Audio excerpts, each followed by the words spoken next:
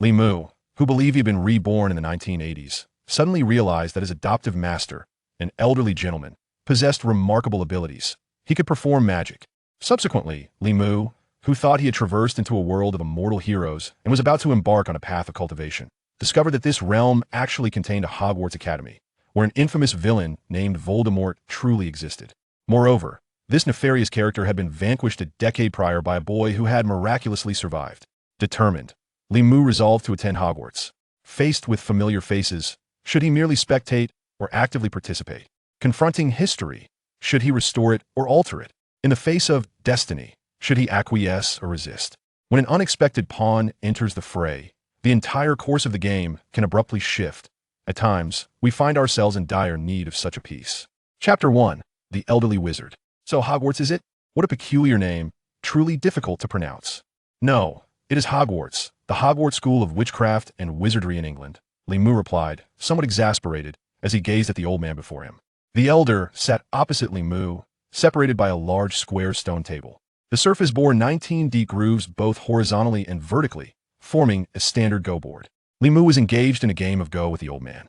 Although the elderly fellow's skill was lacking, he had an ardent passion for the game and began teaching Li Mu to play when he was merely 1 year old. Consequently, despite having no prior knowledge of Go, by the age of 6, Li Mu had become evenly matched with the old man, and now he often emerged victorious. At this moment, their game was intensely contested, with Li Mu holding the advantage. The old man's eyes darted back and forth across the board, furrowing his brow in search of weaknesses. His scraggly white beard was carelessly braided into several thick plaits, hanging low enough to nearly brush against the stone table, causing Li Mu to worry that his beard would inadvertently knock over a piece. Over the years, the old man had resorted to using his long beard to cheat on countless occasions. TSK, but you're from the deep mountains, how could you possibly know English? After a pause, the old man, having found no weaknesses, resumed the previous topic while fiddling with a piece in his hand. Do you think I wish to remain in these deep mountains forever? It's all because you never take me out. Li Mu slammed his palm on the stone table, his frustration boiling over. Then, with a sudden spark of inspiration, he cleared his throat and declared, Ahem, listen, you're not me. How do you know I can't speak English? To his astonishment, a fluent passage in English flowed from his lips. The impeccable British accent caused the old man's eyes to widen in surprise. Well, this is rather impressive, he remarked, momentarily taken aback, his eyes narrowing in contemplation. Of course, Li Mu pounded his chest proudly. I am a prodigy descended from the heavens, well-versed in music, chess, literature, and art, and proficient in medicine, astrology, and divination. However, this time, instead of delivering a customary retort, the old man appeared deep in thought at Li Mu's boastful declarations. Seeing the serious expression on his face, Li Mu found himself at a loss for words and fell silent. Then, he heard the old man muse, Indeed, you are among the most gifted individuals I have encountered in this younger generation. Li Mu could not help but widen his eyes in surprise. It was rare to hear such praise from the old man. Yet, what did he mean by one of? Surely, he was the chosen one, the one who embodies the phrase born of divinity, eloquent even in youth. He should simply remove the one of. Before Li Mu could ponder further, the old man seemed to have made a decision, stroking his white beard and nodding sagely. When an unexpected pawn enters the fray, the fate of the entire board shifts dramatically. Sometimes, we truly need such a piece. If you wish to go to England, then go. He actually agreed? Just like that. From a moment Li Mu could remember, he had exhausted every effort to escape the mountains and explore the vibrant world beyond, yet had never succeeded. An unexpected pawn? The fate of the entire board transformed? After a moment of reflection, he scrutinized the old man's expression and suddenly leaped to his feet, pointing at the intricately woven board and shouting, Li Jianmin, you cheated again. On the intricately patterned board, a white piece had mysteriously appeared, blocking the advance of Li Mu's black army. Damn it, you little rascal. How do you expect to win with such tricks? Caught red-handed, the old man Li Jianmin responded with even more indignation than Li Mu. Are you still going to England? Well, as long as it pleases you, my esteemed elder. Wow, what a disrespectful old fellow. Even while packing his belongings in his room, Li Mu muttered incessantly under his breath. Logically, after all these years, he should have grown accustomed to it. However, each time he observed Li Jianmin's demeanor and actions, he could not help but inwardly scoff at his coarseness, while simultaneously feeling a sense of superiority from his own higher education. Yet that past felt so distant it was nearly untraceable. Li Jianmin was Li Mu's master and, more accurately, his adoptive father in this life. He had grown accustomed to calling him the old man. According to Li Jianmin, approximately a decade prior, an extraordinary fire descended from the heavens, and a meteor fell into the depths of the forest at the foot of the mountain. He had personally gone to investigate, but found nothing. Amidst the scattered rubble, he discovered an infant swaddled in blankets, appearing to be less than a month old, yet remarkably clean, not crying or fussing, simply fast asleep. The old man calculated with his fingers and felt that this infant was destined to have a celestial bond with him. Hence, he decided to take the child back to the mountains for nurturing.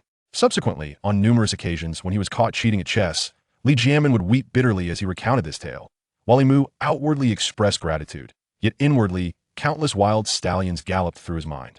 What celestial bond could possibly exist? I, a distinguished graduate of a renowned university in the 21st century, why on earth would I choose to remain in these deep, secluded mountains with you, this penny-pinching old man, for so many years? Naturally, Li Mu was indeed the infant swaddled in cloth. He was aware that the stories recounted by the old man were grounded in truth, for he had already begun to form memories at that time, not only recollecting events, but also possessing extensive knowledge about both the past and the future. He was a time traveler. The original Li Mu was indistinguishable from the masses. He had persevered through hardships to graduate from university and had painstakingly secured an ordinary clerical job. However, after working overtime until 4 in the morning, he succumbed to exhaustion and fell asleep, only to awaken and discover that he had transmigrated into the body of an infant in another world. From that point onward, he found himself living with this old man, whose robe was perpetually stained with grease, his white hair haphazardly tied into a bun, and whose face was always adorned with a silly grin, often punctuated by exclamations such as, "Damn it," and "What the hell?"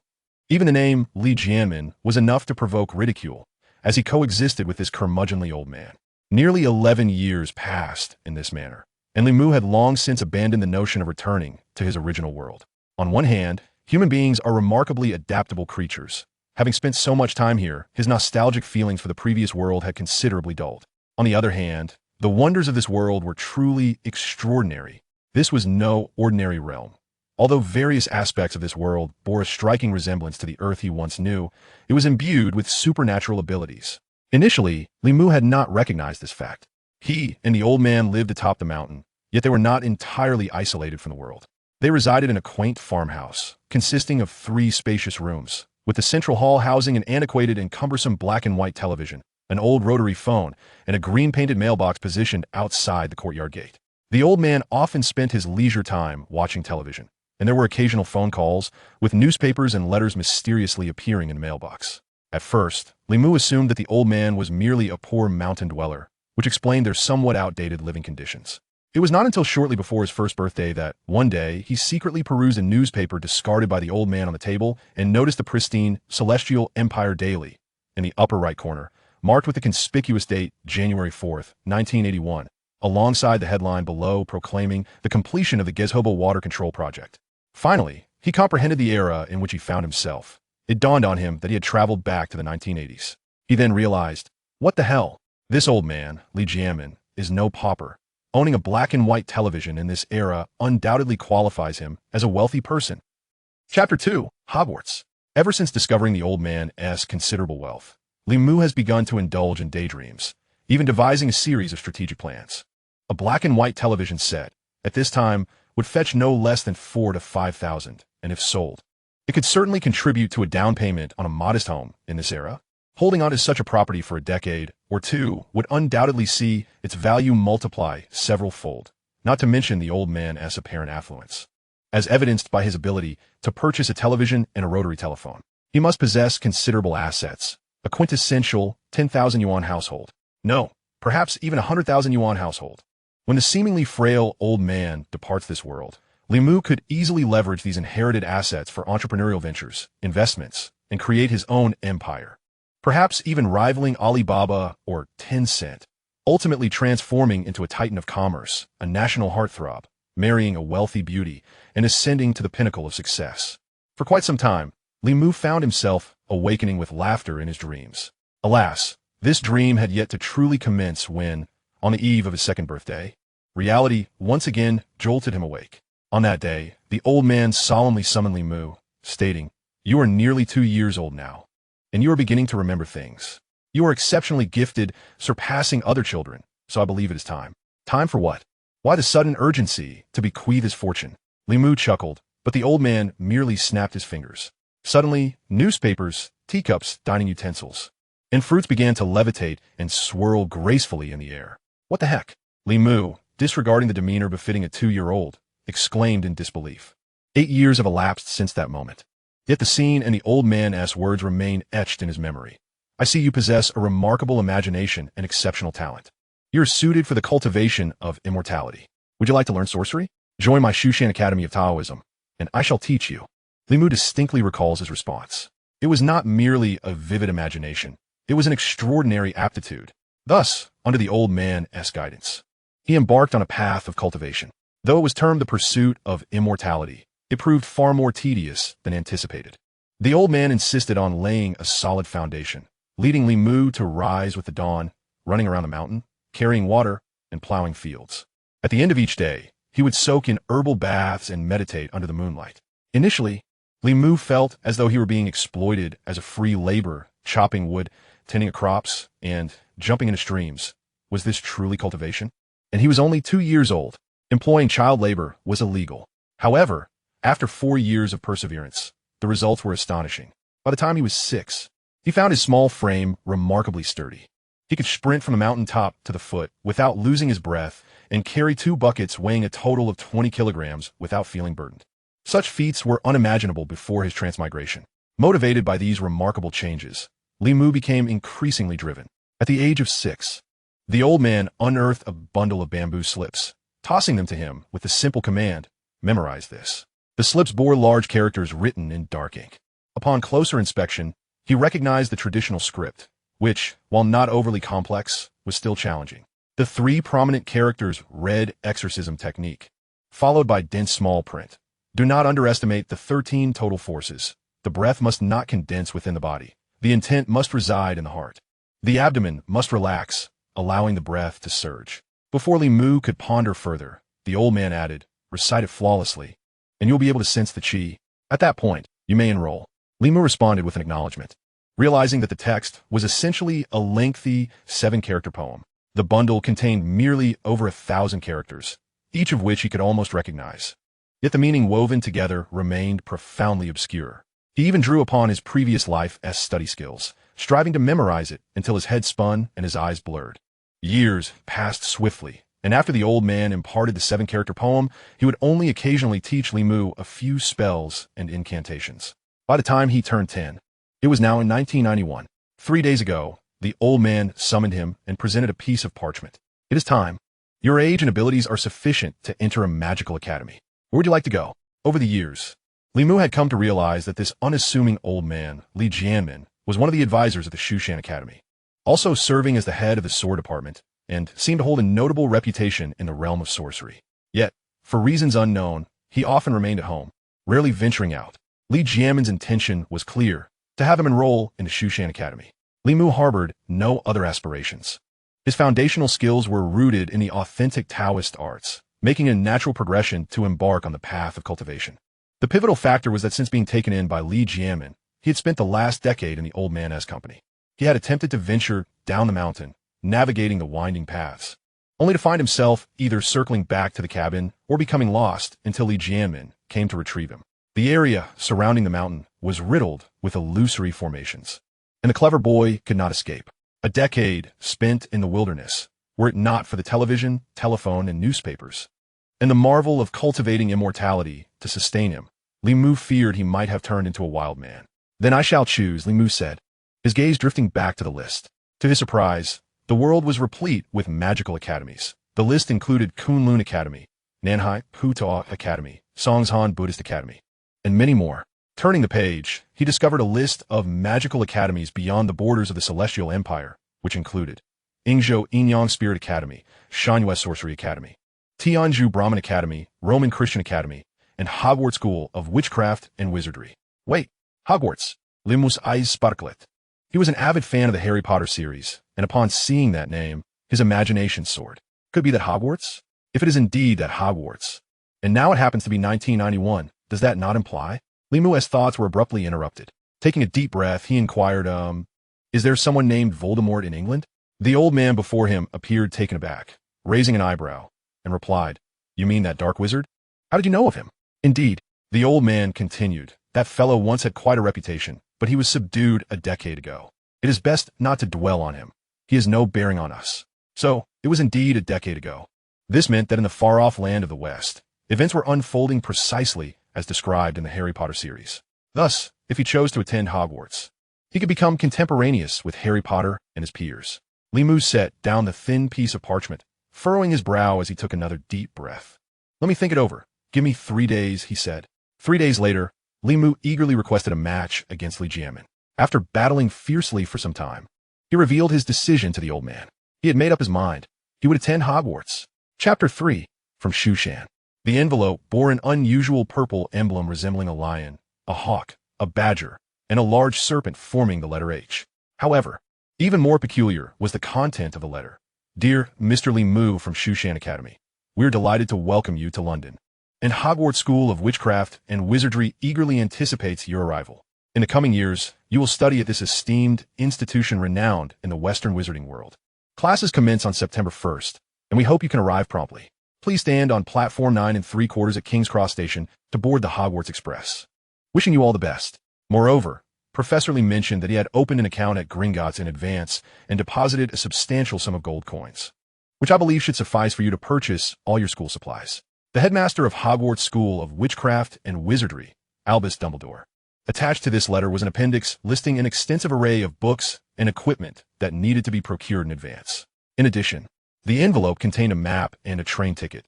The map marked various renowned locations within the magical realm of London, while the ticket served as a boarding pass for the Hogwarts Express. Glancing briefly at the map, Limu examined the address on the ticket carefully. It was indeed platform 9 3/4. To the elderly Li Jianmin, this address seemed peculiar, with 6 words in the name of a platform, including 3 numbers, and its pronunciation was rather awkward, almost as if it were designed to perplex. This once again confirmed the Western magical community's penchant for mystique and unreliability. Pursuing studies here felt like a sheer waste of time. However, Limu understood the situation, and he felt a flicker of anticipation for the journey ahead. He had been cooped up in the mountains for far too long, and everything below felt like a captivating beauty, enticing yet elusive. This trip to England could be regarded as a vacation or a pilgrimage to chase after stars. As long as it meant escaping the daily grind with that cantankerous old man in the wilderness, it was worth it. Limu meticulously tucked the ticket and letter back into the envelope and secured it close to him, then haphazardly stuffed several books from the pile on his bed into a suitcase. These included Hogwarts, a history, world wizardry, history of magic, and principles of magic. Limu had flown to London over a month ago from Huayong Airport at the foot of Mount Shu. During this time, apart from visiting landmarks such as the Tower of London and Big Ben, he had been diligently studying these books in preparation. The Western magical community had always seemed distant and insular to the Easterners, and their relationship with the mundane world was fraught with complications. Yet, after spending some time here, Limu came to realize that this perception was not entirely accurate. At least when it came to shopping, those in the magical community found it quite convenient. He had purchased these books from an unassuming little bookstore near St. James's Church in Piccadilly, right beside the renowned Hatchets, once favored by the Queen of England. From what Limu had gathered during his stay, there were dozens of places throughout London where one could buy and sell books from the magical world. These bookstores were often tucked away in the city's most bustling areas while also offering mundane literature.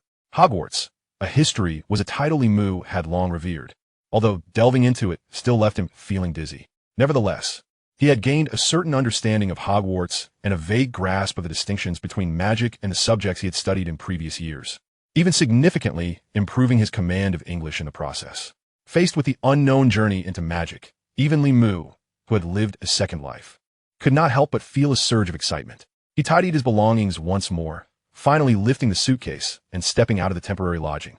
Following the directions on the map within the envelope, he set out to locate the leaky cauldron, then to diagonally withdraw money and purchase some learning materials that could not be acquired in the outside world. Today was Tuesday, and according to the almanac he had consulted a few days prior, it was an auspicious day for all endeavors, which put Limu in high spirits. To be frank, he harbored some skepticism about the accuracy of such predictions, yet a positive mental suggestion was always welcome. The London of this era boasted a considerable number of taxis. Although they were somewhat expensive, they were undeniably convenient. Limu cheerfully hailed a cab on the street. After all, he was spending the old man's money. The leaky cauldron turned out to be quite close to his temporary residence. The taxi wound through a few corners and soon arrived. Limu alighted silently. And even as he walked a fair distance away, the taxi driver remained in place, watching him with a mix of hesitation and concern. After all, Limu was merely a child of just over 10 years, and the sight of him, alone and wheeling a suitcase, naturally elicited concern, especially considering the destination he was heading towards. The scene before him left Limu momentarily stunned. Just moments ago, he had been amidst bustling streets, and with a simple turn, he felt as if he had been transported from a metropolis to a destitute suburb. In the midst of a row of old, low-stone houses stood a dilapidated little tavern, the sign of the leaky cauldron with its golden letters precariously hanging from the swaying wooden door, as if it might fall at any moment. In the midst of the thriving city, it truly appeared rather inconspicuous. Perhaps other ordinary individuals would mistake it for a dump for discarded items. Limu looked up and surveyed his surroundings, cross-referencing with the markings on the map. It was indeed the right place. Observing the environment, which resembled a blend of urban and rural elements, and glancing at the stylish buildings less than 2 streets away, he couldn't help but shake his head in disappointment. Did Western wizards truly prefer to present themselves in such a grimy and unkempt manner? Though he grumbled inwardly, he still stepped forward and gently pushed open the brown wooden door. Instantly, the light dimmed. The interior of the tavern was shrouded in darkness and appeared quite disheveled. However, the space was far larger than it seemed from the outside. Had he not seen it with his own eyes, he would have found it hard to believe that such a shabby tavern could accommodate over 100 patrons around numerous tables. It must have undergone some clever alterations. Limu mused silently, employing his keen eyesight to survey the surroundings. He quickly discovered another reason for the apparent emptiness. The tavern was filled with people. However, all of them were congregated in the very center of the room, murmuring in awe and amazement. Their gathering around the center, with the surrounding tables and chairs left vacant, only accentuated the spaciousness. What was happening? A performance? Limu squinted, observing their distinctly eccentric attire that set them apart from ordinary folk. He realized he had indeed found the right place. With a creak, he closed the wooden door behind him, plunging the room into even greater darkness. As he made his way toward the center, no one paid him any mind. Not a single person turned to glance at him. Everyone remained focused on the commotion, their voices filled with continuous exclamations of surprise. Were the bartenders here not engaged in business? Limu felt a surge of irritation. His curiosity piqued, but he had no inclination to eavesdrop on their conversation in flawless English. His gaze soon landed on a burly man at the heart of the crowd. Excitement welled up within him. The man towered at least twice the height of an adult, and his girth surpassed that of 4 or 5 grown men. He stood among the throng like a small hill, exceptionally eye-catching. The reason for Limu's exhilaration lay not only in the man's imposing stature, but also in his distinctly recognizable face. The burly figure sported tangled black hair and a beard, revealing only a rosy round face in the center, a visage that anyone would deem rough. That was Hagrid. Rubeus Hagrid. If one could not recognize such obvious features, then Limu's prior acquaintance with Harry Potter would have been in vain. Glancing beside the towering giant, there indeed stood a slender boy with black hair, encircled in the center. His conviction solidified further. The giant must be Hagrid, and the boy, who else but Harry Potter? He scrutinized closely, noting that the legendary Harry Potter was indeed frail, his unruly hair paired with sparkling emerald eyes. Beneath that messy hair, a lightning-shaped scar subtly peeked through. It was akin to a fervent fan who had flown thousands of miles to chase after their idol, suddenly spotting their long-cherished celebrity. Limu couldn't help but feel a rush of excitement, impulsively rushing forward. "Hey, he exclaimed loudly. Midway through his sentence, he suddenly became aware of a dozen sharp gazes directed at him, piercing like arrows and sending a chill to his forehead. The crowd, who had previously been oblivious to Limu, was now startled by his outburst and turned to face him. Their expressions a mix of wariness and curiosity as they regarded the boy with the suitcase, black hair, dark eyes, a well-proportioned physique, and brownish-yellow skin. Hello. Limu reacted with remarkable swiftness, transforming the name he was about to utter into a greeting, striving to temper the excitement that illuminated his face. "Are you from the Celestial Empire?" he inquired. Chapter 4, My Friend. Are you from the Celestial Empire? Under the scrutinizing gazes of several pairs of eyes, Limu suddenly recalled that this was indeed his first encounter with Harry Potter. The familiarity and enthusiasm displayed at their initial meeting would undoubtedly raise suspicions. Thus, he adeptly adapted, addressing Harry as hello, and casually posed a question. Harry Potter stared at Limu in bewilderment and timidly shook his head, responding, "No, I am not from the Celestial Empire." Limu feigned a slight disappointment. his gaze irresistibly lingering on Harry's face for further examination. Are you from the Celestial Empire? Perhaps unable to endure such scrutiny, Harry paused for a moment before taking the initiative to inquire about Limu. However, before he could respond, another voice interrupted their conversation. Hey lad, you don't even know who he is? Someone exclaimed at Limu, their tone laced with palpable discontent. Blimey, did I ask for your trouble? Limu was taken aback, and, feeling somewhat vexed, shook his head lightly. The individual, seemingly even more irate, retreated to their seat in silence, nursing a drink in solitude. Digger, don't be like that.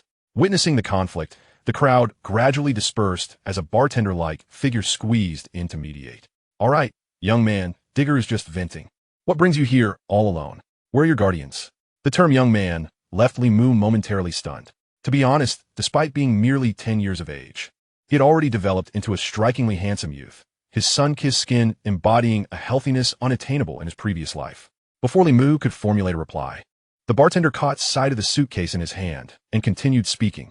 What would you like? I reckon you'd enjoy a large mug of butterbeer. As he spoke, he winked at Limu, undoubtedly perceiving him as a mischievous runaway.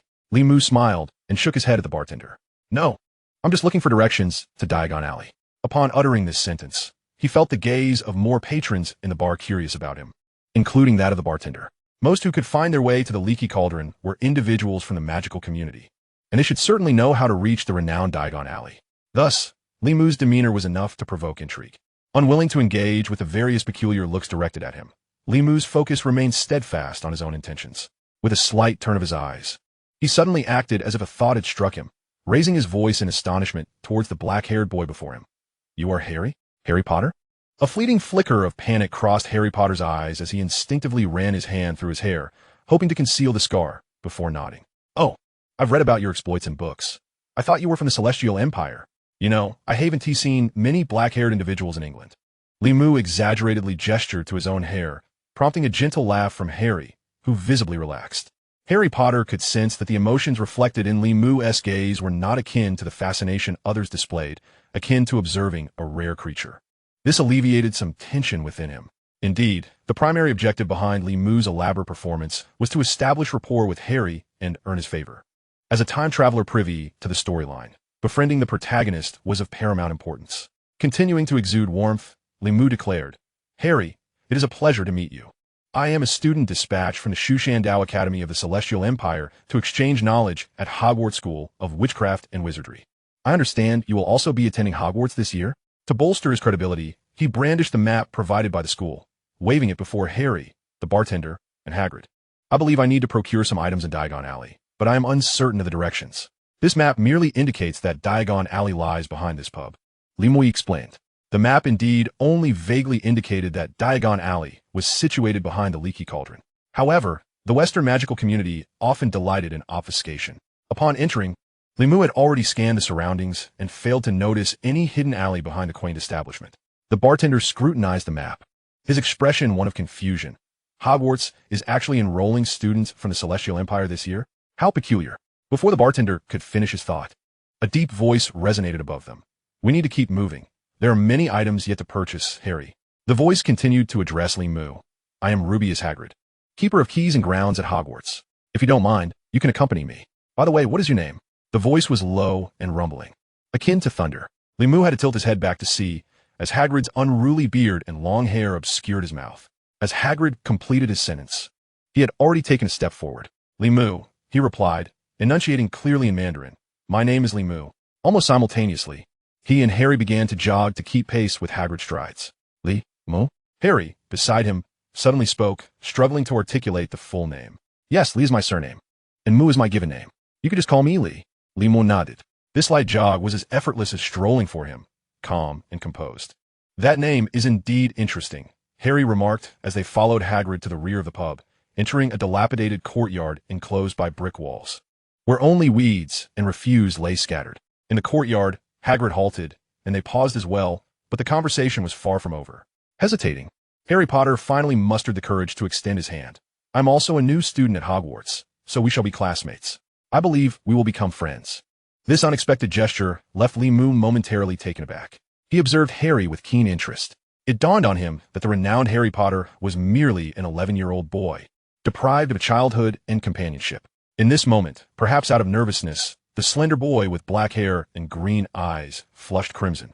Limo sighed inwardly, setting aside ulterior motives, and smiled as he extended his hand. Their palms met gently in a brief handshake. The flush on Harry's face quickly dissipated, replaced by a joyful smile. For the first time in 11 years, he had made a friend of his own age, one who also had black hair, which inexplicably brought him a sense of comfort and security. Ruby as Hagrid, of course, overheard this exchange. The towering giant smiled subtly, raising his umbrella to strike the wall before them with a few firm knocks. The bricks began to shift, revealing a small opening. The bricks continued to move as if operated by some unseen mechanism, and before long, the opening had expanded into an archway wide enough for them all to pass through. Here we are, Diagon Alley, Hagrid announced. Limu gazed ahead, where a cobblestone street unfurled into the unknown, flanked by an array of bustling shops, with countless people traversing the thoroughfare, creating a scene of vibrant prosperity. This is Diagon Alley. Chapter 5, A Visit to Gringotts. Hogwarts School of Witchcraft and Wizardry. Uniforms. First-year students are required to possess them, Limu murmured to himself as he memorized the list outlined in the acceptance letter. There was indeed a significant amount to procure. 3 sets of black robes, a black pointed hat, a cloak, gloves, and, thankfully, he had already purchased several books necessary for new students in advance. However, now, amidst the bustling and thriving marketplace, he had shifted most of his attention to the surrounding architecture, his eyes diligently surveying the buildings that lined the streets. Under Hagrid's guidance, as the 3 of them stepped through the archway, the brick wall transformed back into a solid barrier. Limu wagered that this was a spatial enchantment. There was no way such a wide street existed behind the broken cauldron. That wall was a magical array, through which they had been directly transported to another realm. Yet, despite pondering for a long time, he could not fathom the mechanics behind it, which inexplicably reminded him of the time Turner Hermione had once used. In comparison, Eastern Taoist practices regarding space and time were still lacking, not having reached such a nonchalant and whimsical level. Truly remarkable, Limu mused. He felt that this journey was indeed worthwhile. After 8 years of training under the guidance of the elderly Li Jianmin, he had grown increasingly aware of the arduousness of cultivation. Each step forward was fraught with difficulty. After all, extraordinary talents were a rarity, with most individuals diligently striving upward with only a modicum of innate ability, gradually honing their skills over time to achieve modest success. This trip to England, aside from indulging his whimsical desire to chase stars, would yield significant gains even if he merely grasped the principles of altering space and distorting time. Indeed, how wondrous! Harry Potter could not help but feel overwhelmed with emotion as well. Like Limu, he continuously turned his head, observing the peculiar and diverse shops lining Diagon Alley. Gringotts has arrived, Limu. Do you need to withdraw some money? Hagrid interrupted their reverie as he led them toward a pristine white structure. Upon reaching the entrance, he turned his large head to ask Limu a question. Seeing Limu nod, Hagrid waved his hand, saying, "Excellent, then let us all go in. By the way, do you have a key?" "Oh, of course," Limu replied with a smile, producing a small golden key from his pocket, which had been given to him by the elderly Li Jianmin at the Huayang International Airport in China. As they spoke, they had already arrived at the bronze doors of the immaculate building. Flanking the entrance were several diminutive figures clad in red and yellow uniforms, belonging to a species distinct from humans. They had goat-like legs, short curved tails, and sparse, short hair, resembling frail old men. However, Limu was aware that these little beings were not to be trifled with.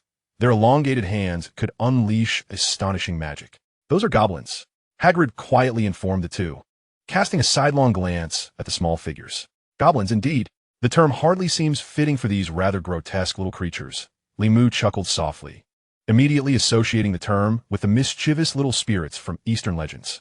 Those pesky little goblins, now they truly deserve the title. Yet, with his experiences in 2 lifetimes, he was unaware that in the realm of ordinary humans, those little beings were not referred to as goblins. Their accurate designation should be goblins, known for their cunning and ferocity, renowned throughout British and German folklore. As they stepped through the first great door, several goblins bowed to them.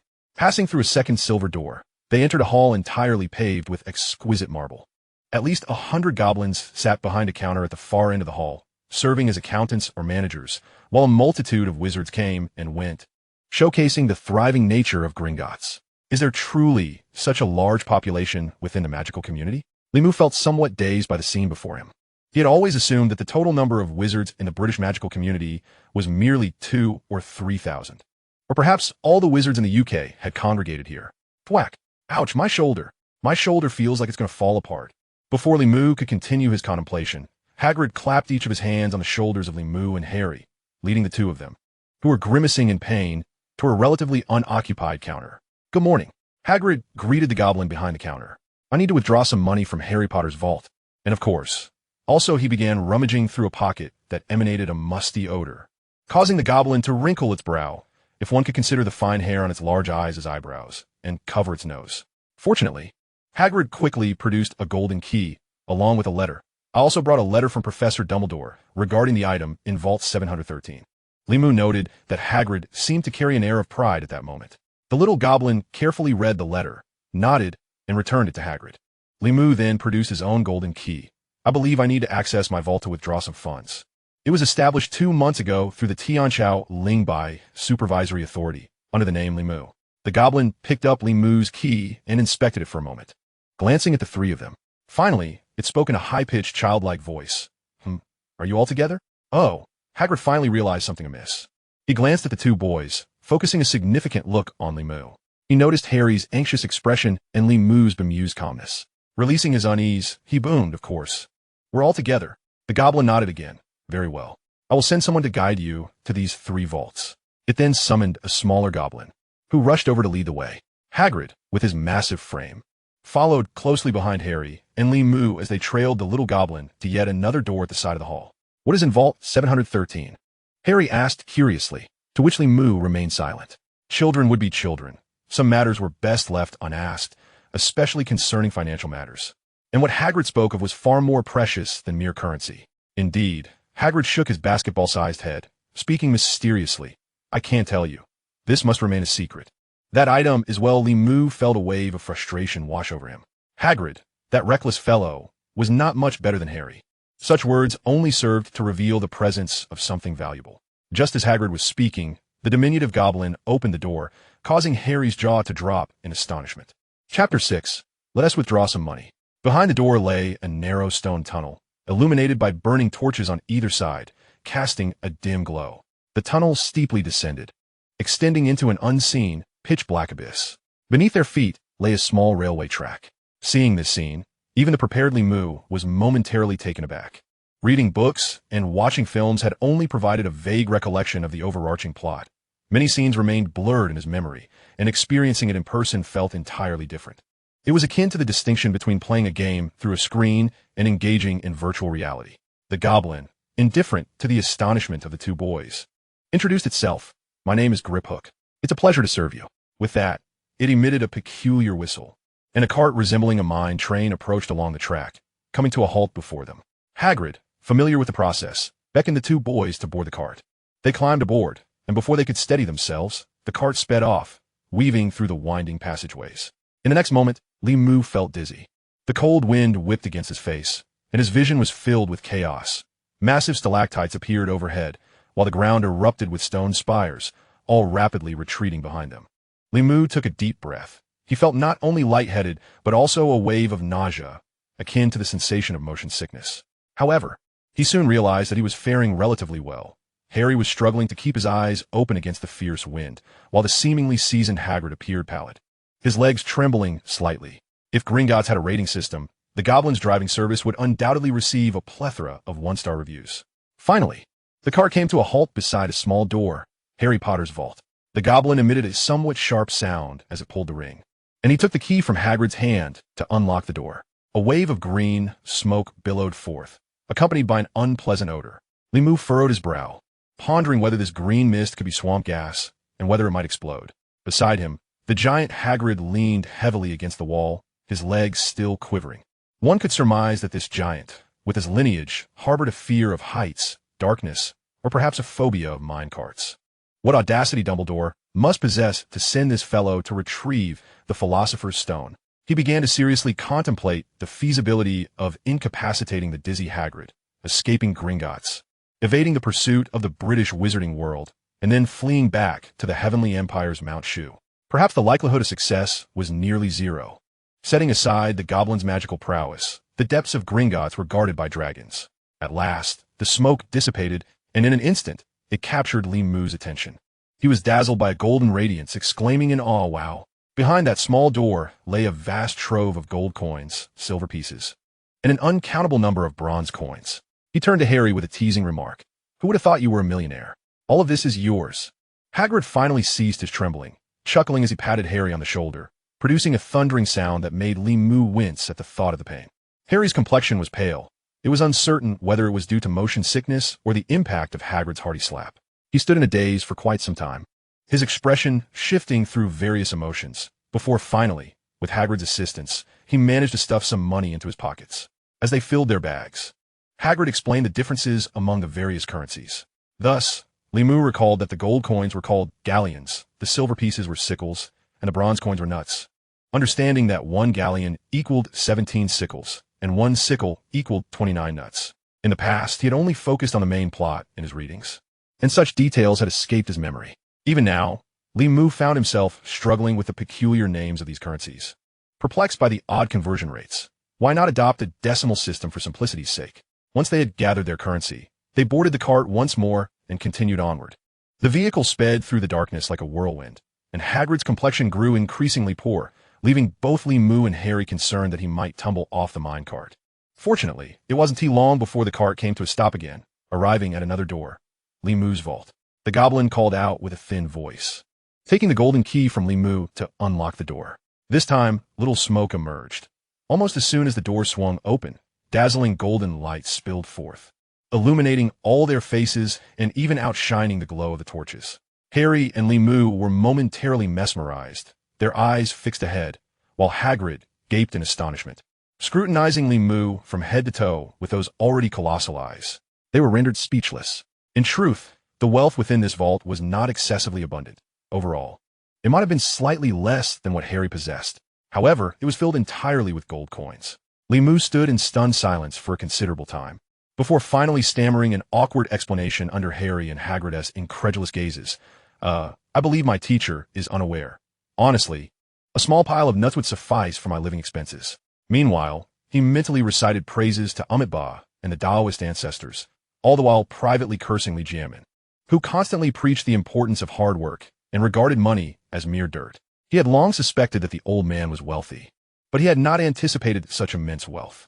Indeed, he had been gifted a considerable amount of dirt. "You truly are a millionaire." Harry, snapping back to reality, promptly returned the jest, echoing Limu's earlier taunt. Limu hastily grabbed a handful of gold coins, estimating that they would last him comfortably for over a year, before he and Hagrid proceeded to the next destination, Vault 713.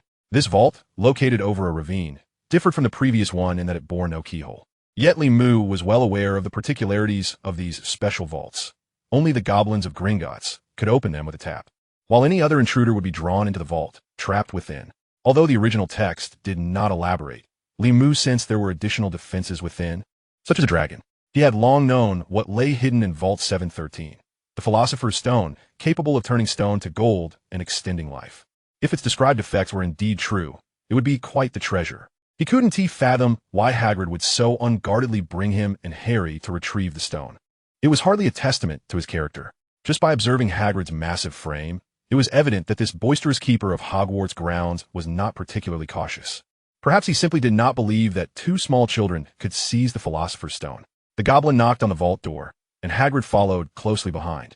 Harry craned his neck to peer inside, embodying the quintessential curiosity of an 11-year-old child.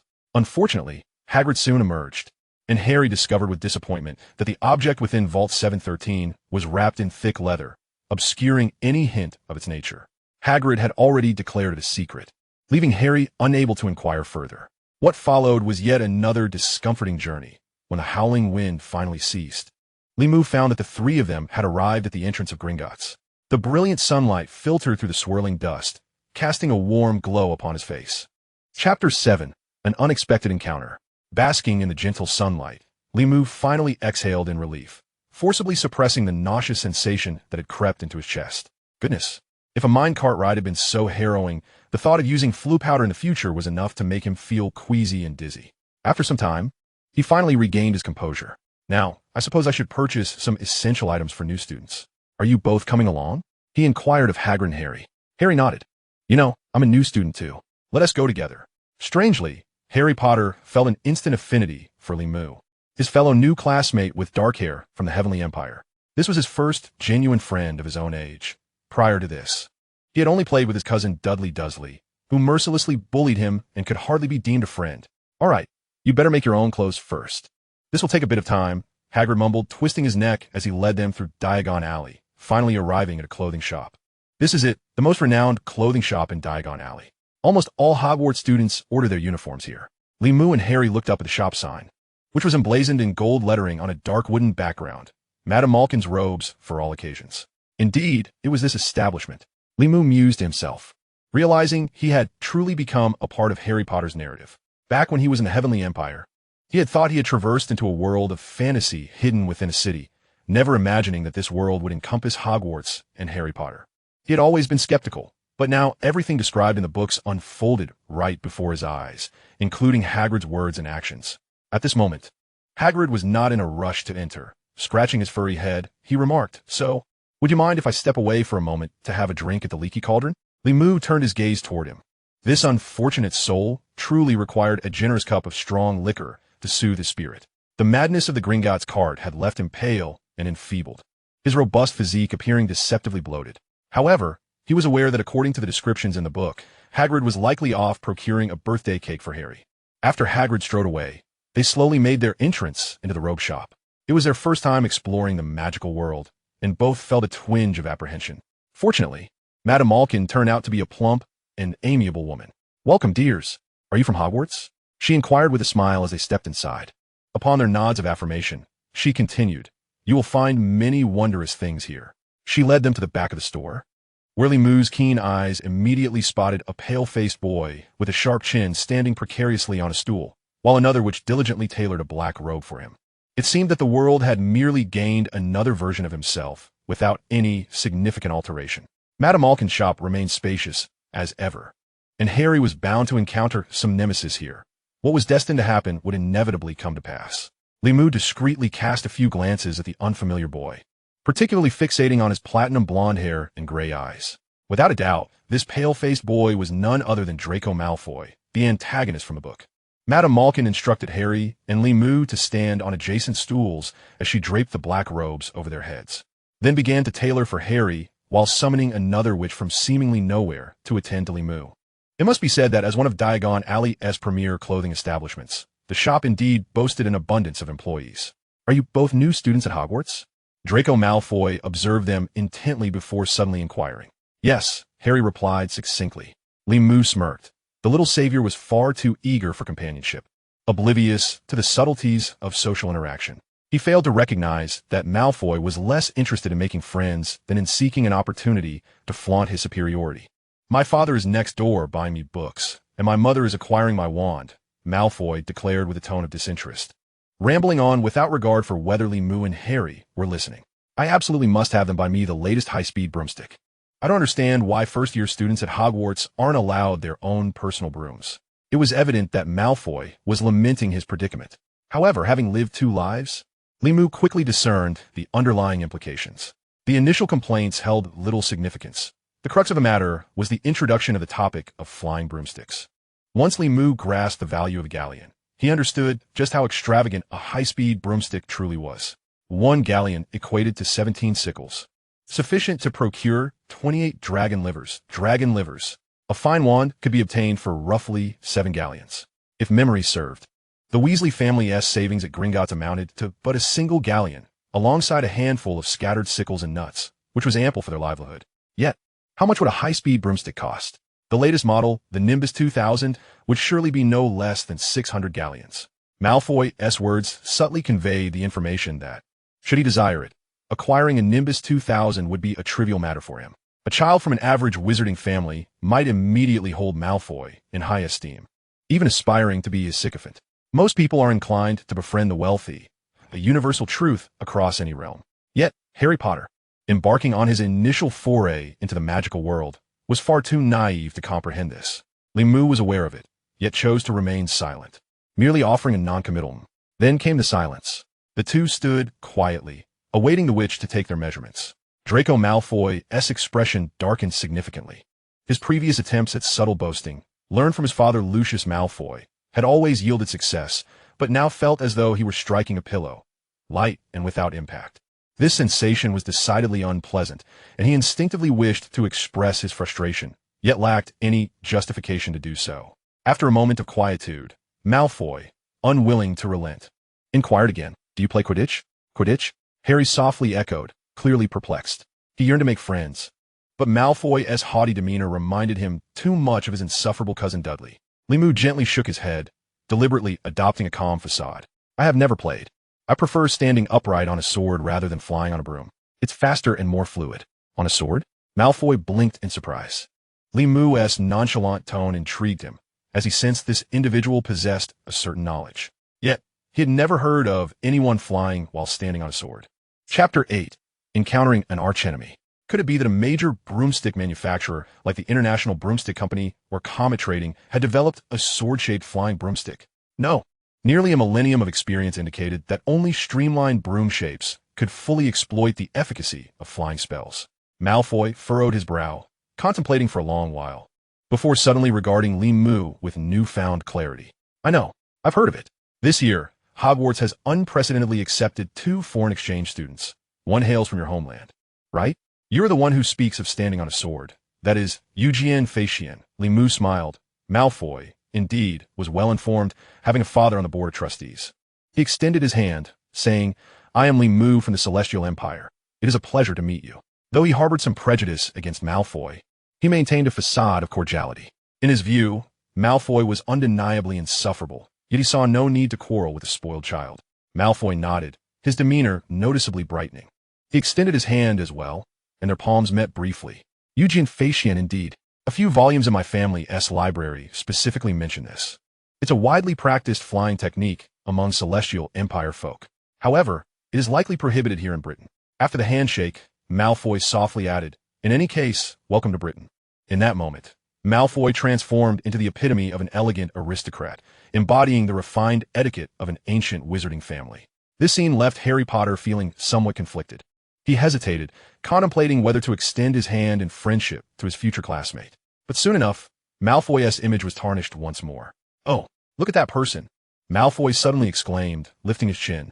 Limu and Harry turned to follow his gaze, spotting Hagrid standing at the front window, his towering figure almost completely blocking the light streaming in.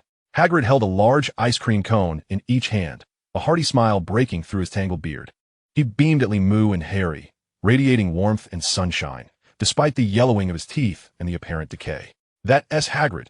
He works at Hogwarts," Harry explained, smiling back at Hagrid through the glass. "Is that so? I've heard of him as well. He.s. a servant. Isnt.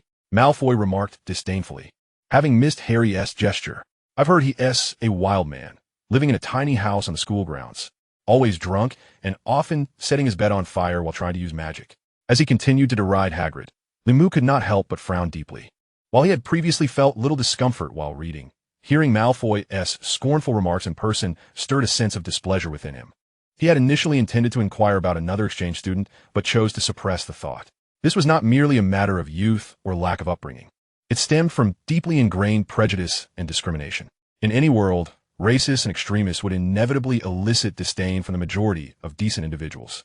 Limu had been taught by Mr. Lijiamen to cultivate virtue and tranquility from a young age, yet he could not refrain from letting out a soft snort. Setting aside the original book, after merely a few hours of acquaintance, he found Hagrid to be a commendable friend, sincere, warm-hearted, and kind. He turned to observe Harry, whose complexion was decidedly poor, a pallid hue tinged with an angry flush.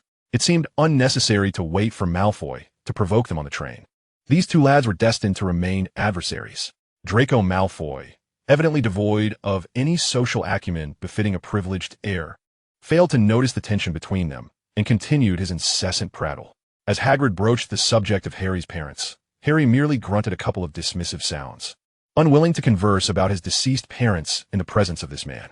Malfoy then remarked that Muggles had no right to enter Hogwarts. "I've heard that your ancient empire places great emphasis on blood lineage. Surely there are no Muggle wizards in your midst? Your parents must have been formidable wizards, no doubt." "No, I have no parents. I fell from the sky," Limu replied flatly.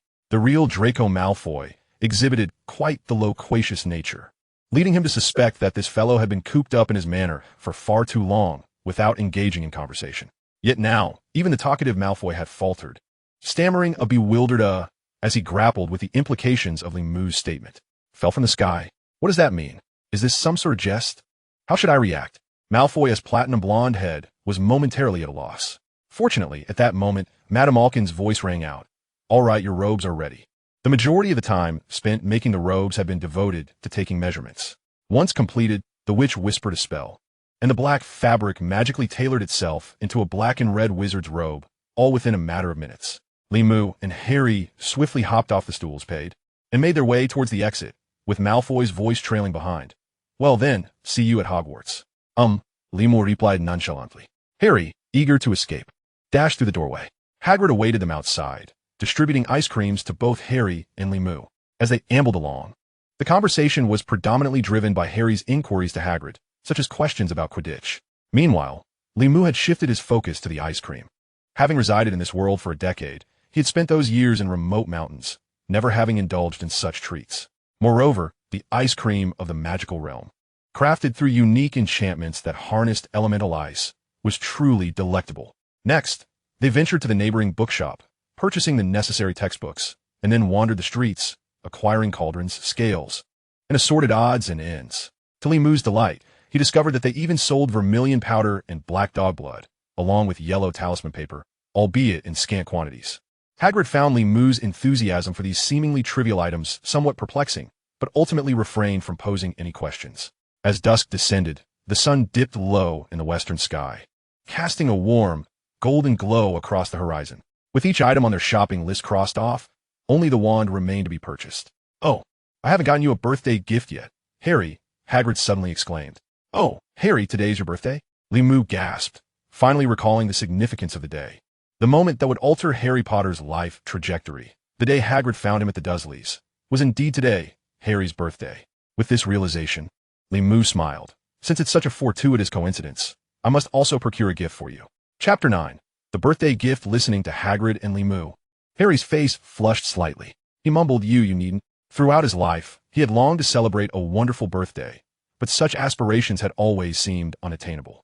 At the Dursleys, he had never experienced even a single birthday celebration. Last year, it seemed, he had received a coat hanger and a pair of Uncle Vernon's old socks. Yet now, Harry felt as though he was experiencing the most splendid birthday of his life.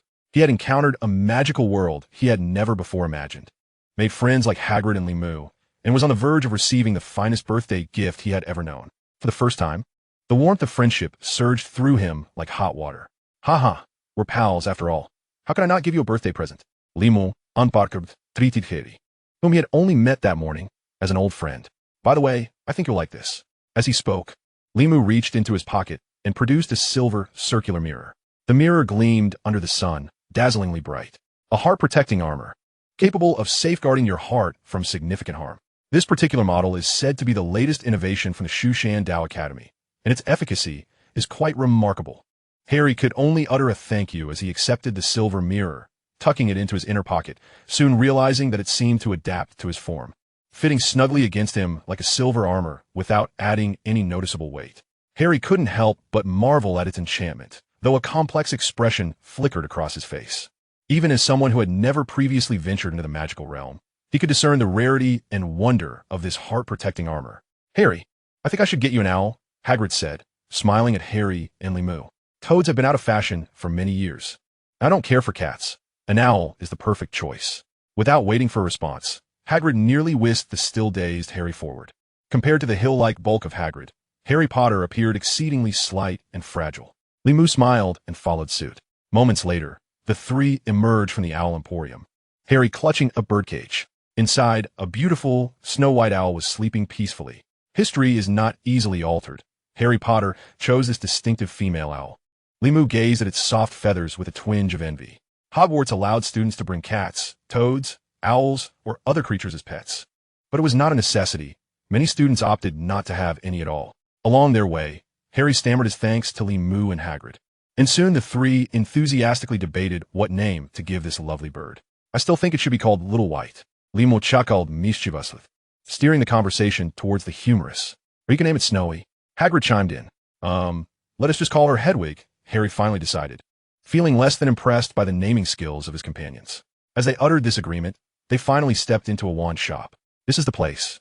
Ollivander's wands are the finest, and many prominent figures come here to purchase their wands, Hagrid introduced, shifting the focus away from the owl's name.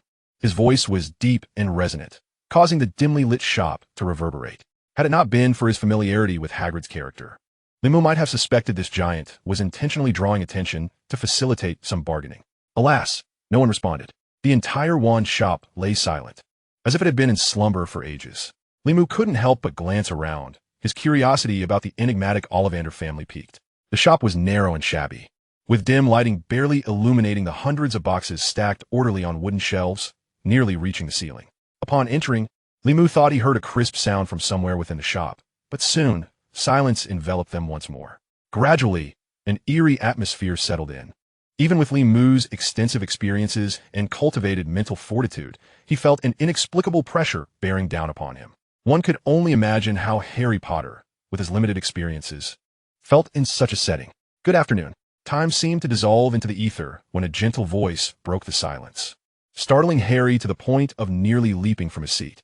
Fortunately, Limu offered a reassuring pat on his shoulder, alleviating his alarm. In the next moment, the two newcomers realized that Hagrid had indeed leapt to his feet, causing the wooden floorboards to groan under the weight of his massive form, sending tremors through the very ground beneath them. They even suspected that the entire building quaked. Upon regaining their composure, they found an elderly gentleman had appeared before them, seemingly out of nowhere. "Hello," Harry said timidly, while Limu gazed at the old man with astonishment, pondering how he had materialized so suddenly. "Apparition? Ah, yes." The old man, with his large bluish eyes, began to ramble. "Yes, I have always anticipated our meeting, Harry Potter. Your eyes mirror those of your mother. It feels as though her visit here to purchase a wand occurred just yesterday." The wand she selected was 14¼ inches long, crafted from exquisitely beautiful yew, an exceptional wand indeed.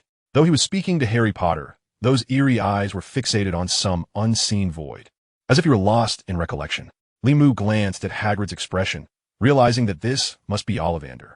"Your father preferred a wand made of holly, 11 inches long. Quite pliable, yet formidable in transfiguration," Ollivander continued, moving closer to Harry and suddenly pointing at the lightning-shaped scar on his forehead. "Ah, that scar. How regrettable. It was my wand that inflicted that injury upon you. 13½ inches, Phoenix Feather Core, a very powerful wand." Ahem. Limu found himself at a loss for words and couldn't help but cough lightly, interrupting Ollivander's torrent of speech. "Why is it that we keep encountering loquacious individuals today? Oh, right. You're here to purchase wands, aren't you?" Ollivander, startled by the cough, seemed to finally notice that there were two living souls besides Harry. He exhibited no sign of apology, turning his gaze back to Hagrid with those enormous, bruised eyes. "Hagrid, it's truly a pleasure to see you again. 16 inches. Quite bendy, I sent it." "Indeed," Hagrid replied somewhat awkwardly, his expression betraying discomfort. "Though, during my expulsion, my wand was broken in two, I still retain some fragments." "Then why don't you use it?" Ollivander suddenly appeared irked, his voice sharp. Hagrid's demeanor shifted as he tightly grasped the red umbrella he carried, emitting a nervous grunt. Limu was aware that the umbrella was merely a disguise, concealing Hagrid's wand within, which had recently transformed Harry's cousin Dudley into a hefty pig. "Mr. Ollivander, might you tell me about myself? Which one will be suitable for me?" Limu inquired with a smile, deftly diffusing Hagrid's discomfort. Chapter 10. The Customized Wand. Upon hearing Limu's voice, Ollivander turned to face him, his eyes resembling two glowing moons, their murky gaze reflecting a soft radiance upon Limu. Limu silently recited a comic incantation, his own eyes widening as he met Ollivander's gaze in silence. During his readings, Limu had been profoundly impressed by Ollivander. His entire lineage had been crafting wands since ancient times, a lineage that had endured for over 2 millennia.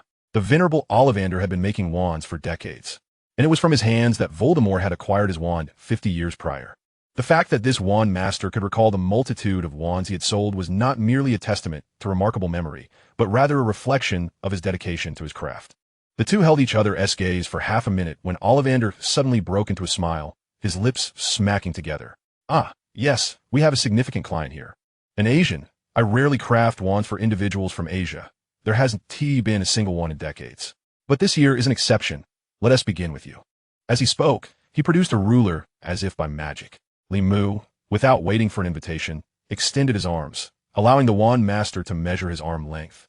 shoulder width, and even the dimensions of his fingers and joints. Li Mu could hear Ollivander's voice droning in his ear. An Asian should wield wands made from materials native to Asia to unlock their fullest potential. I've been informed that there are 2 international students this year from Asia. It truly complicates matters. I've been crafting wands for over half a century and have never encountered such a dilemma. TSK. When have Asians ever utilized wands? Indeed, it appeared that the magical community in Asia had little connection with such implements. Having studied under the elderly Li Jianmin for over 8 years, he had only engaged with traditional practices such as talisman drawing, sword dancing, and compass placement, never once contemplating the use of a wand. Rumor had it that there existed a wizarding school in the land of the rising sun named MaraudersEra, which adopted Western magical education methods and employed wands for spellcasting, its name translating to magic corner in Japanese. However, student enrollment was exceedingly low, rendering it a mere footnote in the broader magical community of Japan. Fortunately, they had provided some materials that were particularly suitable for the unique characteristics of Asians, sufficient to support a series of experiments. Ollivander continued to murmur, retrieving over a dozen boxes from shelf behind him. The lids magically flipped open, revealing an array of wands in various styles. "Choose," he commanded, his expression akin to that of a proud parent gazing upon his children. The prolonged separation between East and West rendered the crafting of wands from Asian materials a rare occurrence in the annals of European history, and this customized wand experience had afforded Ollivander new insights. Li Mu was astonished by how thoroughly Hogwarts had considered the matter, having preemptively arranged a batch of customized wands. Without hesitation, he approached the boxes, extracting wands one by one and swirling them in the air as if wielding a sword, the air swirling around him. Ollivander's eyes widened, fixated on Li Mu's movements, only to repeatedly express disappointment, muttering, No, that one does not suit you." With each wand lifted, waved, and subsequently set down, over 20 boxes were quickly exhausted, and Li Mu felt his arm growing weary. Twice he believed he had found a suitable match. Yet Ollivander would shake his head in disapproval. After collecting the 20 boxes, Ollivander, gritting his teeth, produced another dozen for Li Mu to choose from. Thus, Harry and Hagrid remained transfixed, watching Ollivander and Li Mu, time slipping away beyond their reckoning. They were left in wonder at the patience displayed by this trembling old man toward a small customer from the East. They even speculated that they might spend the night in this wand shop. Finally, just as Li Mu felt despondent, doubting his aptitude for magic, the dim little shop suddenly illuminated as if a miniature sun had been planted within. At last, one wand captured his attention. As Li Mu lifted this wand, a burst of golden light erupted from its tip, cascading in vibrant hues. Bathed in that radiance was a wand resembling a slender white bamboo, so pure and translucent. Unmarred by any flaw, it irresistibly drew the eye. Measuring approximately 12 inches, it stood straight, appearing almost like a fine sword from a distance. "Oh, let me see," Ollivander exclaimed in disbelief, taking the wand from Li Mu's palm.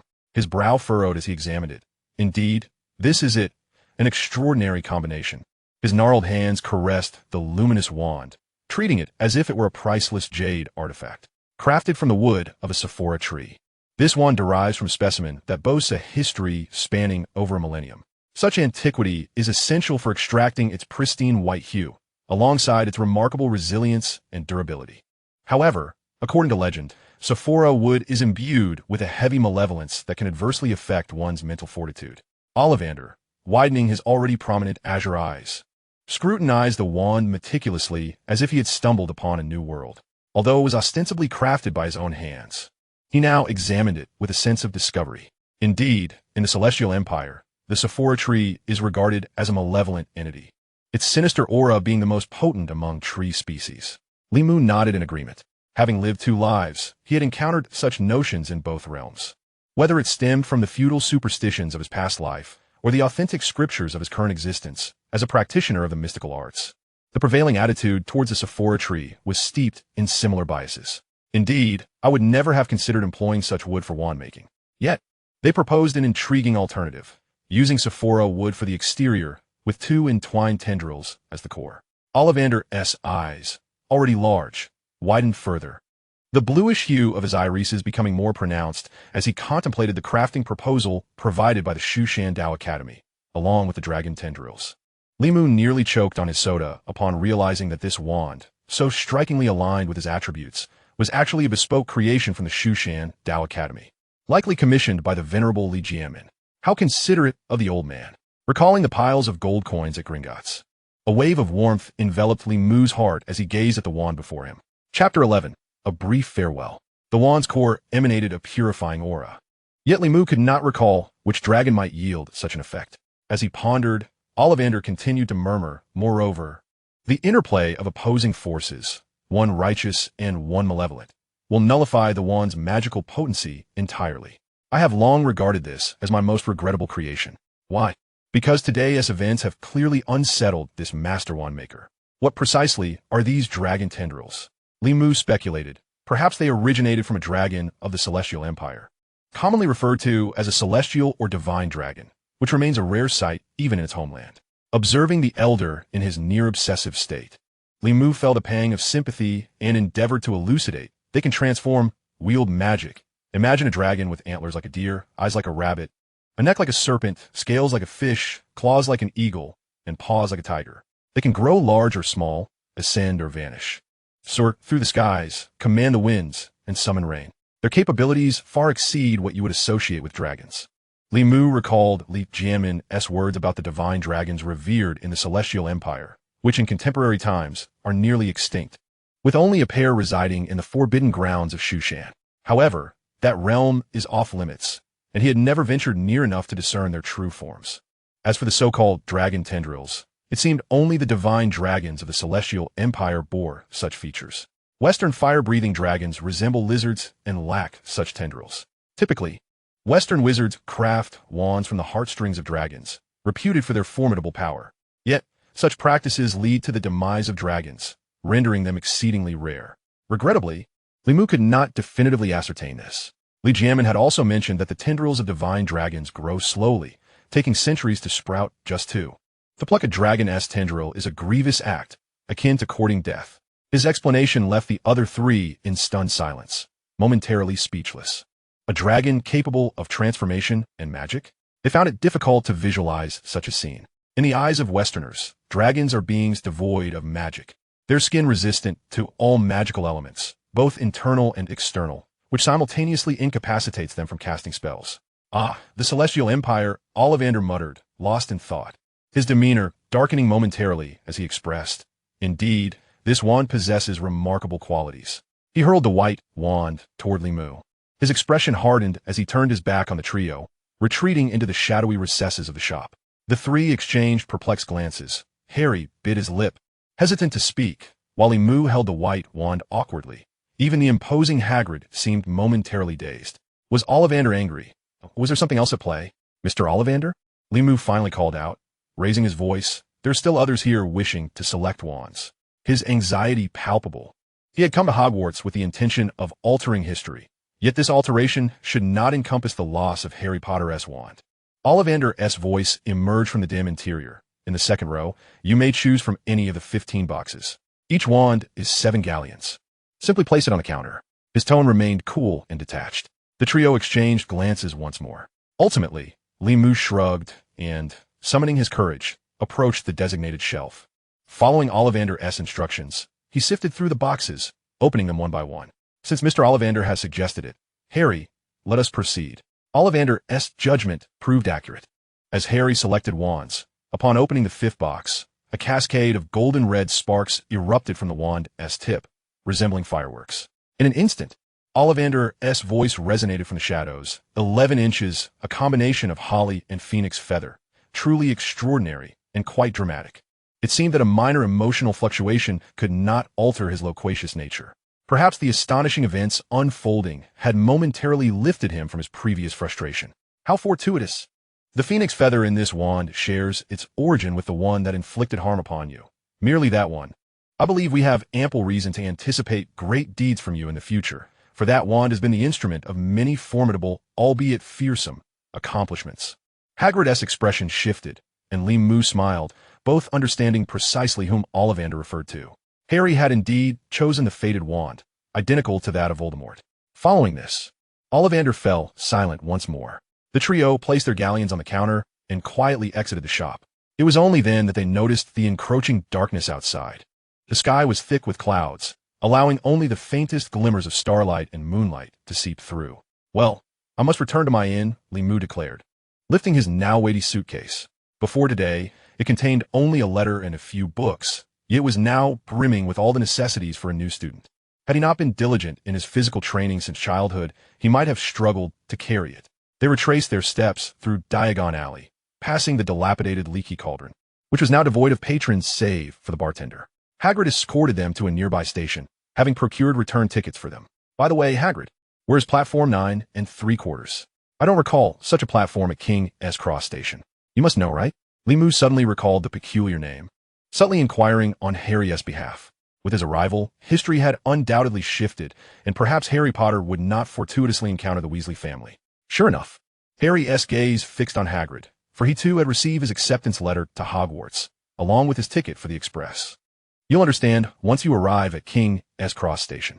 It's south and easily located place, Hagrid replied with a smile to both Li Mu and Harry. Well then, Harry, Hagrid, I shall see you on September 1st at King's Cross, Li Mu said, shrugging his shoulders and inwardly critiquing the suspenseful nature of Hagrid's remarks. However, reassured by the thought of waiting for Harry on that date, he waved goodbye to the two. Harry imitated his gesture and waved. All right, see you on September 1st. Hagrid beamed at Li Mu with a sunlit smile, his teeth in dire need of a good brushing. In his gruff voice, he remarked, I won't be taking the train. We'll meet at Hogwarts. Thus, under the watchful gaze of the two, Li Mu boarded his designated vehicle and set off toward the temporary lodging. Chapter 12. A reunion is inevitable. The ensuing month felt extraordinarily protracted for Li Mu. After deciding to enroll at Hogwarts, he had arrived in London well ahead of time. In his previous life, he had never had the opportunity to travel abroad. So now that he had the chance for a funded excursion, he was eager to explore and broaden his horizons. However, he had arrived far too early, having already exhausted the renowned and lesser-known attractions throughout Greater London before even venturing to Diagon Alley. He harbored a desire to traverse the English Channel to France and Germany for a leisurely jaunt, but alas, funds were lacking. In this era, air travel was still a luxury. The fare for a single journey would suffice to cover 2 weeks of lodging. Moreover, with insufficient cash on hand, the price levels in the magical realm were notably low, 1 galleon exchange for a mere £5. The money he had withdrawn from Gringotts held significant worth in the Wizarding World, but converting it to Muggle currency would result in substantial losses. Thus, over the course of the month, Li Mu transformed into quite the bookworm. With ample time on his hands, he curiously perused the various textbooks he had acquired for Diagon Alley. Much like Hermione, he felt a sense of anxiety regarding his magical studies. Having spent 8 years mastering Taoist arts in the mountains, he possessed a solid foundation. However, the deeper he delved into Western magic, the more he realized that Eastern Taoism and Western magic were fundamentally distinct systems, rendering his prior knowledge virtually irrelevant in this new context.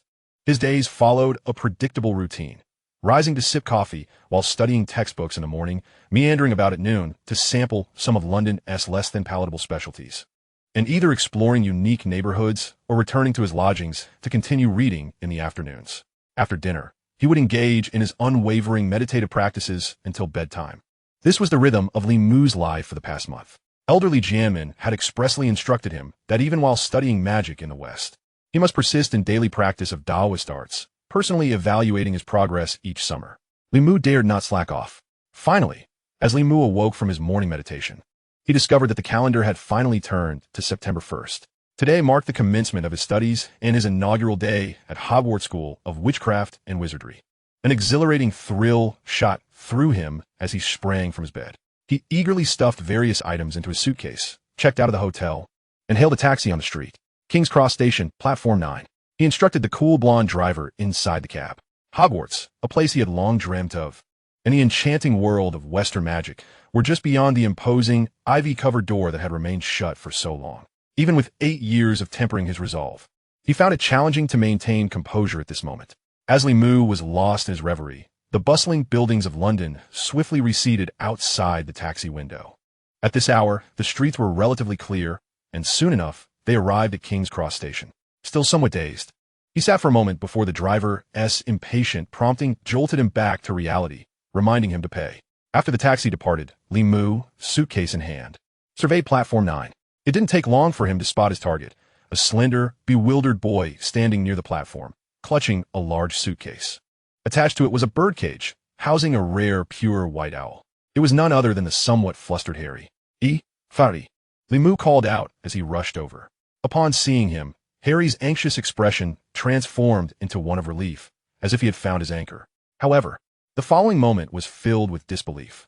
You mean we have to walk through the barrier between Platform 9 and Platform 10? Harry's voice was rife with astonishment and uncertainty.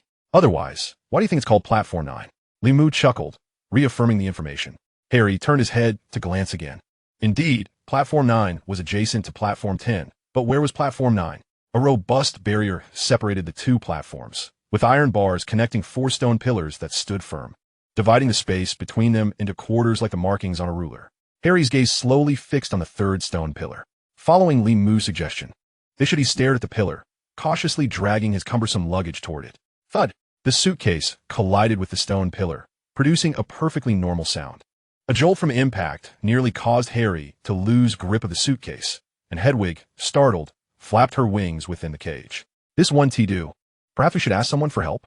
Harry suggested, retreating slightly. If you mean asking a muggle, then forget it. For what I've gathered, wizards do not wish for ordinary people to know about them. Not even a hint. Li Mu promptly dismissed the idea, though his brow furrowed with concern. This doesn't make sense. According to the book, we should be able to walk through the barrier between Platform 9 and Platform 10. Did we miss something? They had no time to ponder further as a guard approached with long strides. Hey kids, he called, noticing Harry's suitcase, which was nearly as tall as he was.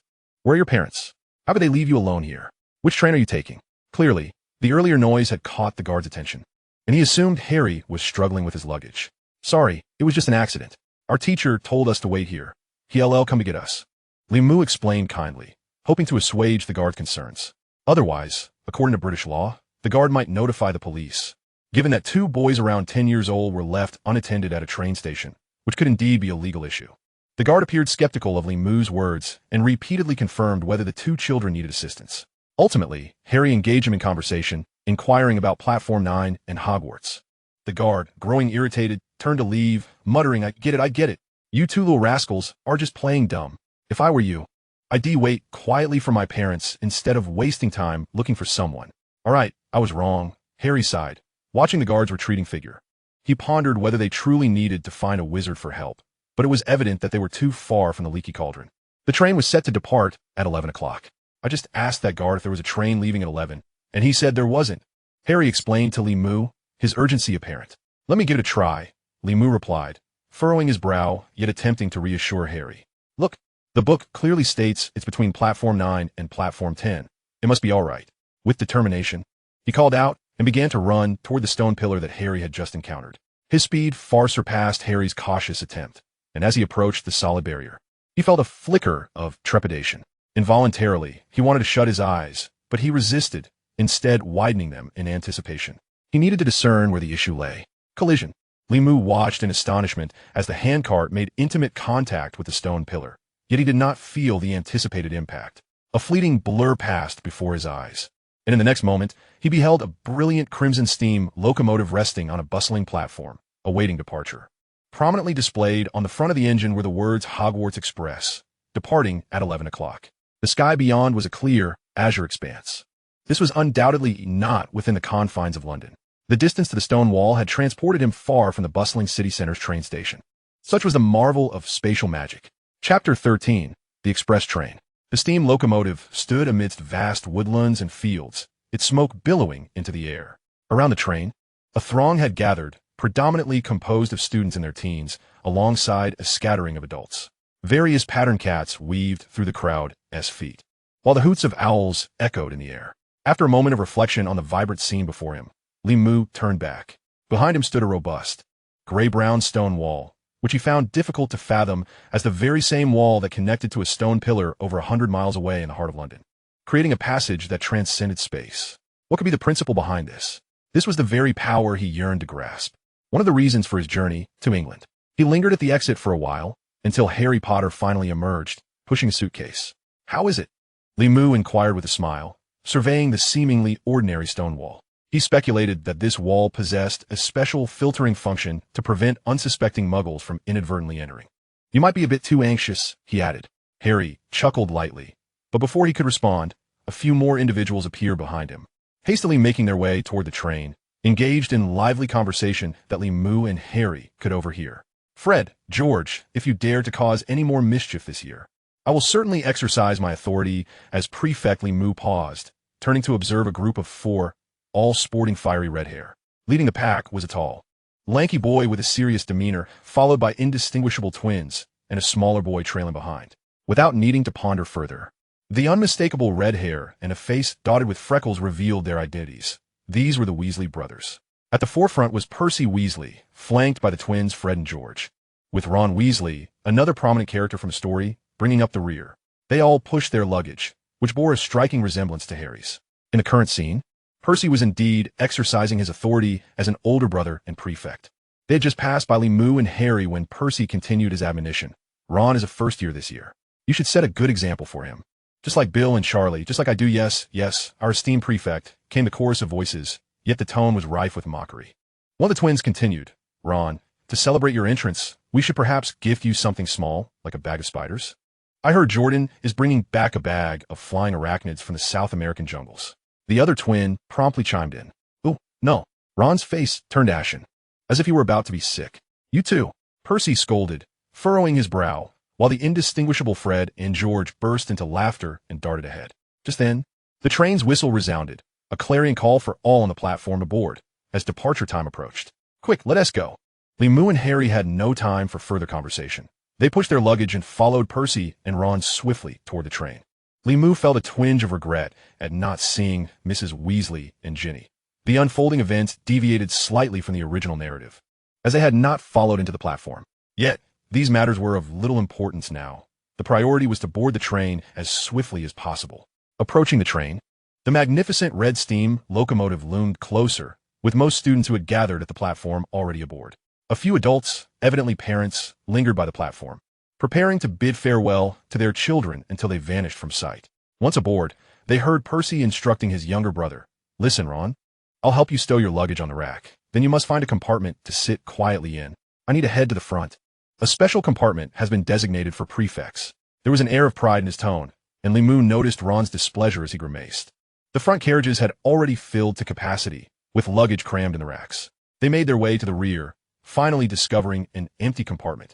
Percy halted to assist Ron with his luggage, and he noticed Moo and Harry. Are you both first years? Your luggage looks rather heavy.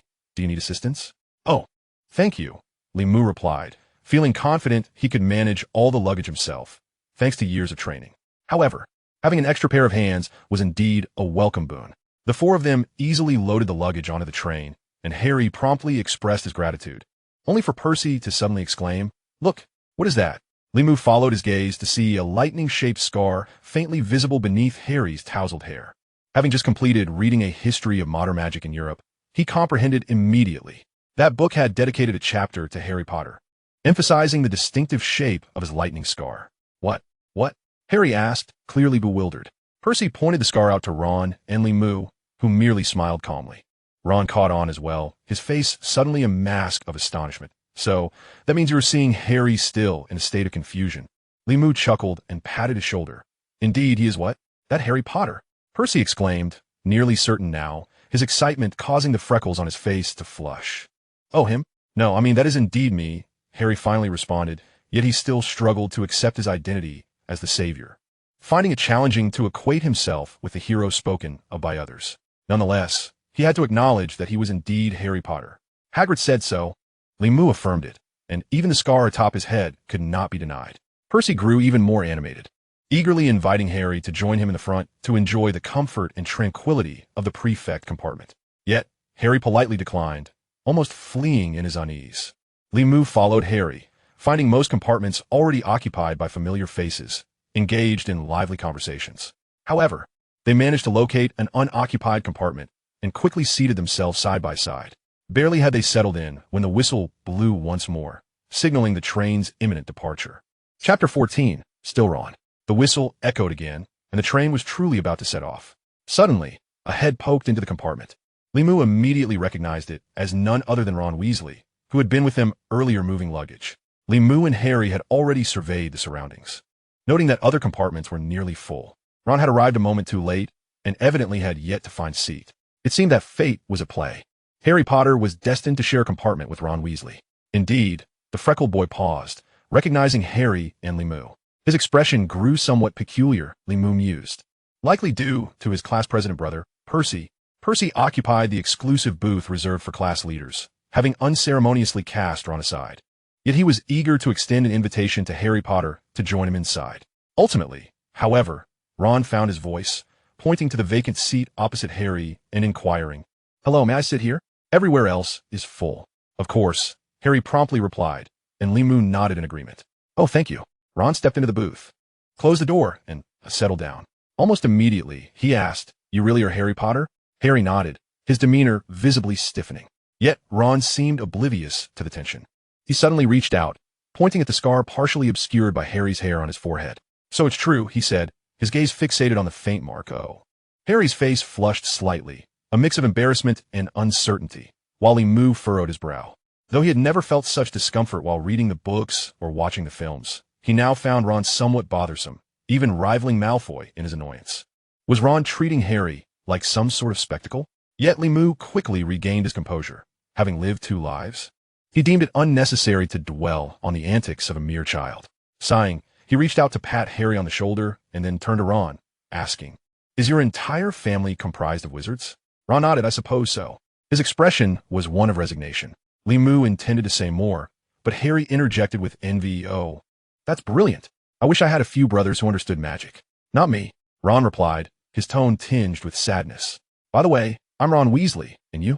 Moo, a foreign student from the Celestial Empire. With this, the 3 of them exchanged names.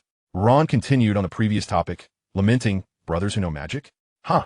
All they leave behind are their old wands, tattered robes, and even worn-out pets." He bemoaned his plight as the youngest in his family, producing evidence from his jacket, a plump, gray rat. "And I'm always bullied by Fred and George," he added, shaking the sleepy rat in his hand. "This little creature is Scabbers, my only pet. He used to belong to Percy, and all he does is eat and sleep. Useless." Ron's frustration deepened. However, Moo's interest was piqued. He scrutinized the rat, wondering, this is no worthless creature. If a seasoned animagus were deemed worthless, then most wizards in this world would be utterly ineffectual. Yet, observing closely, Moo could hardly discern any differences between Scabbers and an ordinary rat, save for appearing slightly older and weaker. In the midst of his observation, perhaps to console Ron, or perhaps stirred by his own melancholy, Harry also began to vent his frustrations. "What about me? They never celebrate my birthday.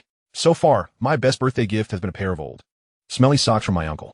Dudley always bullies me." Once he started, Harry, like Ron, could not be silenced. The air in the cramped carriage of September England felt increasingly frigid. Was this truly the dismal audition stage of the UK? Nevertheless, hearing the illustrious Harry Potter share his grievances seemed to improve Ron's mood considerably. Yet this exchange only served to deepen their collective despondency, prompting Ron, unable to wait for Harry to finish, to shift the topic.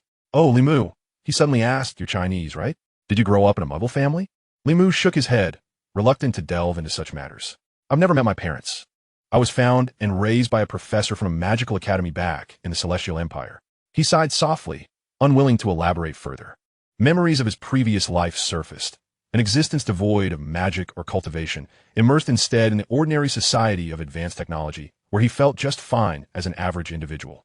Yet now he had entered a brand new world, training in the arts for over 8 years, and had truly arrived in the magical universe he had long admired in Harry Potter's tales, yet found himself at a loss for direction. He was aware of the significant events yet to unfold. How should he navigate through them? The atmosphere thickened, growing awkward, a situation that would soon render everyone in the carriage uncomfortable. In an attempt to lighten the mood, Harry turned to Ron and asked, "By the way, can you use magic now? Those from wizarding families must be particularly adept, right?" Ron's cheeks flushed slightly, but he produced a rather worn wand, pointing at Scabbers. "George taught me a spell a few days ago, claiming it could turn him yellow, but I don't know if it'll work. Let me give it a try." As Ron prepared to cast the spell, Moo straightened up, intrigued. He had yet to witness authentic Western magic. Clearing his throat, Ron, under their gaze, feigned confidence. However, before he could utter the incantation, the booth door swung open. A girl in pristine Hogwarts robes entered, followed by a round-faced boy. "Has anyone seen a toad?" "Neville's toad is missing," the girl proclaimed, her tone exuding an air of superiority, as if issuing commands to the occupants of the carriage. "L'imortality had instantly." Scrutinizing with keen interest, the girl had a mane of fluffy brown hair, resembling a little lion, and her prominent front teeth almost approached the realm of buck-toothed. Were it not for these attributes, she would undoubtedly be considered a striking beauty. Chapter 15. The Talented Hermione. Limu gazed at Hermione, momentarily entranced. He was certainly not a perverted, lowly enthusiast. Rather, he pondered, what is destined to meet will inevitably cross paths. And the world seemed unchanged by my presence, not a whit different. Contemplating this, the boy behind the girl, Neville, edged closer. Please, has anyone seen a toad? I can't find him. He doesn't like me. By the end of his plea, the chubby boy's voice quivered with the threat of tears, his round face betraying every ounce of distress. No, Ron snapped, vexed.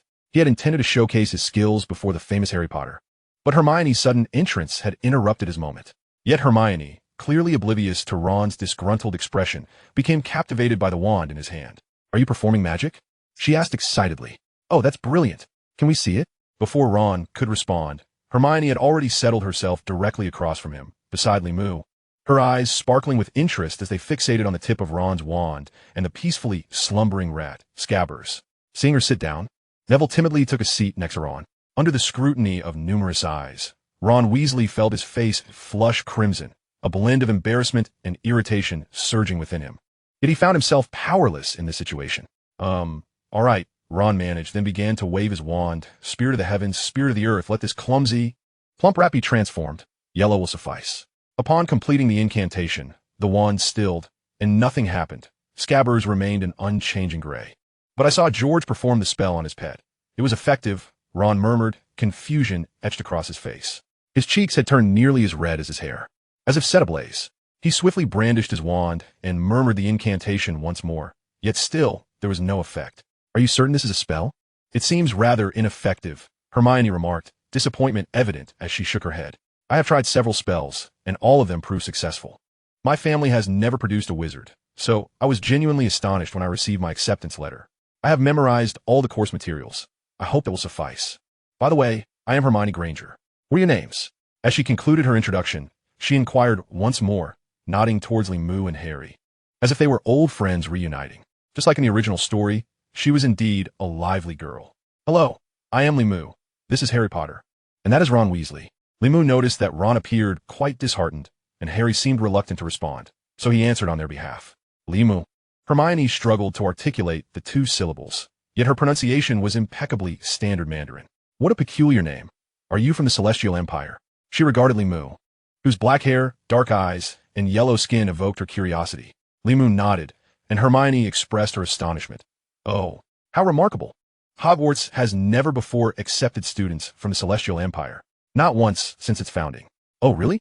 Limu scratched his head, recalling that there were indeed 2 Indian sisters mentioned in the original text, and another character named Zhang Xiao, who was actually a British-born Chinese. He pondered that if students from India could attend, and there were already Chinese students enrolled, then it was not too surprising for Hogwarts to accept students from the Celestial Empire, yet he was still the first ever to do so. Indeed, all of this is documented in the appendix of A Brief History of Hogwarts, which details the admissions over the years. For the past 1,000 years since its establishment, Hogwarts has never admitted a student from the Celestial Empire. Suddenly, Hermione exclaimed in the midst of her explanation. What is it? The girl's exclamation was sharp and piercing, causing the other boys in the room to instinctively cover their ears. You just said he is Harry. Hermione turned her head, gazing at the similarly dark-haired Harry. Harry Potter. You really are Harry Potter? Oh, I know so much about you. Harry met Hermione's gaze, feeling somewhat awkward, and could only muster a forced smile. However, Hermione continued to excitedly chatter on. You're mentioned in Modern Wizards, the rise and fall of 20th century mystical arts, and the decline of dark magic. All those books reference you. Oh, is that so? Those books also mention me? Harry laughed nervously. He already knew from Limu that many books in the magical world discussed him, but he was willing to bet that Limu could not possibly remember all those titles. Indeed, Limu observed Hermione's animated demeanor with a sense of wonder. Truly, she was a scholar in every sense. He had read A Brief History of Hogwarts as well, and despite his extensive training over the past 8 years, he realized he could not recall the details of that appendix. He was genuinely curious about how this girl's mind was structured. Hermione then rattled off a few more highlights from Harry's illustrious history before suddenly smacking her forehead. Right. We still need to find Neville's toad. It seemed she had just remembered this task, and she immediately sprang to her feet. Neville, with his round face, appeared to breathe a sigh of relief as he also stood up. Just as they were about to exit, Hermione turned back to Limu and the others, asking, "Aren't you going to help us look for it?" Her tone suggested it was a matter of course. Ron, still simmering from earlier anger, felt even more discontent. Harry shared a similar sense of annoyance. Nevertheless, Limu readily agreed. "All right, I'm happy to help. I was just planning to wander around." With that, he stood up. Perhaps due to gender, age, and appearance, he found Hermione's pride charming rather than off-putting. Moreover, assisting in the search for a toad was hardly a daunting task. Friends are meant to lend a hand and face challenges together. That is how friendships are forged. Seeing Limu's willingness, Harry and Ron, though reluctant, followed suit and stood up. Hermione beamed a radiant smile, her bright eyes sparkling. "Wonderful. You're all such good people." "Thank you." Neville nodded his round head, repeatedly expressing his gratitude, which made Ron and the others feel somewhat better. Children, after all, harbor no lasting grievances. Chapter 16. The Wandering Toad, there it is. Each compartment of the Hogwarts Express was an independent cubicle, allowing the doors to be closed, creating a relatively quiet corridor, broken only by the rhythmic clattering of the train wheels. However, this tranquility was shattered by Limu's loud shout. Nearby compartments opened slightly, with several heads peeking out curiously, only to withdraw once they observed a group chasing after a toad. Limu and his companions were in pursuit of Neville's toad. They had been searching for some time, having split up to inquire in nearly every carriage. At last, in the middle of the train's corridor, Limu finally spotted the mischievous little creature. "Oh, goodness." Neville rushed over to Limu, excitedly lunging forward, but the toad simply hopped aside, causing him to miss. Harry, Ron, and Hermione heard the commotion and rushed over, only to be greeted by a scene that left them utterly dumbfounded. Neville, several times attempting to catch the toad, had resorted to crouching down and jumping after it.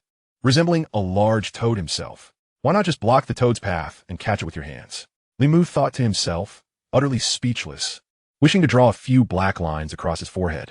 However, it appeared that Neville was about to succeed. He was growing ever closer to the toad. Had it not been for a hand that suddenly reached out to snatch the toad first, Neville surely would have succeeded. "Oh, thank you." Neville struggled to stand, eager to reclaim his toad, but the hand evaded his grasp. "Hey, Crab, Goyle, look here, a big toad." The boy who had caught the toad pointed at Neville with his other hand, his tone dripping with mockery. Behind him were two stout, stocky boys who chuckled in agreement. Limu and Harry immediately recognized the speaker as the sharp-faced boy from Madame Malkin's robes for all occasions, Draco Malfoy. "Get it back, that is my toad." Neville finally realized the newcomer was not friendly and grew increasingly anxious, tears welling up in his eyes. Hermione, visibly furious, rushed to Neville's side and shouted at Malfoy, "Return the toad. How dare you take someone else's belongings?" But Malfoy merely curled his lip, clearly dismissing Hermione. His gaze flitted among the group, landing on Limu and then Harry, momentarily taken aback. At that moment, he finally recognized them, his habitual haughty demeanor faltering. He fixed his gaze on Harry, whispering, "Oh, so you're Harry Potter, right?" The entire train was abuzz with the news that Harry Potter was aboard. Malfoy seemed to struggle to project an air of cordiality, but his words remained laced with arrogance, as if it were an inherent trait of his family. "I am Draco Malfoy. This is Goyle, and this is Crab." He casually gestured to the two bulky boys behind him, feigning indifference. "Is that the Draco Malfoy, the one from the constellation Draco?" Ron muttered, clearing his throat, his expression oddly amused, as if suppressing laughter. This drew Malfoy's attention towards him. "I'm certainly aware of your identity.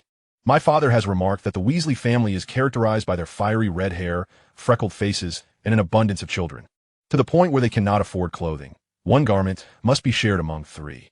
Alas, what a wretched family it is." In a mere moment, Ron's smile vanished, an unusual flush creeping onto his cheeks as he clenched his jaw tightly, his teeth chattering ominously. Draco Malfoy, uninterested in Ron, turned to Harry, saying, "Potter, if I were you, I would refrain from associating with individuals of questionable character." His gaze swept over Neville, Hermione, Ron, and Lee, hesitating briefly upon seeing Lee, but quickly resuming his indifferent demeanor. He continued, "Such associations will only serve to hinder you severely. I believe I can assist you in this regard." Even Hermione's complexion flushed with indignation. Was she truly one of those questionable individuals? Malfoy extended his right hand, devoid of any toad, but Harry coldly replied, "I believe I can discern for myself who constitutes a worthy friend." A hue of crimson tinged Draco's pale, haughty cheeks as he glared fiercely at Harry. Before he could utter another word, an irate Hermione stepped forward, hands on her hips, exclaiming, "By what right do you dare to judge others?" "Hand over Neville's toad." Malfoy's eyes narrowed, a cruel smile playing on his lips. "Neville?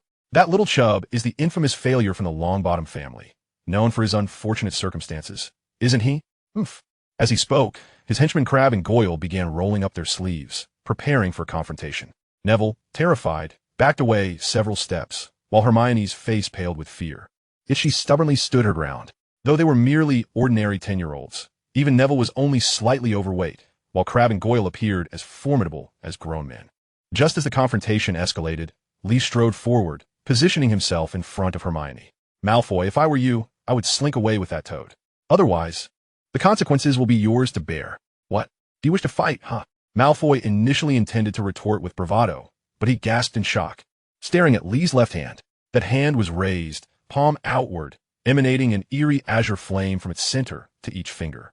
Malfoy couldn't help but think, could this person spontaneously combust? In an instant, countless thoughts raced through his mind, recalling family tomes that spoke of Eastern magical arts and the terrifying effects of ancient spells. He instinctively stepped back, leaning against Crabbe and Goyle, feeling slightly reassured. "Hand over the toad, or I shan't hesitate to let a questionable individual experience the sensation of being burned," Lee declared with a cold smirk, extending his left hand toward Malfoy. Step by step, Malfoy retreated in a panic, feeling the heat emanating from the flames, as if those flickering tongues of fire would leap onto his clothing. His pointed face grew even paler.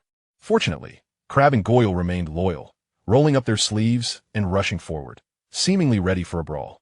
However, they quickly learned the gravity of the situation. Goyle was struck by Lee's flaming palm, causing the flames to dissipate, but leaving Goyle writhing in pain on the ground. Crabbe, terrified, attempted to flee, but was swiftly cornered by Lee, who twisted his wrist with such force that he felt his bones crack, unable to control his arm, and began to sweat profusely. "This is the bone-breaking grasp," Lee remarked casually to Crabbe, whose forehead glistened with sweat, utterly speechless. Malfoy stood there, stunned. Seizing the moment, Lee advanced, grasping Malfoy's arm and snatching the toad away before twisting him around. Following this, he delivered a swift kick that sent Malfoy stumbling. "You remember this," Malfoy muttered, brushing off the footprints on his clothes, but upon seeing Goyle and Crabbe sprawled on the ground, he could only leave with a venomous threat, turning away. Goyle and Crabbe struggled to rise, helping each other as they departed. Chapter 17, Laughter and Joy. "Wow, you're truly impressive, Lee," Ron exclaimed, marveling at the retreating figures of Malfoy and his companions. Ron had long been aware of the Malfoy family. In fact, his father Arthur Weasley and mother Molly Weasley had mentioned the infamous Malfoys, snakes, vampires, and all manner of nefarious deeds, more than once in front of the children. He harbored a mix of disdain and fear for Malfoy, and witnessing Draco's misfortune brought him great excitement. "What kind of magic was that?" "Oh, you actually cast a spell without a wand. Is this what you call magic from your celestial realm?" "This is not a spell," Lee chuckled, shaking his head. "It's a secret."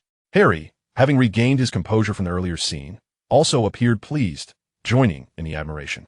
Neville gratefully accepted the toad from Lee, repeatedly expressing his thanks. Amid the jubilant atmosphere, only Hermione wore a frown. "Oh, this is not good," she murmured, but her words fell on deaf ears. Ultimately, at Lee's suggestion, having grown slightly more familiar through their shared adversary, the five of them squeezed into the compartment where Harry and his friends had previously sat. Once seated, they began to share stories of their past lives. Naturally, most of the time was spent with Harry and the others inquiring about the magical realm of Lee's celestial homeland. Though the illustrious savior Harry Potter captured attention, his exploits were already well known, making the magical world of Lee's homeland all the more intriguing to the students. To them, everything about the celestial realm felt distant and mysterious. Lee also learned from them that the magical communities were quite insular, not unlike the divide between the magical and muggle worlds. As laughter and conversation flowed, time sped by until the compartment door swung open unexpectedly. A smiling attendant, her cheeks dimpling as she grinned, leaned into the compartment, saying, "Lunchtime, children. What delicious treats would you like to purchase?" Lee observed as she pushed a cart filled with an array of enticing items, a veritable feast for the eyes. Ron's ears suddenly turned crimson. I brought sandwiches." Neville, on the other hand, was rummaging through his pockets. "Oh no, where's my wallet? I must have left it with my grandmother." The others exchanged glances, staring at Neville, whose face turned scarlet. "Harry, the affluent one, I believe it's time for you to treat us," Lee chuckled.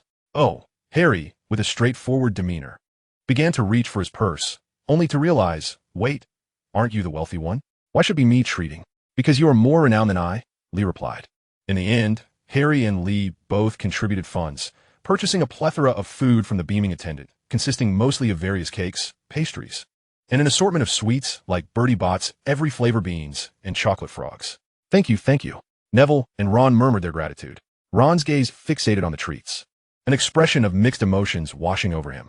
He couldn't quite articulate whether it was envy or admiration that stirred within him. Hermione also eyed the food, her brow still slightly furrowed as she earnestly advised, indulging too much in sweets is not good for you. Yet ultimately, the daughter of two dentists could not resist the allure of the delectable treats and began devouring red bean pastries.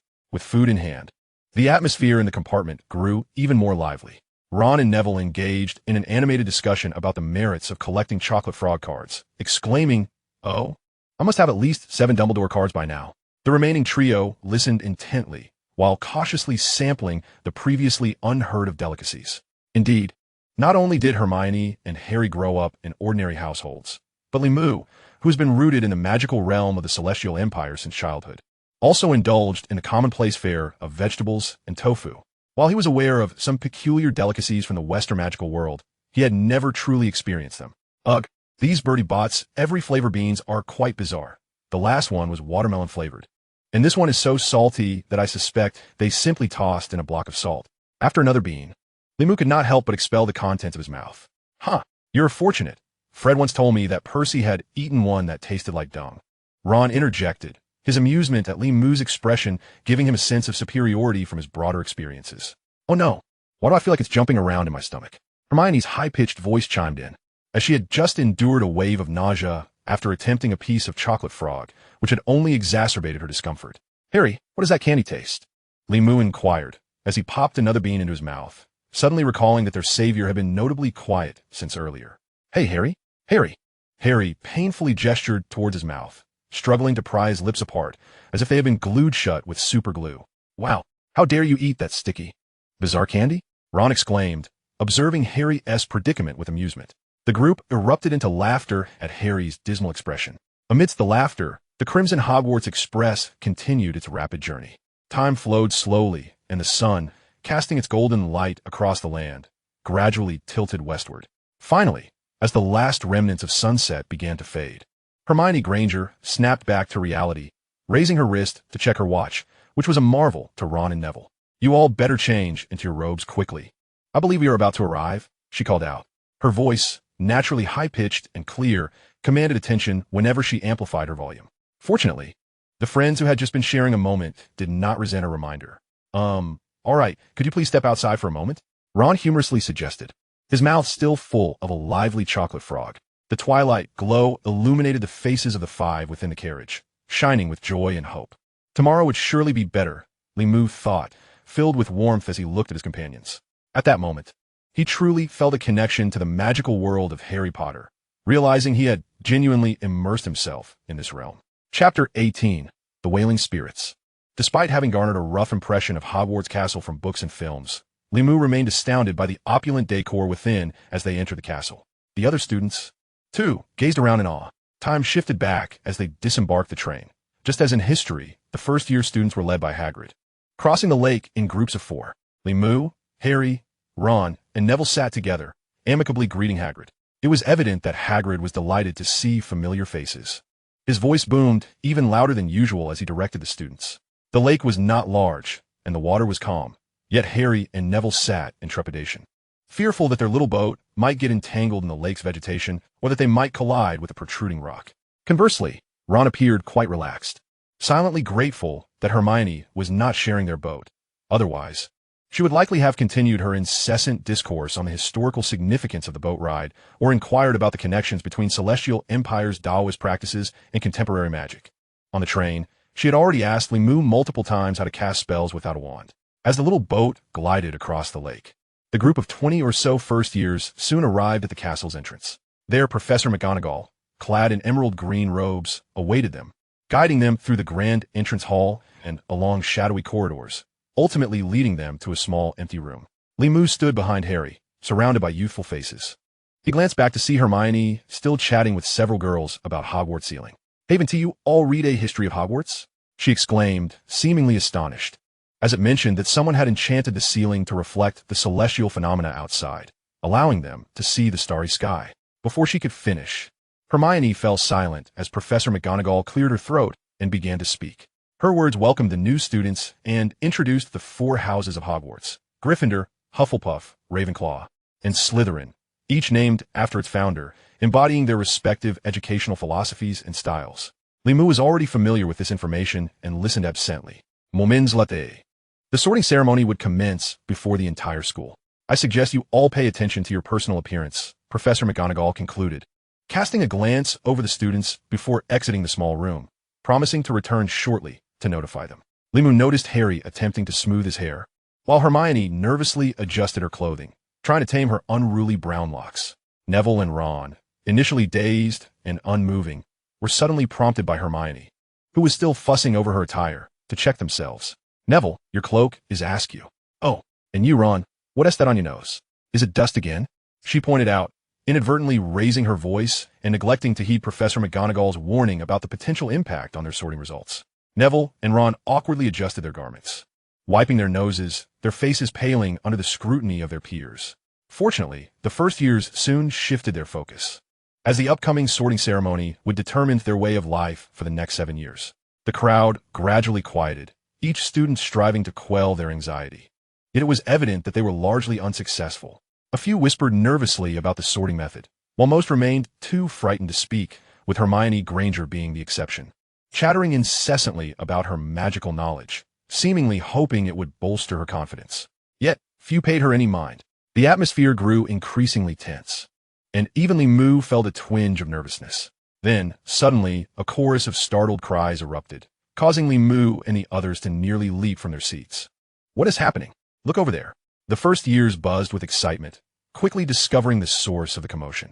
A group of pearlescent ghosts floated through the walls, now hovering above them. Most of the new students displayed expressions of sheer terror, while Limu's eyes sparkled with delight. He had finally witnessed living specters, ancient texts of the Celestial Empire state. Upon death, the spirit ascends to the heavens, while the corporeal remains descend to the earth. Yet, the 3 corpses wander. Known as ghosts, between heaven and earth, ghosts have their abode, the realm of the underworld. However, some spirits, burdened by resentment during their lifetimes, linger on earth after death, becoming malevolent wraiths that even the Grim Reapers cannot bind, evolving into vengeful spirits. Over the years, such spirits might cultivate into evil demons, wreaking havoc upon the world. Thus, virtuous individuals on earth, in accordance with heavenly will, learn the Taoist arts, specifically to confront these malevolent spirits, demons, and other supernatural entities. However, these are merely legends. Limu once inquired of Li Jianmin whether the celestial realm and the netherworld truly existed. The answer remains elusive. Even the nature of these malevolent spirits and wandering souls, whether they are indeed manifestations of sinister energies, is uncertain. At the very least, the souls that Limu currently observes appear to embody a sense of tranquility. Historically, they have engaged in far more benevolent acts than malevolent ones. Presently, the ethereal figures drifting through the sky are the ghosts that have long inhabited Hogwarts Castle. They are engaged in animated discussions as they meander, only to realize moments later the presence of the new students beneath them. "Hey, what are you doing here?" inquired a plump ghost, resembling a monk. Almost all the first-year students held their breath, rendered speechless. Thus, when Limu instinctively responded, his words stood out conspicuously. "Greetings, esteemed ghost. We are the new students for this year, awaiting the sorting ceremony." "Oh, new students." The plump monk ghost nodded, a warm smile gracing his features. "Welcome to Hufflepuff, my alma mater. It brings back fond memories." The other ghosts regarded Limu with keen interest, and even most of the new students cast curious glances at the brave soul who dared to converse with a ghost, causing Limu, with his typically thick skin, to blush unexpectedly. Luckily, Professor McGonagall entered at that moment, providing him with a reprieve. With her distinctive high-pitched voice, she commanded, "First years, form a line. Now follow me. The sorting ceremony is about to commence." Chapter 19, The Sorting Ceremony. "Quickly form a line and follow me." As the words left her lips, Professor McGonagall strode into the Great Hall. Limu and his fellow first years trailed behind her, emerging from the small room in a neat procession, standing upon a raised platform. Before them was a long table, at which sat the esteemed faculty of Hogwarts. Below, The spacious and brightly lit hall was adorned with 4 long tables, occupied by older students from second year and beyond. The ghosts, having just emerged from a small room, drifted distinctly, their creamy white forms gliding between the tables of their respective houses. At Professor McGonagall's signal, the first years turned their backs to the teachers, facing the audience below, aligning in a row, each feeling a twinge of nervousness. Amidst the crowd, Limu could even hear Ron's heavy breathing and Hermione softly muttering various spells. He stifled a laugh, only to witness Professor McGonagall placing a stool before the first years, upon which rested a tattered pointed hat, a relic of early medieval wizarding fashion. Most of the new students stared blankly at the hat, unsure of what lay ahead. Then, unexpectedly, the hat began to sing in a peculiar tune. However, with Limu's level of English, he struggled to grasp the lyric's essence. He would wager that even the average Englishman might find it incomprehensible, for every word uttered by the hat was steeped in a thick dialect. As the song concluded, the entire hall erupted into thunderous applause directed at the hat. Professor McGonagall then cleared her throat. "Now, first years, when I call your name, please don this hat and sit upon the stool to await your allocation." She commenced the roll call, and the first years were swiftly sorted into their respective houses. Hannah Abbott, a rosy-cheeked girl with 2 golden braids. Hufflepuff, lavender brown. Another girl with curly, deep brown hair and a bright, sweet smile. Gryffindor. The resounding cheers erupted from the first table on the left. Limu glanced in that direction and immediately spotted 3 striking red-haired boys, Ron's brothers Percy and the twin duo Fred and George, all vocally welcoming the new members of Gryffindor. The sorting ceremony continued. Millicent Bulstrode, Slytherin. Justin Finch-Fletchley, Hufflepuff. As unfamiliar names and the sorting hat's calls drifted past his ears, Limu found himself growing increasingly bored. Perhaps it was the experience of being reborn. Standing on that platform, he felt little excitement or elation, merely an awkwardness from being the center of attention. He genuinely wished Professor McGonagall would hasten through the names to bring the sorting ceremony to a swift conclusion. One name after another was called, and finally, among his carriage companions, Hermione was the first to ascend the platform. She muttered incantations under her breath, donned the hat, and after a prolonged pause, the sorting hat declared her a Gryffindor. Following Hermione was Neville, who caused the hat to deliberate for an even longer duration, yet ultimately, he too was sorted into Gryffindor. The poor lad, as anxious as ever, dashed off the platform while still wearing the tattered hat, stumbling due to his lack of visibility. Laughter erupted from the hall, including from some teachers and ghosts. The ranks of Gryffindor continued to swell as Ron took his turn, and scarcely had he placed the hat upon his head when its voice boomed throughout the hall, naturally inheriting the fine tradition of his family. Ron seemed to exhale in relief, softly exclaiming, "Oh yeah," as he rushed to join the Gryffindor table. Limu glanced at the 4 redheads seated there and found them glaringly conspicuous. Then, at last, Harry Potter. The previously jubilant atmosphere abruptly froze. The hall fell silent. A pin drop could be heard. After what felt like an eternity, murmurs began to circulate among the students at the 4 house tables, a buzzing akin to a swarm of bees. Harry, rigid with tension, approached the stool and donned the hat. It too took its time, evidently contemplating for a while, before finally shouting, "Gryffindor!" The applause from the Gryffindor table was unprecedentedly fervent, with some individuals even squealing in delight. Meanwhile, students from other houses clapped, yet simultaneously sighed in disappointment. A celebrity, Limu had already anticipated such an outcome, though it left him feeling somewhat disgruntled. He felt no jealousy. He was not so immature as to harbor such petty thoughts. However, from a certain perspective, having a famous friend was not necessarily advantageous, as it overshadowed one's own presence. Professor McGonagall continued to call names, and one after another, students donned the hat and made their way to their respective houses. Finally, Limu realized that he and one other girl were the only first years remaining. He even perceptively noted that the bearded headmaster Dumbledore lingered his gaze on him and the girl for a moment, smiling and nodding. That smile seemed to carry a profound significance, momentarily redirecting Limu's attention to the petite girl. He observed that she was small in stature, with smooth black hair cropped short, and shared the same dark eyes and yellowish skin, which made him feel an unusual sense of familiarity. An Asian? A surprising thought flickered through Limu's mind. He recalled Draco's words in Diagon Alley, at Madame Malkin's robes for all occasions. "I've heard that this year, Hogwarts has remarkably accepted 2 international students." Limu had intended to inquire about the other student's country of origin. Could this girl be the other international student? Limu scrutinized the young girl, just as she turned her gaze toward him. Their eyes met, and in an instant, the black-haired girl lowered her head. a blush blooming upon her pale cheeks. The next moment confirmed Li Mu's suspicions. Hinata. Professor McGonagall called again, her brow furrowed, clearly struggling with the pronunciation of the name. The girl beside Li Mu nervously stepped forward, grasped the sorting hat, and placed it atop her head, the hat nearly obscuring her entire face. She then placed her hands on her knees, sitting demurely.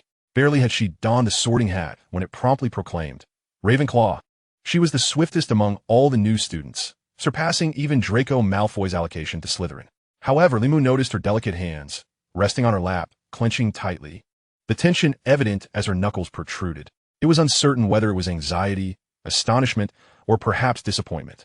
She sat in silence for a moment, and Li Mu faintly heard what seemed like a soft sigh escape her lips beneath the hat, as if she lamented the outcome, uttering a phrase in authentic Mandarin.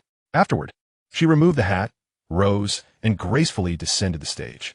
A round of applause erupted from the Ravenclaw table, though it was evidently subdued compared to the earlier thunderous welcome for Harry. Chapter 20. Hufflepuff. Is that girl also from the Celestial Empire? Does that realm even have the surname Hinata? The name felt strangely familiar to him. Watching Hinata's petite figure slowly walk off the stage, Li Mu found himself lost in thought. Then Li Mu. Professor McGonagall's voice roared like an enraged lion. She fixed a piercing glare upon the last new student. Her brow furrowed tightly. This name was even more difficult to pronounce than Hinata's. Yet, this was not the primary reason for Professor McGonagall's frown. I have called your name thrice. Did you not hear? The hall erupted into uproarious laughter, many eyes now focused on Li Mu. Realizing the situation, Li Mu trudged forward, seated himself, and donned the sorting hat.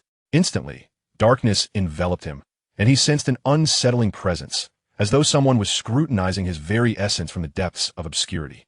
He speculated that this was the formidable legilimency in action. The Celestial Empire also possessed similar mind-reading techniques, but they had long been classified as forbidden magic, only to be employed in dire circumstances. A jarring voice began to murmur in his ear, "Ah, a lad from the Celestial Empire, splendid. Hufflepuff, what?" Li Mu had initially harbored thoughts of joining Gryffindor, where his friends and companions from the train had all been historically sorted. Moreover, from a pragmatic standpoint, only by aligning himself with them could he remain close to the protagonist Harry Potter, thus maximizing his gains. However, he scarcely had the chance to complete his thoughts. The sorting hat, with a few nonsensical grunts, suddenly bellowed the result to the entire hall, its thunderous announcement leaving him dazed and disoriented. Hufflepuff. The Hufflepuff house represented integrity, loyalty, honesty, and resilience. Yet, this was merely the gilded exterior of public opinion. In reality, many perceived Hufflepuff as synonymous with mediocrity, incompetence, and vulnerability, often remarking, "Look, that house merely collects the leftover mediocre students from the other three." The legendary Helga Hufflepuff, known for her kindness, did not prioritize lineage or talent, treating all students equally, which indeed led to Hufflepuff possessing the largest number of students among the 4 Hogwarts houses, many of whom were notably unremarkable. Li Mu believed he had misheard. He sat rigidly on the stool, motionless for what felt like an eternity. Perhaps he was not clever enough or overly ambitious, but the sheer audacity of traversing thousands of miles from the Celestial Empire to study here was no small feat yet. The harsh reality remained unaltered by mere thoughts. The sorting hat's declaration was unmistakable, and he could hear the fervent applause ringing in his ears. He attempted to call out to the sorting hat, but it had fallen silent. Indeed, the Hogwarts acceptance guide had noted that the sorting hat was infamous for refusing to acknowledge its mistakes in selecting students.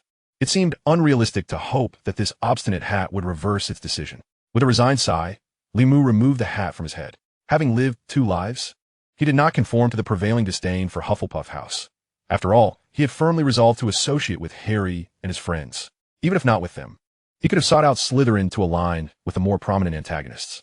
With a bittersweet smile, he descended from the stage, and the applause at the Hufflepuff table remained enthusiastic. The children of this house were generally kind-hearted and eager, and upon noticing Li Mu's prolonged silence, they assumed he was merely nervous. They tried to encourage him with their applause.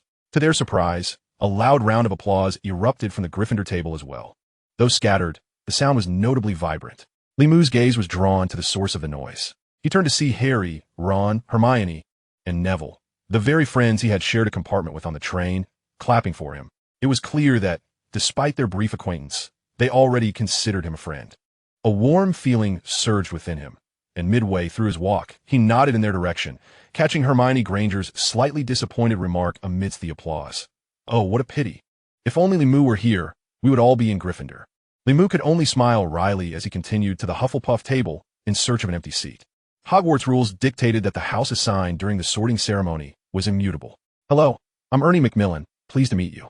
Before Li Mu could fully settle in, a friendly, petite boy beside him extended his right hand. He was also a new student, with neatly groomed, ash-blonde hair. Seeing this boy reminded Li Mu of a character named Hanazawa.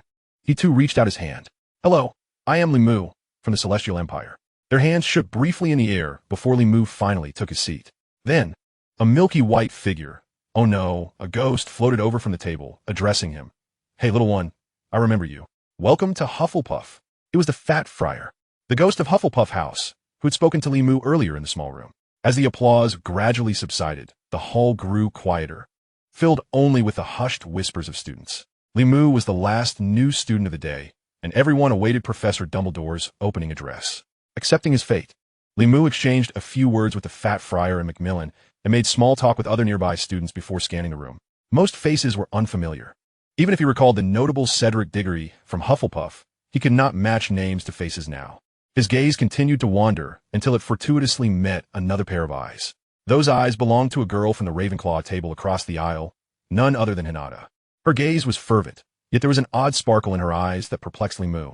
However, upon closer examination, Hinata had already turned away, her cheeks seemingly flushed. Li Mu was left pondering whether he had imagined it. Before he could dwell on it further, Albus Dumbledore, the headmaster of Hogwarts, rose to his feet. Spreading his arms wide, and without uttering a word, the remaining whispers dissipated into silence. Chapter 21, The School Song. Welcome to Hogwarts. Welcome to the new term. In the profound silence, Dumbledore's voice resonated. Before we commence the feast, I wish to share a few words. What I want to say is fool, crybaby, rubbish, twist. Thank you. He then sat down. Everyone erupted into applause and cheers, with Li Mu clapping his hands in a token manner. Yet, inwardly, he felt a sense of bewilderment. At times, he truly could not comprehend Dumbledore's thought process, and it appeared he was not alone in his confusion. Seated across the table, he heard Hannah Abbott clapping her hands while inquiring of a round-faced girl beside her. What is he saying? Is it a spell? The girl, presumably a first-year named Susan, wore a similarly perplexed expression and shook her head in response. Meanwhile, he caught a first-year boy named Justin Finch Fletchley whispering to an upperclassman, Diggory, is he insane? Upon hearing the name Diggory, Li Mu took note, for in history, only Cedric Diggory had made a lasting impression on him from the entire Hufflepuff house. He turned his gaze toward the source of a voice and, in a fleeting moment, recognized him. This was the individual who had represented all of Hogwarts in the Triwizard Tournament, deemed the most outstanding student by the Goblet of Fire, not counting Harry Potter, who was manipulated into participation. Tall and handsome, impeccably dressed, with short hair interspersed with golden and brown strands, he appeared meticulously groomed. Moreover, a badge signifying his status as a prefect adorned his right breast. Cedric was likely only 2 years their senior, which meant he had become a prefect by his 3rd year. Li Mu squinted, recalling that the selection process for prefects and the student council president at Hogwarts typically favored 5th-year students at the very least, further affirming Cedric's exceptional nature. No, Dumbledore is a genius. In that moment, Cedric smiled and replied to Justin in a gentle tone, he is the best wizard in the world, though I must admit, he can be a bit peculiar at times. It appeared that Dumbledore shared a similar reputation among the prefects. Li Mu felt a twitch in the corner of his eye. He remembered Percy Weasley had once expressed a similar sentiment about Dumbledore. Cedric's voice was soon drowned out by the rising clamor, as exquisite plates materialized on each long table, accompanied by a variety of sumptuous dishes. Most students diverted their attention to the feast. Even the Fat Friar sat upright, his eyes fixated on the lavish spread, despite being unable to partake in the food as a ghost. The sounds of cutlery clanging against plates resonated like a delightful symphony. Li Mu's mouth was stuffed with food, rendering him unable to engage in conversation with the other students. His prolonged exertions had left him with a greater appetite than most, and the journey had left him quite famished. However, just as he contemplated stuffing a few more desserts into his mouth, an unsettling sensation washed over him, as if someone were staring directly at him. He immediately lifted his head and glanced around. It was not a classmate from Hufflepuff, but rather at the Gryffindor table, where Hermione and Percy were engaged in a lively discussion, seemingly immersed in academic discourse, while others remained focused on their meals. He inexplicably stole a few glances toward the Ravenclaw table, yet found nothing amiss. Shaking his head to dispel the thought, The feeling gradually faded. Once the plates were cleared of food, restoring the long tables to their initial neatness, Dumbledore cleared his throat, and the entire hall fell silent once more. Now, I would like to remind everyone of a few important notices. First, students are strictly prohibited from entering the woods on campus. Dumbledore continued. Secondly, Mr. Filch, the caretaker, has asked me to remind you not to cast spells in the corridors during break. This esteemed white wizard seemed to possess a remarkable gift. He could effortlessly project his voice, resonating like a bell or thunder, ensuring that every ear in the hall could hear him. It would be challenging for the students not to remember these announcements. Lisan attentively. Thirdly, the tryouts for Quidditch players will take place in the second week of this term. Interested students should contact Madam Hooch. Fourthly, anyone who wishes to avoid a painful demise should not enter the corridor on the right side of the fourth floor. Finally, before we retire for the night, let us sing the school song together. Indeed, the content of the announcements seemed to align closely with what he had learned from history. Observing the sudden stiffness of the other faculty members at the head table, Limu felt somewhat reassured. It appeared that history would not be abruptly altered by his presence. The events would likely unfold similarly to those depicted in the films, barring another exchange student, a girl named Hinata. Limu couldn't help but glance again at the Ravenclaw table, where everyone had begun to rise and sing.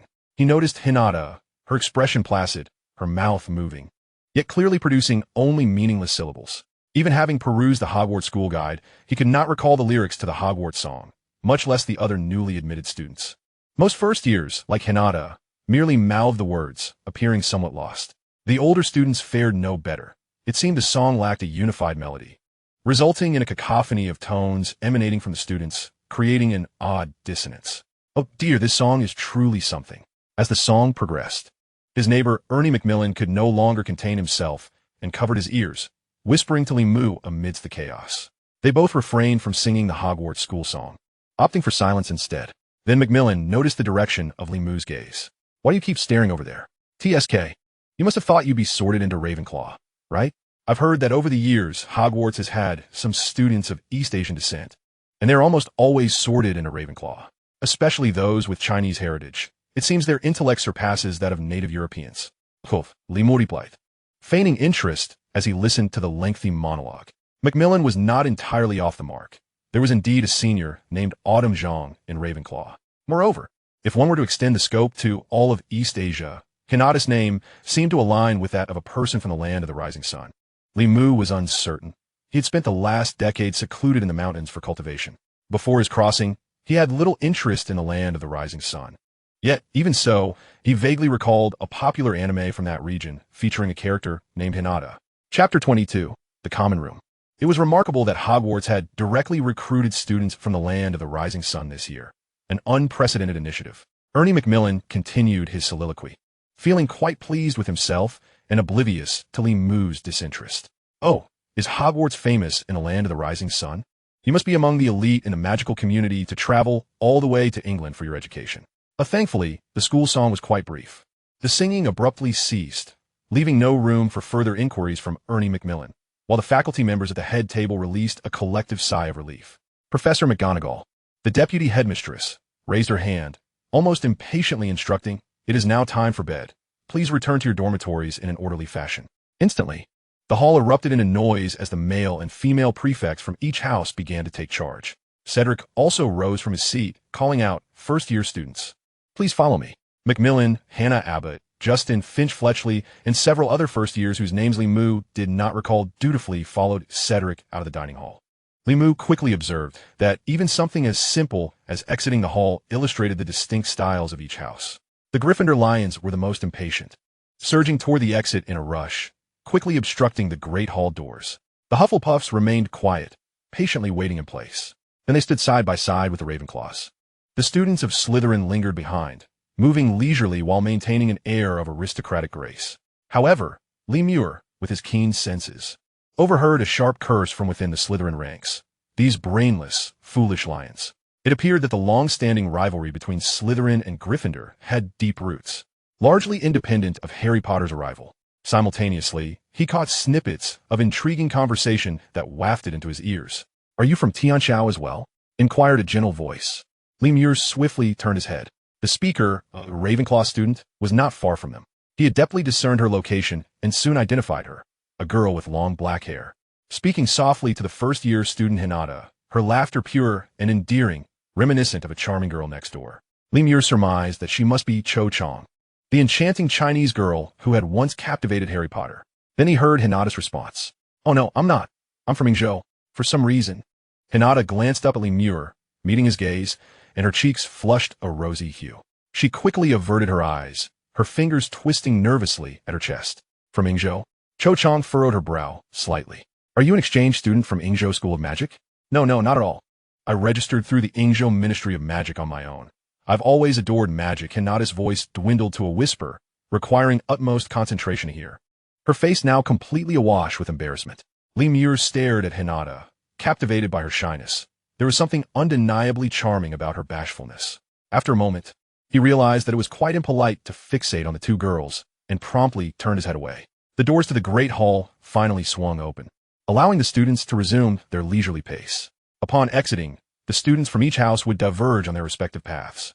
Gryffindor and Ravenclaw's common rooms were situated in two towers of the castle, necessitating a climb up the stairs, while Slytherin's common room lay concealed beneath the lake, requiring them to traverse through the dungeons. In contrast, the path to Hufflepuff's dormitory was far simpler. Cedric led the first years out of the Great Hall, turned a corner, descended a staircase, and declared, "We have arrived."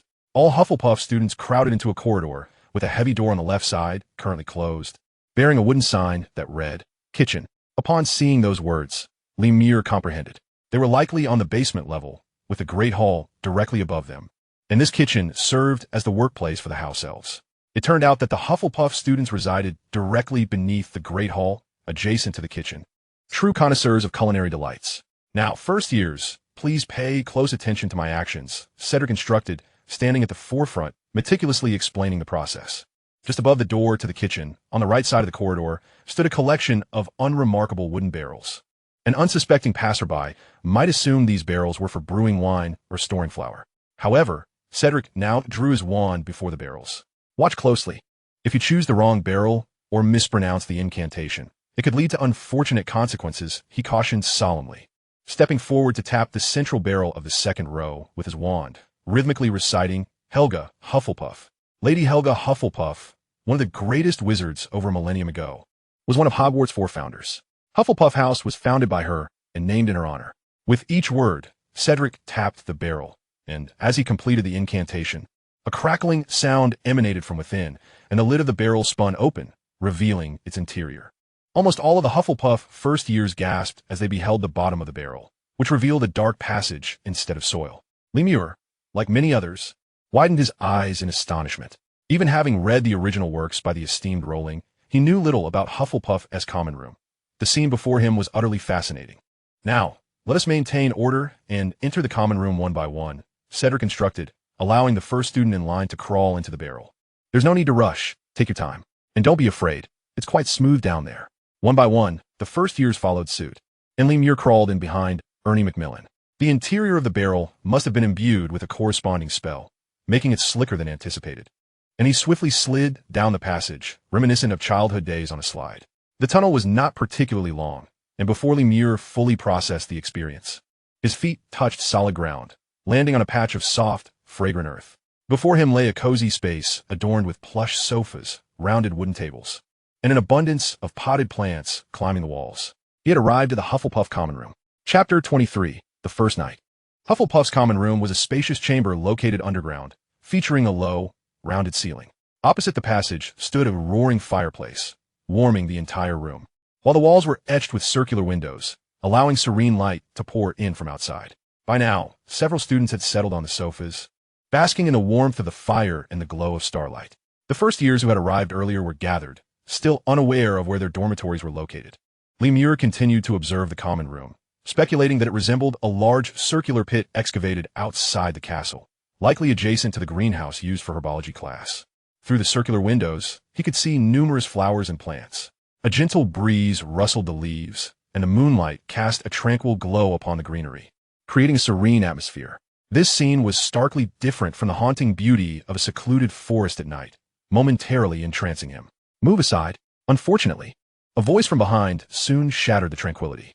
Lemure reacted swiftly, sidestepping just in time to avoid Justin Finch Fletchley, who slid down the passageway and landed with a thud in the dirt. Laughter erupted from the common room. "No, sorry about that," the boy with the pointed face said as he scrambled to rise, brushing off the dirt from his clothes. "It's all right." Lemur turned back, but was taken aback to find two dark openings behind him. Justin stood at the left passage, so what lay behind the right one? "The slope isn't steep, Finch Fletchley. You can control your descent. Just maintain a steady mindset," Cedric's voice called from behind Justin. He had emerged from the passage, standing firmly on the ground. Cedric patted Justin on the shoulder and then pointed behind him, continuing his explanation to the first years. "As you can see, there are actually two passages here. If you wish to exit, you should climb up through the right opening. It connects to another barrel. Enter from the left. Exit from the right. Don't confuse them." The first years acknowledged with a chorus of "all right," and Cedric finally relaxed. "Now, please observe the two doors on the walls of the common room. The boys' dormitory is on the left, while the girls' dormitory is on the right." A chorus of awe erupted from the first years as they, guided by Cedric's reminder, finally noticed the stone round doors embedded in the yellow-brown walls on either side of the common room. The doors were nearly indistinguishable, requiring close inspection to discern the engraved markings identifying the boys' and girls' dormitories. The names have already been affixed to the door, and the luggage has been preemptively placed in the dormitory. If one wishes to make a commendable impression on the first day of classes, it would be wise to retire early, Cedric remarked with a smile. After a long journey, the new students dispersed into two groups, perhaps due to its subterranean location. Hufflepuff's dormitory seemed somewhat smaller than Gryffindor's, yet may possess a greater degree of comfort. Lemur was astonished to discover that all rooms in Hufflepuff were triples, and he just so happened to share a room with Ernie Macmillan and Justin Finch Fletchley. The chamber was adorned with 3 four-poster beds draped in colorful patchwork quilts. At the head of each bed stood a brass lamp, which, when lit, emitted a warm, gentle glow. To his delight, Lemur noticed that each bed was accompanied by a solid wood desk, reminiscent of the computer desks he had used before, allowing him to sit on the bed and write. He thought he should send a letter to the old man, Lee Janman, to update him on his situation in England. A wave of guilt surged within him. He felt he had disappointed the old man by forsaking the illustrious path of cultivation that was so widely revered throughout the Celestial Empire. Was this choice too impulsive? Perhaps even erroneous? He then recalled that he did not possess an owl, and thus, any letter he wrote would have to be sent via the public post office. How far could those frail owls at the public post office possibly fly? He wondered. Wouldn't it be splendid if text messages, or even the internet existed in this age? Lemur sat at the bedside, his thoughts drifting as he gazed at the wall opposite him. The cold light streaming in through the circular window, reminiscent of the common room style, was softened by the warm glow of the brass lamp. The air in the dormitory was still infused with the scent of earth. He had never anticipated being assigned to Hufflepuff. From this moment on, he considered himself a true local. Regardless, the most pressing matter at hand was to seek rest. After such a taxing journey, even he felt a bit weary. In the dormitory, Justin was already lying on his bed, staring at the ceiling, while Ernie Macmillan had lost interest in conversation, his eyelids drooping as he adjusted his pajamas. Lemur addressed his roommates. "Well then, good night, everyone." "Good night," replied Justin and Macmillan in unison. At least there was a pleasant night to savor. He hoped tomorrow would bring a similarly delightful day. Lemur quietly closed his eyes, disregarding the meditation task he had yet to complete before sleep. He soon drifted into a deep slumber.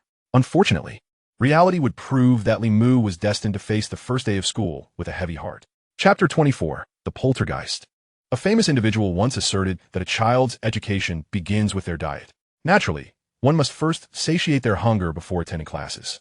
In fact, every morning, between approximately 6:30 and 7:30, Hogwarts provides a sumptuous buffet breakfast for all students. The first class officially commences at 8 o'clock, allowing those who rise early ample time to eat their fill before leisurely heading to class. As a self-proclaimed foodie, Lemur awoke bright and early, feeling invigorated. He called out to Macmillan and Finch Fletchley, but his roommates merely mumbled and turned over, sinking deeper into slumber. The energy of youth, after all, could not compare to Lemur, who had long been accustomed to rigorous training. Scratching his head, he ultimately decided to make his way to the Great Hall alone. This hall not only hosted grand festive celebrations, but also served as the dining venue for breakfast, lunch, and dinner. To his dismay, he discovered that Hufflepuff's long table was nearly empty, with only a few upperclassmen seated at the edges. Among them was Cedric, who spotted Lemur and beckoned. "Hey Lee, care to join us for breakfast? I forgot to mention last night that many students prefer to sleep in and then head straight to the kitchen for some freshly baked deliciousness. This is Hufflepuff's unique advantage." He winked, then continued earnestly. "However, I believe this could foster a habit of laziness. I am pleased to see you up early. Before Cedric could finish his thought, a bright voice suddenly called out from behind Limu. Oh, Limu. He turned to find his former compartment companions, Hermione, Neville, Harry, and Ron, just entering the Great Hall, evidently also in search of breakfast. However, aside from Hermione, the other three boys bore dark circles under their eyes, yawning incessantly, clearly having been roused from slumber by someone. Upon seeing Limu, Hermione broke into a beaming smile, pointing toward the Gryffindor table. What a coincidence. You're here for breakfast too? Shall we eat together? Are these your friends from before? Cedric glanced at the four children, his gaze lingering particularly on the lightning-shaped scar on Harry Potter's forehead, before giving Limu a reassuring pat on the shoulder. Go ahead. The food from the underground kitchen is available to all houses. The hallmark of Hufflepuff House is its kindness, and one manifestation of that kindness is inclusivity. Ah, Limu sighed with relief, feeling his fondness for Cedric soar.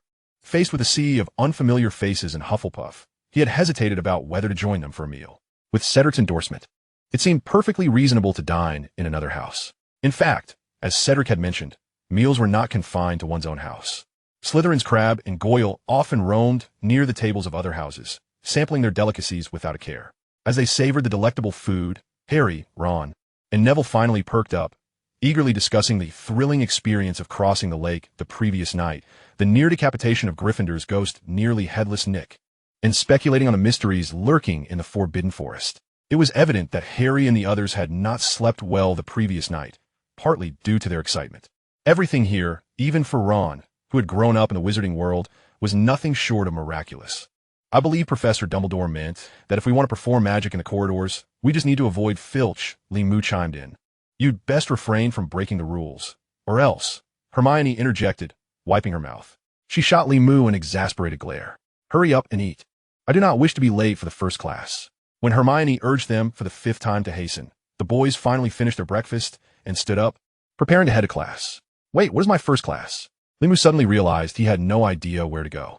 Professor McGonagall had distributed the timetable to the students' dormitories the night before, but he had merely glanced at it and forgotten upon waking. The Great Hall was becoming increasingly crowded, with students bustling about in a hurry. Charms, it's on the fourth floor, down the left-hand corridor, Hermione replied. Oh, enough thinking. We've already studied it. The first week consists of major classes shared by all four houses, Hermione urged, pushing Limu along and pointing ahead. Look, they're already on their way. Sure enough. Ahead of them were the Ravenclaw students, and Limu instantly spotted Hinata with her neat, short black hair. As they exited the Great Hall and climbed the stairs, they caught sight of Draco Malfoy in platinum blonde hair, accompanied by his two burly, bumbling henchmen. They were clearly headed in the same direction. Impressive. You've memorized the schedules for all four houses? Limu exclaimed in genuine admiration. Yet a twinge of confusion and unease lingered in his heart. This marked yet another divergence from the original narrative. He recalled that, in the source material, there were no major classes attended collectively by the four houses. Major classes for all four houses? Ron trailed behind them, his brow furrowed in confusion as he fumbled in his pocket, retrieving a crumpled schedule that had only been distributed the previous day. Look no further. This year's reforms are unprecedented, Hermione remarked, casting a disdainful glance at the wrinkled paper. I suspect it is intended to provide all freshmen with a comprehensive overview of their courses. Her sentence remained unfinished as she abruptly halted, noticing that the students ahead had already come to a standstill. Limu felt as though he had inadvertently offended some deity. He could assure himself that his attention had solely been captivated by Hermione's explanation, rendering him oblivious to the halted students before him. He had not intended to bump into the girl in front of him. Hinata turned to glance back, her face flushing crimson. Limu felt a wave of embarrassment wash over him. Fortunately, his thick skin from 2 lifetimes allowed him to recover quickly, and he gently inquired with what he hoped was a kindly and warm tone. Are you all right? Why did you suddenly stop? Huh, well. He realized with dismay that Hinata's face was still beet red, her gaze fixed on her 2 fingers, which were nervously poking at each other, exuding an air of vulnerability akin to a small rabbit being bullied by a cunning wolf.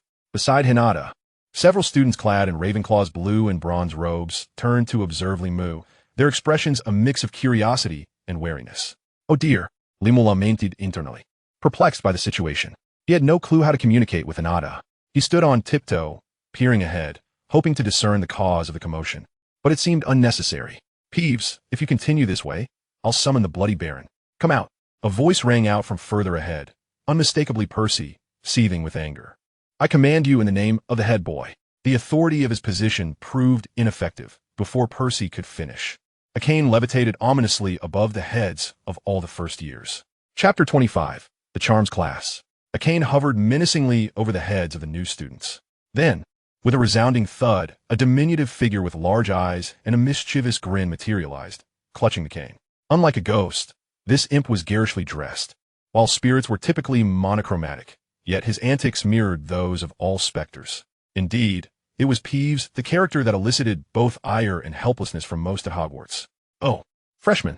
Upon his arrival, Peeves lunged towards the new students, startling them all. However, he swiftly altered his course mid-air, merrily humming a bizarre tune while hurling the cane into the crowd. Those canes were quite sturdy, prompting the freshmen to quickly shield their heads. Oh, Hinata duck. Limu noticed that Hinata was still blushing and distracted by her fingers, while the other Ravenclaws, exhibiting an agility atypical of bookworms, had already scattered. He hurriedly pulled Hinata to safety just as two canes landed with a loud crash where she had been standing. Finally, snapping back to reality, Hinata realized Limu was grasping her arm, her cheeks reddening further. Then came a series of loud thuds, coinciding with Limu and Neville's exclamations of dismay. Limu, preoccupied with aiding Hinata, had neglected to protect himself. As for Neville, well, his reaction was entirely predictable. Thank you. Hinata stammered, her voice as soft as a whisper. She looked up to find Limu oblivious to her gratitude. The boy with black hair and eyes had released her arm, nursing a bruise on his forehead while the laughter of other students echoed around them. He bent down to pick up a cane from the ground, raising it triumphantly before throwing it forward. The cane arced gracefully through the air. Bang! Peeves' song abruptly ceased as Limu's throw struck him squarely in the forehead, knocking his hat askew. Ouch! Peeves yelped, his eyes bulging, only to find Limu quicker on the draw, bending down to retrieve two more canes. Preparing to throw once again. In a panic, Peeves tugged at his tie, swiftly changing direction and fleeing. His shrill cries echoed down the corridor. Ouch! Leave me alone. You muscle-bound oaf. Limu smirked. He discerned that although Peeves was referred to as a ghost, he was indeed a tangible entity, more akin to a sprite, capable of interacting with the physical world and thus susceptible to being struck. Peeves had thrived at Hogwarts for years primarily because no one had managed to hit him hard enough. His nimble form made him a difficult target, and his unique physique allowed him to endure without pain even when struck. But now, Peeves was experiencing a new sensation of discomfort. He quickly drifted to the end of the corridor, sticking out his tongue and making a face at Limu. Farewell, you strong man. Limu feignet a chase, shouting, halt. Do not let me encounter you again, you mischievous spirit. Hogwarts forbade students from flying in the corridors, making it clear that Limu could not catch Peeves. Nonetheless, Peeves' prank had been thwarted this time. Well done, Percy commended, albeit his expression was as dark as if he had consumed something foul. He pushed through the throng of first years, hastily departing. The crowd began to disperse, and Harry and the others caught up from behind. What is wrong with your brother, the head boy? Limu inquired of Ron, noting Percy's demeanor. Don't mind him, he always acts like this. He probably thinks his spotlight was stolen, Ron replied, picking up a cane from the ground and weighing it, quickly concluding he could never throw it as far as Limu had. That was impressive. How did you manage that? Quite simple. Just practice throwing a few times. Limu shrugged, finally feeling the sting from the earlier impact of the cane. He caught Neville's eye, and they both shared a laugh at the ridiculous bruises adorning their foreheads. Come on, we're going to be late. Hermione frowned, clearly displeased with Limu's antics. I must warn you, Peeves holds grudges. You'd best be wary of his retribution. Before she could finish, Hermione quickened her pace, clutching her books as she led the way. She makes it sound as if Peeves were her pet, Ron muttered, but Limu chuckled and patted his shoulder. Let us go. She's right. We really are going to be late. The group hastened their steps. Hinata watched their retreating figures, a gentle smile gracing her delicate features before she too joined their brisk march. They arrived late, entering the classroom with a group of students from other houses, about a minute and a half behind schedule. Such widespread tardiness on the first day of classes was indeed rare in the annals of Hogwarts history. Thankfully, Professor Flitwick, the instructor for charms, refrained from punishing them upon learning of Peeves' mischief. Professor Flitwick was an exceedingly short wizard, a fact Limu had already known. Yet, witnessing him in person was still surprising. The written word and cinematic portrayal could not compare to the experience of being present. The classroom was arranged to accommodate nearly 100 students from the four houses, but instead of desks and chairs, Each tier of the large amphitheater was adorned with soft cushions. Students sat cross-legged on the cushions, their attention riveted on the central podium at the bottom of the classroom, which was nearly the height of an adult. Professor Flitwick had placed a square table atop the podium, piled high with books, and he stood on the books, appearing as though he were at the pinnacle of a grand tower. Only in this manner could the students see him.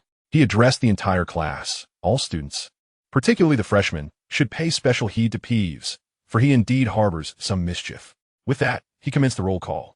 Subsequently, Professor Flitwick lowered his head, fixated on the roster beneath his feet, and in his distinctive high-pitched voice began to announce, Hinny, Granger, Weasley, abruptly halting mid-call. His subsequent behavior led Lee to suspect he had developed a stutter akin to Hinny's. Ha! Harry Potter. Professor Flitwick's voice trembled uncontrollably, his body swaying slightly before he tumbled beneath the podium. Chapter 26. The Superstar. Look, it's him. Oh, Harry Potter. It truly is him. Whispers filled the air, accompanied by a myriad of starstruck or awestruck gazes directed at Lee, causing his cheeks to feel as though they were scorched, burning intensely. Even though he could merely be regarded as a mere bodyguard to the celebrity, a green leaf amidst the red blossoms. The first charm's lesson lacked substantial content. Flitwick merely provided a brief introduction to the course structure for the freshmen of the four houses and demonstrated a few fundamental spells.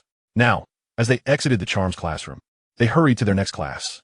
Lee fully comprehended the phenomenon of celebrity effect, realizing how fame could incite fear. Perhaps due to Flitwick's excited exclamation. All the freshmen in their year were now aware that it was Harry Potter.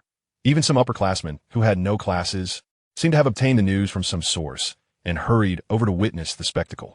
Indeed, after all, it was Harry Potter, the savior, one of the most renowned figures in modern magical history. The behavior of Hogwarts students now resembled that of fervent fans in a frenzy. Standing in the corridor, pointing and whispering was merely the gentlest of reactions. Numerous students approached with notebooks in hand, requesting Harry Potter's autograph, and two audacious upperclasswomen were even preparing to embrace Harry, leaving him as pale as a ghost. After a brief internal struggle, Lee resolved to showcase the fruits of his years of training. He seized Harry and Ron, forcefully maneuvering through the throng, sprinting away. Just moments earlier, Hermione and Neville had wisely opted to discreetly slip away. If the three of them did not hasten, they would undoubtedly be late once more. In a moment of urgency, Lee's slender frame unleashed a surge of powerful energy. With his hands pulling on either side, Harry and Ron, though gasping for breath, swiftly navigated through the series of staircases towards the classroom. However, their luck was evidently lacking. As they prepared to ascend the final staircase, several balls of paper struck their heads. Looking up, they beheld the very last person, or rather, ghost, they wished to encounter. Come on, let us battle. Raise your projectiles and fight me. Peeves sang in a shrill, discordant melody, cavorting above them, performing a bizarre dance while brandishing the paper balls, clearly intent on not sparing the poor trio. Hermione was right. Peeves held grudges. Very well, Peeves, let us settle our last score. Lee thought of himself as somewhat vengeful, still feeling the sting of the bruise inflicted by the cane moments ago. In a narrow encounter, the brave prevail. He resolved to impart a profound lesson to Peeves. Seizing the opportunity while Peeves was busy making faces at them, Lee swiftly retrieved several yellow talismans from his pocket, adorned with blood-red spell symbols that Harry and Ron could not decipher. However, it was clear from Peeves' expression that he understood the gravity of the situation. Peeves' demeanor abruptly shifted, revealing a fear akin to that which one would only witness in front of Bloody Baron, and he swiftly began to float backward. Just as Peeves attempted to flee, Lee began to chant, "Where do wandering souls reside? In the vastness of the underworld, laden with sins. I summon the 5 ghostly generals, bind the ethereal body, and construct the spirit." Strangely, Peeves' flight speed suddenly diminished, as though his entire form had been ensnared in ice. As Lee recited the obscure incantation to its conclusion, he proclaimed, "I command you by the great Lord Lousy, bind." 4 yellow talismans shot from his hands, instantaneously adhering to Peeves' limbs. Consequently, Peeves' diminutive form was stretched into a large character, pinned to the ceiling and rendered immobile. He frightened, are you? You asked for it by challenging me. Lee gazed at Peeves' pitiful expression from above, feeling triumphant as he turned to leave. Watch out, cried Harry and Ron in unison. Boom! Harry and Ron peered out to see nothing but a cloud of dust. For the next floor down, Lee's groans and curses echoed. Damn it! Where did that staircase go? When did it fly away? Ouch! Harry and Ron could hardly contain their amusement. and even Peeves, plastered against the ceiling, trembled with laughter. Singing a self-composed ditty in a strange tone. La la la la la la, the muscle man tumbles like a little winter melon, In the next moment, his mouth was sealed by a flying talisman. Unfortunately, the subsequent lesson after charms was transfiguration. From appearances alone, it was evident that Professor McGonagall was an exceedingly strict individual. Lee knew well that as the head of Gryffindor House, she would only be doubly stringent, even towards her own students. Arriving at the transfiguration classroom, they were already about a minute late. It was quite rare for freshmen to be tardy to consecutive classes on their very first day at Hogwarts. However, Harry felt somewhat fortunate, as Professor McGonagall had yet to arrive, leaving only a brown kitten lazily lounging on the desk, its feline eyes surveying the raucous students. Harry patted his heart. "Oh, Professor McGonagall hasn't arrived. That's splendid. What is that cat for?" Ron inquired. At that moment, they were astonished to discover that the front row had 3 empty seats. They eagerly rushed over, only to find that to the right of those 3 seats sat Hinata, Hermione, and Neville. Hinata, blushing, quietly said, "Lee, I arrived early and saved you a seat."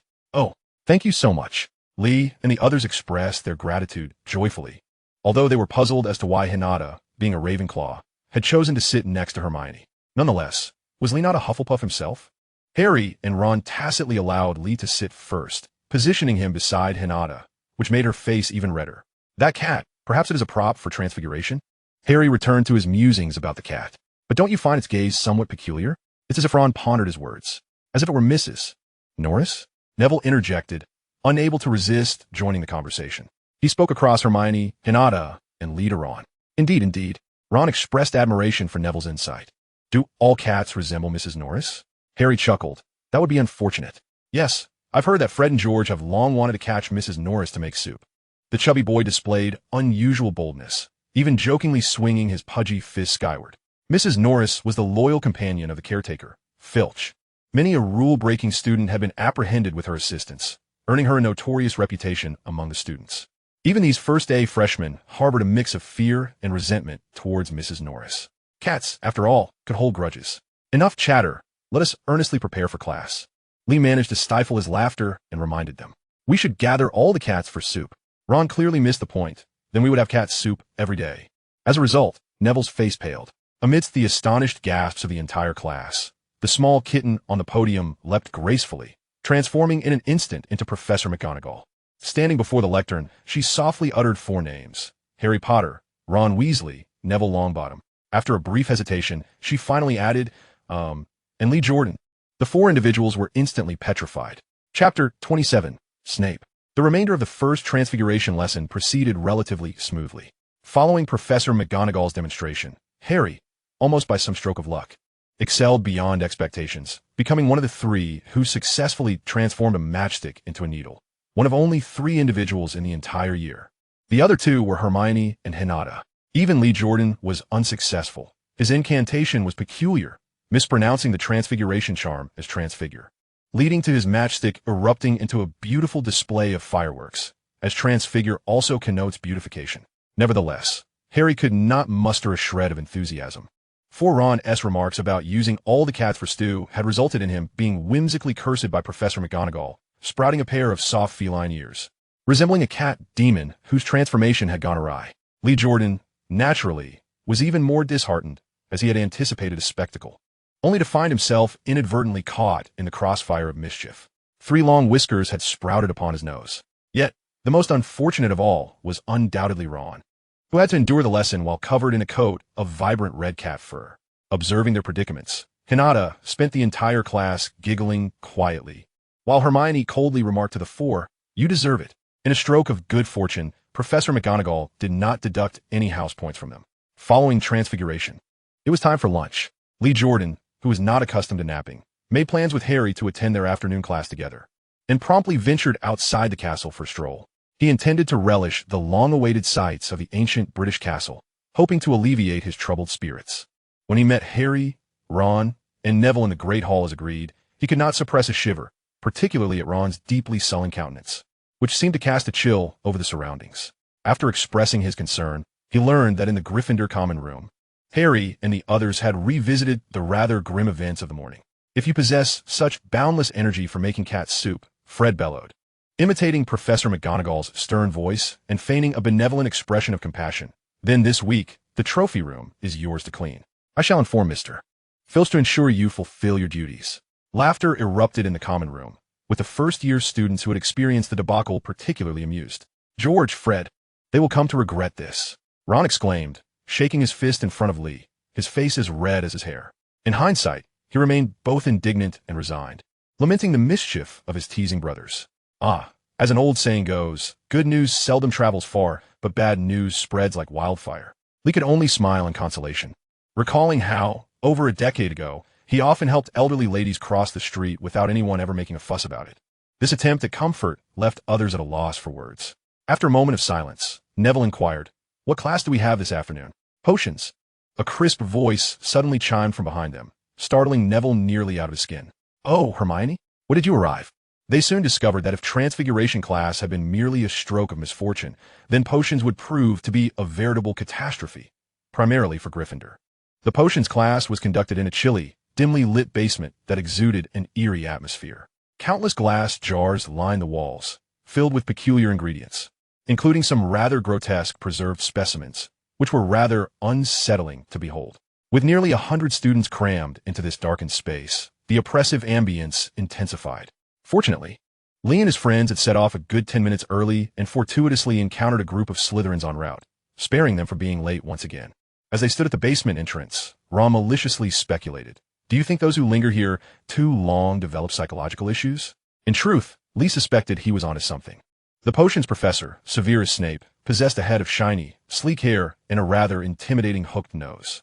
He commenced the lesson in the manner reminiscent of Professor Flitwick, by taking attendance. When he reached Harry Potter's name, he paused, a ghastly smile twisting at the corners of his mouth. Harry Potter, our school's renowned newcomer." His tone was peculiar, unmistakably insincere, echoing more of derision than genuine praise. Malfoy and his two stout lackeys immediately snickered, while numerous students from Ravenclaw and Hufflepuff turned their attention toward Harry, having become somewhat familiar with him after the morning's tumultuous lessons. "Potter." The smile vanished, and Snape's expression darkened as he barked, startling even Lee. If one were to add powdered daffodil bulb to the juice of wormwood, what would be the outcome? Harry wore a bewildered expression, glancing furtively at his peers, only to find that most bore similar confusion. Only Hermione, seated at the back, had her hand raised high. Yet, she was blatantly ignored as Snape fired 2 more questions at Harry, to which he could not respond. Hermione's arm trembled with eagerness, practically begging to stand and answer. Snape continued to disregard her. "Fame does not equate to knowledge, Potter. Do you not prepare before class?" Snape sneered, and Harry could only remain silent. "Very well. Due to your failure, Gryffindor loses a point." Snape relished the indignation and helplessness that marred Harry's features. "Professor, I can answer those questions." Hermione finally stood, a look of urgency on her face. "I can." "Silence, Granger. I did not ask you." Snape's voice boomed. "Gryffindor loses another point." Hermione froze. The atmosphere in the dimly lit classroom felt as if it had turned to ice. Students from all 4 houses gazed at the suddenly enraged professor, rendered speechless. Hermione sank back into her seat, her eyes brimming with tears, the whites of her eyes turning red. Observing her, Lee furrowed his brow. Taking a deep breath, he raised his hand. Snape's eyebrows arched, his dark gaze shifting toward him. "Professor Snape," Lee began, the words spilling forth almost involuntarily. "I believe you have no grounds to penalize Hermione and Harry. There is no rule stating we must prepare for unassigned materials prior to class. Nor is there any rule preventing us from actively participating in class discussions." Chapter 28. The Unfortunate. He maintained a certain restraint, ensuring his tone remained courteous. Yet Snape's expression grew increasingly ashen with every word, causing everyone in the classroom, even the Slytherins, to break into a cold sweat. The tension dissipated from Hermione's nose, her tears no longer threatening to spill, as she anxiously poked Lee from behind. Harry and Ron exchanged worried glances. Yet Lee remained composed, continuing, "They have not violated any school regulations. If you truly wish to deduct points, it should be from every student who failed to prepare and from every student who answered questions. Otherwise, we have reason to believe you are deliberately being difficult." Severus Snape was truly incensed. In the decade of his teaching, no one had dared to question him so audaciously. This was tantamount to directly challenging him. Lee had defied the instructor, resulting in a 10-point deduction for Hufflepuff. Lee sprang to his feet. Snape's arm twitched, but he forcibly restrained himself. The students around Li Mu were taken aback, overwhelmed by the sudden and fierce aura emanating from him. A collective gasp echoed through the classroom, each student astonished. They stared in shock as Li Mu glared with wide eyes, coldly confronting Snape. In that moment, it seemed entirely plausible that both parties might draw their wands and duel in earnest. The atmosphere in the classroom had frozen completely. No one dared to utter a word, nor did anyone even breathe heavily. At that instant, the air had thickened. Snape's eyes gradually narrowed, a fleeting glimmer of cold menace flashing within them. The moment Li Mu stood up, Snape felt a tremor of unease within himself. The student's presence bore an unsettling resemblance to that individual. Fortunately, it was but a fleeting moment. The explosive aura was swiftly suppressed, gradually receding. Indeed, you are the teacher. Li Mu unexpectedly displayed a smile, his expression relaxing, as if the earlier confrontation had merely been an illusion. He casually resumed his seat, even finding time to glance back at Hermione, offering her a reassuring look. Since he had stood up, only Hermione had mustered the courage to tug at his sleeve, urging him to sit down. Now, however, Hermione gazed at him with an expression of worry, her eyes redder than before. Snape cast another deep glance at Li Mu, yet he couldn't help but exhale a sigh of relief. Only he understood how terrifying Li Mu's gaze had been, how formidable his presence felt. He had nearly retreated and drawn his wand in defense, for he instinctively sensed danger. Finding it hard to fathom that such a slender boy from the Celestial Empire could possess such an alarming gaze, as if a ferocious beast had taken hold of him. With a disdainful snort, Snape shook his cloak and averted his gaze from Li Mu, behaving as if nothing had occurred. Today is merely a foundational demonstration lesson. I shall divide all of you into groups of 4. You will concoct potions at your cauldrons. Malfoy, what are you laughing at? 5 point from Slytherin. Midway through his sentence, Snape's eyes inadvertently swept across the room, catching sight of Malfoy making faces and mockingly ridiculing Li Mu and the others. This ignited a spark of anger within him, prompting another furious outburst. Malfoy was taken aback, his face falling as he lowered his head. He had never anticipated that Snape would deduct points from him. Had an upperclassman told him that Snape, as the head of Slytherin, was notoriously protective of his own? As a result, the classroom fell into a more profound silence. The only sounds were the bubbling of the cauldrons, with continuous bubbles rising, swelling, and bursting. Aside from the gurgling of the brewing potions, the only noise was Snape's footsteps, gliding through the students like a bat. In this solemn atmosphere, the students began their very first attempts at potion making, grouped into 4s. The entire afternoon was dedicated to potion class, allowing ample time for experimentation. Snape's scathing reprimands echoed throughout the day, reverberating in everyone's ears, which perhaps indicated a semblance of seriousness in his teaching approach, although most of the chastised were Gryffindors. The sole exception to this scrutiny was Malfoy's group and Li Mu's group. Snape demonstrated how Malfoy expertly handled the situation when green smoke began to emanate from the slug's horn, which pleased Malfoy, affirming that the teachers still favored them. As for Li Mu, due to Snape's grouping requirements based on houses, he was compelled to separate from Harry and the others, finding his roommates among nearly 100 students. His group included Ernie Macmillan, Justin Finch-Fletchley, and Hannah Abbott. Li Mu's position should have belonged to a girl named Susan Bones. However, upon seeing Li Mu approach, she smiled at him with a round face and quickly vacated her spot, joining another group instead, displaying a friendliness that seemed tinged with a hint of fear. Snape circled around Li Mu's quartet several times, ultimately choosing to disregard their actions. Hufflepuff students were innately sensitive to various flora and fauna, a talent that shone brilliantly during this introductory potion class. The collaboration among Li Mu and his companions was nearly flawless. In contrast, Hinata and her 3 classmates floundered in disarray. Clearly, courses like potion making, which were easy to understand but challenging to execute, posed a monumental challenge for the bookish students of Ravenclaw. Hermione, too, should have escaped reprimand. She had long since prepared for the relevant lessons and possessed commendable hands-on skills. Unfortunately, she was grouped with Ron and Neville. From the outset, including Harry, the trio heard Hermione quietly muttering, "No, Neville, you should add the shrivel fig first."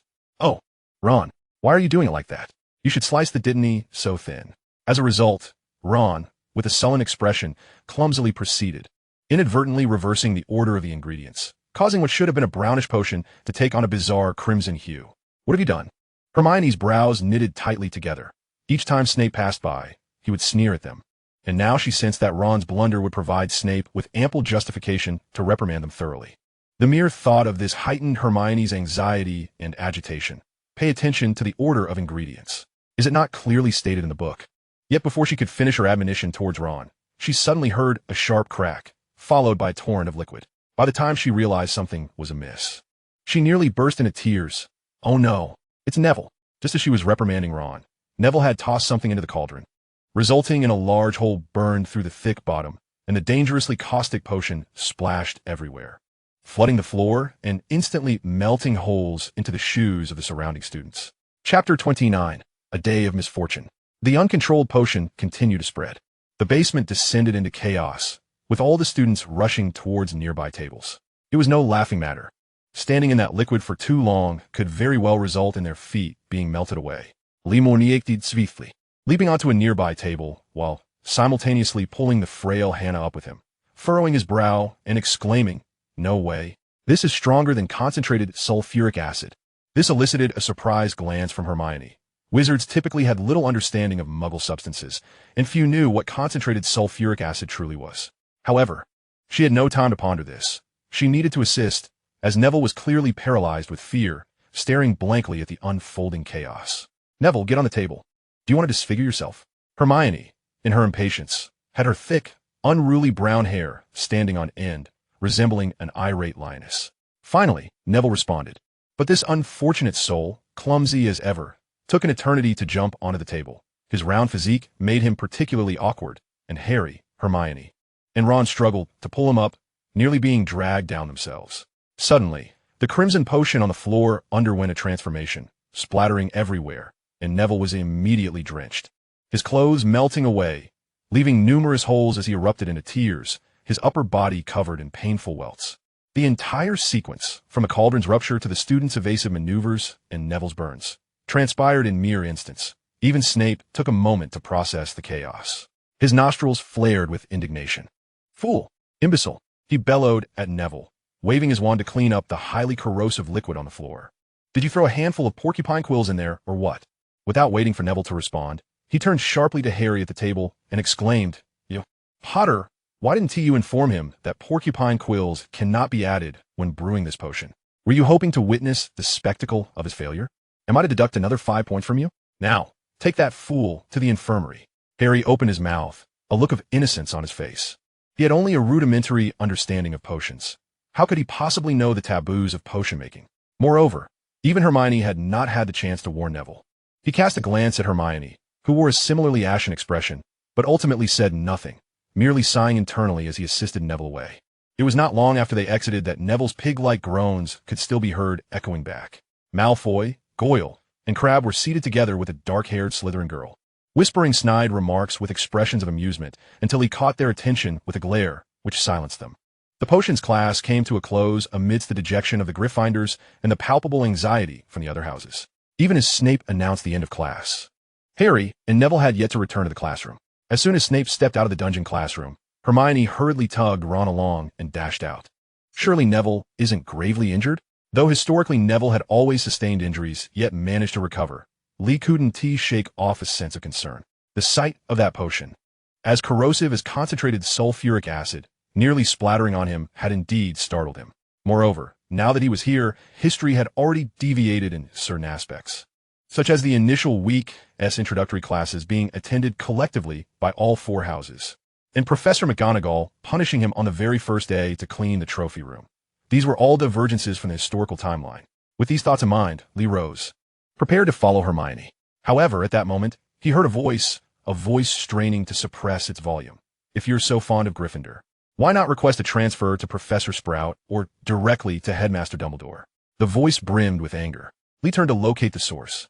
The speaker was none other than the loquacious Ernie Macmillan, who was ranting about Gryffindor and transferring houses. These words jolted Lee from his worries about Neville, redirecting his attention to his immediate surroundings. He noticed Macmillan's face flushed, resembling that of someone intoxicated, the abnormal redness even creeping toward his golden locks. His other roommate, Justin Finch Fletchley, stood silently beside him, his gaze equally filled with ire. By now, most had left the dungeon classroom for dinner. Yet Lee's 2 roommates showed no intention of moving. Standing next to Justin was Hannah Abbott, their potion partner, who appeared somewhat anxious. She glanced at Lee and murmured, I'm going to dinner now. Susan is waiting for me at the door." No one acknowledged the timid girl, as Ernie and Justin glared at Lee with indignation. Thus, Hannah gathered her books, lowered her head, and quietly departed. At the door, she turned back to hastily add, "You should hurry and join us for dinner." Lee nodded at her, watching as her frail figure faded from view. In the eerie dungeon classroom, only the three boys from the same house and dormitory remained. The atmosphere grew heavy. "Hey, what is going on?" Lee thought, bewildered by his roommate's sullen demeanor. He attempted to engage them. "What exactly are you upset about?" Early in the morning, Ernie Macmillan raised his voice. "You were mingling with those Gryffindors, arriving late, being punished, defying the teacher, and costing us points. On the very first day of term, you've deducted 10 points from our house." Lee felt a twinge of frustration. Did he want to be late? Did he wish to lose points? But Ernie, in a fit of rage, had no intention of hearing his explanation and continued to shout, resembling Hermione in her fervor. "I know you've known them for a while. You're closer to your old friends than to anyone in Hufflepuff. But you are a student of Hufflepuff now. If you truly want to defend Gryffindor, if you genuinely like them so much, then perhaps you should just transfer." After delivering that line, Ernie spun around, ready to leave. "Justin, let us go." Justin followed Ernie but paused to look back. Honestly, don't blame Ernie for being upset. As far as I know, in the last few hundred years, no Hufflepuff has ever lost so many points in a single day. Understanding dawned on Lee. Ernie Macmillan, Justin Finch Fletchley, and others. Those names were not merely fleeting references in a book or NPCs awaiting player interaction. They were flesh and blood individuals with emotions. Moreover, they were merely 11 years old. Chapter 30, Unfortunate Events. The deduction of house points was perhaps a secondary concern. Lee's constant companionship with the Gryffindors had evidently hurt his two roommates. Realizing this, he felt a sense of relief. It was at this moment he confirmed that this was not a dream nor a game. Everyone, be they protagonists like Harry or ordinary individuals like Macmillan, was undeniably real. At that moment, Lee sensed that he had unwittingly become part of this world, this Western magical realm. He took a deep breath. Listen. He knew his two roommates hadn't gone far. They could hear him. "I called you this morning," Lee shouted, his gaze tracking their retreating figures, and indeed they paused. "I called you to get up, to join me for meals and classes, but you didn't rise. I had no choice but to act alone. And then I encountered my friends. What is wrong with that? When a classmate faces unjust criticism from a teacher, regardless of the house or familiarity, I stood up for fairness and justice. What is wrong with that?" Justin turned around, and Ernie shifted as if ready to retort. But Lee continued, "True. It was my actions that caused us to lose 10 points, but I will earn them back. I promise. Let us hope you keep that promise." Ernie's voice came, somewhat softened, for Hufflepuffs were, after all, kind-hearted. However, the earlier tension was not so easily forgotten. With that, Ernie and Justin resumed their walk, vanishing from sight entirely. Watching their silhouettes disappear, Lee sighed inwardly. He had crossed over into this realm, gifted with speech, and believed himself quite formidable, possessing over 8 years of foundational knowledge in cultivation and a clearer understanding of future historical trajectories. Yet, it seemed that the delusion of entering school and commanding presence, winning hearts and gathering followers was indeed a product of overindulgence in fantasy. No matter how strong he was, he could still not control the emotions of others or dictate their feelings. Furthermore, experiencing such misfortune on the very first day of school felt rather ominous. Perhaps he ought to have consulted an oracle before leaving. After lingering for a moment, Lee gradually began to move. He traversed the underground passage, ascending to the Great Hall. A number of students were already gathered around the 4 long tables, dining, and he spotted Ernie Macmillan and Justin Finch Fletchley seated at the Hufflepuff table. Lee hesitated until he suddenly heard Hermione's voice. "Lee, over here," drawn by her melodious call. He swiftly turned to see his friends at a corner of the Gryffindor table, where plates and drinks were already laid out before them. Hermione nearly stood on tiptoe, extending her arm to wave at him, followed by Harry and Ron, and even Hinny, who was seated beside Hermione, all casting their gazes in his direction. Lee promptly approached them. It would be foolish to abandon old friends due to others' grievances. He pondered simultaneously. Hinny belongs to Ravenclaw. Would she also evoke discontent among her fellow students? Hinny met his gaze with a serene smile before turning her head away. Harry and Ron managed to force a smile as well. "Oh, what a dreadful day it has been, on the very first day of classes. I find myself docked 10 points. I must have broken a record at Hogwarts." Lee plopped down onto the Gryffindor bench. Immediately, a set of silver utensils appeared on the table before him. Bowls, plates, knives, forks, and even chopsticks, all present and accounted for. Each student's utensils at Hogwarts are customized. Wherever they sit, their unique set materializes, thanks to the house elves in the kitchen, who never mix them up. "Don't mention it. I'm not doing much better than you," Harry Potter lamented, Having lost 6 points that afternoon, his expression one of deep frustration as he recalled the unfortunate incident in potions class. I suspect Snape might have a grudge against me. You're not entirely wrong. He harbors a hatred for your father and has inadvertently transferred it to you, Limu observed, shrugging as he shifted the topic. By the way, how is Neville faring? Madame Pomfrey mentioned he would need at least a day's rest. Harry appeared even more disheartened, stating, I doubt Hogwarts has ever seen a group as unfortunate as us. On the very first day of school, someone gets injured and we lose 17 points. Including Hermione's 1-point deduction, they had indeed lost exactly 17 points. Never mind. At least that scoundrel Malfoy lost 5 points as well. Ron chimed in to offer some consolation, casting a glance across the hall toward the far-right Slytherin table where Malfoy was dining with his cronies. Malfoy's father is a governor. Yet he still got points deducted, didn't he? Ron couldn't suppress a hint of pride as he spoke. Snape is nothing but a mad old bachelor, eager to deduct points from anyone he can. Previously, Ron had disclosed to Harry and the others that his father, Arthur Weasley, worked in a misuse of Muggle artifacts office at the Ministry of Magic and had a long-standing rivalry with Lucius Malfoy, Malfoy's father. However, at that moment, Limu had no time to indulge in Ron's grievances. Suddenly, he slapped his forehead in realization. Oh, this is terrible. Harry and Ron looked at him quizzically. The trophy room cleaning, Limu exclaimed, clutching his forehead. At 6 o'clock, Filch will be waiting for us in the trophy room. Professor McGonagall mentioned it. Instinctively, Harry glanced at his wristwatch, which was an old-fashioned mechanical one. Isn't it almost 6 o'clock? The three of them turned pale simultaneously. Goodness, Harry murmured, wishing for a watch like Dudley's. When he had received a substantial amount of gold from Gringotts, he had eagerly purchased a wristwatch, never anticipating that its first real use would be at this moment. Then let's hurry, Ron said, eyeing the enticing aroma of the fried chicken legs before him, swallowing hard in reluctance. Let us go, Limu concluded, rising swiftly. The three of them dashed out of the great hall, leaving Hinata smiling softly at their retreating figures. Well, it seemed this evening would not be a quiet one. By the time Limu finished cleaning the expansive trophy room, scampering down from the 4th floor to the basement, and finally returning to the Hufflepuff common room, silence reigned. Clearly, everyone had returned to their dormitories for rest. He stealthily entered his dormitory, where his 2 roommates were already softly snoring. Limu sighed. The experiences of the first day of school had left him feeling utterly exhausted. He decided to forego his usual evening routine and collapsed onto his bed, managing to assume a half-lotus position. Even in this Western magical realm, he dared not neglect his meditation practice. Yet, perhaps today was not the best time. He struggled to concentrate, his thoughts flitting about chaotically, until ultimately, he found himself in a state of blankness. He sat in that position, unaware of when he finally succumbed to sleep. Chapter 31. The next day. As the eastern sky revealed the faintest hint of dawn, Limu opened his eyes. Morning sunlight streamed through the circular window in the wall, casting a cool, luminous glow. His roommate's gentle snoring continued, while Limu maintained his meditative posture throughout the night, now feeling invigorated, his legs free of any soreness or numbness. Years of training had rendered him far more resilient than when he first began meditating, when he could hardly manage even a quarter of an hour. He glanced at the time. It appeared to be around 6:30 in the morning, and his biological clock had grown accustomed to waking him at this hour. Ernie? Justin? He called softly as he jumped out of bed. No response, of course. They were sleeping soundly. Limu shook his head in resignation, treaded lightly out of the dormitory, and departed the common room. Besides meditating, he also maintained the habit of morning runs. As dawn broke and the spiritual energy rose, it was the perfect time to absorb the essence of the sun and moon.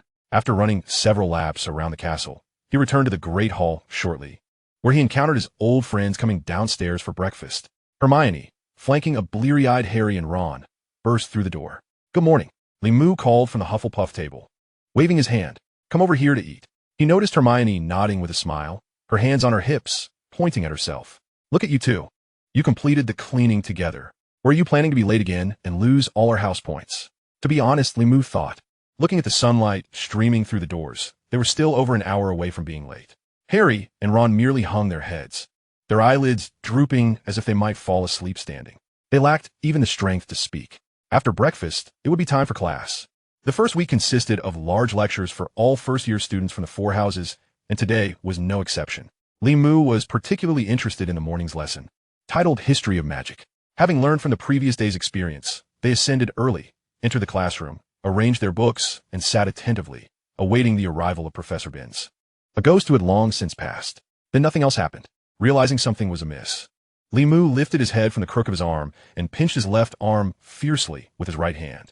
The sharp pain jolted him from his dazed state.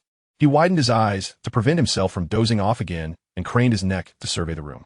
He observed a sea of drooping heads, many resting completely on their desks. Aside from Hermione and himself, the rest of the class had been gloriously lulled to sleep by Professor Bin's lecture. Oh, perhaps Hermione was on the verge of succumbing as well, her head bobbing humorously, as if she were bowing to Professor Bin's. It seemed his willpower was indeed commendable, and Li Mu began to feel a surge of confidence. The droning voice of Professor Bin's buzzed in his ears, akin to a swarm of bees, or perhaps more accurately described as a monotonous chant. Professor Bin's lectures possessed an uncanny magic. The textbook, A History of Magic by Miranda Goshawk, was not dull at all. Li Mu believed that if he had the book in his hands, he would devour it with great enthusiasm. However, once Professor Bin's voice entered the equation, the lesson transformed into a powerful lullaby. This left Li Mu profoundly moved. The school's decision was indeed sagacious, for they had appointed such an exemplary teacher. Not only did this choice spare expenses on refreshments, accommodations, and salaries, since a ghost clearly requires none of these, but it also served as a substitute for exorbitantly priced sleeping pills. Yet, during the afternoon's defense against the dark arts class, Li Mu found himself unable to sleep, even if he wished to. As soon as he stepped through the classroom door, he was assaulted by a peculiar odor that nearly rendered him incapacitated. He was fortunate, as Neville Longbottom's injuries had just begun to heal. Upon catching a whiff of this scent, he nearly rolled his eyes back and was sent to the infirmary. However, there was no way to dispel the odor unless they wished to skip class entirely, for its source was none other than their instructor for the course. Professor Quirrell, the defense against the dark arts professor, stood at the podium, enveloped in a thick, pungent aroma, awaiting their arrival. Fred and George had mentioned that Professor Quirrell once encountered a vampire, which had frightened him so much that he began to stuff himself with garlic at all times. Harry, pinching his nose, quietly remarked, looking none too pleased himself. As far as I know, vampires aren't afraid of garlic, but judging by this stench, perhaps it truly has repelled them. Li Mu said earnestly, his nose pinched. He mused to himself. This scent likely entails more than just garlic. Or perhaps the garlic merely serves to mask another foul odor, reminiscent of the rot associated with zombies. Ron and Neville evidently took Li Mu's words as a jest, chuckling heartily. Hermione, frowning, scolded from the side, "Hey, you shouldn't behave this way. Professor Quirrell is still a professor." She appeared quite exasperated, as though Li Mu and his friends had committed a grave error. Nevertheless, hardly anyone paid her heed. Neville cast a fearful glance her way, while Ron turned his face away in dissatisfaction. Even Harry merely shrugged, maintaining his silence. The lesson soon commenced. Before long, even Hermione had to privately question Professor Quirrell's competency. His stuttering was not the crux of the issue. As Professor Quirrell hesitantly recounted his battle with a zombie, Seamus Finnegan from Gryffindor interjected, "Professor, please elaborate on the process. I wish to know more details." Yes, Professor Quirrell. What does a zombie actually look like?" Ron, rather inexplicably, adopted Quirrell's style in his questioning. The rest of the class erupted into laughter, while Hermione merely huffed and shot him an annoyed glance. The zombie. Professor Quirrell's face flushed with alternating shades of red and white, resembling a peculiar amalgamation of Neville and Hinata. Hinata's face would turn crimson when anxious, while Neville often appeared pale when nervous. Just as the students thought Professor Quirrell might faint from embarrassment, he suddenly fell silent, his eyes widening, a fierce intensity emanating from him, accompanied by an overwhelming garlic scent. Li Mu was momentarily taken aback. Was this truly the legendary aura of a king? Yet, Professor Quirrell paid no heed to Li Mu's astonishment. He stood silently with his hands clasped behind his back, gazing skyward, striking a pose of a master. Then, the first years heard him utter the smoothest sentence of the entire class. "What splendid weather we are having today." This remark incited a wave of laughter that left many students gasping for breath. Undoubtedly, following this lesson, another glorious chapter would be added to the legend of Quirrell. By the time class ended, Quirrell stumbled out the door, and many students, including Ron and others, continued to jest about him. However, Hermione could no longer bear it. "I warn you, you cannot behave like this," she shouted, stomping her foot in anger as she stormed off, leaving Li Mu and the others in a state of bewilderment. "Is she angry?" Neville asked fearfully. Ron, however, glared at her retreating figure, his face darkened. "Don't mind that oddball." Chapter 32, Flying Lessons. Exhausted from scrubbing the trophy room, they returned to the dormitory. Finally, another day had passed. On the morning of the third day of school, the first-year students had no classes, relieving Moo of the urgency to rush for breakfast. He rose early and remained in the Hufflepuff common room, basking in the morning light while engrossed in a book titled The Rise and Fall of Dark Magic, which Hermione had previously recommended and lent him. The Hufflepuff common room was fragrant with flowers, a stark contrast to the howling winds of the towers or the gloomy depths of the Slytherin lounge. Reading in such an environment was a delight, as though one were nestled in a warm forest, intertwined with free thought and serene nature. Moo quickly became absorbed in his reading, flipping through the thick book until the sound of footsteps drew his attention. He turned to see two figures emerging from the round earthen door leading to the boys' dormitory, Ernie Macmillan and Justin Finch-Fletchley. To be fair, these two roommates were among the early risers in Hufflepuff, their laziness only evident in comparison to Moo or perhaps Hermione. Harry and Ron had been dragged out of their dormitory by a certain domineering girl these past few days, with Ron complaining about Hogwarts' unreasonable regulations. Last night, at the table devoid of Hermione, he grumbled, "Why is it prohibited for boys to enter the girls' dormitory, while girls can wander in freely? Someone actually barged in here." As Moo regarded his two roommates, Ernie and Justin stared back at him, equally perplexed. Their gazes met, and Moo closed his book with a smile. "We have no classes this morning, so I didn't rush out early. Care to join me for breakfast?" Ernie's expression wavered, a sense of bashfulness washing over him. After a moment's pause, Justin replied on his behalf, smiling, "Moo, you wake up so early every day. Let us go to the Great Hall." Thus, a friendship crisis among roommates was at least superficially resolved. Young students, innocent and naive, could harbor grievances for inexplicable reasons. Yet a single word or a smile could swiftly mend a rift. Upon arriving at the Great Hall, they had only just seated themselves at the Hufflepuff table when a flurry of birds swooped into the hall, startling them. Each day, at breakfast, a multitude of owls and other birds would fly in, delivering newspapers, letters, and various parcels to the staff and students. For the past 2 days, Moo and his friends had hurried off to class early, missing the spectacular delivery peak. Once the flurry of birds had flapped their wings and departed, the three began their meal when suddenly someone called out to Moo. It was Harry Potter, who had come over to the Hufflepuff table, waving a letter excitedly. "It's Hagrid. He wants us to visit him on Friday," he exclaimed joyfully. "Oh, right. We don't have classes Friday afternoon." This news delighted Moo, who had long wished to see Hagrid's little hut. Wednesday afternoon brought her biology class, taught by Professor Sprout, the kindly and stout head of Hufflepuff. She exuded a warm and gentle demeanor, her face always adorned with a smile that instantly garnered affection.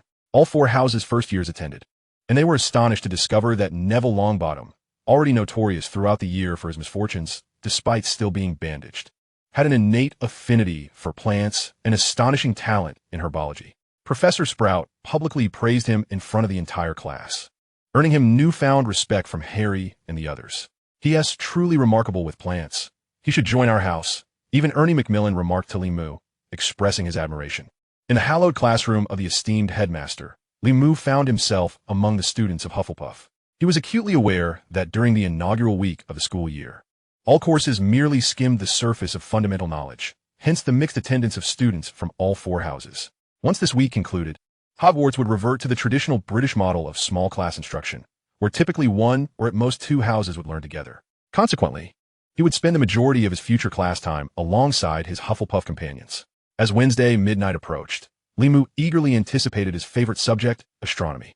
After enjoying dinner and a brief respite, the students would ascend from the first-floor hall to the 9th level of the castle, ultimately arriving at the frigid heights of the astronomy tower. Under the guidance of Professor Aurora Sinistra, they would observe the night sky through telescopes, learning the names of various stars and the orbits of planets. This was an activity Moo particularly cherished. Even in the remote mountains of his previous life in the Celestial Empire, he found great joy in stargazing, an opportunity seldom afforded to him. Gazing upon the vast cosmos, he felt his heart expand in depth and breadth. Harry and Ron shared in the excitement for this course, relieved that their evening commitments spared them from cleaning the trophy room. The misfortunes of the first day faded, and everything seemed to be improving. On Thursday, the first-year students were even more elated, for the afternoon heralded their inaugural flying lesson, an entire afternoon of exhilaration. Throughout the morning, Malfoy boasted incessantly about his Quidditch prowess, regaling anyone who would listen with tales of how he expertly maneuvered his broomstick, deftly evading helicopters as if they were manufactured by his family. Of course, boasting was not exclusive to Malfoy. Ernie Macmillan frequently recounted how, in his youth, he had outpaced a car while riding a broomstick. repeating the tale so often that it made Li Mu and Justin's ears ache. Thus, at lunchtime, Li Mu exchanged a conspiratorial glance with Justin and decisively chose to once again seek refuge among his Gryffindor friends. To his surprise, he found Ron also engaged in boasting. "I've been able to ride Charlie for ages, our second son, zooming around on his old broomstick, flying hundreds of kilometers." Even midway through lunch, Ron became embroiled in a heated debate with Muggle-born Dean Thomas over whether Quidditch or football was the more thrilling sport. Frustrated, Ron lamented to Li Mu, who had joined them for a meal. "What's so exciting about football? 20-some people, one ball, and no flying. How dull." To his dismay, he discovered that Li Mu shared an interest in football, even expressing a fondness for Liverpool in the Premier League, just like Dean. The two of them joyfully discussed their shared enthusiasm and made plans to attend a match together during the holidays. Nearby, Hermione was animatedly chattering away, nervously clutching a hefty tome titled Quidditch Through the Ages. She regaled her companions, particularly Neville Longbottom, with secrets she had gleaned from the book about Quidditch, her voice almost drowning out the lunchtime chatter. Yet it was evident that she had never flown before and was terribly afraid. As for Neville, a native of the Wizarding World, he appeared even more apprehensive than Hermione. His grandmother had never allowed him to touch a magical broomstick. Li Mu and his friends considered this a wise decision, but felt a pang of sympathy for him. Born into a wizarding family, yet having never even touched a broomstick in over a decade. Who would believe such a thing? However, Neville seemed unconcerned. Perhaps he wished to never fly at all. As he listened to Hermione's discourse, he began to unwrap a package that had been dropped on his table by an owl during breakfast, only now recalling that he needed to open it. The contents of Neville Longbottom's package had become a school legend, akin to the caustic solution he had concocted in potions class. On the first morning of the term, his grandmother had wrapped up the forgotten items in a large bundle and sent them via owl. The sheer volume of the package led onlookers to question how the owl managed to deliver it, and since then, Neville had received a daily assortment of his forgotten belongings, leaving others envious. As Neville unwrapped his package, Hermione was on her third recitation of the safety tips for riding a broomstick. One must consider the broom's braking capabilities, climbing ability, and acceleration performance. It was particularly crucial to master the anti-lock braking charm invented by Hoot and Kedge. She was interrupted, however, when Neville exclaimed in surprise, "Oh, it's a remember-all." He held up a round glass, or for his friends to see, explaining, "My grandmother knows I often forget things, so she got me this. If I forget something, this ball will remind me. Look, if I hold it tightly and it turns red, His voice trailed off in astonishment as the remember-all suddenly glowed a brilliant crimson, illuminating his face and eyes. He continued, his chubby visage reflecting confusion and dismay. "This means you've forgotten to do something." This expression elicited laughter from Li Mu and his companions. "Oh dear, what have I forgotten?" Neville furrowed his brow in deep thought, when suddenly, a hand reached out from the side and snatched the remember-all away. Malfoy had appeared at the Gryffindor table, flanked by the hulking Crabbe and Goyle. Ron and Harry immediately jumped to their feet. Having endured Malfoy's taunts throughout their classes over the past few days, their frustration boiling over. Li Mu, though disapproving of Malfoy's brazen behavior, remained seated. His hands clenched in a tight fist as he coldly remarked, "I have no desire for conflict. Return the remember-all." Malfoy smirked, but had not the chance to retort. As Professor McGonagall approached from the staff table, frowning in inquiry, "What is happening here?" "Malfoy took my remember-all. Just looking at it." Malfoy made a face, tossing the remember-all onto the table before swaggering away. Crabbe and Goyle cast apprehensive glances at Li Mu before hastily following Malfoy. Seeing the matter resolved, Professor McGonagall instructed Neville, "Longbottom, put your things away," before continuing on her way. Harry and Ron silently resumed their seats, while Hermione finally exhaled in relief, scolding them with an exasperated outburst. "What are you two thinking? This is a school. Did you want to start a fight?" No one paid her any mind, as Ron angrily declared to the others, "I will make him pay during flying lessons." Li Mu chose to remain non-committal, yet both Harry and Neville nodded in agreement, feeling that Malfoy had been excessively arrogant and insufferable over the past few days. Finally, the clock struck 2:30 on Thursday afternoon, and all first-year students excitedly raced out of the castle. They made their way to the small pitch on the outskirts of the Forbidden Forest, ready to commence their first flying lesson. The Slytherin students had already arrived ahead of time, with over 20 brooms neatly arranged on the ground, adorned with the green serpent insignia of their house. Freshmen from the other houses soon followed suit, as each newcomer found their place on the playground. A broomstick would promptly materialize at their feet, predominantly the sweeping 7 models, alongside a few older and less sophisticated Comet 180s and even Comet 140s.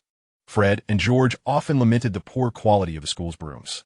Ron quietly remarked to his companions that, although most, including Lee Jordan from the adjacent house, had heard the twins' complaints, these brooms were notoriously difficult to control, and we needed to be especially cautious. Professor Madame Hooch, the instructor for their flying class, stood waiting for them, her short gray hair framing a pair of sharp eyes that conveyed an impression of sternness. Class is in session. Now all 4 houses stand ready. Ensure that each of you has a broomstick at your feet, Madame Hooch commanded. Lee shrugged, bidding farewell to his Gryffindor friends, and naturally positioned himself beside Ernie Macmillan and Justin Finch-Fletchley. The Hufflepuff students, mostly of a more laid-back disposition, had just managed to arrive. By now, they were accustomed to Lee, who often mingled among the Gryffindors.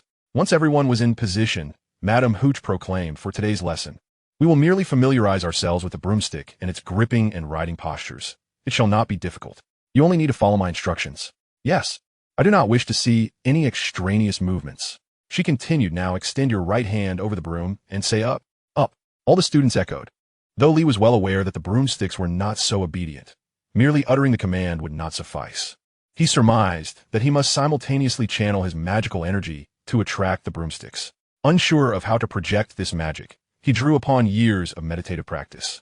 Envisioning his magical essence flowing through his body along a defined path, imagining himself capable of wielding this force. In that fleeting moment, Lee suddenly felt a surge within him, as if a warm current surged from his core and shot out through his fingertips. The broomstick before him obediently leapt into his right hand, a truly marvelous sensation. Chapter 34, A Minor Incident. Having successfully completed the first step, Lee glanced around. Beside him, Ernie, who had once chased and overtaken cars on a broom, struggled as his broom wobbled in the air but failed to reach his grasp. The Muggle-born Justin fared even worse. His face flushed as he shouted in frustration, while his broom merely quivered twice, the cause uncertain, whether it was the effect of magic or the vibrations of his voice. On the Gryffindor side, adjacent to the Hufflepuff formation, Harry finally succeeded in catching his broom. Ron's broom, however, leapt partway before veering left and crashing to the ground. Hermione, her face a mask of anxiety, incessantly urged up, up, but it was clear her broom had no intention of complying, content instead to perform a few rolls on the ground. As for Neville, his broom remained entirely unresponsive, plunging him into further despair as he muttered that he would rather walk than fly. Unintentionally, Lee's gaze drifted past them to the Ravenclaw formation. He quickly spotted Anata and was astonished to see her broom motionless as well, the girl from the east appearing quite embarrassed, her cheeks flushing red. Madame Hooch demonstrated the sensations and techniques for summoning the broom once again, yet a handful of students still struggled to succeed. Time was of the essence, prompting her to frown and decide they would have to practice on their own after class. All students were then prepared to move on to the next segment. All right, now, allow me to demonstrate the proper riding posture on a broom. As she spoke, Madame Hooch nimbly mounted her broom, her graceful motion reminiscent of ancient generals vaulting onto their steeds. The very evidence suggested that wizards had indeed drawn inspiration from horseback riding in the creation of broomsticks as a mode of transport. Those students who had yet to succeed could only despondently retrieve their brooms from the ground and awkwardly mimic the demonstrated mounting technique.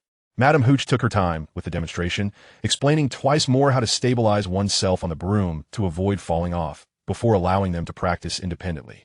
She moved through the ranks, correcting the students' incorrect postures. Malfoy's lies about evading helicopters were swiftly debunked, as Madame Hooch was the first to chastise him for his entirely incorrect stance. This incited uproarious laughter from the 3 other houses, particularly among the Gryffindors, who were all secretly mocking Malfoy, reminiscent of how the Slytherins had behaved in potions class. All right, now pay attention to my whistle. When I blow the whistle, you will gently push off the ground. After a moment, once she observed that everyone was seated correctly, Madame Hooch issued another command, shaking the whistle in her hand. You just need to kick off lightly. This will allow you to hover just half a meter above the ground. Hold onto the broom tightly and maintain the correct posture while floating. Okay, now listen for my whistle. 3-0. You there, come back. She suddenly cried out. As she called 3, Neville inexplicably kicked off the ground, shooting upwards into the sky, rising ever higher. They watched in horror as Neville's face twisted in fear, and then, losing his grip, he plummeted face first toward the ground. Lee's reaction was swift. He dashed forward, positioning himself in front of Madame Hooch. His first instinct was to use the levitation charm, but the complex incantation of Wingardium Leviosa was beyond their current studies. Even Hermione, who had rehearsed it numerous times, was unable to cast it. Lee's pronunciation in English posed a significant challenge, and he certainly did not wish to discover that upon completing the incantation, Neville's stomach was being crushed by an elephant. However, he quickly recalled a technique that might achieve a similar levitating effect. With determination, Lee raised his hands towards Neville, forming specific gestures as he murmured, "Left crane, release the fragrance for the holy. May the heavenly soldiers assist in safeguarding. Right crane, guiding the crane to fairy. Summon the wind and clouds, celestial dust." To be precise, what he uttered was not a formal spell, nor could it be classified as a conventional incantation. It was a branch of the Shu Mountain Taoist arts, emphasizing hand seals, where each seal represented a different meaning. By layering dozens of seals in a specific sequence, one could derive a multitude of magical transformations. Lee had formed a white crane seal with each hand, attempting to achieve effects that might even surpass the levitation charm. An undoubtedly risky endeavor, yet perhaps slightly safer than forcibly attempting the charm. Fortunately, it appeared that his technique had some effect. For a brief moment, everyone felt that Neville's descent had noticeably slowed. However, it was merely a fleeting instance, akin to an unseen branch attempting to catch him. Unfortunately, Neville's weight quickly overwhelmed the branch, and after a brief float, he still fell, landing with a thud at Lee's feet, his face still planted against the ground. "Are you all right?" Lee hurriedly crouched beside him, calling out. Thanks. My broom," Neville mumbled, flipping over, his large eyes brimming with tears. "Did you hurt yourself?" Lee sighed in exasperation. Neville's broom had clearly long since vanished from sight. Yet, out of a sense of guilt that tugged at his heart, he patiently reassured, "It's all right. The teacher will retrieve the broom. Do not dwell on anything else." Li Mu felt that guilt gnawing at him.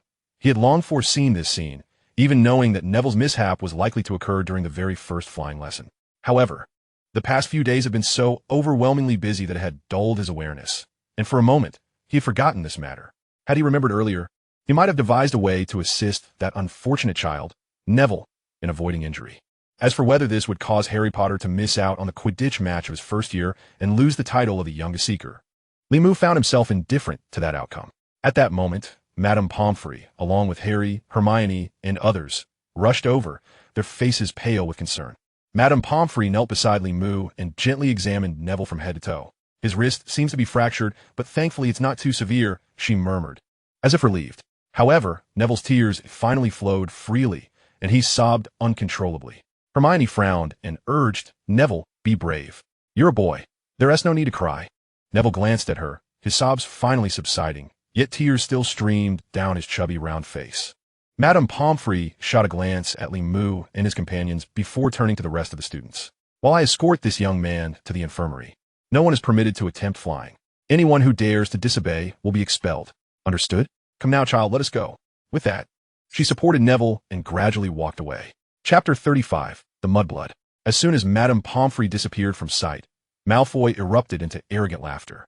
"Look at him. I almost feel embarrassed for his parents. What a complete idiot." The other Slytherins joined in, guffawing heartily. "Shut up, Malfoy," shouted Parvati Patil, a Gryffindor girl of Indian descent, rumored to hail from far-off South Asia with her twin sister.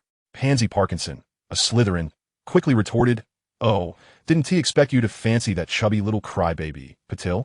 Parvati's face flushed crimson with indignation, leaving her speechless. The Slytherin newcomers erupted into another round of laughter. Slytherins share a common trait, a pragmatic disposition, which, if one were to put it bluntly, borders on elitism, reveling in the misfortunes of the weak. Thus, it was only natural for Malfoy to emerge as the leader among the new Slytherin students within a few days. Perhaps his magical prowess was not the most exceptional, but his wealth, power, and influence were undeniable. The Malfoy family was well known throughout the wizarding community in Britain. Ron exchanged glances with Harry, both their expressions filled with indignation as they nodded in agreement. They turned their attention to Li Mu, uncertain if he would side with them. However, they hoped that if Malfoy and his two brutish lackeys decided to act, Li Mu would not stand by and allow the Slytherins to bully their friends simply because they were outnumbered. As they stepped forward, preparing to subtly encircle Malfoy, Hermione positioned herself in front of Harry, blocking their path. "What are you doing? You can't," Hermione exclaimed, her voice laced with worry and urgency. This drew the attention of several Slytherins, and given Harry's status as the chosen one, every action he took was already under scrutiny. Their intentions were now exposed, and their plan was thwarted. Harry and Ron hesitated, momentarily pausing at Hermione's resolute stance. However, Malfoy's subsequent actions ignited their fury. Look, Malfoy triumphantly picked up a round ball from the grass.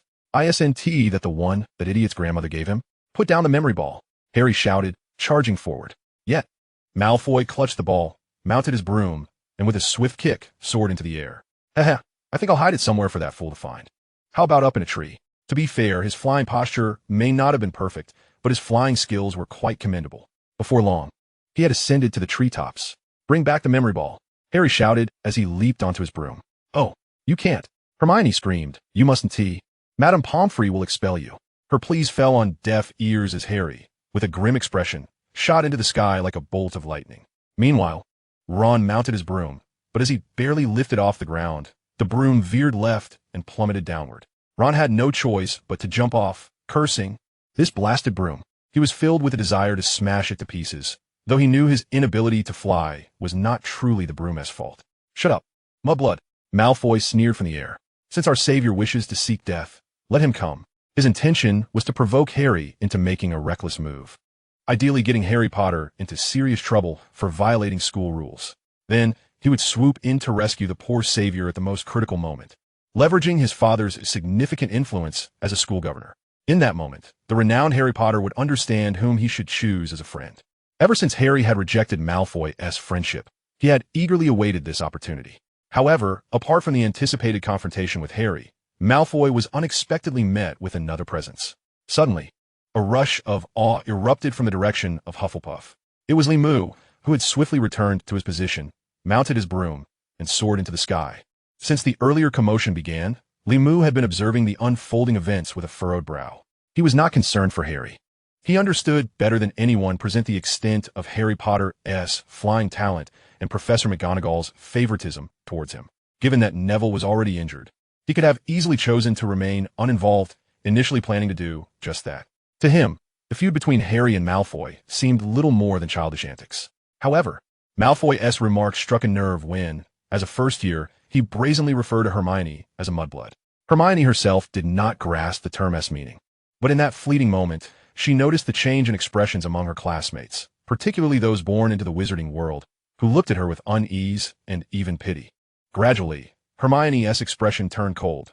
She was a clever girl, quickly realizing that it was not a term of endearment. Limu understood the implications of that term.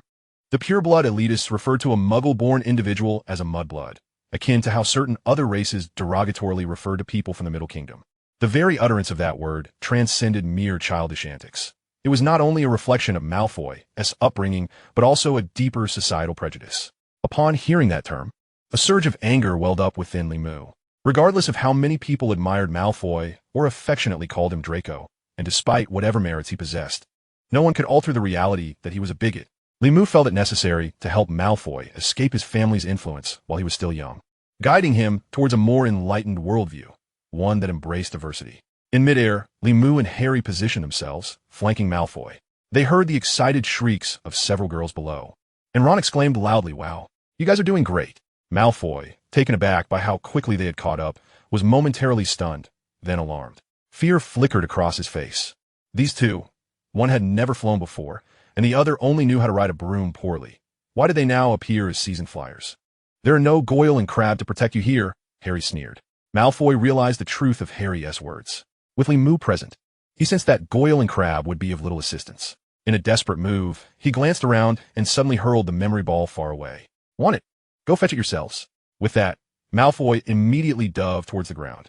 Unfortunately, Limu paid no heed to the memory ball at all. Harry swiftly pursued the ball, while Limu accelerated and collided forcefully with Malfoy. With a resounding thud, Malfoy was sent tumbling through the air amidst the gasps of onlookers, landing awkwardly on the ground, baring his teeth in discomfort. Fortunately, Limu's intent was merely to teach him a lesson, and he did not intend to inflict serious harm. Thus, Malfoy only sustained minor injuries. However, even this trifling hurt was sufficient to cause the pampered Malfoy considerable distress, his brow furrowing in pain. Chapter 36, An Apology. Malfoy was acutely aware that Limu had shown him mercy. Had Limu not held back, a collision of such magnitude from such a height might have warranted the attendance of Crabbe and Goyle at his funeral the following day. A wave of dread washed over him. mingled with a simmering rage as he realized that his ostentatious display of bravado had resulted in profound humiliation in front of the entire year. He glared at Li Mu in fury, but was unable to devise a way to retaliate, retreating instead towards the Slytherin ranks, clutching his injury. A throng of Slytherin students quickly surrounded him, eager to tend to his wounds. Yet, the situation was far from resolved. As Li Mu descended slowly, securing his broom, he continued to advance directly toward Malfoy. The new Slytherins were taken aback. Most of them struggled with even the simplest spells, and the sight of Li Mu, who could wield peculiar magic, filled them with trepidation. True to their pragmatic nature, over 20 Slytherins quickly dispersed, leaving only 3 to stand before Malfoy. Aside from the burly Crabbe and Goyle, who were more brawn than brains, stood the short-haired Pansy Parkinson. Trembling in fear, she positioned herself protectively in front of Malfoy, her voice quivering as she demanded, "What do you want, Li Mu?" At that moment, a sharp, piercing voice rang out from behind Li Mu. Everyone turned to see a flustered Hermione rushing forward, her face flushed with anger. "How could you? You know how dangerous that was? All you do is create trouble for the house." Her words were somewhat caustic, and Li Mu felt a pang of discomfort. His actions had been primarily for her benefit. He turned to look at Hermione, momentarily struck dumb. Her eyes glistened with unshed tears, reflecting a tumult of emotions: anger, frustration, desolation, and concern. Was she genuinely worried about them? Li Mu pondered, momentarily lost in thought.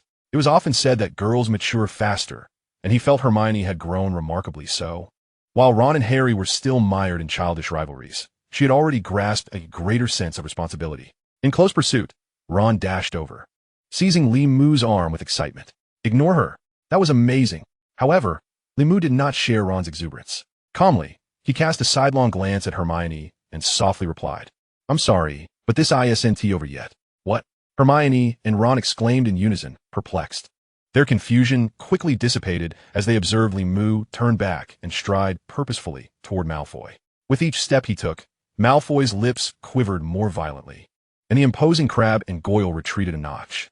Pansy Parkinson wished to step back as well, but found herself pinned against Malfoy. The color drained from her face, yet she remained steadfastly in front of him as Li Mu approached. "Very well, young lady, you should consider trying out for Gryffindor," Li Mu remarked with a slight smile. Towering over Pansy, his serene smile bore an unsettling edge, causing her to pale further. He then raised his hand.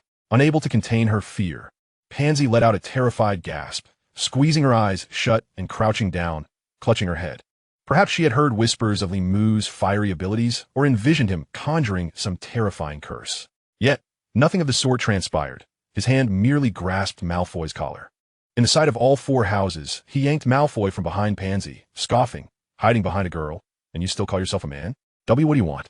Malfoy. "My father is," Malfoy stammered, his face darkening, desperate to avoid being perceived as a coward. Yet, the formidable Li Mu stood before him, and he could think of no means of resistance, instinctively invoking his proud lineage.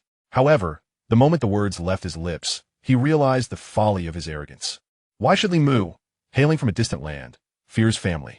If Li Mu were truly afraid, he would not have repeatedly opposed him. Indeed, Li Mu merely let out a derisive snort, pulling Malfoy closer to Hermione.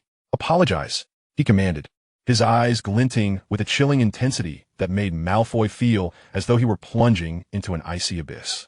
"If I hear another filthy, crude, or disgusting word from you, I would not hesitate to teach your parents what it means to have decorum." Malfoy froze for a moment, and upon seeing Hermione before him, he finally grasped the issue at hand. His complexion shifted from pale to ashen, a blend of regret and rage washing over him. He understood the weight of that word. He had never intended to utter it, yet years of exposure had caused it to slip out thoughtlessly. But to demand an apology, to simply apologize, Malfoy's eyes darted about, seeking a lifeline. He noticed Crabbe and Goyle attempting to approach, but with a mere gesture from Li Mu, they retreated once more. His gaze continued to roam, but even those Slytherins who usually fawned over him averted their eyes. Students from the other houses met his gaze, their expressions filled with disdain and mockery. He realized that his choice of words had incited collective outrage, and now no one was willing to assist him. Finally, he caught sight of Li Mu's stern, serious expression, which made it clear that failing to apologize would lead to dire consequences. If Li Mu could knock him down from the sky and drag him out in front of the Slytherin ranks, what was there that he would not dare to do? "I'm sorry," Malfoy murmured, lowering his head as he faced Hermione. His voice was so faint it went unheard. Limou's voice followed closely, nearly causing Malfoy to choke on his own blood. The pressure mounted, and Malfoy was compelled to take a deep breath, nearly shouting, "I'm sorry. Please forgive me." The volume of his apology was so loud that Hermione instinctively covered her ears.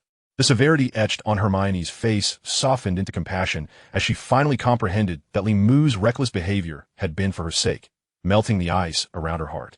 She gently shook her head, looking at Malfoy, and felt a flicker of sympathy. "I don't quite understand that word. I suspect it may truly be dreadful.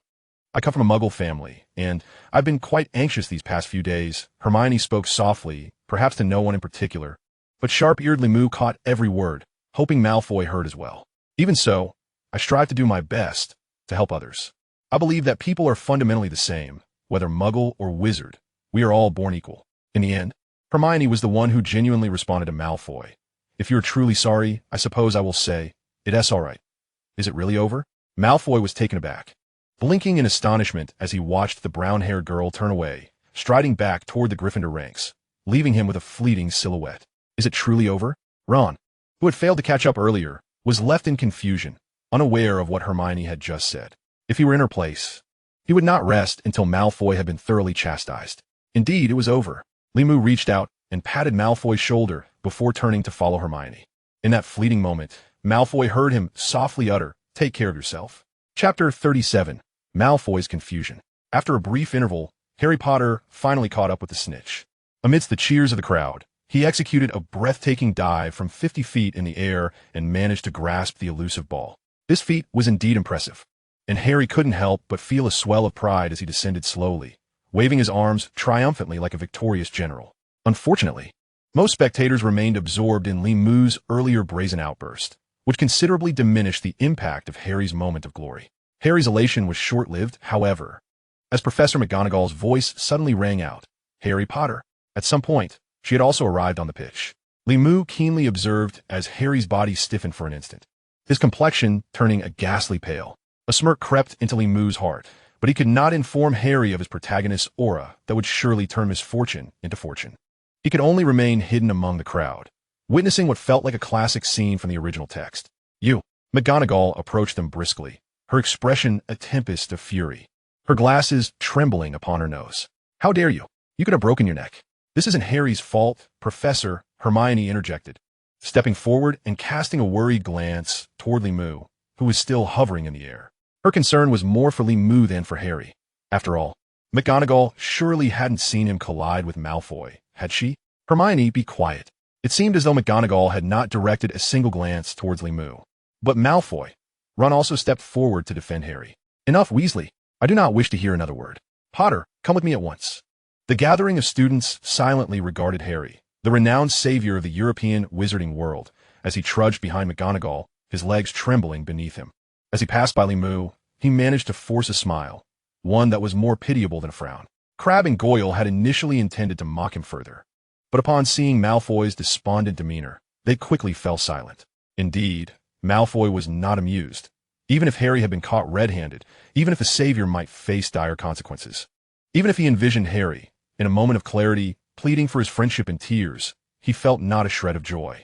He cast a fleeting glance at Hermione for 2 seconds, then turned his gaze, laden with depth, towards Limou. The events of the day had left him perplexed, inciting both fear and anger within him, particularly towards Limou, who had patted him on the shoulder.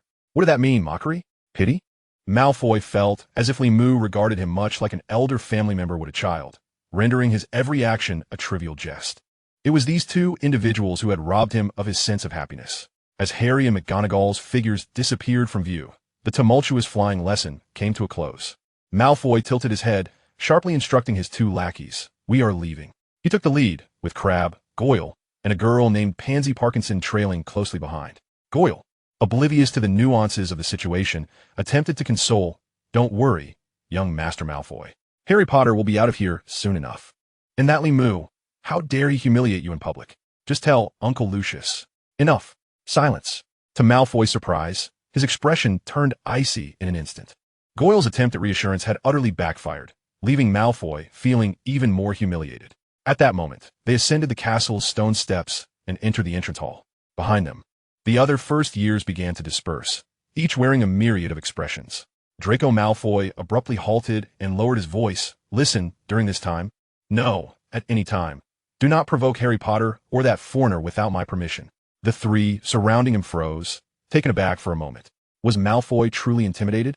Yet, the tone of his words suggested otherwise. The illustrious Malfoy lineage was not one to shy away easily. Finally, a spark of realization ignited in Crabbe's eyes. Ha! Young Master Malfoy is just joking. We certainly wouldn't. Soon enough, they won't be around anymore. Ha ha. Indeed, young Master Malfoy must have been concerned about his reputation and did not want Potter and Moo expelled from the school, associating with them. Crabbe had no doubt that Harry Potter would be dismissed. After all, they had offended Malfoy. He believed in Malfoy's power. His father, Lucius Malfoy, was a prominent board member, capable of expelling even Dumbledore if he so wished. Crabbe laughed heartily, pleased with his cleverness, but after a while, he noticed Malfoy was not reciprocating. Malfoy's expression was grave, his gaze fixed intently on his two dim-witted companions. Another reason for his discontent emerged. Harry was accompanied by Moo and Hermione. Moo was one thing, but Hermione, despite her Muggle heritage, had gained notoriety throughout the year, excelling in every class except potions and earning points in almost every lesson, an accomplishment not typical for an ordinary first year. Not to mention, even Ron Weasley was superior to Crabbe and Goyle in intellect. They truly lacked in that department. Harry Potter would not be expelled, and neither would Moo. Malfoy sighed, for he had always known this deep down. How could the legendary savior be so easily dismissed? Even Moo, as an international exchange student, was not comparable to the French, German, or Indian students admitted to the school. Expelling him would involve international diplomatic repercussions with the Ministry of Magic. He boasted to everyone about his father's capabilities, yet only these two fools truly believed him. In the past, he had basked in the flattery of others, but now he felt only disdain. Why was there not a more formidable ally at his side? From now on, I shall delve into my own studies. You may amuse yourselves without me. Do not follow me. The more he pondered, the more agitated he became, and with a venomous remark, he flicked his robe and hurried away. Draco, Pansy trailed closely beside him, weakly extending a hand, but he vanished too quickly. Crabbe and Goyle exchanged bewildered glances, still puzzled by the turn of events.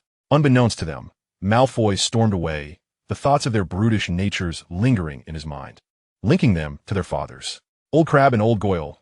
Yes, he had encountered those two uncles and often heard them mentioned by his father, Lucius, with disdain and condescension.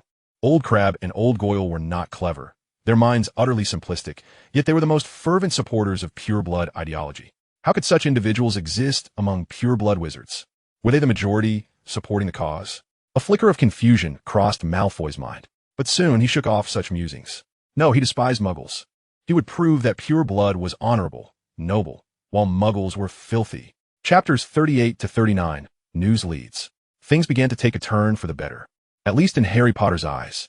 On Thursday evening, when Moo and Ron finally emerged, sore and fatigued, from the fourth-floor trophy room, Ron was still grumbling. This is just splendid. The two of us are left to shoulder the workload of 4. Those damn trophies are a nightmare to clean.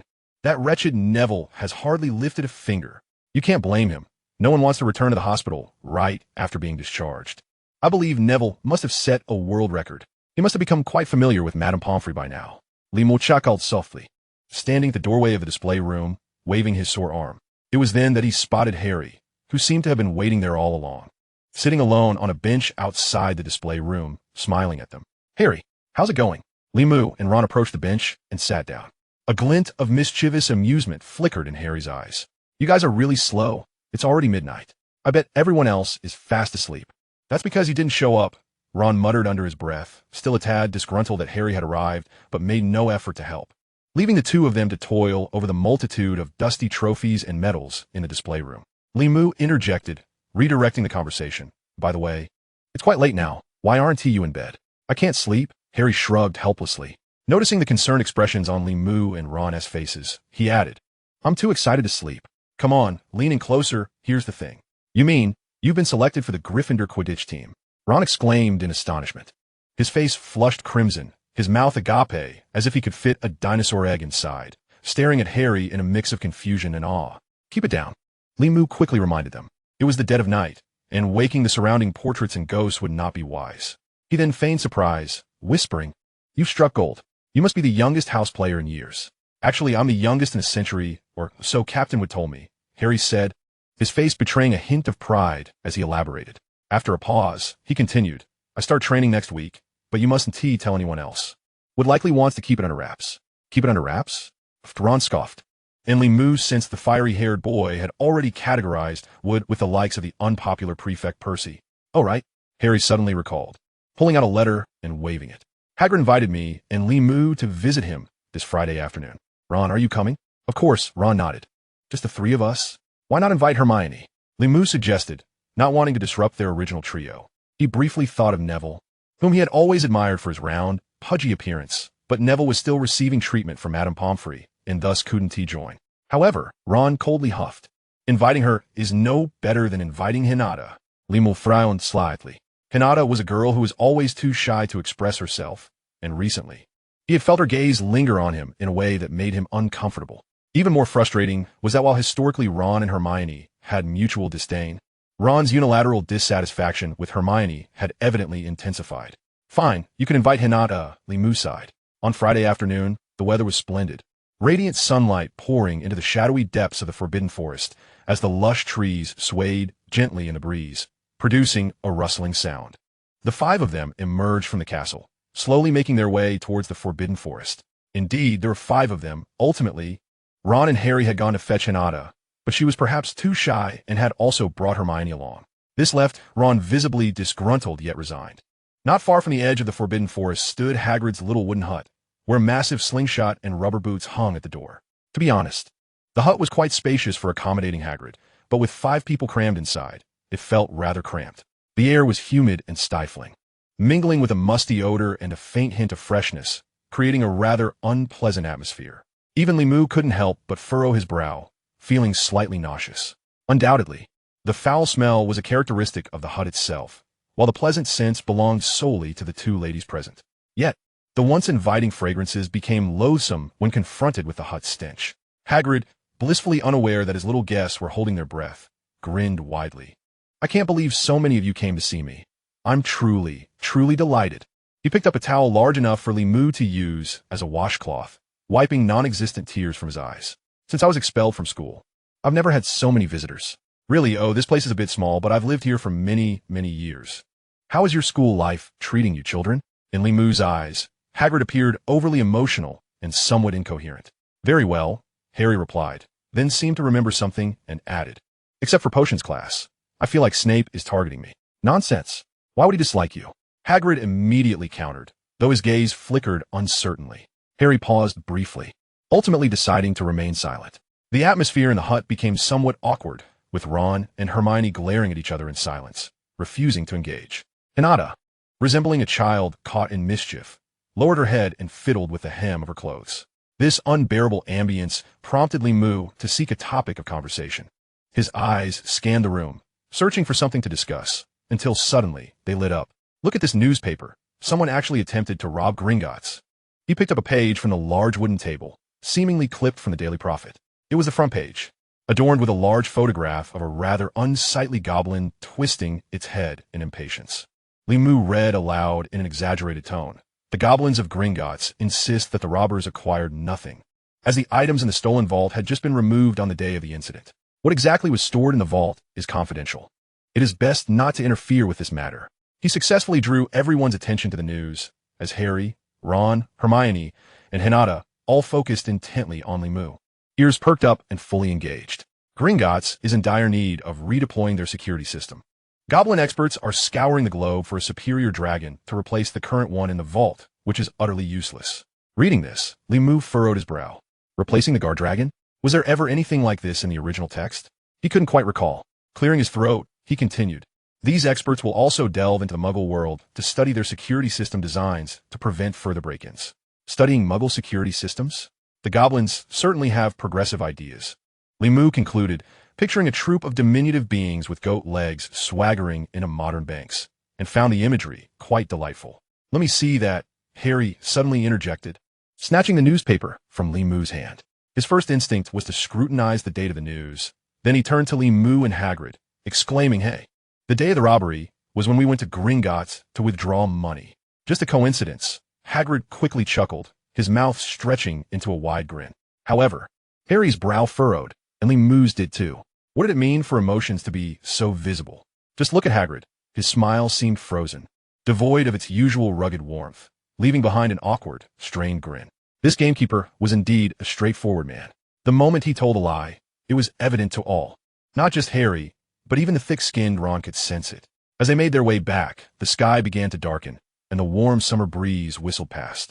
A group of 5 individuals, their pockets bulging, appeared almost forcibly stuffed with an array of rigid, sea salt cake rolls.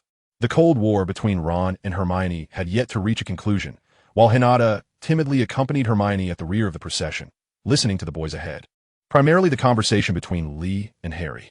"Hagrid is concealing something from us," Harry asserted emphatically. "Otherwise, why would he have taken the trouble to clip and preserve that newspaper article? It must pertain to the secret package from Vault 713, which undoubtedly holds significant importance. And someone is coveting it." Lee responded, knowing that even without explicit mention, Harry would arrive at these conclusions. "Fortunately, we managed to retrieve it that day, albeit slightly ahead of schedule." He continued, "However, this matter really shouldn't concern us. It is only natural for Hagrid to keep certain things from us. He doesn't want Harry and the others getting prematurely involved with the Philosopher's Stone." To him, the protection of the stone by the Hogwarts faculty resembled a grand adventure, seemingly designed to provide Harry Potter and his companions with an opportunity for practical experience and to enhance their renown. From various indications, it appeared that everything regarding the Philosopher's Stone had been orchestrated in advance by Dumbledore, waiting for Harry and his friends to leap into action, face challenges, and either face demise at the hands of Voldemort, thwart him and gain glory, succumb to greed and achieve nothing, or earn the stone through selfless righteousness. Nevertheless, at this early stage of his first year, Harry Potter was evidently ill-equipped to confront such formidable dilemmas. "However, Lee, you're overthinking this." "No, I mean regarding Snape," Harry interjected, shaking his head, his bright eyes narrowing. "Snape is undeniably harsh and protective of his own, which is common knowledge. But he seems to target Gryffindor students more than anyone else, and within that group, he is particularly fixated on me. Hagrid must be hiding something, and Snape must harbor some reason for his animosity towards me. Well, it does seem that Snape has a particular disdain for you. But why would he hate you when he has never interacted with you before?" Lee shrugged helplessly. The dynamic between Snape and Harry was akin to an entangled mess. Or perhaps Harry had inadvertently offended him in some way. Harry shook his head, unable to deduce the true reason. For now, he simply wished to cast aside these troubling thoughts, yet he heard Ron's ominous voice beside him. "Maybe he is a supporter of the Dark Lord? Harry, you are the only one who has ever defeated him, so it would make sense for Snape to resent you. You think Snape is one of Voldemort's followers?" Lee raised an eyebrow. "Please, do not utter his name." Ron shuddered, his face paling. Hermione's voice came from behind. "That's impossible. How can you be so foolish? Professor Dumbledore would never be so reckless as to employ a servant of the Dark Lord as a professor. Why do you always have to meddle so much?" Ron retorted, turning around, feeling insulted, his freckles reddening. "If you would just keep quiet, no one would think you're a mute." Hermione muttered under her breath. "I just couldn't help it." She intended to say more, but Hinny tugged at her sleeve insistently. "Enough, be quiet." Ron remained irate, and Harry placed a reassuring arm around his shoulder to prevent him from uttering anything further that might be unkind. Lee also quickly grasped Ron's arm. Lee found it perplexing how the relationship between Ron and Hermione had soured so drastically. It appeared as though they had never shared a harmonious rapport. From the moment they encountered each other on the train, it had been worse than ever when they ought to have been a solid trio. Ron grumbled, pushing Harry and Lee's hands away, and stormed ahead, clearly agitated. "Ron," Harry called out anxiously, but Ron's silhouette gradually faded into the depths of the night.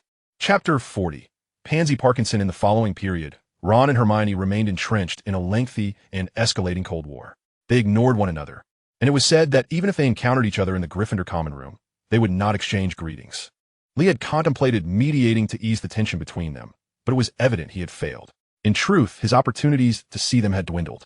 After the first week of group classes, all first-year students had gained a basic understanding of their courses.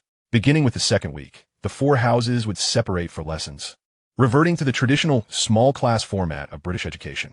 The only remaining shared class between Gryffindor and Hufflepuff was herbology, a practical course, leaving Lee with few opportunities to interact with Harry and the others in class. Thus, Lee found himself spending his days with his roommates, Ernie and Justin. Occasionally, during breaks, he would bring snacks to visit Neville in the infirmary. This unfortunate little chubby boy had fallen from a considerable height, sustaining only a minor wrist fracture.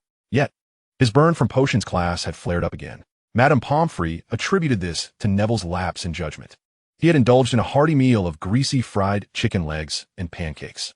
In a fit of exasperation, Madame Pomfrey decided to slather Neville with ointment until he was completely healed, which would take at least 2 or 3 more days.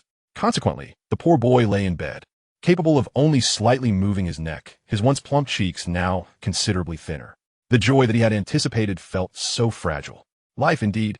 As he sat beside Neville's hospital bed, munching on candied nuts, he couldn't help but gaze wistfully at the sky at a 45-degree angle, letting out an unintentional sigh. He recalled that afternoon aboard the Hogwarts Express, the laughter of their group, the bright sunshine, and the warmth of camaraderie. It seemed like a dream. "Could you please finish your snacks?" Neville finally broke his silence. "Are you here to visit me, or just to eat in front of me?" "I'm helping you strengthen your willpower, little Neville," Lee replied with a shrug, finding the chubby boy as polite amusing.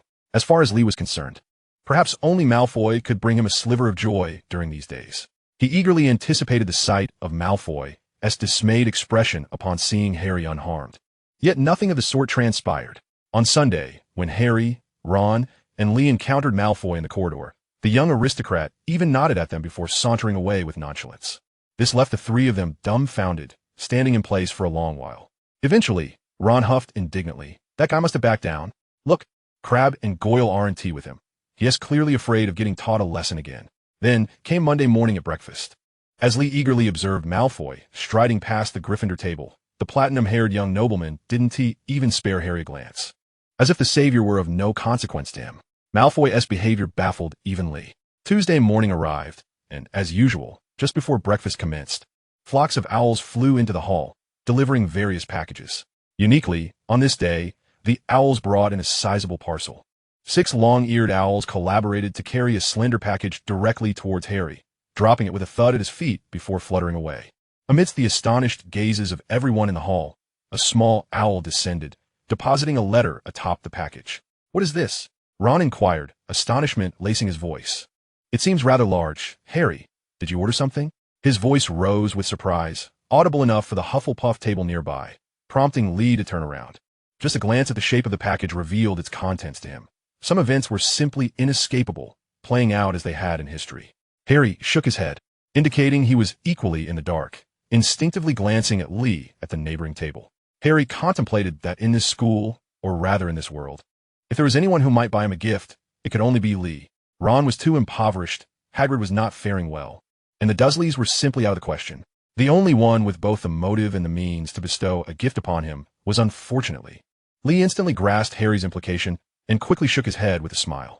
Thus, Harry Potter opened the final letter dropped by the owl, which read, "Do not open the package. Inside is your Nimbus 2000 broomstick. I don't want anyone to know you have a new broom, lest they all covet it." Oh no. As soon as he finished reading, Harry let out a cry of despair. Before he could intervene, Ron had already unwrapped the package. A collective gasp echoed throughout the Great Hall. From the open package, a glimpse of a sleek mahogany broom handle emerged, its elegant lines and smooth surface adorned with an inscription, "Nimbus 2000. Someone exclaimed in surprise. This outburst ignited a fervor within the hall, as whispers erupted and various gazes turned towards Harry. Ernie and Justin, seated beside Lee, stood in unison, their eyes fixed intently on Harry. "Wow, that is incredible. That must have cost a fortune."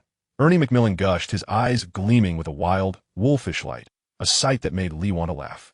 Hailing from a wizarding family, Ernie was an ardent Quidditch enthusiast who had long coveted the Nimbus 2000. Justin, smacking his lips, suddenly turned to Lee with a look of epiphany. "I see now why you're friends with the Chosen One." "Oh, please," Lee retorted, tapping Justin on the head with a silver spoon. "I'm far wealthier than he is." "Wealthier?" Just then, a sharp voice pierced through the din. "Impossible." The shrill scream shattered the commotion in the hall, drawing all eyes to its source. Pansy Parkinson, who had somehow made her way to the Gryffindor table, flanked by Crabbe and Goyle. Her eyes narrowed as she surveyed the Nimbus 2000, her complexion turning a ghastly shade. "Harry Potter, first years are forbidden from playing with that. Prepare for punishment." Ron grinned broadly, recalling his impressions of the short-haired, petite Slytherin girl. "Look at your face, Parkinson. Are you worried about Harry facing punishment? Have you finally realized that compared to Harry, Malfoy is merely a worthless fool?" With each word Ron uttered, Pansy's face flushed deeper. Chapter 41. The Duel Challenge. Why doesn't Team Malfoy dare to come himself? He must be seething with jealousy at this scene. In the end, Ron lifted the sleek handle of a Nimbus 2000, boasting that his own Comet 260 was merely an antique in comparison. By the time Ron finished speaking, Pansy was nearly turning as red as a Weasley. You'd best shut your mouth. Pansy Parkinson huffed angrily, drawing her wand. This startled Ron. He was unsure if Pansy might go mad and cast a curse. Although the school curriculum had yet to cover offensive spells, Pansy came from a lineage of pure-blood wizards, who typically taught their children some incantations at an early age. The Gryffindors around them tensed, gradually drawing closer, forming a protective circle around Pansy and her entourage. Parkinson, lower your wand. What do you intend to do? Harry asked. As Pansy brandished her wand, his heart raced, but feeling the presence of his fellow Gryffindors nearby, he finally exhaled. As he did, he realized his back was drenched in cold sweat. In that moment, the petite girl seemed to transform into a dragon, exuding an overwhelming aura. The Slytherin table, too, seemed to sense the tension, with a dozen or so rising to join the fray. Under the watchful and wary eyes of the crowd, Pansy sneered, slowly lowering her wand and turning to Harry. Potter, I challenge you to a duel, a wizard's duel, without Draco's involvement. I shall make everyone aware that the so-called Chosen One is merely a joke, a talentless buffoon. A duel? Against a girl? Before Harry could respond, Ron interjected eagerly. Great. I'll be Harry S. second. Who S. yours? Malfoy? That works perfectly. Pansy shot Ron a fierce glare, then assessed Crabbe and Goyle, ultimately settling on Crabbe with a look of disdain. She then glanced around at the gathering Gryffindors, lowering her voice to almost a whisper as she spoke to Harry. The duel is set for tomorrow, Wednesday at midnight, in the trophy room. I trust you're familiar with the location. Ha! With that, Pansy strode away, disregarding whether Harry agreed. Her head held high as she parted the crowd with Crabbe and Goyle in tow. Harry and Ron exchanged glances, their appetites for breakfast thoroughly extinguished, and they decided to leave outright. After much effort to break free from the gazes of their peers, they found Lee waiting at the entrance. You shouldn't have agreed to her challenge, Lee said, frowning against the doorframe. What have you done to provoke her? He sensed something was amiss. Historically, the protagonist of such a scene would be Malfoy. A duel was merely a petty scheme of his. Yet now, Pansy had taken center stage. And seeing Crabbe and Goyle trailing behind her, Lee realized that Malfoy had recently been appearing less frequently with those two oafs, who now seemed to be Pansy-esque lackeys. We didn't provoke her. She sought us out. It was undoubtedly Malfoy-esque doing. Ron replied. The entrance hall was not a suitable place to linger. So they walked forward while conversing, soon turning into a corridor. But you should have agreed to that duel. I with a girl? Harry sighed, finally unable to contain his curiosity in the relative privacy of the corridor. What's the deal with this duel, anyway? Yes, I want to know too. A sudden voice startled the three of them. Hermione, what are you doing here? Lee was the quickest to react, already turning back to look. Unbeknownst to them, Hermione had been trailing behind, clutching two books, feigning nonchalance. She must have intentionally concealed her presence, sneaking up on them. Even Lee hadn't noticed. But upon overhearing their conversation, she couldn't help but chime in. Goodness, are you everywhere? Ron groaned. Can't we have a moment's peace? Harry, I heard your conversation with Pansy in the Great Hall. Hermione paid no mind to Ron, continuing her dialogue with Harry, her tone unexpectedly urgent. You absolutely cannot go to that duel. Wandering about the school at midnight is against the rules. Just think about the points you'd lose for Gryffindor if you were caught. Haven't you already cost Gryffindor enough points lately?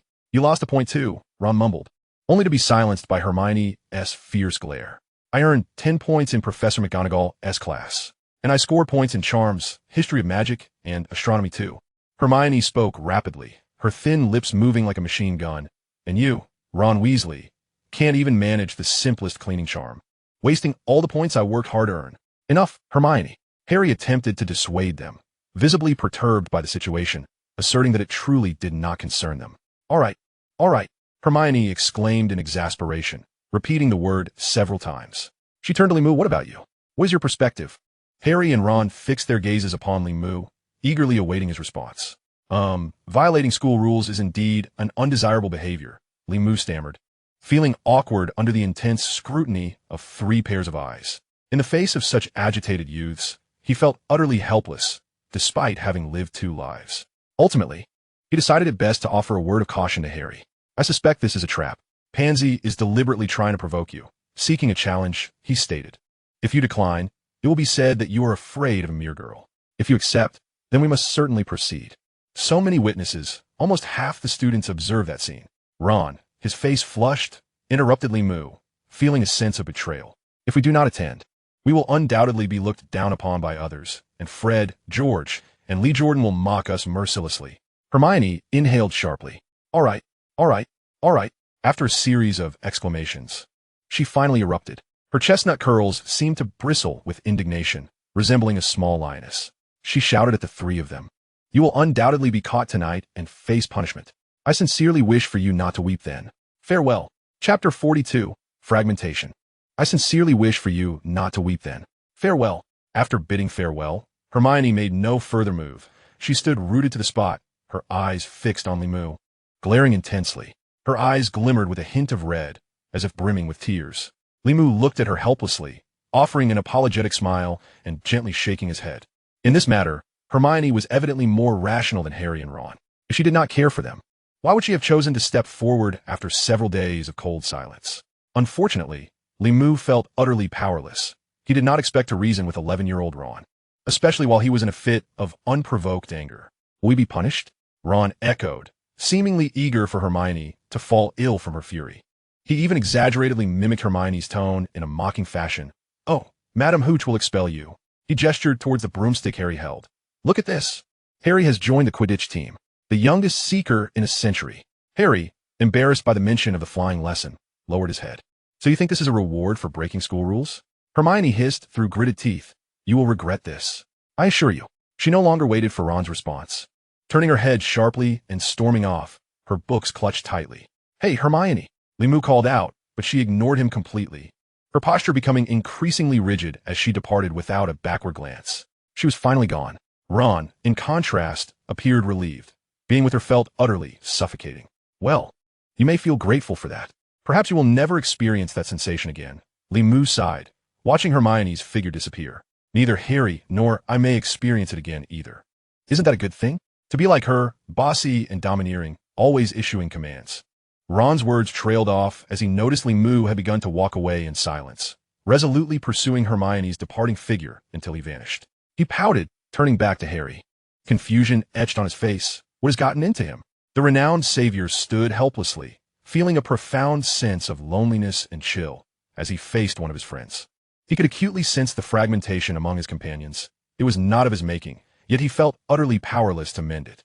Reaching the end of the corridor and ascending a flight of stairs, Limu paused at the entrance of a girls' restroom on the second floor.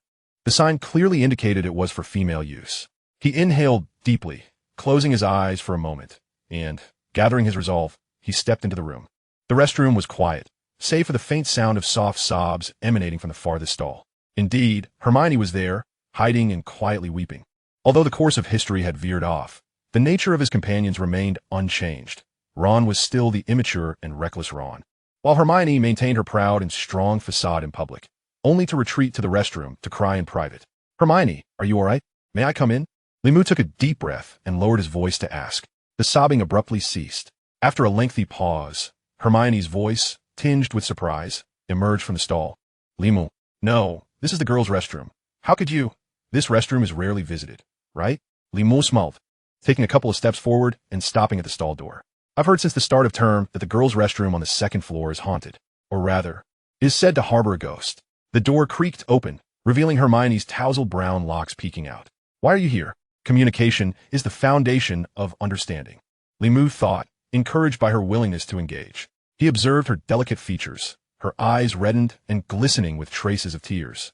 Do not be angry, nor should you be sad. He gently consoled her, unable to suppress a surge of affection for the vulnerable girl before him. Though she was merely an 11-year-old girl, he felt an overwhelming sense of tenderness towards her. Unless you are here to apologize on behalf of Ron and the others, Hermione retorted, avoiding his gaze. Lifting her chin defiantly and continuing to feign anger, then you may as well leave. I will not forgive them. All right then. You truly bear a grudge against Harry Potter as well. Poor savior. Limu chuckled, shaking his head. No, I am here to help you unravel your doubts. Unravel my doubts? Indeed. Do you not wish to know why, despite your good intentions, Ron and the others responded with such ingratitude, impatience, and even disdain? Hermione's eyes sparkled with interest, her previous emotions cast aside in an instant. She fixed her gaze upon Limu, her curiosity ignited. Limu silently rejoiced. He had found the right approach. To console someone, the key is to cater to their interests and speak what they wish to hear. Hermione's insatiable thirst for knowledge was her Achilles heel. Are you familiar with the Three Kingdoms period of ancient China? He began, swiftly organizing his thoughts. He decided to use historical examples to illustrate his point, hoping to guide Hermione away from her sorrow and indignation. And indeed, young Hermione was drawn in by Li Mu's narrative, nodding eagerly. Coming from a Muggle family, she had learned about ordinary history and had some knowledge of the illustrious celestial empire within Eastern culture. Li Mu continued his tale.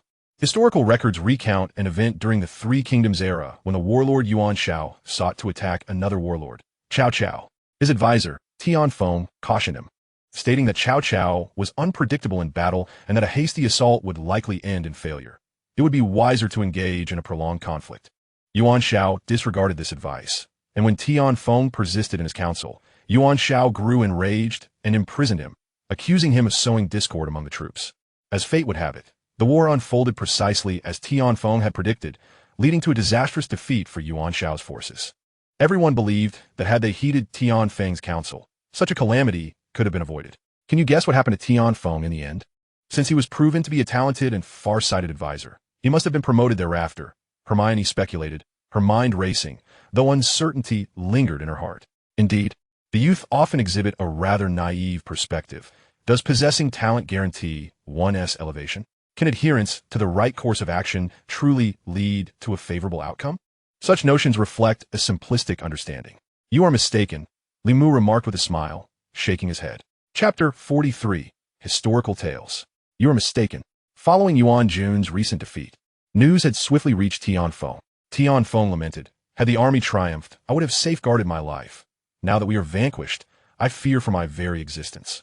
Indeed, he met his demise shortly thereafter, as Yuan Shao returned and ordered Tian Feng to be executed. How could this be? Hermione was momentarily taken aback, her incredulous exclamation escaping her lips. After a brief pause, she added, I understand now. Yuan Shao must have been an exceptionally incompetent ruler. Feeling humiliated and thus resorting to the elimination of his capable minister for the sake of his own pride. Excellent. At this juncture, Li Mu had successfully guided Hermione out of her vexation. As long as she immersed herself in these narratives, her intellect would surely lead her to comprehend his intended message swiftly. Allow me to narrate another tale, one from the ancient times of the Celestial Empire, Li Mu proposed. Observing Hermione momentarily set aside her doubts and refocus her attention on him, he continued, this story unfolds in an era predating the Three Kingdoms, during what the Celestial Empire refers to as the Spring and Autumn period. Oh, the Spring and Autumn period. I have heard of it, Hermione replied. Li Mu was taken aback, surprised that she possessed knowledge of this era. It seemed she truly was remarkable. Are you familiar with the tale of lying on brushwood and tasting gall? Hermione nodded, her chin held high, radiating pride. Li Mu raised his thumb in approval. I speak of the state of Wu. Before the state of Wu was overthrown by the 3,000 Yu soldiers, King Fuchai of Wu sought to invade the state of Qi. The esteemed minister Wu Zixu fervently counseled against this, asserting that the true threat lay with the Yu state. King Fuchai, however, disregarded his advice and proceeded to attack Qi, ultimately returning victorious. Ah, that is splendid. I recall that Qi was a powerful state, Hermione interjected, and since King Fuchai emerged triumphant, he surely would not execute Wu Zixu. Not at that moment. But 4 years later, King Fuchai again prepared to wage war against Qi. Wu Zixu once more urged caution, pleading with the king to first resolve the issue with you, lest regret ensue. Can you guess Wu Zixu's fate? Hermione's countenance paled. She could surmise the outcome. This time, he was likely doomed. Correct. Li Mu affirmed. He was not only granted death by King Fuchai, but his body was also cast into the Qiantang River. A most humiliating fate. Since you have deduced that he would meet his end, do you understand why? Self-esteem. Each individual possesses self-esteem, a need for validation from others, and a desire to feel their existence holds value. Vanity, pride, and the power of speech constitute the most superficial and fundamental aspects of self-esteem. This caused Hermione's eyes to dart about, her expression contemplative. Li Mu continued, regarding Wu Zixu's demise. The Chancellor Bo Yin remarked to King Fuchai that when the king first sought to attack Qi, Wu Zixu had adamantly opposed it. But the king achieved great victory regardless, which left Wu Zixu feeling deeply regretful for his unheeded counsel. Now, as the king prepares to attack Qi once more, Wu Zixu obstructs him, threatening to sabotage the entire endeavor. He merely wishes for us to suffer defeat to validate his foresight. Bo Yin, a historical villain. spoke with the intent to sow discord. Yet he had astutely analyzed human nature, understanding the king's mindset. Seeing Hermione captivated, as though in a lecture, Limu suppressed a chuckle, finally redirecting the conversation to its intended purpose. This encapsulates why Ron and even Harry exhibit impatience towards you. Oftentimes, your well-meaning words and correct actions are delivered at an inappropriate time, place, or manner.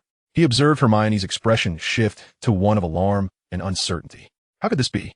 Hermione exclaimed once more. The young girl found herself uneasy in Limu's presence, struggling internally, while Ron and the others were not.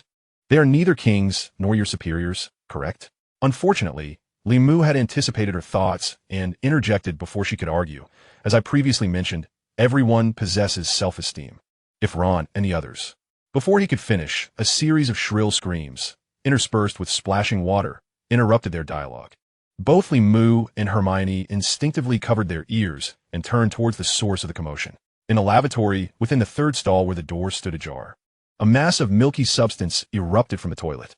The water, which had apparently overflowed, cascaded onto the floor, the source of the splashing sound. "Oh no, it's her!" Hermione groaned, her complexion paling further. Myrtle, the moaning Myrtle. Of course, it could only be her. Moaning Myrtle was the ghost haunting the second-floor lavatory at Hogwarts. Unlike other incorporeal spirits who could not interact with the physical realm, Myrtle could engage with water in a tangible manner. She perpetually wailed in a high-pitched voice, creating a watery mess that left students exasperated and helpless. Over time, this lavatory had become nearly abandoned. Now this notorious specter drifted towards them, sending a spray of water in their direction. Hermione let out a scream as Limu lifted his robe to shield them from the onslaught. They barely had time to utter a defensive spell against the unexpected wave of water. Fortunately, Hogwarts robes were designed as capes, long and somewhat water-resistant. Though Limu found himself drenched, Hermione managed to escape unscathed. Thank you, Hermione stammered, her face once again paling. "She's coming back." Myrtle, relentless, wailed as she approached, her expression stern. Does someone find it amusing to create a ruckus while others are trying to rest? Before a ghost like Myrtle, who had long since passed and was left alone in despair. As she floated through the air, water swirled around her feet like serpents imbued with life. Limu and Hermione had no doubt that if Myrtle wished, they would soon face another deluge. Presently, however, it was evident that the specter was in a foul mood. "Do not be angry, Myrtle. We too are merely forsaken individuals, abandoned by friends," Limu remarked, adopting a woeful demeanor. He knew Myrtle had likely been eavesdropping for some time. Otherwise, she would have scrutinized him with suspicion, pointing out that this was the girl's lavatory. And he was not a girl, just as she had done with Harry and Ron in the past. Although ghosts have lost their physical forms, their emotions largely adhere to their living personas, and Myrtle had once placed great importance on the divide between genders. Indeed, her death was intertwined with such matters. Now, Myrtle had abandoned her eavesdropping to confront them, simply indicating a lack of interest in foreign historical tales. Thus, it was time to introduce a topic that might capture her interest. Chapter 44, Moaning Myrtle. Indeed, observing Limu's melancholic expression, a flicker of uncertainty crossed Myrtle's face. In her ghostly form, she still wore thick-framed glasses perched upon her nose, while her long, straight hair was styled into symmetrical pigtails. At this moment, her gaze, shining brightly through the thick lenses, indicated a newfound curiosity. "What is it?" Myrtle inquired, gliding toward them, her attention focused on the unfortunate, soaked Limu. "Have you been mocked by friends?" Indeed, that is precisely the case. Hermione began to speak, only to hear Limu respond with unyielding conviction. She gazed at her friend in astonishment. A boy who ought to be renowned for his integrity, kindness, and honesty was making a statement that made her question if he had been swapped for another. Limu turned to Hermione and winked conspiratorially, then gestured toward her. "Beautiful Miss Myrtle. I am Limu, and this is Hermione Granger. We are both first-year students this year, yet we have been experiencing quite a bit of misfortune. As an international student hailing from East Asia, I find myself in a rather peculiar situation with Hermione. Being a muggle, possesses notably large front teeth and a mane of unruly hair. In an instant, Hermione's complexion flushed a deep shade reminiscent of liver, acutely aware of her somewhat prominent incisors and perpetually disheveled locks. Yet, when Limu voiced these observations, they pierced her heart like arrows. Hermione's initial instinct was to brandish her wand and cast a silencing charm upon Limu's mouth, wishing to seal his lips forever with a viscous binding. However, true to her character, She restrained the impulse to draw her wand, recalling Li Mu's furtive expressions moments prior. Then, she beheld Li Mu weeping, as though struck by a counter-curse that forced him to reveal his anguish. The scene before her was undeniably bizarre, yet she was compelled to trust her own senses and reason. Li Mu lamented, his tears cascading from his dark eyes like twin waterfalls, expressing his sorrow over the derogatory remarks from their peers. Every time I hear those slanderous words, it pains me deeply, he continued, his voice hoarse and strained. Even our friends speak ill of me, calling me a yellow-skinned Eastern barbarian, while Hermione is mocked for her curly hair and large teeth. Our appearances and backgrounds are gifts from our parents, yet they have become weapons wielded against us. If one were to disregard the specifics of his words and simply observe the raw emotion etched upon Li Mu's face, Hermione could not help but feel a profound sense of shared sorrow and despair. However, she could not recall anyone labeling Li Mu in such a derogatory manner. Silently, she pinched her own arm, the sharp sting confirming her wakefulness and sanity. Could it be that others, particularly Ron and Harry, truly referred to her as big-toothed? Such a personal attack, akin to the derogatory term mudblood, was scarcely any better. In that moment, Hermione was engulfed by a wave of self-doubt, especially when she reflected on how her friends often failed to recognize her good intentions. And the recent conflicts with Ron resurfaced, the suppressed grievances bubbled forth, causing her eyes to well with tears. Why'd she come here?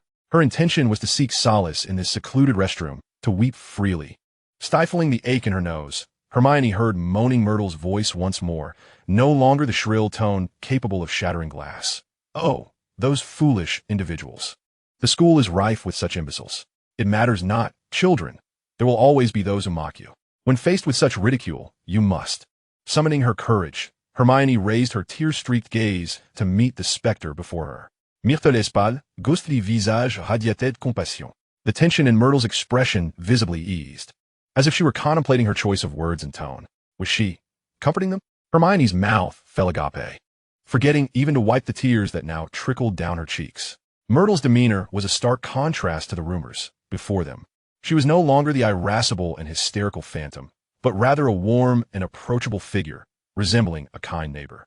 Viewed through this lens, Myrtle, despite her ghostly pallor, appeared less insufferable, her thick-rimmed glasses lending her a scholarly charm. When faced with adversity, you must support one another, she continued, her voice taking on a rhythmic quality akin to a spell. Books like The Dark Side of Magical History, The Witch Hunts of Medieval Muggles, and Bloodlines document the innate divisiveness and flaws of humanity. Ultimately, Myrtle's tone shifted, her expression morphing into one of sorrow as she lamented, "But I am." In unison, Li Mu and Hermione covered their ears, acutely aware of the piercing power of Myrtle's screams, preferring to endure humiliation than listen to her wails. As anticipated, Myrtle erupted into a cry. "I'm old and ugly, my face is riddled with blemishes, and no one in the entire school likes me," even with their ears covered. Her shrieks pierced their hearts, resonating deeply. Instinctively, Hermione wiped her tears and assured Myrtle, "No, Myrtle, you are. I truly believe you are beautiful." Li Mu nearly facepalmed in disbelief. From any perspective, it was clear that Hermione was not cut out for offering comfort. Myrtle gazed at Hermione with skepticism. "I? Beautiful? Indeed, most certainly beautiful." As Hermione's expression faltered, Li Mu interjected, "The wisdom of the mind is humanity's greatest treasure. In our culture, we have a saying, a person enriched with knowledge possesses an innate elegance. I find you beautiful because inner qualities far outweigh external appearances, especially for wizards capable of transformation." Is that so? A person enriched with knowledge possesses an innate elegance. Myrtle pondered Li Mu's words, nodding earnestly, her heart swelling with joy, though she maintained a facade of modesty. Moreover, this sentiment is not solely held by Hermione and myself. Our head boy, Cedric Diggory, once expressed to me, "I greatly admire your intellectual beauty." Li Mu's eyes twinkled with mischief as he added, "He mentioned in the boys' restroom, you know." "Oh, that young man." Myrtle's voice crescendoed, and Li Mu and Hermione noted that her jubilant cries bore an uncanny resemblance to her earlier wails, akin to a soprano whose voice had broken. "Of course, Hermione and I hope to be your friends as well." Li Mu, feeling a tingling sensation in his scalp, extended his hand towards Myrtle before awkwardly retracting it, suddenly remembering that ghosts cannot be touched. Finally, as Li Mu and Hermione cautiously exited the waterlogged girls' restroom on the second floor, Myrtle floated to the door, waving her arms and calling out, "Do come back to visit." She even pretended to wipe her eyes, despite the impossibility of shedding tears as a specter.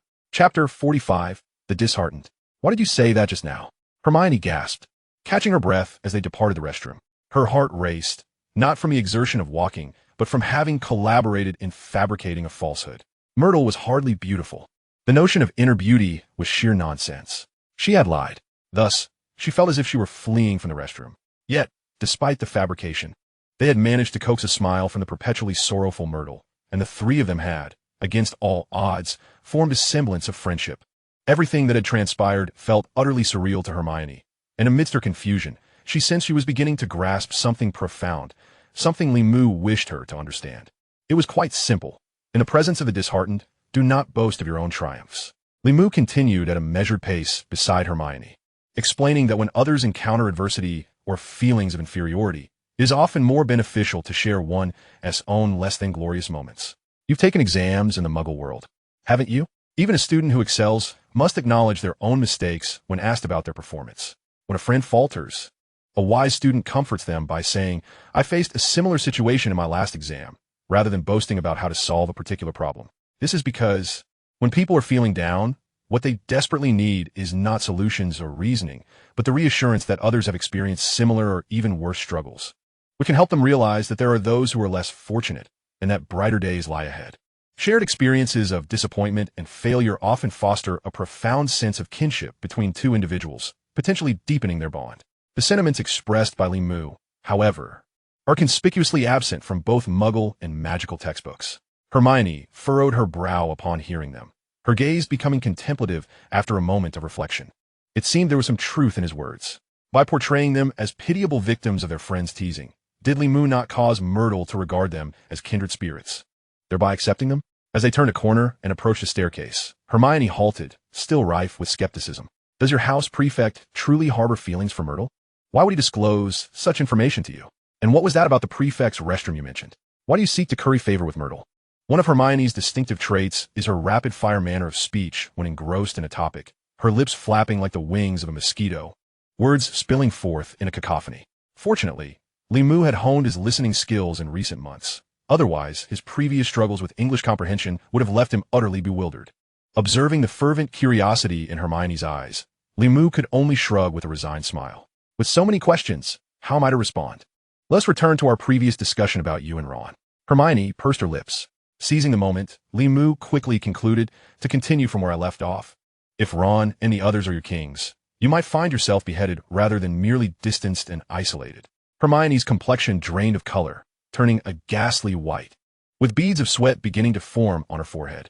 Limu's words struck her with a force akin to a dagger to the heart. Witnessing her distress, he felt a pang of compassion. He had chosen to come to Hogwarts solely to fulfill the youthful dreams of his former life, intending to be an unobtrusive observer, silently watching the familiar narrative unfold around him.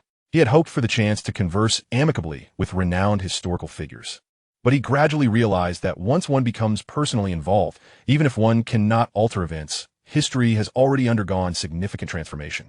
The earlier and more intense rift between Ron and Hermione was but one example.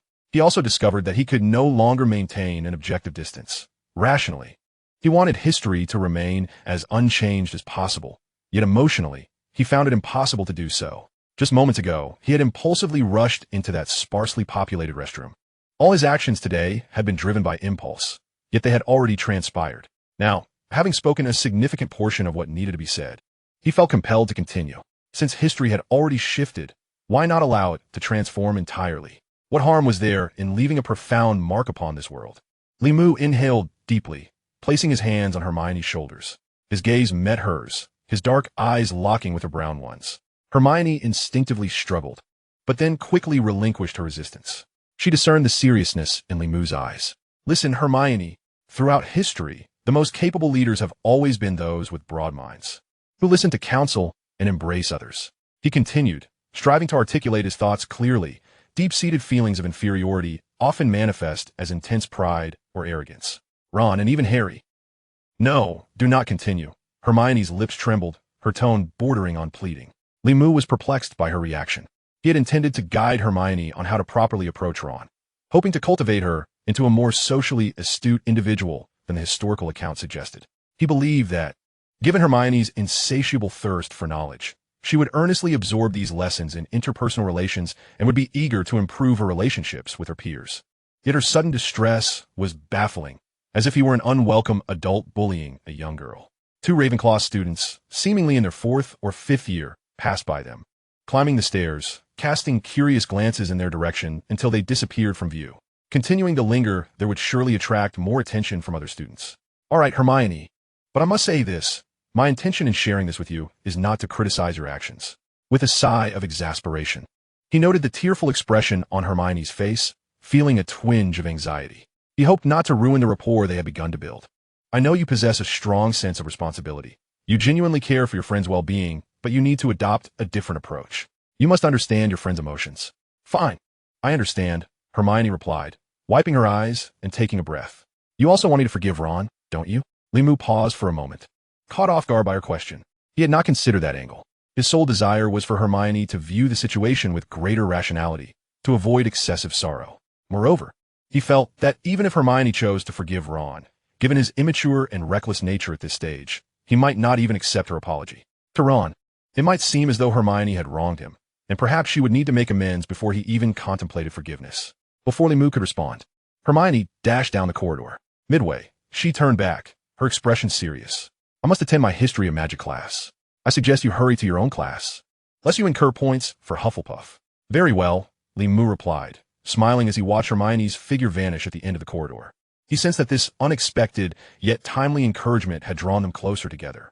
He speculated that although Hermione had grasped the darker aspects of human nature, she was not likely to engage with Ron any further. Chapter 46. The Night Before the Duel.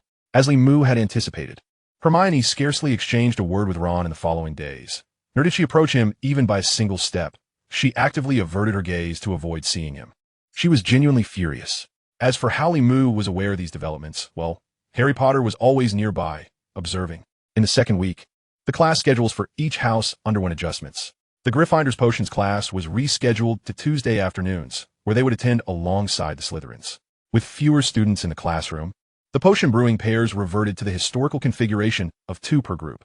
During this potions class, Hermione proactively requested to work with Neville, effectively relegating Ron to sit with Harry. This arrangement proved beneficial for the Gryffindor collective. With Queen Hermione overseeing, the clumsy Neville Longbottom would likely avoid major blunders, at least steering clear of Madame Pomfrey's office. However, on that afternoon, when Hermione proposed a group change, Neville had yet to return from the hospital wing. Although he had sustained only minor injuries during flying class, he had yet to recover fully, and upon learning that potions class would take place on Tuesday afternoon, he shrank back in bed, lamenting his pain. The caring Madame Pomfrey insisted he remain in recovery for a few more days before discharging him. Thus, during that potions lesson, Hermione worked alone, chopping and brewing with astonishing speed, surpassing the performance of other pairs. Her fierce handling of the ingredients left her classmates, even the typically arrogant Slytherins, in a state of trepidation, opting to ignore her altogether. It was evident that without Hermione's guidance, Ron had once again botched the task at hand. He forgot to add the Cowbane before introducing the leech essence.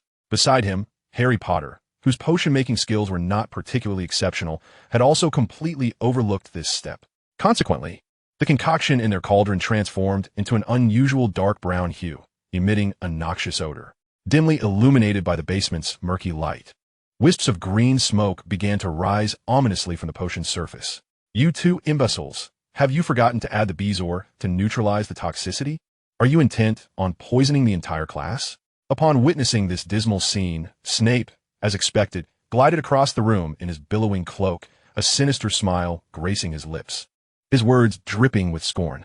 Oh, is this the standard of our illustrious savior? Or do you seek to humiliate those around you to highlight your own supposed exceptionalism? With a swift motion, Snape extinguished the flames beneath the cauldron, halting the potion's heating as the noxious green vapors and acrid scent gradually dissipated. Harry let out a resigned sigh, while Ron's face turned an alarming shade of purple. They stood there, apprehensively confronted by a sea of eyes, some filled with disdain, others with mockery, and a few with pity. In those gazes, Ron and Harry felt an overwhelming malice, and when they turned their heads, it was not the expected sight of Malfoy they encountered. Malfoy was bent over his cauldron, platinum hair glinting in the dim light, seemingly engrossed in the study and research of potion making. The malicious gaze belonged to Pansy Parkinson. sitting beside Malfoy. She lifted her chin and stared at the Gryffindors with evident schadenfreude. She even provocatively waved her fist at Ron, while the surrounding Slytherins reveled in their glee. Just wait until the night after tomorrow. She will pay for it. Even if she is a girl. Ron gritted his teeth in frustration. By Wednesday afternoon, after Neville's fervent insistence, Madame Pomfrey finally granted him leave from the hospital wing. Neville's determination was well-founded, for Wednesday afternoons heralded herbology class. His passion for Professor Sprout's subject was unmatched, a rare area where he truly excelled. Moreover, this particular class was shared with Hufflepuff, and Neville found the gentle and amiable Hufflepuffs far more preferable than the caustic Slytherins or the haughty Ravenclaws. Throughout the lesson, Neville performed remarkably well, even earning Gryffindor 2 points for perfectly watering the dragon roots for the first time. However, as soon as herbology concluded, he faced a rather daunting decision. Tonight? Oh no, I can't go with you. We'd get caught, Neville said, adopting a timid demeanor. As they descended the stone steps at the front of the castle, Neville walked alongside Ron and Harry. With the end of herbology coinciding with mealtime, students were making their way from the greenhouse towards the Great Hall. Just moments earlier, Ron had abruptly suggested that Neville join them for a duel, only to be promptly rebuffed. No ambition, Ron muttered under his breath, though his pale complexion betrayed his own trepidation. They had previously arranged with Pansy Parkinson to duel on Wednesday night in the trophy room, and as the time drew near, Ron's legs began to tremble uncontrollably. The more he thought about it, the more he feared that the opponents would not adhere to traditional dueling rules. Crabbe and Goyle might join in, and perhaps Malfoy would lurk in the shadows to interfere, putting Harry and Ron at a distinct disadvantage. Ron felt compelled to gather more allies, even if it meant enlisting Neville. To this, Harry could only shrug, patting Neville on the shoulder to reassure him. Truth be told, Harry believed it would be better for Neville to sit this one out. He did not wish to see Neville back on Madame Pomfrey's hospital bed. Additionally, Harry realized he could not place his trust in Ron. Despite Ron's enthusiastic demeanor over the past few days, offering countless strategies, such as exaggerated cheers. Oh, Harry, trust me. Just cast a spell to intimidate Crabbe. Any spell will do, and then charge at him with a kick. Don't worry about his spells. I'm certain his wand won't produce a single spark, or his dismissive comments about Pansy Parkinson. As for Pansy, once Crabbe goes down, she'll be terrified out of her wits. However, Harry noticed that while Ron spoke lightly, he was the one who appeared most anxious when the moment arrived. Wait a moment. Finally, Harry resolved to halt his steps. They had just ascended the final stone stair and stood before the entrance to the castle's first-floor hall. Ron and Neville paused at the doorway, watching as Harry turned back. There, Lee Jordan was walking alongside his roommates, Ernie and Justin, engaged in lively conversation about amusing anecdotes from wizarding history. Upon seeing Harry block their path, Lee froze, offering an apologetic smile to his companions. Understanding that they had matters to discuss, Ernie and Justin nodded and departed. Lee, are you coming tonight? Once the coast was clear, Harry adjusted his glasses, peering through the lenses with his emerald green eyes. He had deliberated thoroughly. If there was anyone at Hogwarts who could assist him in this endeavor, it was his fellow from the Far East. With his mysterious martial arts and wandless magic, having Lee by his side would surely tilt the odds in their favor. Regret washed over Harry for not having asked Lee to be his ally earlier. No, had Lee been at his side from the start, there would have been no need for a duel at all. He, Harry Potter, the so-called savior in others' eyes, dueling girl? The mere thought would surely evoke laughter. With Peeves composing an elaborate, rhyming song about it, and Fred and George inventing a series of prank toys themed around the savior's battle against a young lady, Harry finally acknowledged his frustration with Ron's unilateral decisions. At this critical juncture, he realized that the only reliable classmate he had was Lee, the very first friend he had made in the magical world. He awaited Lee's response. Us? Lee furrowed his brow, uncertain. He had only just shifted from the role of bystander to that of a participant and agent of change. He had prepared himself to embrace the butterfly effect that could alter the narrative irreparably. Yet he had not anticipated that even a slight alteration in the main storyline would still find its way to him. Now, facing Pansy as his opponent, could this so-called duel also be a scheme? Should he participate or abstain? What role should he play in this unfolding event? After a moment of contemplation, Lee sighed. All right, I will join. This midnight duel was undoubtedly altered. One could never predict what might transpire. If he refrained from joining, he would be unable to shake off concern for his friends. As the saying goes, a true friend would stand by you in times of need. And at such a crucial moment, he felt compelled to lend his support. Harry's face lit up with a radiant smile, and Ron appeared to exhale a significant breath of relief. So, shall we meet in the trophy room tonight? No, Lee rejected Harry's suggestion. pondering that if Harry and the others had to traverse from Gryffindor Tower to the trophy room, they might very well be caught by Filch along the way. I'll come to the Gryffindor common room instead. I know an invisibility spell. That is splendid. You can get in. The password this week is vodka, Ron informed him. After dinner, the night swiftly descended. The sky grew increasingly overcast, and Hogwarts, from its highest towers to its deepest dungeons, gradually fell into silence. The Hufflepuff common room, warm and inviting, was almost eerily quiet. Yet for Lee, a cacophony echoed in his ears. He felt as though time was ticking away right beside him. Lying in bed with his eyes closed, he found himself increasingly restless. He had a premonition that something significant might occur that night, though whether it would be good or ill remained uncertain. In the dormitory, his two companions were already snoring, sleeping soundly like a pair of hefty pigs. It was around 11:30 at night. It was time. With a sense of trepidation, Limu quietly rose from his bed, adjusting his robe and inspecting his wand. Everything being in order, he commenced his clandestine venture. Stealthily, he exited the dormitory, carefully traversing the Hufflepuff boys' quarters.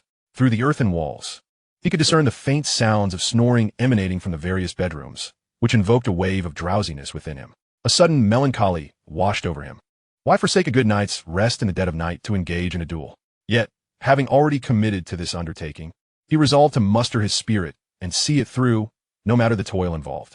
Emerging from Hufflepuff's wooden barrel entrance, Limu retrieved a piece of yellowed paper adorned with vermilion ink from his robe pocket, affixing it to his forehead. He proceeded to form a series of hand seals while reciting incantations. Heavenly clear, earthly serene, supreme protect me. I shall assume invisibility. By the decree of the 3 mountains and 9 lords, I become concealed. The art of invisibility, even within the realms of esoteric practices, is regarded as a skill of considerable merit, necessitating the harmonious interplay of talisman, hand signs, and incantation. Even with 8 years of foundational training, Limu found himself uncertain in executing this technique. From the grand tapestry of Eastern mysticism, 8 years is but a mere prelude to the arduous path of cultivation. However, he bore no psychological burden. If caught, the worst outcome would be a mere deduction of points and confinement, posing no real danger. As for the collective honor of being a Hufflepuff, he candidly prioritized his personal aspirations over it. After all, the fluctuations in points and the allocation of the House Cup bore no impact on his salary or living conditions, and Hufflepuff's standing rarely changed year to year. Sometimes, pragmatism prevails in life. With these contemplations, Limu ascended from the basement to the 8th floor in one breath. Along the way, he encountered no unexpected turns in the staircase, disturbed none of the painted figures lining the walls, nor did he encounter any specters. Upon rounding a corner, he arrived at the entrance to the Gryffindor common room. The circular entrance bore the renowned portrait of the fat lady. At present, she was nestled within the frame, her eyes half closed, softly snoring. Vodka, Limu uttered the password. He lowered his voice, yet the syllables distinctly reached the fat lady's ears. Startled from her slumber, she stirred slightly, mumbling in a dreamlike haze, vodka quite right. Instinctively, she swung the circular door open, only to find the entrance devoid of any presence. Am I dreaming? She murmured, perplexed, glancing around in the desolate silence. Limu had already slipped through the crack of the door and entered the Gryffindor common room. It was a circular chamber, adorned with rich crimson and gilded hues that could be distinguished even in the dim light. Upon stepping inside, a wave of warmth enveloped him. He lingered at the entrance for a moment, realizing that the warmth was not merely an illusion, but a tangible sensation emanating from the wall directly opposite the door, where a fireplace had been carved. The embers still glowed faintly, indicating it had only recently been extinguished. As Hogwarts students were in their growth phase, the school mandated a bedtime of 10:30. By this hour, all students had returned to their dormitories. Even the 7th-year seniors retired by 9:30, though no one monitored their adherence to this rule, who would linger in the common room past 11 o'clock. Limu Scythe. Meanwhile, in the Gryffindor boys' dormitory, Ron lay wide-eyed, staring at the ceiling for an extended period. Occasionally, he would turn his head to glance at the adjacent bed curtains where Harry Potter slept.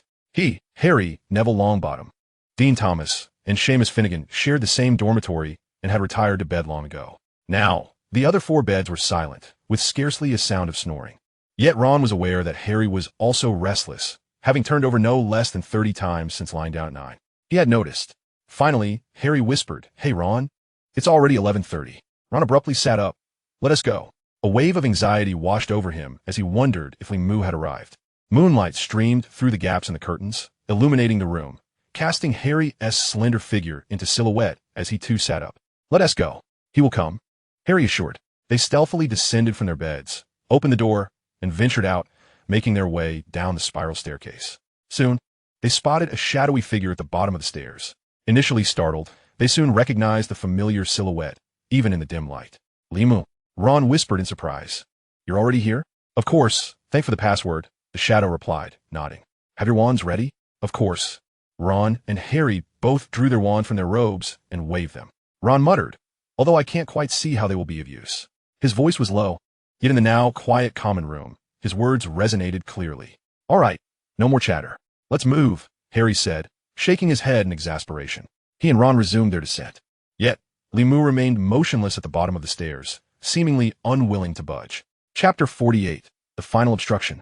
Limu stood still at the stairs base, causing Harry and Ron to halt in their tracks. "What's wrong?" Ron inquired, his voice trembling slightly. He soon noticed the fireplace's residual warmth. He wondered if Limu had been apprehended by a teacher on his way here. Perhaps someone had followed him to the Gryffindor common room to catch them all in the act. In the dim light, they observed a flicker of movement at the corner of Limu's mouth, akin to a wry smile. Then Limu extended his hand, pointing towards a particular spot within the common room. The room was filled with plush armchairs, and Ron and Harry raised their eyes to see a dark figure lounging in the nearest chair. A lamp flickered to life, revealing a petite girl with a slender frame, her unruly brown hair cascading around her, and her bright brown eyes sparkling with intelligence. It was none other than Hermione Granger. Unlike her usual self, she was clad in a pink nightgown. A girl in such an attire, especially with a cat-like lazy smile, would have been utterly adorable. Alas, no smile adorned her face. Instead, Hermione bore an expression of sternness, even gloom. This was why Limu had awaited Harry's arrival. The moment he entered the common room, he had already noticed her presence, and it seemed she had discerned his as well. Yet, neither had communicated their feelings or positions to one another. Seeing Hermione block their path, an overwhelming sense of helplessness surged within Harry and Ron. Moreover, even without verbal cues, they could intuit her intentions. Ron, irate, retorted, "You. Go back to bed. I was almost about to tell your brother." Hermione shot back without a hint of courtesy. "Percy will put a stop to all of this. Now, if you step 1 foot outside the portrait hole, you'll be in for it. How can there be such a meddlesome person?" Harry muttered under his breath, growing impatient with Hermione as well. "Let us go." He turned to Ron and Limu, urging them onward. Ron huffed, tilting his head as he circled around Hermione, pushing aside the portrait of the fat lady and crawling through the entrance. Harry followed closely behind, stepping out into the corridor. Hermione and Lee stood hesitantly, their mouths agape. It appeared that Lee's previous admonishments had been of little use. At least Hermione maintained her haughty demeanor towards Harry and the others, and it seemed unlikely that her attitude would change anytime soon. However, the mere fact that Hermione had shown up here to intervene indicated that she still cared for her friends. He observed her closely. At that moment, Hermione Granger resembled a small lion, glaring at him with her large, fiery eyes.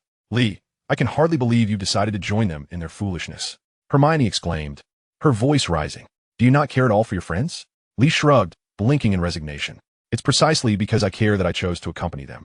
I'd rather not have to carry back 2 unfortunate souls with bruised faces should things go awry." Hermione's eyes widened even further. "If I were you, I would stop them, even if it meant binding them to their beds." Her tone and gaze suggested that, with the slightest nod from Lee, she would be ready to cast a sleeping charm on Harry and the others. But Lee found himself unable to comply. "Shoo, keep your voice down. You're going to wake the entire castle," he said, exuding a sense of helplessness. Hermione radiated a formidable presence that was somewhat overwhelming. Even when facing exotic beasts in the depths of the forest, he rarely felt such pressure. He patted Hermione on the shoulder, forcing a smile. "You should return to sleep. We'll be fine. I'll be with them." With that, he hurriedly darted through the portrait hole. Harry and Ron were still waiting outside for him. The small lioness, Hermione, was finally incensed. She followed closely behind Lee, her voice low and growling. "How can you guarantee nothing will happen? Do you care only for yourselves and not for the house? Do you want to give Slytherin another opportunity to laugh at us?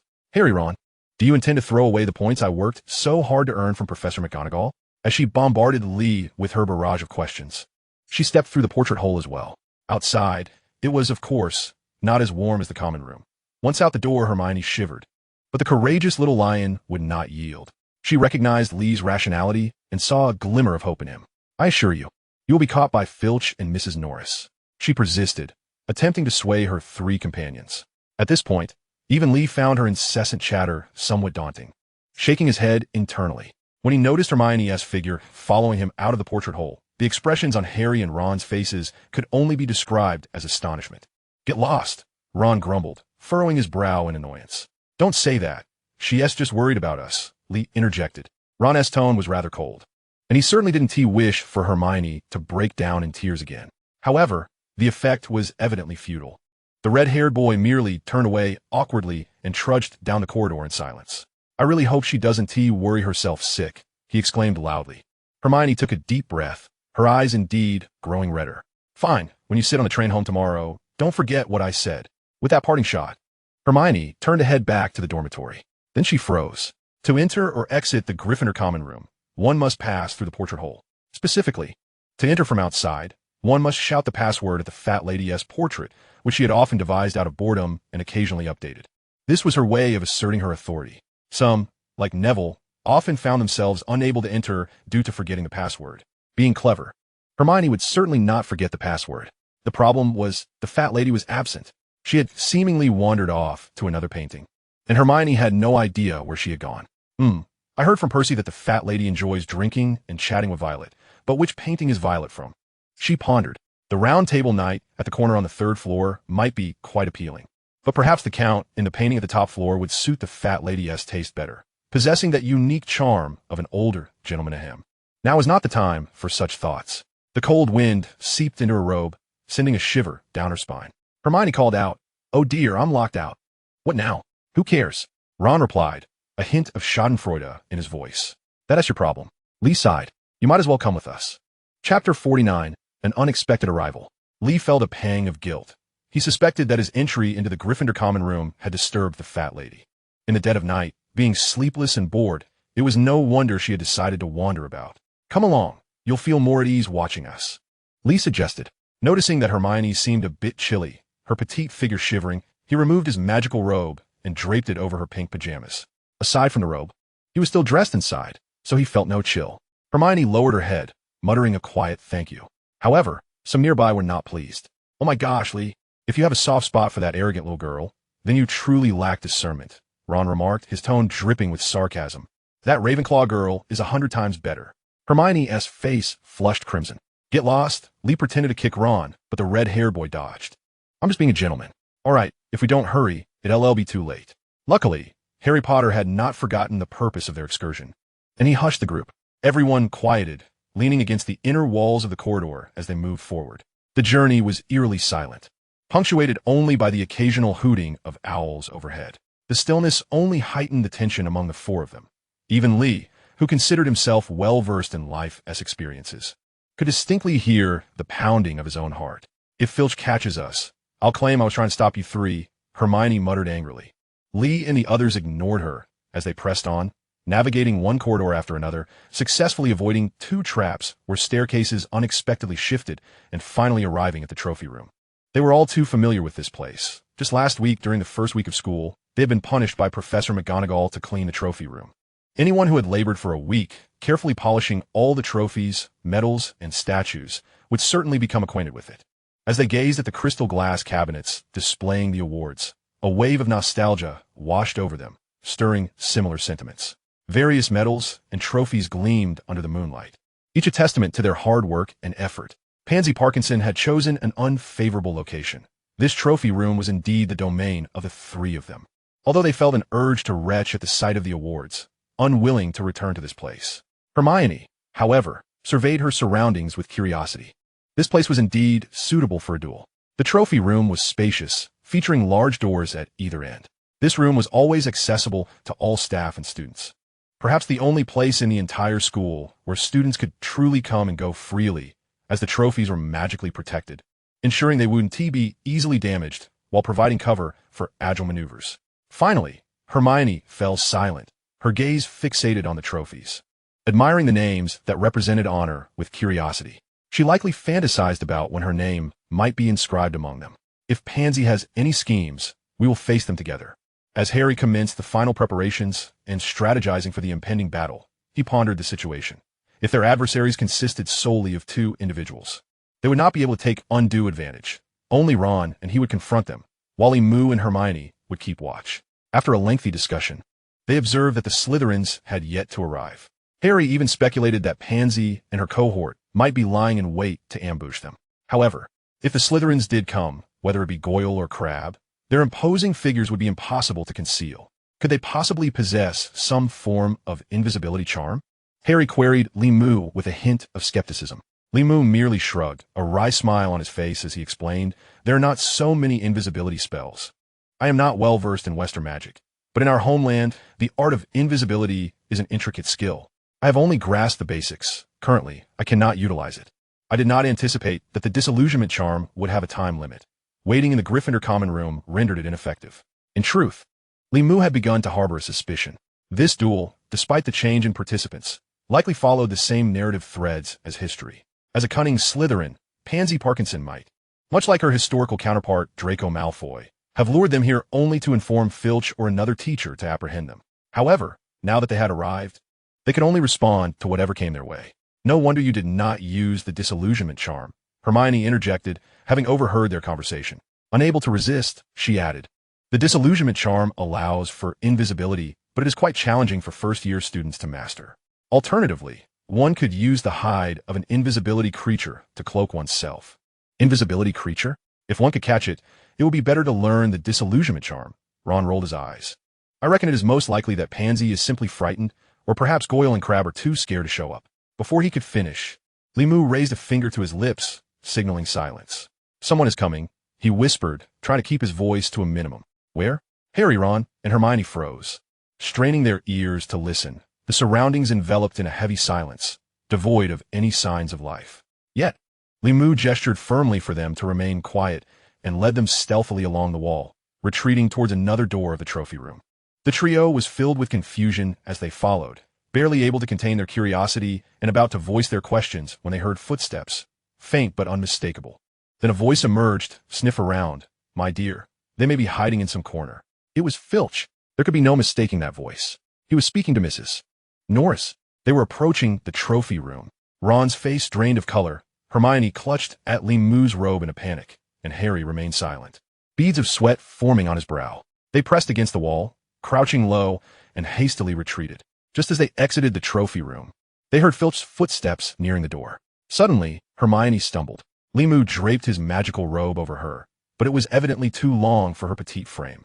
As she bent down, the robe dragged on the ground. In her flustered state, she inadvertently stepped on the hem of the robe, losing her balance and falling against Moo. With his attention still on Filch, Moo instinctively raised his hands to shield Hermione, losing his own balance and toppling forward as well.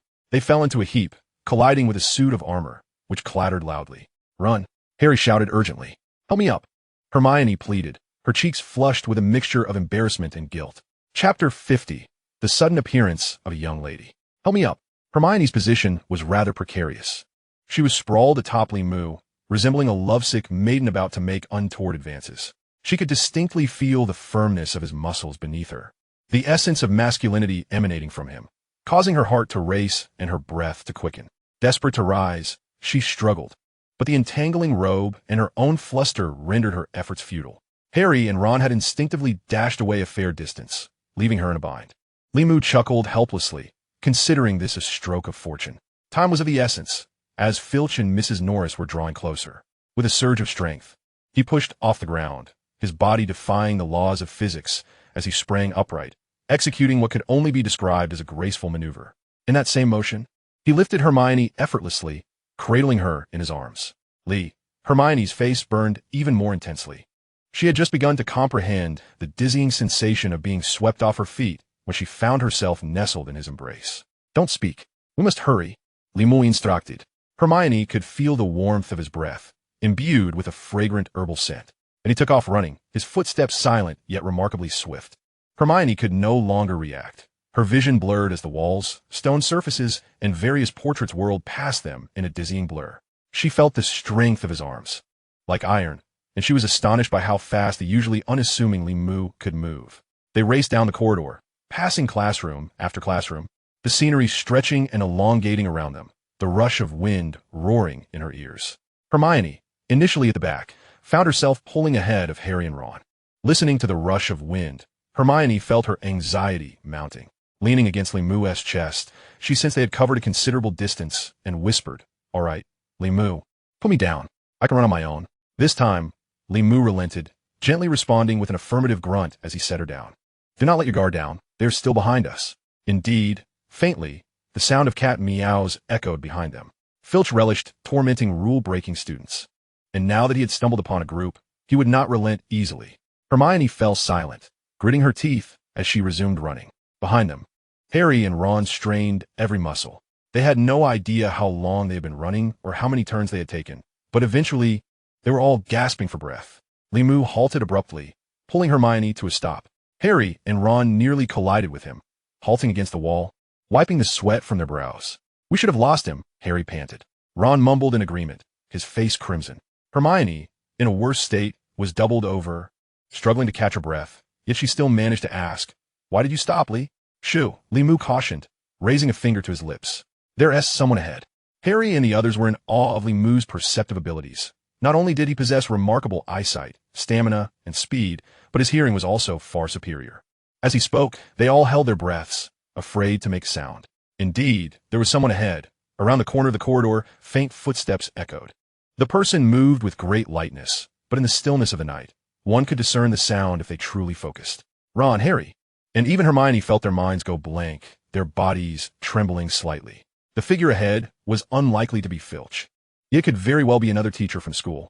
They found themselves caught between a rock and a hard place, unsure of how to proceed. The footsteps drew closer, then suddenly stopped. A luminous orb of light rose before them. The luminous orb emitted a dim, golden glow, not bright by any means, yet sufficient to illuminate the figures of Limou and his three companions. Accompanying the appearance of this orb was a melodious voice, as crisp as that of a nightingale. Inquiring, "Who goes there?" The voice belonged to a young girl. As the orb ascended, Limou and his companions could finally discern her features. The girl stood at the corner of the corridor, her black hair, dark eyes, and yellowish skin framing a petite figure that radiated an extraordinary presence. "Hinata? Is that you? Hinata? In the dead of night? What was she doing here?" Their momentary confusion dissipated as Hinata, noticing them, softly inquired, "What are you doing here?" As she spoke, a blush crept across her small face, betraying her shy nature. The illuminating orb suddenly extinguished with a faint pop, plunging the surroundings back into an abyss of darkness.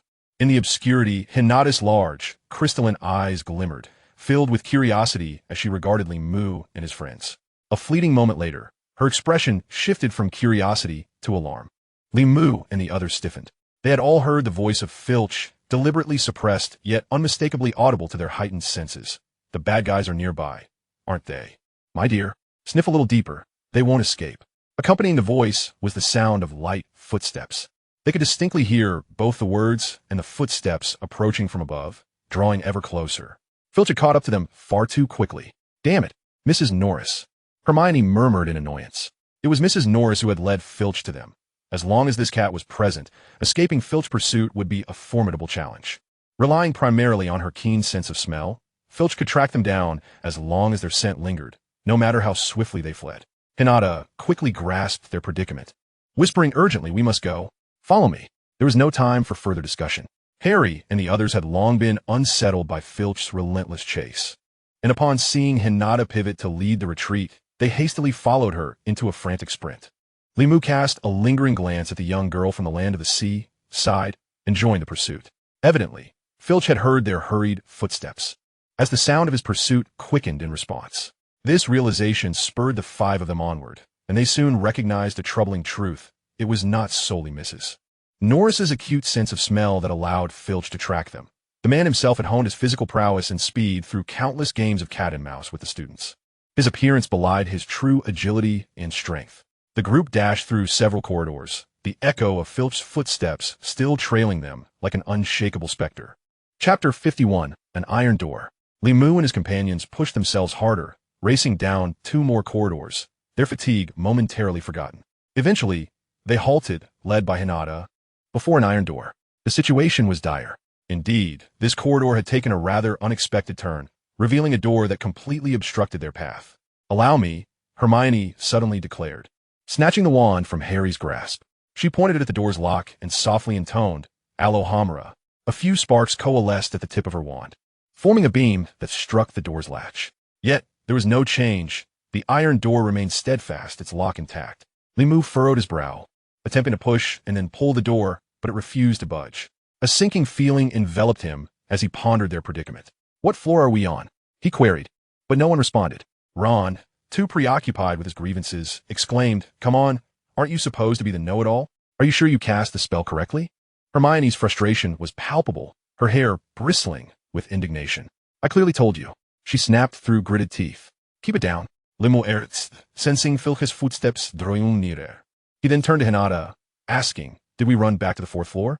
He had never expected any of the others to keep track of their frantic escape. They had merely followed Hinata in a blind panic. His inquiry was directed at her.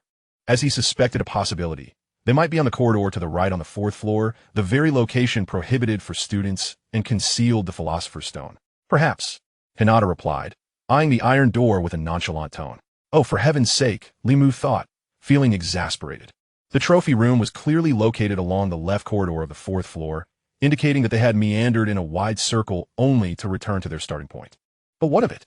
This corridor offered no other paths, and retreating now would only lead to capture. Filch's footsteps were growing alarmingly close. What a persistent nuisance. Harry lamented, losing his composure. Are we really going to lose points for Gryffindor? Even he sighed heavily in despair. No, it might be worse than that. Filch will surely find a way to penalize us more severely, Ron added, appearing disheartened. With so many of us escaping at once, we might as well prepare to purchase return tickets. A gust of night air swept through the corridor, the chill deepening their sense of desolation. Limu shook his head and sighed, feeling powerless before the iron door. The only means he could conceive, aside from learning how to pass through walls, was to force the door open. But did he truly think Filch would be so easily outwitted? However, he was not overly concerned about expulsion.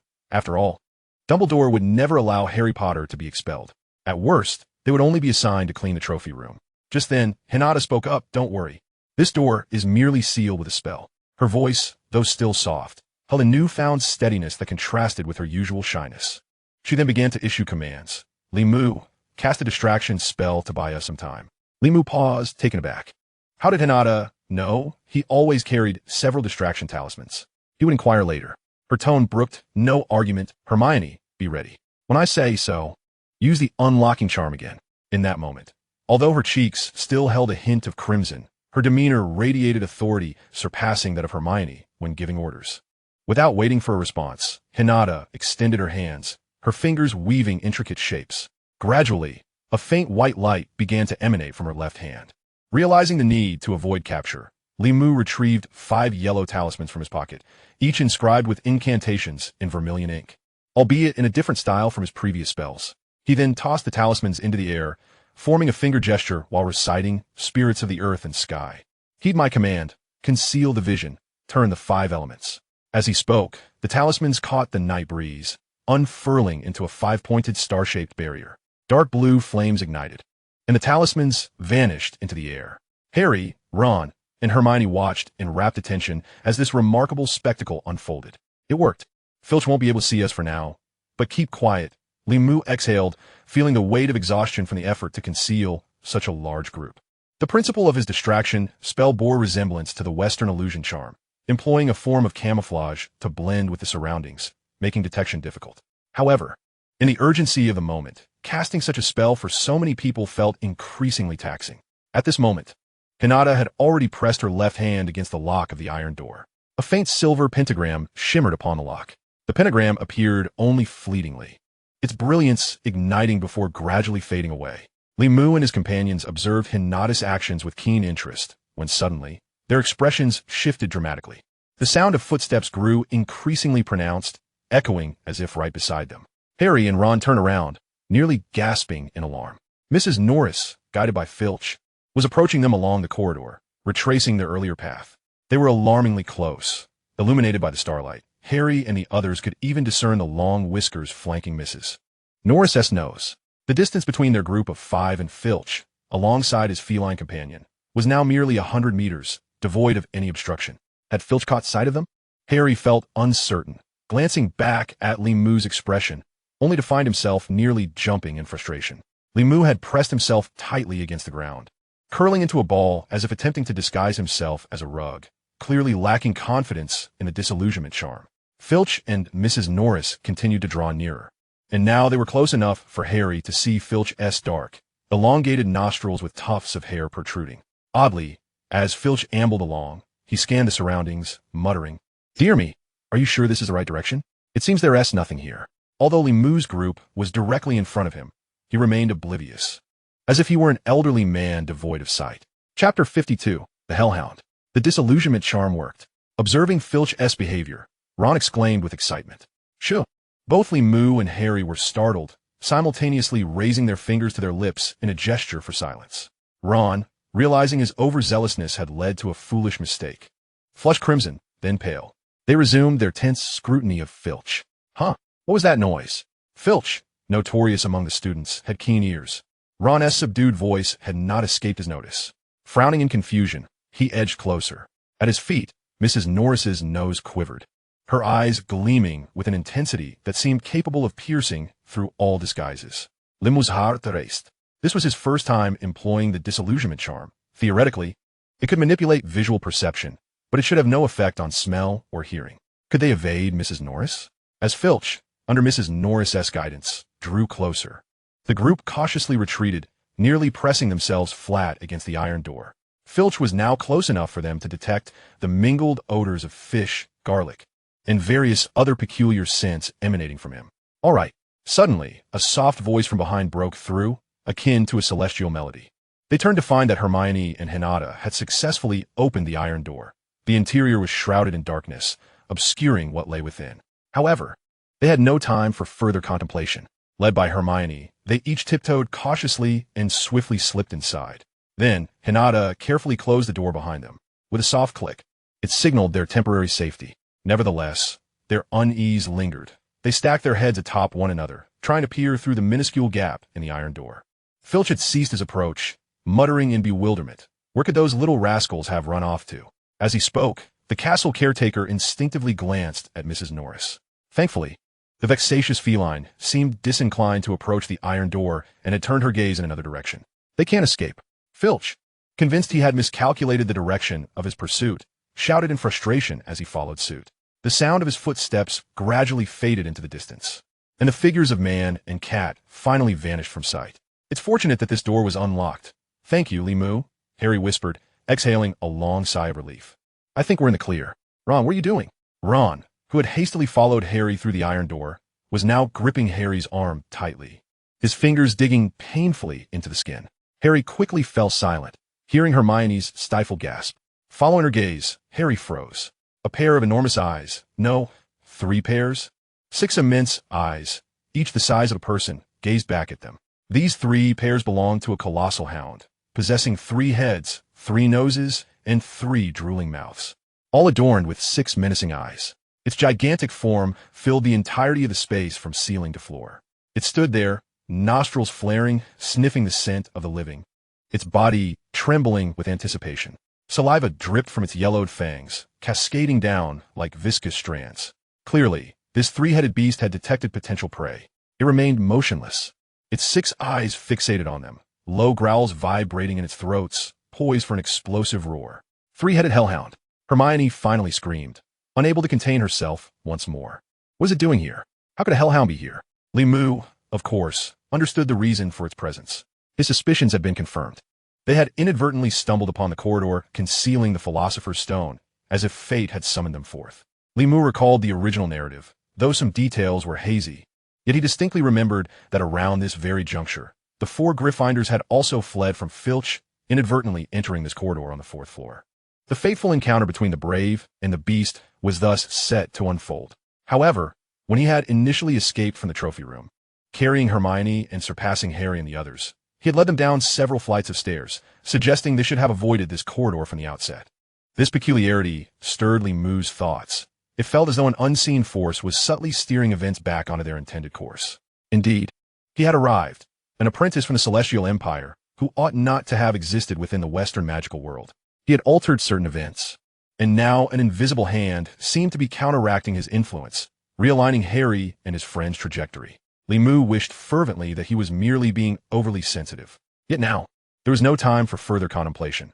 They stood beneath the unwavering gaze of 3 heads and 6 eyes. The immense 3-headed creature exuded an air of ferocity, its low growls brewing in its 3 mouths. The initial shock and scrutiny had passed. It was now primed to strike. Harry and his companions, pale as ghosts, had momentarily forgotten the threat of being caught by Filch. In comparison to the loss of life, the prospect of losing house points or even expulsion had become trivial. The only rational choice now was to flee, yet fear had rendered them paralyzed, their legs trembling, leaving them momentarily unresponsive. "Harry, open the door. We need to get out," Limu urgently called out. He too felt uncertain about confronting this beast. Historically, the hound was known to respond to music. But who would carry an instrument on their person? Harry, having been the last to enter, was now closest to the door. Upon hearing Limu's plea, he felt a jolt of urgency. Extending a trembling arm, he groped for the handle of the iron door behind him. Overwhelmed with anxiety, compounded by Ron still hanging onto his arm, he fumbled for a moment before finally locating the handle. Unfortunately, it was too late. The hellhound roared, its 3 colossal heads swiveling, 3 pairs of menacing eyes locking onto the group of young adventurers. 3 blood-red mouths unleashed a collective, thunderous growl that reverberated through the air, the force of it nearly lifting the small children off their feet. Accompanied by the roar, the 3 gaping maws lunged toward them. In truth, 3 sheets are utterly unnecessary. The hellhound is so immense that even its single maw could easily swallow 5 individuals whole. "Why do you remain frozen in place?" Limu exclaimed. He beheld the hellhound's gory, glistening tongue, its underbelly marred by serpentine veins, and 2 rows of razor-sharp, gleaming teeth. As it opened its mouth, a nauseating stench assaulted the senses, suffocating and ominously akin to death itself. Clearly, Limu had no desire to meet his end. No one wishes to perish, particularly in such a place. Chapter 53. A twinge of regret. No one desires death. In a moment of peril, Limu hastily extracted the majority of his talisman papers and scattered them haphazardly. It was evident that his efforts were in vain. Taoist talismans, aside from the vermilion ink on the paper as a medium, require accompanying hand seals and incantations to realize their full potential. Perhaps a highly skilled predecessor could invoke them without the need for gestures or chants, or maybe a master could create instant-release high-level talismans. But Limu was clearly incapable of such feats. The papers he cast forth were a motley collection, including those for invisibility and healing, as well as combat talismans for summoning fire, lightning, and iron armor. How could one individual possibly recite multiple incantations simultaneously? The yellowed papers drifted through the air, cascading down like a flurry of feathers. The 3-headed beast was momentarily startled, all 6 eyes widening as they fixed on the talismans, perhaps sensing the latent power within them, rendering it momentarily still. Seizing this opportunity, Limu turned back only to find his companions still standing dazedly at the doorway, their eyes wide, equally captivated by the fluttering talismans. Did they truly expect these papers to subdue the 3-headed hellhound? Frustrated, he bellowed, "What are you waiting for? Run!" Harry suddenly snapped to his senses, yanking the door open and pulling Ron along with him. Then came Hermione, but she was too late. The hellhound, once distracted by the yellow talismans, returned to its fearsome nature, lunging forward with its gaping maw. Its movements were swift, and even if Hermione managed to escape, there was still Hinata to consider, not to mention Limu himself. "Divine thunder, heed my command.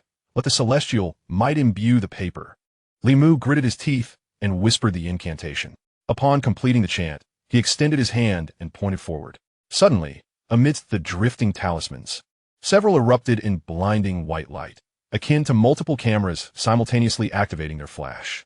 The 3-headed monstrosity recoiled in surprise, squinting as its head instinctively withdrew.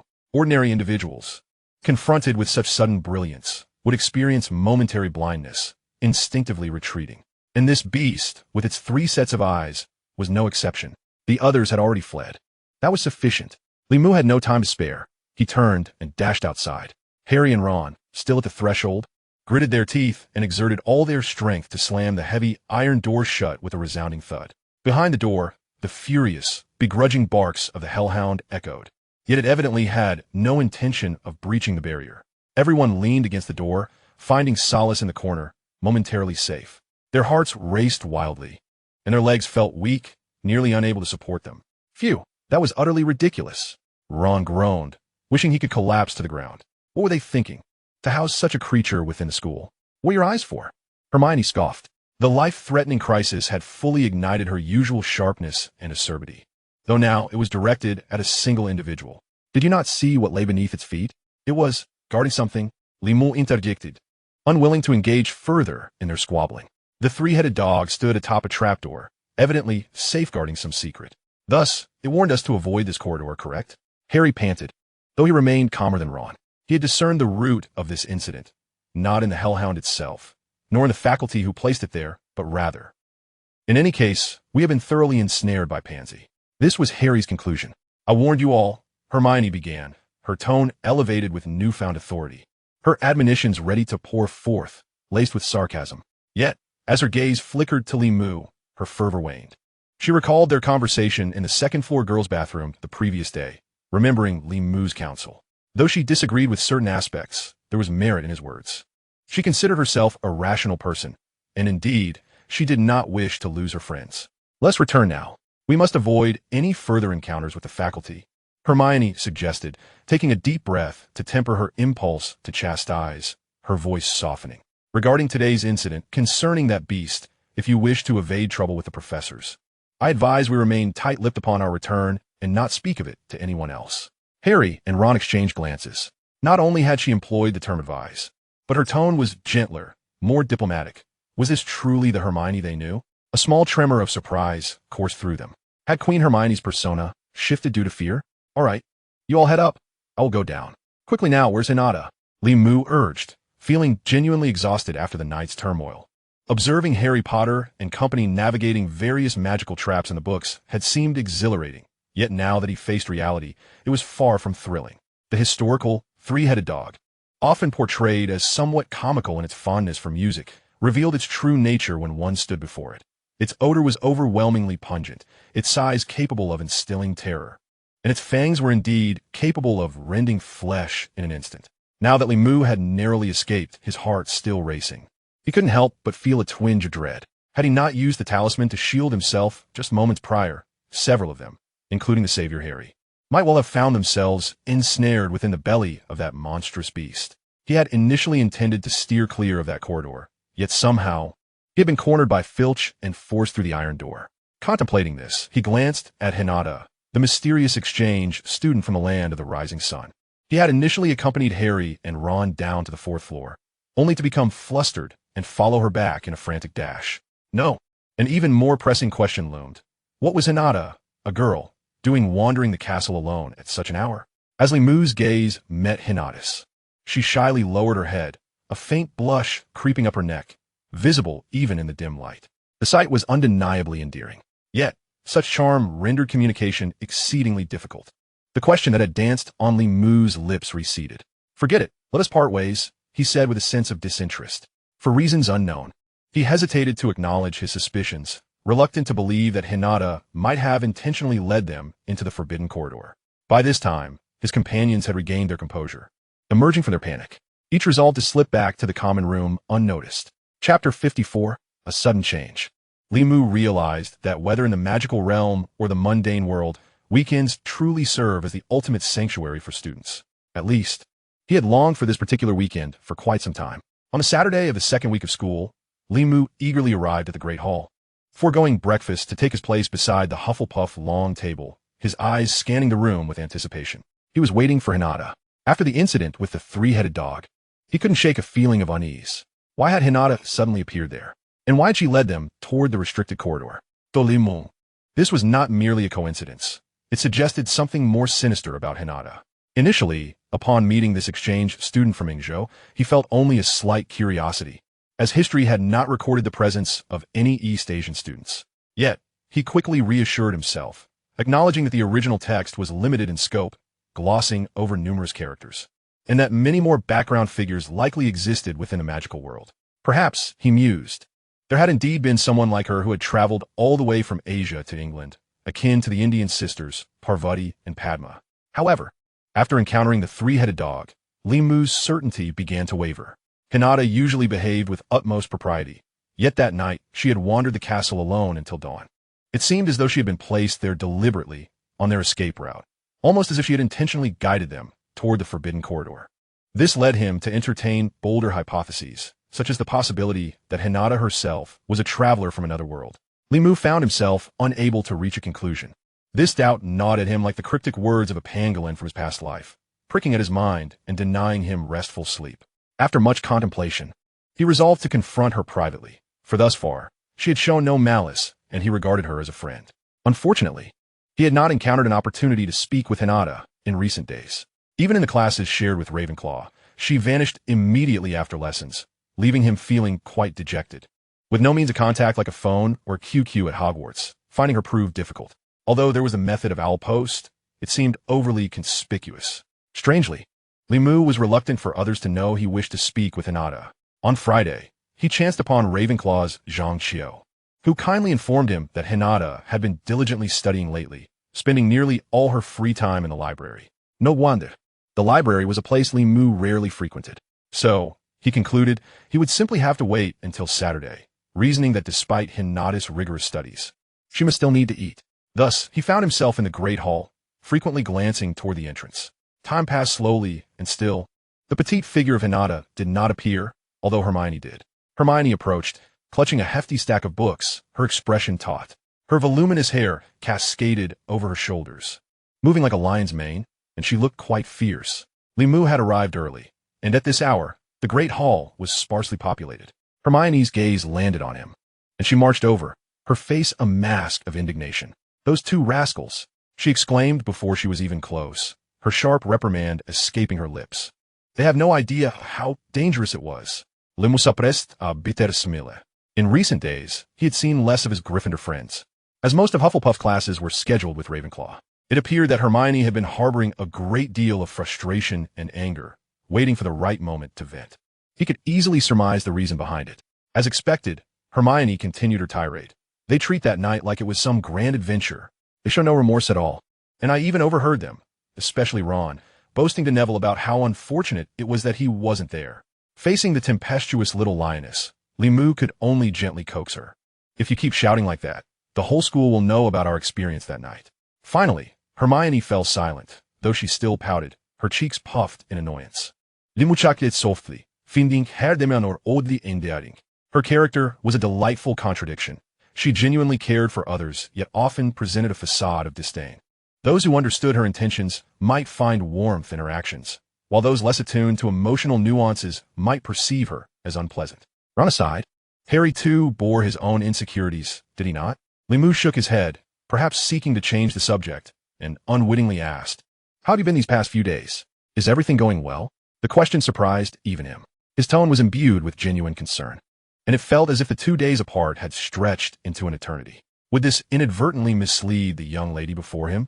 He glanced at Hermione, who had lowered her gaze, seemingly lost in thought. She did not respond, and he was at a loss for words. "Le mu ponder de Hermione's reaction." What could be the matter? He sensed that she must have been experiencing some discontent, which explained the cloud over her expression, just as the atmosphere threatened to grow awkward. Ernie Macmillan and Justin Finch-Fletchley arrived, two of his roommates who rarely woke up so early. Upon entering the Great Hall, they quickly spotted Li Mu and approached him. "Li, you're up early again," Ernie remarked with a smile. His roommates had grown accustomed to Li Mu's early rising. Their differing biological clocks had led them to develop a harmonious coexistence, neither too close nor too distant. This was the essence of Hufflepuff students. Even when harboring grievances, they maintained kindness and a desire to foster positive relationships with everyone. They settled down beside Li Mu, but Hermione, as if roused from slumber, abruptly declared, "I still need to go to the library," and swiftly turned to leave, leaving them with only her retreating figure. Moments later, she had vanished through the Great Hall's doors. Li Mu stood there, momentarily stunned, bewildered by her sudden departure. Had he inadvertently offended her? Hadn't she come to dine? Perhaps she had suddenly recalled a scientific inquiry and forgotten that she had yet to eat, a classic case of a scientist's occupational hazard that seemed all too plausible for Hermione. While Li Mu continued to ponder her abrupt exit, Justin shrugged beside him. "Looks like Miss Know-It-All has taken a hit." Miss Know-It-All, the moniker bestowed upon Hermione by Professor Snape during potions class, had quickly spread throughout the year group, thanks to the Slytherins. Li Mu's heart skipped a beat. What happened? What kind of hit? Ernie chimed in, gesturing toward the entrance of the Great Hall. "Just take a look at the House Cup standings, and you'll understand." Chapter 55, The House Cup. The House Cup. At Hogwarts, with its 4 houses and nearly 1,000 students, most pupils were content to remain inconspicuous, existing with a sense of detachment. If there was anything that truly captivated the student body, it was the House Cup. Throughout their time at Hogwarts, students could earn points for exemplary performance, while any infractions or mistakes would lead to deductions. At the end of the year, the house with the highest score would claim the House Cup. Though lacking material rewards, this honor was recorded in the school's archives, representing, in some measure, the prestige and reputation of the entire house. Even the independent-minded Ravenclaw students, known for their high intellect, valued the House Cup significantly. Now they're eagerly poised, ready to seize this year's House Cup, and it appears success is within reach. Indeed, outside the Great Hall on the first floor of Hogwarts Castle, the school has displayed the House Cup scoreboard. What seems to be an ordinary bulletin board is distinctly divided into 4 sections, adorned in the fiery red of Gryffindor, the earthy yellow of Hufflepuff, the sky blue of Ravenclaw, and the deep green of Slytherin. Each section features a grand hourglass filled with gemstones of these 4 colors, shimmering brilliantly and capturing the eye. The quantity of these gemstones represents the points accumulated by each house. When a teacher deducts points from a particular house, the corresponding gemstones automatically diminish, while points earned result in an increase of their gemstones. For those who wish to delve deeper into the scores, holographic projections of numerical figures appear above the hourglasses, detailing the exact points for each house.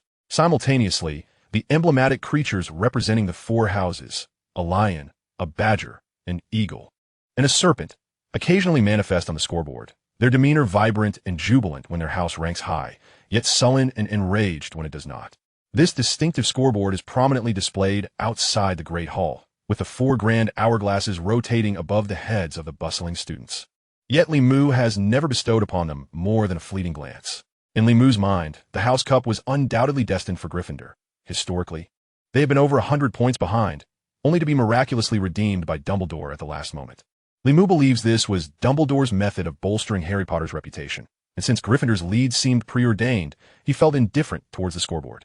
It was only at the prompting of Ernie Macmillan that he took a moment to observe the standings. To his astonishment, Ravenclaw was leading. The azure section representing Ravenclaw was filled to 2/3 with blue gemstones, while the other houses barely surpassed half. In just 3 weeks, Ravenclaw had left the other houses in the dust on the scoreboard.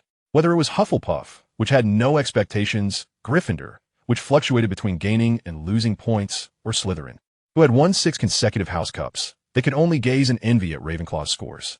This was a stark deviation from history. In the original tale, during Harry Potter's first year at Hogwarts, Slytherin had maintained a commanding lead over the other houses, with Gryffindor briefly harboring hopes of surpassing the Serpent House, yet ultimately failing until the year-end feast when Harry and his friend's remarkable performance during the Philosopher's Stone incident allowed them to turn the tide.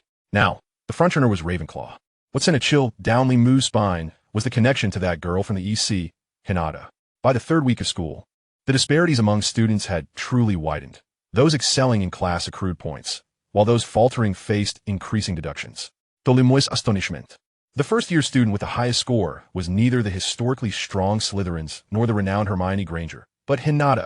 While Hermione undoubtedly showcased an extraordinary intellect, she could barely claim the 2nd spot among the newcomers. Meanwhile, the usually reticent Hinny consistently outperformed Hermione across nearly all subjects. History had shifted, veering off its original path, becoming almost absurd. Who was this prodigy? Such feats seemed implausible, even for a time traveler. Amid his astonishment, a deep concern took root within Limu. Before attempting to help Hermione improve her character, and even prior to his decision to come to Hogwarts, he had grappled with whether to be a mere observer, allowing the plot to unfold, or to engage extensively and alter history. He chose to effect small changes gradually, seeking a modicum of joy in participation without radically altering history's course. It was akin to mending clothes or refurbishing a home. Minor patches were acceptable, but a complete structural overhaul would be unwise. Furthermore, this was an experiment regarding a time traveler's influence on history, which has always been subject to 2 opposing theories.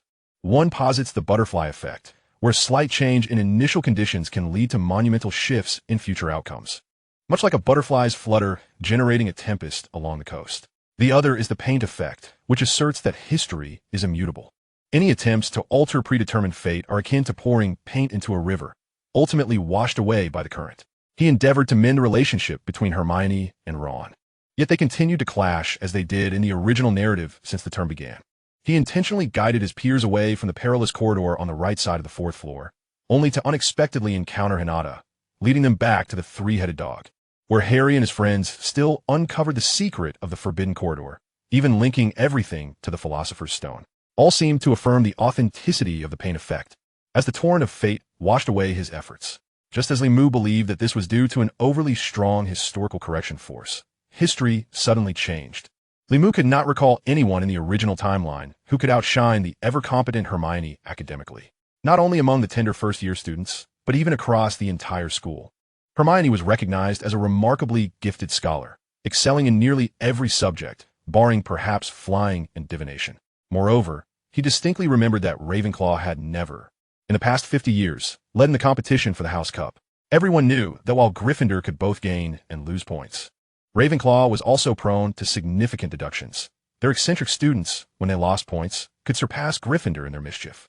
Ravenclaw students were undoubtedly intelligent and eager to learn, but sometimes their zeal led to perilous experiments that exploded in classrooms, reckless spell casting towards their peers, or late-night excursions to the restricted section for research. Such students, even under Professor Flitwick's occasional leniency, struggled annually in the House Cup standings, often languishing in the bottom tier, with Hufflepuff perpetually occupying last place.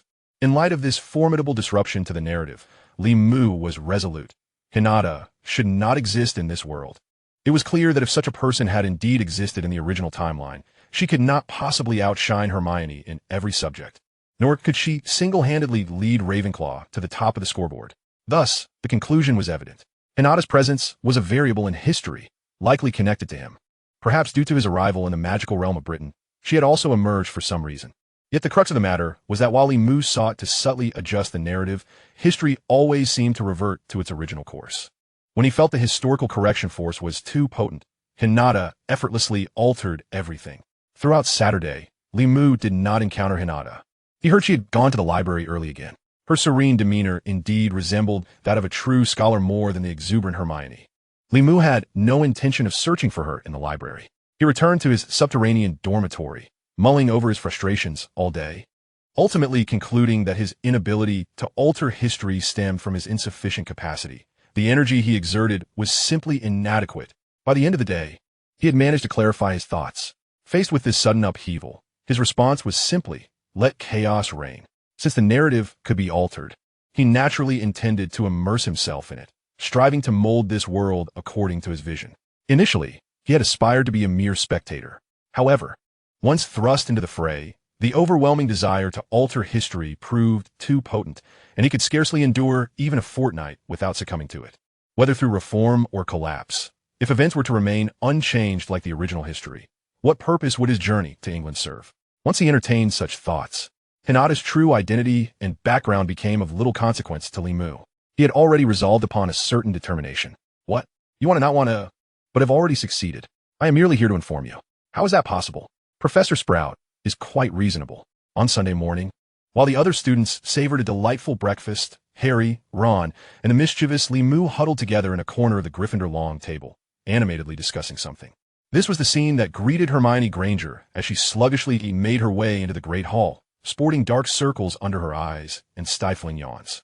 She found it hard to believe that these three miscreants had once again convened, appearing so at ease, especially Li Mu, who had dismissed her earlier concerns with such nonchalance.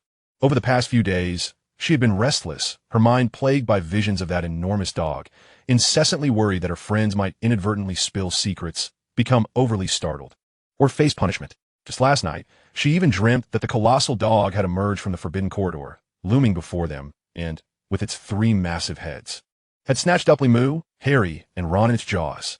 As she groggily tried to rouse her companions, she discovered that only Neville was still peacefully slumbering in the dormitory. Hey, you three, what are you discussing? Hermione approached, her tone inevitably frosty, signaling trouble. Oh, Ron groaned upon seeing her. Not this again. He felt utterly exasperated by the omnipresent girl. Are you dissatisfied? Do you begrudge my presence? To her surprise, Hermione, upon hearing his complaint, did not sulk as before, but instead queried in a surprisingly cheerful tone.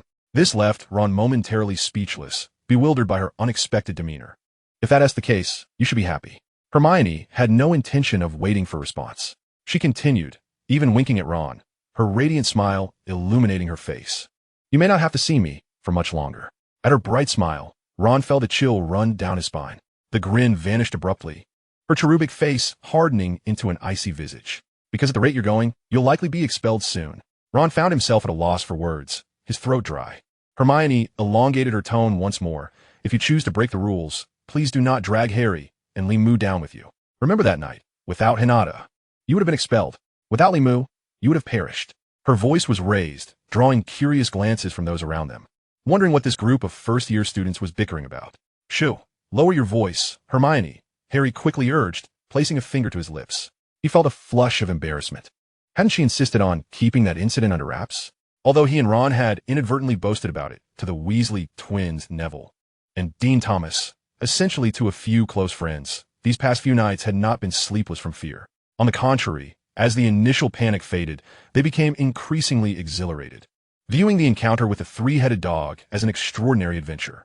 It was said that such hellhounds were rarer than dragons, with most people never encountering such a magical creature in their lifetime. Fortunately, it was a bustling breakfast hour, and the great hall buzzed with the chatter of students, muffling their conversation.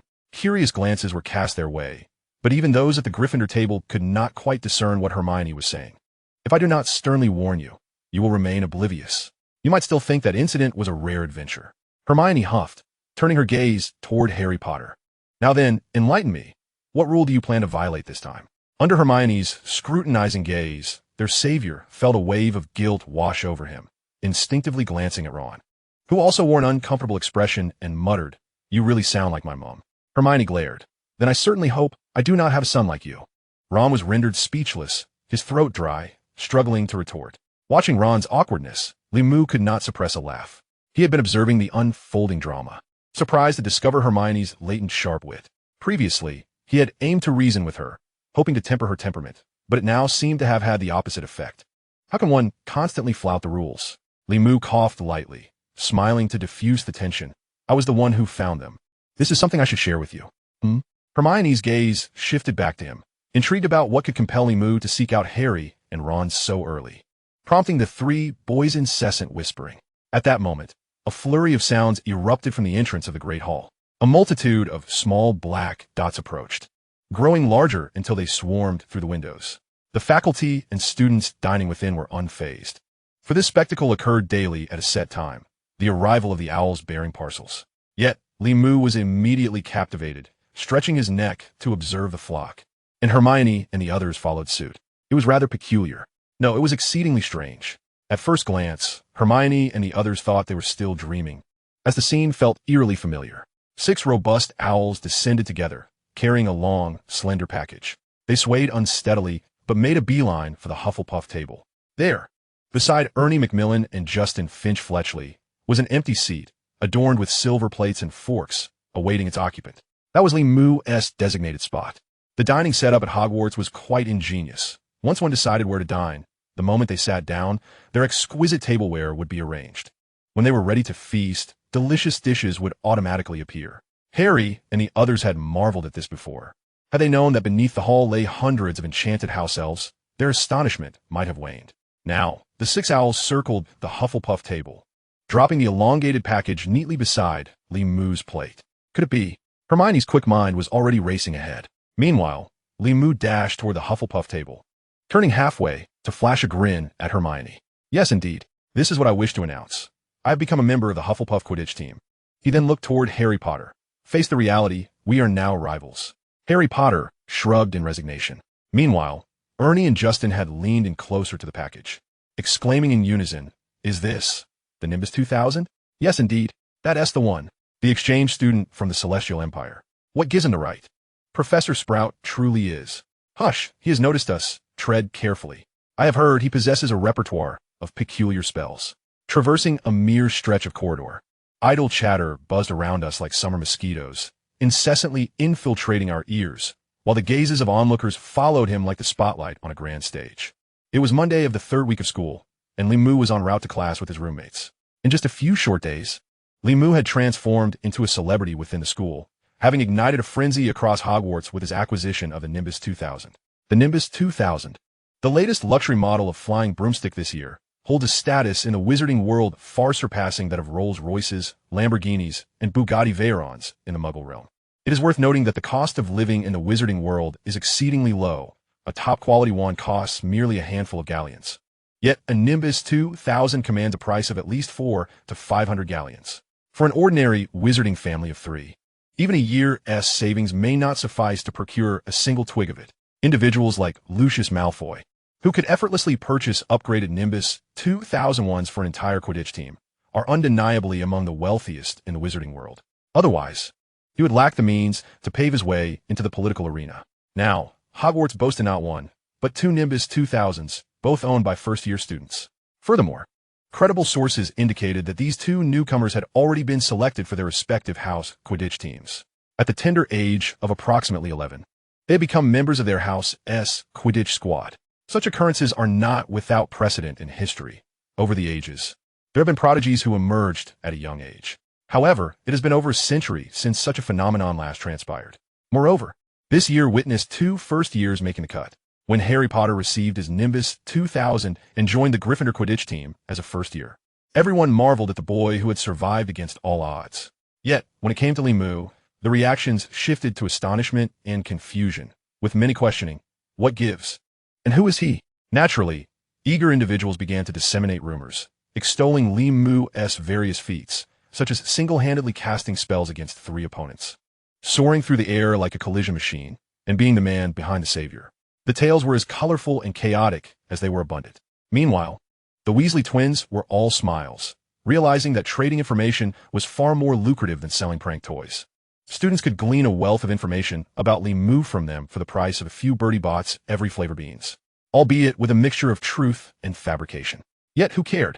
In no time, Limu's fame surged among the student body, even overshadowing the initial glory of Harry Potter upon his arrival at school.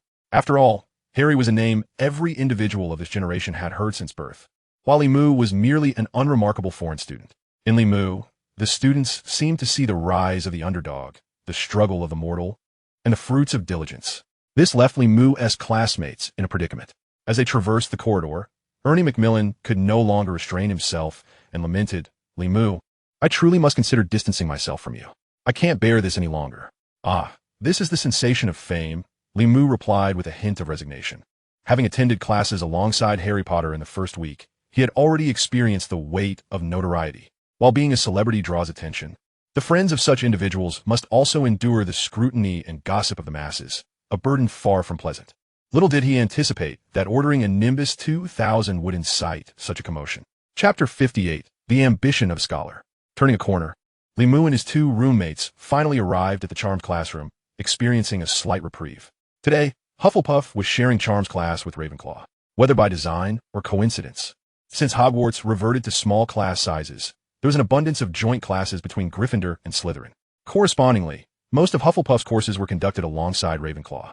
Professor Flitwick had yet to arrive, so the trio settled into seats at the back. As soon as they were seated, Justin Finch-Fletchley inquired, "But what prompted you to suddenly join the Quidditch team?" Even Professor Sprout approved.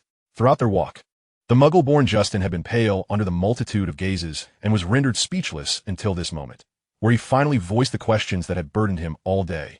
It's quite simple. My abilities speak for themselves. I fly no worse than Harry. Limu shrugged, calmly explaining to his roommate. The head of the house can authorize anyone to join the team. Didn't Harry Potter also enter the team through the same process? Justin was momentarily at a loss for words, and Macmillan appeared lost in thought. They had never regarded the boy who lived as an ordinary individual, so like many others, they had overlooked Harry Potter's precedent in Limu's situation. They exchanged glances, both thinking, no wonder he's a friend of Harry Potter. Only true friends can maintain composure in the presence of a savior, it seems. At this juncture, their initial feelings of dissatisfaction and jealousy towards Limu and the Gryffindors faded, replaced by a sense of pride. Observing their expressions, Limu smiled and, to bolster his argument, provided another example. He referenced the current head boy. Moreover, Professor Sprout is quite agreeable. Typically, house heads are occupied by 5th years. Yet Cedric is only in his 3rd year and has already been appointed head boy. If he had the initiative, he could have applied to join the Quidditch team as a 1st year. Cedric Diggory indeed possessed that caliber, now in his 3rd year. He served as both the head boy of Hufflepuff and the captain of the house Quidditch team. He was recommended for the team in his second year due to his outstanding performance in flying lessons, where his skills far exceeded those of his peers. Such talent, even if his broomstick prowess were slightly inferior to Harry's, would not find entry into the Quidditch team a daunting task. Hogwarts generally prohibits first years from riding broomsticks, primarily to prevent accidents. However, when one's abilities are sufficient, the faculty has no grounds to deny a promising young player with the potential of a star. Cedric simply lacked that awareness. As for why I considered joining the Quidditch team, sensing the complex gazes from his roommates, Limu smiled and elongated his tone. The roommates indeed refocused their attention, and even several classmates nearby turned their heads in curiosity at Limu's elevated voice. The house cup. He enunciated each word deliberately. His roommates were momentarily stunned, their expressions transforming into a mix of excitement and bewilderment. The house cup, they echoed. Indeed, Limu affirmed confidently, his gaze drifting to the front row of the classroom. There sat a petite girl with short hair, engrossed in a thick book. That was Hinata. Limu was determined to accept Hinata's challenge. His ambition was to become a scholar. So, who knows the author of the Century Prophecy? It is Nostradamus, sir. He is one of the most renowned diviners in France, adept in astrological predictions, and he is esteemed not only in the annals of magical history, but also in the Muggle world. As he raised his arm high, Limu's steady and clear voice resonated throughout the classroom, rousing many students from their sweet slumber, who jolted awake and cast bewildered glances around. Seated beside Limu, Ron and Harry reacted even more strongly. Ron abruptly leapt to his feet, causing the chairs and tables behind him to rattle noisily. He stood there, staring blankly with a bewildered expression. After what seemed like an eternity, he widened his eyes in astonishment, first at Limu and then at Harry, who was equally dazed. Before hastily sitting back down, his face flushed. "Lee, you're not possessed by Hermione, are you?" he muttered under his breath. Fortunately, no one mocked Ron. In fact, no one even noticed his sudden outburst or the clatter he had caused. Apart from Hermione, who sat in the front row, the rest of the class appeared to be in a daze. Even Professor Binns seemed momentarily stunned, unable to articulate a word. How many years had it been? Even in his extensive memories spanning centuries, he could count on one hand the number of enthusiastic students willing to answer questions in class. Thankfully, Professor Binns had not completely succumbed to senility. After a moment, his voice resumed, surprisingly imbued with emotion. Very well, Hufflepuff, 10 points. With this proclamation, the students were once again left momentarily speechless, and Hermione turned to gaze intently at Limu. The history of magic at Hogwarts is a fascinating subject. Even Hermione, who typically struggled to stay awake, could hardly believe that points were awarded for such an unremarkable contribution. Only Limu could manage that. In response to her gaze, Limu merely shrugged nonchalantly. "I'm a top student. Who am I to fear?" This demeanor struck Hermione as provocative, and she huffed in irritation before turning back. Professor Binns' monotonous lecture continued, and the room full of students once again fell into a trance, their eyes vacant and expressions blank. This little episode soon passed. However, unexpectedly, once class was dismissed, Hermione's petite figure stood directly in front of Limu, blocking his path. With her chin held high, she resembled an indignant, defiant lion. "Yeah, Hermione," Limu stammered, scratching his head, unable to comprehend her behavior. Since their encounter that Saturday morning, Hermione had not acted normally. She perpetually appeared furious, as if she had consumed several tons of gunpowder, ready to ignite at any moment. Harry, ever the perceptive friend, discreetly took Ron by the arm, preparing to make a quick exit. The communication between Hermione and Ron remained scarce. When they did speak, it resulted in Ron being thoroughly chastised, leaving Harry Potter feeling increasingly awkward in their presence. Even Ron found himself somewhat intimidated by her. Ignoring Harry and Ron, Hermione continued to confront Limu, nostrils flaring in indignation. "Very well. No wonder people say I'm nothing special." "What do you mean?" Limu scratched his head again, looking perplexed. He watched as Hermione, hands on her hips, declared fiercely, "In any case, I accept this challenge. I shall not lose. Gryffindor shall not lose." Challenge? There was no time for further inquiries, as Hermione had already turned on her heel, clutching her books and rushing out of the classroom. Her curly, voluminous brown hair flowed behind her like the cape of a battle-hardened general. Chapter 59, The Library. This world has gone mad. Or perhaps it is they who have lost their sanity. Such were the thoughts of all the Slytherins upon witnessing the significant changes in the house points tally. The emerald green gems illuminated the hourglass, occupying approximately 6/10 of its space.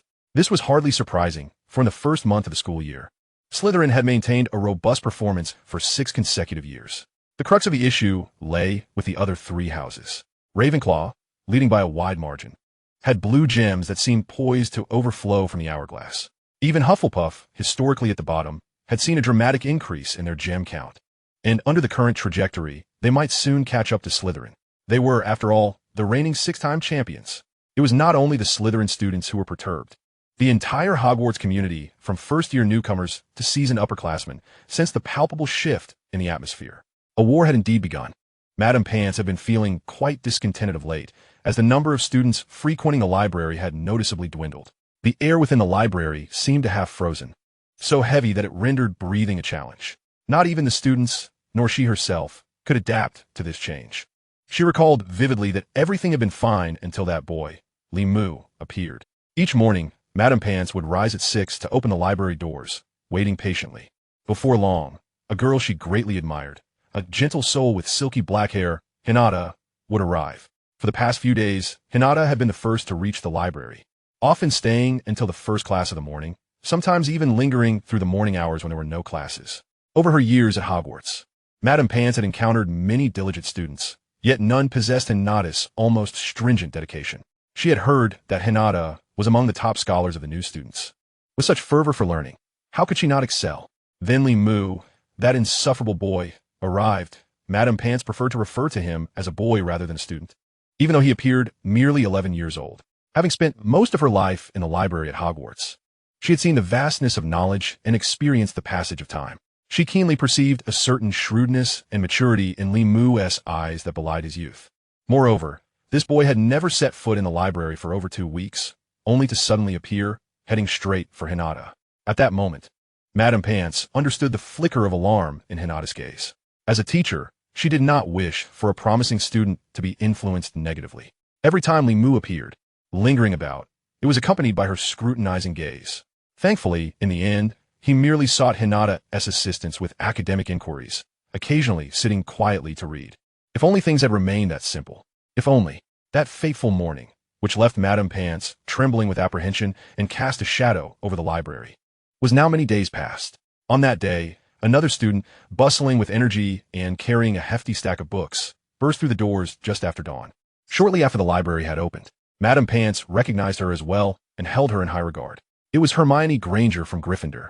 With her voluminous brown curls and remarkable speed in reading, having already borrowed over 30 books since the start of the term. Among the thousands of students at Hogwarts, few had etched themselves into Madame Pants' memory, and those she favored were invariably outstanding scholars. However, she recalled that Hermione had never entered the library this early.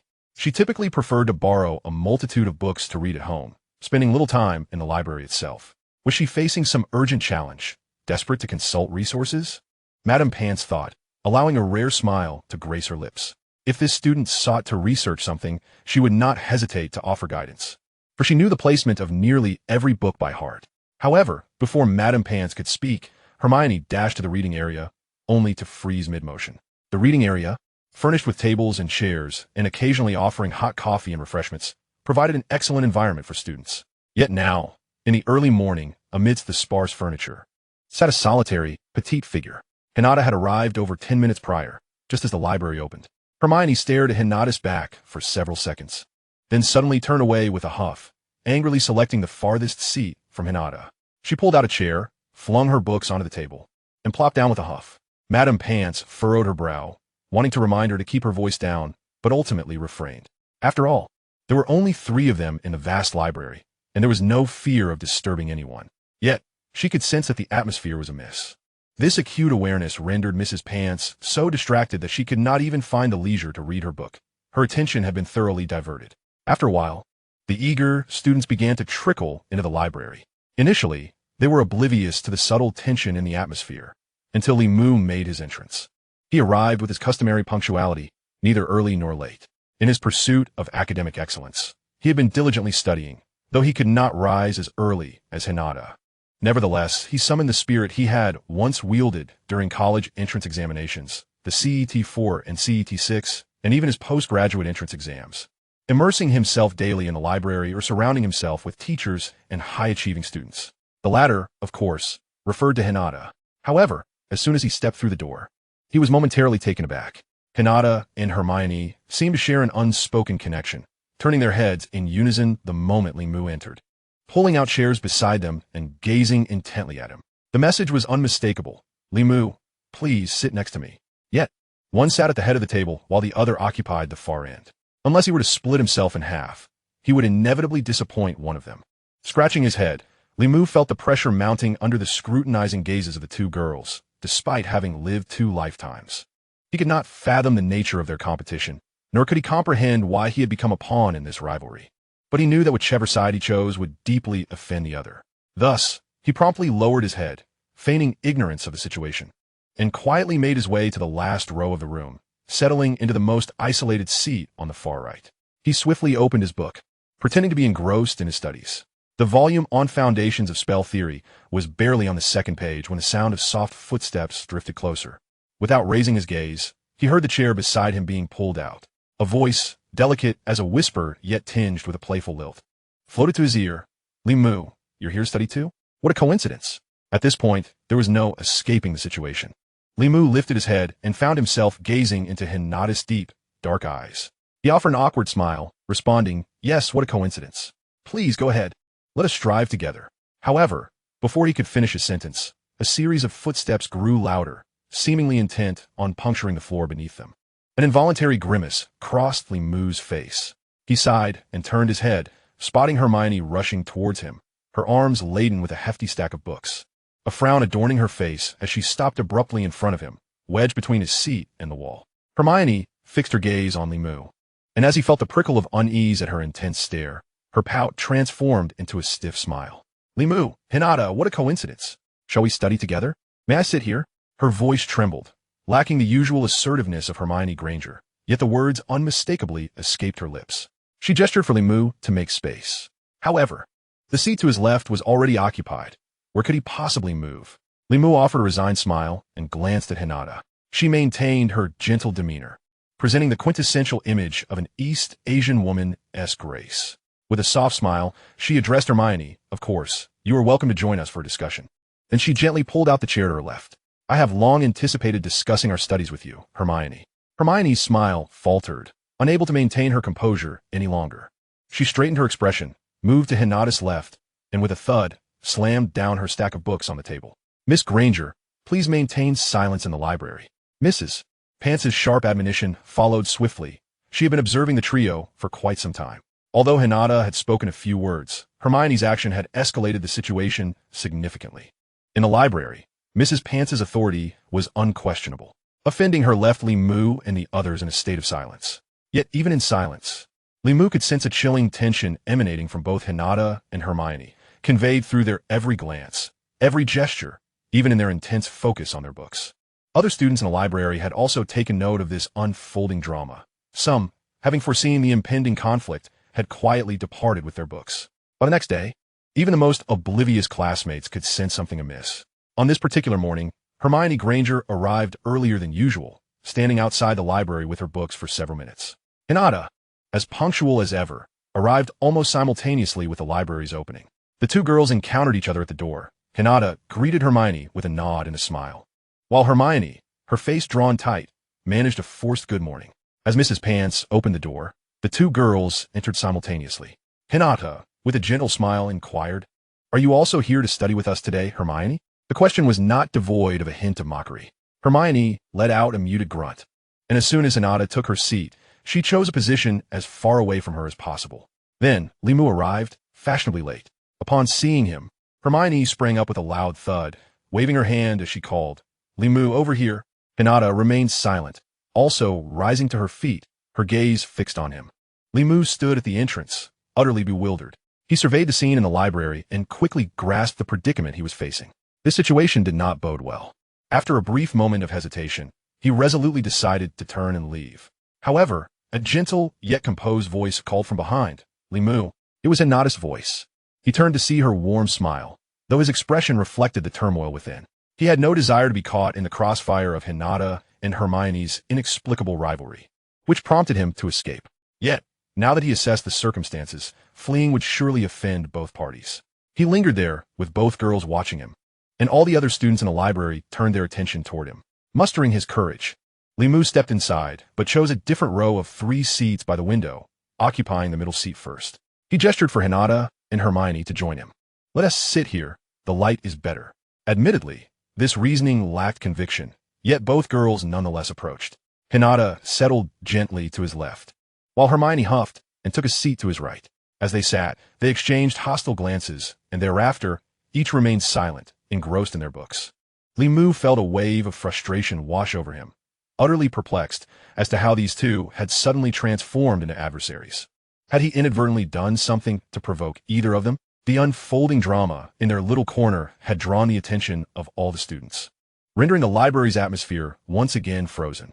At that moment, Li Mu quietly asked, Hermione, what exactly do you intend to achieve? Hermione feigned innocence. I came to study with you both. Study? That excuse seemed rather unconvincing. Li Mu scanned the library. By now, the truly dedicated students had quietly slipped away. Those remaining were evidently gossip enthusiasts, their eyes glued to the trio. Even Mrs. Pants, who had been observing the scene with furrowed brows, found herself intrigued. After many years of teaching, she had witnessed countless interactions between boys and girls, yet such a spectacle in the library was a rarity. Hinata chuckled softly. Granger, you wouldn't happen to have a crush on Li Mu, would you? Li Mu noted that Hinata no longer stuttered when speaking to others, and her words now bore a sharper edge in the presence of Hermione. Hermione's face flushed crimson. How could that be? She sprang up, realizing all eyes were upon her. Her voice dwindling to a whisper, I just wanted to see how you both study. At that moment, tears welled up in Hermione's eyes. Her eyes were red-rimmed, her face a portrait of grievance, her voice barely above a whisper. I have worked so hard, yet why can't I keep up with you all? Why, Li Mu? Can you so effortlessly amass such a multitude of points? Each time I heard them say that Miss Know-It-All is merely this much, an ache would settle deep within my heart. Was it truly so? Li Mu could not help but rest one hand on the table, his palm cradling his chin. Adopting a contemplative pose. Yet Li Mu spread his hands and shrugged. You ought not to compete for points against a gaming prodigy. What do you mean? Hermione froze. What I mean, Li Mu gazed earnestly into the brown-haired girl's glistening eyes, is that quite frankly, you shan't aspire to catch up to me in the realm of point accumulation for several years. A cool breeze seemed to sweep through. The library felt as if it had been enchanted, encased in a layer of frost. Chapter 61, The Halloween Incident. Early in the morning, as Li Mu emerged from the wooden barrel beneath the floor, he was immediately met with the sweet and enticing aroma of roasted pumpkin wafting through the corridor. It suddenly struck him that nearly 8 weeks had elapsed since he arrived at Hogwarts. The passage of time had ushered in November, a month steeped in the golden hues of autumn, marking the arrival of Halloween. Li Mu shared breakfast with his 2 roommates, casting a glance towards the long table of Gryffindor. However, he saw no sign of Harry Potter, Ron, Hermione, or Neville. He had hoped to gather with friends to explore Hagrid's hut or engage in some light-hearted merriment as Halloween approached. The last time they had all convened was several weeks prior. Following Hermione's setback in the library, this lion-hearted queen seemed to have been avoiding him. Moreover, with the escalating competition for points among the 4 houses, Harry and his friends appeared to be under immense pressure, their studies evidently more rigorous, resulting in significantly reduced encounters with him. After their meal, having set aside their cutlery and dishes, they scampered upstairs. Along the way, they noticed that the candles adorning the walls had all been replaced with jack-o'-lanterns, and some students had already donned a variety of eccentric costumes. At the 3rd-floor staircase, they encountered the Weasley twins, George and Fred, who were so exuberant that they even wore masks of ghoulish faces, one with green skin and sharp fangs, the other with a red face and dark hair, startling several first-year students. That night, the entire atmosphere of the castle underwent a dramatic transformation. Regrettably, despite the festive ambience, Halloween did not grant a reprieve from classes, and they still had to attend lessons as usual. Li Mu inquired with the upperclassmen of Hufflepuff, and, as depicted in the original text, the sole official event at Hogwarts for Halloween was the lavish banquet held in the evening. Aside from that, there would be no parades of terrifying ghouls, as there were simply too few students to stage a procession, nor would there be children going door to door for treats. Should anyone dare to do so, they might very well be met with a snot bubble charm. Wizards seldom cared for the mischief and curses of little children. In conclusion, Li Mu felt somewhat disheartened. He had longed to experience a traditional Western holiday, yet the festive spirit bore an uncanny resemblance to many traditional celebrations in his homeland decades hence. Vibrant decorations cloaked in an undercurrent of solitude. Hogwarts, a solitary castle, house merely 1,000 or so individuals, felt rather too small. He hoped the feast of Halloween night would offer him some delightful surprises. Despite his 30-some years of life prior to his transmigration, his mindset remained that of a genuine lower-year student. Finally, enduring an entire morning, lunchtime arrived, and students discovered a new transformation in the Great Hall on the first floor. The ceiling, which had been enchanted to mimic the external weather, was now shrouded in darkness. Even though it was midday outside, the ceiling was adorned with swirling, nebulous clouds resembling a prelude to Halloween night. The candles that had once danced in midair had transformed into plump pumpkins, each wearing grotesque grins, and shadows flitted across the starry sky. Bats, some students, sharper-eyed than others, quickly discerned the true nature of those shadows. Bats hung upside down, enjoying their diurnal slumber. Amidst a mix of 3 parts fear and 7 parts thrill, the students dined, and the afternoon classes were enveloped in an atmosphere of eager anticipation. Including Limu, students from Ravenclaw and Hufflepuff temporarily forgot about the house cut points. The 2 potions classes were a daydream, infuriating Snape to the point of wishing he could affix himself to the ceiling of the Great Hall. Once Snape finally uttered the words "class dismissed," the students erupted in a cacophony, tossing their textbooks aside and hurrying towards the dining hall. The Great Hall had undergone a complete metamorphosis. The previously dormant bats awakened and began to flutter in clusters above. The jack-o'-lanterns cast a warm, golden glow, illuminating the marble with a cozy hue. The starry sky above twirled, radiating a spectrum of gem-like starlight from the clouds. The hall was brimming with students from the 4 houses, with pale, ethereal ghosts drifting about, dancing with abandon. The staff table was also filled, with a space between it and the house tables where an underground band, hired by Dumbledore, was poised to perform. This was a genuine underground band, led by a raspy voice ghoul, with skeletons on guitar and bass, a dapper vampire on keyboards, and 2 female ghosts providing backup vocals. Most students watched the band with keen interest, eagerly anticipating the music they would produce, while Limu scrutinized the staff table. Professor Quirrell, the stuttering instructor, was conspicuously absent, and Limu furrowed his brow, wondering if this character would still follow the historical path of luring the troll. When recalling the events of Harry Potter's first year, one of the most significant moments occurred on this very Halloween night, when they collectively triumphed over a powerful, albeit foolish, troll. It was on this fateful night that Harry, Ron, and Hermione solidified their bond as the formidable trio of Gryffindor. Would history repeat itself? Limu gazed towards the Gryffindor table. Throughout the day, he had searched for his Gryffindor friends, yet had found no sign of them. However, he was certain they would attend the feast. This first year of their enrollment would not be marred by any basilisk or ghostly ball to disrupt their revelry. Yet, disappointment washed over him as his gaze swept the room. He saw neither Hermione nor Harry and Ron. What could be amiss? An unsettling wave surged within him. Just then, an array of appetizers suddenly appeared before everyone on golden plates, heralding the imminent commencement of the Halloween festivities, and the hall buzzed with excitement, both teachers and students alike. All eyes turned to Dumbledore at the head table, eagerly awaiting his address. Limu tore his gaze from the Gryffindor table, his eyes fixed on the starry, resplendent plates and utensils, yet his appetite had all but vanished. Suddenly, a tap on his shoulder startled him. Who was he? 8 years of training had endowed him with quick reflexes, and almost instinctively, he executed a reverse grab.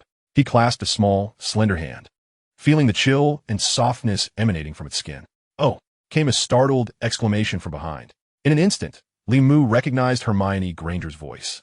He swiftly turned around to find the familiar sight of her wavy brown hair, her little face adorned with a look of surprise and shyness. "What are you doing here?"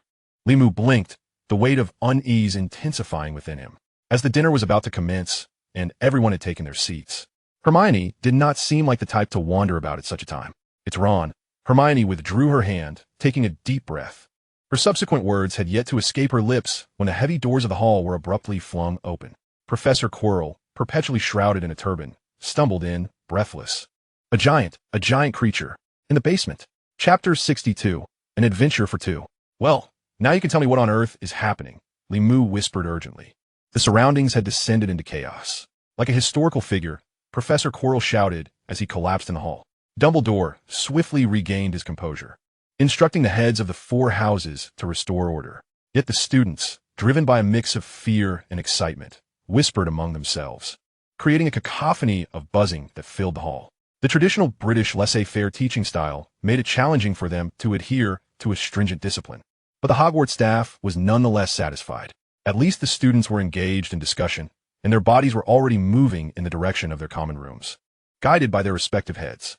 Amidst the throng, it was difficult for anyone to notice two individuals quietly slipping away from the crowd. Limu looked for Hermione, weaving through the mass of people, but as they stepped out of the hall, they discreetly veered into another corridor, evading detection. Now, faced with Limu's bewilderment, Hermione took a deep breath before speaking, her lips moving as if they concealed a rapid-fire machine gun. All right, here's the situation. This morning in Charms class, Flitwick had us practicing the levitation charm, Wingardium Leviosa, and that clumsy Ron ended up in my group. He failed several times, and I couldn't help but offer him some pointers. As a result, he started saying some rather harsh things about me behind my back. Stop. Keep it simple and get to the point, Limu interjected hastily. At this moment, Hermione had tempered some of her haughty demeanor, but she still exhibited two rather vexing traits. When agitated, her words spilled out at a dizzying pace, and she had a tendency to elaborate on every minutiae of the situation. Fine, Hermione paused, taking another deep breath. In short, I made Ron cry. Limu nearly choked on his own saliva. Ron, a young lad, was reduced to tears by Hermione, a mere girl? Wasn't that a complete reversal of the natural order? Hermione seemed to sense his disbelief and added, it's not my fault. It was Ron who started talking behind my back, saying all sorts of unpleasant things that I just happened to overhear. I confronted him directly. I said, if you have something to say to my face. If you can't, then stop gossiping behind my back. That's not what a real man would do. If you can't do it right, you should humbly accept others' opinions. Put away your unfounded pride. All your arrogance only reveals your own inferiority. She paused, noticing Limu's astonished expression, and her irritation bubbled anew. Humph, I know what you're thinking. But I'm not anyone to him. I have no obligation to cater to him. So, Ron cried and then ran off. He hasn't been seen all afternoon. Limu couldn't help but rub his forehead. Given the trajectory of events, he could predict the unfolding drama with ease. The timid Ron, in such a scenario, would hardly fare better than the original Hermione. He had hoped that through guiding her, Hermione's character would evolve to become more understanding, resilient, and gentle, resembling the version he had witnessed in their final 2 years. Yet the so-called change had manifested in a manner that made her even more assertive and domineering. Roughly, Ron hasn't attended class all afternoon. I had thought he would at least show up for dinner, but he didn't. I even asked Harry. I took the initiative to request his help. I asked him to look for Ron, and then I came to find you. Who knew it would lead to? Hermione's thoughts turned to the giant creature, and her annoyance quickly morphed into worry. Not only was Ron missing, but Harry Potter had also ventured out on her behalf to search for him. He is not hiding in some corner of a toilet, crying, is he? Limu Maket, feeling a headache coming on. His mind was now filled with images from the film Harry Potter and the Sorcerer's Stone, where the trio encountered a giant monster in the restroom. What do we do now? Hermione, unable to catch Limu's mutterings, fretted as she ran a hand through her hair. The surroundings had gradually quieted, and most students had likely returned to their dormitories. In the stillness, beads of sweat began to form on Hermione's forehead, causing her frizzy hair to cling to her scalp. Presently, within the castle, a giant creature roamed unbeknownst to them, and neither Harry nor Ron was in sight. In the worst-case scenario, if they were to encounter the giant, they were merely first-year students, with no confidence in their ability to defeat such formidable beasts. What should we do? You need to come up with a plan. Hermione's tone had grown increasingly anxious. Limu stroked his chin thoughtfully for a moment before taking the first step forward. Let's head to the boys' restroom in the basement. What? Hermione exclaimed in surprise before quickly realizing. She lowered her voice. You can't possibly think Ron is hiding in the restroom, crying? Confusion aside, Hermione followed suit, moving alongside Limu. I have little confidence, but I think we should take a look. Their footsteps echoed on the ground as Limu patiently explained. Giants are inherently clumsy. The likelihood of one climbing the stairs is minimal. If we circle around the first basement level, at least we can confirm that Ron and the others are safe. There are several routes from the Great Hall down to the basement, all quite close together. They followed the corridor to its end, turned, and descended the stairs. The air in the underground was noticeably chillier, a draft sweeping through, laden with a foul and foreboding scent. A shiver ran down Hermione's spine as her sharp mind finally grasped the implications. If Professor Quirrell was correct, the giant was indeed lurking in the basement. While they could ascertain Ron and Harry's safety by searching the area, they also stood a significant chance of encountering the giant themselves. The mere thought sent tremors through Hermione's body. She was fiercely competitive in her studies, striving to master every subject and problem, but the idea of facing the terrifying creatures depicted in her textbooks made her skin crawl. Don't worry, I've got your back. We faced a three-headed dog together, didn't we? Compared to that hellhound, a giant is nothing, Limu reassured her, sensing her trepidation. Strangely enough, upon hearing his voice, Hermione felt her anxiety dissipate somewhat, as if her feet found solid ground once more. Thank you, she murmured softly, lowering her head. Chapter 63. Let us face it head on. Thank you, Hermione said again, her voice barely above a whisper. Limu smiled at her. I should be the one thanking you. I'm grateful you remembered me in this critical moment. I haven't seen you around lately, and I thought the library had truly upset you. Hermione's cheeks flushed as she lifted her chin defiantly. As if. I'm not as stubborn as Ron. However, I won't back down easily. In the House Cup standings, I will surpass you. As they spoke, they traversed the long underground corridor and turned a corner, arriving at the boys' lavatory on the lower level. This restroom, situated underground, was particularly unpopular among students, second only to the girls' lavatory on the second floor of Hogwarts. The room was situated adjacent to the potions classroom, enveloped in an atmosphere that was dark, eerie, and frigid. The long and used lavatory was marred with rust, as if it were a breeding ground for ghouls that could emerge at any moment, unless one had a profoundly twisted psyche or was truly in dire straits. No one would willingly subject themselves to the indignity of relieving themselves in such an environment. Ron once wagered that Professor Snape would relish this place, and he and Harry Potter spent considerable time observing, ultimately concluding that they had never once seen Snape use the restroom. Now, the seldom visited lavatory lay before them. Limu led the way, pushing the wooden door. The decrepit door, seemingly covered in moss, creaked ominously as it swung open. Is anyone there? Hermione, momentarily hiding behind Limu, peered in and called out. There was no response. The vast lavatory was desolate, devoid of any signs of life, and, naturally, no traces of a troll. The two exchanged glances. Shall we proceed? Hermione inquired. As a girl standing at the threshold of the boys' lavatory, she felt an inexplicable warmth on her cheeks. Limu furrowed his brow, sensing the silence within the house. No breath could be detected. There should be no one here, he stated, stepping inside. A damp, moldy odor assailed their nostrils. Limu keenly observed that the ground was thick with dust, indicating that this place had not seen visitors in quite some time, not just humans, but likely no other creatures either. Let us move on, Limu suggested. Ron and the others aren't here, and I doubt they would be in any other part of the basement. Suddenly, a loud thud echoed through the air. The sound emanated from outside the lavatory at the far end of the basement corridor. Could it be? Hermione murmured.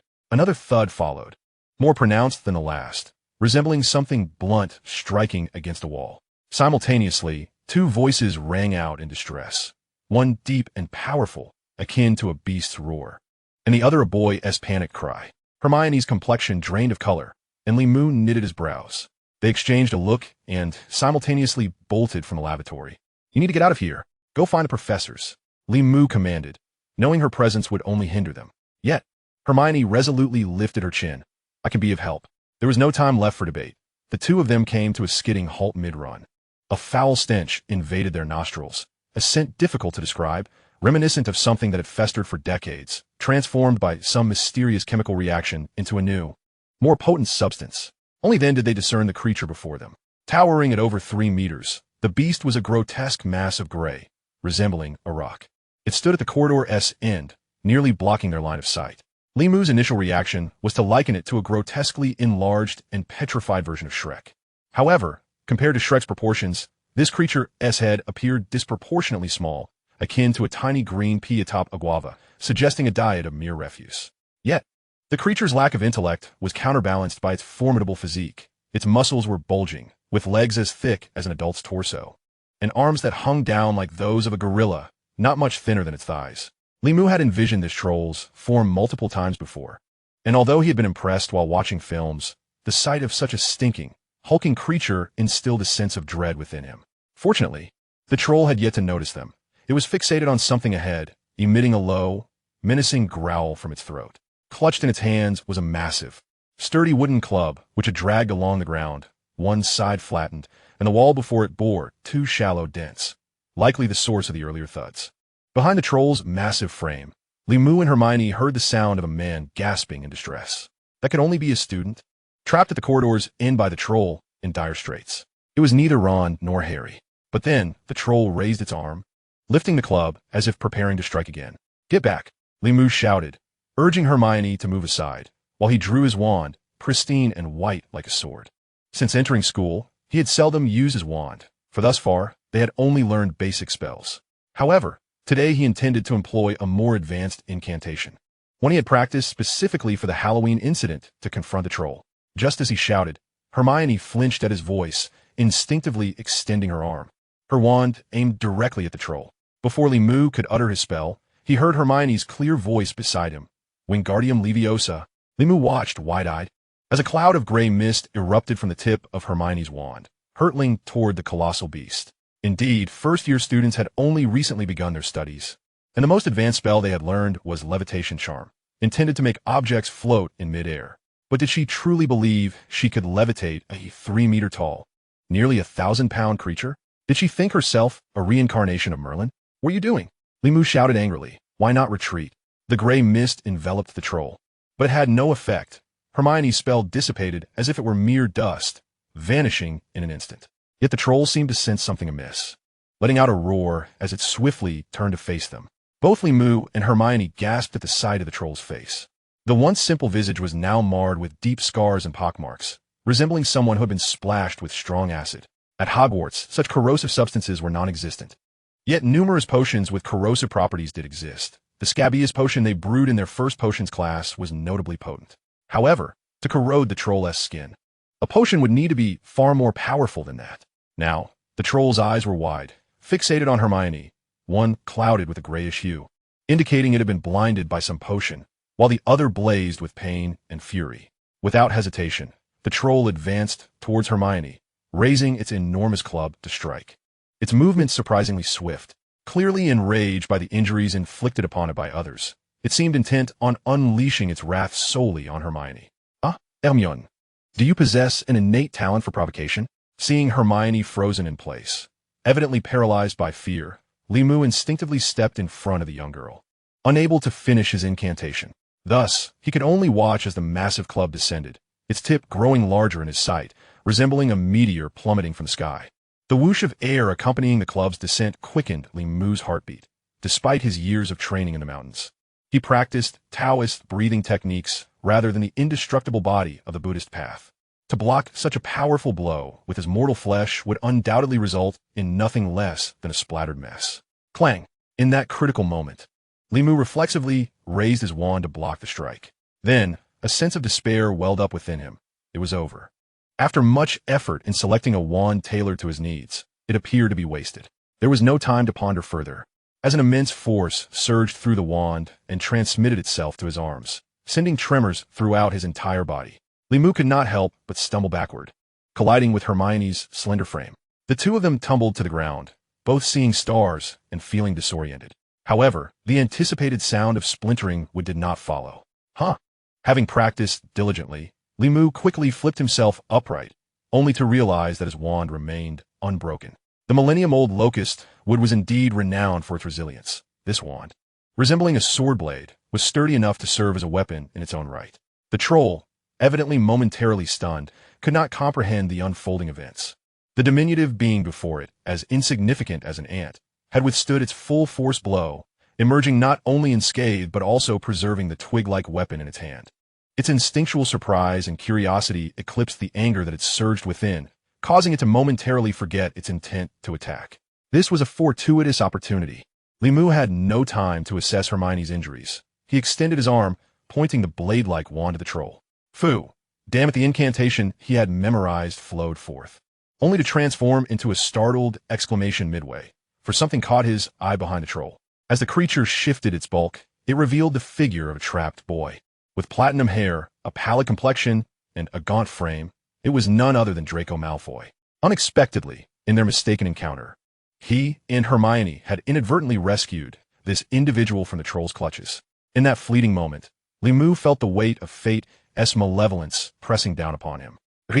Another curse erupted from his lips as Malfoy's gaze met his, a fleeting glance, yet filled with a hint of struggle, before he turned tail and fled. Malfoy darted forward with feline agility, skimming past Limu and Hermione like a gust of wind. As the sound of his hurried footsteps echoed behind him, he vanished around the corner of the corridor, never to be seen again. At this juncture, his speed was such that Hermione could not react in time. Meanwhile, the troll had entirely focused its attention on Limu, disregarding the platinum-haired boy who scuttled away like a bug. It raised its wooden club once more, and the overwhelming force compelled Li Mu to set aside all else. The club swung down, stirring a foul wind. Li Mu leapt aside, just in time to evade the blow, but the ferocity of the wind forced half of his utterance back into his throat, leaving his words jumbled and indistinct. Charm. The latter part of his incantation flowed smoothly, yet a pang of dread struck him as he thought about the potential disaster that loomed. In both Western and Eastern magical realms, the precision of spell casting was paramount. Professor Flitwick often recounted famous mishaps involving mispronunciations, such as a wizard who, while attempting to cast a levitation charm, confused F with his and ended up on the ground, with a wild bull standing on his chest. In the East, there were likewise tales of misfortune.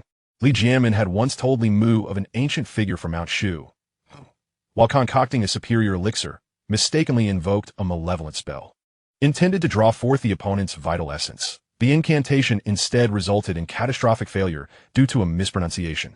Now, Li Mu was wielding an advanced spell that was already difficult to control. What consequences would arise from his muddled incantation? It was all Malfoy's fault. He had nearly completed the spell. Li Mu cursed inwardly, his face paling. He anxiously scrutinized the troll and the tip of his wand, silently praying, if the spell fails, so be it, just let nothing disastrous occur. Under such unclear circumstances, even a failed spell would be a preferable outcome. At that moment, the peculiar happened. Chapter 65. This is English class. A beam of light erupted from the tip of Li Mu's wand, akin to a flashlight or a spotlight, predominantly silver with flecks of golden particles. The light shot forth, striking the troll squarely on the head. Li Mu and Hermione watched in astonishment as the club veered off course. The once straight trajectory aimed at Li Mu now careened toward the wall beside him as if drawn by an enormous magnet. Had the troll shown mercy? Certainly not. The troll, sensing something amiss, let out an enraged roar and raised its club once more. Yet this time, it was even more absurd. Li Mu and Hermione instinctively recoiled a few steps, sensing the troll's intense animosity, only to witness the club veering off yet again, smashing into another wall. The troll staggered, appearing rather unsteady. Was it drunk? Li Mu mused, recalling the state of Li Jianmin after a couple of drinks. Could it be that the potion that had disfigured the troll contained some form of alcohol? Hermione, meanwhile, marveled. What an impressive confundus charm. Li Mu, you are truly a genius. Huh. Li Mu was taken aback. Was it not? Combining chaos with that prefix to enhance the spell's efficacy. Only you could have thought of that. He could only watch Hermione's lips move rapidly, a barrage of words spilling forth. It dawned on him that this was precisely what Professor Flitwick had described as the transformative principles of advanced spellcasting. After that lesson, he had even borrowed some etymology books from the library, yet had gleaned nothing of substance. In an instant, Hermione seemed to revert to her sharp-witted, commanding self. Her excitement surged as she rambled on about etymology. Chaos. Yet Li Mu remained bewildered.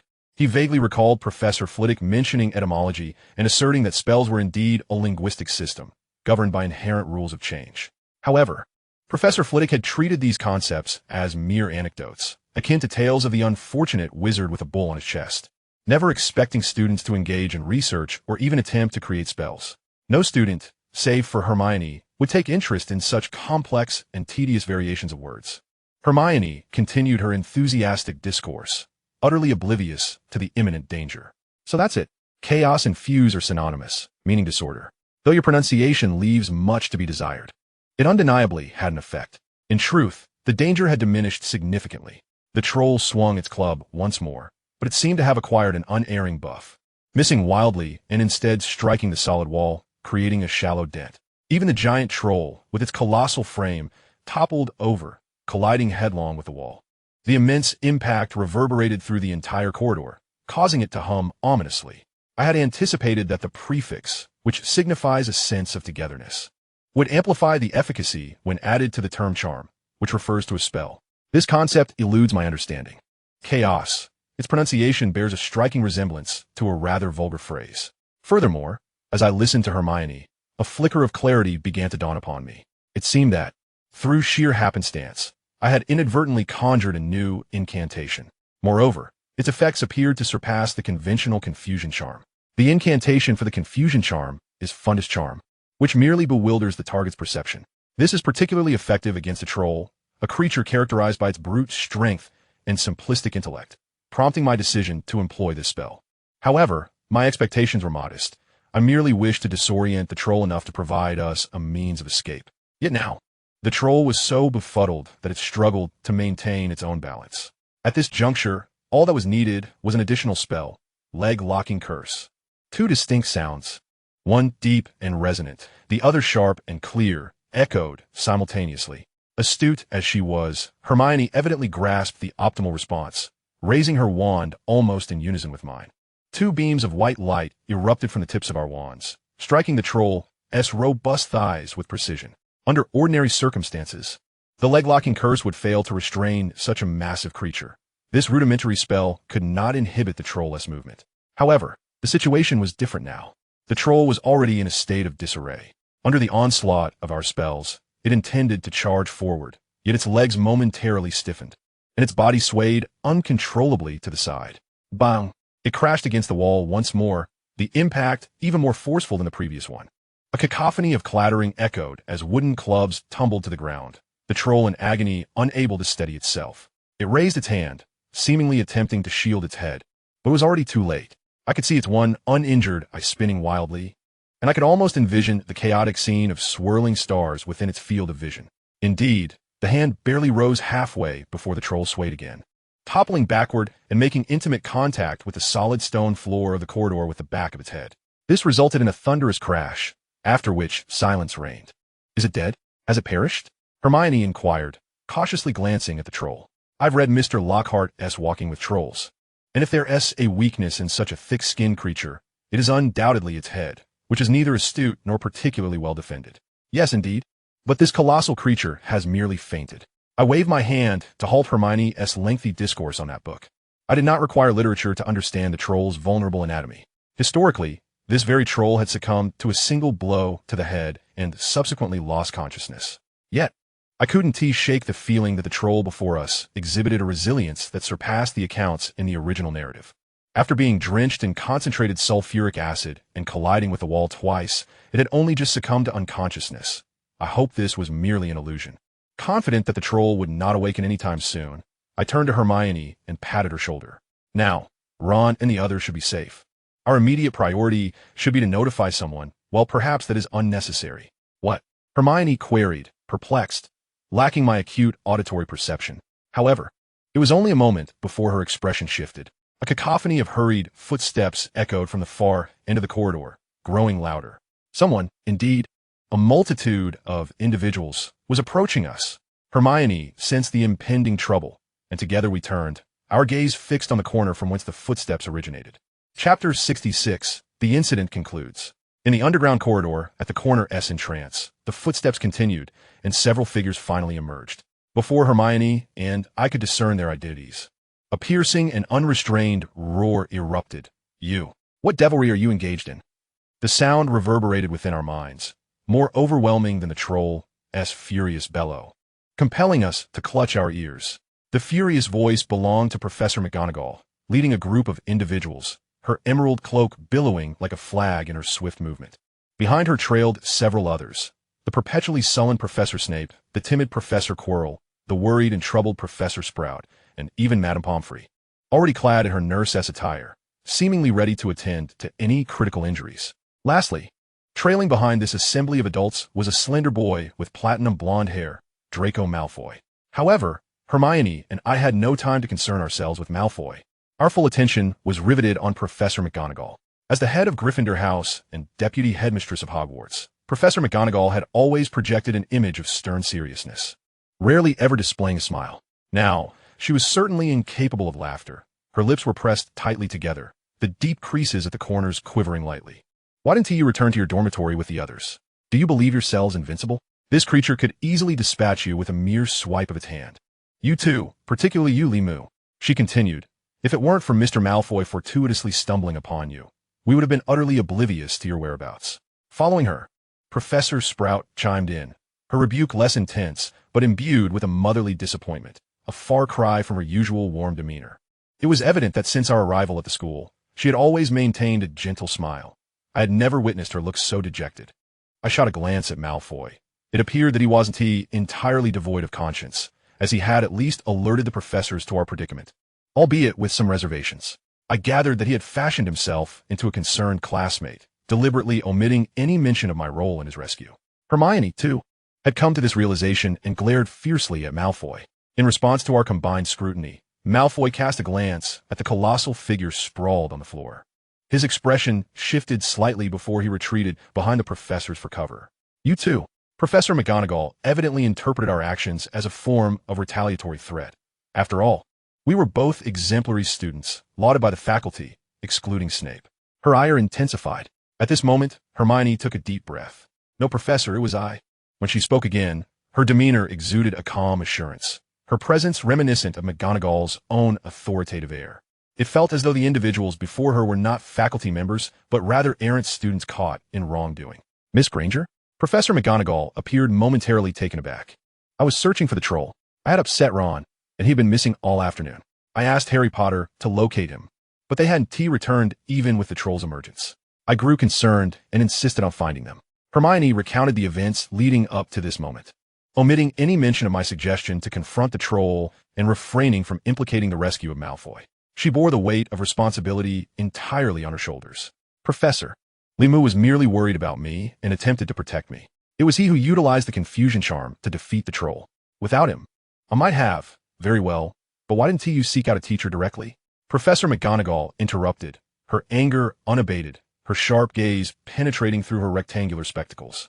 Her question left Hermione momentarily speechless. Indeed, under such circumstances, why had we not sought assistance from the school staff? She instinctively sought out Limu, despite the fact that he had recently made some rather arrogant remarks in the library, causing her to lose face. Yet, she unconsciously believed that only Limu could assist her. At that moment, Hermione suddenly realized that, in times of crisis, the person she relied upon and trusted the most was Limu. She had more faith in him than in any of her professors. Bowing her head silently, she ceased to speak. Professor McGonagall observed her for a moment before sighing. You should be grateful that you are unhurt. But I must inform you that Harry Potter and Ron Weasley have already returned to the common room. In the future, you should think of your teachers first in such situations. The situation was becoming clearer, and Professor McGonagall began to deliver her final verdict. Due to your reckless actions, Miss Granger, Gryffindor will lose 5 points. You should make haste back to Gryffindor Tower. The students are enjoying the Halloween feast in their respective houses. Hermione responded, but did not move. She was waiting. Next would be Limu's reckoning.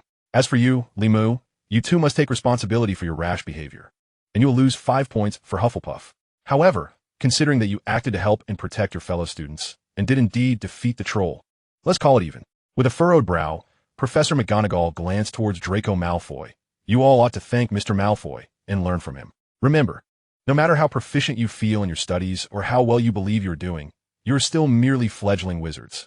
In such situations, you should immediately think of your teachers. Mr. Malfoy will earn 5 points for Slytherin. Under the watchful eyes of several faculty members, Draco Malfoy, whether intentionally or not, displayed a hint of shyness, his pale cheeks tinged with a faint blush as he mumbled, Yes, I should. Now, return to your houses, Professor McGonagall instructed at last. Snape let out an ambiguous chuckle, his black cloak billowing like bat wings as he turned and limped away. Malfoy followed closely behind him. Professor Sprout, her ire having diminished considerably, waved at Limu. Oh, you child, say good night to your friends. We should be heading back as well. Although the troll had been vanquished, the faculty considered that if a creature as foolish as a troll could breach the castle, then the potential for other dangerous creatures to infiltrate was quite possible. Limu shrugged at Hermione and followed suit. There would be other opportunities to discuss matters later. Chapter 67, Sigio La. Hermione suddenly slammed her hand on the long table, causing the gilded and silver-plated dishes and cups around her to leap into the air and then crash back onto the surface. Thankfully, most of the food remained untouched, though some orange juice spilled from Hermione's cup. Unfazed, she raised the silver goblet and drank deeply, struggling to swallow the food lodged in her mouth, before letting out a long sigh of relief. Only then did she notice that Limu was watching her, along with Ernie Macmillan, Justin Finch-Fletchley, and several unfamiliar faces at the Hufflepuff table. Oh, I'm sorry. Caught in their gazes, Hermione quickly realized she was not in her own territory and hastily lowered her head to wipe the water stains from the table. It's fine, Justin Finch-Fletchley quickly assured, his words somewhat slurred. I can help you clean, Miss Granger, Ernie offered eagerly. However, they were soon met with a sharp glare from Limu. These Hufflepuff children, though somewhat mediocre in various aspects, all possessed a nurturing quality. Just a few days ago, Ernie was enthusiastically helping the only standout among the Badger House newcomers, Hannah Abbott, clean the tables, professing his affections with words like "I only do this for you." So what were you saying just now? After glaring at his two housemates who were fawning over the neighboring house girl, Limu shifted his gaze back to Hermione's face, feeling a headache coming on. It was important to clarify the timing. It was now the morning after Halloween night, and breakfast was just beginning. Limu, as was his habit, had dragged his two housemates to the Great Hall for a meal, only to find the hall remarkably empty. It was no wonder, as the Halloween feast had been moved to the common rooms, resulting in students celebrating more boisterously and staying up late, some even continuing to eat, drink, and laugh until the early hours of the morning. As Limu and his companions prepared to eat, Hermione arrived, placing her tray and cup heavily onto the Hufflepuff table and sitting down beside Limu.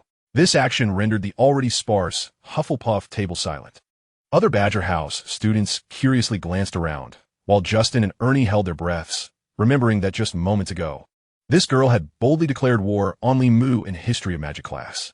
Now, was it finally going to escalate from a competition for points to a contest of sheer force? Yet Hermione said nothing, and after setting down her utensils, she began to devour her food ravenously, angrily shoving an entire baguette into her mouth, her cheeks bulging like a toad. Just as she was about to swallow, she stuffed several large pieces of beef in her mouth, leaving Limu momentarily stunned, fearing she might burst.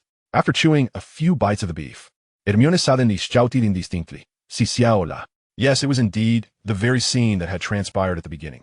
Regardless, at this moment, Hermione's behavior was decidedly peculiar, and even Limu couldn't help but feel concerned. So he asked, "What were you saying just now?"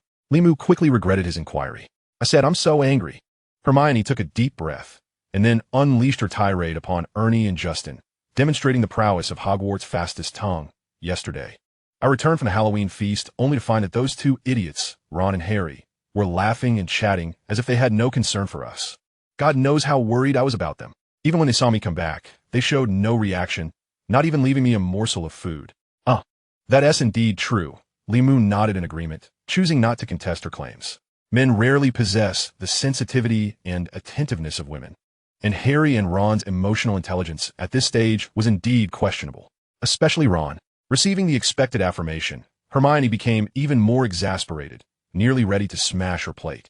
"After I lost points, that guy had the audacity to say I acted impulsively, widening the gap between Gryffindor and the other houses. Heaven knows who earned those points before."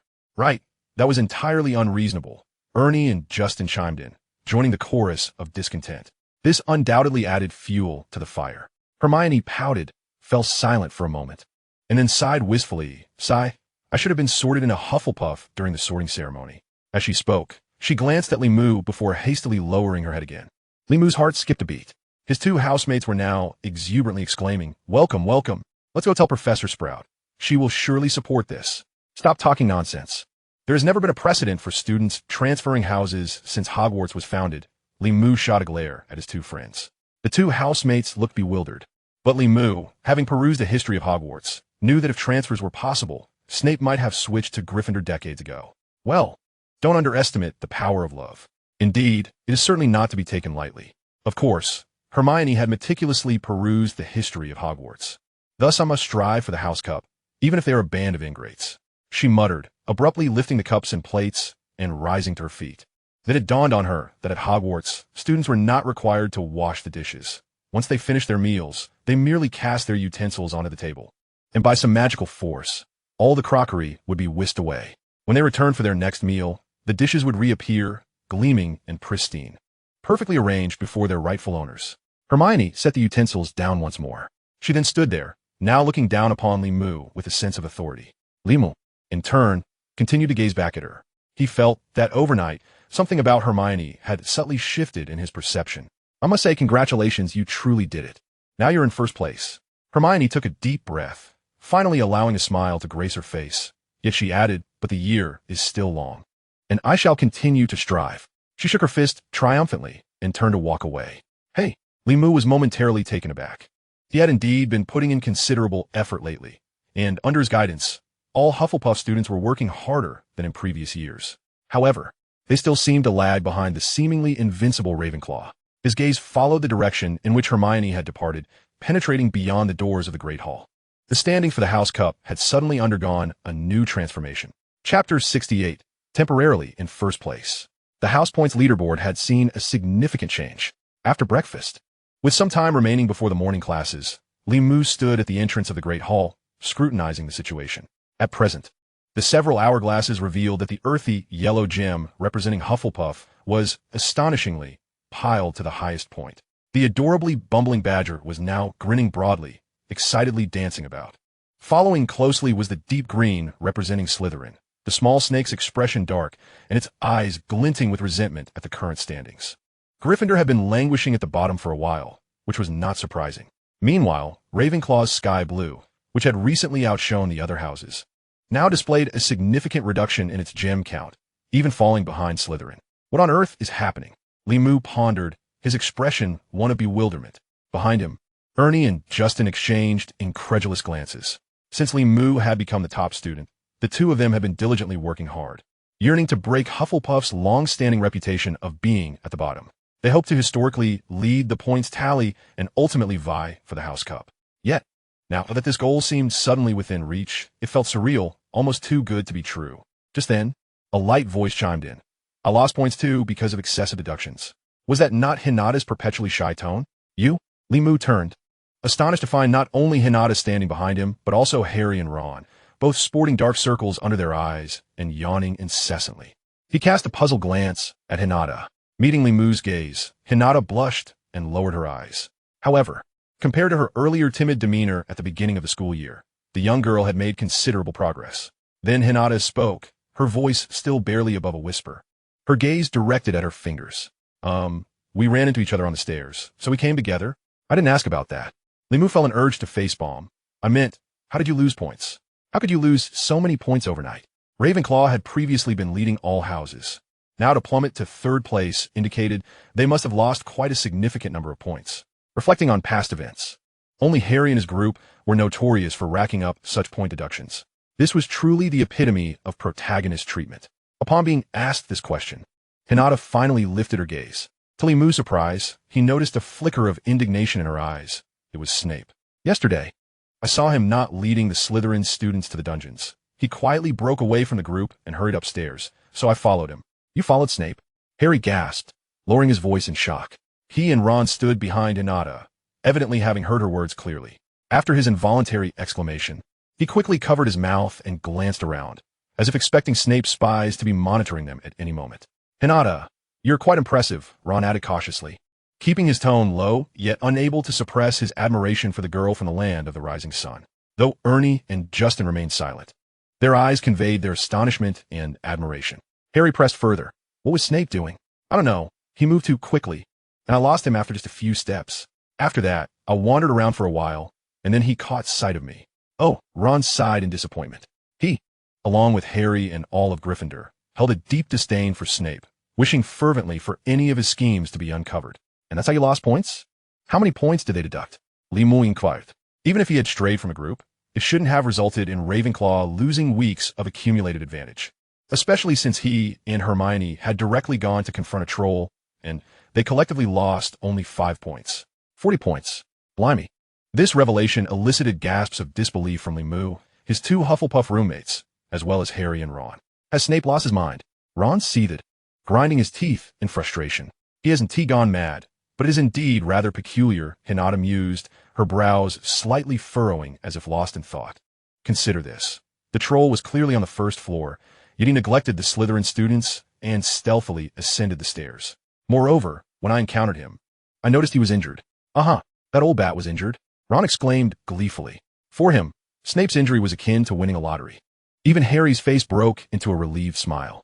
Ernie anxiously scanned their surroundings. Keep your voice down. Fortunately, the bustling students and teachers passing by paid them no heed.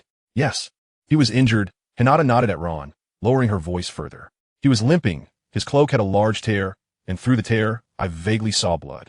He saw me and seemed furious, not allowing me a chance to explain before declaring that Ravenclaw would lose 40 points. You really drew the short straw. Harry and Ron expressed their sympathy for Hinata. Ron continued, you were merely wandering the corridors, while Limu and Hermione actually went to confront a troll. Guess what? Limu lost no points, and Hermione was only Doc 5. Clearly, Professor McGonagall is quite lenient. Limu felt his eye twitch. After all, they had gone to confront the troll for her sake. Well, of course, I wasn't the only one who lost points yesterday. Our senior Autumn Zhang from our house also faced deductions. Hinata didn't pick up on Ron's sarcasm, but continued to explain to Limu. Last night, all the food and drinks were brought up to the Ravenclaw Tower, and everyone continued celebrating. Senior Autumn Zhang was teaching us how to make hot pot. At first, everything went smoothly, but the wind at the tower was too strong, and I accidentally blew the flames from the pot onto the drapes, igniting Professor Flitwick's portrait and nearly setting the answer scroll beside it ablaze. She, Senior Autumn Zhang, was deducted 20 points by Professor Flitwick. The hot pot was also declared a prohibited item in the common room, whether it be the ingredients or the method of cooking. Now, Limu and the others deeply understood why generations of Ravenclaw students, despite their intelligence, rarely succeeded in winning the House Cup. They fell silent for a moment. Suddenly, Harry Potter exclaimed, "It was that dog. I am familiar with Snape." Just as the topic was broached, Harry suddenly became aware of something, casting a glance at Ernie and Justin before pressing his lips together. Yet, Lee understood. Anyone who had encountered the three-headed dog that fateful night would grasp what Harry was about to articulate. Chapter 69, Harry Potter's Doubts. Once Halloween had passed, the weather abruptly turned increasingly frigid. A blanket of snow enveloped the Hogwarts vicinity. The surface of the lake in the courtyard was rendered a thick sheet of ice, and even the castle itself seemed cloaked in a pristine layer of white, resembling a fortress forged of steel. This was Lee's first winter spent in England in this lifetime, and perhaps even in a previous one. His sentiment could be distilled into a single word: cold. 2 words: biting cold. With the sudden drop in temperature and the ferocity of the wind and snow, most students, unless attending classes, remained comfortably ensconced in the warm common rooms. Only a fool would venture outside unperturbed by the chill. Lee now perceived himself as a fool, surrounded by a cadre of fools. "So, you sought us out merely to say this?" Lee finally voiced his dissatisfaction, the words escaping his lips as wisps of white vapor. "Indeed, I believe we must take this seriously. We must take action." Harry Potter's voice trembled, conveying his anxiety and urgency, or perhaps merely the cold. Less than 3 days after Halloween, Harry summoned his friends, Lee, Hermione, Hinata, and Ron. Everyone who had encountered the three-headed beast that night, with the exception of Neville Longbottom, had gathered in a secluded and eerie classroom on the 8th floor of the castle. This classroom had evidently been abandoned for quite some time, with dust coating the desks and floors. One of the glass windows bore a gaping hole, through which the biting wind howled. Harry had already ascertained that no classes were held here, and it was unlikely anyone would venture into this space. It was an ideal location for discussing significant matters, though his companions appeared less than enthusiastic. Hermione inquired, "Are you certain about this? Snape? He may not be amiable, but he is a professor. How could he possibly steal from Dumbledore?" "I have told you." Harry nearly exploded with frustration, turning to the silent Hinata. "Surely, you can corroborate that on Halloween night. You noticed Snape acting suspiciously, and he had an injury on his leg because you stumbled upon him, which is why he unjustly deducted so many points from Ravenclaw." Hinata merely nodded. I pondered at that moment. What could compel a teacher to abandon their students and ignore a troll invasion to sneak upstairs? Only something hidden in the forbidden 4th floor. Harry continued, and what could have caused Snape's injury? Perhaps only that three-headed dog. He then turned to Ron, seeking the support of his steadfast friend. "Last night, I followed Snape discreetly. I witnessed Filch tending to his wounds. Snape's leg was mangled, unmistakably marked by canine teeth. He himself complained about the difficulty of managing 3 heads, and they mentioned the corridor of the Forbidden Section, the Dark Lord, and such." At the mention of the Dark Lord, Ron shuddered involuntarily. Hermione frowned. "Please, you've already recounted this. There's no need to repeat yourself." "Harry, I must say, how dare you? Aren't you afraid of being discovered? Do you truly wish for Gryffindor to lose 40 points? Snape is quite vigilant. He likely sensed my presence. I ran swiftly, but perhaps he noticed me. Yet, that pales in comparison to the heavily guarded secrets of the Forbidden Section." Upon hearing Hermione's words, Harry's complexion grew even paler. Hermione pressed further. "Moreover, the Dark Lord has been vanquished, has he not? And even if Snape were truly up to something, would Filch assist him? Have you forgotten? George and Fred mentioned that Filch reminisces about the Dark Lord's reign. He often says that if the Dark Lord were still around, these students would not dare act so brazenly." "Fine. When have the Weasley twins ever spoken well of Filch?" Hermione attempted to counter, but Ron interjected at that moment. "I concur with Harry. Do not ascribe saintly qualities to all our professors, Hermione. I believe Snape is capable of anything, and so is Filch. Filch relishes tormenting students. He hardly possesses a sense of justice." You might as well claim that Filch is a minion of Voldemort. Oh, for heaven's sake, do not utter that name. That man is dead. His followers have all been apprehended. Every book attests to it, beyond any doubt. Hermione and Ron glared at each other, both turning away in mutual dissatisfaction. Nearly half a school year had passed, and there seemed to be no signs of reconciliation. Each argument inevitably ended in stubbornness. As was the case now, turning away, Ron muttered under his breath, "Filch is simply unqualified, but Snape."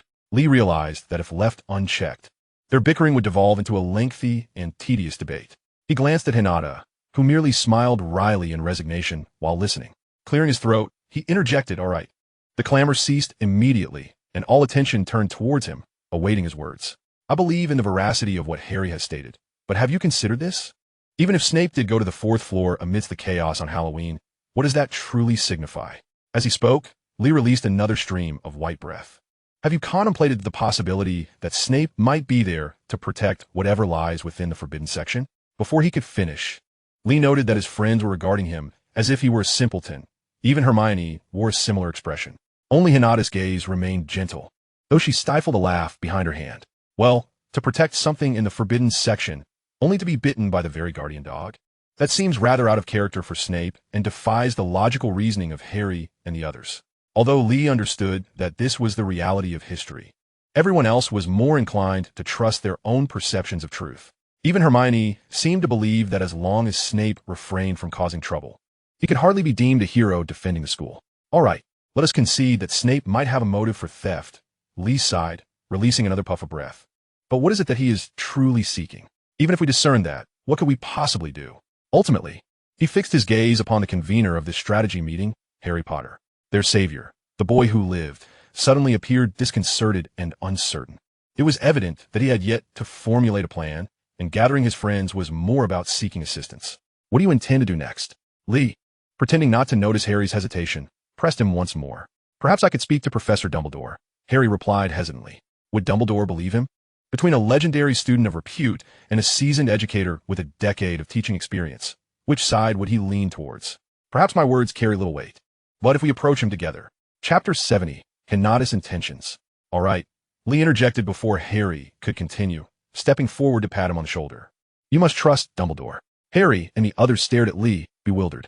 Did this imply he supported their intention to report? Certainly not. Dumbledore is the most powerful white wizard of the past few centuries. No one could easily steal anything under his watchful eye. Our primary mission at school is to acquire knowledge and hone our skills. Confronting wrongdoers, regardless of who they may be or what their intentions are, is not something we ought to concern ourselves with at this moment. Are we to simply ignore it? Harry, taken aback by such a statement, queried. "Yes, that is my recommendation." Confronted with Harry's bewilderment, Limu resolutely sought to clarify further, adopting an almost conclusive stance. "You must trust the school and all the teachers.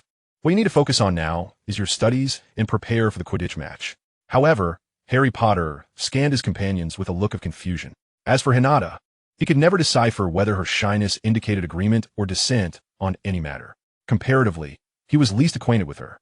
The other two, however, were more forthcoming.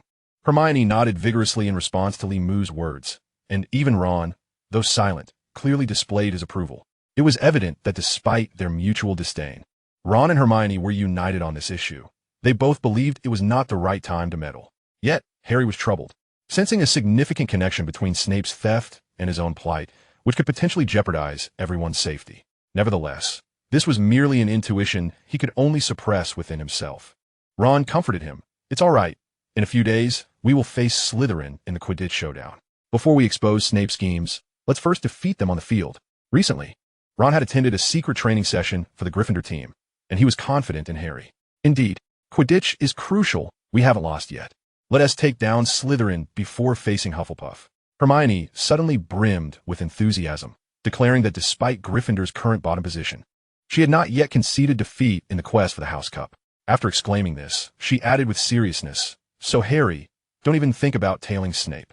A chill breeze swept through the classroom from a broken window, causing everyone to shiver in unison, and they fell silent. They exchanged sympathetic glances with Hinata, wondering how things might have been different had Snape not aided them. Ravenclaw might still be at the top of the leaderboard. Fortunately, the students of Ravenclaw were of a different disposition. Losing points was commonplace, and no one blamed Hinata or Autumnjaw. After a brief pause, Hermione suddenly exclaimed, "Oh no. Transfiguration class. It's about to start." "Really?" Professor McGonagall has been rather irritable lately. Ron and Harry began to panic. "We should hurry." At this point, the matter was settled. "All right, let us disperse. I need to head back to intensify my training." The first match is Gryffindor against Slytherin, followed closely by our match with you. Limu shrugged, then turned to Hinata. "Your new seeker is Autumnjong, right? I doubt Ravenclaw will reclaim the top spot in the House Cup." "What do you mean? Are you also a seeker?" "What about Diggory?" "Shut up, Ron. Do you really want to be late?" Hermione shouted again.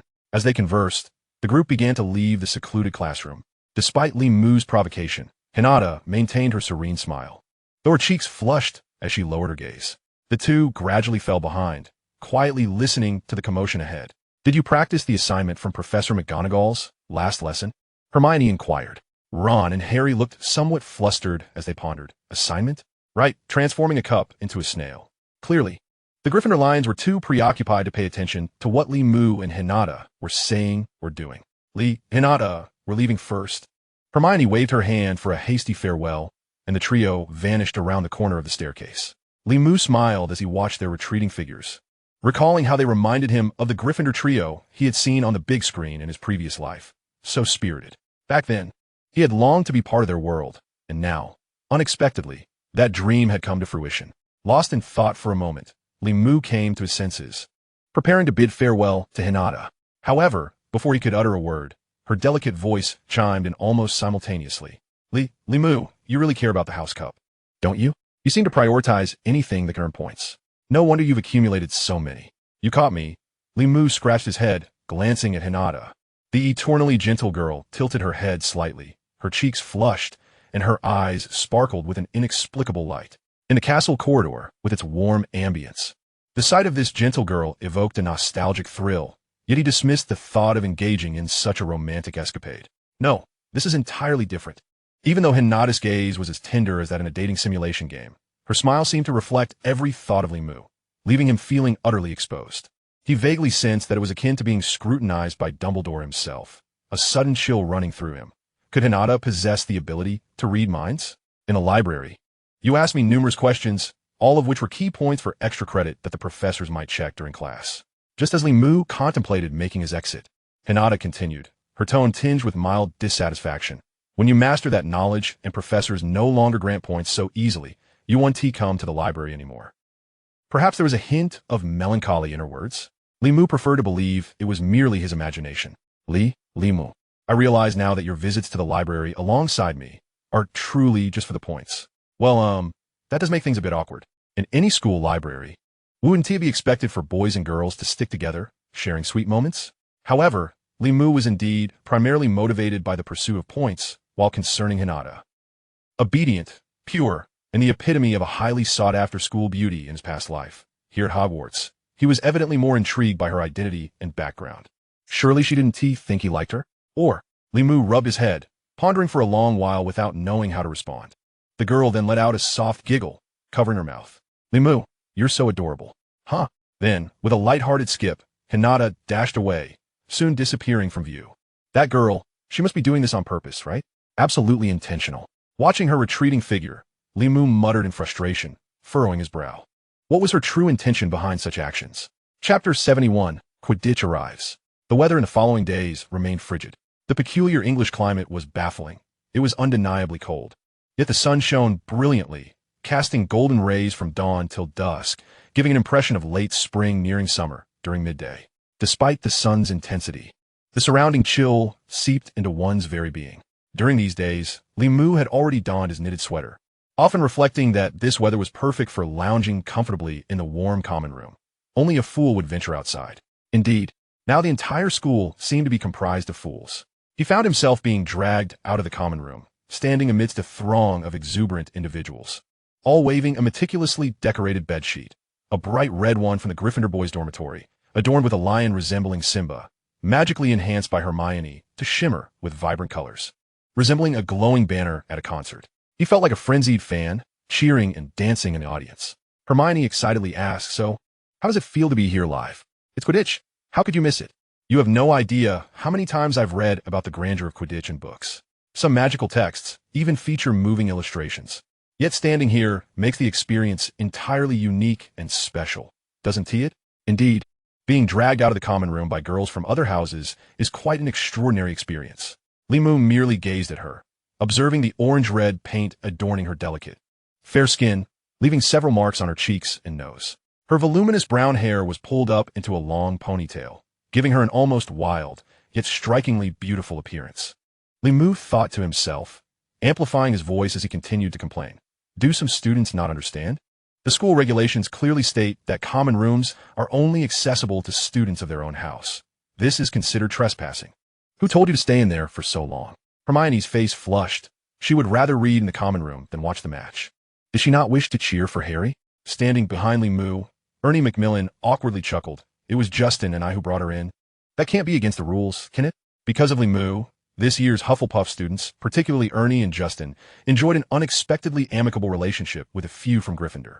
Now, the three Badger House students, led by Hermione, had entered the heart of the Gryffindor formation, standing atop the highest point overlooking the tower. Holding a banner made of bedsheets and waving colorful inflatable sticks, eagerly preparing to cheer for Harry Potter and the Gryffindor Quidditch team. Ron and Neville stood beside them, effectively relegating Dean, Seamus, and Lavender, the true Gryffindor Lions, to the back row. It was uncertain whether this shift was for better or worse. Harry's skills do not require your support, Limu sighed, choosing to abandon the topic and instead turn his gaze around. Outside Hogwarts Castle, the Quidditch pitch was a cacophony of voices, transformed into a sea of red and green. This year's House Cup points battle was fiercely competitive. Even though Hufflepuff was in the lead, the gap to the trailing Gryffindor was less than 30 points. In such circumstances, the outcome of the Quidditch match became crucial. The house that won the Quidditch Cup would receive a substantial reward of 100 points. Thus, even students who typically disdained Quidditch had come out in droves.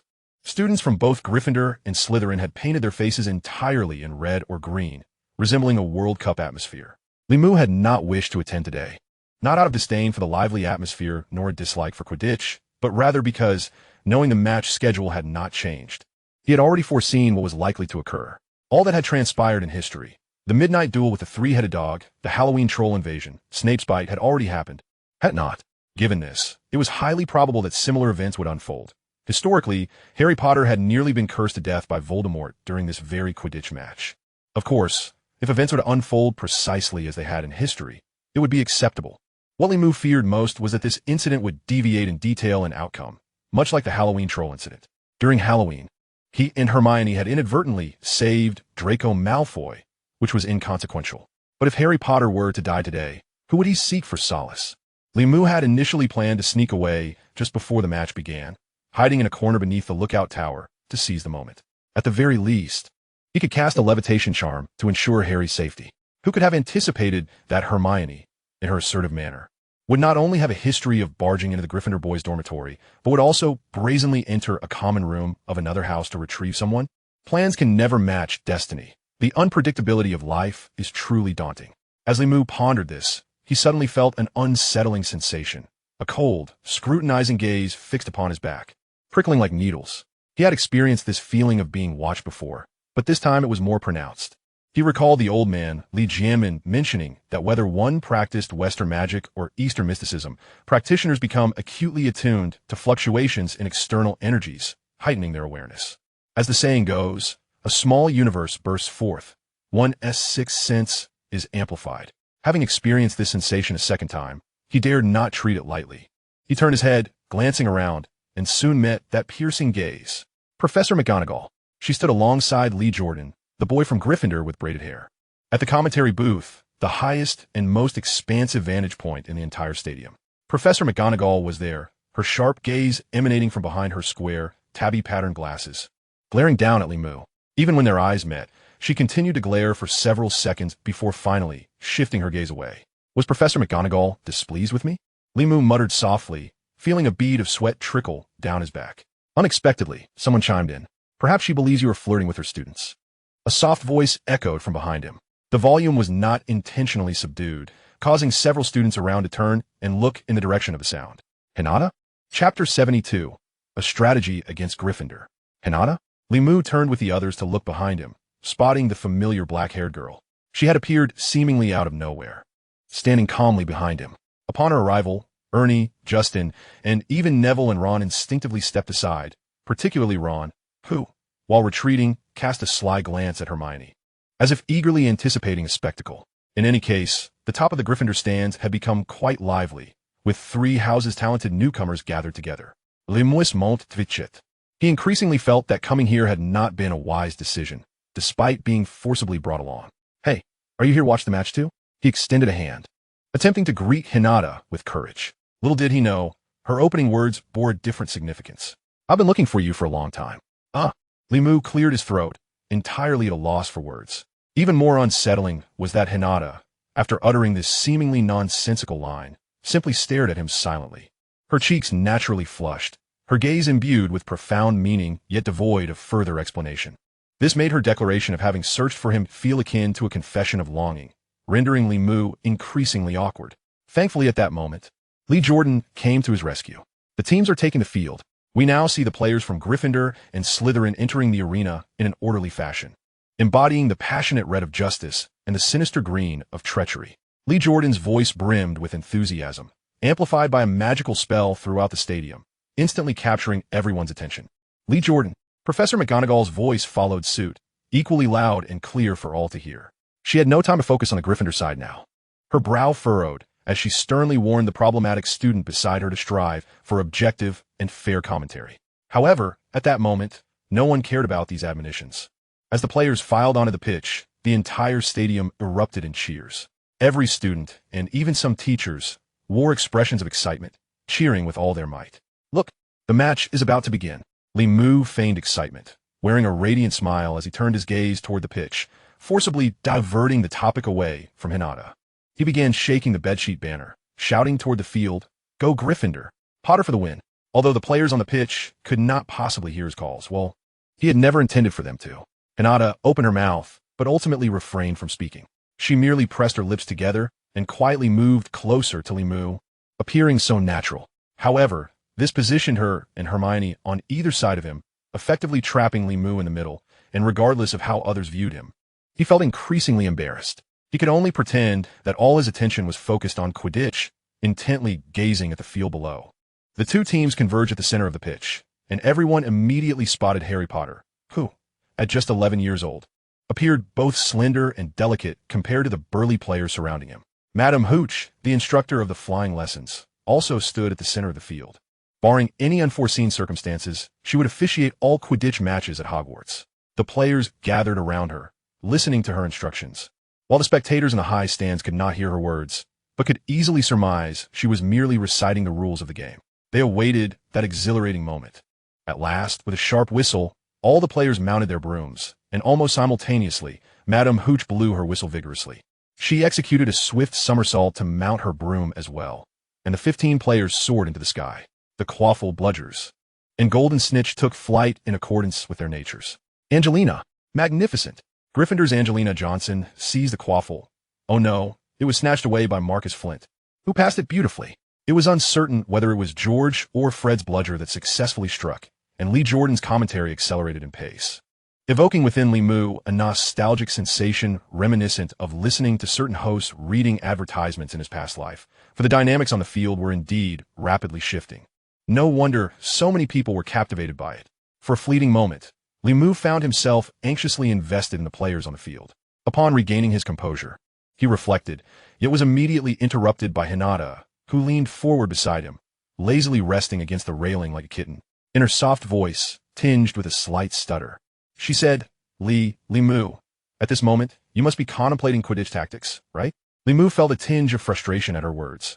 Hinata's tone seemed playful, yet it resonated more as a failed attempt at humor, subtly implying he had no genuine passion for Quidditch and was merely participating for the sake of points. Although this was indeed a factual representation. Meanwhile, upon hearing Hinata speak, Limu distinctly felt Hermione, seated to his left, stiffen, though she pretended to be indifferent. Her ears undoubtedly perked up. Is there really a need to study Quidditch tactics? He thought, casting a resentful glance at Hinata before responding, attempting to maintain a nonchalant demeanor. The Slytherin team relies solely on their physicality and some foul play. If the officiating were stricter, any team from last year could easily defeat them.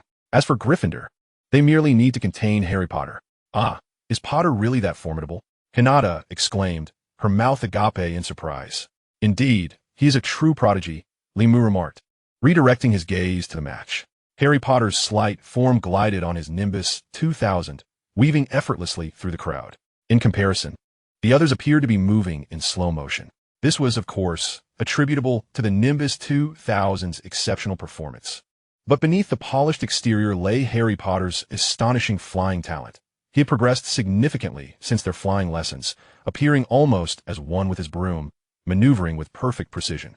Given such innate ability, it was no wonder Professor McGonagall would make an exception for him. Thus, the most crucial strategy against Gryffindor was to neutralize Harry Potter. As he surveyed the field, Limu continued to elaborate on his conclusions, adding with a wry smile, "If I truly wish to win, one could consider administering a potion to Harry, tampering with his broom, or casting a curse or two." This was, of course, a forced jest. What? However, Hinata seemed unfazed, while Hermione, seated to his left, gasped audibly. This further confirmed that Hermione had not been entirely focused on the game. After her startled exclamation, she turned to Limu, her brown hair whipping through the air as she shot him an indignant glare, the tips brushing his cheek in an almost ticklish manner. "What are you babbling about?" Chapter 73. What happened to the curses? What are you babbling about? Hermione glared at Limu, her irritation palpable. Such malicious behavior is absolutely forbidden. Limu shrugged, offering a sheepish grin without further elaboration. After all, there were no yellow or red card warnings in Quidditch. His suggested transgressions, while morally repugnant, were entirely permissible under the rules of the game. The Slytherin team often resorted to underhanded tactics, yet they had secured the previous year's Quidditch trophy with them. The Wizarding World, in its essence, mirrored the medieval secular realm, where the law of the jungle prevailed. Yet, unlike the secular world, which swiftly established a civilized order through technological advancement, the Wizarding World, due to its reliance on magic, retained many antiquated notions and systems. In other words, successfully employing poison, casting curses, or knocking opponents off their brooms was considered skill by some, and in the eyes of certain individuals, even a part of the competition itself.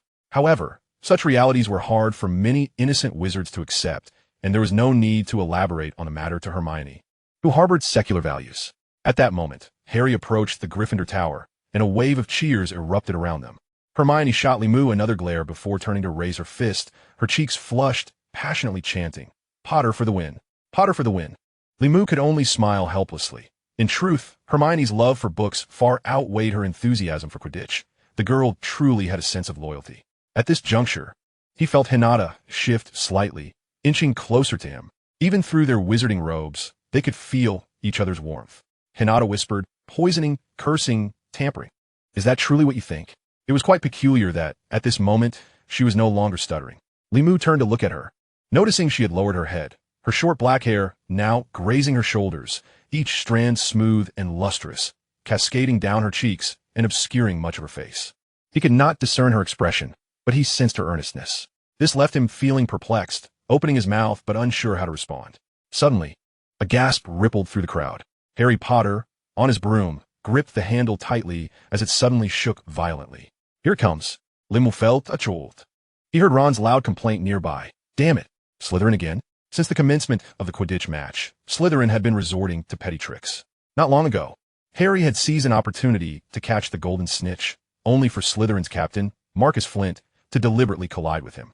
Flint was a hulking figure, almost resembling a half-giant, and that collision nearly sent the malnourished Harry crashing to the ground. Flint faced a chorus of boos from the crowd, yet he received nothing more than a verbal reprimand from Madame Hooch.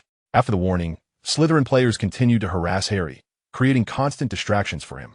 Such vile conduct extended to the other members of Gryffindor as well, and under relentless pressure, the score rapidly widened to 50-20, with Slytherin leading. This incited resentment among the other three houses.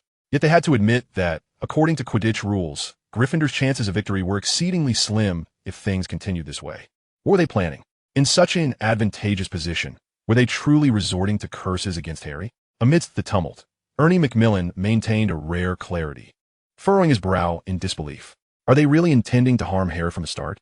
Hermione, clearly having overheard him, firmly denied, impossible. Even if they intended to harm Harry, they must possess the requisite skill. Aside from formidable dark magic, nothing could interfere with a flying broomstick. Who among Slytherin could wield such sorcery? As Hermione pondered this, A realization struck her, and she seized a classmate's telescope without hesitation. If it were him, she instinctively glanced at Lee, only to discover he had already procured a telescope from some unseen source, his face etched with gravity as he observed intently. It was evident that the thought which had just crossed Hermione's mind had long been anticipated by Lee. The seriousness etched on Lee's features stemmed from the stark contrast between reality and their expectations. He had promptly requested a telescope from Justin to scrutinize the unfolding events. As the lens swept across Snape, he wore his usual brooding expression, fixated on Harry Potter, his lips pressed tightly together, perhaps still grappling with the situation.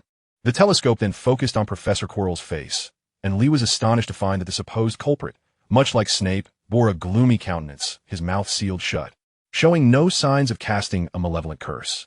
This was indeed perplexing. Lee stood in stunned silence as the crowd erupted into a cacophony of gasps, cheers, and shouts.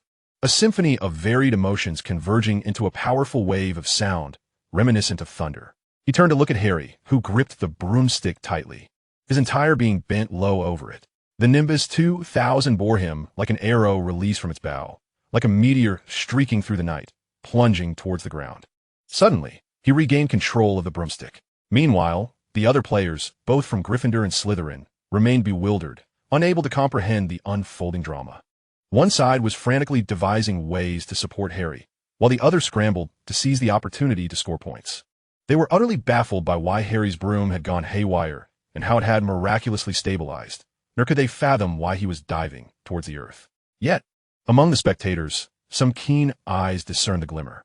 The golden snitch! Someone shouted first, and soon more voices joined in, as they noticed a flicker of gold hovering low, nearly grazing the grass of the pitch. At this point, the players on both teams finally reacted. One side hurriedly organized to intercept, while the other shouted to protect Harry. However, their efforts were fruitless. Catching up to the Nimbus 2000 was a daunting task, and overtaking Harry, who piloted it, was nearly impossible. They could only watch as Harry approached the golden snitch at breakneck speed. It was a ruse, and everyone realized it. It was none other than Harry Potter's own cleverly orchestrated deception. He had successfully outmaneuvered the entire Slytherin team, eluding their relentless harassment.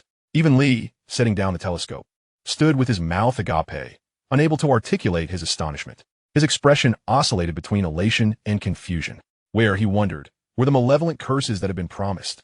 Chapter 74, A Chat in the Hut. 170 points to 50 points, Gryffindor's victory. The arena resonated with Lee Jordan's elongated proclamation. All eyes were fixed on Harry Potter, who stood on the grass of the pitch, his right hand raised high, clutching the struggling golden snitch. In that moment, he reclaimed his status as the hero of the entire school. The Gryffindor supporters, led by Hermione and Ron, surged from the top of the tower towards the pitch, surrounding Harry and lifting him high into the air, tossing him jubilantly skyward. Although Harry's victory had employed cunning, it felt particularly satisfying in light of Slytherin's repeated transgressions. Lee joined the throng as they surged onto the pitch, watching Harry soar and descend amidst the cheers of his fellow Gryffindors. Eventually, as the fervor began to wane, they gently set the somewhat disheveled Harry down. Lee approached, smiling as he offered his congratulations. Harry Potter enveloped Lee in a tight embrace, his excitement far exceeding Lee's expectations, his emerald eyes sparkling with exhilaration. "Oh, thank you so much, Lee," Harry exclaimed as he released the hug, grinning at Lee's bewildered expression. "Remember the story you told me? The one about drawing the tiger away from its mountain? The art of deception in battle. I put it to good use." Lee was at a loss for words, his face a mask of mixed emotions. It appeared that the day's tumultuous events were partly a consequence of his own influence. Yet, he could not shake the lingering unease. Where, he wondered, were the curses that ought to have been cast? He remained perplexed about Professor Quirrell, or rather, Voldemort's true intentions. When the plot followed a predictable trajectory, it felt unbearably mundane. Yet when it veered unexpectedly, he could not help but feel a sense of anxiety about losing control over the unfolding events. "Excuse me, make way." A booming voice sliced through the crowd. Suddenly, shadows loomed as the clear winter sunlight was obscured by a sizable figure. Hagrid. Hermione and others recognized him and waved enthusiastically. The individual who had arrived was none other than Rubeus Hagrid, the keeper of keys and grounds at Hogwarts. "Ido epalizais." I thought I could watch from the tower, but there were too many people for my size to fit. So, I returned to my hut to watch, and, thankfully, I could see quite well. "You were absolutely brilliant." "Harry," he exclaimed, extending an arm to lift Harry as though he were a mere chick, twirling him around. The enormous telescope hanging around his neck seemed to soar alongside Harry, a creation that appeared to have been cobbled together from the astronomical telescope atop the 8th-floor tower. Thank you, Harry gasped, clearly disoriented by the experience of being hoisted aloft, a stark contrast to riding a broomstick. Fortunately, Hagrid was mindful of his strength, and after 3 spins, he gently set Harry down. "Come have a drink with me," he boomed, patting his chest. The younger students stared at him wide-eyed. "Yeah. What I mean is, let us have some tea." Yes, celebrating a victory with a cup of fragrant tea is just perfect. Thus, the group reconvened at Hagrid's cozy hut, which felt increasingly cramped as they filled it. Neville and Ernie, perhaps intimidated by the giant, had refrained from joining them, leaving the familiar 5, Lee, Hinata, and the now somewhat less cohesive Gryffindor trio. It had been several weeks since Lee's last visit. "I never expected it. You startled everyone," Hagrid enthused. Busily preparing tea while praising Harry once more, it was simply fantastic. Just like the legendary. Hagrid seemed to falter, prompting Hermione, ever the diligent scholar, to interject with the missing information. In 1921, the legendary seeker Rodri Plinton of the Tutshill Tornadoes, seemingly casual at the start of the match, suddenly snatched the golden snitch from his sleeve, setting a record for catching it. Yes. Your actions were reminiscent of the legendary Plinton, full of wisdom," Hagrid praised, nearly spilling the tea in his excitement, though few were eager to partake of the brew he prepared. Yet Harry, having heard Hermione explain the remarkable feat of Plinton, did not share Hagrid's enthusiasm. She furrowed her brow. "You mustn't employ such terrifying and perilous tactics again. I thought it was Snape." Hermione was overwhelmed with excitement, and by the end, she realized her mistake and promptly closed her mouth. However, it was evident that Hagrid had overheard her. "Snape? What does that have to do with Snape?" Hagrid exclaimed, as he clumsily placed the freshly brewed tea in front of each person, producing a deep, rumbling sound from both his mouth and nose. "Snape might indeed harbor intentions to harm Harry," Ron remarked, gossiping to Hagrid. Harry witnessed his great secret firsthand. "Ron," Harry quickly interjected, admonishing him for being so indiscreet. It was indeed Ron's fault. He fell silent, but continued to mutter under his breath. In front of acquaintances, Ron relentlessly speculated negatively about Snape, perhaps because aside from Harry Potter and Neville, he was the student who had faced the most animosity from Snape, having lost no less than 10 points since the beginning of the term. "What secret?" Hagrid inquired, lifting a large jug of tea and settling into a chair that resembled a double bed. The entire small room trembled slightly from his movement. Harry exchanged glances with his 4 companions. At this stage, it was difficult for him to keep things under wraps, so he decided to speak candidly. "I, along with Hinata, discovered something about Snape not long ago." As Harry spoke, Lee had already preemptively covered his ears, bracing himself for what was to come. On Halloween, the night of the troll incident, he attempted to traverse the forbidden corridor on the 4th floor, undoubtedly to steal something hidden within.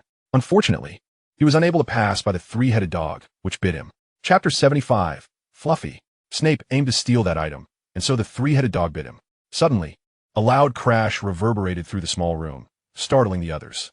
It was Hagrid, who, unable to contain himself, slammed the tea jug onto the stone table, causing tea to splatter everywhere.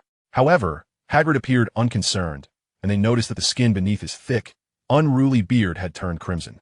Then came a shocked exclamation. "How do you know about Fluffy?"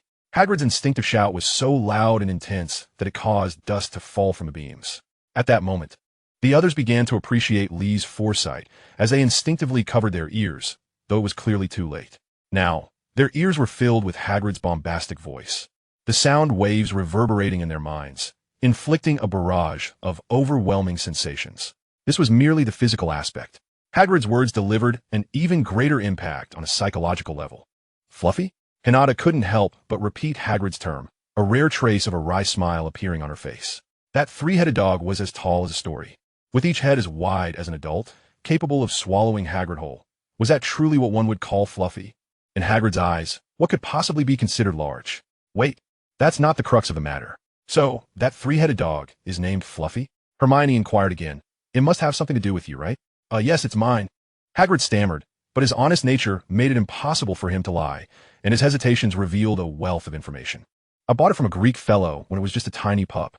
Hagrid extended his enormous palm, his face filled with nostalgia and joy. "Unfortunately, the little guy grew rather quickly. Soon, he wouldn't fit in my house anymore. I had planned to put him in the Forbidden Forest, but Dumbledore borrowed him to guard. Guard what? Harry inhaled sharply, his lips trembling. However, his eagerness backfired. Had he not asked, Hagrid would likely have revealed the very information they sought. But now, Hagrid had regained his composure and became visibly agitated. Don't ask any more questions. That's classified information. But Snape wants to steal it, Hermione insisted. Nonsense. Snape is a professor at Hogwarts. How could he possibly do such a thing? But Harry and Hinata saw it with their own eyes. Ron chimed in, attempting to press further, though he did not receive the same leniency as Harry and Hermione. Hagrid, overwhelmed by the relentless inquiries of the children, had grown frustrated. His agitation morphed into a furious outburst, dismissing all questions. You're mistaken. You are meddling in matters that do not concern you. You lack the capacity to handle this. It is dangerous. Forget about that dog. Forget what it is guarding. Forget Dumbledore and Nicholas Flamel's agreement. A silence fell over the small room for a few moments before Hagrid realized he had let slip too much. So, it also involved someone named Nicholas Flamel. In the stillness, Harry repeated the name. As they exited the small hut, Lee felt a whirlwind of emotions. He realized that despite a few minor upheavals, Harry had not suffered any ill effects, and the situation had returned to its original course. Harry and his friends still suspected Snape, but they had also gleaned the crucial lead of Nicholas Flamel from Hagrid's words. The plot always seemed to twist just when he was unprepared, veering back onto its path in the most unexpected of ways. This feeling of being beyond control left him quite vexed. Why did other transmigrators seem to have it all, wealth and fortune, while he felt he had accomplished so little? Lee, do you know? In the midst of his thoughts, Harry unexpectedly asked him. Huh, what? Lee was taken aback, having been lost in contemplation and completely unaware of his companion's earlier discussion. You know about Nicholas Flamel, right? Hermione urgently pressed. I feel like I have some recollection. I must have seen it somewhere, perhaps in a book, but I can't quite recall. You must know. Lee was momentarily stunned, realizing they had begun to obsess over this question. The curiosity of children was truly insatiable. He feigned ignorance. I only read what the teachers are likely to question. Why would I concern myself with these details? By this time, the five of them had re-entered the castle, where the bright sunlight was immediately obscured. However, the biting cold wind was finally shielded, and the surrounding temperature became pleasantly warm. So, you only study to win the house cup, Hermione remarked. I once read a book titled An Overview of Cultures Around the World, which mentioned that many traits of people from the Celestial Empire are utilitarian. It appears to be true. Hermione, not receiving the answer she desired, shot him a disdainful glare. But you must admit, it is effective. Lee accepted Hermione's scorn with equanimity, even sporting a hint of pride. You must acknowledge that this method of studying has allowed me to earn points for the house while firmly grasping the knowledge imparted by the professors. This was one of the key reasons Lee was able to keep pace with Hermione and Hinata, once he resolved to strive for excellence. The advantages from both of his lifetimes truly shone through. He understood that a good memory was no substitute for a poor pen, and a poor pen was no match for a clever mind.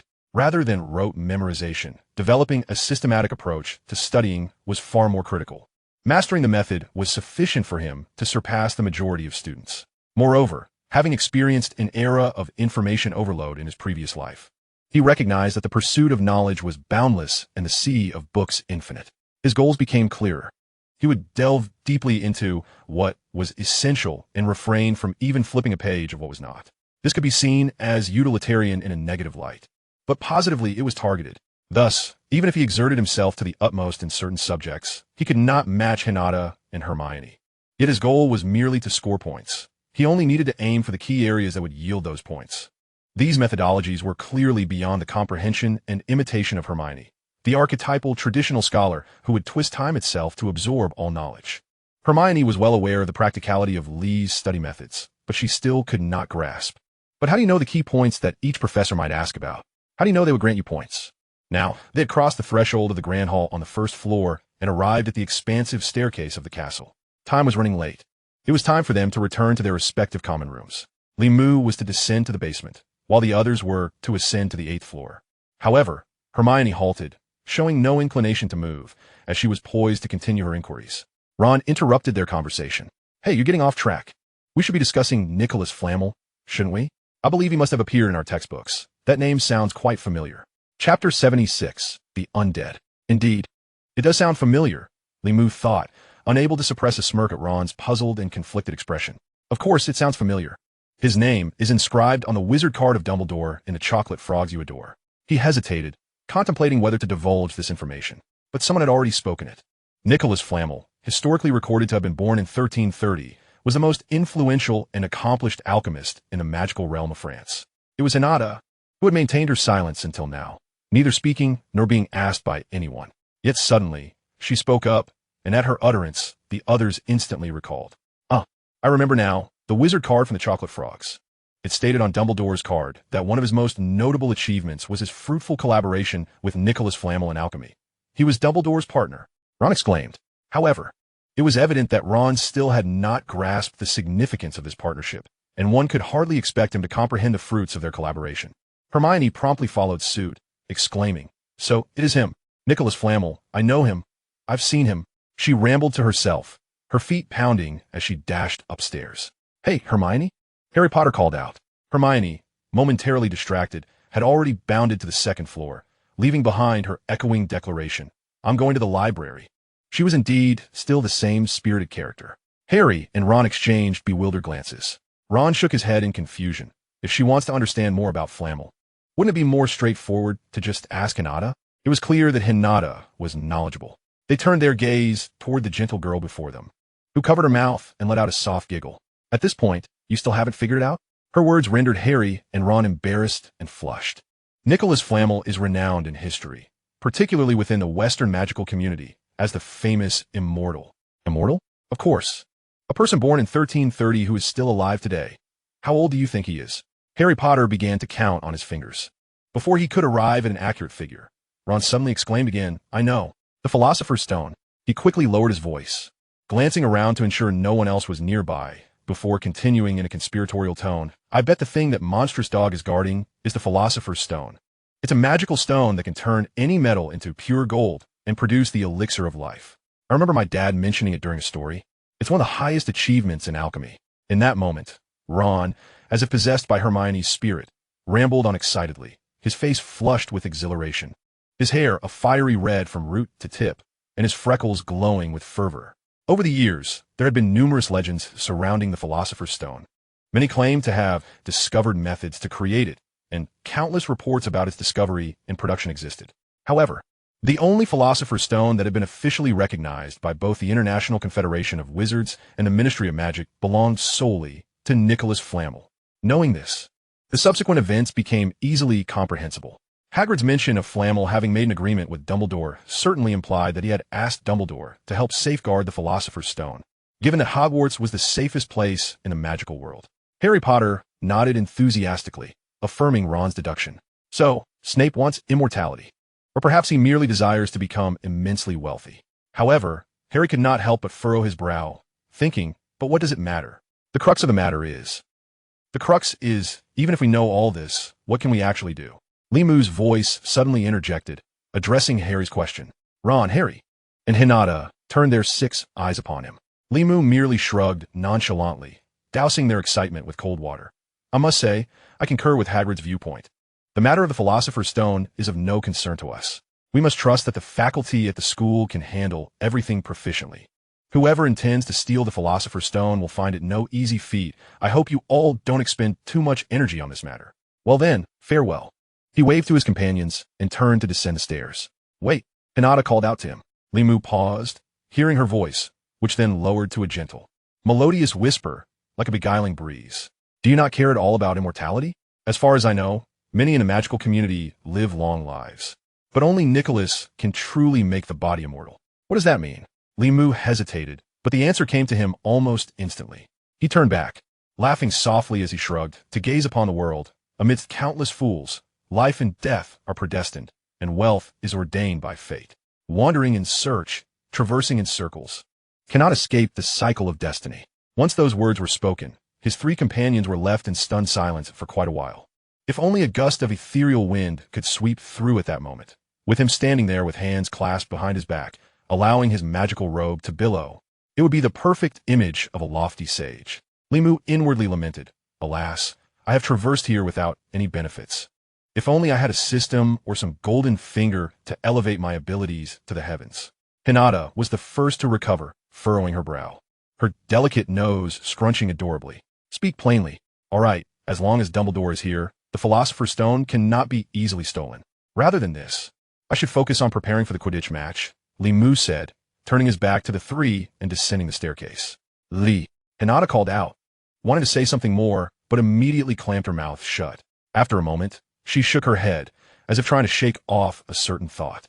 This guy, Li Mu, truly cares about the House Cup, but why? Hinata pondered, tilting her head. Indeed, according to the schedule for the Hogwarts Quidditch League, all four houses were to compete against one another. After the opening match between Gryffindor and Slytherin, the next match, 3 days later, would see Hufflepuff face off against Ravenclaw. However, in truth, Quidditch was merely Li Mu's excuse. He did not particularly care about the match 3 days hence.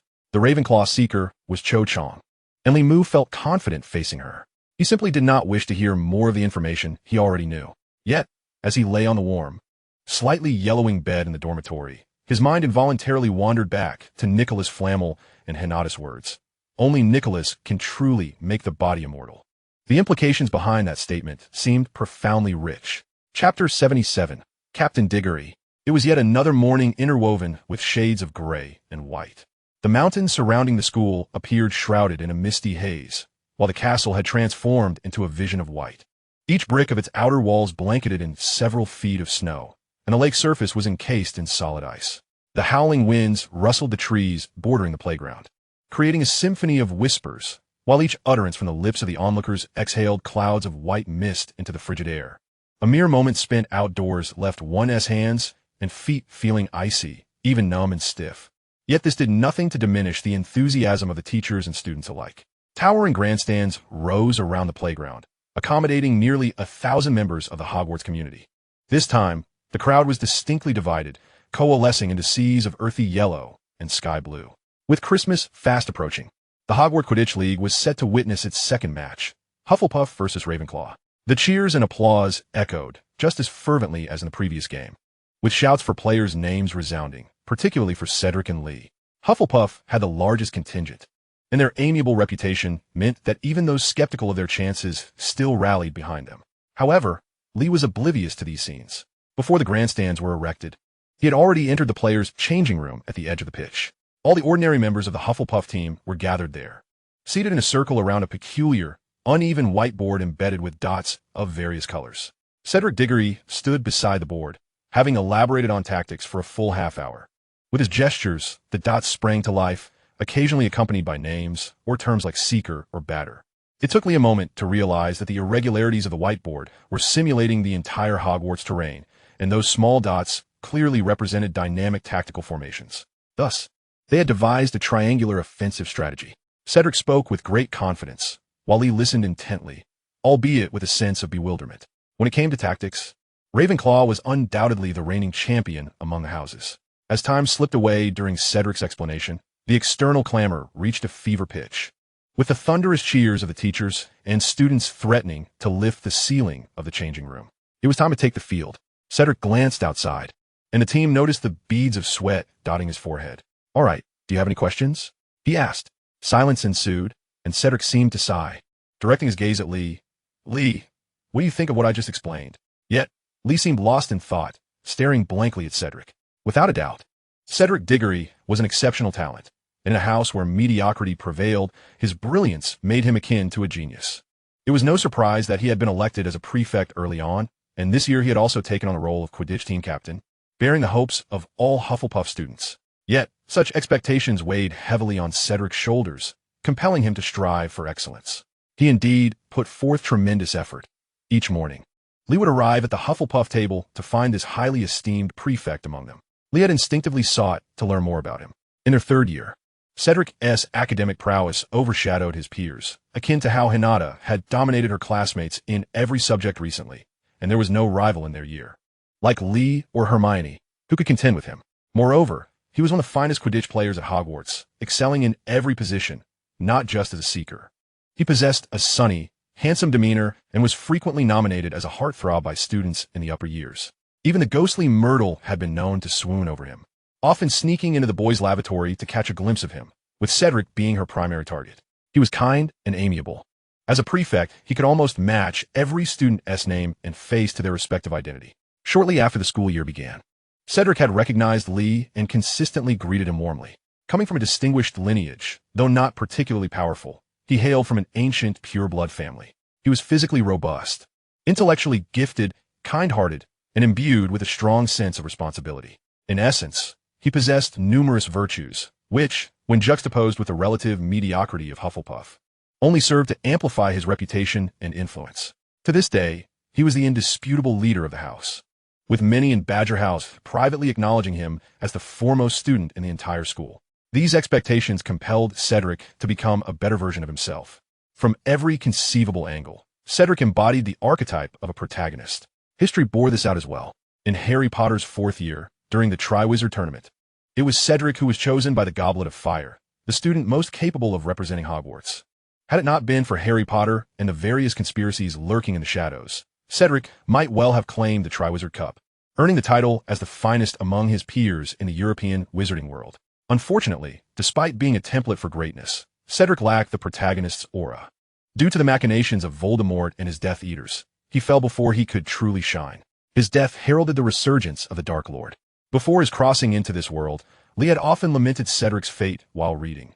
Now, in this reality, Cedric treated him with kindness and meticulousness. Adding to this was the fact that Lee had once inadvertently wronged Cedric through Myrtle, which stirred feelings of sympathy and camaraderie, tinged with guilt. If there was one thing Lee wished to change in this magical realm, it would undoubtedly be ensuring Cedric's safety. As for how to accomplish that, he had yet to devise a plan. Lee, at last, amidst a slightly raised voice laced with irritation, he snapped back to reality, realizing it was his teammate, the 5th-year goalkeeper Schmeichel, a towering figure. It struck him that he had been so engrossed in pondering Cedric's tragic fate that he had completely zoned out during the tactical briefing. My apologies. I spaced out. Just a bit nervous, Lee chuckled awkwardly, rubbing his head as a flush crept across his cheeks. Although he was surrounded by teammates, they had not yet reached a level of intimacy that allowed for complete candor. As previously mentioned, Hufflepuffs had a tendency towards a laid-back demeanor. Even in Quidditch, they held the least number of training sessions. Since the semester began over 2 months ago, aside from the 2 weeks spent on recruitment, the entire team had only trained 4 times. In his spare time, Lee had dedicated most of his hours to the library and the Gryffindor trio, leaving little opportunity for socializing with his teammates. Schmeichel huffed, choosing not to respond further. Cedric, however, offered a reassuring smile. It's all right. It's normal to feel a bit anxious before your first match. Let us take to the field. Chapter 78, Seeker Lee. Lee, having lived 2 lives, possessed a mature mindset. After 8 years of rigorous training, his resolve was unwavering. He considered himself seasoned enough to be unfazed by the pressures of competition. Yet, as he stepped out of the changing room and onto the grass of the pitch, he suddenly sensed a peculiar charge in the air. The grandstands erupted with a thunderous roar, and with his keen hearing, he discerned his name being chanted amidst the cacophony. Lee, Lee, Lee for the win. Apart from a few supporters from Hufflepuff, there were many from Gryffindor, led by Harry, Ron, and Hermione. Lee's heart raced, feeling as though it no longer belonged to him. It pounded with such intensity that its rhythmic thudding drowned out all other sounds on the field. Moreover, this tumultuous heartbeat seemed to siphon away his strength, leaving his knees weak as he advanced forward. Deep breath, he silently urged himself, trailing behind Cedric as they made their entrance, forcing a stiff smile onto his face. They passed by the stands of Gryffindor and Hufflepuff, and the cheers grew increasingly fervent. Limu listened for a moment and found that the calls for him were on par with those for Cedric and Diggory, especially after a thunderous voice joined the fray, creating a palpable sense of dominance. He himself was taken aback by such popularity, unable to resist glancing upward, where he spotted an imposing figure among the Gryffindor crowd. It was Hagrid, who had finally squeezed his way to the top of the tower. As a half-giant, his every shout was resounding enough to rival that of 5 or 6 ordinary people. Taking a deep breath and listening to the cheers, Limu felt an increasing sense of tension. They continued walking, gradually distancing themselves from the 2 stands until they finally halted in a line. Having reached the center of the pitch, Madame Hooch, serving as the match referee, stood there with her broomstick, awaiting the 2 teams. Opposite the Hufflepuffs stood the Ravenclaw players, clad in sky-blue Quidditch uniforms, also arranged in a line.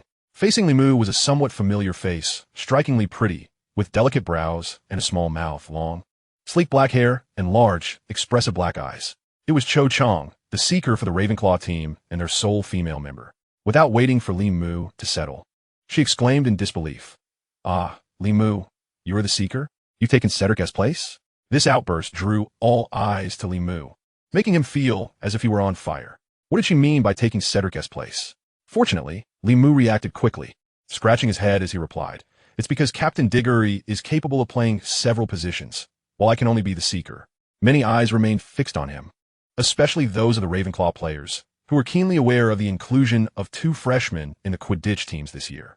Just days prior, Harry Potter's outstanding performance had elevated everyone's regard for Li Mu.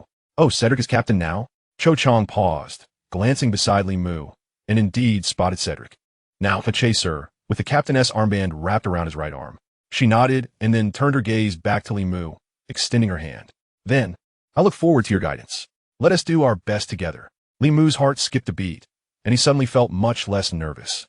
He gazed intently at Cho Chang, this girl who also possessed the blood of the Huang and Yin, her smile utterly charming and clad in her sky-blue uniform.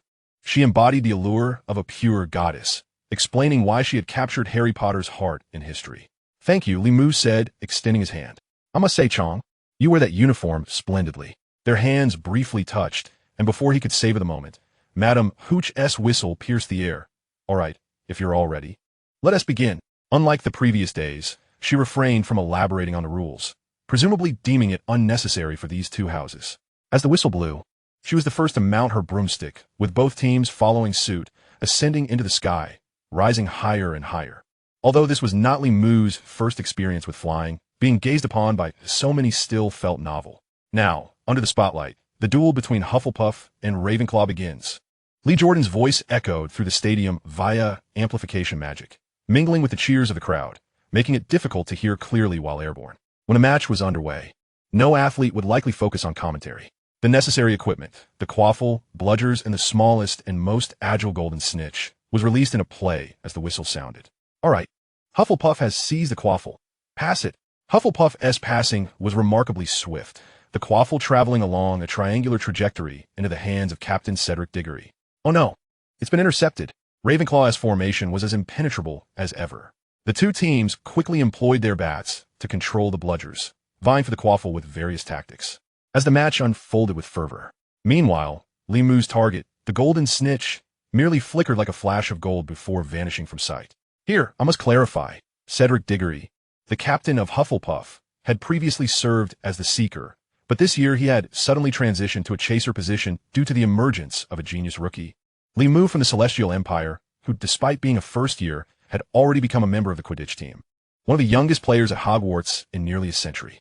This title was shared with Gryffindor's Seeker, the renowned Harry Potter, who had already showcased his brilliance in recent matches, proving to be the match's most crucial asset. Furthermore, it was reported that Li Mu and Harry Potter were also good friends. "Jordan, stick to commentating on the match and don't stray too far." Professor McGonagall's stern voice interjected, maintaining her usual severity. Clearly, even if it wasn't a Gryffindor match, Professor McGonagall remained concerned about Lee Jordan's commentary, acting as a supervising presence. "Yes, Professor. In any case, Li Mu is the main attraction of this match. Look, they VE scored. Ravenclaw takes the lead with 10 points. Schumacher with the throw, a long pass, brilliant. Hufflepuff strikes back swiftly while Ravenclaw celebrates. Li Mu paid little heed to the scoring battle between the teams. He continued to ascend, while Lee Jordan's commentary faded into the background. He surveyed the crowd, now resembling tiny ants, searching the entire pitch with his gaze. Meanwhile, just under 300 meters away, Cho Chang piloted her Comet 260, closely tailing him. Chapter 79, The Tactic of Relentless Pursuit. Cho Chang remained steadfastly behind Li Mu. When he ascended, she ascended as well. When he descended, she followed suit, maintaining a close distance of about 100 meters. "Hey, Chang, is there any point in following me so closely?" Li Mu finally said, scratching his head in resignation. They had climbed sufficiently high now, and their teammates were entirely focused on the match, allowing them to leisurely observe the unfolding game as if sipping tea together, especially since the Golden Snitch had yet to make an appearance. "Of course it's useful," Cho Chang replied with a smile. "I've done my research. Your flying skills are quite impressive. Since you were in the house team as a first year, I can't match your talent or skill, and your broomstick is superior, giving you a speed advantage. So, I don't expect to catch the Golden Snitch ahead of you. I only need to keep you occupied." Li Mu shrugged helplessly. The relentless pursuit tactic may seem rather lowly, but it was undeniably effective. The Golden Snitch's speed was remarkable. Capturing it required exceptional flying skills and intense concentration. If someone were to disrupt the Seeker's focus, Even the slightest lapse in attention could allow the snitch to slip away effortlessly. At least Li Mu felt he lacked the skill or the luck that Harry Potter possessed historically to secure the snitch under duress. In fact, even Quidditch superstars often found it challenging to capture the snitch when faced with close interference. Understanding Cho Chang's strategy, Li Mu sighed in resignation. Are you really that confident that Ravenclaw can outscore us? This relentless pursuit tactic had both advantages and disadvantages. While it made it exceedingly difficult for the opposing seeker to catch their target under interference, the pursuer would be expending most of their energy focusing on their opponent, rendering it nearly impossible for them to capture the golden snitch themselves. In such circumstances, the outcome of the match would largely depend on the performance of the other players from both teams, especially the chasers. If one team could establish a lead of over 150 points, the seeker would lose their significance. For even if they ultimately capture the golden snitch, it amounts to a mere 150 points. Should Cedric lead the Hufflepuff team to a commanding advantage, the entanglement with Autumn Zhang would be rendered pointless. However, confidence abounds. This strategy was the fruit of collective brainstorming. Autumn Zhang displayed her charming smile, a testament to her cheerful disposition. To optimize tactical efficacy, they had consulted Hinata, who was more familiar with her. Hinata's shy visage flickered in Li Mu's mind, causing him to pause. Then his gaze sharpened as he surveyed the fiercely contested teams below. The current situation remained tightly contested, with one team at 30 points and the other at 20, the possession of the quaffle resting with the temporarily trailing Ravenclaw players. They were not in a rush.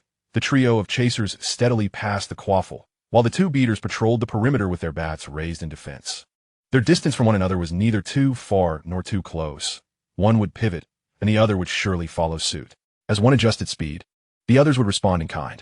Thus, while individual skills may be limited and their equipment somewhat shabby, this formation rendered them nearly impenetrable. From the previous rounds of offense and defense, Ravenclaw's defense was equally impressive, operating in perfect harmony and patching every gap with utmost diligence.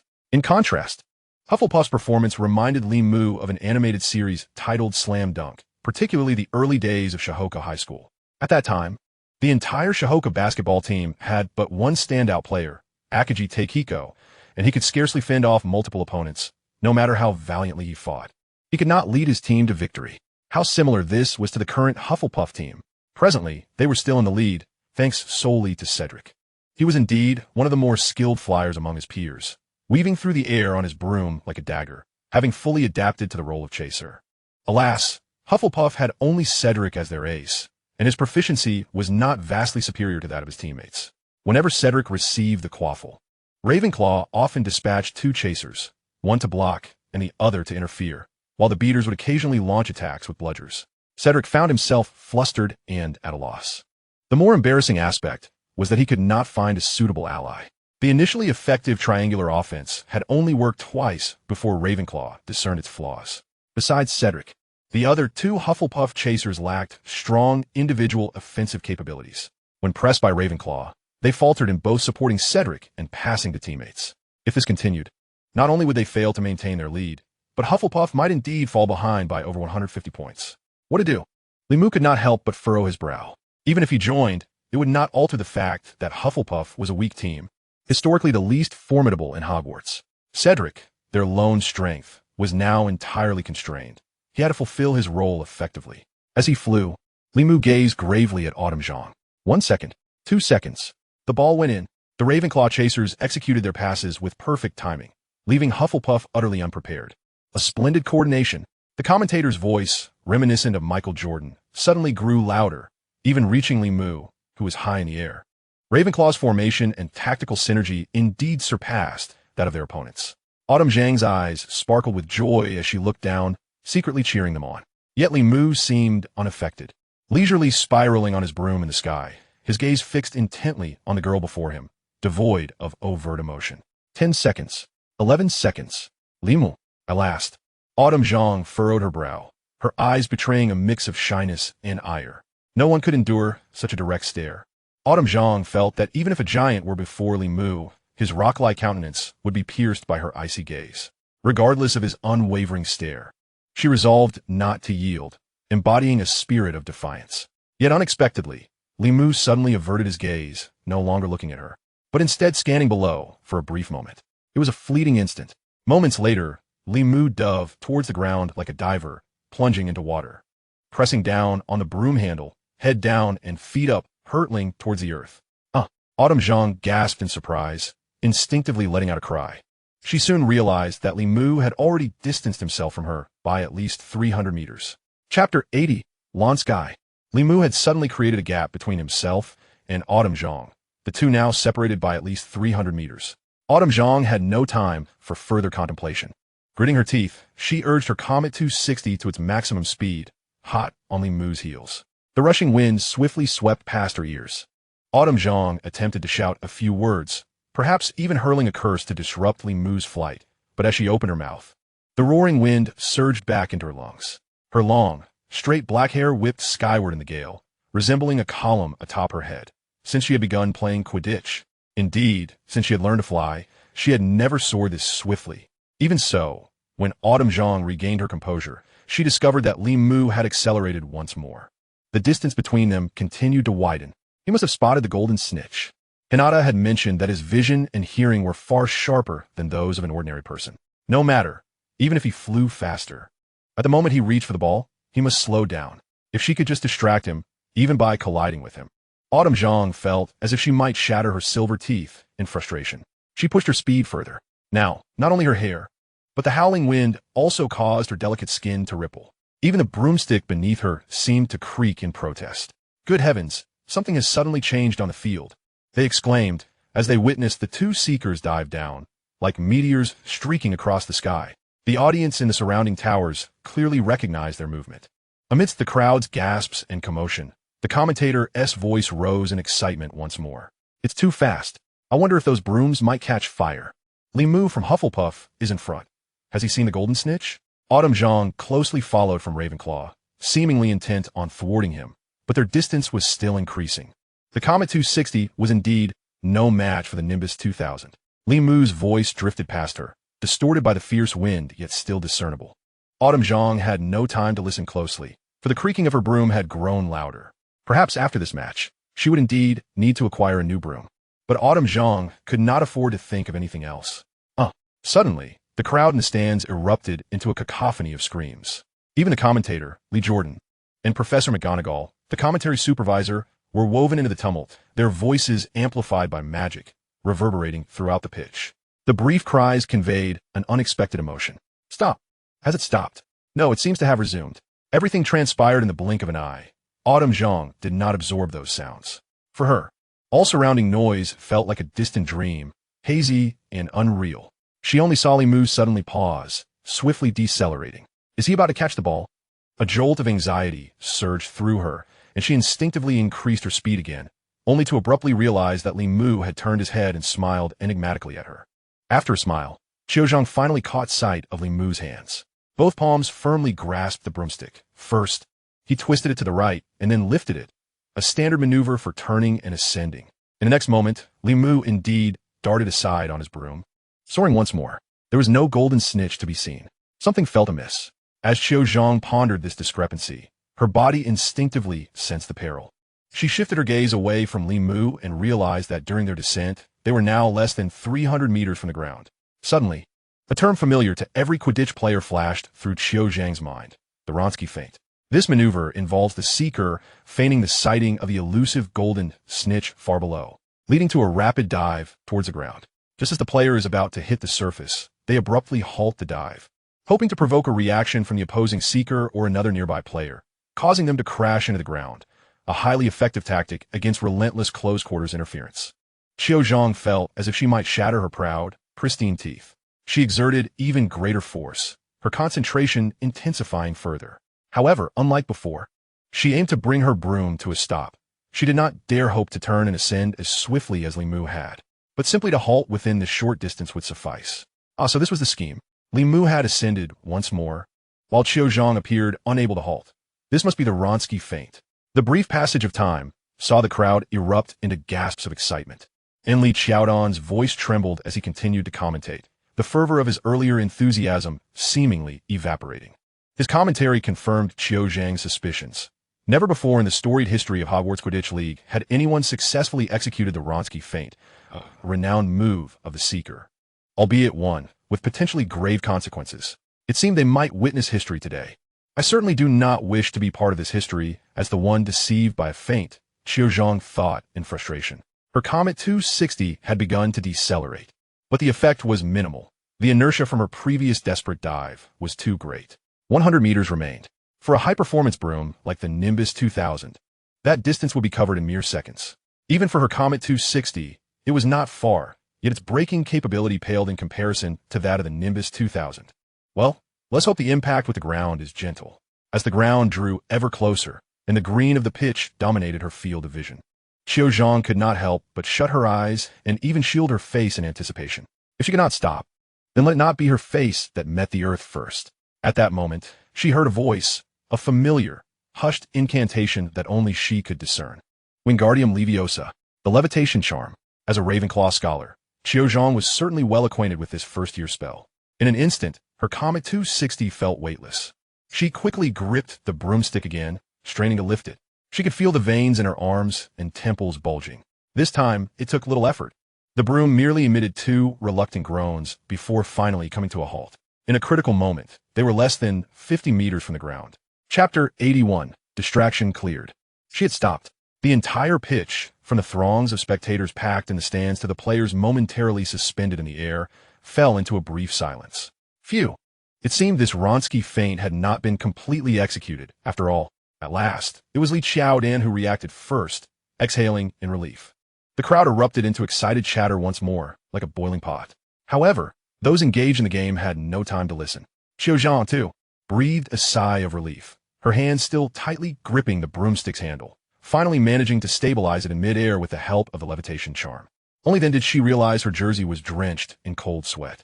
She raised her head to see Li Mu soaring hundreds of meters above, and a surge of anger coursed through her, rushing from her feet to her head. She gripped the broom tightly, preparing to pursue him, but dared not draw too close. The boy, younger than her by a year, had become a devilish figure in her mind. "Do you wish to kill me?" she questioned, tears welling in her eyes. After all, she was merely a second-year girl, newly selected for the Quidditch team, unaccustomed to such peril, and truly frightened. Yet Li Mu offered no apology.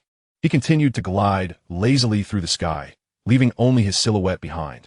His voice floated back, light as a feather. "If I wanted to kill you, I wouldn't have stopped 300 meters away." Another wave of gasps erupted from the crowd. After a brief pause, the other players from both teams resumed their roles, allowing Li Mu's unfinished Ronsky feint to become merely an interlude. The spectators' attention shifted away from the two of them. "If I want to kill you, I certainly wouldn't have used the levitation charm. You should thank me. Otherwise, you would have already hit the ground."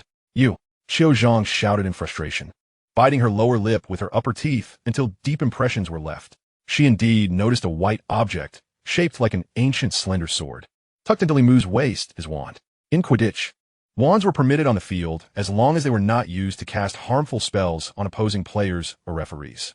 Qiuzhang understood that it was Li Mu, and only Li Mu, who could have cast the levitation charm in that critical moment.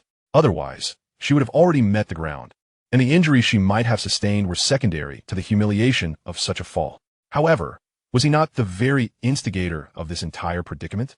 Li Mu continued to circle above, like an eagle soaring in the vast sky. In the precious moments away from Qiuzhang's interference, he seized every second to search for the elusive golden snitch. "I will not let you," Qiuzhang resolved, striving to overcome her lingering fear and catch up once more. Before she could finish her thought, Li Mu abruptly changed direction, the Nimbus 2000 shooting forward with a swish, angling steeply skyward. Qiuzhang had no time to speak. She tightened her grip on the broom and followed him upward. Her reflexes lagged slightly, and only as they ascended did she truly grasp the disparity between herself and Li Mu, when it had been plummeting downwards. The antique Comet 260 had barely managed to keep pace with the Nimbus 2000 due to its own weight. However, the ascent was an entirely different matter. The disparity in power between the two brooms became starkly evident. It was not merely the equipment. Li Mu was now more focused than ever, leaning into his broom, yet he appeared to move as if he were not even using a broom at all, effortlessly navigating the air, changing direction with a mere thought, as though he were born to soar among the clouds. Fu Lizzie rode the wind with grace. Some ancient verses flickered through Qiuzhang's mind. When she was younger, her parents had forced her to recite these lines, and she had resisted them vehemently. However, at this very moment, as she beheld Li Mu's figure soaring through the air, Those long-forgotten lines of text resurfaced in her mind, illuminating her thoughts with a sudden clarity. It was not until Lee Jordan's piercing cry pierced the heavens that Xiao Zhang's entire consciousness was jolted back to reality. Look, Wolflepulf Seeker Limu has surged forward with renewed vigor, leaving Xiao Zhang utterly unable to match his pace. It is the golden snitch. This time it is not a feint. He has genuinely spotted the elusive golden snitch. A flicker of gold dances tantalizingly before Limu, a bona fide golden snitch. Xiao Zhang too has caught sight of it. Yet she finds herself unable to keep up. The distance between them is such that even verbal distractions are rendered futile. Many spectators leapt from their seats, some even standing on tiptoes, peering through telescopes to catch a glimpse. The fierce contest between the two teams over the quaffle was abruptly interrupted. Even the players on the field were compelled to divide their attention towards Limu and Xiao Zhang. The current score stood at a mere 70-30, with Ravenclaw in the lead. This meant that should Limu capture the golden snitch, the match would conclude, and Hufflepuff would surpass the score to claim victory. The ranks of Hufflepuff, along with some voices from Gryffindor, began to chant fervently, Limu, Limu. Yet, Limu remained unfazed by their calls. Just as Xiao Zhang perceived, he had entered an enigmatic state. As he circled the field, his gaze finally landed upon that mischievous glimmer of gold high above. And a singular thought filled his mind, to seize it. Fueled by this singular purpose, Limu found himself astride his broom, momentarily shedding all other distractions, stepping into a realm akin to Taoist transcendence, where the self and the world were forgotten. In the past, the elderly Jianmin had taught him the meditative practices of Shushan, instructing him to cast aside all trivial thoughts and not to be burdened by worldly matters. However, despite over 8 years of diligent practice, Limu had yet to achieve this state. Even in the presence of blank white walls, strange thoughts would often invade his mind during meditation. Memories of games like League of Legends, Honor of Kings, and PlayerUnknown's Battlegrounds, or scenes from mindless dramas filled with pretentious displays and cliches, alongside a sprinkle of light-hearted films that brought joy. In essence, although Limu had spent his entire life in rigorous training within the mountains, the myriad temptations of a mortal world from his past life made it exceedingly difficult for him to cultivate a resolute mind, free from distractions. For this reason, Li Jianmin devised numerous methods to challenge Limu's temperament, encouraging him to run and meditate in the repetitive scenery of the mountains each morning and midnight. But after all these years, little progress had been made. Yet, in this moment of pursuing the golden snitch, he had begun to grasp this elusive threshold, and the golden snitch, in his focused pursuit, was tantalizingly close. Chapter 82. Unexpected Developments. The golden snitch was within reach, merely a grasp away. Limu extended his hand, accelerating further. Aside from that shimmering golden dot, everything around him seemed to blur into a hazy filter, automatically obscured from his focus. His distance from the golden snitch diminished, 30 meters, 20 meters, 10 meters. Suddenly, the firebolt 2,000 beneath him jolted violently. The sensation was akin to a flying broom colliding with a wall at 60 miles per hour. Had he not clutched tightly, he might have been thrown off. Oh no, I forgot to engage the clutch. But wait, I'm not driving a car. Why would I need a clutch? Limu was momentarily stunned, swiftly disentangling himself from that transcendent state. Nevertheless, he remained dazed, thoughts racing through his mind as he returned to the present moment. The only thing he had forgotten was to instinctively grip the broom tightly. Thankfully, he still held fast to the broom's handle. Before Limu could fully comprehend the situation, another tremor surged through the broom, sending the firebolt 2,000 into a wild frenzy, shaking violently in all directions, as if transformed into a rebellious steed intent on throwing him from the sky. In that fleeting moment, the golden snitch, which had seemed within his grasp, vanished like a streak of light. A wave of gasps and boos erupted from the tower spectators. The crowd stirred, shouting and clamoring, clearly aware of Limu's precarious predicament, yet utterly helpless. To him, their voices were merely a distant, muffled hum. What is happening? This cannot be. It surely is not a feint. The golden snitch was right before me. Fortunately, aided by the amplification charm, Lee Jordan's voice reached him intermittently. The professional commentator, equally bewildered and anxious, yet hearing his voice brought Limu some comfort. Even more gratifying was that Lee Jordan had not forgotten to engage with the audience. He saw consultation from Professor McGonagall, inquiring about the broom's malfunction. Impossible. McGonagall interjected before Lee Jordan could finish his sentence. Just from the chilling tone of her voice, one could imagine her stern countenance. A flying broom does not easily malfunction. Even the Oaks 77 from over a century ago was equipped with a series of emergency measures, and such a situation had never occurred before. Suddenly, the crowd erupted into waves of startled cries. Within the brief span of McGonagall's words, the Firebolt 2000 grew increasingly unruly, spiraling uncontrollably, darting up and down, left and right, often halting abruptly, accompanied by a cacophony of clattering noises, as if an antiquated engine within the broom was on the verge of catastrophic failure. Limu appeared perilously close to disaster, struggling to maintain his grip on the broom while simultaneously squeezing his legs around it tighter. More and more individuals, including players from both teams and Madame Hooch, the referee, were captivated by Limu's dramatic display, their faces reflecting a spectrum of emotions: shock, concern, urgency, indifference, and even schadenfreude. Limu's own expression had nearly faded. He had no time to manifest any emotion, as merely holding onto the broom amidst the tumultuous flight demanded all his strength. The fierce winds lashed against his face, rendering it painful, while his hands and legs felt utterly fatigued. Several times he felt on the verge of losing his grip and plummeting down. This was at least 600 or 700 meters in the air. Now, he finally comprehended the gravity of the situation, well ahead of the bewildered crowd below. A word surfaced in his mind: curse, and a torrent of expletives surged within him. It must be a curse, but no, it could also be a malfunction. We must do something. Professor McGonagall's commentary, faintly echoing, subtly validated Limu's deductions. She must have recognized that this was the result of a curse, yet before so many students, she could not speak openly. Now, from her vantage point in the stands, she was wholly unprepared for the unfolding chaos above, her only recourse being to quell any panic among the other students. As for swiftly resolving the crisis, she could only place her hopes in Madame Hooch in the air. I believe there is no need for excessive worry. Madame Hooch will, yet. Before her words could fully escape her lips, Professor McGonagall had to concede that they could not rely on Madame Hooch. The Nimbus 2000, under Limu's command, suddenly executed a series of dizzying 360-degree flips in midair.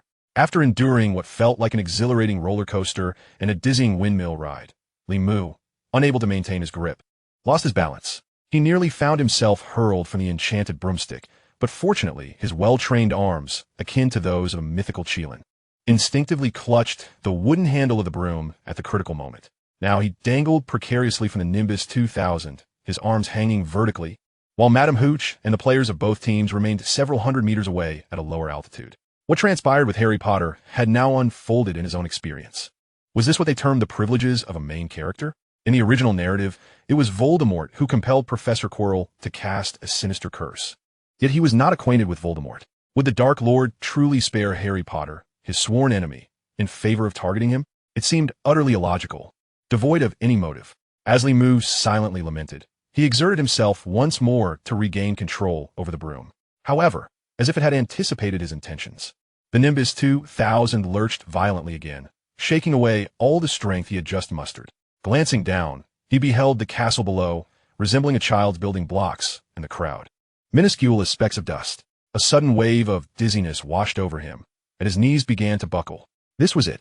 He truly felt that his life was in jeopardy. Which deity had he angered? Now, Limu was filled with regret.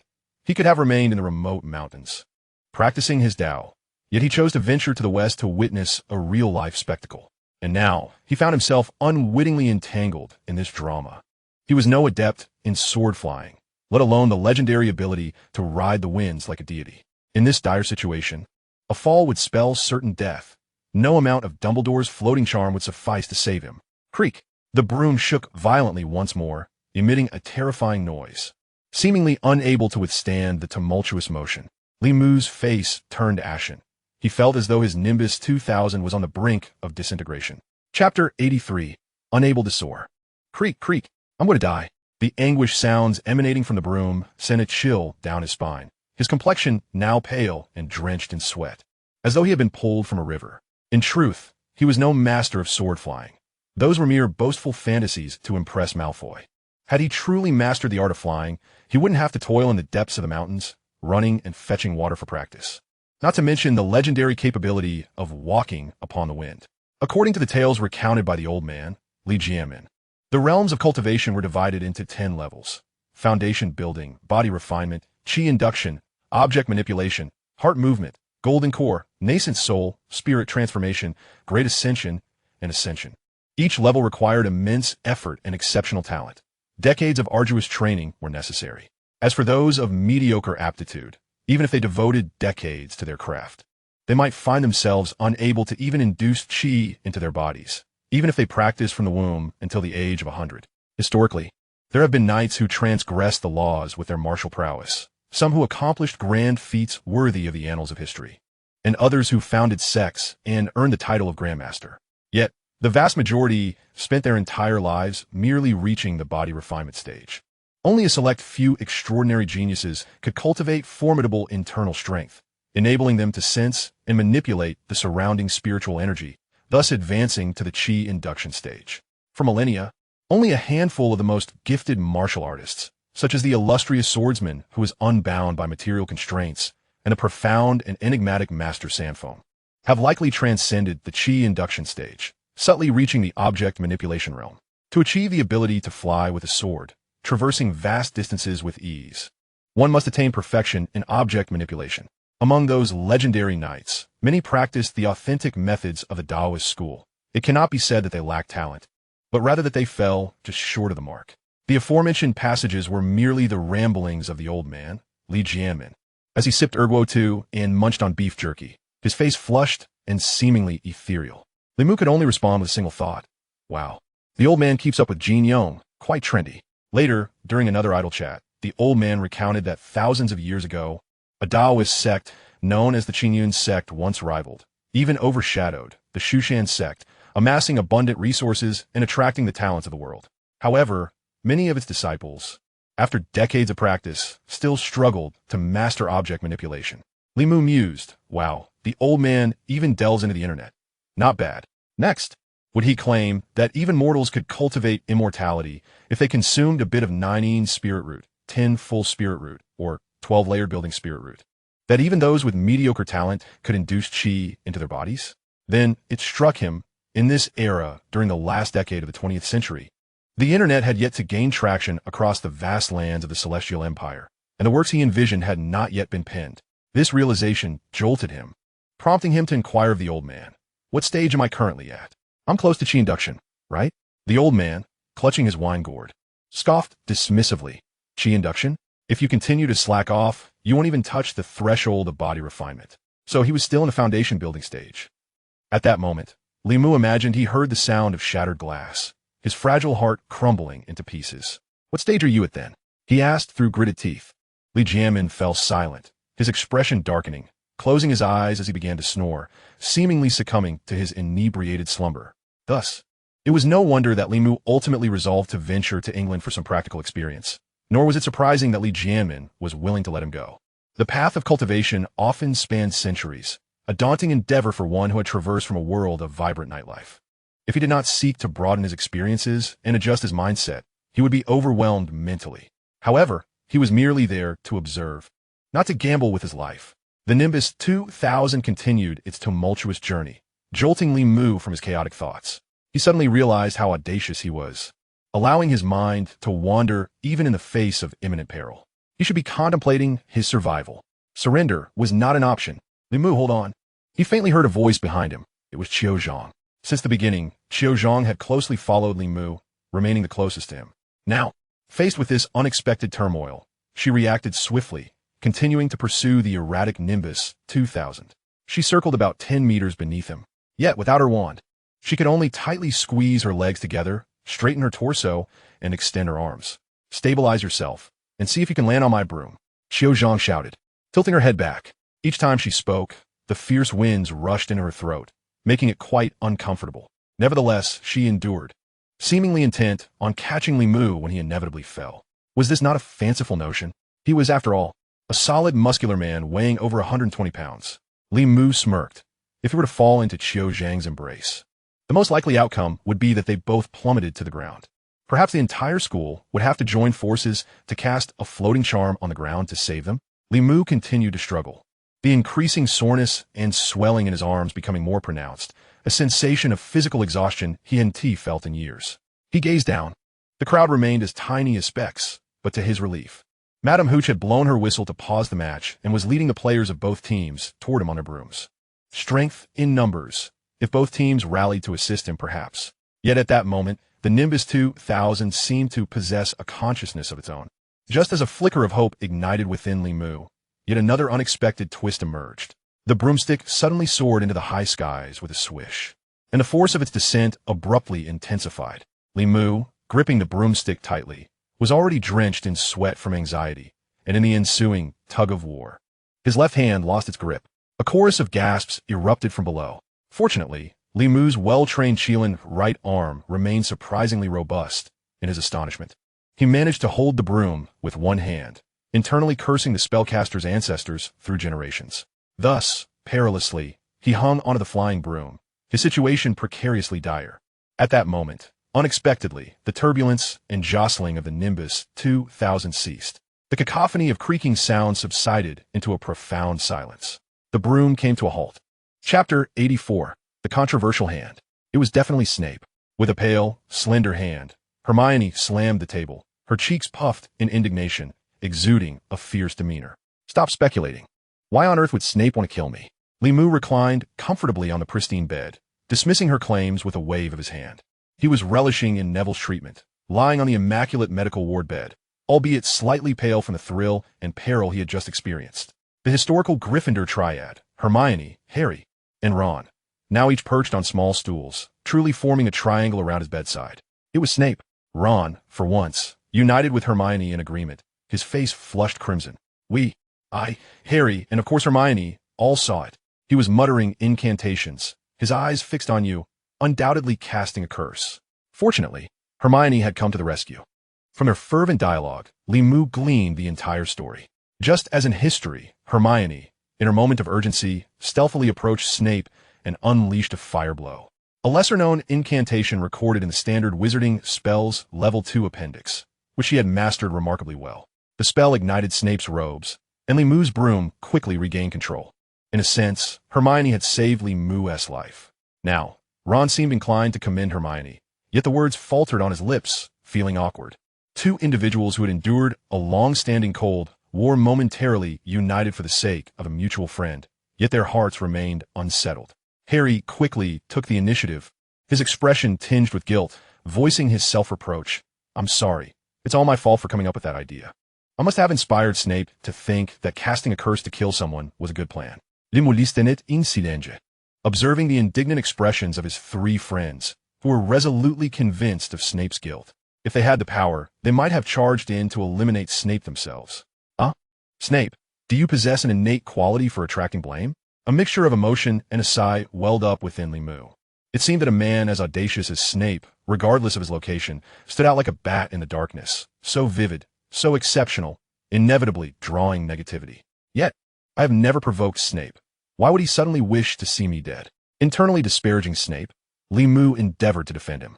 Well-versed in the annals of history, he recognized that this individual was one of the few true warriors in the Harry Potter universe, a tragic hero. Clearly, Hermione retorted quickly, you are one of us. If Snape knows that Harry has uncovered his scheme, it's no different than us discovering it. He must strike first. In this endeavor to thwart his plot, you would be the most effective among us. Such reasoning seemed plausible. Limu momentarily found himself at a loss for words, contemplating his response while glancing around. Beside the hospital bed stood a small square table, the very one Hermione had thumped just moments ago, now devoid of any items. On the opposite side of the bed stood a candelabrum. Of course, it was merely afternoon, and the candlelight remained unlit. Apart from that, the entire infirmary felt desolate, its walls stark white. Several groups had already visited before Hermione and the others, including Professor McGonagall with Sprout, Flitwick, Madame Pomfrey, Cedric with Ernie Macmillan, Justin Finch-Fletchley, Hannah Abbott, and members of the Ravenclaw Quidditch team. People stood or sat around his bed, inquiring with concern before departing, leaving Limu feeling rather disgruntled. If you're going to visit, at least bring a fruit basket. Alas, Hogwarts evidently did not sell such items. Silence enveloped the room momentarily. Limu should have contemplated how to assist Harry and the others in uncovering the true culprit, but upon seeing the empty table, his thoughts turned to the stark inequities of treatment. If Neville were to witness the current state of his hospital room, he would lament how fortunate he had been during his hospitalization. He had brought an abundance of snacks. Then he recalled that Neville would not be coming. The chubby boy had fainted during the brief moment of the broom's chaos, overwhelmed by worry or excitement, ultimately being carried back to the common room by Percy. He likely hadn't recovered yet. Li Mu, I sincerely believe we need to address Snape. The silence did not last long, as Hermione's anxious voice broke through once more. Since Li Mu's incident, her brows had remained furrowed. Evidently, she feared that at any moment, Snape might charge out from a corridor and cast a killing curse at Li Mu. To this, Li Mu could only respond with a wry smile. I just think Snape's malevolence is too overt. Generally speaking, those who appear most villainous are least likely to be the true masterminds, much like in detective stories.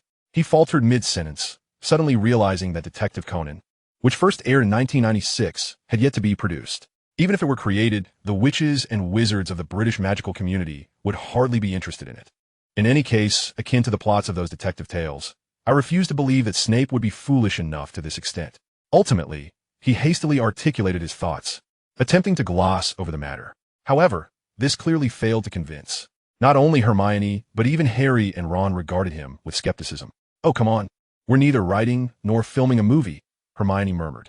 Suddenly, a new voice entered the conversation, gentle yet clear, resonating in everyone's ears. But even if you confirm that Snape is responsible, what difference does it make? It was Hinata. No one had noticed when she entered the room. It seemed she had a penchant for appearing unexpectedly. I thought you wouldn't come to see me, Li Mu exhaled, feeling her arrival was perfectly timed. However, he soon sensed something unusual about Hinata. In the past, she had always been shy before him, blushing easily, speaking in a whisper. Her words tangled, avoiding his gaze. Now Hinata met his eyes directly. She did not lower her head, nor did she shy away. Her face was pale, devoid of any flush. Meeting Li Mu's gaze, her expression was serene. After a moment, her bloodless lips parted, speaking in a soft yet resolute tone. As if her words were not to be contested. Please leave Hogwarts. Chapter 85, Visiting Hours. What? Li Mu could not contain himself, springing up from the hospital bed, causing a sharp pain to course through his arms. Hermione and the others stared at Hinata in astonishment. Was this truly the Hinata they knew? The same academic overachiever and obedient girl cherished by all teachers and students? With an expression as cold as ice, she bluntly instructed her good friend to promptly vacate the premises. Indeed, Hinata's original words were a more courteous request for him to leave Hogwarts. But was it not just a polite rendition of "you better get lost and disappear"? Did you just say something to me? Li Mu inquired, extending his right index finger to his own heart, instinctively questioning whether he had misheard. Yet, Hinata continued to gaze at him with that tranquil demeanor. Taking a deep breath, she spoke again. You are being targeted. It is perilous. You should return to Tianqiao. Her voice, though soft, lacked any stutter. Each word, though intermittent, resonated clearly, powerfully, imbued with profound emotion. Upon finishing her statement, it was as if she had just traversed a life-or-death tribulation. Beads of sweat began to form on her forehead, as if she were utterly spent. Li Mu found himself at a loss for words, his gaze fixated on Hinata's flat chest, which rose and fell dramatically with her speech. After a prolonged silence, Hermione finally spoke, articulating the questions that lingered in Li Mu's mind. Furrowing her brows, she softly asked, Hinata, do you know something we don't? Indeed. Snape has set his sights on Li Mu. He intends to kill him, does he not? Ron added anxiously, only to be met with disapproving glances from Hermione and Harry. Hinata cast a bewildered glance at Hermione and Ron, seemingly thrown into confusion. She shook her head vigorously, as if to dispel her thoughts, then paused, appearing to contemplate before finally falling silent in response to their inquiries, uttering not a single word. Instead, she turned to Li Mu and hurriedly declared, I do not wish for your demise, if you want to avoid death. Suddenly, the door to the infirmary burst open, not merely opened, but rather kicked violently ajar. The occupants of the room were jolted in surprise. Hinata inhaled sharply and fell silent. Harry and Ron sprang from their seats simultaneously, with Ron nearly knocking over a candelabrum beside the bed. Li Mu emitted a muffled groan as he was pinned down. The one restraining him was Hermione. Whether out of fright or instinct, leapt from her seat and landed on the bed, her arms spread wide as if to shield Li Mu. Together, their 10 eyes, 5 pairs of gazes, turned toward the entrance of the infirmary. 5 hearts, including those of Li Mu and Hinata, momentarily skipped a beat, as if someone had suddenly gripped them by the throat. Standing at the door was a figure almost entirely cloaked in darkness, a man clad in black robes, with dark eyes and long, glistening black hair. Snape stood with his arms crossed at the doorway, his icy gaze fixed upon Li Mu and the others, exuding an indescribable chill. For a fleeting moment, Li Mu even entertained the notion that Snape had come to silence him. Fortunately, their eyes moved past Snape to catch sight of the tall figure of Dumbledore. The current headmaster of Hogwarts was adorned in a flamboyant violet robe, topped with a pointed, fluffy wizard's hat, and perched on his nose were half-moon spectacles. His piercing blue eyes sparkled with a keen light as he smiled and surveyed the occupants of the infirmary, finally settling his gaze on Limu. Trailing behind him was Madame Pomfrey, who was responsible for the hospital's affairs. She carried a large tray laden with various bottles and jars that would surely give anyone a headache, her expression resolute. Limu heard Hermione exhale a long breath, and he guessed that Harry and Ron felt similarly relieved.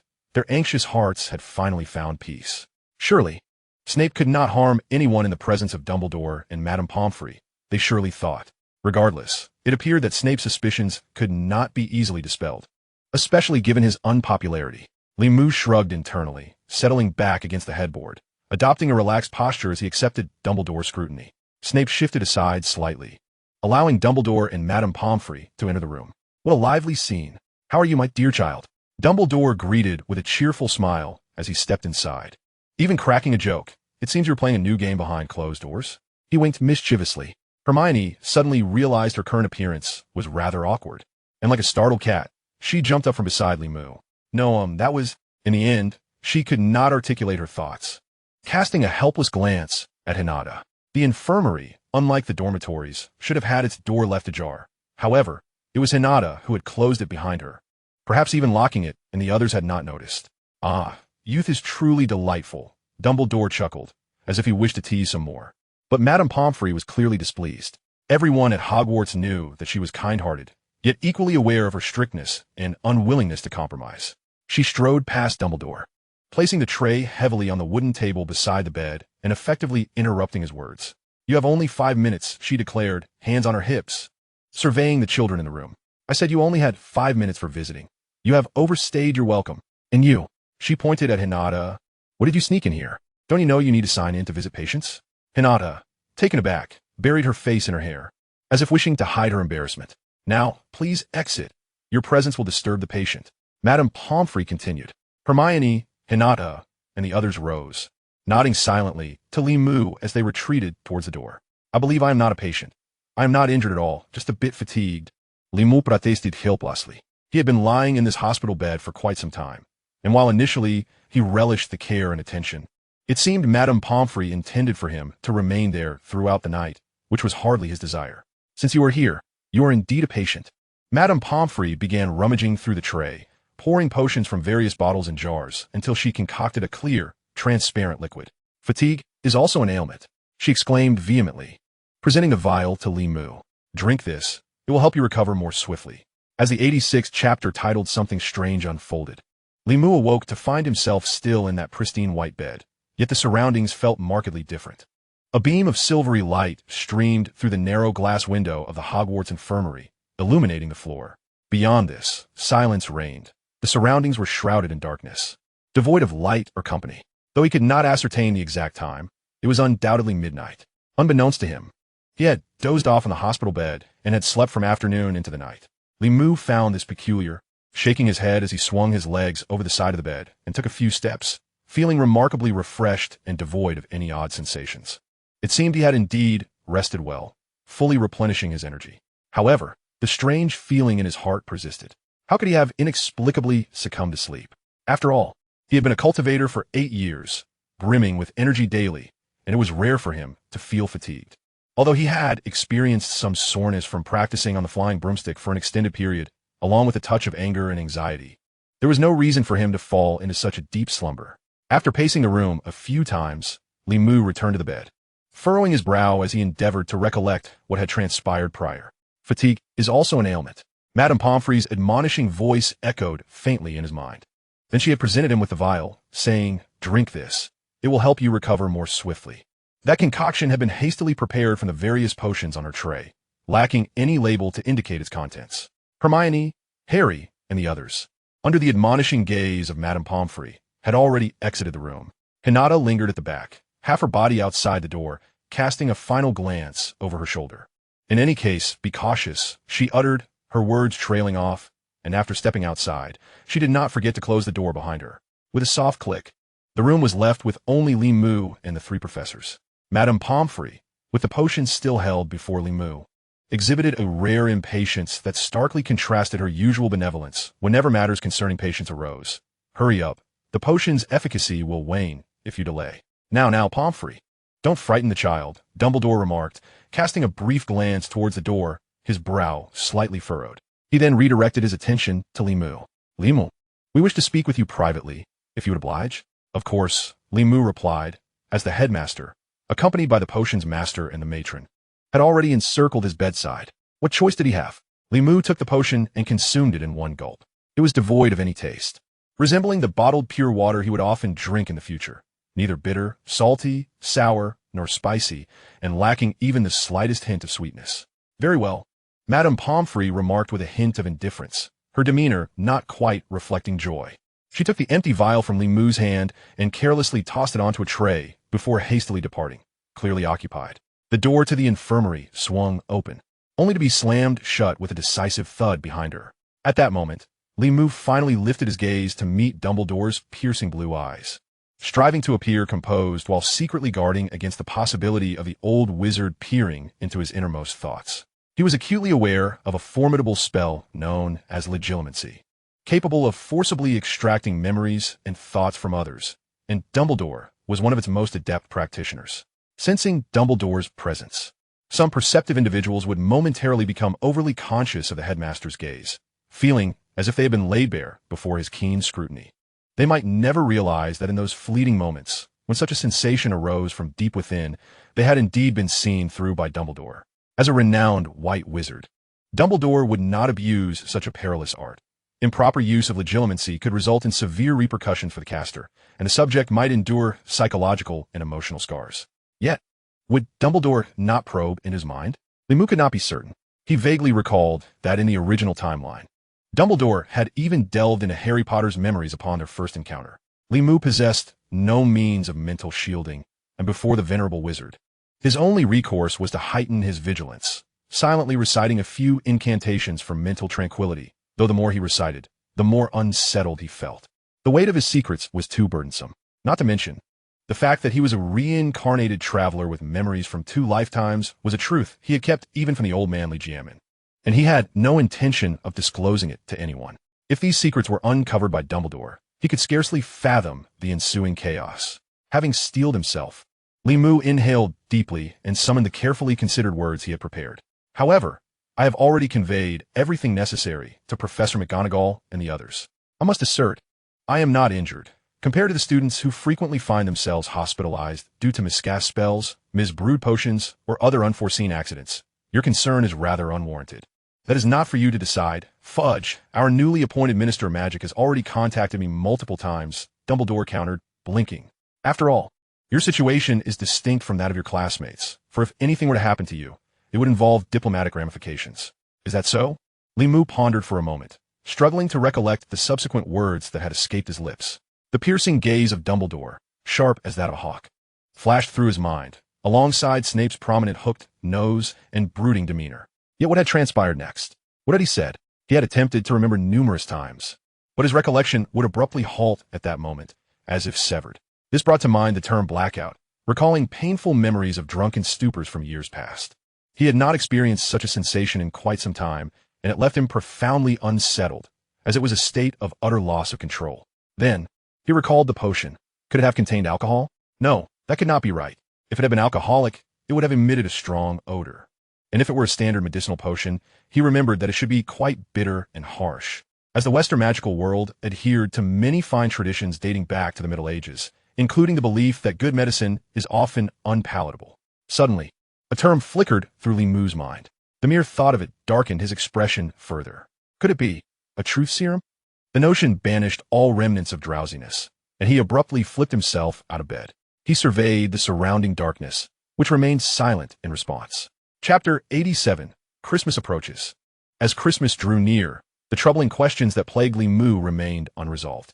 Why had he suddenly lost consciousness that night in the hospital? And why were his memories so hazy? Who had sought to harm him during the Quidditch match? And for what reason? Could it have been Professor Quirrell, possessed by Voldemort? He could not confront Dumbledore or Quirrell directly, and even if he wished to investigate further, he found no leads, leaving him to brood in frustration. lamenting that life at Hogwarts was far from the fairy tale he had envisioned. Regardless of Limou's discontent or joy, time inexorably slipped away. By the third week after his discharge, Hogwarts Castle had been adorned in preparation for the festive season, with an air of celebration permeating the campus. These were the final days of class before the Christmas break. The ice on the lake had thickened, and students could frequently be seen frolicking on its surface. The snow on the grounds had piled several feet high, and like in a Muggle world, it was used for building snowmen and engaging in snowball fights, with not only students, but even teachers and some special individuals joining in. During this time, traversing the castle corridors required caution, for the poltergeist Peeves would emerge unexpectedly from inconspicuous corners, hurling icy snowballs at unsuspecting victims. In such weather, the owls faced considerable challenges, often having to battle fierce winds and snow, returning exhausted after their deliveries. The number of owls delivering parcels to the Great Hall diminished noticeably each morning, and those in the Ollery at the castle's top were few and far between. One early morning, Limou resolved to send an international letter, only to discover that the postage fees had skyrocketed by more than double, nearly matching the cost of a real international flight. This caused him considerable distress. But recalling that the old man had ample funds, he gritted his teeth and sent it off, the envelope marked, "Postage due on delivery." After dispatching the letter, Limou's spirits lifted, his anxiety dissipating, and the questions that had plagued him no longer weighed heavily on his mind. He felt much more at ease during class. Following the incident at the Quidditch match, the relationship between Hufflepuff and Ravenclaw had evidently strengthened, although there remained some controversy over the final outcome of the match. Everyone admired the players, particularly the Ravenclaw members, for their resolute choice to abandon the game in favor of rescue efforts.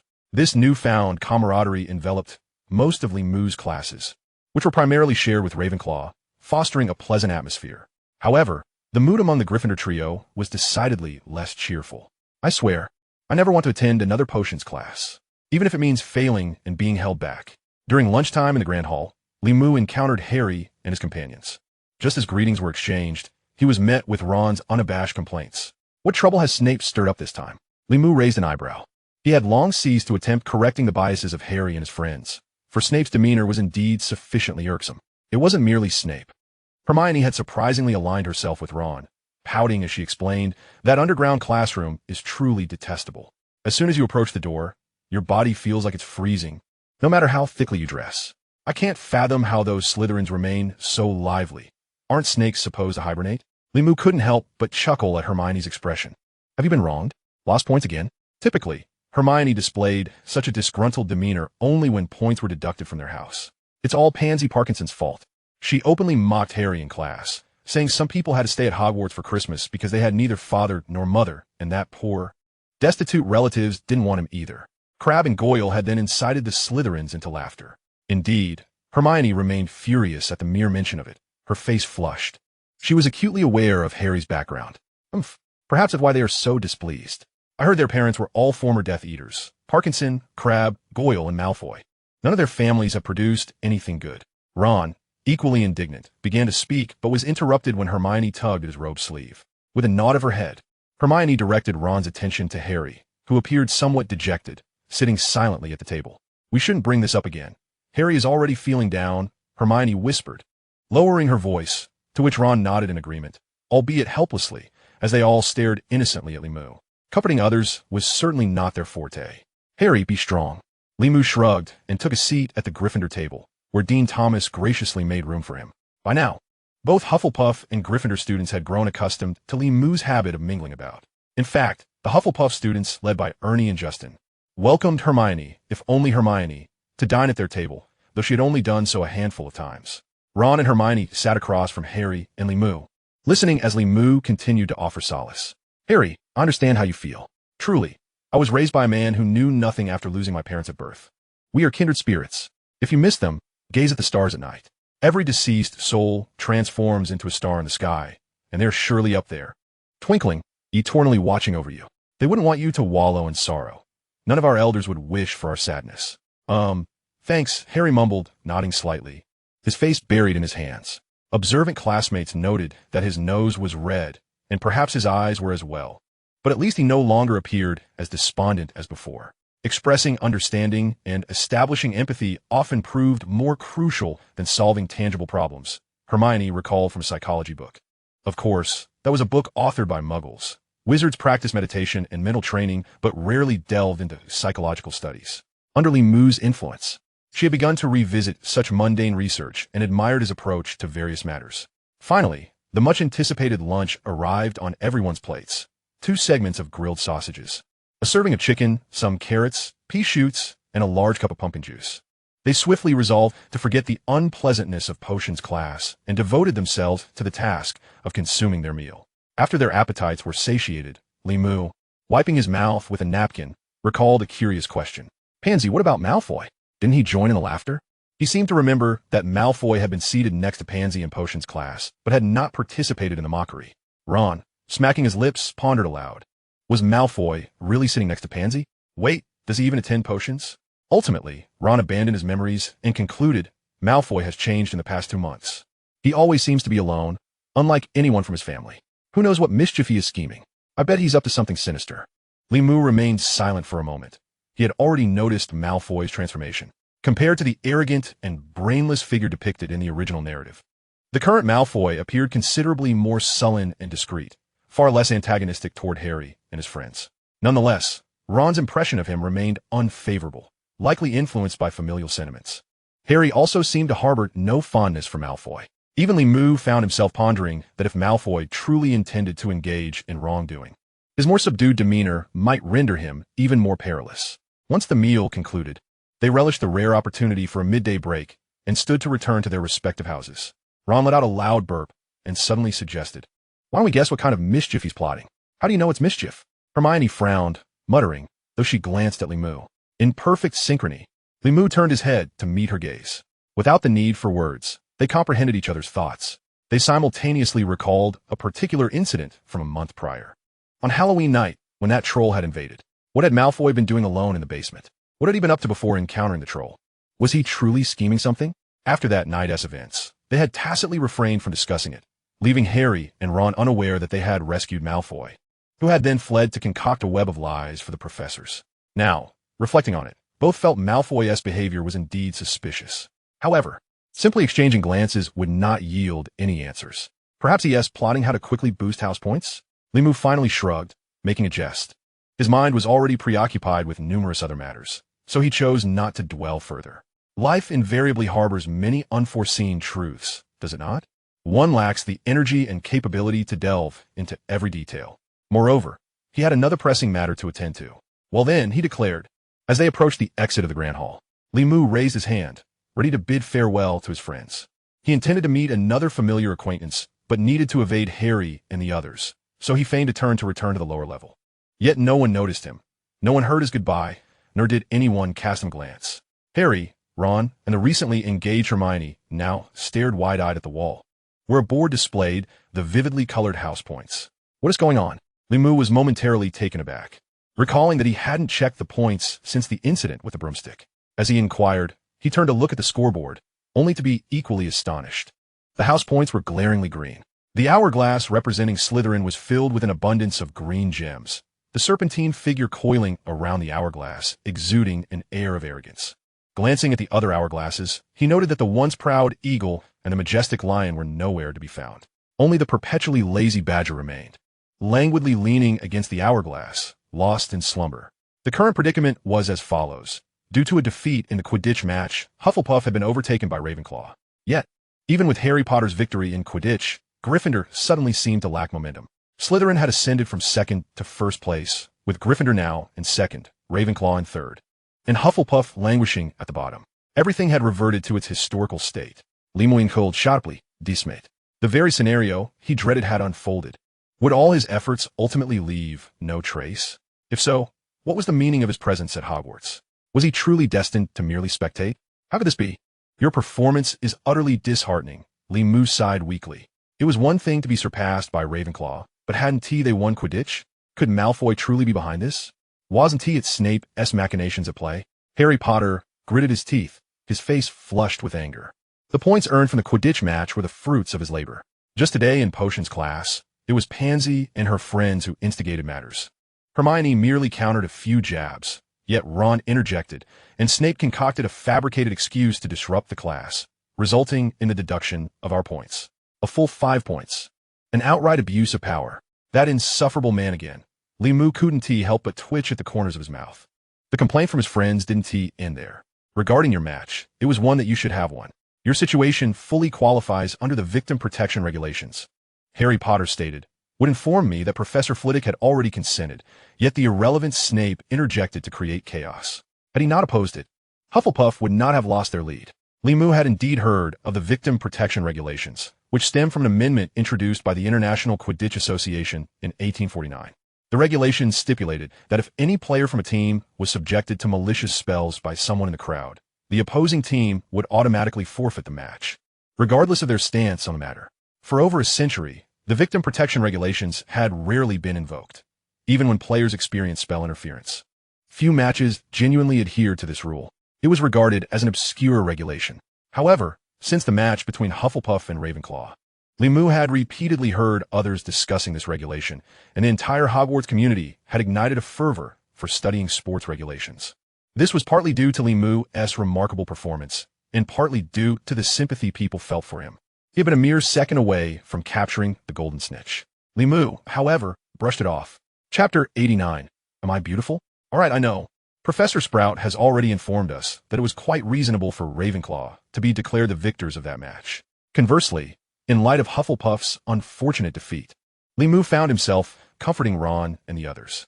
Who knows, some teams might even resort to casting curses on their own players to secure victory. This was Snape's insistence that Ravenclaw ought to win, and Li Mu found it quite plausible. That was precisely the greatest loophole in the victim protection regulations. This also served as ample evidence that Wizards' ability to establish order and formulate rules was rather lacking. Rather than becoming entangled in these man-made regulations, Li Mu had other matters to attend to. In any case, he thought, let us keep our spirits up. He waved goodbye to his companions and turned to descend the staircase to the dungeon. He did not return to the Hufflepuff common room, but instead meandered around the barrel passage for a while. Before long, he turned again, stealthily ascending the staircase until he reached the second floor. He finally halted at the seldom frequented girls' bathroom on the second floor, glancing around cautiously. Once he confirmed that he hadn't drawn anyone's attention, he pushed open the creaky wooden door and slipped inside. This was Moaning Myrtle's bathroom, a place he had visited with Hermione before. Now, the bathroom was, of course, empty, and the tiles and various fixtures were still rusted and tarnished.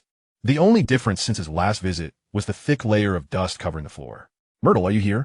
Li Mu closed the door and called out in a hushed tone, unfazed by the state of the room. The dust was a good sign. It indicated that Myrtle had been throwing fewer tantrums recently and had not been splashing water around as frequently, which meant the bathroom had been deprived of a free cleaner. After a considerable wait, Myrtle emerged from the third stall on the right, her grayish face still adorned with milky white glasses, her eyes sparkling with excitement. Li, I'm so happy to see you. It's been ages since you last visited. Her high-pitched voice emerged, sounding quite ordinary, albeit tinged with an undercurrent of chill. She glided toward Li Mu, droplets of water cascading from her ethereal form, pooling on the ground. I heard you were hurt. I was quite worried. Oh, your news travels fast, Li Mu complimented insincerely, glancing at the filthy toilet that hadn't been used in decades, watching Myrtle's pained smile. Myrtle, why do you always come out from that place? That place? Myrtle's expression immediately soured, and she gasped, tears unexpectedly streaming down her cheeks. Why did I have to die in such a place? Sitting on the toilet, and just like that, I was gone. No, that's not what I meant. Li Mu cursed himself for his thoughtless words, swiftly attempting to amend his statement.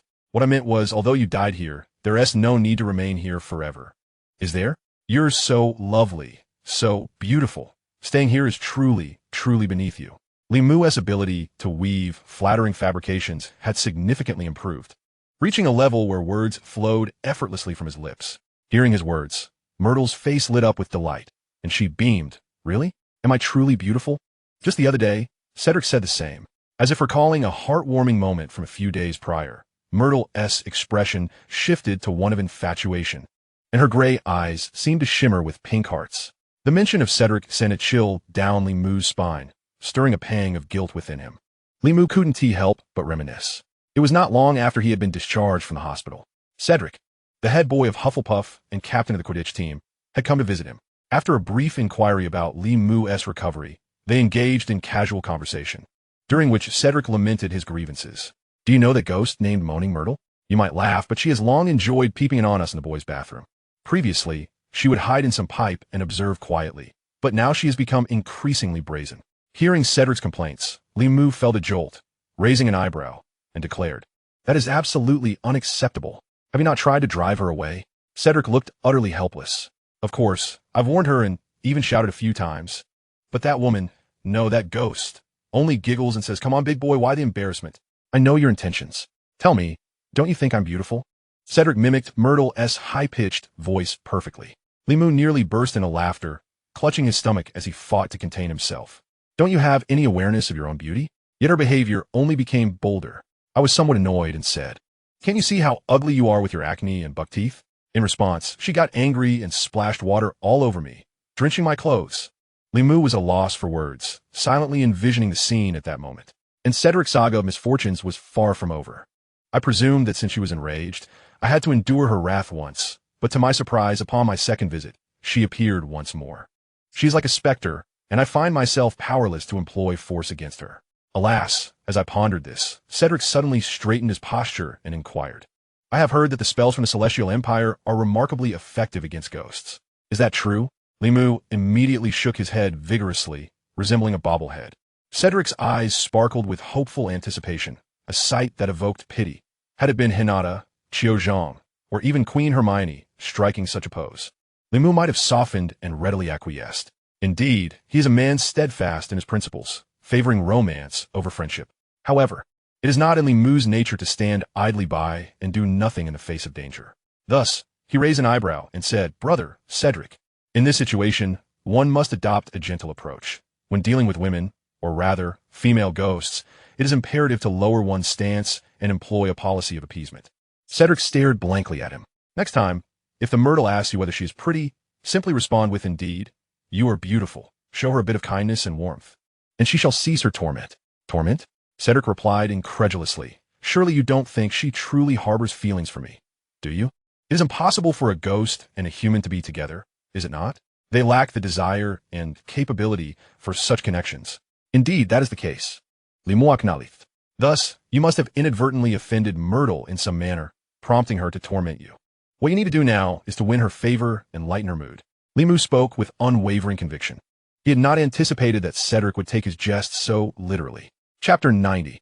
The Distinction of Spirits. Cedric, true to his straightforward nature, proceeded to act on the absurd suggestion. This was entirely unforeseen by Li Mu. No wonder the girls' restroom had recently accumulated so much dust. Nevertheless, this was for the best. "Cedric, my friend, for the sake of accomplishing that task, you shall have to endure a bit more." That task, right? I did not come here to reminisce about Cedric. He had digressed. Pulling himself from distant memories, Li Mu reached into his robe and retrieved a small notebook. Ahem. He cleared his throat, ensuring that Myrtle had detached herself from her infatuated state before he began earnestly. "So, the lovely Miss Myrtle, continuing from our previous discussion, I would like to pose a few more specific questions today." Having her sweet reveries interrupted, Myrtle initially sported a scowl, but upon hearing "lovely lady," her demeanor shifted, and she floated with renewed grace. She adjusted her glasses, perched upon her nose, which, in her current ethereal state, remained fixed in place, rendering any concern of them slipping or misaligning moot. Of course, as a senior from 50 years ago, I have always been more than willing to assist newcomers. Myrtle now found Li Mu increasingly agreeable. This young underclassman not only shared her plight of exclusion, but also appreciated her charm. Were it not for her affection for Cedric, she might have entertained other thoughts. No, how can I harbor such thoughts? This is treachery. Cedric, forgive me. Pearlescent tears began to well in her gray eyes. That is Myrtle, Li Mu thought. I haven't even begun to ask my questions, yet this ancient spirit is so easily startled. Has she wandered into the wrong scene? He watched as Myrtle suddenly regained her composure, bestowing upon him a standard poker face. Very well, ask away. Cough. I wish to delve deeper. You mentioned that someone caused me to perish in this place because you died here, thus unable to leave? Myrtle nodded somberly, clearly reluctant to revisit the events of 50 years prior. The memory of her untimely demise brought tears to her eyes once more. Yet Li Mu pressed on. I've heard that ghosts sometimes hold gatherings. How do you partake in such events? Thankfully, Myrtle did not burst into tears nor display her usual temper, which brought Li Mu a sense of relief. Establishing rapport with this ghostly maiden was indeed a wise decision.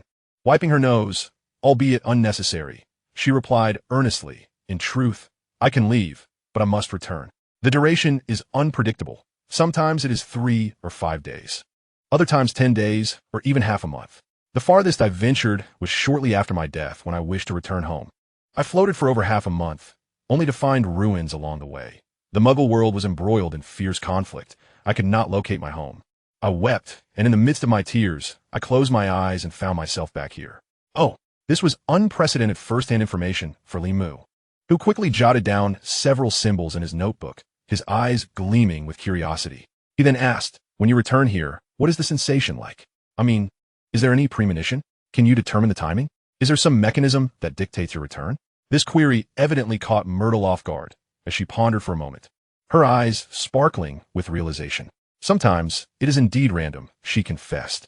"Once, I intended to participate in a ghostly choir competition in Darlington, which is quite a distance from here. Just as I was about to take the stage, I became nervous, closed my eyes, and found myself back here. It felt as if I had merely been dreaming while remaining in this restroom. Yet I had indeed made it to Darlington." Later, the portly monk, one of the judges, even inquired if I would attempt it again. "Is that so?" Li Mu contemplated. Myrtle continued, "I do not venture out often, but when I am near the castle, there are times I suddenly feel hollow, as if I am hungry. At such moments, I know it is time to return to the restroom." Li Mu noted down, "One distinction between Western ghosts and traditional earthbound spirits is that ghosts can travel afar, but cannot truly leave their place of death." Just as he completed this thought, he felt a chilling breeze enveloping him, the light dimming slightly. Raising his gaze, he discovered Myrtle had floated above him, keenly observing the notes he had inscribed. "Lee, are you drawing? What is this symbol?" True to her Ravenclaw nature, even as a ghost, her curiosity remained insatiable. "It is writing the characters of the Celestial Empire." "I am from the Celestial Empire, as you know," Li Mu responded, swiftly stepping aside to avoid the droplets of water that clung to Myrtle from the toilet. At that moment, he recalled the circumstances of the other ghosts residing at Hogwarts. "Wait, this doesn't make sense." Li Mu shook his head in confusion, furrowing his brow. "The ghosts that inhabit Hogwarts do not all seem to have died within the castle, do they?" He looked up at Myrtle, who paused, deep in thought for a moment before lowering her voice conspiratorially. "I cannot recall much else, but there is the Bloody Baron." Myrtle suddenly adopted a mysteriously guarded demeanor, glancing around to ensure no one else was eavesdropping before continuing. "The Bloody Baron of Slytherin and the Grey Lady of Ravenclaw were once lovers. Truly, even as a spirit, women possess an insatiable thirst for gossip. However, upon hearing Myrtle's revelation, Li Mu was reminded of the tale of the Bloody Baron. The Grey Lady of Ravenclaw had lived for a millennium, ultimately meeting her demise at the hands of the Bloody Baron. He loved her, killed her, and then, consumed by guilt and regret, took his own life. Admittedly, prior to his transmigration, while Li Mu held a deep fondness for the Harry Potter series and its films, the passage of time had dulled his memory of the intricate details, and had Myrtle not brought it up, he would have struggled to recall the nuances of the Bloody Baron story. He inquired, "Yes, I have heard it was the Bloody Baron who killed the Grey Lady. Is that correct?" Myrtle gazed at him in astonishment, her eyes seemingly conveying a message of approval, as if to say, "Well done, young man. You possess quite the aptitude for gossip." She then nodded, her voice soft and tinged with a hint of shyness, brimming with unrestrained longing. Indeed, they were originally lovers. But it seems they had a quarrel. Barrow killed Lady Grey in a thicket in Yorkshire, and subsequently took his own life in a tragic act of devotion. How romantic! Chapter 91. The Study of Telekinesis. Romantic, you say? In the end, did they not both become ghosts? In the span of his life over the past decade, and the 50 years as a spirit, how could one develop such a twisted worldview? These thoughts lingered on the tip of Li Mu's tongue, but he managed to swallow them back. He recalled additional details. The tale of Bloodbarrow and Lady Grey harbored deeper secrets. Lady Grey was none other than Rowena Ravenclaw's own daughter, one of the 4 founding figures of Hogwarts. Li Mu could not recall her full name, only that she had stolen her mother Ravenclaw's prized diadem and had hidden away in some forest. As for Bloodbarrow, he had been dispatched by Ravenclaw to retrieve the diadem before meeting his demise in that very forest. Thus it was true. Both Bloodbarrow and Ravenclaw perished outside the confines of Hogwarts Castle. Li Mu sighed deeply. Yet he felt that the events of a millennium ago bore no relevance to him at the moment, nor did he see the need to reveal the truth to Myrtle. Indeed, however, they, particularly Bloodbarrow, often wandered outside Hogwarts for extended periods. Myrtle affirmed Li Mu's statement and continued, "Sir Nicholas of Gryffindor, the nearly headless Nick, was also killed outside of Hogwarts. He was discovered by Muggles who realized he was a wizard, resulting in the confiscation of his wand and a sentence of execution. The executioner struck his neck with an axe over 40 times, and regrettably, even in death, his head did not completely separate from his body. This is what he confided in me. One must admit, when Myrtle adopted a serious demeanor, she proved to be a trustworthy companion. Furrowing her brow, she pondered for a moment before finally shaking her head. As for the fat friar and the others, I cannot say. You might inquire with him yourself, for he is from your house. Ah, thank you. Did Sir Nicholas have any ties to Hogwarts during his lifetime? Nick, as it happens, was indeed a student of Gryffindor. Ah, I see. That makes sense. Limu was aware that the fat friar had also graduated from Hufflepuff, upholding the house's traditional values of kindness. After graduation, he established a monastery, covertly using magic to heal many under the guise of serving the deity worshipped by Muggles. He had never inquired about how he died, but surmised that he too likely perished beyond the walls of Hogwarts. He opened his notebook again, crossing out the phrase regarding the location of death. He added a new note. No matter where they wander, no matter how far they stray, ghosts will always return to the lands they hold dear. In contrast to the complex origins of spirits in the Middle Kingdom, they resemble more a confluence of resentful thoughts. Myrtle moved closer, pressing against Limu, her chest almost brushing against his elbow. Yet, what was there to be concerned about? Even if they did touch, Limu's arm would merely pass through the ethereal, milky substance. Are you conducting some research? Myrtle observed him for a while, still struggling to comprehend the meaning of the Chinese characters. Telekinesis. Limu closed his notebook. I have been observing for quite some time, and you are quite different from the spirits recorded in the East. Most Eastern spirits are merely ordinary people who transform into what are known as earthbound spirits, forever trapped in the realm of death. Ordinary people can become ghosts? Myrtle inquired, somewhat taken aback. After all, in the West, instances of ordinary individuals becoming ghosts are exceedingly rare. Through both education and common understanding, it is believed that only those with considerable magical prowess in life could transcend to the realm of spirits. Even ordinary people, and the vast majority of weak wizards, could not hope to be contained within an animated picture frame. Indeed, Eastern spirits possess many distinctions. Beyond earthbound spirits, there exist numerous wandering souls that can roam freely, categorized further by their habits and abilities. The Middle Kingdom once boasted Taoist masters such as Master Pu, Master Ji, Master Yuan, and Master Lu, who authored various tomes like Strange Tales from Chinese Studio, Notes from the Grass Hut, The Unspoken Words, The Legend of Ghost Slaying, The Canon of He, The Records of Autumn Lanterns, and Strange Gardens, which document encounters with toilet ghosts. Peepa ghosts that sing prophecies, belly ghosts that wreak havoc from within, thunder ghosts with eyes resembling camera lenses, and hidden spirits that retreat from the world to dwell in forests, among others. Myrtle felt dizzy just listening to the titles of those tomes, especially when she heard the term toilet ghost, which caused a knot to form in her throat. After a moment, she quickly interjected, "Get to the point. Just tell me about our differences." When it comes to differences, typically, ordinary people cannot see spirits from the Middle Kingdom. Furthermore, even the most rudimentary earthbound spirit possesses the ability to interact with the physical world. Initially, Myrtle had not paid much attention to this, but as Limu continued, her eyes began to shine with excitement. Although she could not express her exhilaration, the milky hue of her form became somewhat blurred by a rush of emotion. Her voice grew sharper and higher, akin to a saw scraping against a chalkboard. Are you suggesting that beings like us know? Ghosts can regain the sense of touch. Perhaps even more than that. Limu attempted to maintain a composed demeanor, downplaying the significance. There's a record in the chronicles of the ghostly and the illuminated. A new ghost, unable to find sustenance, became emaciated within mere months. He had an old friend who had been a ghost for over 20 years, who advised him to haunt a mortal household in order to receive offerings. The new ghost complied, first attempting to grind grain at a household in the East. However, that family was Buddhist, and, believing the Buddha had manifested, they were not only unafraid but continuously poured in wheat for the ghost to grind. The new ghost then went to a household in the West to pound rice, only to find that family was Taoist, thinking they had divine assistance, so they offered up their grains for the ghost to pound. Huh, is that how ghosts operate? Myrtle chuckled, unable to contain her laughter. And what happened next? In the end, the new ghost became clever and sought out a household that neither practiced Buddhism nor respected the Tao. He lifted their dog into the air and walked it. The family was terrified, realizing they had encountered something supernatural, and hurriedly prepared food and drink to honor the ghost. The new ghost devoured it greedily, finally enjoying a satisfying meal. Finally, Limu summarized. In summary, spirits from the Middle Kingdom not only can fly, but so too can you. However, Even a new ghost who has been in existence for merely 2 months can interact with physical objects and, through the act of offerings, consume food. I surmise this may be attributed to telekinesis. Myrtle was now too excited to chuckle at the earlier story. Her elation caused her form to appear even whiter, even more indistinct, and her eyes shone with fervent light. Ah.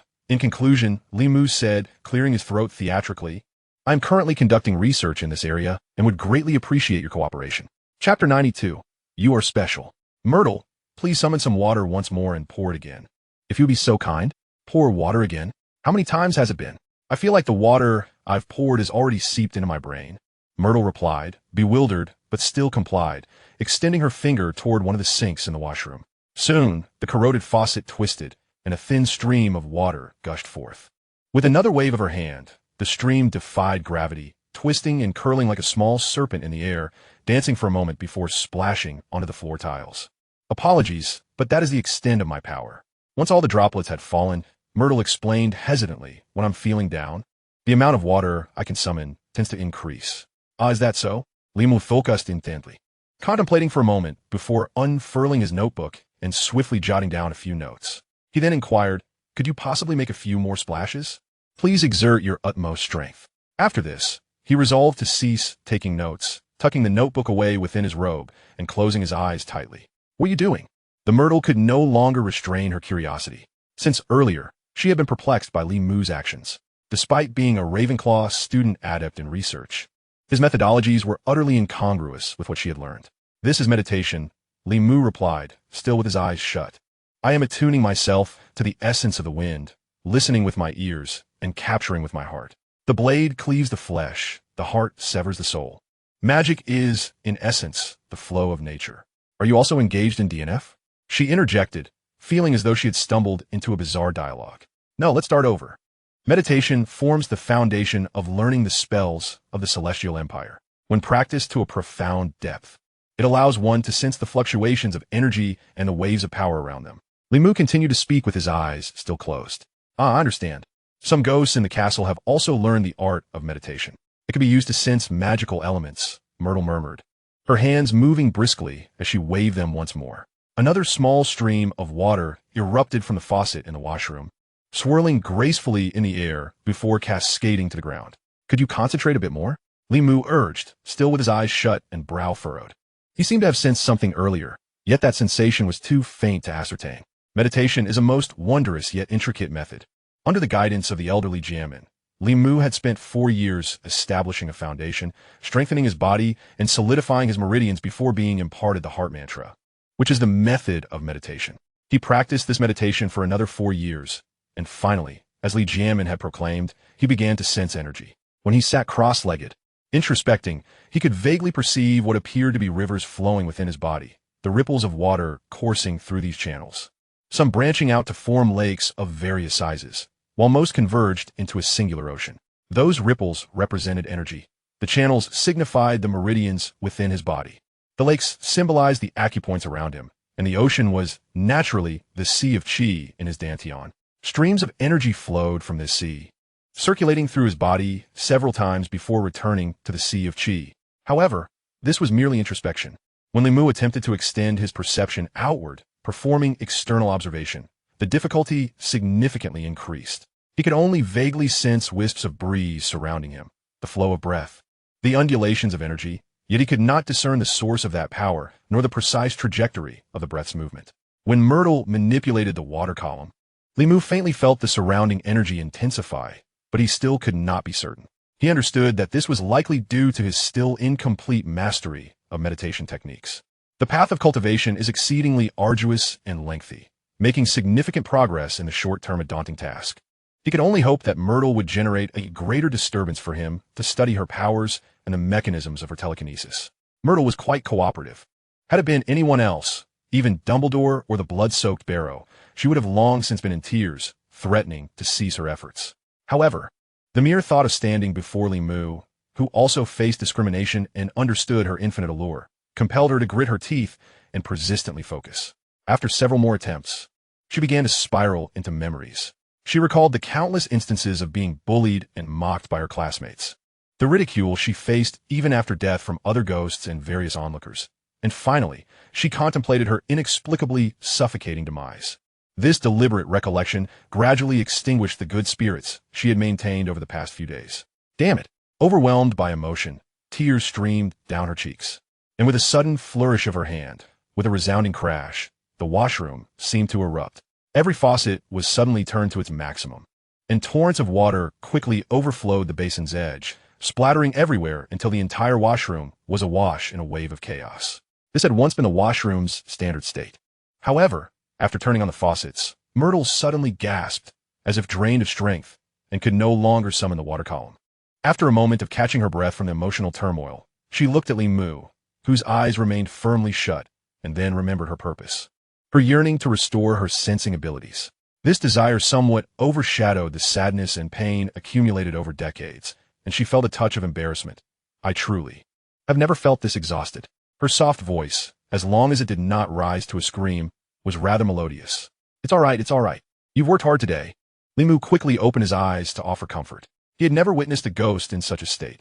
Logically, spiritual entities should not experience fatigue or weariness. Before him, Myrtle's grayish-white form had become nearly translucent. With the naked eye, one could perceive her frailty.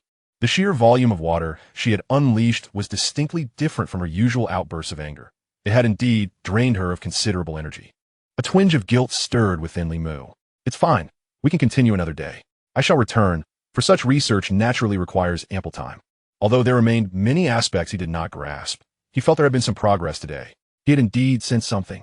When all the faucets had suddenly turned on automatically, several waves had connected like threads from Myrtle to the faucets. He was almost certain this was telekinesis. Thus he looked forward to the upcoming experiments. In the future, I will require your continued assistance. Myrtle did not immediately acquiesce. She appeared more anxious than Li Mu. Why not seek other ghosts? She queried. If everyone comes in turn, it might be quicker. Li Mu shook his head. No, you are unique. Chapter 93. Farewell to Hinata. With only a few days remaining until Christmas, students were permitted to leave for home early. It was during the previous evening's dinner that Li Mu heard Hermione mention her plans to return home, although he had already known this, even without her saying so. At that moment, he was seated at the Hufflepuff long table, engrossed in his meal, when he suddenly heard the unmistakable sound of a plate being placed down with a thud beside him. He recognized Hermione's arrival immediately. The young girl, maintaining her usual serious demeanor, set her plate down and placed a stack of books next to it, silently taking a seat beside Li Mu and beginning to eat. After a while, once Li Mu had finished his meal, Hermione suddenly propped her elbow on the table, cradling her head in her palm, her gaze vacantly drifting to an unseen point, and she lamented, "Tomorrow we leave for home. Oh, how heavy my luggage is." After some time, she lamented again, "Oh, my luggage is so heavy. How am I to carry it?" Li Mu had long since anticipated her stubborn nature, and seeing her persistence, he could not help but chuckle. After a moment, he could not bear it any longer and smiled. Well, isn't there someone who automatically sends the luggage to the train? At the beginning of the school year, they had taken a special train to Hogwarts Castle. With all their luggage handled by others, Li Mu suspected it was the house elves who delivered each person's belongings to their respective dormitories. Now that the students were returning home for the holidays, surely the school would not be so stingy as to deny them luggage transport. Hermione's expression immediately froze, her cheeks flushing a bright red. However, she remained silent for a moment, as though nothing had happened, and began to tap her silver spoon against her plate, complaining, "Oh, after half a year of school, I have no friends to see me off. I'll see you off." Li Mu continued to smile, a mix of helplessness and something else in his expression. Thus, Hermione departed with joy. On the morning of the students' return to school, Li Mu, adhering to his routine, rose early and calculated the time to await at the entrance of Gryffindor Tower. Not long after, the portrait of the fat lady swung open, and Hermione nearly sprinted out from the Gryffindor common room. Indeed, she was the sole occupant of the space. How unfortunate for you. Li Mu sighed internally, unable to resist teasing her. After half a year at Hogwarts, you only have one friend from the outer courtyards. Yet Hermione was prepared for such banter, nonchalantly curling her lip as she transformed into her trademark chatterbox self, brimming with confidence. Harry and Ron have gone to study. I provided them with a detailed list outlining the topics and titles they need to focus on. If they truly intend to thwart Snape's acquisition of the Philosopher's Stone, they must diligently accumulate knowledge and hone their skills. How do you plan to stop him? By stealing the Philosopher's Stone first? Li Mu was genuinely surprised to learn that the Gryffindor trio was still anxious about the stone. No, we don't necessarily have to act immediately, Or perhaps we might never have to. I mean, we should trust the faculty, especially with Dumbledore around. I firmly believe Snape cannot succeed. However, what if Dumbledore has to leave the school? He cannot always be present, so we must remain vigilant and prepare in advance. Limu couldn't help but admire Hermione's foresight. Dumbledore certainly wouldn't be at Hogwarts forever, particularly when he was determined to give Harry a trial. One could only wonder if Dumbledore had already orchestrated everything, leading Harry Potter and his companion step by step to uncover the secrets of the Philosopher's Stone and Voldemort, only to depart the school at a crucial moment, allowing them to confront danger on their own. In the original timeline, everything from the invisibility cloak to the mirror of Erist, and even punishing Harry to venture into the Forbidden Forest. Not to mention Hagrid inadvertently revealing secrets while trading dragon eggs at the Hog's Head. All these coincidences were undeniably the handiwork of Dumbledore. After all, why would he guide Harry Potter to view the mirror of Erist, which concealed such a precious treasure? And why punish Harry and his friends by sending them into the perilous Forbidden Forest for a mere nighttime escapade? Furthermore, Dumbledore's brother Aberforth was the proprietor of the Hog's Head, a mysterious member of the Order of the Phoenix, who had been in hiding for decades, relaying information to Dumbledore through the pub, a detail that Limu remembered vividly. In fact, the name Hog's Head seemed to be an abbreviation of Hogwarts headmaster, a connection easily discerned by the observant. Noticing Limu's silence, Hermione sighed. If only Ron and the others possessed your abilities. You would certainly help us, wouldn't you? Limu chuckled awkwardly, still contemplating how to respond when Hermione swiftly changed the topic. I heard you were adopted by an elderly gentleman. What does he do? He is a professor, Limu replied casually, not inquiring how Hermione had learned this, offering a dismissive answer. He is an advisor at the Department of Mysteries, teaching magical arts. One could consider that a form of professorship, even though he has been rather idle in the mountains for years, feeling as though he has only taught me.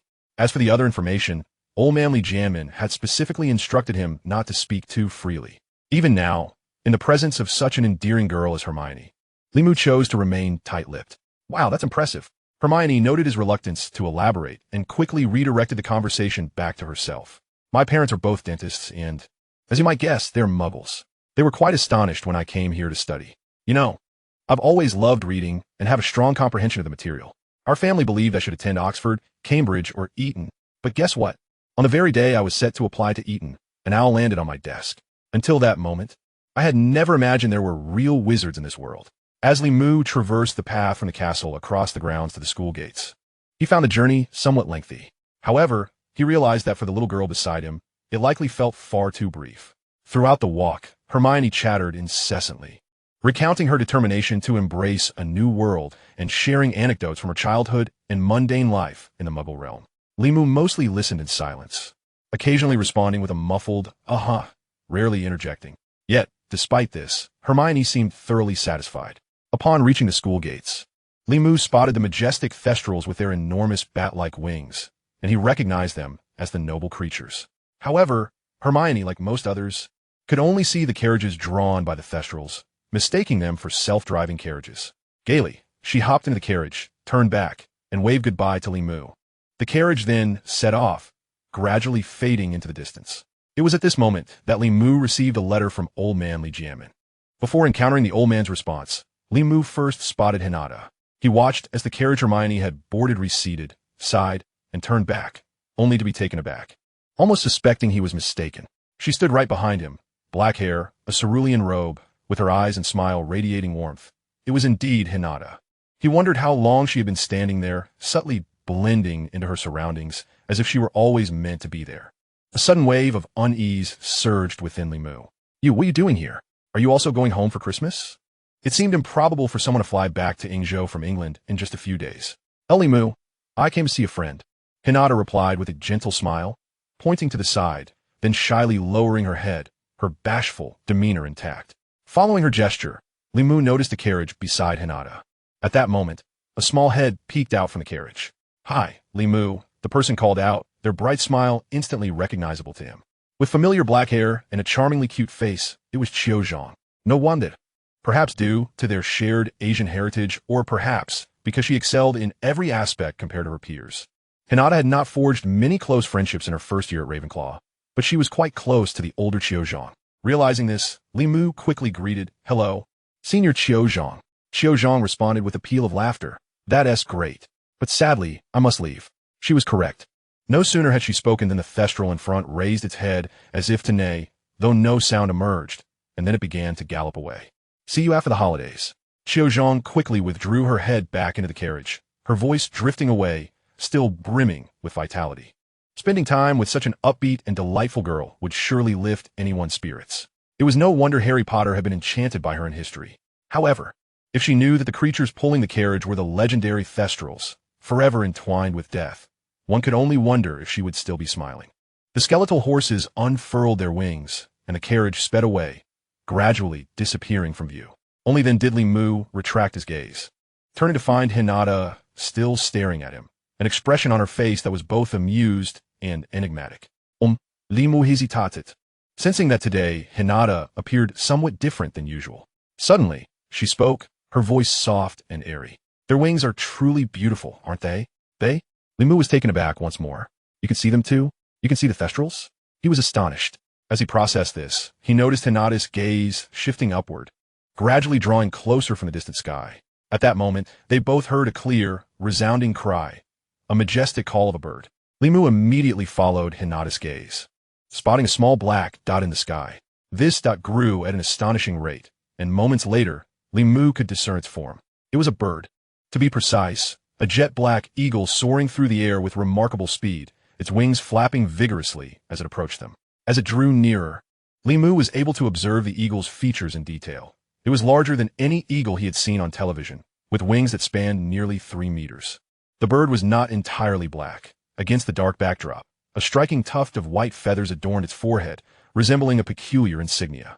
Nestled beside the white feathers were its 2 emerald-green eyes, unblinking and fixated on Li Mu, causing even his thick skin to feel a twinge of anxiety. Was this magnificent creature here for him? Indeed, as it neared, the great eagle dove downwards, unmistakably targeting Li Mu. It moved with such swiftness that in the blink of an eye, it descended from hundreds of meters high, flapping its wings just twice before reaching him. Now he could see clearly. Its talons were spread wide, 8 sharp claws glinting like daggers in the sunlight. Its beak was thick and pointed, reminiscent of a curved blade, and it was larger than Li Mu himself. One bite or grab could easily rend a significant piece of flesh. His heart raced, and Li Mu's complexion turned pale. Had it not been for the sight of the eagle holding a brown paper envelope in its beak, he might have instinctively drawn his wand to cast a protective spell. In the next moment, the letter was dropped, accurately plummeting towards Li Mu's head. Reacting swiftly, he reached out and caught the letter in his hand. The eagle, having confirmed the successful delivery, spread its wings with a flourish and let out a triumphant cry, circling above Li Mu, as if demanding acknowledgement for its deed. Glancing hurriedly at the envelope, he recognized the hurried and flamboyant handwriting. It was indeed a reply from the old man, Li Jiamin. Beyond that, he could think of no one else who would send him a letter. He carefully tucked the letter into his robe, concealing it against his chest. Although the letter contained inquiries he wished to keep private, he noticed the eagle still circling overhead, letting out another call directed at him. Truly, it was a bird with peculiar habits. Li Mu recalled how the owls delivered letters each morning to the Great Hall, often lingering after their deliveries, some due to the sender's instructions to confirm receipt, others hoping for a reward of meat. Some were even more demanding, expecting not just food, but also tips of real gold and silver. However, the dining hall was not yet open. Where could he procure meat now? With no food on hand, he called out, "Thank you, but please go back." Strangely, he felt the eagle could comprehend his words. Yet, the eagle continued to circle, flying lower, its silver talons and razor-sharp beak shimmering ominously in the sunlight. "Perhaps a small tip will suffice for you to purchase some meat," Li Mu said, rummaging through the inner pocket of his robe for a few silver sickles, estimating that it would be enough to buy a substantial amount of meat. However, the eagle seemed ungrateful and let out another piercing cry directed at Li Mu. Li Mu, unable to decipher the avian tongue, could still detect the anger and rejection woven into its screech. Confounded, he scratched his head, pondering, "Is there something else you require? Did you not receive your postage?" Hinata, standing quietly beside him, gazed up at the eagle with great interest. Li Mu suddenly realized that when he had sent the letter, he had chosen the cash-on-delivery option, deeming it too expensive otherwise, since the old man, Li Jiamin, was wealthy. Could it be that retribution had come so swiftly? In the harsh winter season, even the delivery price for the little owls had skyrocketed. How much would it cost to employ such a stately and massive messenger? The old man was indeed ruthless. Chapter 95, The Jade-Clawed Sea Eagle. Li Mu's complexion fluctuated between shades of green and white as he felt the coins in his robe were few. He thought to himself, let the embarrassment come. As an upright person, I cannot default on postage fees. Hinata, do you have any money? Limu turned to the short-haired girl beside him, feeling awkward. After all, borrowing money from a beautiful girl felt rather undignified for a man. A soft laugh escaped Hinata's lips as she covered her mouth, leaving Limu bewildered. Just teasing you. What post office would send a jade-clawed sea eagle to deliver a letter? Jade-clawed sea eagle? Limu was taken aback. This was indeed a sea eagle. Ancient texts from the Celestial Empire, such as the records of the Willow's Edge, state, the sea eagle is the most precious of eagles. The pure black is of the highest quality, while pure white is of high quality, and those mixed with other colors are of lesser quality. This sea eagle, entirely jet black with a pure white tuft that resembled a sword, was indeed a creature of extraordinary stature and strength, surpassing even the finest of its kind. Hinata continued to cover her mouth, gazing upward at the circling bird with admiration and envy. It must be a gift from Professor Lee for you as a pet, right? After a moment of contemplation, Limu was astonished. Huh? You know the old man, Li Jianmin? However, Hinata did not respond further. She smiled subtly, turning to walk towards the castle. Now you must think carefully about where to keep it. I'm off to study. As Hinata quickened her pace, Limu suddenly realized what was peculiar about her today. She had spoken to him at length without stuttering, although her face remained flushed, her voice gentle, and her demeanor calm, yet no stutter had emerged. She had even dared to joke with him. Hinata, Limu couldn't help but take a couple of steps forward, feeling an impulse to catch up, though he wasn't quite sure what he would do upon reaching her. But just as he took a step, he felt a sudden weight on his shoulder, his scapula creaking under strain. The sea eagle had, in perfect silence, folded its wings and landed accurately on his shoulder. Harry's white owl, Hedwig, often enjoyed perching on its owner's shoulder or arm, and there had been a couple of occasions when Limu had playfully let Hedwig sit on his hand. However, ouch, how heavy are you? In no time, Limu felt as though one side of his body might collapse under the weight. Typically, wouldn't an eagle of 1 to 2 meters in wingspan weigh around 10 kilograms? Yet this pure, black sea eagle, with its wingspan exceeding 3 meters, was not only larger, but seemed to weigh exponentially more. Of course, the sea eagle would not respond. Even the purest black specimen had not reached the level of being able to speak human language.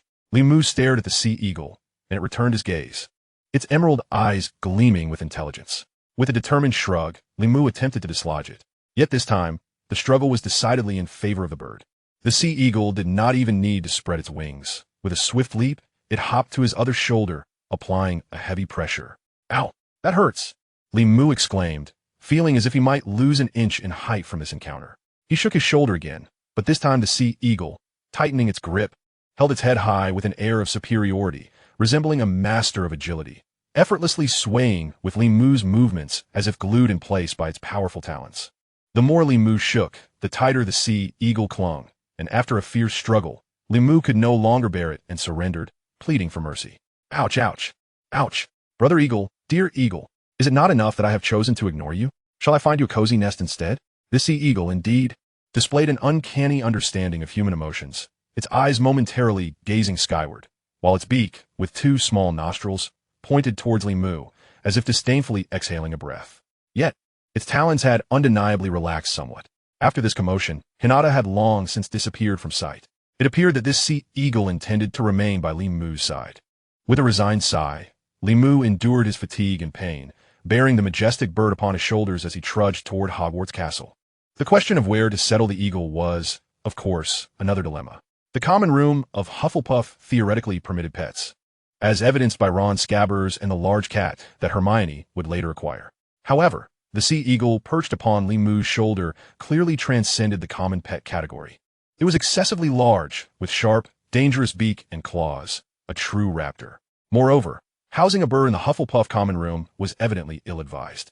Located in the basement, the common room featured small circular windows for ventilation, yet outside those windows lay soft earth and various plants. At night, it would be exceedingly difficult for birds to soar out for fresh air, which is why most Hufflepuff students favored toads over owls as pets. In fact, even in the higher altitude Ravenclaw and Gryffindor common rooms, most students refrained from keeping owls in their dormitories. On one hand, keeping an owl in the dormitory necessitated diligent care regarding its feeding and sanitation, assuming the role of its caretaker. More importantly, owls were accustomed to flying at night, and if they were to exit and return from the common room, Their flapping would inevitably disturb the students' rest. After much contemplation, Limu ultimately ascended to the 8th floor, then climbed one more flight of stairs on the left. Thus, he arrived at the Ollery, a large structure resembling a gazebo, characterized by its lack of glass on all sides. Within this space resided numerous owls, both from the public post office and as pets of students. Harry Potter's Hedwig often spent considerable time here. How about you stay here for a while? Limu suggested to the sea eagle on his shoulder. You will enjoy the company of these companions, despite their feline faces. The sea eagle seemed to comprehend, letting out a cry, flapping its wings, and darting into the enclosure, its talons landing upon one of the stoutest beams, whereupon it began to rest its eyes. Limu exhaled in relief, having feared that the creature might be reluctant to settle. Now that he had accommodated this new companion, it was time to read some letters. Chapter 96, Time to Unseal the Letters. In the Hufflepuff common room, the spacious area now felt desolate, occupied by only a couple of individuals. In truth, across all 4 houses and 7 years at Hogwarts, only a handful of students remained. England, or rather, all of Europe, is indeed a small place. England is roughly the same size as Guangxi. Germany is slightly smaller than Yunnan, Italy even smaller, while Spain and France are just a tad larger than Sichuan. Hogwarts' student body primarily hails from these continental regions, and it is no surprise that during the lengthy Christmas break, many students return home for leisure, especially if the school permits them to leave campus on weekends. Thus, when Limu settled the sea eagle and hurried back to the basement, he distinctly sensed the castle's solitude had deepened. Most students from various houses had dispersed. Hufflepuff students, in particular, had a propensity for family. Having inherited the founder's virtues of kindness, integrity, and loyalty, along with other traditional values, such as familial devotion, they were often the first house to leave for home when holidays arrived. As Limu entered the Hufflepuff common room, he found Hannah Abbott engaged in a game of wizard checkers with a senior student. Aside from Limu, they were the only 2 students remaining in Hufflepuff. Oh, my family is abroad this winter break, so Hannah began, momentarily pausing upon noticing Limu, then quickly realized he was not in the mood for her personal tales. So, Limu, would you like to join me for a game? She proposed, lifting a white checker that seemed to shout, "Fool, place me there. You can let me jump 2 spaces." This particular wizard checkers set even came with a guiding feature, and Limu, intrigued, glanced at the piece while maintaining a smile. "No, thank you. I am a bit tired and was just about to head back to my dormitory for a nap." He nodded politely to the unfamiliar senior before slipping into the boys' dormitory. Of course, Limu had no intention of resting. With his roommates, Ernie and Justin, away on holiday, he found himself with ample space. Upon entering the dormitory, he sprawled out in a starfish position on his bed, relishing the sunlight streaming through the dome-shaped window and the earthy aroma wafting in from outside. Even as a practitioner, this position brought him immense comfort. He then retrieved a letter from his robe, tore open the envelope, and prepared to scrutinize the reply from the elderly Jamin. He had written to the elder primarily to inquire about 4 matters. Firstly, he sought clarity on why his meditative sensing of Qi had shown no significant progress over the past 6 months, and when he might enter the body refining stage. Secondly, he wished to know more about Hinata's identity and background. Thirdly, he briefly recounted the events surrounding the Philosopher's Stone and Nicholas Flamel, asking whether the elder was aware of how the stone functioned. Finally, he posed a question that had recently occupied his thoughts: the distinctions between Western ghosts and Chinese spirits, and whether he could learn telekinesis from them. These 4 inquiries were the pressing dilemmas that had plagued Limu, and having pondered them for quite some time without resolution, he felt compelled to consult an expert. His education and experiences from 2 lifetimes had instilled in him the understanding that one should never shy away from asking questions, especially in the presence of elders and mentors. It was essential to inquire about difficulties and even to create questions where none existed. For how else could one demonstrate the value of a sage and earn their favor? Look, Li Jianmin must have been quite lonely, for he replied with remarkable swiftness and verbosity. Upon breaking the seal of the envelope, Limu discovered it contained 4 large sheets of paper, each filled with the elder's flamboyant handwriting.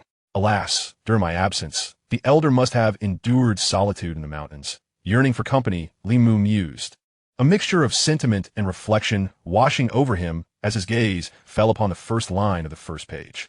The sea eagle's name is Black Feathersword. I know you have yet to acquire a pet, so I specially sent it to assist in delivering letters. In the future, do not seek the post office for correspondence. Simply give your letters to it. To his surprise, the letter's opening introduced the magnificent bird. Black Feather was acceptable, but why add the word sword at the end? Should he call it Little Black, Little Feather, or perhaps Little Sword? However, the core of the elder's message was clear. In the future, letters should not be sent via the post office. Was this miser concerned about postage? Yet, sending letters through the post office involved various owls or other creatures delivering them in turn, while the sea eagle was singular. Could this sea eagle truly soar across the Eurasian continent? Limu suspected the elder was merely teasing him, and he continued to peruse the letter. Black Feather Sword requires 5 pounds of beef daily, with 3 hearty meals to be ensured, and consider an afternoon snack as well. It should only drink pure water, not juice, and aside from beef, lamb, and chicken, can also be fed occasionally. The more he read, the more he felt something amiss.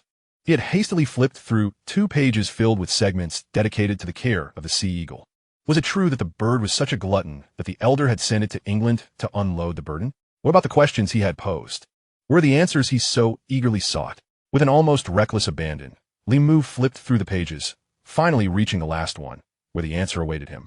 Before addressing the first question, it was essential to elucidate the energy cultivated by practitioners of the path. In the realm of cultivation, the physical body serves as the foundation, while the soul is the essence. The stronger the physical strength and the firmer the will in the early stages, the more unobstructed the meridians become, allowing for a greater capacity to bear the energy that the physical body can accommodate. This energy is known as inner strength. In the world, there exist various terminologies such as magical power, true essence, spiritual energy, celestial aura, and divine strength. Yet fundamentally, they all refer to inner strength, differing only in their levels. Upon reaching the state of object manipulation, one gradually attains the realm of emotional resonance, where the strength of the spirit allows for a more precise perception and control of one's energy. This, in turn, enables the practitioner to draw upon the spiritual energy of the heavens and earth, integrating it into their being, thus amplifying their inner strength and refining it further, allowing one to transcend the boundaries of heaven and earth, capable of moving mountains and parting seas. This external manifestation of spiritual power creates a force known as thought power. In the advanced stages, having undergone the transformation of the spirit and even reaching the great ascension realm, the physical body becomes merely a vessel with a mere thought. One can claim the head of an adversary from 1,000 miles away. As long as the will of the soul endures, the inner strength remains intact and unscattered. Even if the physical vessel perishes, it can persist eternally. As for the realm of ascension, it is said that one can harness spiritual energy to draw upon the celestial spiritual essence, reshaping the physical form at will, thus integrating physical strength, inner strength, and thought power into an almost flawless unity. Chapter 97. Fairy Tales and Reality. To simplify, the foundation-building stage primarily enhances mental will and cultivates an understanding of energy. The body-refining stage focuses on physical strength and fortifying the body as meridians. The energy-guiding stage emphasizes inner strength, seeking to accelerate resonance with the spiritual energy of the heavens and earth, thereby amplifying one's energy. The object manipulation stage concentrates on thought power, attempting to lead through the spirit and influence surrounding matters with inner strength. Each aspect is equally significant, with no precedence among them, and the stages exhibit no clear divisions. After running in the mountains for 8 years and practicing for 8 years, is that not body refining? You can already utilize talismanic mediums to transform your energy into various techniques. Is that not energy guiding? But alas, none of it has yet reached completion. Why didn't you say so earlier? Limu exclaimed, rolling his eyes. 8 years, an entire span of 8 years. And these fundamental concepts had never been thoroughly introduced. What kind of unreliable teacher is this? At this juncture, the old man, Li Jiamin, finally concluded his response to the first question. Prior to this, it was uncertain whether it was intentional or merely an oversight. But the old man had never provided Li Mu with a detailed account of the specific distinctions among the realms of cultivation. Despite rolling his eyes, Li Mu felt a swell of joy within. This indicated that he possessed talent, and the arduous training over the past 8 years had indeed borne some fruit, though further accumulation was still required. His gaze swiftly skimmed over the lines, continuing onward. In addressing the first question, the old man had consumed over half a page. What remained was merely a small portion of content. Half a page, 3 questions. An ominous premonition surged within Li Mu. The second question pertained to the Yin-Yang Spirit Academy of Yingzhou, a place shrouded in secrecy and low-key, with its magical traditions tracing back over 2,000 years to the Yin-Yang school among the 100 schools of thought in the Celestial Empire. Shushan regarded it as superior to Hogwarts School of Witchcraft and Wizardry. Best not to provoke them. The third question, Philosopher's Stone? Elixir of Immortality? Never heard of them. Pure nonsense. Indeed, compared to the thoroughness of the first answer, the subsequent inquiries felt rather dismissive. What difference did it make if the answer were given or not? Why not provoke them? What if someone else chose to instigate? What nonsense, and whose nonsense was it? Wasn't there the living example of Niccolo di Lorenzo? But lamenting was futile. Limu grumbled inwardly and continued reading. The fourth question, over 30 years ago, within the borders of the Celestial Empire, the four olds were destroyed, and all manner of specters were eradicated. Since then, a clear sky has prevailed, and wild spirits have not been seen again. I have never encountered Western phantoms. Their differences are beyond discussion. Limu couldn't help but smile wryly. Was the old man trying to pull a fast one? He pressed on. Their differences are beyond discussion. Yet spirit entities share many similarities. I can assure you that all spirit entities lack a substantial physical form. Their actions and existence rely entirely on the manipulation of thought power. The foundation of thought power lies in a resilient mental will, a certain degree of physicality, and inner strength. Observing and sensing spirit entities can only serve as a supplementary aid. As for fully restoring the six senses of a spirit entity, it is akin to reconstructing a physical body. Only an immortal can achieve such. Finally, this answer bore some semblance of credibility. Yet it left Limu feeling a chill in his heart. To reach the realm of immortals, one would have to be at the cusp of ascension. On the verge of transcending the heavens, a daunting prospect indeed. At that moment, Limu noticed a final line of tiny script at the bottom of the passage, starkly contrasting with the old man's flamboyant handwriting. Self-destruct, mode activated. With a whoosh, oh no. The moment he finished reading that last line, the page he held in his hand, along with the scattered sheets around him, suddenly ignited in flames, burning fiercely. The searing heat stung Limu's palm, prompting him to instinctively discard the letter and spring from his bed. Then, a wave of dread washed over him. Would this spark a fire in the entire dormitory? Fortunately, the sheets were evidently imbued with a special spell. Despite the fervent flames, the wooden desk, bed curtains, and drapes remained entirely unscathed. It was as if the flames were merely a cheap effect added to the space. In a mere second, all the papers were consumed, transforming into wisps of smoke, leaving no trace behind, sparing him the chore of cleaning up. It truly was self-destructing, Limu thought, his lips twitching at the absurdity of it all. Old Manly, do you realize you've inadvertently created a Snapchat-like commercial model over a decade ahead of time? With such talent, why not pursue wealth instead of resorting to pranks? Muttering to himself, Limu gazed out the window, lost in thought, taking in the lush greenery and earthy aromas, a wave of sentimentality washing over him.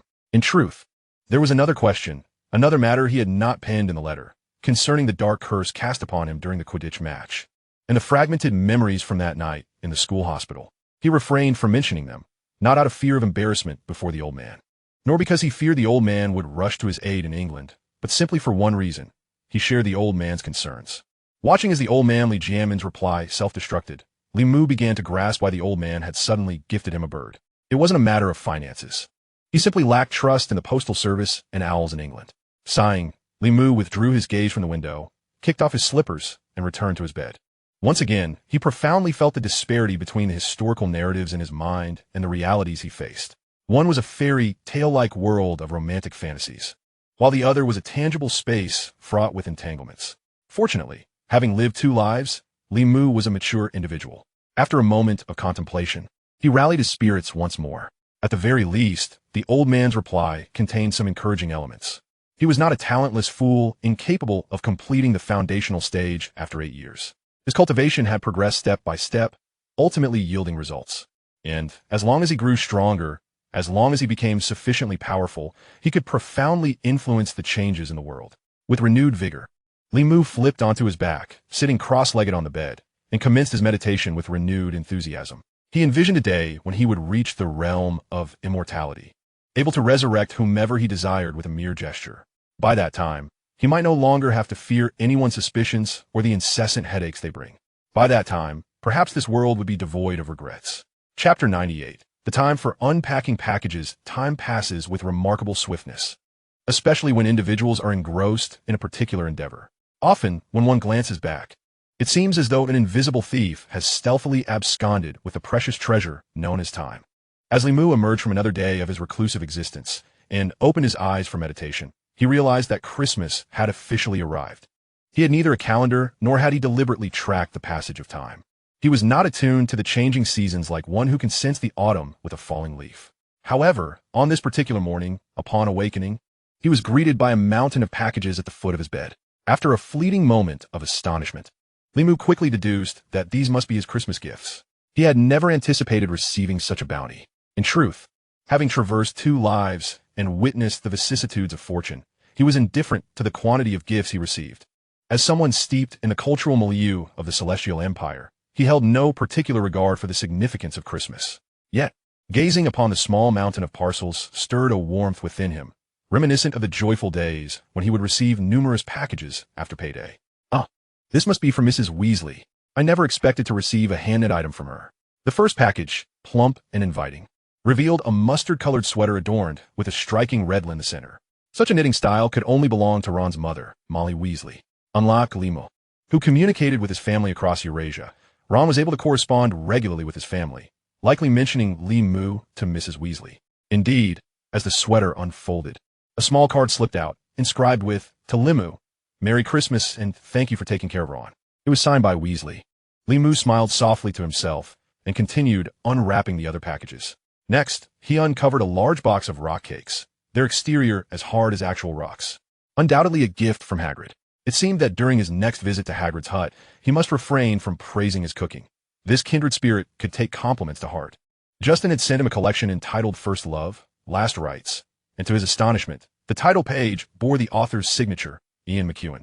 Ernie Macmillan had gifted him a picture frame, already housing a moving photograph of the 3 of them in their dormitory, with Limu nestled between Ernie and Justin, all 3 smiling warmly. Autumn Zhang had crafted a charming traditional Chinese, knot shaped like a red Christmas tree, undoubtedly a product of her own handiwork. Then, Limu discovered a box of Charbo Walker chocolates. While the chocolates themselves were rather ordinary, the packaging, a pale pink box in the Victorian style, fashioned into a heart, was exquisite. Upon opening the box, he found a small card with the typical festive greetings, signed by Hermione Granger. Suppressing a wave of emotion, Limu continued his delightful unwrapping endeavor. The remaining packages were few. Next came a sports armband from Cedric Diggory and, astonishingly, a pair of headphones. Who would gift him headphones? Hogwarts had specific restrictions that rendered all electronic devices inoperative. Moreover, he had yet to forge friendships with individuals who were entirely mundane in this world. Searching through the package, he found no card or signature. Limu held the headphones in his hands, examining them closely. They were a pair of over-ear headphones, with a light blue frame and white ear cushions, reminiscent of the latest Beats headphones from the 21st century. The contact points with the ears were lined with a soft fabric and cotton padding, and upon trying them, he found them quite comfortable. He inspected every inch of the headphones, but there was no logo. Intriguingly, etched lightly on the inner side of the headband was a pentagram with the name Hinata inscribed within it. This was not a brand name, but rather the personal signature of the gift giver. Hinata. As he contemplated those 6 characters, it took mere moments for a realization to dawn upon him, causing him to chuckle and shake his head. What could she possibly want with a pair of headphones? With this, it seemed that all his acquaintances at school had bestowed gifts upon him, which could only mean one thing. He was undeniably charming. Having thoroughly enjoyed the unwrapping process, Limu found himself reminiscing about his 2 roommates. Alone in the dormitory, this joy was a solitary affair, and even his self-satisfaction felt limited. He couldn't help but recall the past, imagining Harry and Ron joyfully unwrapping their own gifts in their dormitory. He wondered if they had received as many gifts as he had, or if they were recipients of his own thoughtful presents. Thank goodness he had prepared in advance. Limu mused himself, in the spirit of local customs, amidst the increasingly vibrant atmosphere of Christmas throughout the school. He had thoughtfully prepared gifts for everyone. A protective talisman inscribed with each friend's name, tucked inside colorful pouches. He entrusted the remaining arrangements to the postal service. One of the many advantages of the magical realm was the postal system, which offered a special service for delivering gifts during the Christmas season. When sending Christmas gifts, there was no need to don a bright red coat or disguise oneself as a bearded old man, nor was there a requirement to stealthily stuff gifts into various stockings. The postal system always managed to find a way to quietly place gifts beside their intended recipients at the designated time. With a sense of wonder, Limu continued to unwrap the last package. The final parcel was square and sturdy. Once opened, it revealed a thick book, its pure black hardcover adorned with a few lines of gilded English letters that formed a simple yet elegant cover. Upon seeing the book, Limu instinctively thought of Hermione. who had a penchant for gifting substantial tomes during festive occasions. However, hadn't she already sent him a box of chocolates? Upon closer inspection, Limu quickly discerned that this could not possibly be a gift from Hermione. The black hardcover was marked with various scratches, and each page was made of yellowed parchment. Upon examining the contents, he noted that some illustrations and text appeared somewhat faded. Clearly, this book had seen better days. What was more intriguing were the gilded letters on the cover. After a moment of contemplation, Limu realized that these were not standard English letters. They were interspersed with symbols that differed from the modern 26-letter alphabet. Some sections bore phonetic symbols akin to those found in French or German, while others resembled Greek or Slavic scripts. Strangely, Limu found that he could comprehend the meaning behind them. The title of the book was Word Spirits, Enchantment, Illusions, Prophecies, Meditative Principles and Applications from the Medieval Era. Chapter 99. Use Wisely. That afternoon, when Limu once again stepped into the Great Hall, he could not help but rub his eyes in disbelief. While he had been aware that the faculty had gone to great lengths to decorate the hall in celebration of Christmas, the sight before him still left him in awe. For a moment, he felt as if he had entered a primordial jungle blanketed in snow, with walls adorned with holly and mistletoe, casting a green hue throughout the room.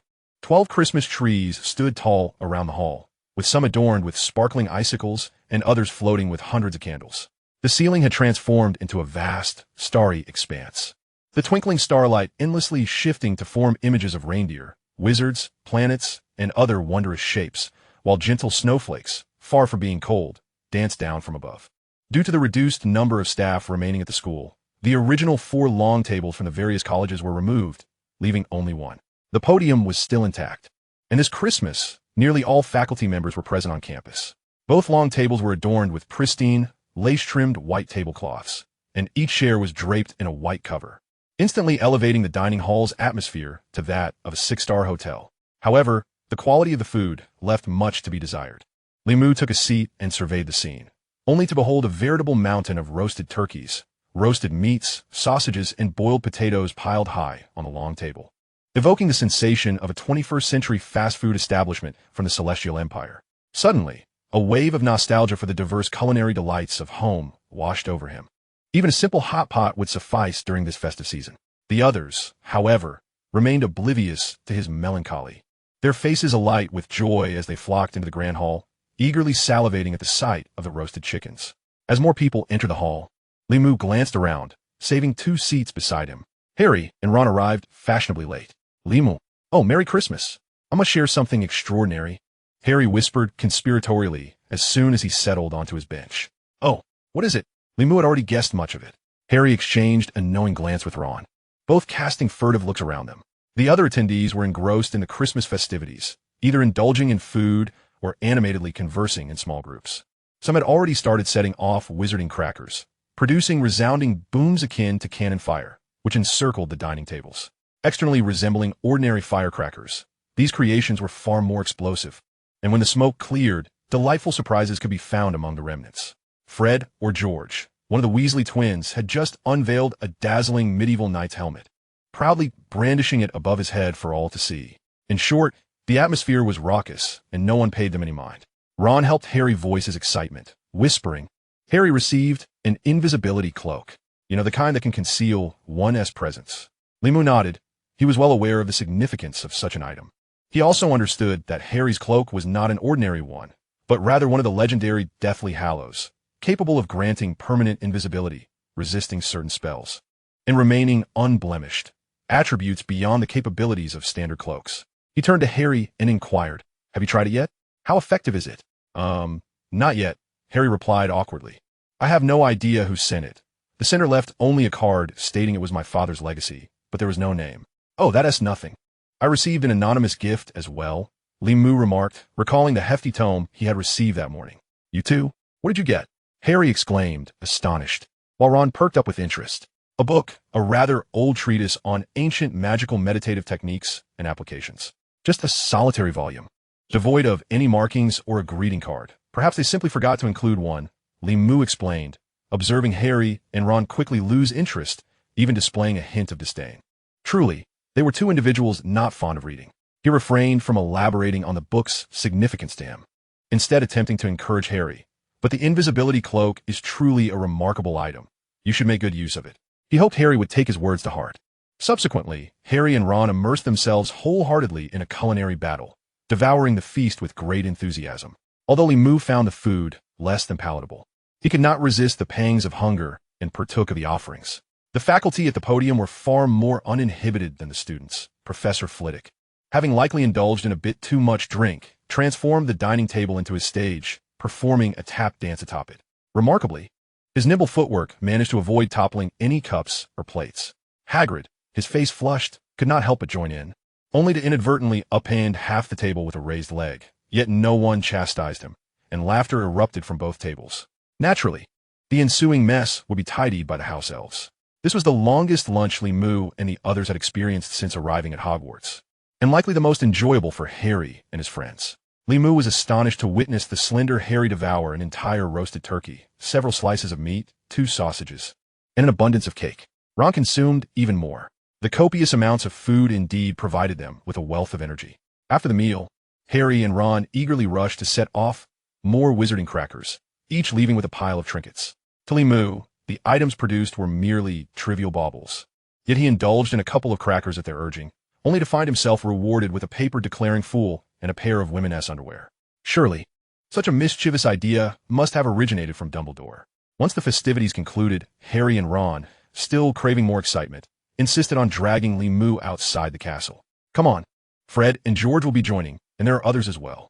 It's a rare opportunity to have a snowball fight. In truth, the snow had been piled high for months, readily available for a skirmish at any time. What about the book list Hermione left you? Aren't you going to look at it? Who cares about that? Li Mu thought, feeling a bit exasperated, as he still had his own training to attend to. Nevertheless, he decided to allow himself a brief reprieve. After all, it was a holiday. Harry and Ron soon regretted their decision, realizing that Li Mu was practically a cheat. His snowballs seemed to possess a mind of their own, consistently finding their targets no matter where they hid. Meanwhile, Li Mu deftly evaded their attacks with nimble grace. Ultimately, the snowball fight devolved into a 4-on-1 battle, including George and Fred. Gradually, they all became thoroughly soaked, the snowballs melting into icy puddles that drenched them. Even Li Mu feeling a twinge of chill as the daylight began to fade. All right, I think it's best we head back to the common room now. Change into dry clothes and cozy up by the fire, Li Mu suggested first. They returned to the castle and bid each other farewell at the staircase on the first floor. Chapter 100, Mirror, Mirror. The day after Christmas, Li Mu did not retreat to his bedroom for meditation as he had in previous days. Instead, he ventured out during breakfast hours, meandering through the now spick-and-span hall, soon spotting Harry and Ron entering, deep in conversation. With fewer students around during the holiday, mealtimes were much shorter and smaller in scale, with some individuals hoarding a plethora of delicacies in the common room. Li Mu had genuinely feared that the two would remain holed up in their dormitory, for aside from writing letters, he had no means to reach them. Yet, it felt rather awkward to be in the same castle and still resort to letter writing. How did you sleep last night? Li Mu inquired as Harry and Ron took a seat beside him. Not bad, Harry replied, glancing at Ron before continuing. Last night, I discovered something marvelous. Oh, Li Mu smiled slightly, realizing that despite the clarity surrounding Nicholas Flamel's identity, the plot remained unchanged. Harry had indeed made good use of the invisibility cloak. Harry then began recounting his extraordinary experience. On Christmas night, having overeaten and overly excited, he tossed and turned in bed, suddenly struck by the irresistible urge to think of the invisibility cloak, which was purported to be his father's legacy. As Ron snored away, Harry finally resolved to take a stroll and breathe some fresh air. He stepped outside, descending the corridor until he reached an uncertain floor. Whether it was the third or the fourth, when he stumbled upon a multitude of marble-like objects scattered across the passageway. Immersed in the thrill of his invisibility, Harry failed to notice the ground beneath him in the enveloping darkness. The moment his foot landed on the marbles, chaos ensued. They went clattering and rolling in every direction. The discomfort of the situation was palpable. The commotion soon attracted Filch and Mrs. Norris, prompting Filch to immediately report the incident to Snape. The duo scoured the entire corridor, cornering Harry with no escape in sight. At that moment, he spotted a door ajar with a slender gap inviting him in, and he slipped through. Within, he encountered an unusual mirror. Listening to Harry's recounting, Li Mu nodded thoughtfully, realizing the parallels. Historically, Harry Potter's experiences echoed this scenario. Snape had issued a peculiar command to Filch. Should anyone wander about at night, he was to report it instantly, as if he had foreknowledge of their nocturnal escapades. It was also a case of cornering Harry, with that very door left slightly ajar, revealing a magical mirror within. Was this not the handiwork of Dumbledore? Snape played the role of an executor in this unfolding drama. Tonight, we plan to revisit that magical mirror. Will you join us, Limu? Ron interjected. Now that we possess the invisibility cloak, and you can employ that extraordinary invisibility charm, I'm curious which method proves superior.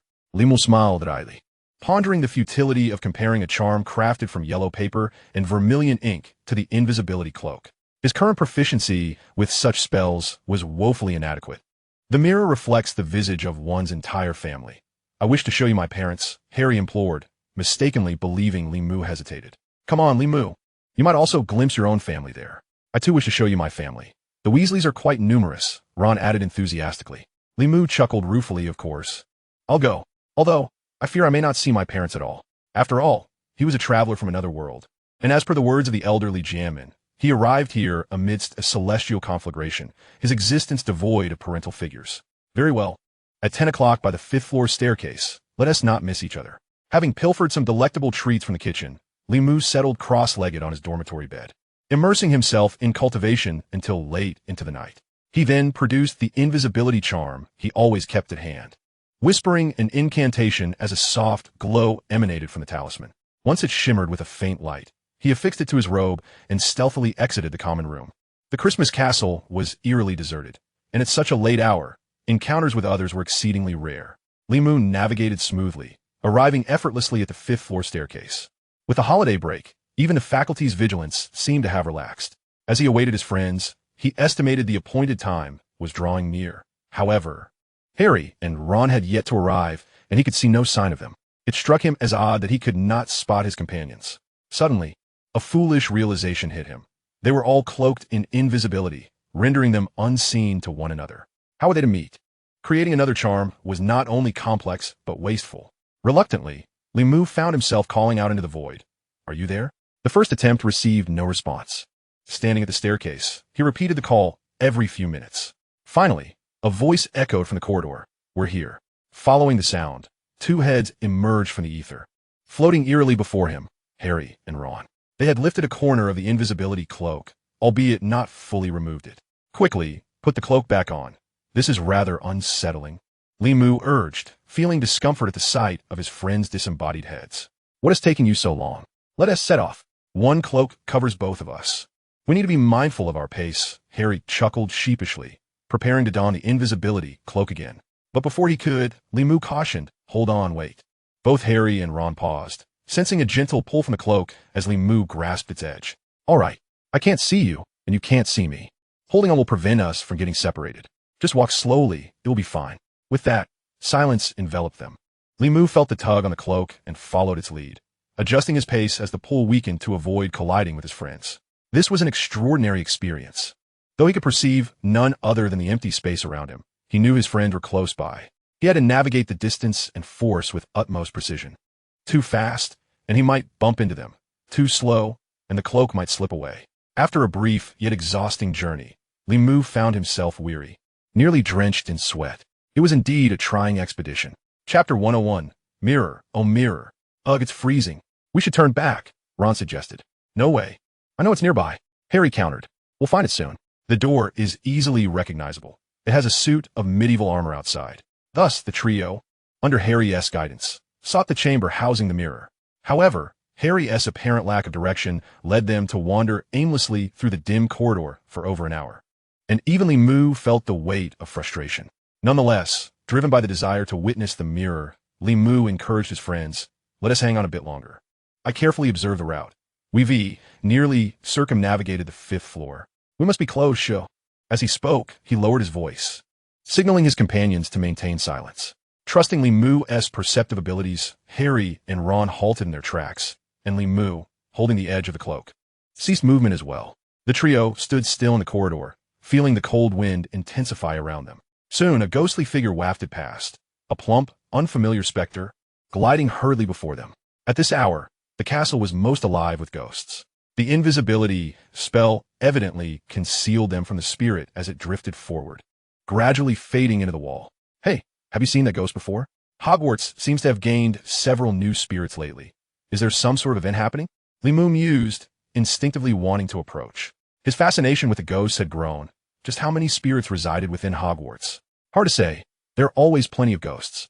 I heard from Fred that some prefer to linger in secluded rooms, even hiding within walls or diving into water, Ron replied. Let us keep moving. Our priority is to find the mirror, Harry interjected.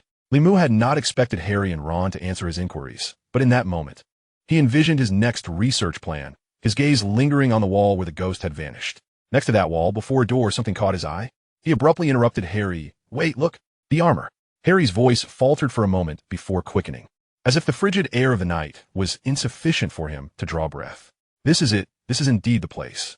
The force propelling him forward under the invisibility cloak suddenly intensified, prompting Li Mu to hasten his steps to keep up. At that moment, a slight mishap occurred. Ron failed to react in time. Harry, brimming with excitement, had already moved toward the door behind the armor, forgetting that another person was concealed within the cloak. Ron, evidently caught off guard, stood frozen, part of the invisibility cloak being tugged away, only to be directly collided with by Li Mu. Unable to see Ron's form, Li Mu was already too late to prevent the impending crash. Consequently, with a powerful impact, Ron stumbled forward and collided into Harry.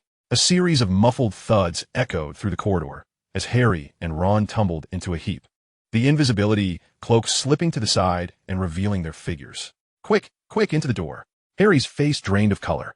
He surmised that the sounds of their clumsiness would soon attract attention, particularly from Argus Filch, who seemed to require no rest, much like his cat, Mrs. Norris, thriving in nighttime hours and perpetually eager to catch a few misbehaving students. They had no time to don the invisibility cloak again. Scrambling to their feet and rushing toward the door. Once inside, they swiftly closed it with a click, leaning against the wall, gasping for breath. After a moment, Harry remembered Li Mu and called out in a hushed tone, Li, are you in here? There was no response.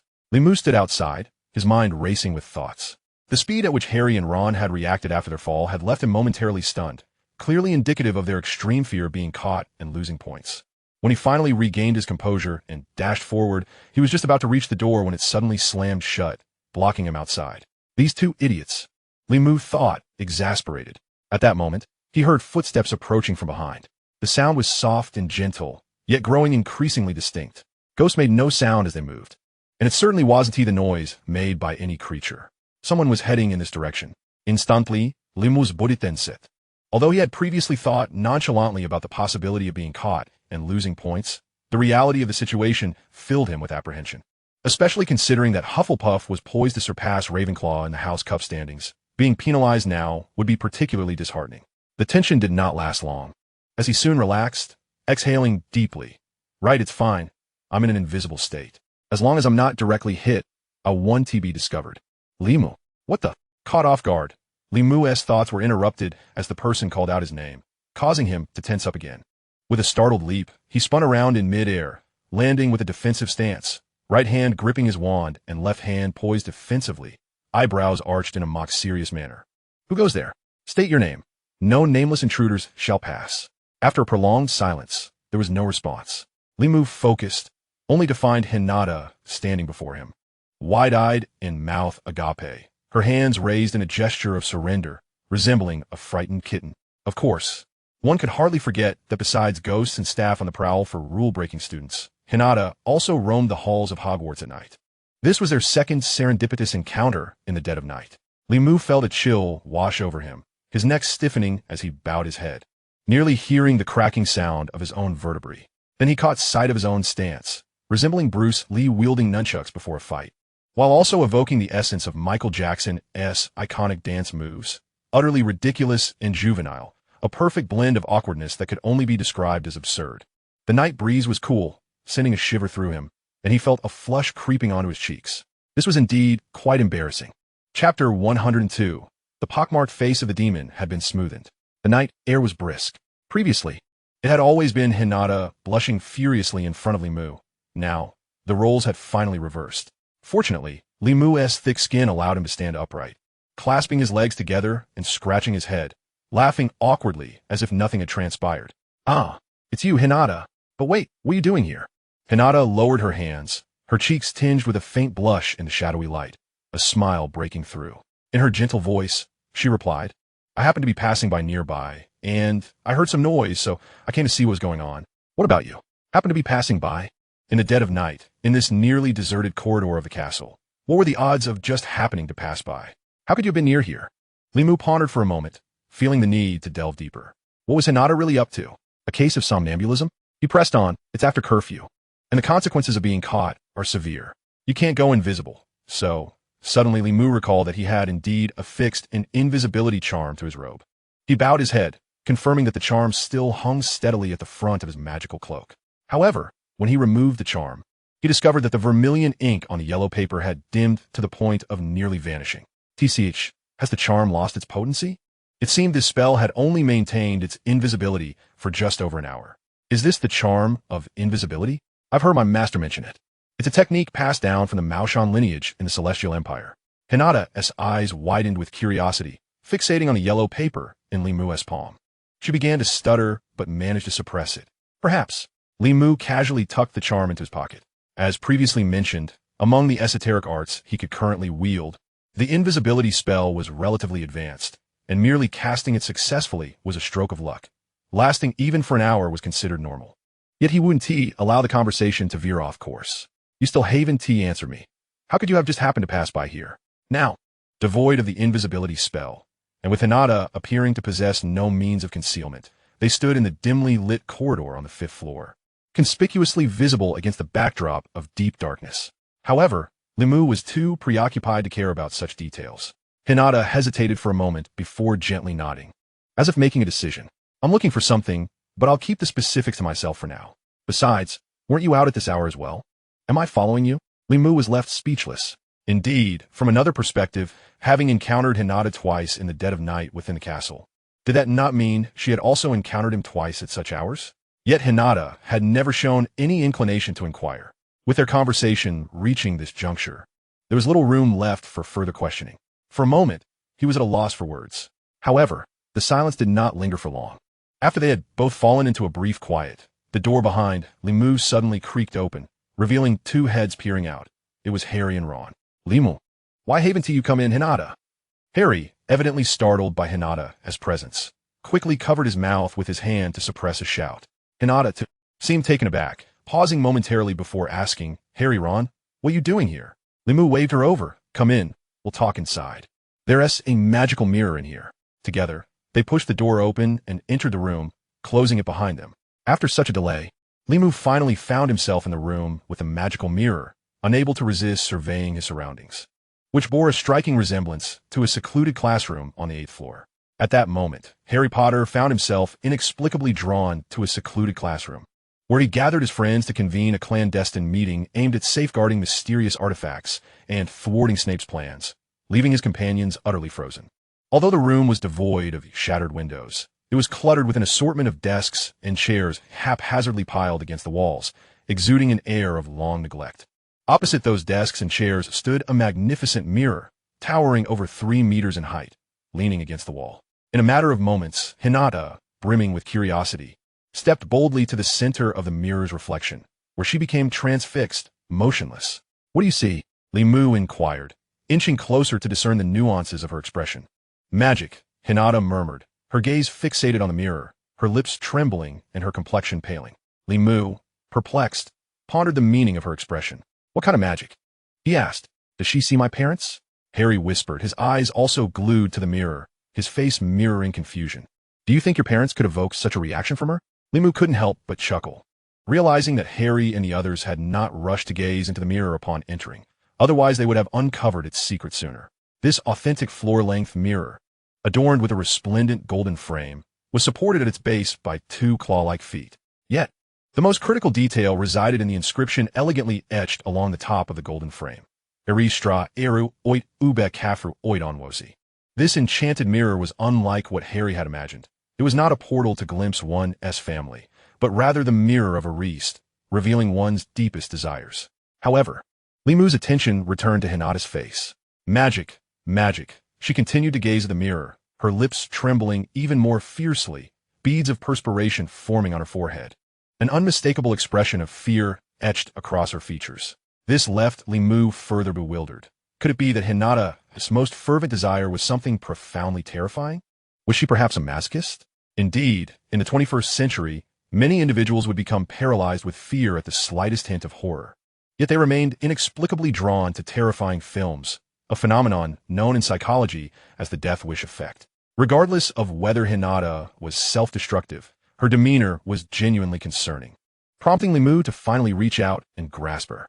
To his astonishment, Hinata suddenly became limp, leaning towards him and collapsing into his arms. Startled, Limu swiftly caught her, allowing her to recline against him. Though nestled in his embrace, she remained entranced, staring blankly at the ceiling, her eyes glistening with unshed tears. Yet her pallid lips hinted at a faint smile, as if overwhelmed with joy. Chapter 103, Another English Lesson. Observing Hinata's peculiar expression, Limu found no time to indulge in the comfort of holding girl. He was genuinely anxious, inhaling deeply before shouting in her ear, "Stop being enchanted. Enough with the enchantment, or we'll flatten the whole school." The shout jolted Hinata, causing her to shudder violently. Gradually, she turned her head, surveying her surroundings as if awakening from a dream. Her silky black hair was drenched with sweat. "What did you see?" Limu asked, genuine concern flooding his heart at her bewildered state. Yet, Hinata merely blinked, her gaze fixed on him, biting her lips, and weakly queried, "Does this mirror foretell the future?" Her eyes darted back to the mirror, but the vision she had just witnessed had vanished. Limu understood that the mirror could reveal only one person's desires at a time, and that individual must stand directly in front of it. His earlier pull had displaced Hinata from her pivotal position. "What did you truly see?" Hinata gasped, still silent. Before she could respond, Harry's voice chimed in. His curiosity piqued as he stepped forward to occupy Hinata's previous spot, murmuring to the mirror, "Foretell the future? How could that be? There are my mom and dad. My family is gone. Let me see again." The last phrase was directed at Ron, who, after scanning the mirror, finally comprehended the importance of positioning and moved to seize his place. "Come on, you've already looked at it for hours. I haven't had a turn yet," Ron exclaimed as he nudged Harry aside. Now standing in a favorable position, Ron's eyes widened in astonishment, and he became utterly transfixed, grinning foolishly at the mirror. Harry, observing Ron's expression and glancing at Hinata, found it baffling how the same mirror could evoke such starkly contrasting reactions. "What do you see?" he queried. I see myself a bit older," Ron replied hurriedly, still entranced by the mirror's reflection, excitement bubbling within him. "I'm holding both the House Cup and the Quidditch Cup, with a badge denoting my role as the captain of the Gryffindor Quidditch team. And I'm also the president of the Student Council. It must be a glimpse into the future, right?" Ron concluded with hopeful anticipation, his gaze fixed on Harry. "Let me see again." At this point, even Harry hesitated, as two individuals had offered the same interpretation. He pushed Ron aside, gazing intently into the mirror, contemplating, "Perhaps my parents are still alive. This is simply too incredible." Harry's eyes reddened, nearly spilling over with tears, his lips quivering as he spoke, his words laced with emotion. At that moment, even Ron felt reluctant to contest Harry for position. They couldn't truly see what Harry was witnessing in the mirror, but it must have been an incredibly heartwarming scene. They couldn't grasp the complete meaning behind Harry's fragmented, incoherent utterances, yet they understood without needing to listen. How Harry longed for the mirror to reveal a future where his parents and loved ones would return to him. Was that even possible? While Ron and Harry conversed, Limu continued to observe Hinata, noting that she was recovering, her spirit revitalized, yet she remained tight-lipped. He realized he could no longer extract any words from her. Sighing, he gently patted her back, and the girl finally became aware of the intimate position they shared, nearly collapsed against him. Hinata hastily pulled away, regaining her footing, and even in the dim light of night, her face was flushed. She averted her gaze, murmuring a soft, "Thank you." "It's nothing," Limu replied with a smile, then cleared his throat, raising his voice slightly. "But I must say, this mirror does not foretell the future." The moment the words left his lips, they successfully captured the trio's attention, their expressions varying as they focused intently on Limu. He pointed to the inscription at the top of the mirror's frame. "Look at this line of runes." Harry had seen those words long ago, but Ron was evidently oblivious to them. He stepped closer, tilting his head back, his eyes widening as he struggled to articulate the strange words before him. Eris, Eristra, Eru Oit, U, B, Kafir Oidon Wosi. What does this mean? Not comprehending a single word, he wondered if this was the ancient spell that Hermione often recited. Stammering, Ron finally managed to recite the entire line, yet remained utterly perplexed. Limuri Mart. You need to read it backwards. Ron began to repeat, Wosi on Oit, but his mispronunciation left Li Mu both impressed and amused. Not quite like that. You must deconstruct each word, reversing the order of the characters one by one. Ron scratched his head, staring blankly at the line of text, clearly struggling with this unconventional English lesson. Meanwhile, Hinata gently chimed in. I show not your face, but your heart's desire. Indeed, Hinata had nearly recovered. She stepped forward and gazed at the characters, and with Li Mu's guidance, she deciphered the answer almost instantly. Her expression morphed into one of astonishment as she exclaimed, "It does not reflect your face, but reveals your innermost desires." Both Harry and Ron were momentarily taken aback, glancing once more at the line of characters, and fell into silence. Indeed, this mirror allows us to see what we yearn for most deeply. Yet, our desires are manifold, and surely this mirror cannot present them all. I believe it reveals our most fervent and intense longing. In other words, it reflects our obsessions. Obsessions, Harry echoed softly, as the excitement and hope that had surged within him swiftly plummeted. He continued to gaze into the mirror, aware that none of the visions within could ever materialize. Yet he felt an undeniable reluctance to turn away. Perhaps it was precisely because he understood their illusory nature that he felt so tied to them. Here, and only here, could he momentarily fulfill the longings of his heart. Chapter 104. Li Mu's Desire. Everyone possesses obsessions, yet being overly fixated is not beneficial. Observing the reluctant expression etched on Harry's face, Li Mu sighed internally and felt compelled to offer some words of comfort. In Buddhist philosophy, it is said that humans are plagued by 3 poisons: greed, anger, and ignorance, and suffer from 8 kinds of suffering: birth, aging, illness, death, encountering what we loathe, parting from what we love, the burning of the 5 aggregates, and the inability to attain what we seek. The reason these 3 poisons afflict the heart, and the 8 sufferings torment our souls, is intrinsically linked to our obsessions. Being excessively attached and unable to let go is detrimental. However, his words bore little effect, as neither Harry nor Ron had any concept of Buddhist teachings and were disinclined to absorb such complex doctrines. Hinata, on the other hand, appeared to have fully regained her composure and curiously inquired, "What about Taoism?" The pursuit of transcending emotions seems to resonate similarly. Transcending emotions? Hinata pondered, repeating the phrase, before suddenly asking, "Li, what would you see in the mirror?" This was indeed a question worthy of contemplation, one that even Li Mu could not definitively answer. He had never attempted to gaze into the mirror, so he was uncertain, unable even to conjure an image in his mind. Did he possess any particularly intense desires deep within? If his obsession were to seek greater power, he would have chosen to come to Hogwarts, and by now, he should have scoured the restricted section of the library. If his ambition were to attain immortality, Hogwarts would hardly be the ideal choice. He should have devised a way to acquire the Philosopher's Stone. If he pursued fame, wealth, beauty, or even power, he had no need to be here.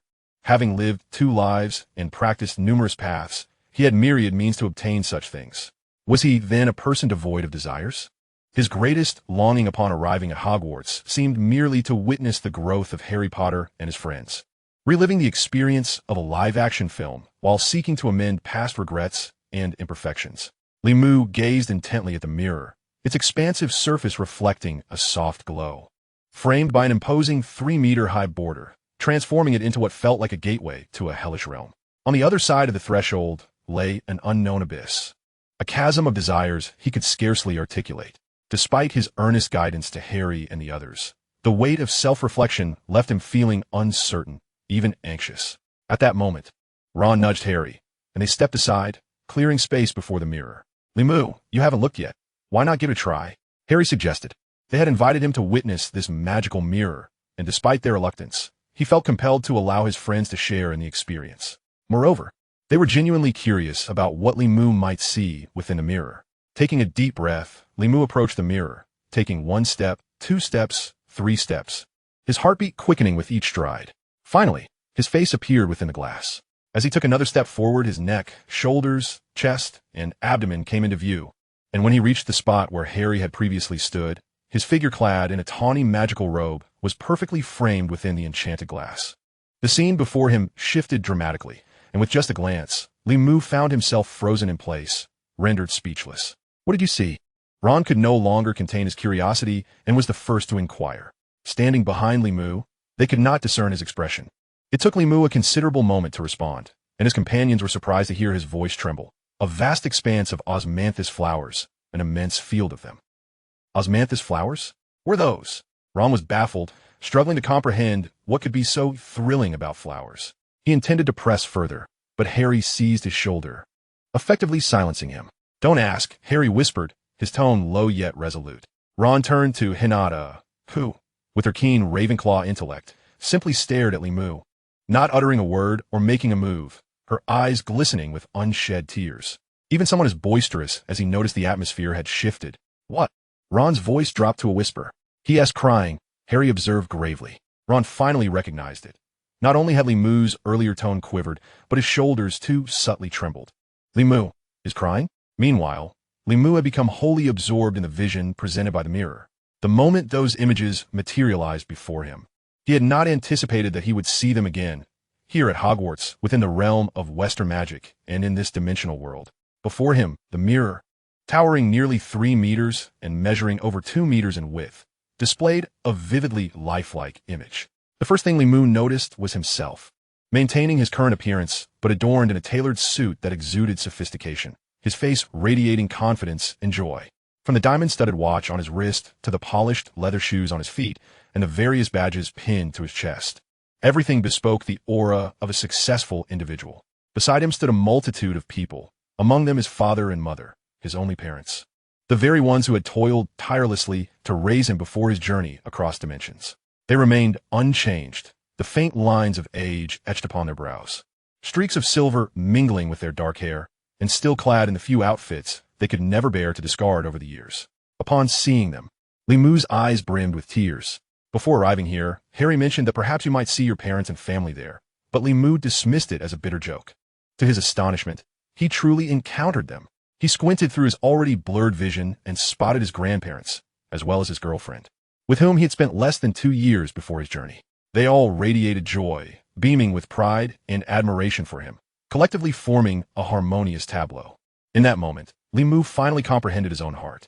He had believed that transcending the earthly realm and the passage of 8 arduous years would erase all memories.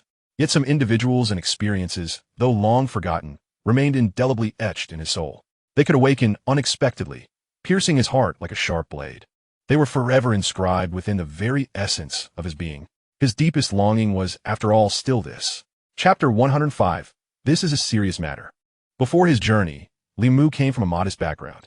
His parents were ordinary factory workers with limited income, burdened with aging relatives requiring companionship and support. Nevertheless, they strived to provide Limu with a warm home, enduring hardships to ensure his healthy passage to university. His grandparents cherished him deeply, willing to endure suffering to offer him the best. His girlfriend, despite his ignorance and lack of resources upon graduating from university, never showed disdain, frequently encouraging him instead. He had a few close friends, yet their bond remained steadfast over the years.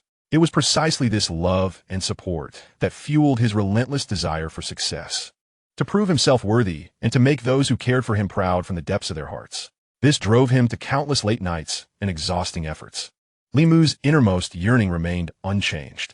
Whether he aspired to become a financial mogul or attain unparalleled mastery in some arcane art, his ultimate desire was to share every success and joy with his family and friends. Yet, those dear to him were no longer present. He found himself inexplicably transported to this world, leaving him to ponder their sorrow. Would he ever return? Would he see them again? Limu did not forget his circumstances. He was acutely aware he stood in Hogwarts, with 3 companions watching him. He struggled to maintain composure, yet the poignant ache surged to his forehead, and his already blurred vision became even more moist, tears cascading down his cheeks. He inhaled deeply, the air heavy with anxiety, causing his shoulders to tremble.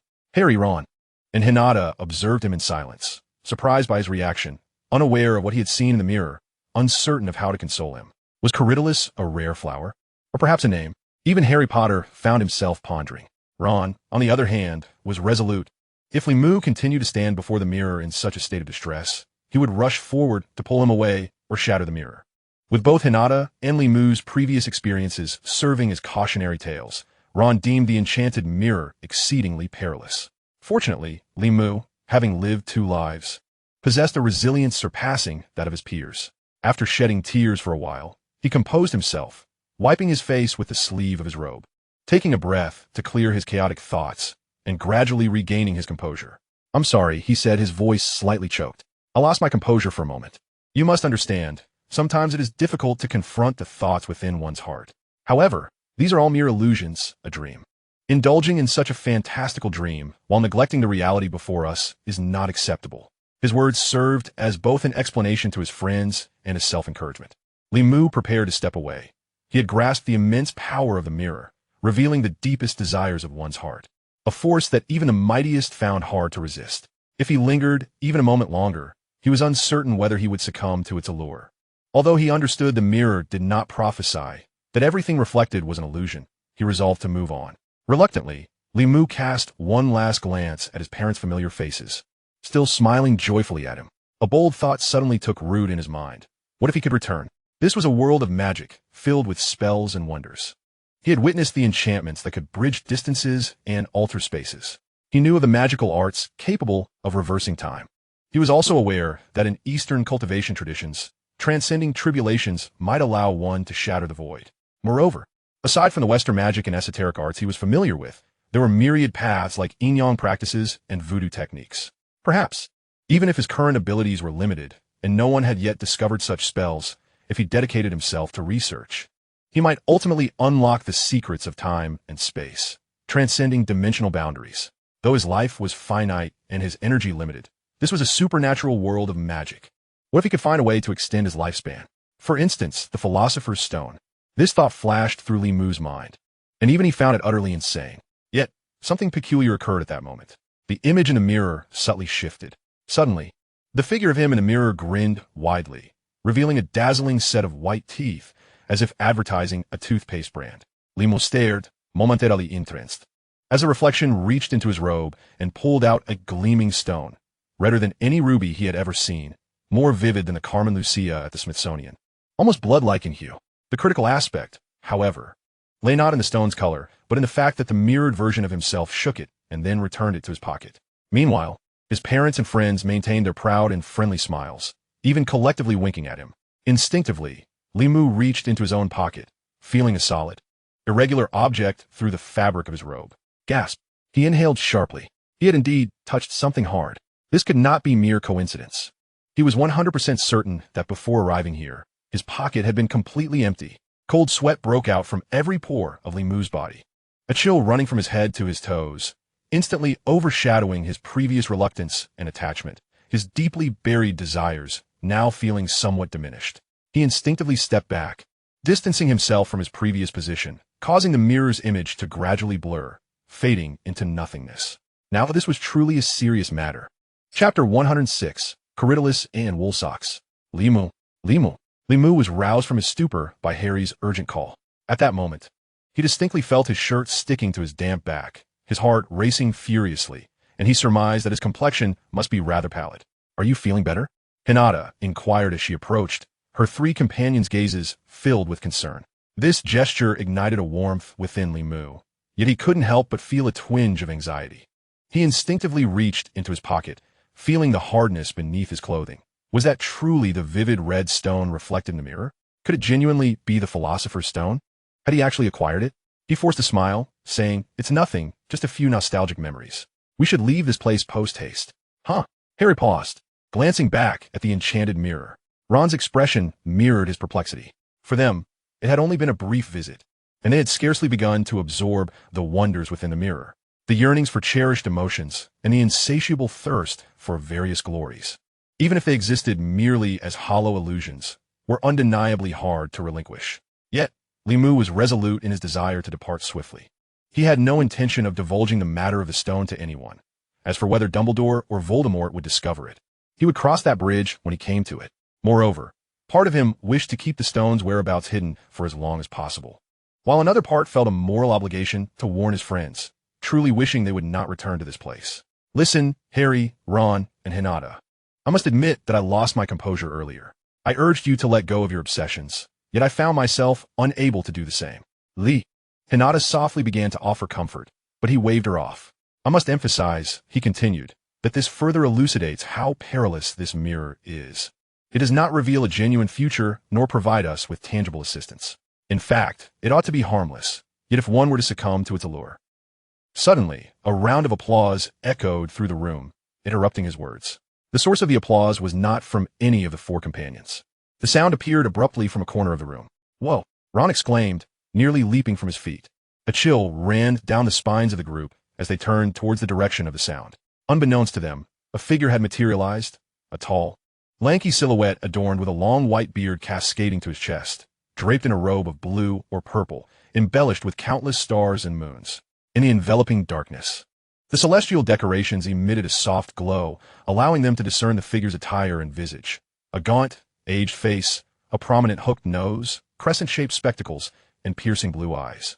"Dumbledore," Harry blurted out, and realizing the impropriety, quickly added a respectful title, Headmaster. The other three remained silent. Ron rubbed his eyes repeatedly, attempting to ascertain whether he was hallucinating. How could such a living presence have appeared so stealthily? Hinata's expression grew serious, her usually calm demeanor tinged with an inexplicable intensity. As for Limu, he felt a fresh layer of sweat on his back, a sense of reluctance washing over him. Just when he had acquired the Philosopher's Stone, he was denied even a moment to savor it. Surprisingly, Dumbledore appeared entirely oblivious to the matter of the Philosopher's Stone. His expression was warm, and he maintained his applause, embodying the wisdom and depth of a venerable sage. He commended Limu, which left the group perplexed about his intentions. Harry and Ron suspected that Gryffindor would inevitably face points deductions, and even Hinata and Limu felt a hint of concern. "Sir, Harry began, wanting to explain, sensing Dumbledore's unique fondness for him, perhaps due to his status as the chosen one. Dumbledore smiled and shook his head, dismissing the words. He approached the mirror, and Limu and the others instinctively parted to create a path, watching their headmaster stand before the mirror, gazing into its depths with a sense of nostalgia. Dumbledore stood silently, and the four refrained from speaking, too apprehensive to slip away. They remained quietly behind him, exchanging glances and contemplating their next move. This was the mirror of Ariste. Indeed, if one were to reverse it slightly, it could be termed the mirror of desire.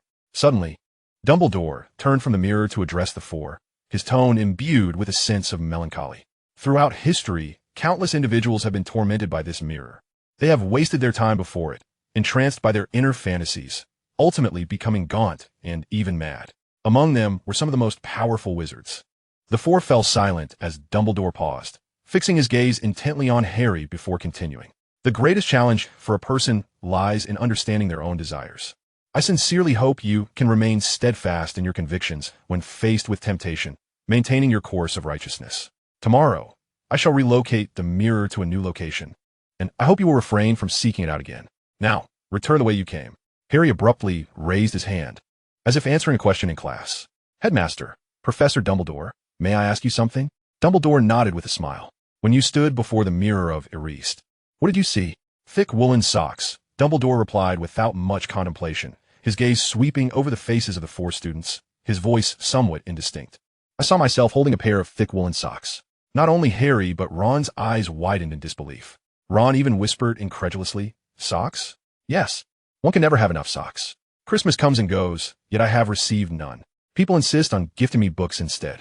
The students stood dumbfounded, processing this outlandish information until Dumbledore waved his hand, formally dismissing them. Children, it is time to return to your dormitories. Or would you prefer to spend the night in Filch's office? The terror of Filch's authority surpassed even Dumbledore's, and upon hearing this, Harry and Ron hurriedly sprang into action.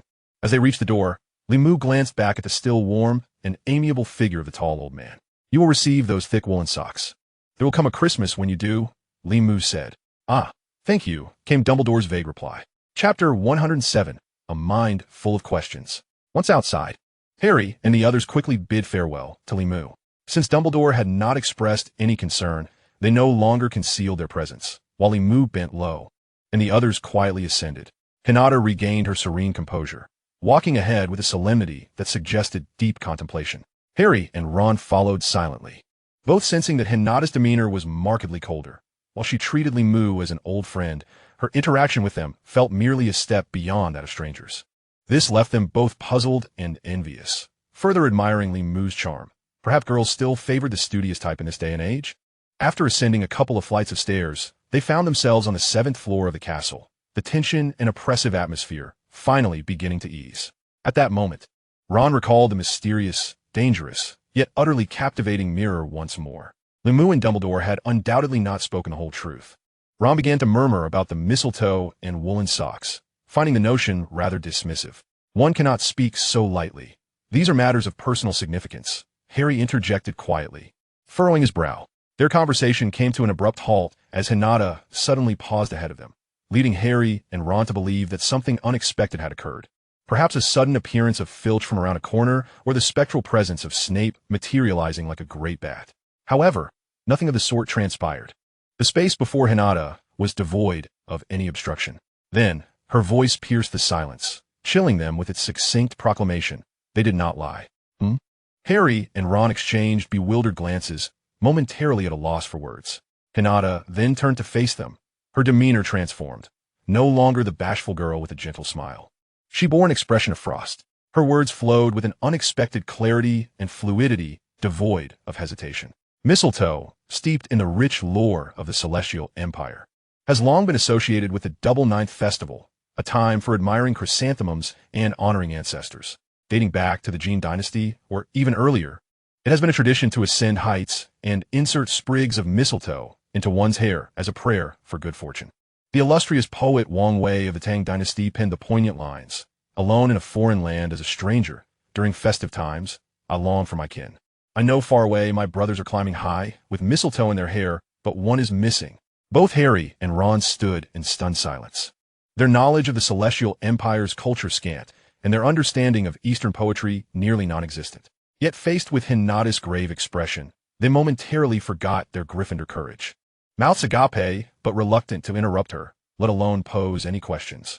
In this moment, they harbored no doubts about Hinata's eloquence, simply listening intently. That poem has spread widely, and since then, mistletoe has acquired an additional layer of meaning, symbolizing longing for loved ones. As Hinata concluded her thoughts, her voice softened. Her gaze cast downward, as if she were sharing in the sentiment. Limu, perhaps he saw his family in the mirror. Perhaps he yearns for them. Finally, she posed a rhetorical question. As for Dumbledore, do you not understand what woolen socks signify? After that retort, Hinata turned away silently, offering no further greetings as she resumed her solitary journey, knowing they would part ways upon reaching the 8th floor. Harry and Ron remained rooted in place, exchanging astonished glances. They spoke simultaneously. One inquired, "What do woolen socks truly represent?" While the other questioned, "What has come over Hinata?" They then shook their heads in unison, exhaling a shared sigh. As Harry and Ron pondered their predicament, Limu had returned to his solitary dormitory, collapsing onto the large bed, engulfed in profound distress. The first action he undertook upon entering was to sense his surroundings, probing for any signs of surveillance, and found none. He then threw himself onto the bed as if shedding a heavy burden, retrieving a hard object from the pocket of his robe, which turned out to be a stone. A blood-red stone. Its appearance was identical to what he had seen in the mirror of Ariste. Limu's hand trembled as he held the stone aloft. Could this truly be the Philosopher's Stone? With such a small object, could he transform any metal into pure gold and concoct elixirs to grant himself immortality? Had Dumbledore concealed the Philosopher's Stone within the mirror of Ariste, guiding Harry Potter to view it? How could he have been so foolish? Risking the stone falling into the wrong hands, as was now the case, a barrage of questions surged forth, nearly overwhelming Limu's mind, causing a dull ache that resonated throughout his nervous system. His bewilderment did not cease there. How had he so easily obtained the Philosopher's Stone? He recalled that, historically, Dumbledore had cast a special spell on the mirror, allowing only those who sought the stone without the intent to exploit it to claim it. Yet at that moment, his thoughts had been consumed with the stone and the desire to use it to brew the elixir of life to secure more time. Moreover, was Dumbledore truly unaware of the stone's disappearance? It seemed impossible. Why had he not sought to reclaim it? Was this, perhaps, Dumbledore's own preparation? A bold thought flickered in Limu's mind, but he quickly dismissed it. Impossible. In the end, he took a deep breath, resolving to clear his mind. Regardless of the answers to his myriad questions, he needed to focus on one singular thought: how to utilize it. Now that he possessed the Philosopher's Stone, he found himself utterly clueless about its application. He understood its powers of transmuting base metals into gold and granting immortality, but how was he to activate its capabilities? Limu hesitated, contemplating whether he should borrow a book on fundamentals of alchemy and practical formulas or the history of medieval alchemy from the library for self-study. But such a notion seemed impractical.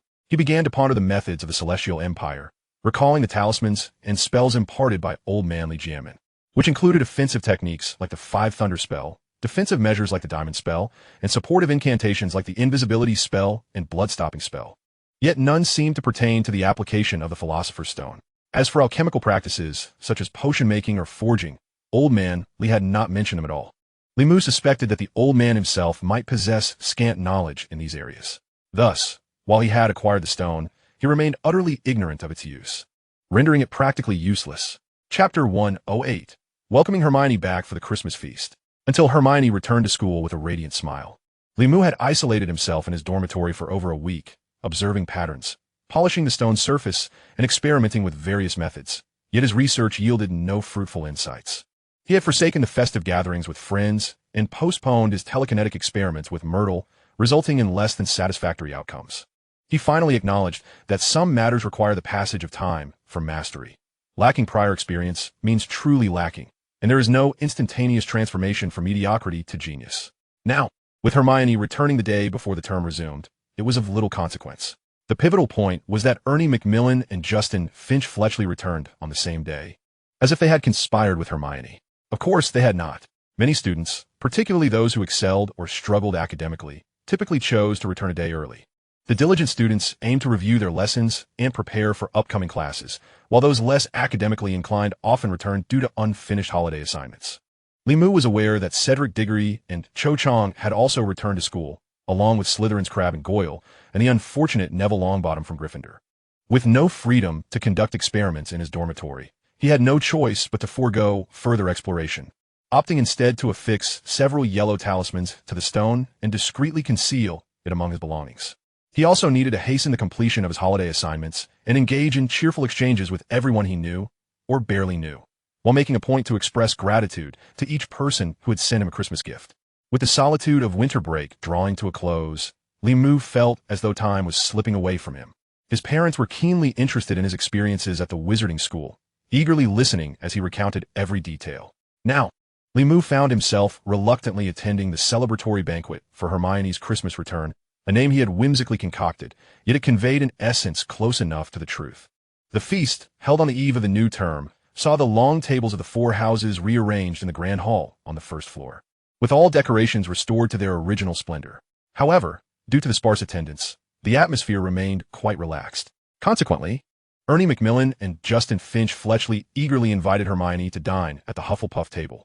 The fervent enthusiasm displayed by the two even sparked a hint of jealousy in Li Mu, as they seemed excessively attentive to the Queen Hermione. Upon noticing that the Hufflepuff table was nearly filled, returning a day early seemed to be a delightful tradition of the Badger House. Hermione graciously invited Li Mu and the others to join her at the Gryffindor table. Apart from Hermione and Neville, the only other occupants were Harry and the Weasley brothers. With no other students having returned, the entire table then sat in silent rapture, listening to Hermione's animated chatter. I'm sure my parents remember each of your names. Aside from the Gryffindors, there are also you, Ernie, Justin. Her gaze shifted pointedly towards Li Mu, and Hermie mentioned you, Li Mu. They are quite curious about the mysterious celestial empire, particularly its wizards and spells, and have even been musing about taking a summer trip to explore it. Goodness. It felt as though a head of state was inspecting the operations here. Li Mu, unwilling to dampen the Queen's spirits, donned a smile and played the role of a dutiful servant from a bygone era. Certainly, when they come, I shall act as their guide, ensuring they experience the wonders of my homeland to their fullest delight. Is that so? Hermione responded, her face glowing with excitement. She proudly lifted her chin and finally remembered to inquire, and what about you? How was your time at school over the holidays? Did anything noteworthy occur? At this question, Harry and Ron's expression stiffened. If Hermione were to discover Harry's midnight escapades, or that they had even encouraged Li Mu to join in a midnight adventure, which had ended with him being caught by Dumbledore, how long would they endure her incessant lecturing? Even Li Mu felt a pang of anxiety. The matter of the mirror of Ariste haunted him, and he wished to speak not a word more. A sudden silence enveloped the long table, causing Hermione to instantly sense something amiss. Did you all look at the reading list I left for you?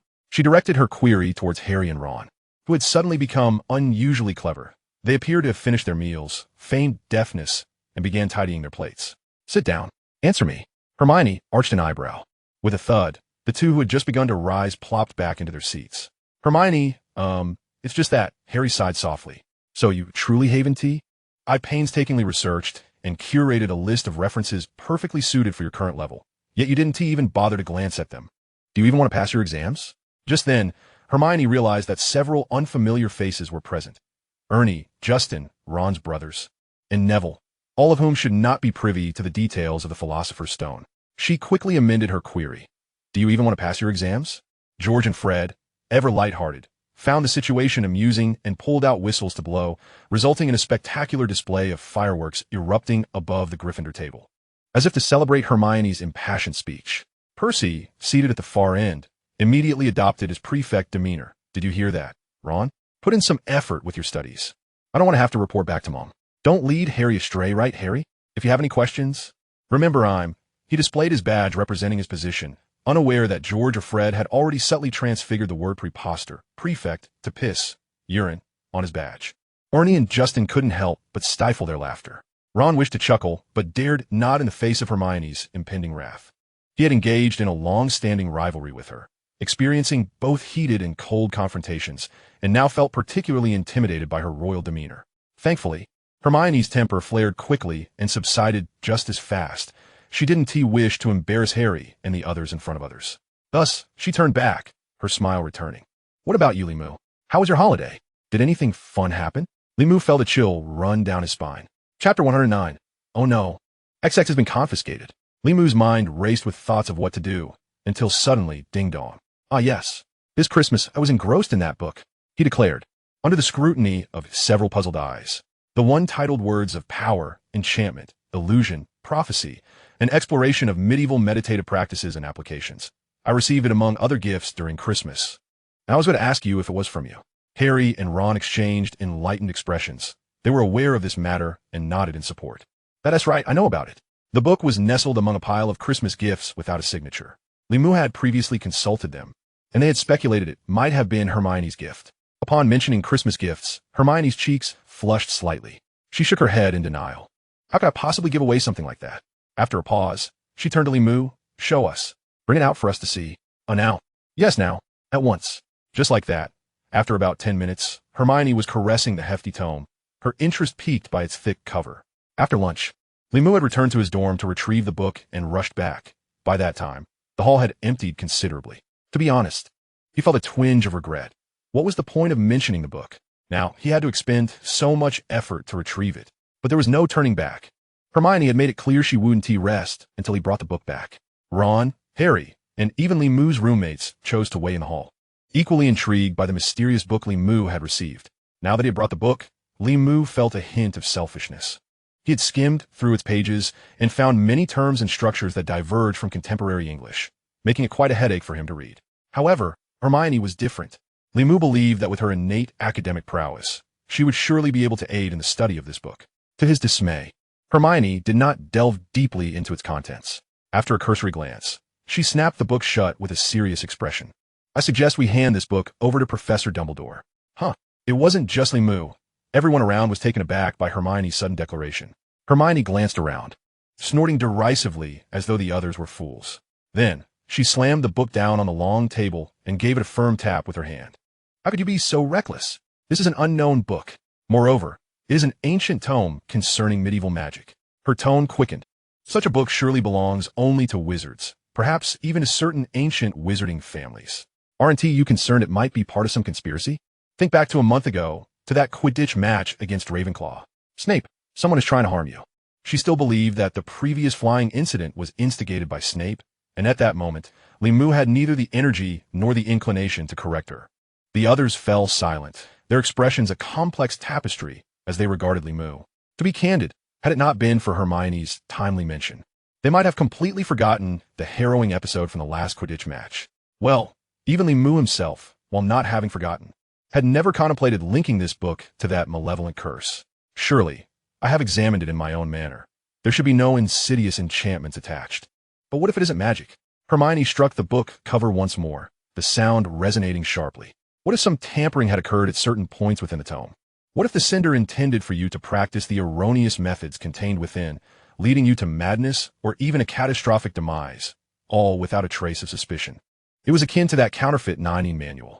Surely, there is no such notion of explosive demise in the Western magical community. Wait, hold on. You actually know about the 9e manual? Since when did you delve into martial arts literature? Li Mu was genuinely astounded. Images of flying snow and the white deer, along with heroic tales, danced in his mind. How many have you read? That is not the crux of the matter. The entire hall reverberated with Hermione's indignant outburst. Ultimately, amidst Li Mu's anguished cries, the hefty volume was forcibly confiscated by Hermione. She insisted on personally delivering it to Dumbledore for inspection, assuring its safety before it would be returned. This action was undeniably a touch tyrannical. Yet Li Mu found himself powerless, for her intentions were rooted in his well-being. Even Ernie, Justin, and Ron, who had initially been perplexed, soon rallied behind Hermione, offering their reassurances to Li Mu.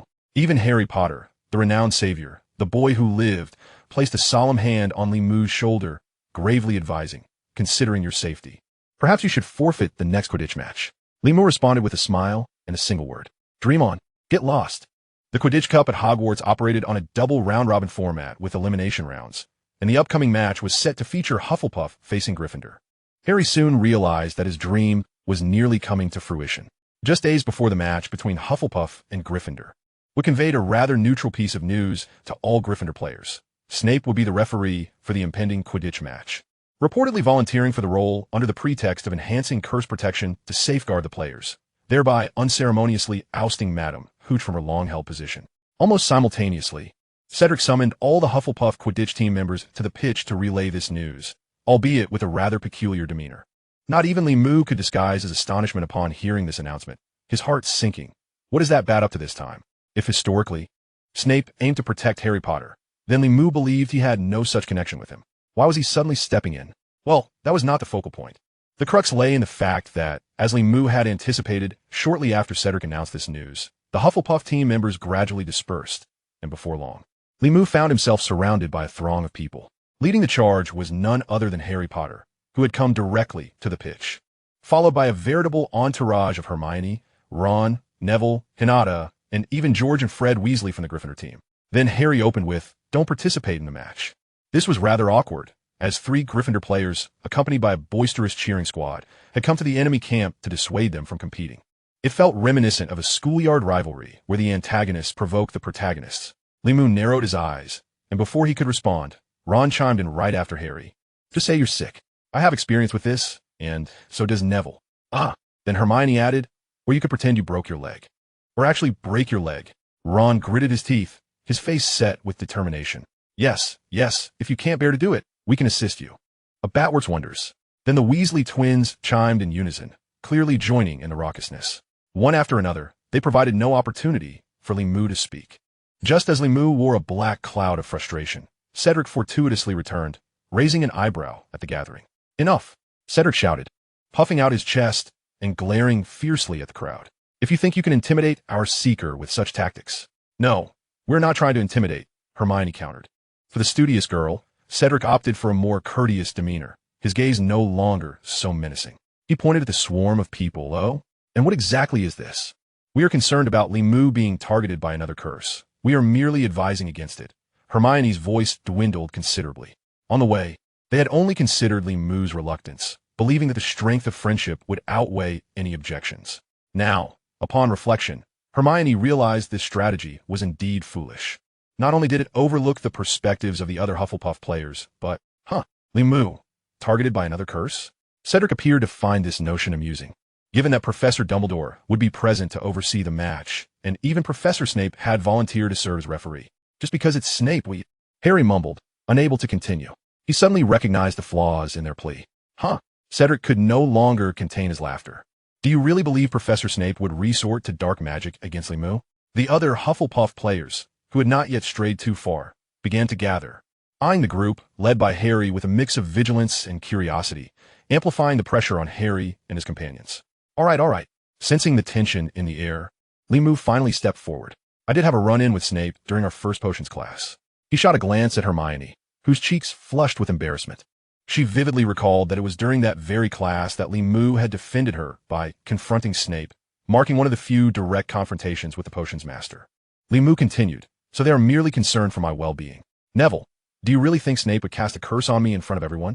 Neville, clearly taken aback by Li Mu's direct inquiry, found all eyes suddenly upon him, an unprecedented weight of expectation. He shivered, as though jolted by electricity. "Well, I think it's possible," he stammered, clearly believing that Snape was capable of any misdeed. However, after uttering possible, he caught the odd gazes from the Hufflepuff players, causing him to tremble again. Or maybe no, it's not possible, he concluded. The result was a chorus of bewildered expressions, with no one understanding whether Neville believed it was possible or not. Limu could only sigh. Do you think quaking your boots makes you a TikTok sensation? He resolutely redirected his attention to Hinata. Hinata, I was just dragging make up the numbers, she giggled, covering her mouth and instantly distancing herself from the situation. Limu sighed once more. Finally, he turned to the Weasley twins. All right, I need to ask. You two likely view this as a new form of prank. If you manage to convince me to withdraw from the match, that would be even better. The twins exchanged knowing smiles, giving him a thumbs up, revealing their gleaming white teeth.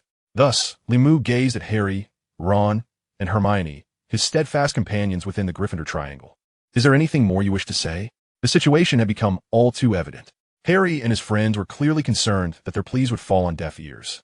In truth, only the 5 of them, including Hinata, who was privy to certain details, understood the intricacies of the matter at hand. The rest were utterly oblivious. How could they possibly persuade him? Regarding the Philosopher's Stone and their suspicions of Snape, they could not even confide in Neville, fearing to divulge their secrets to anyone else. Today, it seemed, Limu's stance was unmistakable. He was resolutely determined to participate in the competition, and no amount of persuasion would sway him. After a moment of awkward silence, Harry, mimicking Limu, scratched his head, his unruly black curls tousled, revealing his scar in a fleeting glimpse. Perhaps we were mistaken. We'll just take our leave. Cedric stared in disbelief at the illustrious savior, surprised at his casual dismissal. Indeed, Harry was already turning away, seemingly nonchalant, as he took strides that quickly distanced him from the group. The onlookers, both Gryffindors and Hufflepuffs alike, could only watch in silent astonishment. It must be said, once one masters the art of movement, the spirit of boldness follows suit effortlessly. Ron and the others nodded to Limu and the Hufflepuff players, awkwardness in their hearts as they trailed after Harry. Before long, they had put considerable distance between themselves and the others. Harry halted, feigning nonchalance as he flashed a smile and waved goodbye. Well then, suddenly, however, he winced, clutching his scar as if he had collided with an invisible ghostly pole. What's wrong? A snake, huh? What snake? Where? No, it seemed I just momentarily lost focus. My head is throbbing a bit. Perhaps you're just overly excited. Let us move on. They're still watching us. In the end, it was Hermione, stepping in for Harry, who turned back to the Hufflepuff players, offering an apologetic smile and a wave of farewell. Unbeknownst to her, Limu's expression had shifted to one of bewilderment and a tinge of gravity. Chapter 110, The Return of Malfoy. 170 points to 30. And under some dubious circumstances, the gap had widened considerably. Gryffindor was rapidly losing hope of victory. There was still no progress on Harry Potter's side as the Seeker. They needed to rally. Yet another foul was called. Only when fouls were mentioned did Lee Jordan's commentary exhibit a hint of variation before reverting to its previous monotony. Indeed, yet another foul, and this one was relatively justifiable compared to the numerous fouls previously awarded to Gryffindor. The Gryffindor players were evidently anxious, their movements becoming more pronounced. However, one must consider the caliber of the referee Lee Jordan. Very well, Professor McGonagall. Now let's observe this penalty shot. As the commentary flowed from below, Cedric positioned himself before the Gryffindor goal, grasping the quaffle and launching it in a parabolic arc which did his utmost to save it, proving himself an exemplary keeper.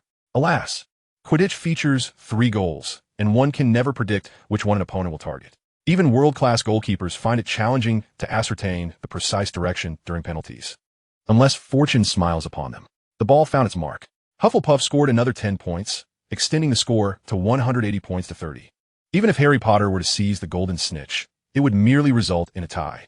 Upon witnessing such a development, the audience erupted into a buzzing murmur. On this sunlit day, the Quidditch match between Gryffindor and Hufflepuff drew considerable attention. Elevated stands rose on either side of the pitch, filled to capacity with a bustling crowd. Yet an unsettling atmosphere permeated the air. Typically, Quidditch matches brimming with excitement, shrill screams, and exuberant cheers echoed, even from the losing side, whose supporters would not relent. Yet, at a certain moment today, the entire arena descended into an eerie silence, likely when the score reached 120, coinciding with Gryffindor's 20th foul and 5th penalty foul. From that point onward, the spectators in the stands grew taciturn. Even the Hufflepuff students, basking in their lead, maintained an unusual silence. Conversely, the Slytherins indulged in merriment. The cause was singular. As Lee Jordan's commentary expressed with indignation, this was a match entirely dictated by the referee. Snape's bias against Gryffindor was so pronounced that even the benefiting Hufflepuff students could no longer bear to witness it. The crowd merely wished for the match to conclude swiftly. On the Gryffindor stand, Ron and Hermione sat, their expressions heavy with anxiety. Under the scrutiny of curious gazes, they clutched their wands tightly, poised as if ready to cast spells at a moment's notice. From the moment they learned of Snape's role as referee, they had diligently practiced the leg locker curse in anticipation of any malevolent intent he might display. Even the rare sight of Dumbledore stepping out of the castle to watch the match failed to alleviate their tension. Eventually, they came to realize their folly. Even if Dumbledore were absent, would Snape dare to unleash a curse in plain view? Unlikely. Why then? Would he accept the position of referee? He bore a grudge against Gryffindor. Most of the points lost by Gryffindor in the House Cup were during potions class, taught by none other than that dark bat, a figure loathed by Gryffindor students even more than Filch. They ought to have been more concerned for their own house. As Ron and Hermione focused intently on Snape, they gradually forgot about Lee Moo, wishing instead to bestow a debilitating curse upon him with every foul call. The Gryffindor players were evidently influenced by Snape from the outset. George or Fred even deliberately directed the quaffle towards him, resulting in the first foul call. From there, the situation spiraled downward, and now, with Hufflepuff leading by 150 points, Ron and Hermione had cast aside all else, their minds wholly absorbed in the match. Doesn't anyone care to intervene against his blatant bias? Ron grumbled, tapping his old wand against the railing of the stands, producing a cacophony of noise. Even Lee Jordan's honest remarks were silenced by Professor McGonagall. Hermione bit her lip in silence, her countenance darkening. Then, a voice from behind interrupted Ron's lament. Provided Professor Snape truly is biased, but the reality is, every call has been due to Gryffindor players committing minor infractions. Has it not? He merely upholds a stricter standard. Then how come we don't see him doing the same to Hufflepuff? Ron retorted angrily, only to be taken aback when he turned to face Draco Malfoy. What are you doing here? This is our territory. Oh, is there a sign on the ground bearing your name?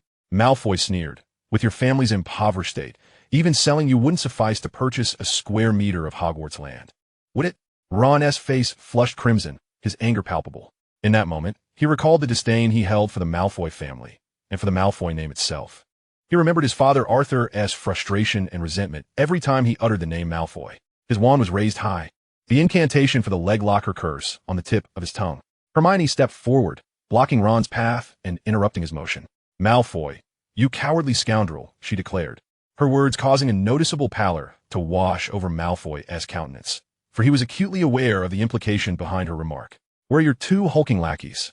And that cunning, malevolent little girl? Although they may not amount to much, I must advise you, should you wish to provoke us here, it will be prudent to reconsider your approach. Hermione placed her hands on her hips, glaring at Malfoy, and despite being a head shorter than the platinum-haired boy, she managed to exude an air of superiority. Draco Malfoy narrowed his eyes, his sullen expression reminiscent of a snake poised to strike, ready to lash out at any moment. Yet, he managed to force a smile, displaying no trepidation towards Hermione. Listen, Muggle girl, I've come solely to extend a gesture of goodwill. Chapter 111, The Soul Victor. What goodwill could you possibly harbor? Ron interjected from behind Hermione, only to be silenced by a wave of her hand. Hermione regarded Malfoy with a serious expression. If you have something to say, do so quickly. If not, kindly refrain from disturbing our match. Ha! Malfoy sneered derisively.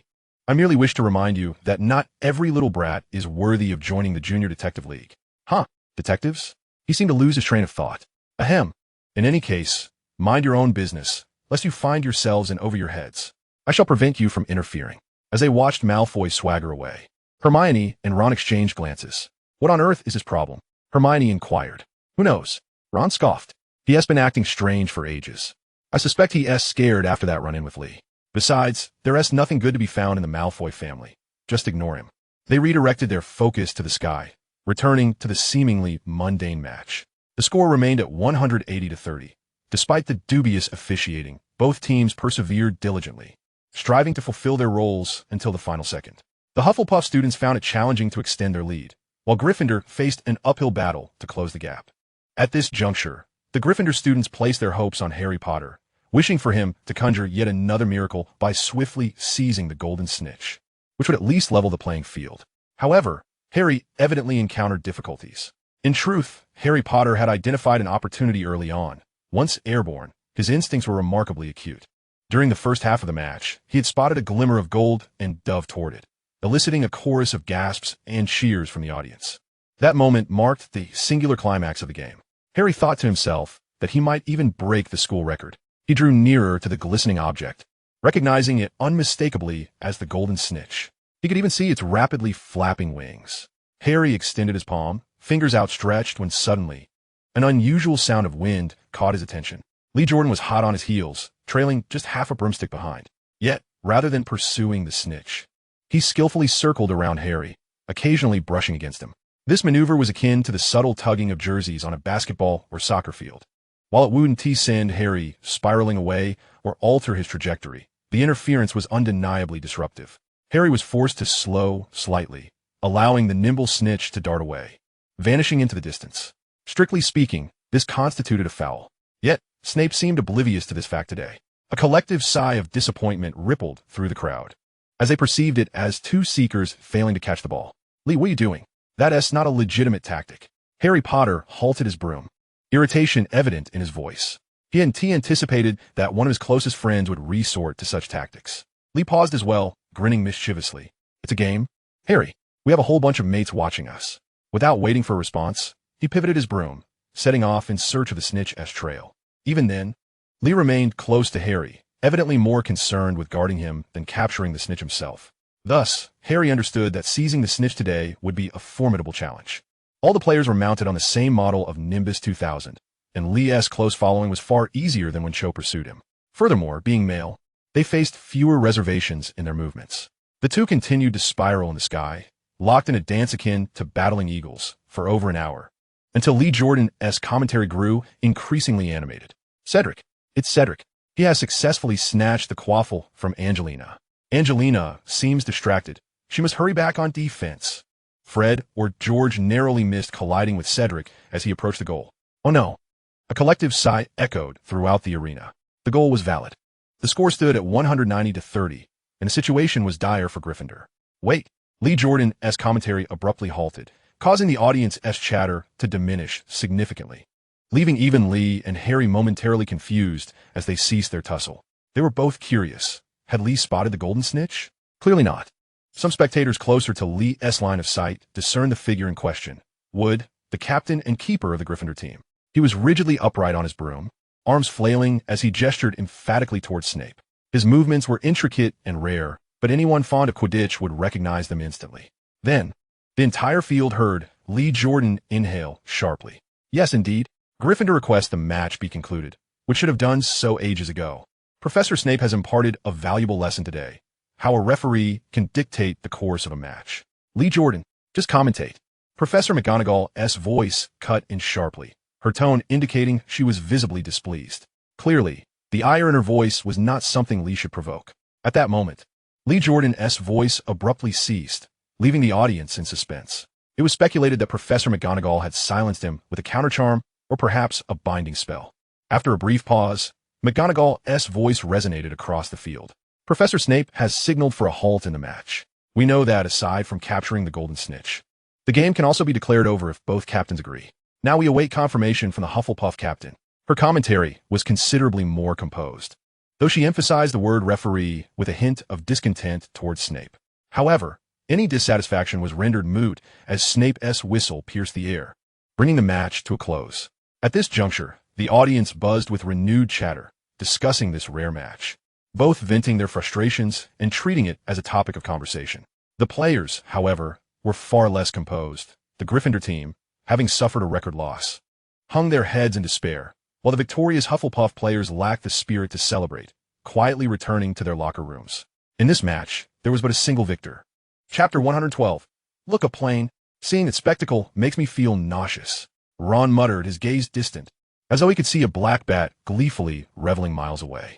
Indeed, he beheld it, his teeth clenched in palpable fury, the repugnant cold smirk, the pronounced aquiline nose, and the dark hair protruding from his nostrils. Hair? Oh, his freckled face turned a shade of iron blue, desperately covering his mouth to stave off the urge to vomit. "What on earth have you conjured in your mind?" Lee Moo and Hermione simultaneously sighed. The three of them were now seated beneath a tree on the playground, their stomachs growling with hunger. When Limu returned the Nimbus 2000 to the broom closet, Ron and Hermione had found him. They had evidently been waiting behind the wooden door of the broom closet for quite some time, having been startled out of their wits when they suddenly emerged as the match drew to a close.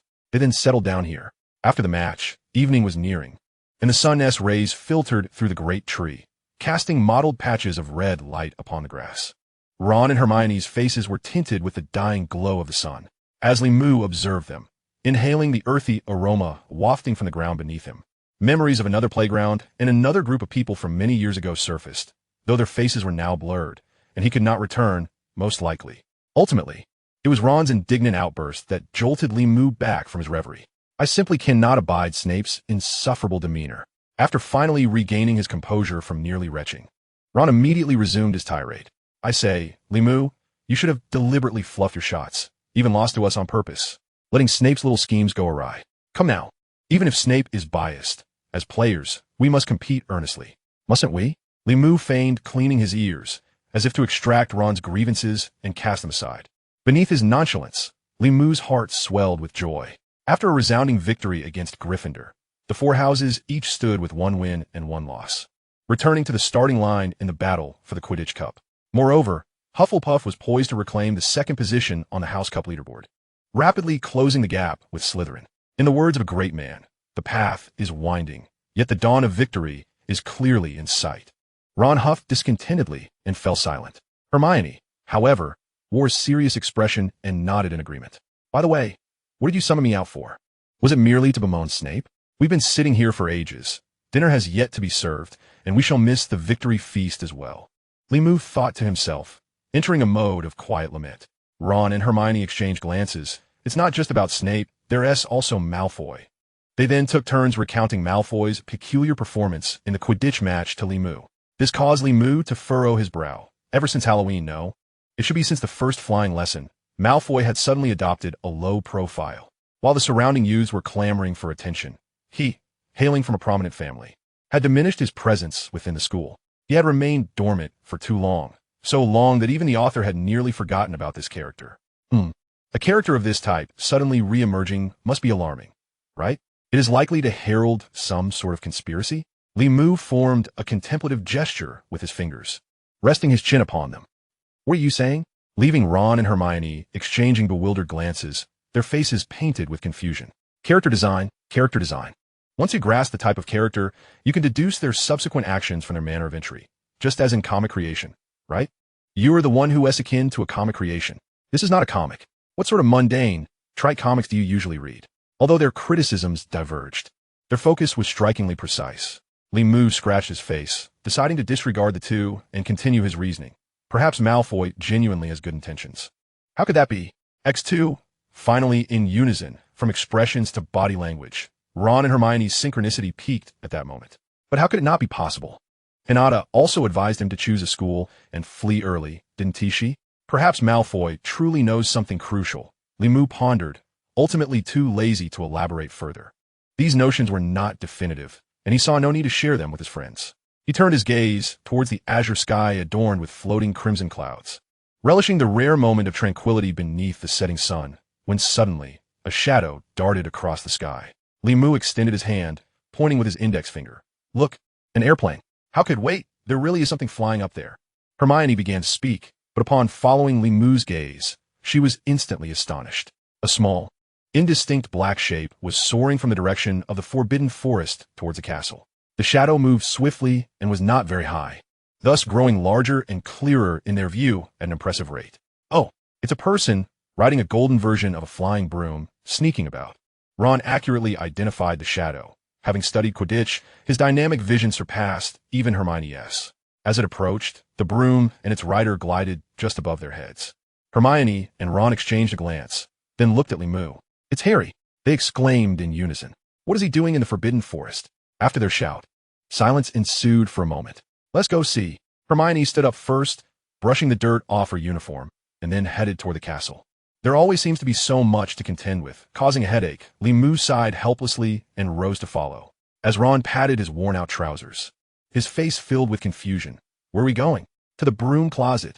He can't possibly take that long Nimbus 2000 back to the dormitory. He must be going to return the broom. Hurry! Hermione and Lee quickened their pace, prompting Ron, who was already lagging behind, to break into a jog. The trio's speed, of course, could not compare to that of flying broom, but it was not particularly slow either. When they spotted the small shed designated for storing brooms for students and faculty, Harry Potter emerged just as they arrived. He appeared cautious, peeking out from behind the door and scanning left and right, finally locking eyes with his approaching friends. Lee, Dramione, Ron. What are you all doing here? Harry looked equally startled, instinctively retreating into the shed, but upon recognizing his three friends, he let out a sigh of relief. As they drew closer, now standing right in front of Harry, Hermione finally spoke, panting slightly. We saw you in the sky, coming from the direction of the Forbidden Forest. What were you doing there? How'd you end up in that place? Chapter 113, following. The dim, low, and narrow shed loomed ominously, reminiscent of a hellish realm. The branches leaning against the wall resembled tombstones. In such an environment, human voices seemed to be affected, emerging as deep, husky whispers, laden with a chilling undertone. I saw Snape upon hearing the beginning. Hermione could no longer suppress the goosebumps that prickled her skin. Instinctively, she moved closer to Lee, furrowing her brow as she surveyed the surroundings. The air was thick with dust, and several pale, spider webs stretched from the walls, nearly enveloping their heads. The flying brooms before Hermione appeared like lifeless corpses. Are you sure we should discuss this here? She couldn't help but swallow hard. Now, the four of them huddled within the broom shed, maintaining a half-squatting posture, as they had to crouch down to avoid their hair brushing against the dangling spider silk. As the name suggests, this room was designated for storing flying brooms for students and faculty. The hygiene conditions were not to be deemed poor, but it was evidently not a place suitable for prolonged human habitation. Bear with it. This matter is of utmost importance, and this shed is just the right place. Harry Potter's voice still carried a hint of hoarseness. Now that the match had concluded and there were no flying lessons, no one would venture near this vicinity. As long as we refrained from attempting to pilfer others' brooms, we would remain undetected. It was just perfect. I don't want to. Ron interrupted, gasping as he spoke. Can't we find a better place? How about the 8th floor? The secret battle room you discovered last time? The others stared in astonishment as Ron buried his head, fixated on the ground, his entire body trembling. Lee looked up at the ceiling, where the grayish-white cobwebs barely concealed several small dark shapes scuttling about. Suddenly, he recalled that Ron harbored a profound fear of spiders. Yet, Harry was still unaware of this. Enough, Ron. Don't be such a fuss. In an exceedingly rare moment, Harry's voice rose in pitch. Now, listen to me. What I have to say is of utmost importance. In his urgency, he adopted a commanding tone, but this backfired. Ron paused momentarily, only to tremble even more violently. This time, it wasn't fear driving him. Hey, what else with that attitude? Do you regard us as your subordinates? Your slaves? Yes, you are the illustrious savior, destined to combat the forces of evil, while we are merely your followers, right? Like a volcano that had been suppressed for a century, Ron erupted, standing up and unleashing a tirade. Hermione frowned at Ron's words. That's too far, Ron. Harry doesn't think that way. Oh yes, perhaps he doesn't see you that way. Just listen to how others refer to you. Miss Know-It-All, Queen Granger. Ron scoffed. In your eyes, everyone else is a fool, right? But I've always disliked you, do you understand? I can't stand your smug cleverness and your condescending attitude. Hey, you idiot. Ron's sudden shift in his complaint caught Hermione off guard, leaving her nearly speechless with anger. Their half-semester-long Cold War had only recently thawed, and now it seemed to be reigniting. Right, you're all so exceptional, and I'm just a fool, knowing nothing. Why even include me? The one who holds you back. Fine, I'll just withdraw, Ron declared, moving toward the broom shed's exit. Upon entering, the sight of cobwebs had already made his legs tremble, making it easier for him to retreat now. Harry was exasperated, opening his mouth to babble in an attempt to explain. Ron, no, that old classroom on the 8th floor may have already been cleaned out. We might not find it. I checked not long ago. Every window in each room was intact. But the freckled boy with red hair had already angrily flung open the door and stormed out of the shed, slamming the door shut behind him. The sound of his retreating footsteps echoed, and they could faintly hear Ron's furious mutterings. Damn Snape. Damn the Philosopher's Stone.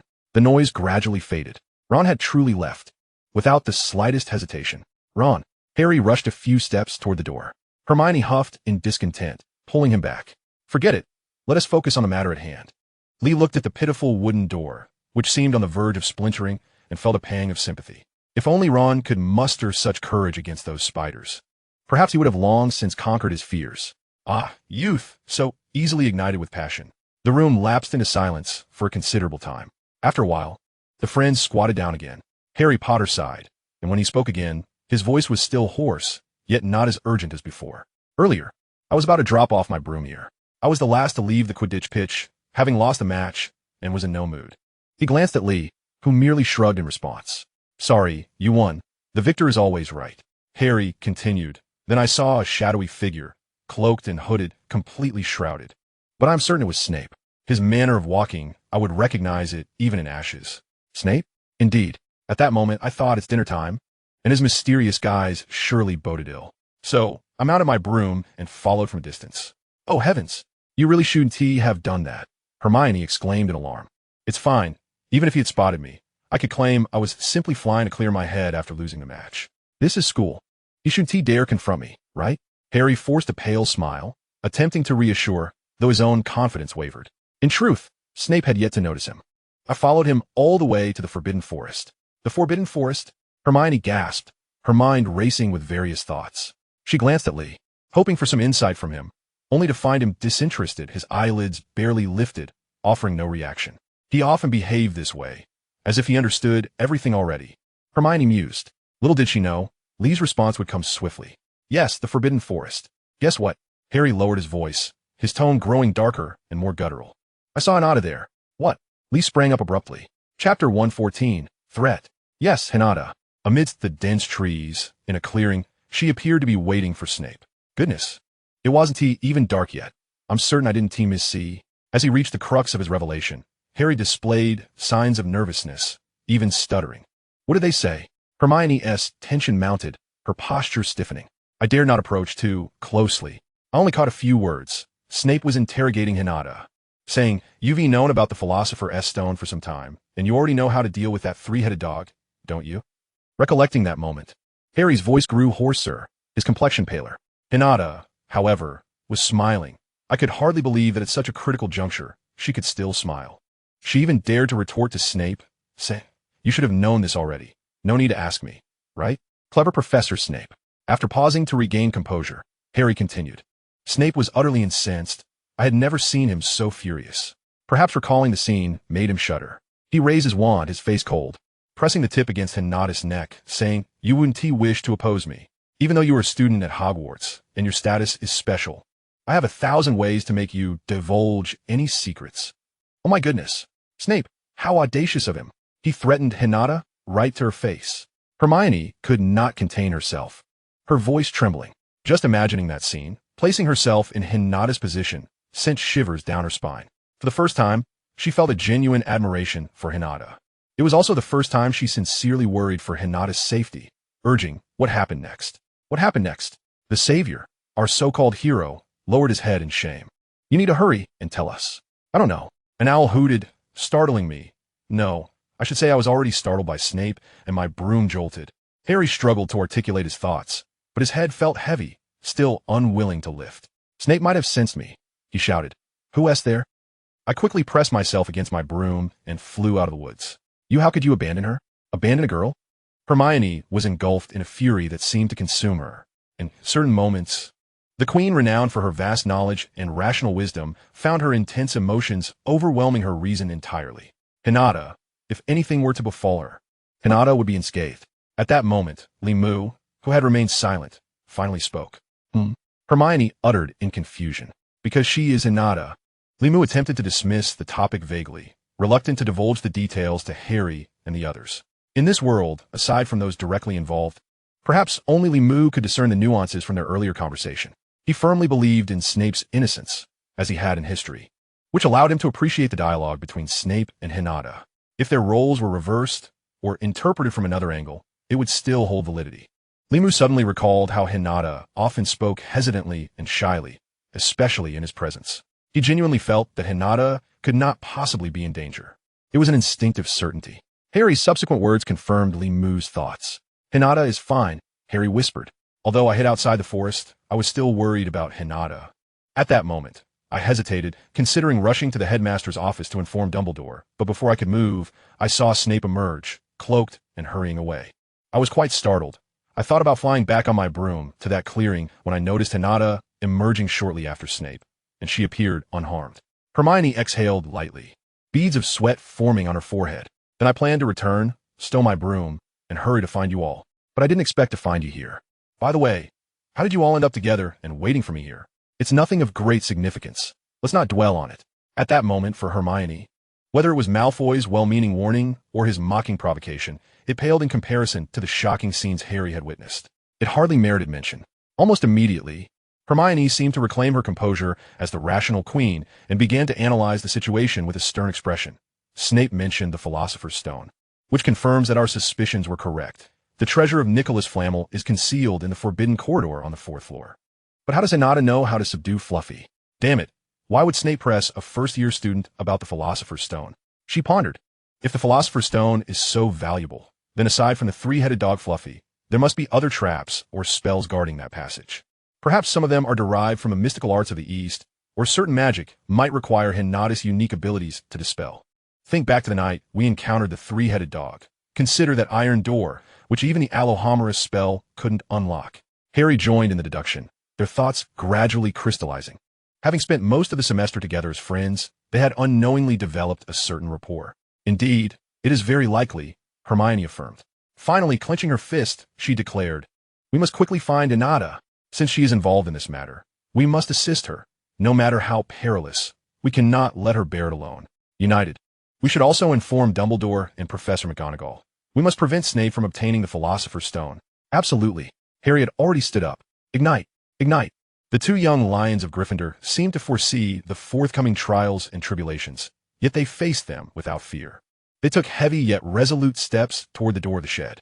The ancient spirit of noble sacrifice echoed within them, reminiscent of the poignant saying, "The wind is cold.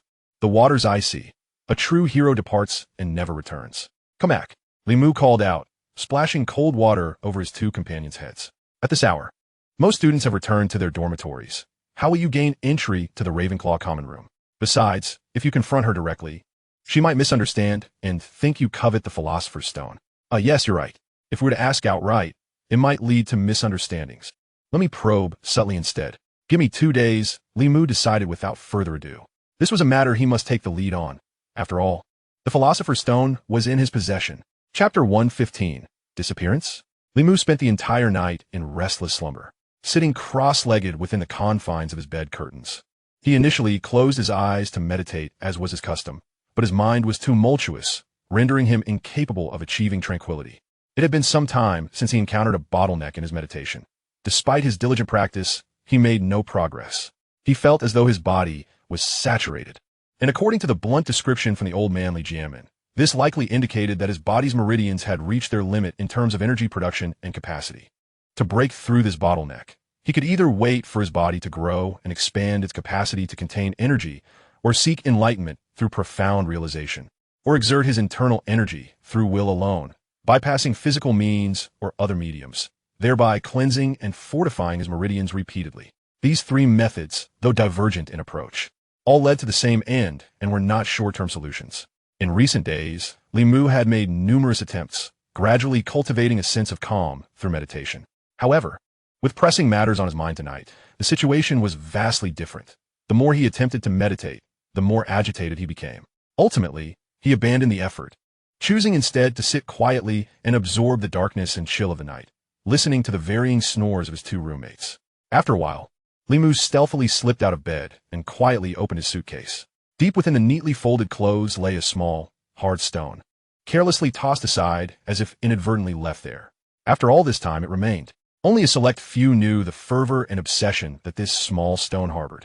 Ensuring that both of his roommates were sound asleep and that no disturbances surrounded the dormitory, Limu gingerly picked up the stone, feeling its cold and solid texture.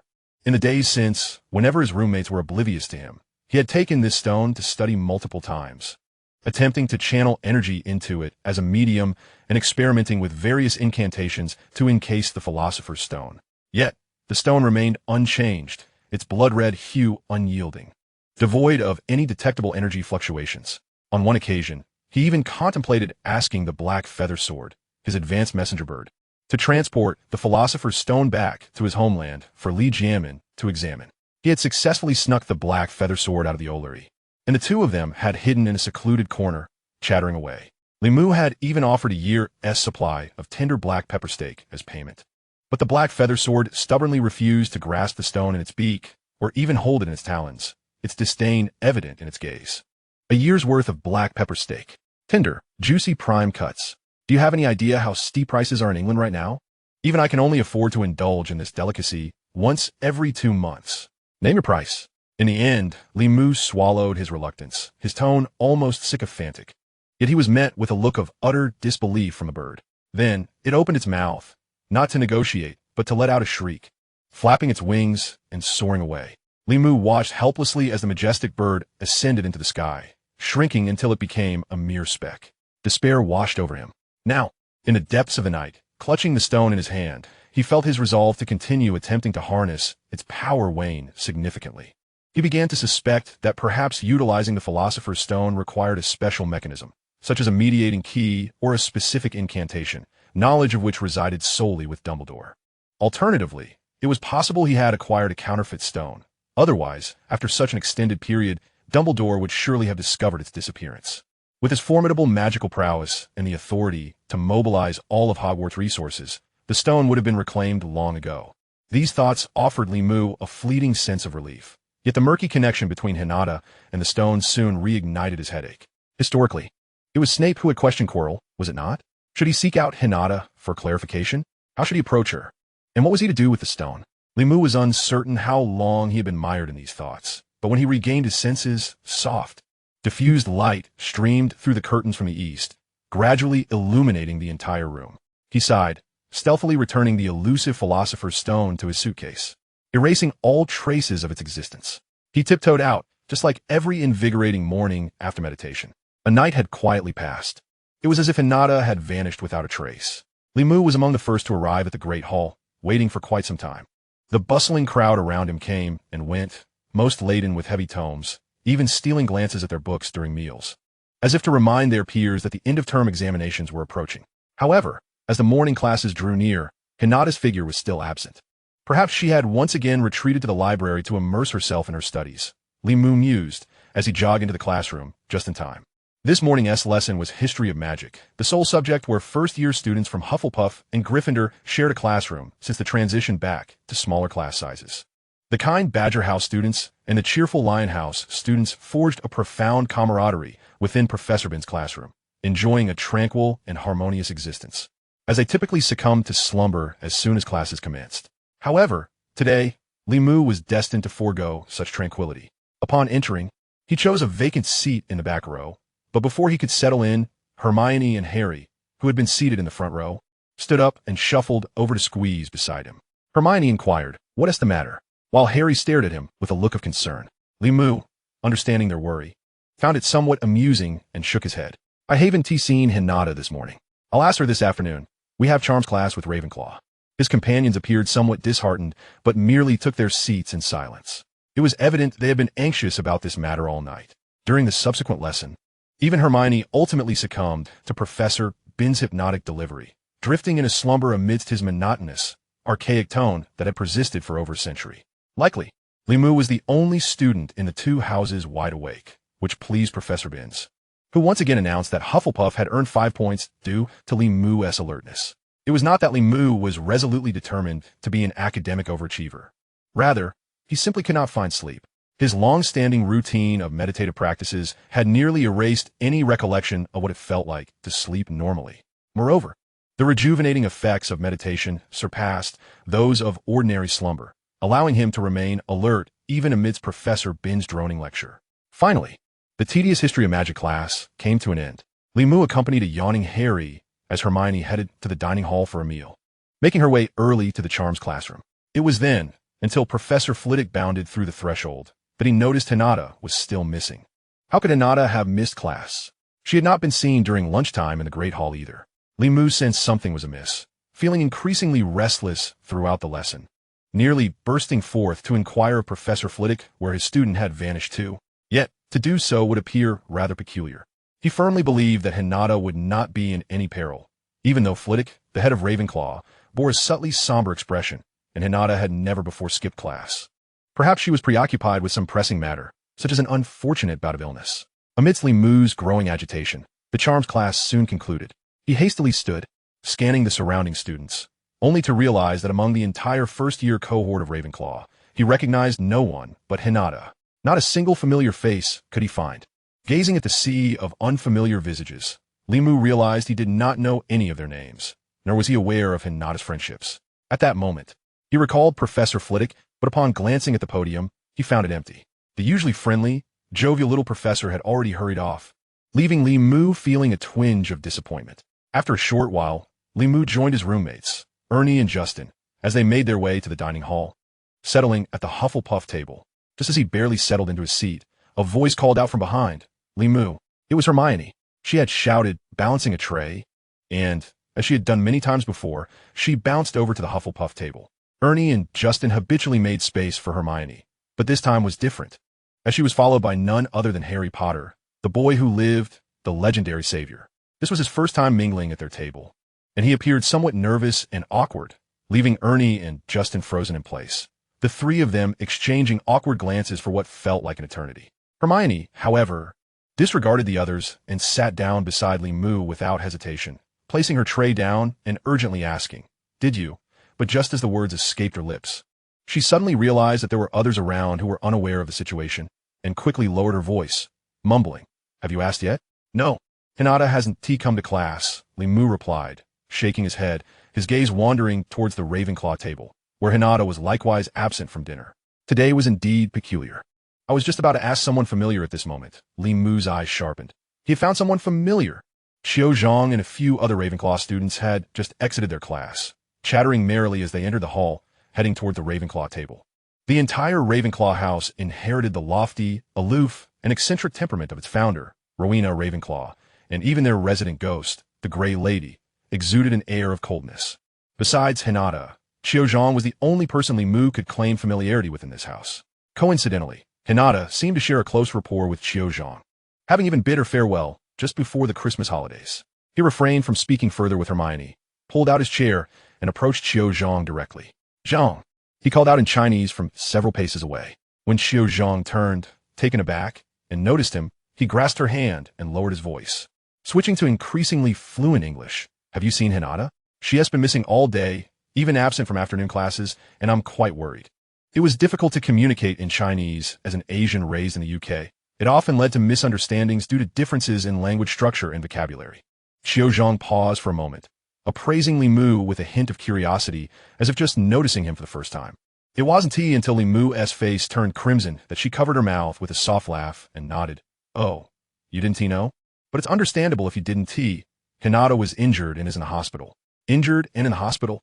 came a hushed exclamation from behind Li Mu.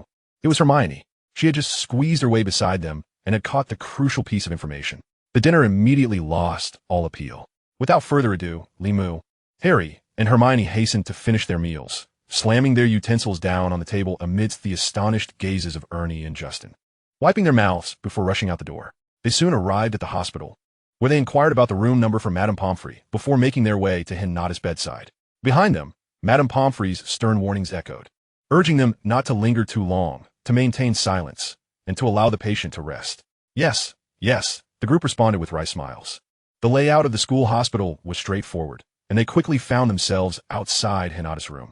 The door was ajar, warm yellow light spilling out, accompanied by a faint yet enticing aroma wafting from within. The three exchanged glances for a few seconds, and, at Hermione's encouraging nod, Li Mu stepped forward and gently knocked on the door. "Come in," came Hinata's faint reply, sounding rather indistinct. She seemed gravely injured. An image immediately flashed in Li Mu's mind of Hinata, her body swathed in bandages, resembling a mummy, struggling even to speak. He was uncertain how Harry and Hermione were processing the situation, but they likely envisioned Hinata's condition as even more dire, for he noticed Hermione's eyes were red-rimmed, while Harry instinctively puffed out his chest, solemn and grave, as if attending a memorial for fallen heroes. Li Mu pushed the door open. They simultaneously beheld the silhouette of the girl in a sky-blue nightgown. Hinata reclined on the bed, the bedside lamp shining brightly as she flipped through a book with her left hand, while her right hand was busy stuffing something in her mouth, appearing rather at ease. Li Mu's attention was immediately drawn to her right hand. "Wow, tempera!" he exclaimed, stepping toward the bedside. How do you have such a delightful treat? Tempura is a traditional delicacy of the land of the rising sun, comparable to the fried radish strips mixed with shrimp meatballs in the Celestial Empire. It comes in various forms and preparations, yet shares one commonality. Its flavor far surpasses that of traditional British fare. Craving some? There's plenty. Hinata gestured toward the bedside table, where several bento boxes were placed, containing not only tempura drizzled with sauce, but also rice balls filled with an abundance of seafood, alongside 2 plates of fragrant pan-fried dumplings. Harry and Hermione, who had followed him in, stood in astonishment for a while, finally realizing the source of those tantalizing aromas. It seemed Hinata was in the midst of a meal. But where did you get all this? Limu asked without hesitation, having already reached for a piece of tempura and devouring it with delight. Wow, delicious. Tastes just like Mom's fried meat. Harry and Hermione exchanged exasperated glances, speechless. Aren't we missing the point here? Chapter 117, A Visit. Aren't we missing the point here? Hermione, the queen, inadvertently voiced her inner frustration. Aren't we here to visit the patient? What does it matter? You should try some too. Limu reached for another rice ball. Absolutely not. They replied in unison. Hinata giggled at his greedy expression. If you like it, then eat more. She pointed to a row of chairs against the wall, waving her hand at Harry and Hermione, suggesting they take a seat. Her voice remained soft and delicate, yet her demeanor belied the image of an ailing patient. Rather, she seemed to be lounging on a plush hotel bed, idling away the time. Hinata, we heard you were seriously injured. What happened? Harry could no longer suppress his curiosity. Now that he saw Hinata, his mind involuntarily drifted back to the events of the previous day in the Forbidden Forest. Snape's grave demeanor had long cast a shadow over him, and he truly feared that the unreasonable dark bat might commit some heinous act. Yet, Hinata had seemed fine last night, and now she lay in a hospital bed. Hinata did not provide the answers they sought. She glanced at Harry, then lowered her head, seemingly more engrossed in her book, and lightly remarked, I conducted a dangerous experiment and got injured. That hardly looks like someone who has been injured. Hermione nearly succumbed to the urge to voice her critique again, chuckling dryly. Is that so? No wonder you're a Ravenclaw. Harry, still unsatisfied, pressed on, you should tell us. I mean, when you encounter such accidents, we're partners, aren't we? If anything happens, we can help you. Thank you, Hinata replied, noncommittally, glancing at the 3 of them, and suddenly asked, where's that red-haired little rascal? Right, why isn't Weasley here? The trio paused, taken aback. It seemed Hinata couldn't even remember Ron's name. Hermione even doubted whether Hinata could recall her name, convinced that it was indeed the case. Every time they encountered her, Hinata mostly addressed them with Limu, you're here too, and, aside from Limu, she likely hadn't truly paid attention to anyone else. It's Weasley. Ron Weasley, Harry finally corrected weakly. Harry's expression darkened. After the sudden quarrel last night, Ron had seemingly been avoiding them. He and Hermione were at a loss on how to approach him. To apologize seemed too daunting. After all, this argument hadn't even been his fault. Oh right, Weasley. Hinata nodded, closing her book. It appeared she had finally decided to converse earnestly with her friends. Limu stole a glance at the book, noting its markings indicating it was a collection from the Hogwarts library. The cover was vividly illustrated, and though he didn't catch the title clearly, it seemed to allude to themes of reincarnation and rebirth. Hinata then discreetly placed the book under her pillow, out of sight from the others. Aren't you usually with Weasley? Hinata continued the conversation. Don't mention him. Just thinking about it makes me mad. Hermione huffed, her gaze still roving over Hinata. Were you injured? Are you all right? I'm fine. Just a little experiment. Do I look like I'm in trouble? Hinata smiled gently. But, there's no but. The friends didn't have a chance to say more, as the door swung open, and Madame Pomfrey strode in briskly. Time's up. You've been here long enough. Her voice resonated throughout the room before she even fully entered. But we've only just exchanged a few words, Harry protested anxiously. How long had it even been since they entered? They hadn't even managed to ask the crucial questions. 15 minutes, to be precise, Madame Pomfrey replied impatiently, raising her left hand to tap the face of her wristwatch. That's sufficient. The patient requires rest. But, Harry stammered, wanting to argue further. But Madame Pomfrey dismissively waved her hand, ushering them out. And Madame Pomfrey continued, her brows furrowing, her hands on her hips, glaring at the delectable spread of tempura on the bedside table. I told you, Miss Hinata, for the next few days, you should only consume liquid diets and refrain from moving around. Hinata sheepishly stuck out her tongue. Harry and Hermione reluctantly walked towards the door, but Limu remained still, savoring the lingering taste of the rice ball until Madame Pomfrey's fierce gaze prompted him to raise his hand. Madam, I hope to stay a little longer, just me. I won't make any noise. Harry and Hermione exchanged incredulous glances at the audacity of Limu. No, Madame Pomfrey interjected. I also wish for him to remain. To keep me company. Sometimes, having someone to talk to helps in recovery, doesn't it? I will feel more comfortable with him here, Hinata chimed in softly, her plea echoing in the room. An ambiguous atmosphere enveloped them, causing both Madame Pomfrey and Hermione to shift their expressions simultaneously. Madame Pomfrey hesitated, her features reflecting her internal conflict as she muttered, even if Dumbledore specifically requested it, your injuries. Without saying more, Hinata steadfastly gazed at her. All right, 10 minutes. I'll give you a maximum of 10 minutes. Only this once. Next time, I shall prevent anyone from visiting you until you fully recover. Just as Limu remembered, Madame Pomfrey appeared formidable, yet she was, in truth, a kind-hearted individual harboring a gentle spirit. She relented. Just before stepping out, she cautioned Hinata, do not overexert yourself. If you feel weary, close your eyes and rest. I shall return shortly.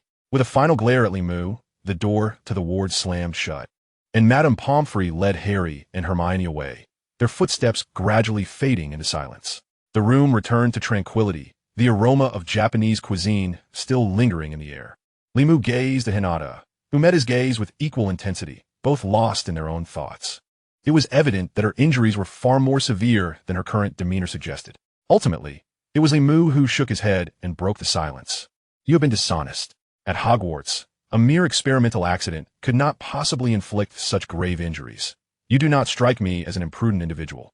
Oh, I truly have no significant ailments, Hinata replied with a playful wink. Shall I remove my clothing to allow for an examination? Is that truly necessary? As she spoke, Hinata began to unfasten the buttons of her nightgown, from top to bottom. 1, 2, with a sudden gasp, Limu instinctively shielded his eyes, too late to intervene. Yet through the gaps between his fingers, he beheld a shocking sight. Beneath Hinata's sky-blue nightgown lay a stark expanse of white, not the pale hues of flesh, but rather a network of medical bandages. These bandages crisscrossed her petite form, enveloping her like a rice dumpling. Aside from her pure and serene visage and her delicately pale neck, nearly every inch of her skin was swathed in bandages. What happened? A mere glance left Limu deeply shaken. The faint scent of medicinal potions emanating from within the bandages suggested irreversible extensive burns or sustained magical injuries, necessitating such a method of treatment. But how grievous must one's wounds be to leave a person in such a state? Observing Hinata's calm demeanor, Limu felt a tumult of emotions, admiration, pity, and even a touch of confusion. How could she remain so indifferent despite her injuries? Who did this to you? This could not merely be the result of a studentess experiment, could it? Hinata chuckled softly. Are you genuinely concerned for my well-being? How could I not be? Who could witness your condition and remain unmoved? Limu nearly shouted, then quickly lowered his voice as he recalled they were in the hospital wing. What on earth happened? On some level, Limu harbored a degree of trepidation towards Hinata. He had laid the groundwork in magical studies for 8 years, believing himself unparalleled among the first 3 years at Hogwarts. Yet Hinata appeared, eluding his understanding entirely. He found it hard to conceive that anyone at Hogwarts could inflict such harm upon her. Was it truly Snape? Hinata remained silent, rebuttoning her nightgown. Is it related to the Philosopher's Stone? Limu probed further. Could she have genuinely attempted to steal the stone and subsequently incurred Snape's wrath? Nodding slightly, then shaking her head, Hinata's demeanor was inscrutable. Ultimately, she buried her face, saying, I show you this merely to remind you of what I previously warned you. The words she had spoken flooded back to Limu's mind, her caution after he had been cursed during a Quidditch match, lying in a hospital bed. Leave Hogwarts. Leave this place. If you do not wish to end up like me, if you still wish to live. Now, hearing Hinata reiterate those very words, he felt as though he were the one grievously injured, while she assumed the role of his caretaker, a concerned guardian. Limu observed Hinata for a prolonged moment. This version of her felt foreign. She was no longer stuttering or shy, but rather resolute, resilient, and even somewhat domineering. Thus, your injuries are somehow connected to me? At last, Limu reached a conclusion, one born of opportunity, rational assessment, and audacious imagination, yet one he was reluctant to accept. Someone sought to take my life, and you, in turn, sought to protect me? Hinata kept her head bowed, having maintained this posture since the onset of their conversation. She remained silent, but Limu was nearly certain of a certain truth.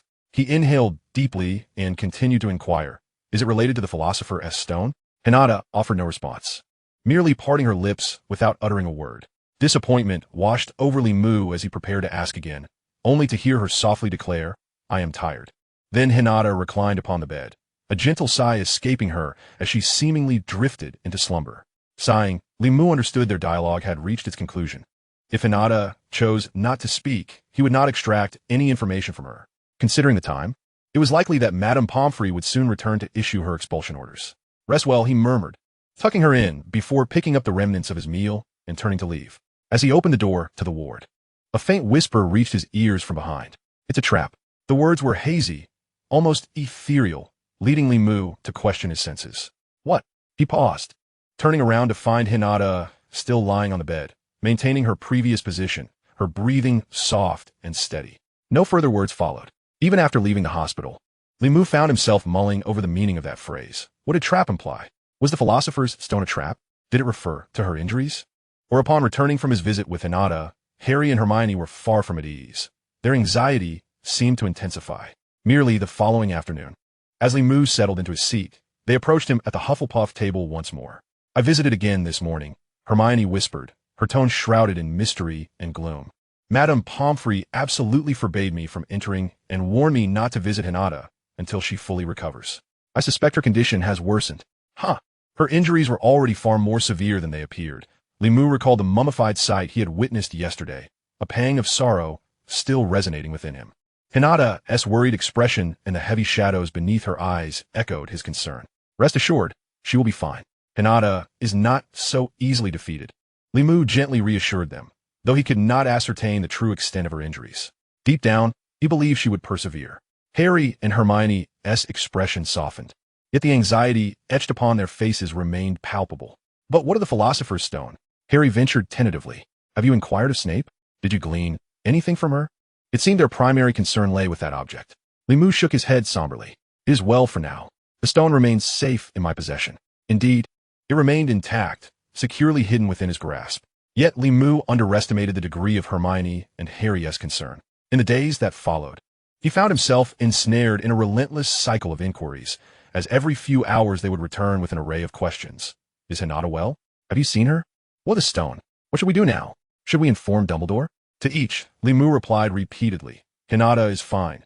The Philosopher's Stone is secure. Very secure, indeed. Now focus on preparing for your exams." Yes, the end-of-term examinations loomed on the horizon. During this time, Hufflepuff faced off against Slytherin, and Gryffindor clashed with Ravenclaw in yet another Quidditch match. Cedric performed exceptionally well, and under his leadership, the Hufflepuff team surprisingly held their own against Slytherin, finding themselves locked in a fierce contest for points. Then, without a hint of uncertainty, Lee grabbed the golden snitch, thereby concluding the match. The Slytherin Seeker, possessing only mediocre talent, paled in comparison to Cho Chang, and though his broom was not a relic provided by the school, it still fell short of the Nimbus 2000, making the outcome rather predictable. Conversely, Gryffindor found themselves embroiled in a strenuous struggle against Ravenclaw's impeccably organized formation from the outset, remaining at a disadvantage throughout. It appeared that Cho had gleaned some experience encountering speedy opponents from her encounters with Lee. She nearly captured the golden snitch herself, were it not for Harry Potter riding the Nimbus 2000. Aside from these events, life continued in its mundane manner, with the snow melting away, the earth awakening from its wintry slumber, and a sense of stability enveloping the world. The tranquility of the days rendered the Philosopher's Stone and the sinister machinations surrounding it seem like a distant dream, evoking in Lee memories of a carefree life at school in his previous existence, drawing him into a reverie. Thus, one evening, just after dinner when the Great Hall was beginning to empty, and as Hermione and Harry approached once more, Lee could not help but feel a twinge of annoyance and impatience. He sighed, "Haven't I already told you? Our primary focus now is revision for the exams." But before he could finish, Hermione raised her hand and forcefully slammed a hefty tome onto the table. The remaining dishes and food on the table leapt into the air, clattering down in a symphony of sound. This drew the attention of the sparse students nearby, who quickly diverted their gazes upon realizing who it was. Over the past few days, the trio had often been seated together, chattering away mysteriously, which had become a familiar sight for others. However, not everyone was pleased. Ernie and Justin expressed mild discontent, welcoming Hermione's frequent visits, but not extending the same warmth towards Harry Potter. What kind of a grown man follows a pretty girl around for food and drink? They scoffed, even though the food they shared was merely from the dining hall. Yet, there were others who felt even more disgruntled. One day, Fred and George happened to pass by the Hufflepuff table and casually remarked that whenever Hermione and Harry visited, Ron's demeanor darkened considerably as he buried his head in his plate. However, Hermione and Harry were preoccupied with the safety of the Philosopher's Stone and paid no mind to the underlying implications of the Weasley twins' comments. As for Lee, he had little concern for the trivial thoughts and gazes of the younger students. "Oh, what is this?" he mused, still unfazed by the glances of those around him as he focused on the book before him, lost in contemplation. The black, hard cover, the thick and straight spine. The simple yet ancient design of the cover felt hauntingly familiar. "Isn't this the very book you received for Christmas?" Hermione arched her brows, tapping the book's cover with an air of warning. "Dumbledore just summoned us and gave this to me. He said that although its origins are unknown, it poses no danger and is not considered a forbidden text." Harry nodded vigorously in agreement, affirming his ability to vouch for that statement. Thus, it was Lee who now found himself engulfed in anxiety and frustration. Though the appearance is generally consistent, the cover is entirely wrong, isn't it? The Dark Bible? What is this? Why does that name sound so familiar? "Oh, you recognize the text on the cover?" Hermione exclaimed. Only an illiterate wouldn't recognize it. It clearly states those 4 bold, gilded characters. Lee now suspected Hermione was indeed up to something, believing she had intentionally brought an inferior copy to deceive him. The name was supposed to be an extensive one, something about spellcraft, enchantments, prophecies, and so forth. "We are not illiterates." Hermione's brows knitted even more tightly, and just as a friendly debate was about to commence, Lee halted her before she could begin, raising his left index finger against his right palm in a standard stop gesture. "Wait a moment." Lee furrowed his brow again, suddenly reaching out to stroke the book's hardcover, his expression grave. "These 4 characters, are they small seal script?" "What?" Hermione and Harry were left bewildered. "Small seal script, an ancient script from our homeland, used over 2,000 years ago," Lee exclaimed. "But why would it be?" He continued to frown as he hurriedly flipped through the book, scrutinizing each page. Indeed, it was small seal script. Although the characters were written haphazardly, they were still recognizable as square Chinese characters, and the strokes corresponded to the structure of small seal script. This left Lee even more perplexed. "I remember the content of this book should be in ancient English, right? You flipped through it too, didn't you?" he asked Hermione. He vaguely recalled that when he first received the book, the text had appeared to be in English, albeit mixed with French, German, and even Greek or Slavic letters. Although he had inexplicably grasped the meaning of the cover, the sheer volume of text left him at a loss, and he had hoped Hermione would assist in deciphering it. However, the book had been confiscated, and upon its return, the script had changed. "I don't recall. In any case, I couldn't understand it," Hermione replied, fluffing her hair. As a lover of books, she was now entirely disinterested in Lee's mysterious tome. "You don't suspect that Dumbledore swapped the book, do you?" "That's a possibility." Lee smirked. In his memory, Dumbledore hardly seemed a trustworthy old man. Just then, both heard Harry's sudden exclamation. Harry had remembered something upon hearing Dumbledore's name. "Right? Dumbledore," he exclaimed quietly. "Did you forget what he said earlier when he summoned us?" "What?" Hermione asked, still processing the information. "In his office, he handed us this book and said, 'This book has been checked, and I'm about to leave for a trip, so I'll return it to you now, so?' Don't you understand? Dumbledore is leaving the school." Chapter 119. Dumbledore is leaving the school. Upon grasping this information, Hermione turned pale. "No," she whispered. "This is not good. Hogwarts is the safest place in the entire magical world with Dumbledore here. And if he leaves," Harry shivered, "then Snape is very likely to obtain the Philosopher's Stone. We must hurry and inform Dumbledore of everything." Hermione concluded. They hastily rose from the Hufflepuff table, casting eager glances at Lee. "Lee, will you come with us? Is that too exaggerated? Why would Snape be able to get the Philosopher's Stone just because Dumbledore isn't here? You have too high expectations of him." Lee shook his head vigorously, clinging tightly to his plate. He had always prided himself on never visiting a teacher's office, let alone the headmaster's office at Hogwarts. With the Philosopher's Stone, taken from the mirror of a Reese still in his possession, he felt a sense of guilt. And would Dumbledore even believe him? "That's why we need you to come along," Hermione insisted, pulling him along with a gentle tug. "The more people we have, the more cautious Dumbledore will be. Isn't there an old saying that 3 make a tiger? We just happen to be 3. That's a pejorative term." Lee Moo felt a sense of embarrassment as he was unwilling to engage the girl forcefully, especially with Hermione pressing against him without a hint of reserve. A certain fragrance emanating from her enveloped him, sending a tingling sensation from his heart to his skin. He was thus pulled along, yet still attempted a final, futile struggle. After all, what would it matter if Snape obtained the Philosopher's Stone? Even if he were to achieve immortality and riches, it would have no bearing on us.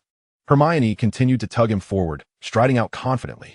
In that moment, it was Harry Potter who responded to him, walking on Limou's other side, his expression suddenly darkening, exuding an undercurrent of menace. No, we will all die. Such exaggeration. Hearing the resolute declaration, Limou was momentarily taken aback, unsure of how to react. Were they imagining Snape as Voldemort? As they spoke, they had already taken several steps out of the Great Hall and turned onto an empty staircase. Harry continued to explain, "You might find it hard to believe, but I saw it. The night I stumbled upon Snape and Hinata in the Forbidden Forest, I witnessed Snape acquiring the Philosopher's Stone. He gained immense power. Though he is not Voldemort, in that moment of obtaining the stone, he transformed into a different kind of Voldemort, one that even Dumbledore cannot contend with." Wait, you're saying you saw it? Harry's description genuinely startled Limou. "Were you certain it wasn't a mere hallucination or nightmare?" "It told me," Harry replied, brushing back his hair to reveal the lightning-shaped scar on his forehead. Since that day he saw Snape, it had been throbbing faintly. Every time he recalled that scene, it would ache intensely. "Yes, I've seen those images more than once.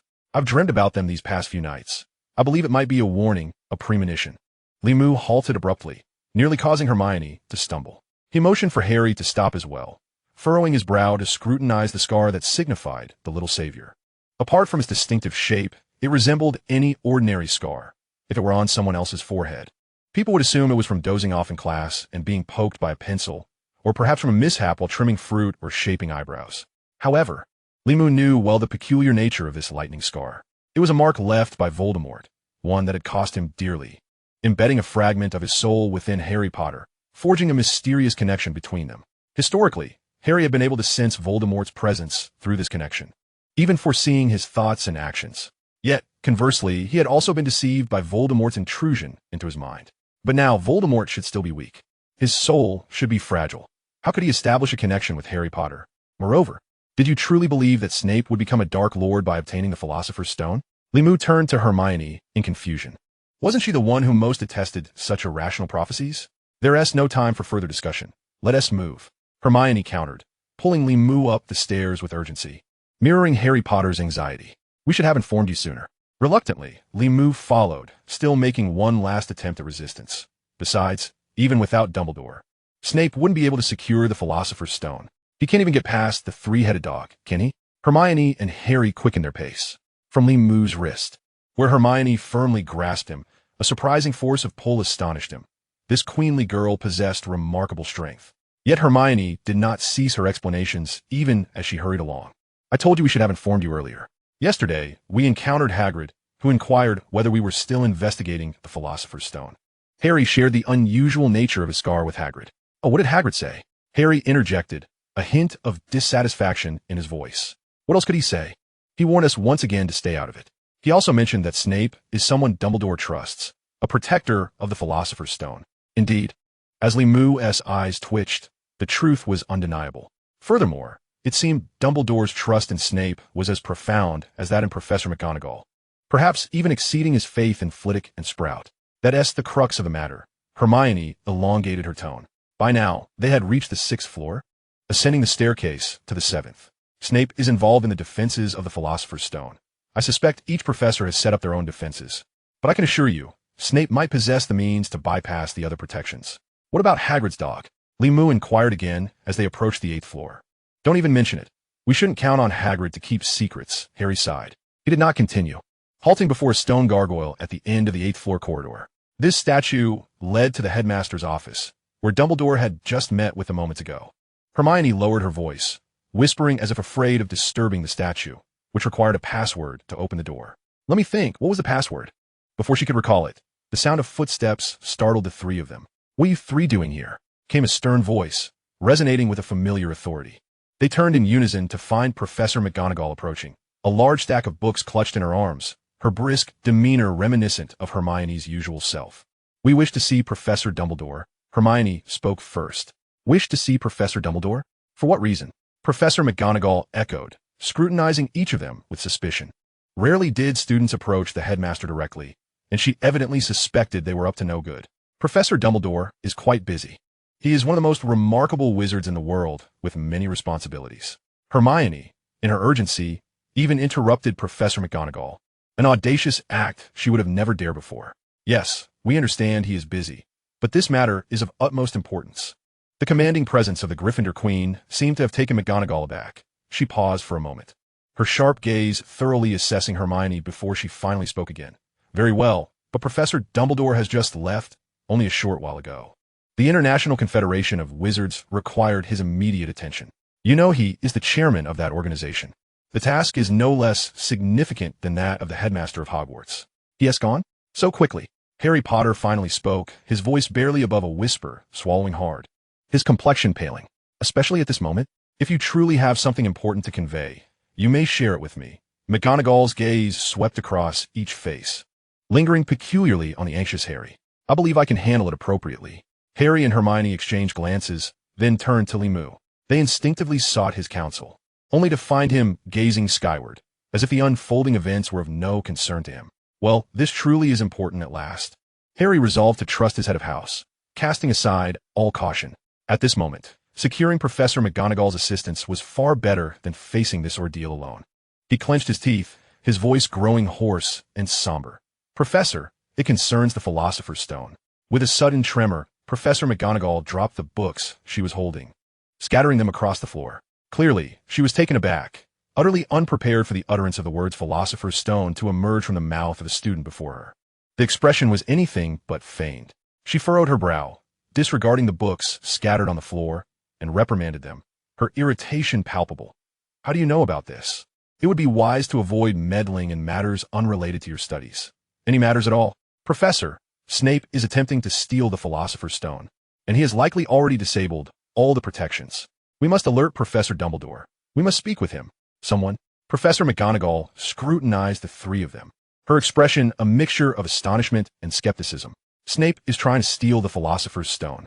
Hermione exclaimed directly. I know it's hard to believe, but it is the truth. We have gathered some evidence.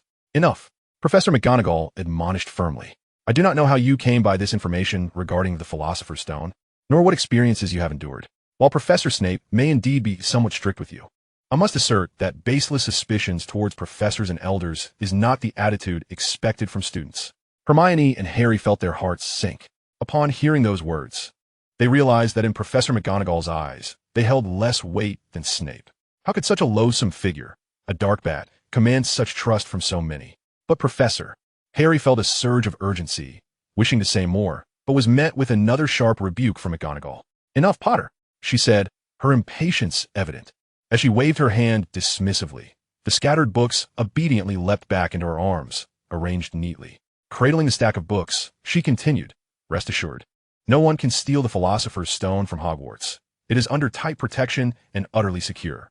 Instead of pondering such matters, you would do better to enjoy the sunshine while you have the chance before class. With that, she had no intention of listening further and gracefully departed, clutching her books. Hermione and Harry exchanged sighs, frozen in place, feeling somewhat helpless in the face of this situation. Limu, however, remained unfazed, his earlier composure intact, and he simply shrugged before making his way downstairs. Lee, Harry whispered, puzzled, where you going? To bask in the sun and enjoy life, Limu replied, hands raised in feigned innocence, shrugging once more. How can you think of enjoying life at a time like this? Harry thought, utterly exasperated with Limu, his mind racing with 1,000 thoughts yet unvoiced, for Professor McGonagall was still within earshot. They proceeded downstairs, and once assured McGonagall was out of earshot, Harry glanced around to ensure no one else was present before expressing his growing concern to his companions. I believe it will happen tonight. Snape is going to steal the Philosopher's Stone. This revelation caused Limu and Hermione to halt in their tracks, standing on the staircase between the 4th and 5th floors. Dumbledore's sudden departure from school must have something to do with Snape. He has undoubtedly cracked all the protections, and once he diverts Dumbledore's attention, he will strike. Harry's tone grew increasingly grave. But what can we do? Hermione's brows knitted together, glancing between the anxious Harry and the calm Limu, her frustration bubbling to the surface. Perhaps we should indeed be leisurely basking in the sun, rather than concerning ourselves with these insurmountable issues, she muttered, casting a fierce glare at Limu before turning her gaze back down the staircase. Careful. Limu's warning and Hermione's scream erupted simultaneously. Indeed, the staircases of Hogwarts were notorious for shifting unexpectedly, a source of much torment for new students during the first weeks of term. Yet, it was rare for anyone to fall victim to such antics by the end of the school year. Damn it, I truly don't understand the purpose of these moving staircases. Hermione exclaimed as she dusted herself off with the assistance of Moo and Harry, her usually composed demeanor giving way to exasperation. I swear, this is the greatest blunder of Rowena Ravenclaw's life. Actually, quite the opposite.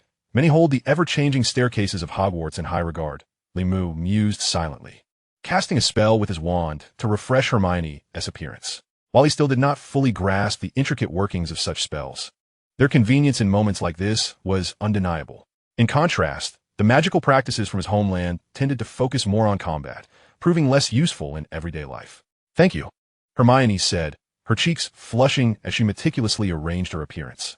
They resumed their descent from the fourth floor, where Gryffindor's first-year class was to take place, coinciding with the Slytherins. However, Harry and Hermione had evidently forgotten this detail. Along the way, Harry began to advocate again. I believe we should act tonight. We must stop Snape. His mind was preoccupied, offering little comfort to his friends. Since Professor McGonagall does not believe us, we cannot rely on any other professor for assistance. It's all up to us. But Hermione hesitated, visibly torn, her internal struggle apparent. She had grown accustomed to the thrill of defying the rules. Yet a voice within her wrestled with doubt. Thus, she turned to Moo for guidance. Unbeknownst to them, they had come to rely on Moo's counsel. Harry looked to Moo as well. Lee, what do you think? We should at least confirm whether someone has breached the forbidden corridor. With Dumbledore absent, we need to keep watch here every night to prevent Snape suddenly. He fell silent, his face draining of color, eyes fixed ahead. Moo and Hermione followed his gaze. And there stood Snape. They were still on the staircase leading from the fourth to the third floor, but had reached the midpoint.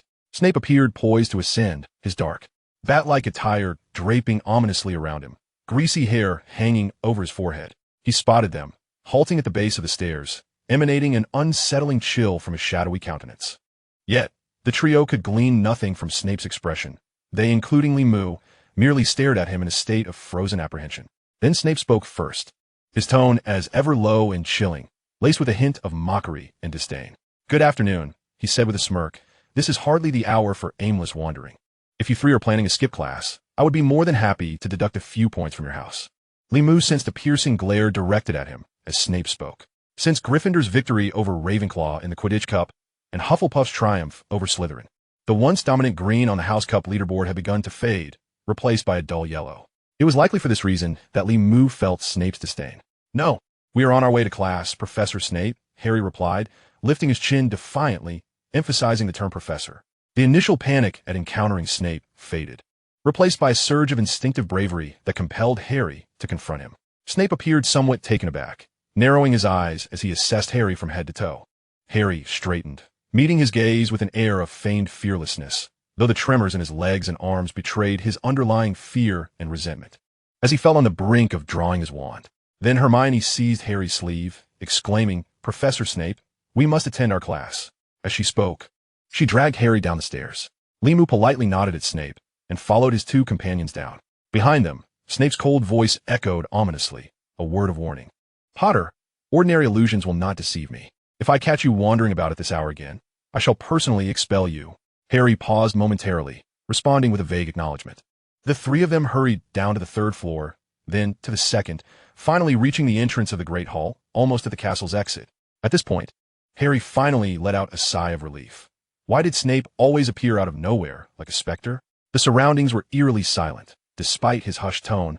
Harry's voice reverberated against the cold marble walls, startling him. He glanced around to ensure no one was present before releasing the tension in his chest. Lowering his voice further, he asked, Do you think Snape heard our conversation just now? I suspect he did. There are no stone walls on the stairs to muffle the sound. Hermione's expression was serious. Crucially, Snape had shown no sign of nervousness. Just think of his smile. It was utterly unrestrained. Harry continued, I can't help but wonder if he has no classes today. Why would he be wandering upstairs at this hour? Is he scouting the fourth floor? In broad daylight, he dares to roam the corridors of the forbidden area so brazenly. The two of them exchanged thoughts, almost convinced that Snape was about to make a move to steal the Philosopher's Stone. Harry reiterated, Now you see, he will definitely act tonight. If not tonight, then tomorrow night.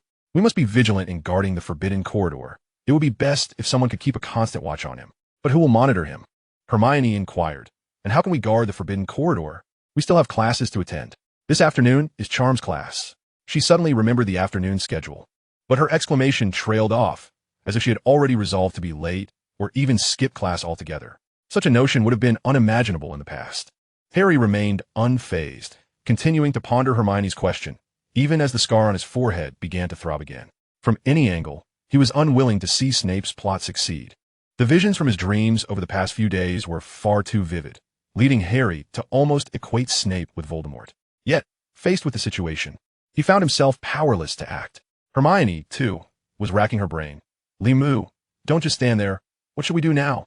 She finally noticed that while they had been discussing, Limu had remained silent, merely smiling as he observed them. His nonchalant demeanor incited her frustration, and she felt an urge to deliver a sharp rap to his head. Fortunately, Limu finally spoke, raising his hands in an innocent gesture.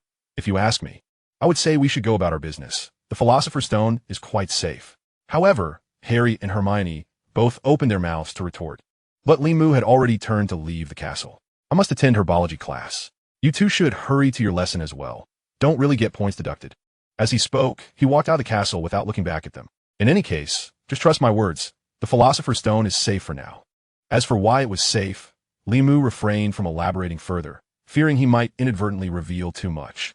Just moments ago, he had felt an impulse to tell his friends that the Philosopher's Stone was with him, genuinely curious about their reactions. However, uttering such a statement would lead to complications. After all, Limu still harbored intentions of studying that stone, contemplating the pursuit of immortality. He stepped outside the castle, where the sun shone brightly, bathing everything in warmth. Accompanied by the gentle sounds of cicadas, he could still hear the quiet murmurs of his two companions behind him, tinged with worry, drifting away like whispers. They still did not believe him. That night, after the herbology class concluded, Limu hastily finished his dinner. He did not see Hermione and Harry, but he felt relieved they had not sought him out again, or perhaps the two young lions had understood his stance and chosen to retreat. Recognizing the futility of their efforts, Limu returned to the common room early. He did not take out the Philosopher's Stone for further study. After contemplating it for quite some time, he had merely discerned a faint metallic scent reminiscent of bloodshed and felt it bore the weight of many killings. Nothing else could be unraveled at that moment. He simply lay down on his bed early, disregarding his two roommates, and took out the thick black-bound book that Hermione had returned to him to peruse. Ernie and Justin recognized the book, only asking if Dumbledore had already inspected it, after which they left him undisturbed. Both of them were also the type to find reading a chore, failing to notice the book's transformation. Although the thick black book appeared unchanged after passing through Dumbledore's hands, its contents had indeed altered entirely. The text, which had once seemed to be in ancient English, had now transformed into the small seal script of a bygone era. Yet this change allowed Limu to comprehend it better. Given that both were characters from Square Script, and the small seal script retained many pictographic characteristics, making it decipherable to him. Limu even speculated whether Dumbledore had realized he could not understand it, and had purposely translated the book for him. However, he was perplexed as to why the original titles of Word Magic, Charm, and Illusion had been rendered as the Dark Bible. Such a title could easily lead some innocent souls to misconstrue its meaning. Even Limu couldn't help but feel a stir of unease, as if opening the book would unveil some indecent content. Alas, it was merely an illusion. As he turned the pages, the initial sentences jolted him. Power arises from suffering. Affection, hatred, anger, fear, madness, every negative and painful thought is a source of strength, a force born from within the human body, capable of detaching from the body and attaching to the soul. Meditation is intended to comprehend suffering, nurturing greater power. It appeared that the internal power discussed here referred not to physical strength but rather to mental strength. Limu mused as he flipped through several pages. Suddenly, he recalled that the title on the cover of the thick black book was indeed research on the principles and applications of meditation. So, it seemed that the content of the book had not been altered. Was mental strength connected to painful emotions? Was meditation about experiencing suffering? As he continued reading, Limu furrowed his brow in confusion. To be frank, he found it difficult to comprehend. Back when he was in the Celestial Empire, he had learned meditation from the old man Li Jiamin, who taught him that meditation aimed to feel the spiritual energy of the heavens and the earth, requiring a calm heart to dispel distractions. If meditation involved experiencing suffering, how could one maintain tranquility, and how could one eliminate distractions? Limu continued to browse through the following chapters, which illustrated various meditation postures, some lying down, some sitting, some half-sitting and half-lying, some with hands facing heavenward, and others prostrating fully, diverse and comprehensive. Coupled with the text transformed into small seal script, he finally grasped the meaning of each illustration.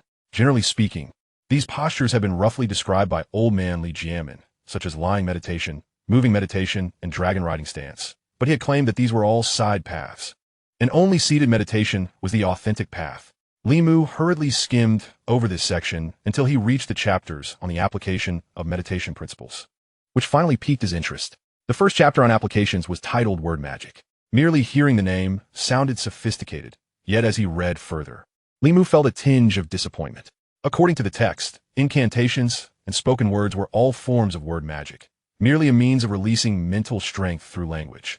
Thus, whether it be the arcane arts of the East or the magic of the West, incantations are often indispensable for their efficacy. Those of profound mastery may execute silent spells, yet the potency of such unvoiced conjurations pales in comparison to their spoken counterparts. However, the pressing concerns of Li Mu regarding the cultivation and enhancement of word spirits, as well as the structural rules governing the formulation of incantations, remained unaddressed within the tome. This omission left him somewhat disheartened. It appeared that this ancient, enigmatic volume was merely a theoretical primer akin to an introduction to XXX. Upon perusing the subsequent chapters, which delineated enchanting techniques that harnessed mental energy to influence appearance and demeanor, thereby evoking an instinctive sense of affinity, alongside illusionary arts that directly manipulated a target's mental faculties to engender disorienting hallucinations, and prophetic methods that linked mental energy with the cosmos to deduce the laws of development and foresee future events. He noted a progressive depth in the applications of mental energy. Yet, once again, the text failed to specify the mechanics of mental energy manipulation or methods for its enhancement. Li Mu felt akin to a consumer perusing an incomplete product brochure, captivated by the alluring illustrations yet deprived of the means to procure or utilize the offering. Having hastily concluded the reading of this comprehensive, theoretical work, Li Mu found his dormitory enveloped in silence, save for the faint snores of his two roommates. Outside the round window, the night was as dark as water, with tender blades of grass swaying in the evening breeze. It was, in fact, deep into the night. Chapter 121, Deductions. Accompanied by his frustrations regarding the hefty tome, Li Mu blissfully meditated throughout the night, emerging refreshed as the first light of dawn crept in. Rising early, as was his custom, he ambled upstairs to the great hall for breakfast. Sated, he soon noticed a throng of students gathered at the entrance, engaged in hushed discussions. Intrigued, he ventured out to join the crowd, only to be taken aback by the spectacle before him. The students were not gathered for any trivial matter. They were fixated on the House Cup leaderboard displayed at the entrance of the hall. Since he had resolved to strive for his house's victory and alter history, Li Mu had been vigilantly monitoring this ever-updating ranking, and he immediately discerned a troubling discrepancy. At present, Hufflepuff retained its position at the top, the golden-hued gem within the massive hourglass gleaming radiantly, illuminating a considerable area around it. The long-nosed badger huddled in a corner of the hourglass, appearing bewildered instead of jubilant under the multitude of gazes. Following closely was Slytherin in the second position, their gemstone count also substantial. However, the true issue lay with the third place. Originally held by Gryffindor, they had plummeted to the bottom. This decline was not due to a resurgence from Ravenclaw. During the past 2 days of Hinata's recovery, Ravenclaw seemed collectively dispirited, with their cerulean gem not only failing to increase, but actually diminishing. The decrease, however, was far less dramatic than Gryffindor's. In the span of a single night, the once shining rubies of Gryffindor had been nearly halved, causing them to tumble from a hopeful position that could have surpassed Slytherin and seized first place to the depths of despair. This shocking turn of events left everyone astounded. 150 points. Am I seeing things? This hourglass must be malfunctioning. Bisaud Limo. A short and stout boy clad in a red robe clutched his head and exclaimed. Judging by his appearance, Li Mu surmised that he was a 5th or 6th year student, a seasoned Gryffindor. Yet, even the courage inherited from Gryffindor could not prepare him to face this scene. In contrast, Li Mu, upon seeing the 150 points, began to piece together the situation in his mind. Before long, the rampant rumors confirmed his suspicions. From informed source, the entire Hogwarts community quickly learned that Harry Potter, the boy who lived, the renowned savior, and the young Quidditch hero pivotal in Gryffindor's victories, had nearly depleted half a semester's worth of points for the house. He along with two foolish first-year Gryffindors, had conspired to squander a staggering 150 points. It was not until the afternoon that Limu finally located Harry and Hermione, who had conspicuously absent from the lunch table. During that afternoon, with Hufflepuff having no classes, Limu took it upon himself to linger before Gryffindor Tower until he was finally reunited with them. This experience made him reflect once more on the inconveniences and irrationalities of Hogwarts. Lacking the internet, though the Muggle world too was nearly devoid of it, there were also no telephones in the school, not even the most antiquated rotary phones. Thus, finding someone relied largely on shouting, and students from different houses could only encounter one another during mealtimes in the common hall unless they shared class. Although it was possible to send messages via owls, these creatures typically delivered their correspondence during breakfast, making the whole process of communication rather cumbersome. Fortunately, the method of blocking someone's path proved effective in the magical realm as well. Limu greeted his friends. Harry and Hermione both hung their heads, appearing despondent and listless, even failing to muster the energy to acknowledge Limu's presence. Well, the deed was done. It was in the past. Seeing this, Limu could only offer gentle words of comfort. At that moment, Harry had become the most infamous figure in the entire school, inciting considerable discontent within Gryffindor. Under these circumstances, the only one willing to stand by him was likely Hermione, as she had also contributed to the loss of astronomy points. Although the rumors did not explicitly state who the two foolish first-year Gryffindors were, Limu could easily deduce that one of them was Hermione. Yet, he found himself curious. Historically, the two had been caught in the act of aiding Hagrid with dragon eggs, only to be discovered and reported by Malfoy. Yet now, no one was delivering dragon eggs to Hagrid. Limu had already inquired about this. However, it was indeed true that Hagrid had leaked secrets, a revelation Limu later gleaned from Harry. A mysterious figure, small and cloaked, had sought out Hagrid at the Hog's Head Inn, leading to an extensive discussion over drinks about the wondrous creatures of their world. In this moment, after offering his words of reassurance, Limu redirected his focus and could not help but inquire what exactly happened with those points you lost. It's a long story, Harry and Hermione sighed in unison. The area in front of the fat lady's portrait was clearly not conducive to their discussion. A minute later, the three of them found an empty classroom and slipped inside. After afternoon classes, it was rare for anyone to enter the classroom, save for the mischievous Peeves, who was known to dart about causing trouble. We never saw Snape again yesterday. We couldn't keep an eye on him at all, Harry said, casually pulling out a chair and resting his head in his hands. After class, we specifically went to listen at the door of the forbidden corridor. The three-headed dog was still barking normally inside, but I was really scared. So you really want to stake it out? Limu began to piece things together. I should have gone alone, Hermione said, clearly worried for him, while Harry appeared even more frustrated. We put on the invisibility cloak and waited on the fourth floor for a bit, but then we saw Ron. Ron? Limu raised an eyebrow, taken aback by this unexpected revelation. That night, Ron found himself unable to sleep. He was acutely aware of my departure, armed with the invisibility cloak. Harry let out a sigh, seemingly inclined to offer assistance. Limu nodded to himself, recognizing that despite Ron's childish, awkward, and at times reckless demeanor, his heart harbored genuine kindness. He undoubtedly still regarded Harry and Hermione as friends. Regrettably, it appeared his intentions might inadvertently complicate matters. Hermione scoffed derisively, releasing a huff through her nose, and remarked, "Assist? That fool is utterly useless. He ought to realize that one cannot expect to encounter fortune every night as one does on Christmas Eve." It seemed she was already aware of the escapade involving several companions sneaking out during the Christmas holiday to gaze upon the mirror of a wreath. Ron likely assumed we were on the verge of confronting the three-headed dog, wishing to prevent us from engaging in foolishness. He called our names in hushed tones at the entrance of the forbidden corridor, a perilous endeavor. Harry wore an expression of exasperation. We lifted the invisibility cloak in an attempt to usher him inside, but alas, it was all in vain. Limu's spirits lifted as he gestured to Harry, signaling that the critical moment was at hand. Unfortunately, we had failed to inform Ron of recent events. He was unaware that Professor McGonagall had discovered our knowledge of the Philosopher's Stone. We had not anticipated that she had stealthily followed him from the moment he stepped outside, trailing him all the way to the fourth floor. This melodramatic turn of events left Limu at a loss for words. Moreover, he had witnessed firsthand how Professor McGonagall had previously warned Harry and Hermione against their reckless antics. Yet in a mere instant, Harry and Hermione found themselves caught red-handed at the entrance of the forbidden corridor in the dead of night, and while cloaked. Limu could vividly imagine Professor McGonagall trembling with rage, her voice piercing the air as she reprimanded them. It was abundantly clear that Harry and his companions had walked straight into the line of fire, and the penalty of 50 points was indeed justifiable. Yet, he still found himself bearing the brunt of their grievances. He had rushed out without even mastering the most basic of concealment spells. Had it not been for him, Harry would have finished speaking, while Hermione remained indignant, her face a tumult of frost and fury.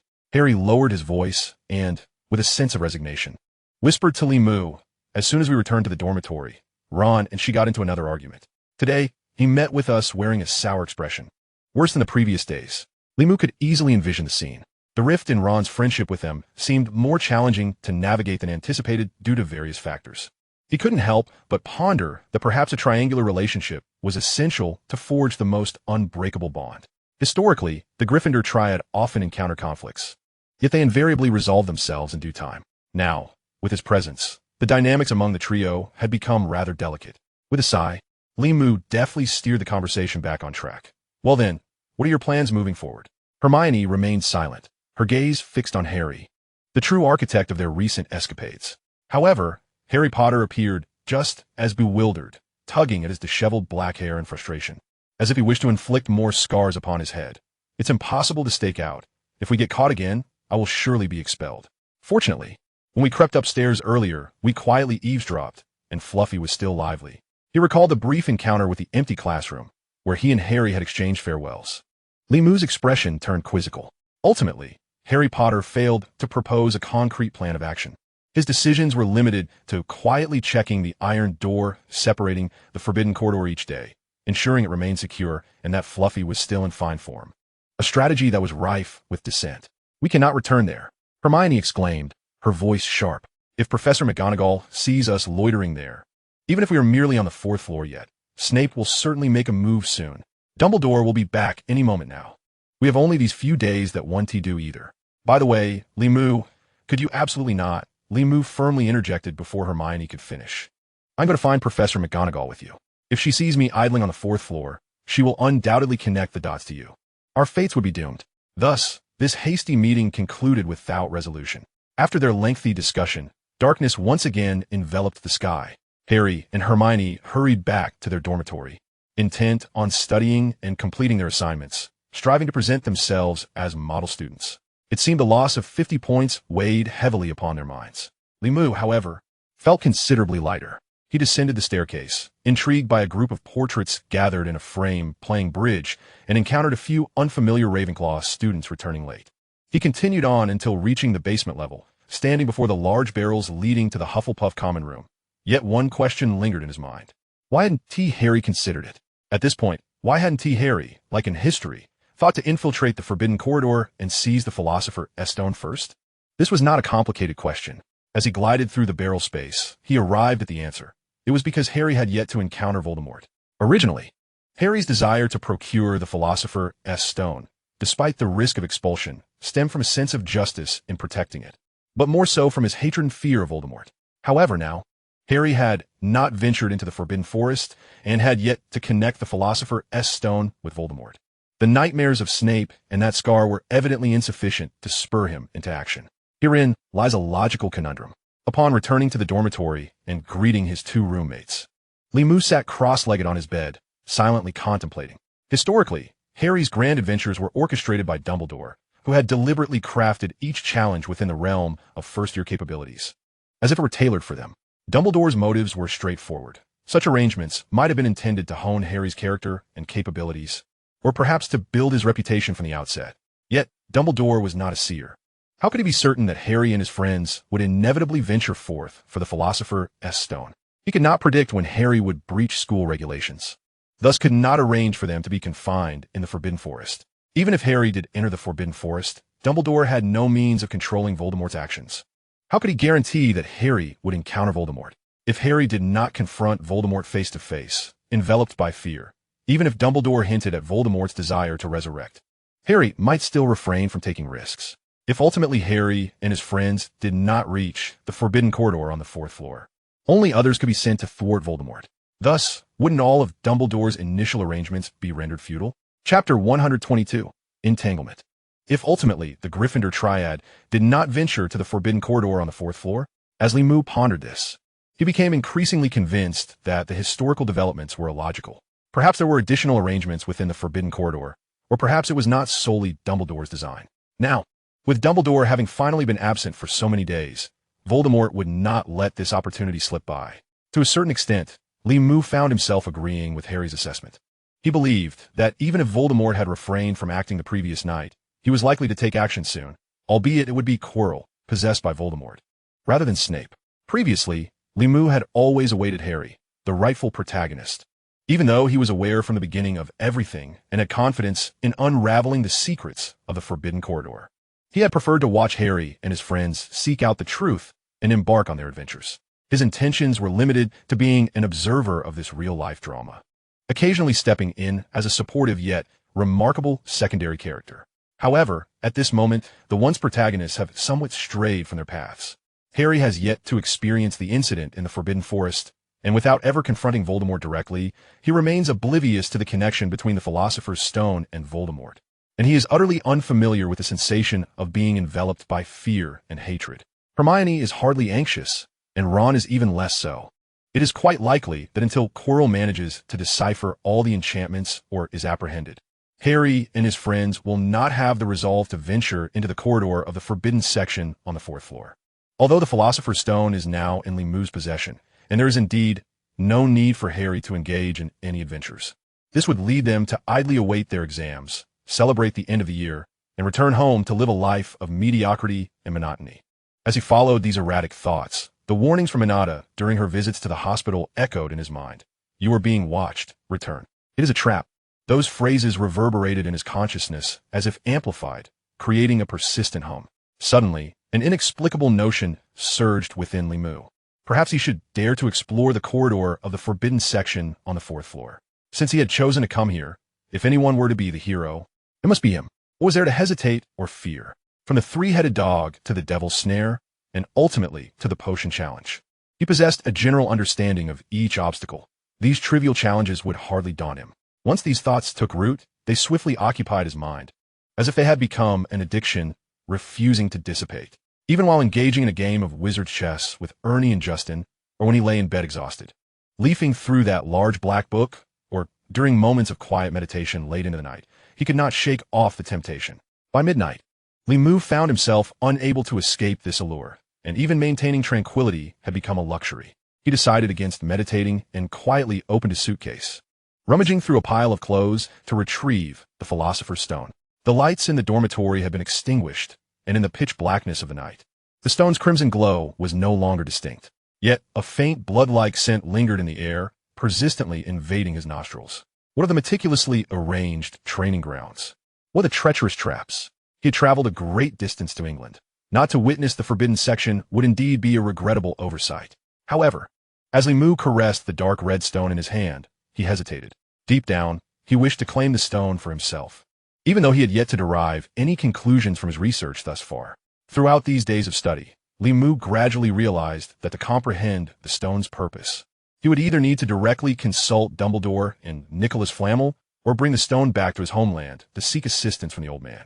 Even if the elderly Jamin did not believe in the existence of a stone that conferred immortality, Limu was on the verge of abandoning his research. Yet, should he venture into the forbidden section, the existence of the Philosopher's Stone in his possession would likely be exposed, and, at that point, returning the stone might be the only course of action, dictated by emotion, reason, and power alike.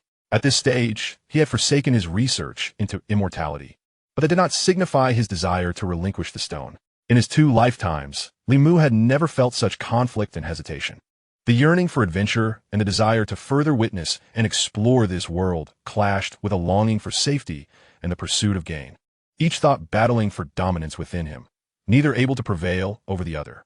He clutched the Philosopher's Stone and stealthily returned to his bed, his palm tracing the stone's cold, hard surface, yet unable to reach a decision for a long while. At this moment, meditation was beyond his reach, and sleep was a distant thought. The long night stretched on, shrouded in silence. He rolled over once more and stood up, embodying the phrase restless soul, which perhaps aptly described his current state of mind. A sudden urge to take a walk seized him. It is a natural instinct for one to seek the outdoors when feeling sorrow, frustration, or fatigue. As the thought of venturing outside crossed his mind, a spark ignited within him, prompting action. He quietly returned the Philosopher's Stone to his suitcase, pocketed a few recently crafted invisibility charms, and stepped out with utmost caution. Emerging from the circular door of the boys' dormitory, he found himself in the Hufflepuff common room, even under the cloak of night. The Badger House's common room resembled a botanical garden, adorned with indistinct greenery and infused with the rich scent of earth. Yet, the deep silence of the night rendered this pastoral scene devoid of the warmth of daylight. Limu paced back and forth in the common room, feeling out of sorts, and ultimately decided to exit through the wooden barrel passage. Unlike Gryffindor, Hufflepuff had the advantage of not being hindered by portraits guarding its entrance. Students could come and go freely without fear of being reported. He slipped out with ease, estimating that in military time, it was around 1 o'clock in the morning. Hogwarts students were likely deep in slumber, and most teachers had retired for the night. The castle was likely devoid of life, save for the occasional ghost. At this hour, even Filch should be lost in dreams. In theory, he could stroll around the school without concern. However, to be cautious, Limu took out an invisibility charm, affixing it to the front of his robe, hoping this time the spell would last a little longer. With all preparations complete, Limu lingered in front of the wooden barrels for a moment, having successfully ventured out, yet uncertain of his destination. Ultimately, he decided to ascend slowly, contemplating a visit to the ever-open astronomy tower to gaze at the stars, or perhaps to the Ollery to amuse himself with that black-feathered eagle owl. As he ascended the stairs, he made every effort to tread lightly, striving to keep thoughts of the forbidden section at bay. However, other distracting thoughts crept into his mind. He first considered that despite his presence at Hogwarts, little had changed. How was it that people and events had transformed so dramatically? The butterfly effect indeed proved to be aptly named. Yet, he soon felt a dissonance. If the narrative had shifted, Gryffindor had still been penalized 150 points, evoking a sense of tragic inevitability. This led him to ponder whether his actions bore any significance at all, and whether they could influence the course of history, a question yet to be deliberated. Perhaps he should not dwell on such matters, nor torment himself with worries. He should simply go with the flow. For instance, Harry would inevitably come to terms with the situation and rise to become the great hero who thwarted the Dark Lord. Wait, the forbidden section. His racing thoughts abruptly halted. Limu's steps froze as he stood at the threshold of the 5th floor, having just ascended from a 4th. Moments ago, he had passed the forbidden section, which occupied a significant portion of the corridor, yet he had heard no sound. In this eerily quiet night, where even the fall of a pin would ring clear, he discerned not a whisper from beyond the iron door that separated him from the forbidden section. If Fluffy had indeed settled down, Limu was skeptical. The three-headed dog, if strictly classified, belonged to the feline family, and night was when it thrived. Their last encounter with Fluffy had occurred around this time, when the great beast had been quite active, its movements audible even through the door. An uncanny sensation washed over him, prompting Limu to linger for a moment before retracing his steps back to the 4th floor and heading towards the forbidden section corridor. The imposing iron door loomed closer, its gray-white surface appearing like Pandora's box within the enveloping darkness. The door now emanated an aura of mystery and danger, as if it led to an entirely different world. Limu drew closer, and with his exceptional eyesight, he gradually discerned that the iron door had been left ajar. It was now merely ajar, not fully closed. Peering through the narrow crack, he could only discern an abyss of darkness, profound and distant, fraught with the unknown and perilous. Who could be on the other side? Had Professor Quirrell taken action? Or was it Harry Potter and his companions? This sight threw Limu's thoughts into disarray. Standing outside the iron door, he hesitated for a moment.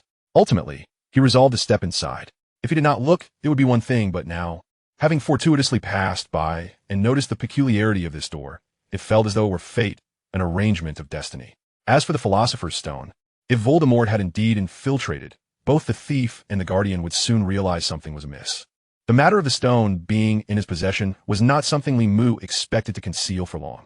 At that point, whether it was Dumbledore or Voldemort, not to mention others coveting the gem, he would have more than enough to contend with. Perhaps at Hogwarts, matters would be manageable, but once he left the school, he would have to rely on Old Man Legiamen.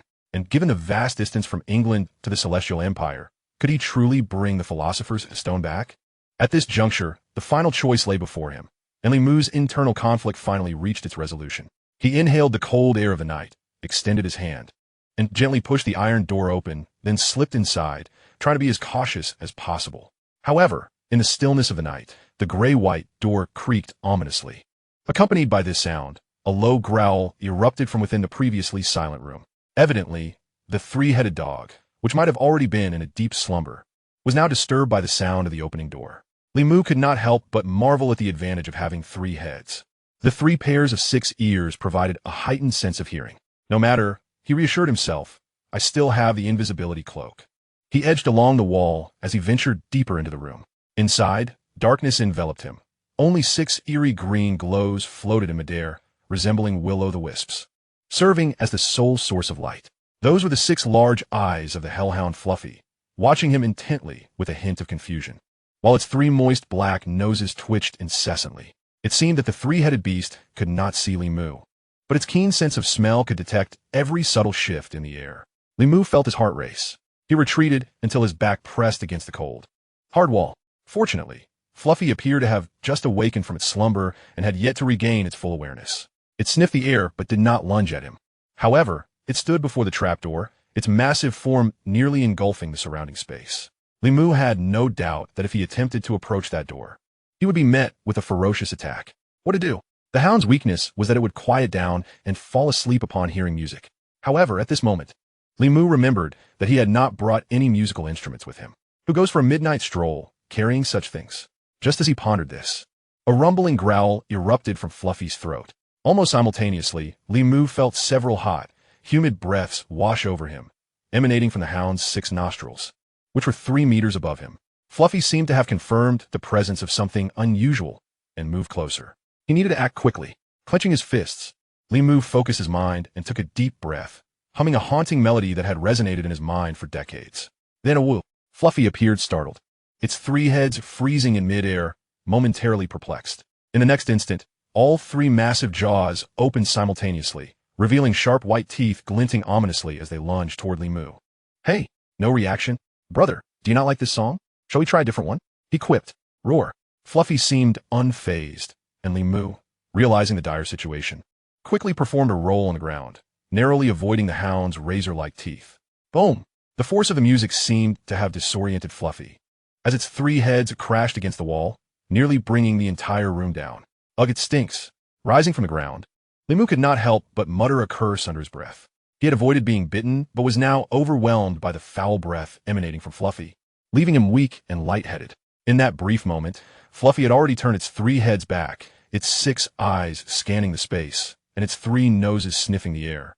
It was evident that the collision had not affected Fluffy in the slightest. That creature was as tough as any giant. Another roar erupted as Fluffy stepped forward, inching closer to Li Mu. Not only was its sense of smell acute, but its hearing was also sharp, having already grasped the general direction of Li Mu's escape. This was not a good situation. Li Mu gazed up at the hound, feeling a sense of insignificance in the face of such a formidable beast. The pressure and tension within him were almost indescribable. Yet even if he wished to retreat, it was impossible. Fluffy's enormity blocked his path entirely. Now, Li Mu understood why even someone as talented as Snape, who had created spells and was agile and clever, had been gravely injured in this very room. At this critical juncture, Li Mu's mind raced, and his eyes darted around, seeking a way to use the environment to evade Fluffy, ideally bypassing the beast altogether to reach the lower levels. However, the room was stark and bare, with only the walls and ceiling remaining.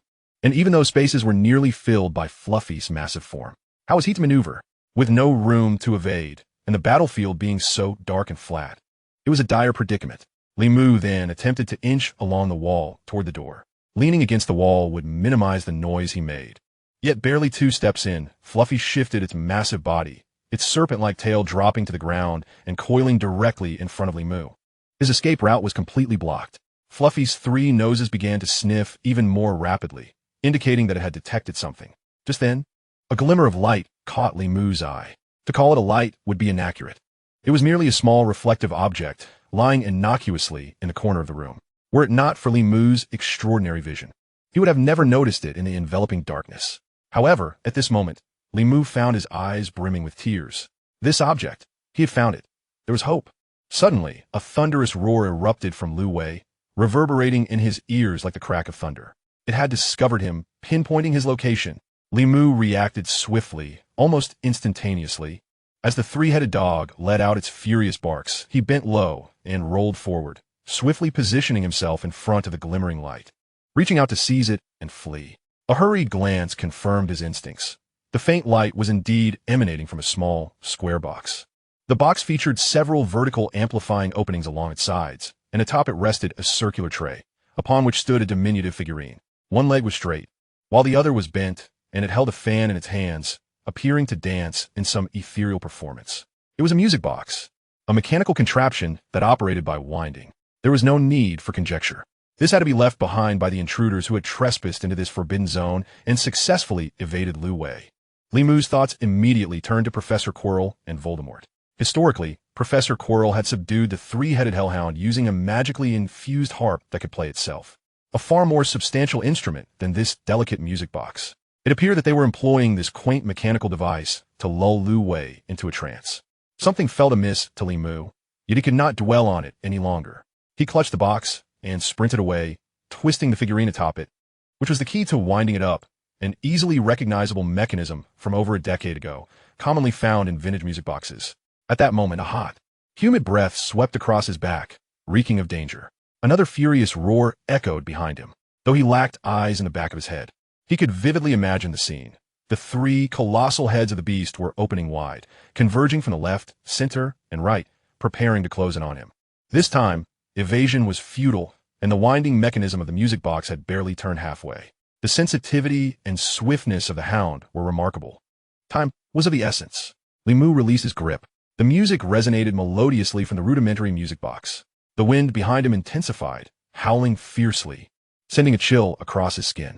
He surmised that the hellhound's razor-sharp teeth were perilously close to his flesh. Was it ineffective? He stared at the box in his hands, wondering if the sound had been too faint. A chill gripped his heart.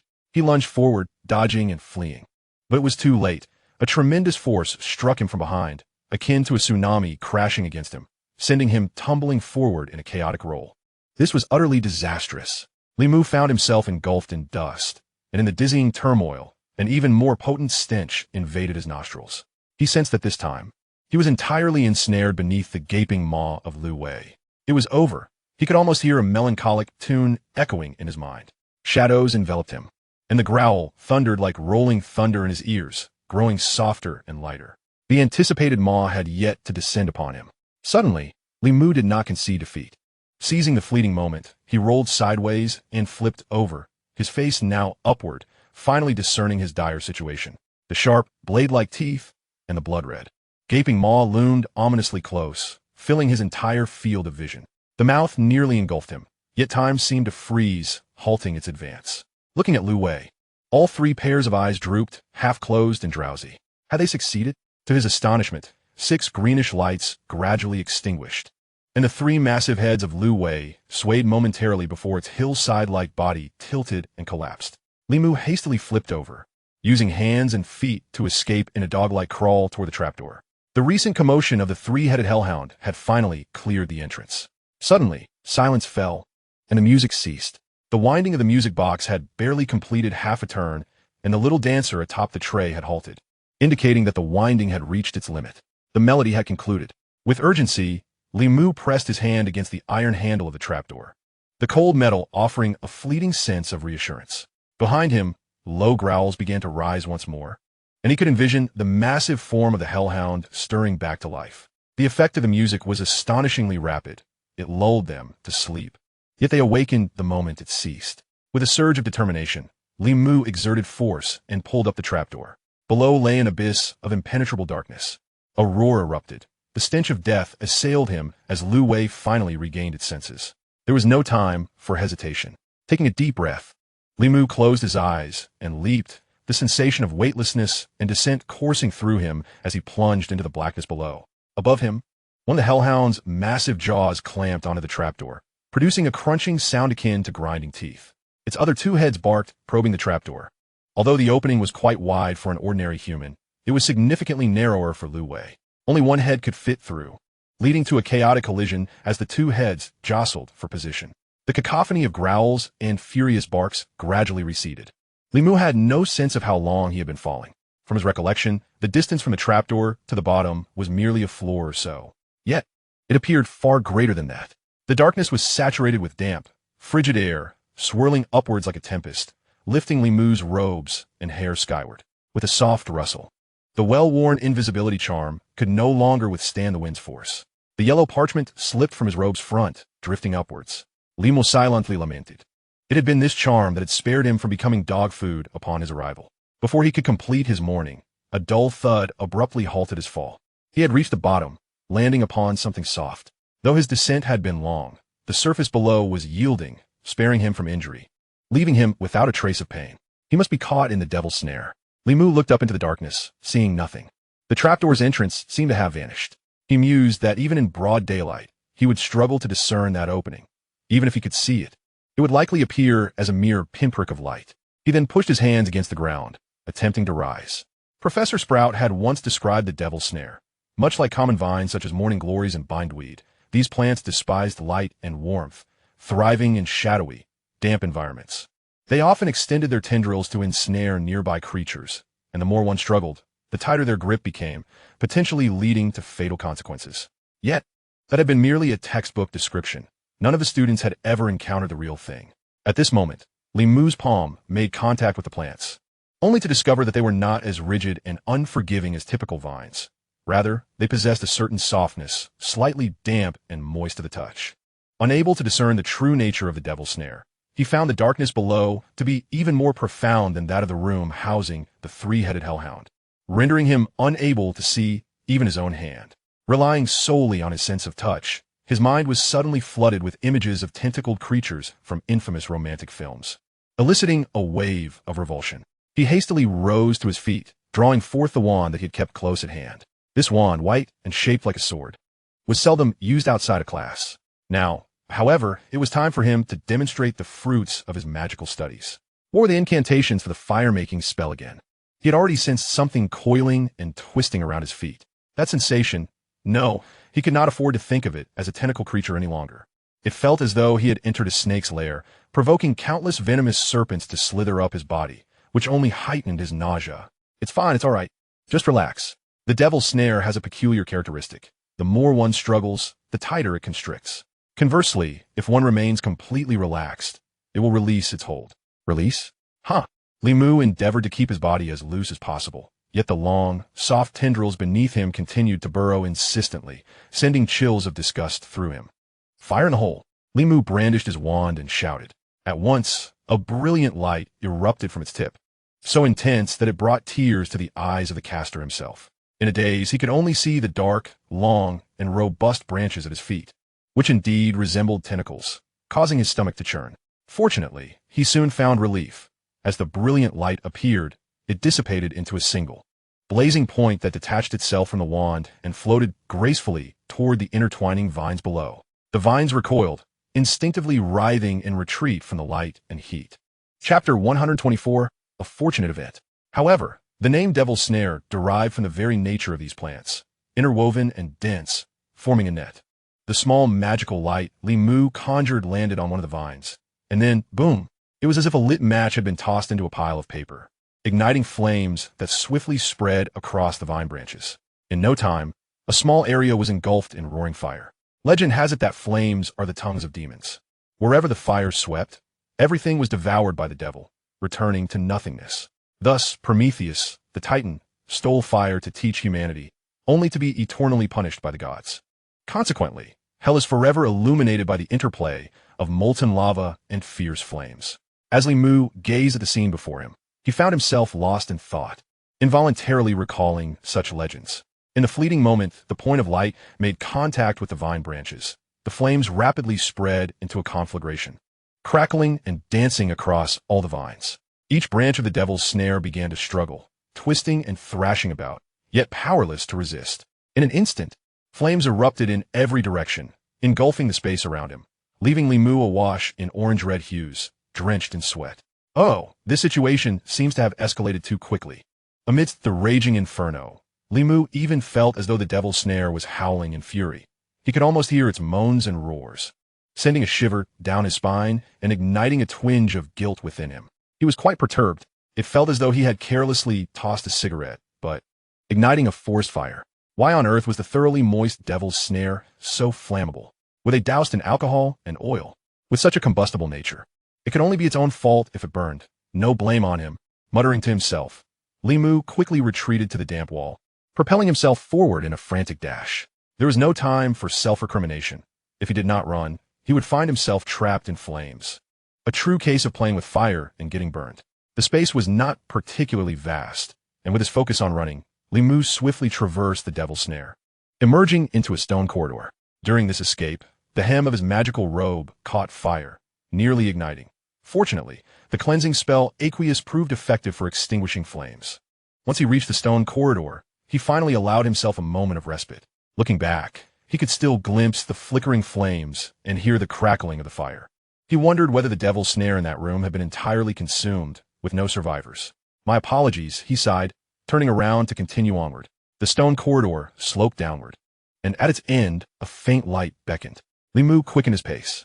Having successfully navigated the previous 2 challenges, he felt a renewed sense of confidence, believing that surmounting the subsequent obstacles would not prove difficult. However, he was acutely aware that even with knowledge of the solutions, unexpected dangers could arise, such as the ferocity of the 3-headed dog and the near fire he had just experienced, which left him feeling quite embarrassed. There was no need to dwell on such thoughts. Now, Li Mu had even less reason to hesitate. He pressed forward, faint sounds of rustling and clinking growing louder ahead. As he approached the end of the corridor, he found himself before another room, devoid of a door, where soft and bright light spilled from the entrance. Inside, a mere wall separated the room from the outside, as if dividing night from day, severing darkness from light. Stepping inside, Li Mu discovered that it was indeed identical to historical accounts. The room soared like a palace, far exceeding the height of ordinary dwellings. The ceiling, arching 6 or 7 meters high, was adorned with countless objects that, at first glance, resembled small birds flitting about, shimmering with various hues of light. In reality, they were keys with wings. Directly opposite the entrance stood a large, heavy metal door, and alongside it, several flying broomsticks floated in disarray, appearing rather worn and clearly of the most basic model. As a member of Hufflepuff and the Quidditch Seeker, Li Mu was confident in his flying abilities and skills, believing himself to be no less adept than Harry Potter. He casually seized one of the broomsticks, mounted it, and with a push off the ground, began to ascend leisurely. Soon, he found himself amidst the flock of winged keys, the tinkling sound growing increasingly intense, swirling around his head and resonating in his ears, ringing like a bell. Each key glimmered with light. The congregation of keys emitted a dazzling array of colors, disorienting to the eyes. Even so, Li Mu quickly identified his target. Amidst the hundreds of keys, one stood out as slightly different. A silver key, uniquely shaped, flew a fraction slower than the others. Its wings were tilted to one side, resembling a small bird that had not yet healed from injury. This was the one. Li Mu's heart leaped with joy. He exerted himself, and the broomstick sailed forward at a leisurely pace. Before he could draw near, however, the key flitted away, evading him. Seriously? He exclaimed in frustration. Did this broomstick have to be so slow and antiquated? At this rate, he would not even be able to catch the tailwind of a Firebolt 2000. Despite its injuries and clumsy flapping, the key's agility rivaled that of the Golden Snitch. How was he supposed to complete this task? It was akin to someone accustomed to driving a luxury sports car, suddenly trying to maneuver a low-end model. Li Mu found himself struggling to adapt to this broomstick in a critical moment. He pondered, if one wishes to prevent others from passing, why provide a broom at all? Indeed, why place a broom here? Lost in thought, Li Mu suddenly froze. Was pursuing those golden keys on a broom truly the most effective method to solve the puzzle? Or was there no other alternative? He was unaware of how Professor Quirrell, possessed by Voldemort, managed it, but historically, it seemed that Harry Potter, with the assistance of his steadfast friends Ron and Hermione, managed to corner the injured keys through their collective efforts, enduring numerous challenges along the way. Their success stemmed more from their harmonious teamwork than from the speed of the broom, suggesting that merely riding a wretched broom to capture the keys might be a rather foolish approach. With this in mind, Li Mu suddenly conceived a new idea. Amidst the chaos of countless keys, he identified his target, raising his wand that he had been clutching tightly in his hand. The flying broom beneath him inched cautiously towards the injured key. Nevertheless, the key seemed to sense danger, its wings flapping restlessly as it attempted to flee. "Accio the key!" Li Mu shouted, brandishing his wand and aiming its tip at the key that sought to escape. Almost instantly, a faint glow emanated from the tip of his wand, signaling the spell's activation. The summoning charm, typically taught in Hogwarts during the 3rd or 4th year, was a mid-level spell. However, for Li Mu and Hermione, who aspired to be top scholars, Mastering such spells in advance was quite ordinary. It became evident that Li Mu had a commendable grasp of the summoning charm. As the glow intensified, the flailing key appeared to be ensnared, its wings flapping futilely as it could not break free, yet resisted being easily drawn towards him. Gritting his teeth, Li Mu felt a flicker of hope. He sensed an energy flowing from within him, as if a robust rope connected the tip of his wand to the key, engaging in a tug-of-war. This sensation was unprecedented in the past. Whether casting spells or using incantations, he had never been able to so clearly perceive the flow of his own energy and that of the spell. Undoubtedly, this marked a significant advancement, albeit somewhat sudden. With this realization, Li Mu suppressed his elation and endeavored to focus his mind, augmenting his energy output. Hogwarts did not explicitly teach how to amplify magical power. In fact, Li Mu believed that most of the professors themselves were largely ignorant of it. The prevailing belief in the Western magical community was that a person's magical power naturally increased and waned with bodily functions. From birth to young adulthood, power steadily grew, with a child's energy incomparable to that of an adult. And after reaching the peak of middle age, most people's magical prowess began to decline into old age. The ancient tradition of meditation and cultivation had long been lost, and many contemporary magical texts argued that relying on meditation to enhance magical power was a fallacy, a mere deception. In this moment, Li Mu instinctively recalled the authentic Taoist techniques he had been training in for over 8 years. Following the meditation methods imparted by the elderly Dramione, he attempted to channel the energy within him. With one hand gripping the wand and the other forming a sword gesture, he murmured his focus. Yet it was not so simple. After some time, the energy remained stagnant, showing no change, while the key's struggle intensified, its wings flapping vigorously, indicating a desire to escape. Damn it! Am I unable to even outdo a key in a tug-of-war? Li Mu tried to urge the broom closer, but discovered that during the spell casting, his broom had become unresponsive. The summoning charm, while creating a pull, also generated a repulsive force, preventing the broom from advancing. As the situation reached a stalemate, Li Mu felt an overwhelming urgency, yet suddenly a phrase flashed through his mind. Though I may utter words of malice or kindness, all is determined by the power of speech. Within language lies an undeniable force. By expressing one's inner strength through words, supplemented by melody, rhythm, emotion, thought, and the entire body and soul, one can unleash tremendous power. This is the essence of the word spirit. This was a direct quote from the tome word spirit, allure, illusion, prophecy, and the exploration of medieval meditation principles, now ominously known as the Dark Bible. Melody, rhythm, emotion, thought, body, and soul. Li Mu silently contemplated these concepts for a moment, arms still outstretched and wand aimed at the wounded key. Suddenly, he took a deep breath and proclaimed, "Accio, the key." This time, his utterance was not merely a recitation of the spell, but rather an intentional adjustment of the words.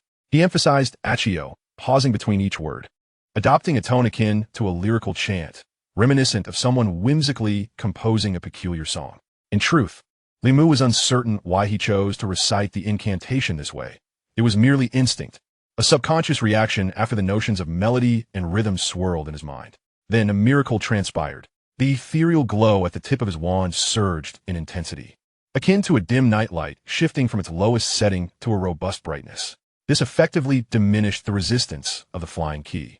Li Mu felt the energy linking his wand to the key strengthen, augmenting the force that pulled the key towards him. The injured key soon ceased its frantic flapping, transforming into a silver streak that gracefully floated towards him, ultimately hovering in front of Li Mu. With a swift motion, he captured it effortlessly. He had truly succeeded. This was indeed a triumph. Had it not been for the icy sensation in his palm, Li Mu would scarcely believe it to be real. Securing the key was secondary. His primary astonishment lay in the genuine amplification of his magical prowess. Incredible. It truly worked, merely by adding a few punctuation marks.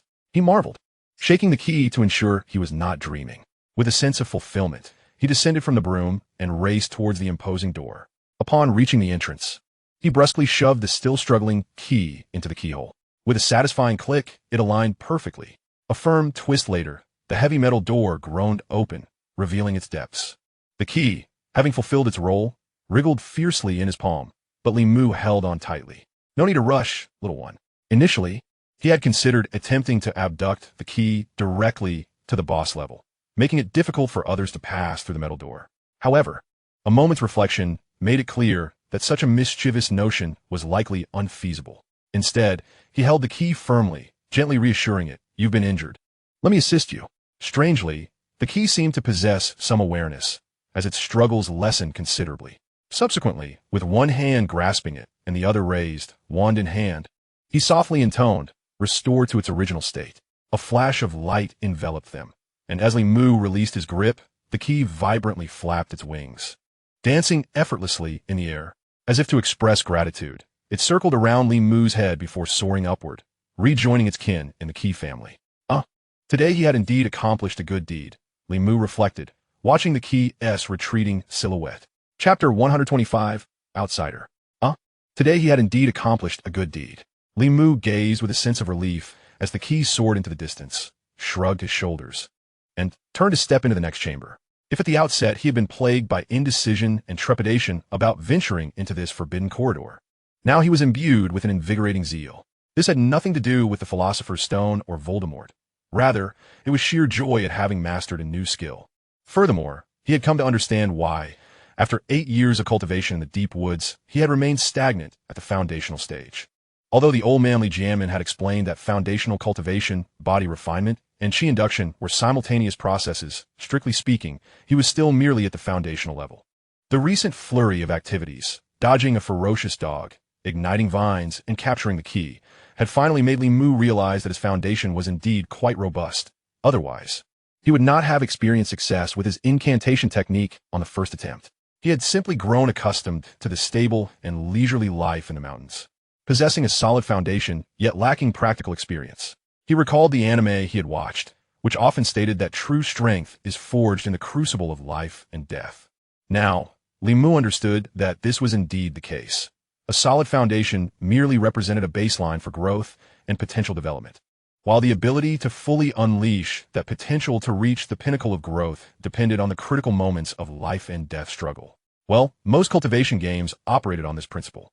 In this largely peaceful era, it was precisely the intricate designs of the Forbidden Corridor that could provide him with these exceedingly rare and precious opportunities for training.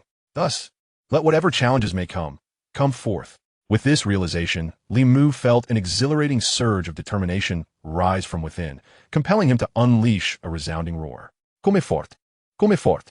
he bellowed, though no one was there to respond. Only echoes reverberated off the walls, creating a lingering resonance. Suddenly, a thunderous sound erupted from behind him as the metal door he had only just managed to open slammed shut, sealing off his escape route and completely cutting off the light from the previous chamber. Darkness enveloped him instantly. As he stepped into the new room from the flying key chamber, he found himself shrouded in impenetrable blackness. Furrowing his brow, he searched his memory for details about the challenges of this room. Crack! Suddenly, a loud noise shattered the darkness, illuminating the room with blinding light. Konzik limutos gewinnt. This was it. He frowned, sensing trouble. Before him unfolded a vast chessboard, adorned in alternating black and white squares, upon which he stood. Apart from himself, there were a total of 32 pieces, both black and white, standing resolutely upon the board. They appear to be sculpted from solid stone, taking the forms of kings, queens, knights, and pawns, all towering over 2 meters tall, exuding an imposing and terrifying presence. Even Li Mu was momentarily taken aback upon first sighting them. But he quickly regained his composure. He recalled that this challenge required him to win by playing chess, yet the issue lay in his limited understanding of even Chinese chess, let alone international chess. Not to mention, among his acquaintances, even the scholarly Hinata and Hermione could not be considered proficient at chess. Only Ron had a modicum of skill. Had Dumbledore and the others accounted for who would attempt to navigate these challenges when designing the Forbidden Corridor? Had they specifically created a chess challenge for someone like Ron? Li Mu pondered this and deemed it unlikely. Even if Dumbledore was astute, he lacked foresight. How could he possibly predict that someone skilled at chess would be among Harry's companions? This had always puzzled him while reading the original text. What if Ron had not accompanied them? Just as he had now fallen out with Harry and was in a state of Cold War, would Harry and the others have failed this challenge? Surely there must be an alternative solution. Gathering his courage, Li Mu stepped forward, weaving through the black pieces that turned their backs to him. Feeling like a tiny mouse darting through a forest of steel, each step taken with utmost caution, fearful that the pieces might suddenly spring to life and strike him down. To his surprise, nothing happened.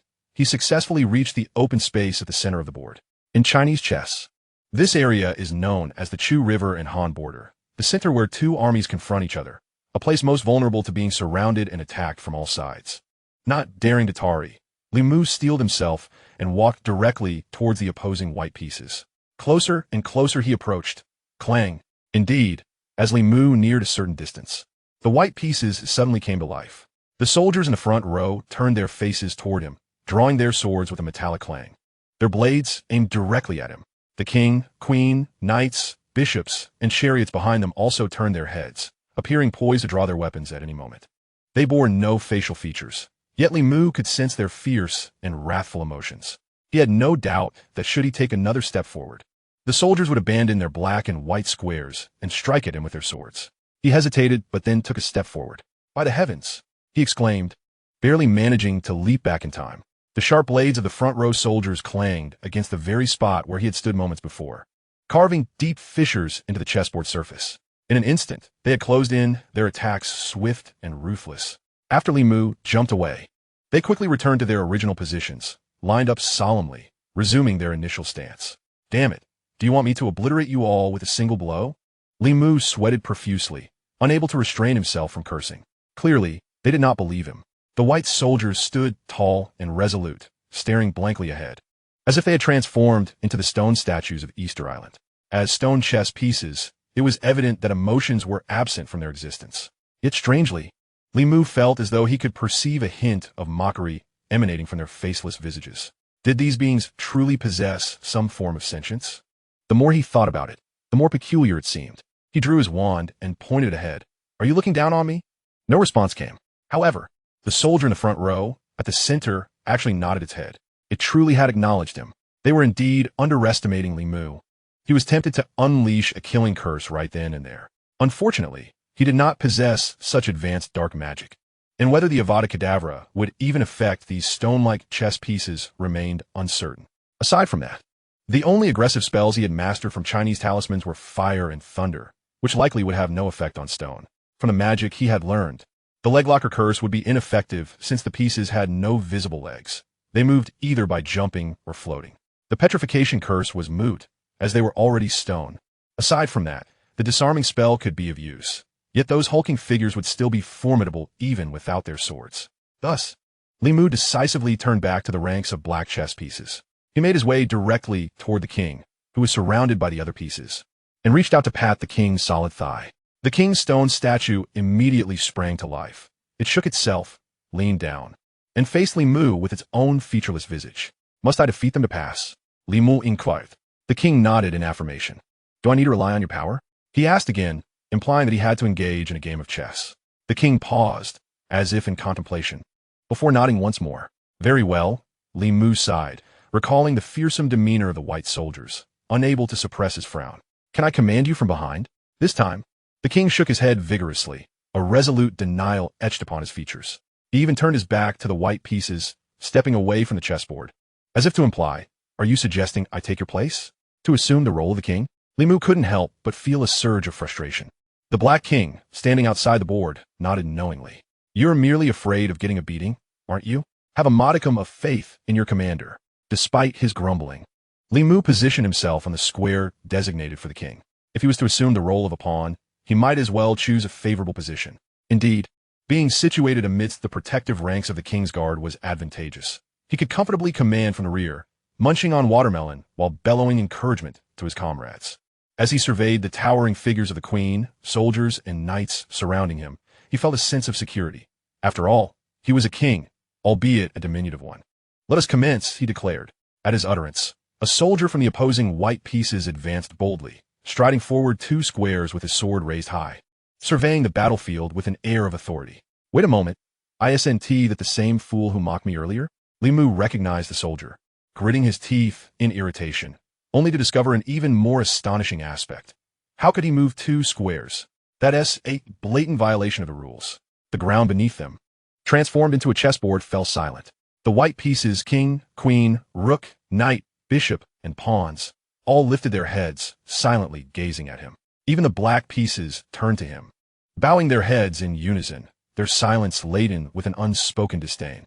Although they were sculpted from stone and uttered not a word, their collective gaze conveyed a peculiar sentiment. Li Mu sensed a peculiar mix of bemusement and scorn emanating from both sides. To make matters worse, the Black Queen beside him disdainfully hopped a small distance away, leaning against the bishop. This only deepened his vexation. Did I say something amiss? My stature as king may be modest, yet I am still valiant and formidable. Why treat me as if I were a pariah? He muttered, increasingly irritated by the proximity of the Black Queen and the imposing Black Bishop. It was as if he were witnessing his beloved wife casting her affections towards another. Even though that stone-carved queen was hardly beautiful, nor was she his wife. Yet, he was, after all, acting as the Black King. With a pointed finger, Limu commanded the Black Bishop, "You fly over there and defend against the encroaching soldiers." He then gestured towards the empty square before the enemy soldier, eager to orchestrate the movements of the black pieces. Yet, there was no response. After a prolonged silence, the Black Bishop, marked with a cross upon its head, merely swayed but failed to advance. The other pieces remained motionless, their gazes still fixed upon him, as if he were the most peculiar spectacle. "Come on, Bishop, move!" he shouted in frustration. "Why aren't you flying?" The bizarre sensation of being under scrutiny intensified, prompting him to shout again. After counting the squares on the board, he finally realized the discrepancy. Unlike the traditional chess of his homeland, where each piece occupies the intersection of the grid lines, here, in this wizard's chess, each piece stood firmly within the confines of its square, rendering movements like the knight S and bishop S awkward and nonsensical. Previously, when no one was available to play chess with Ron, he had earnestly tried to entice Limu into the wizard's chess, claiming it was similar to their native chess. Merely a rebranding of rooks, knights, and bishops, with kings transformed into monarchs and the addition of a queen. Ultimately, Limu had not engaged in the game, yet he had unwittingly believed Ron's fabrications, as he realized he had no grasp of how to play wizard's chess. "Are you not a bishop?"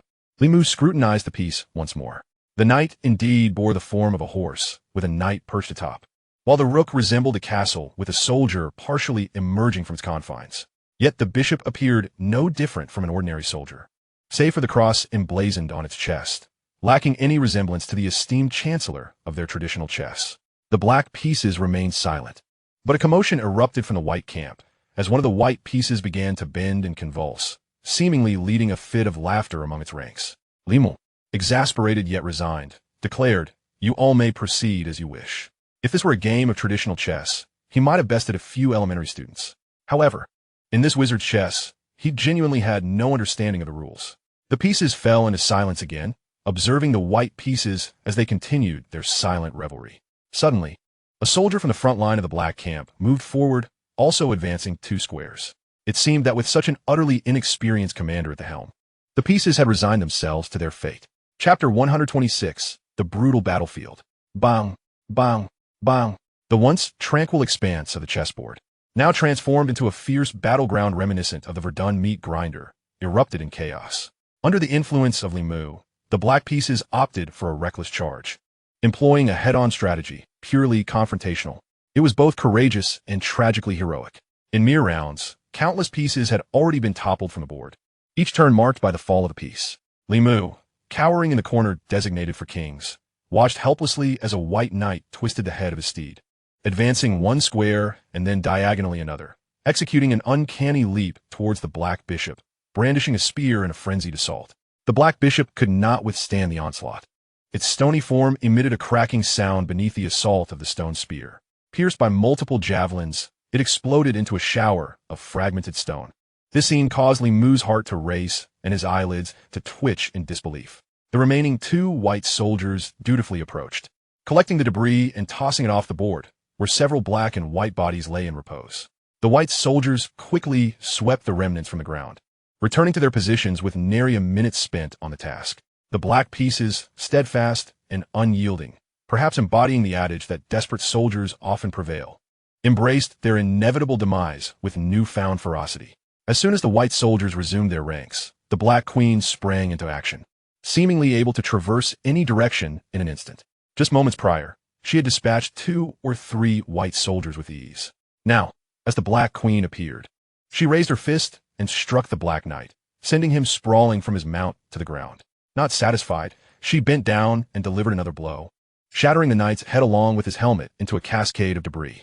"Such brutality," Limu murmured, unable to suppress another involuntary twitch at the corner of his eye. Astonished by the turn of events, both sides had ignited into genuine fury, engaging in a merciless conflict. The Black Queen had no inclination to tidy the battlefield, perhaps due to the absence of her soldiers, who lay outside the board without support. With a rough demeanor, she dragged the headless knight alongside the bewildered white horse off the board before returning to her position. Upon her return, the Black Queen stood with her back to the white camp, turning her face towards Li Mu. Despite her featureless visage, he sensed sorrow and helplessness emanating from her dark form. Daring not to meet her gaze, he averted his eyes, only to realize, to his utter astonishment, that aside from himself and the Black Queen, the entire Black Peace army had been eliminated. Had only a few rounds truly passed? In the fierce confrontation of chess pieces, where life was wagered against life, how could such an immense toll be exacted in such a fleeting moment? This wizard chess, composed of 32 pieces, surely required at least 14 or 15 rounds to reach such a state. It was only then that Li Mu realized he had not commanded the pieces. His own inaction stemmed from the necessity of the others to move. He merely occupied the position of the Black King, observing the chaotic melee of black and white pieces clustered in the center, listening to the resounding thuds as one piece after another fell. Thus, for Li Mu, the time may have felt exceedingly brief, yet upon closer reflection, it was indeed true that both sides had battled for numerous rounds. As the conflict reached its climax, Li Mu cast a glance at the Black Queen, a flicker of shame and guilt stirring within him. Did those pieces, even if fashioned from stone, experience pain? Memories of previous encounters flooded back. In the earlier challenges, even with solutions in hand, various problems would invariably arise. Yet, that was tolerable. However, in this instance, he was acutely aware that this round was designed to test his chess-playing prowess. Yet, his disinterest in wizard's chess had led him to neglect even the fundamental techniques. He was perpetually preoccupied with thoughts of Ron. When faced with challenges, he would always recall the true protagonists of history, revealing that he had never adequately prepared to confront everything alone. Had he not resolved to participate in this endeavor? Had he not embraced the conviction to alter history? Li Mu had no time to further scrutinize the expression of the Black Queen. A white soldier surged forth, having previously stood beside the White Knight. Now that the Black Queen had devoured the White Knight, it was poised to act. "Oh no," Li Mu whispered, lowering his voice, but this was evidently futile. The white soldier did not draw its blade. Instead, it unleashed a powerful punch aimed at the back of the Black Queen's head. "Wingardium Leviosa, Li Mu suddenly villet," drawing his white wand towards the Black Queen. The tip of the wand shimmered with white light, and a misty cloud surged forth, swiftly colliding with the imposing stone form of the Black Queen. The Queen levitated, perhaps due to her affinity for beauty, making her one of the lighter pieces, as she floated to a height of at least 1 meter. The white soldier's punch, delayed by a fraction, struck the Queen's leg with a thud, rebounding harmlessly, seemingly inflicting little damage. The white soldier stood momentarily stunned, gazing down at its own fist, then turned its gaze to Li Mu with an expression that would have been vividly animated had it possessed features. The Black Queen, too, was taken aback. She had prepared for sacrifice, but never anticipated that, at a critical moment, someone would intervene. Suspended in midair, she lowered her gaze towards Li Mu. Not only they, but even Li Mu himself was astonished. Had she truly levitated? The levitation spell was one of the most vital incantations taught to first-year students at Hogwarts, traditionally featured in the end-of-year examinations. Students practiced this spell repeatedly in various contexts throughout the year, and in critical moments, it often sprang to mind. Previously, Hermione had instinctively uttered it when confronted by a giant on Halloween, and now, under duress, Li Mu echoed her instinctive response. Perhaps such reactions would only change once they reached second year, when more commonly used spells like disarming charms firmly lodged themselves in their minds. In that moment of crisis, Li Mu had not overthought. His sole intention was to rescue the Black Queen, and he had acted on instinct. Yet the question remained, how had he succeeded? Logically, it was still the turn of the opposing white pieces, and their actions were not yet concluded. Was it due to a flaw in the rules? Or perhaps the concentration of his mental energy was sufficient to transcend them? Chapter 127, Heroes Unconquered. Was it a flaw in the rules? Or could focused intent truly transcend them? Li Mu pondered deeply for a second. After a moment, he clenched his right hand into a fist, striking it against his left palm with a crisp crack, followed by a jubilant exclamation of realization. Of course, I'm not playing wizard chess. I am engaged in Heroes Unconquered. The Black Queen in the air, the white soldier on the ground, and the White King huddled in the back row all gazed in stunned silence, each rendered speechless. Ah, how delightful! If it were indeed Heroes Unconquered, everything would fall into place. As the commander of an army, the hero had opportunities to cast spells before and after the movement of the pieces. Moreover, during the fourth installment, heroes could even enter the fray themselves, capable of single-handedly confronting a multitude of foes. Later, the introduction of a semi-real-time mechanism allowed agile heroes to strike before their adversaries could react. Li Mu was elated by this newfound realization, compelling him to perceive the wizard's chess before him as a grand turn-based strategy game, thus rendering his actions entirely reasonable and within the confines of the rules. However, a sudden realization struck him. Boom. His distraction had caused him to overlook a crucial detail. The levitation spell had a time limit. To maintain an object's levitated state, one must continuously direct their wand at the target, providing ongoing energy to the incantation. As a result, the Black Queen abruptly plummeted from her lofty perch. Taken by surprise, she succumbed to unconsciousness, her 2-meter stone form crashing to the ground with a resounding thud, stirring up clouds of dust. This sudden turn of events left several white pieces momentarily stunned. Subsequently, the Black Queen faced the same fate that countless pieces had endured before her, the White Soldier. After a brief pause, mercilessly dragged her off the board. Now, she lay motionless on the ground, supine. Now, the black side was left with only Li Mu. Yet, it was not solely the black faction that had suffered losses. In the earlier flurry of thunderous clashes, the white pieces had also endured significant casualties. Now, only 2 soldiers and their king remained on the opposing side. This was akin to being left with a solitary commander, a dire situation indeed. Observing the scene before him, Li Mu felt a wave of frustration. The 2 remaining white soldiers stood resolutely, exuding an air of menace, while the White King gazed intently in their direction. After a moment of mutual regard, Li Mu remembered that it was now the turn of the black pieces. He had been so caught up in an action that he had nearly forgotten he could move himself. But how should he proceed? In traditional Chinese chess, such a slaughter would signal the imminent demise of the remaining side, as the commander could only move 1 square at a time, confined to a minuscule space. Without protection, even a single pawn could checkmate the king. In the wizard's chess, however, Li Mu attempted to leap forward 2 spaces, but an invisible barrier obstructed his path. Ultimately, he could only advance 1 square. Then, the opposing white soldier sprang into action, stepping forward. Indeed, the king could only move 1 square. What difference was there from passively enduring attacks? How frustrating. Why even be a king? A queen could roam freely. Li Mu cast a fierce glare at the Black King, who remained motionless, facing the wall, devoid of life. Now, it was Li Mu's turn to move again. Given that he could only advance 1 square, his offensive capabilities were drastically diminished, and the threats he faced intensified. In traditional Chinese chess, to force an opponent's king into checkmate, one would need to compel them to confront their king directly. Yet now, Li Mu glanced at the pale visage of the White King. They stood in the same column, with no other pieces obstructing their view. Was this not a direct encounter? Thus, Li Mu resolved to employ an unconventional strategy. He raised his white, sword-like wand and waved it towards one of the white soldiers, exclaiming, "Wingardium Leviosa!" It was the most familiar levitation charm. And this time, Li Mu, with unwavering focus, remembered to employ the specific rhythm and intonation he had learned in the previous challenge. Indeed, it proved effective. A flash of white light erupted as a large mass of mist surged forth from the tip of his wand, enveloping the soldier. The soldier ascended, suspended nearly 2 meters in the air, even higher than the treatment the Black Queen had received moments before. The soldier flailed its arms in a futile struggle. Though devoid of expression, its panic was unmistakable. Li Mu retracted his wand. With a thud, the white soldier plummeted to the ground, remaining motionless for a considerable time. For these stone statues, falling from such a height was indeed a significant ordeal. Li Mu contemplated whether he should personally intervene to drag the white piece off the chessboard when it seemed the turn order had reverted to the white faction. Another white soldier cautiously advanced a step towards him. Yet, Li Mu brimmed with confidence. Since he could truly intervene with magic, what was there to fear? He felt immensely grateful for his black pieces, as the 3 remaining enemies, the soldier and the king, were all restricted to moving just 1 square per turn. Had the queen remained, he might have already been knocked unconscious. But now, ranged attacks were perfect for dealing with such sluggish foes. Wingardium Leviosa.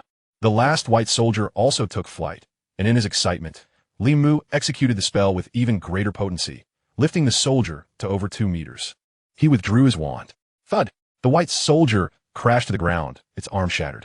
It became clear to him that successfully casting spells multiple times indicated that using magic during chess was indeed permissible within the rules. Reflecting on past challenges, he realized that each had more than one solution. In the first challenge, Hagrid's 3-headed hellhound, Fluffy, merely required navigating through the trapdoor. even without music. Spells like the Dazzling Charm or the Blinding Curse would have sufficed. The second challenge, the Devil's Snare, could be overcome by simply relaxing and not struggling, allowing it to gradually release him. For the third challenge, the Flying Keys, as long as he could seize the key, any method would work, in retrospect. If he had brought net, he could have flown up on a broom and scooped it up. As for the fourth challenge, Professor McGonagall had animated the stones with advanced transfiguration. Perhaps her intention was to test the challenger's proficiency in transfiguration. With sufficient skill, one could revert the stones to their original forms. Even if one's transfiguration was somewhat lacking, it seemed evident that offensive spells could be used freely. Chapter 128, The Final Moment. Having pieced together these connections, Limu felt a sense of enlightenment. After a series of tense and exhilarating challenges, his thoughts had undoubtedly broadened, filling him with anticipation for the adventures ahead. He raised his gaze, his eyes fixed ahead. The two white soldiers had yet to be removed from the chessboard, but they were clearly struggling to regain their mobility. Now, only one enemy remained. With a gaze sharp as a sword, Limu focused forward. He raised his wand. However, the White King was quicker. Now, it was the turn of the White faction to act. The White King removed his crown with a flourish, sending it arcing through the air to land at Limu's feet. What did this mean? A trap? A tactical lure? A pokeball? This was made of white stone, not a golden crown. What was the intention here? Limu stared blankly ahead. He then observed the White King turn his back and step off the chessboard, moving aside to reveal the great door behind him. At this moment, Limu realized he was being rather obtuse. The White King had effectively conceded. This brought to mind the Black King's earlier voluntary abdication. All right, it seemed that those who could ascend to the throne were all creatures of self-preservation. Without hesitation, Limu strode confidently forward, passing between the two white soldiers, and under the watchful gaze of the White King, approached the imposing door. Next awaited the giant troll of Quirrell and Snape's potions. He gently pushed the door open. A massive shadow loomed over him, accompanied by a foul stench that assaulted his senses. Limu tilted his head back, locking eyes with a pair of enormous green eyes. Before him stood an extraordinarily large troll, nearly brushing the ceiling, its limbs robust and powerful, wielding a massive stone club. Limu felt that its size was comparable to that of Fluffy, far surpassing the one encountered during the Halloween feast. How unfair fate was. While Harry Potter and his friends had faced a troll that was already subdued, he now faced a fully alert one. Was this the treatment reserved for protagonists? Limu stared at the troll, speechless. The troll gazed back, and after a moment, suddenly reacted, raising its club high. Limu, faster than the sluggish troll, seized his wand and shouted, "Chaos Charm." This was a spell he had inadvertently crafted during Halloween, and its effects surprisingly surpassed those of the standard Confundus Charm. Now, as he uttered the incantation, a brilliant beam of light erupted from the tip of his wand, silvery white, interspersed with golden particles, illuminating the troll. The Confusion Charm proved highly effective against the dim-witted troll. The troll's swing veered off course, crashing down beside Limu against the wall. As dust flew, Limu wasted no time. He ducked low and swiftly darted past the troll's massive, foul-smelling feet. The troll, sensing its target was attempting to escape, angrily raised its club and began to strike wildly. In the somewhat confined space of a room, such chaotic swings were indeed threatening. The sound of impact echoed as the walls and floor were pounded, leaving numerous dents. Yet, the structure remained remarkably sturdy, the stones evidently treated for durability. Dust swirled, filling the air with a noxious odor. Despite the impressive force behind the troll's swings, they lacked precision. Several strikes that seemed destined to hit Limu were narrowly avoided. His mind was exceptionally clear, and while running, he remained attuned to the sound around him. He successfully traversed the entire room unscathed, reaching the door before pushing it open and slipping into the next chamber. Behind him, the troll emitted a frustrated roar, a harsh sound, prompting him to decisively slam the door shut. With a wall now between them, the noise diminished significantly. Limu let out a sigh of relief. He could have opted for his usual method, casting the powerful Confundus Charm and then following up with the Leglocker Curse to entice the troll to fall, subsequently using the Levitation Charm to control its massive club and return the favor, striking it until it was thoroughly incapacitated. However, that seemed too cumbersome. Moreover, the troll's odor was unbearable. His sole objective was to pass through. Why resort to violence? Limu, who once navigated several levels of Super Mario without defeating a single enemy, was inherently a pacifist at heart, loathing combat and its accompanying complications. A few more dull thuds echoed from the wall before silence fell. It appeared the troll had given up. At that very moment, Limu felt an eerie, searing heat. He stepped back 2 paces, only to discover that the recently closed door had melted away like ice, releasing a surge of purple flames from the threshold, completely sealing off his escape. Almost immediately, another door leading further into the room erupted in a fierce blaze, this time with flames as black as night. Indeed, this was the final challenge. Li Mu surveyed the room. In stark contrast to the previous trials, this space was barren, save for a solitary table at its center, upon which lay 7 uniquely shaped bottles. Beside them was a piece of parchment, undoubtedly laid out by Snape as the ultimate test. However, for Li Mu, this challenge seemed to be the most straightforward of all. He picked up the parchment and, as expected, it contained a hint, a logical reasoning puzzle.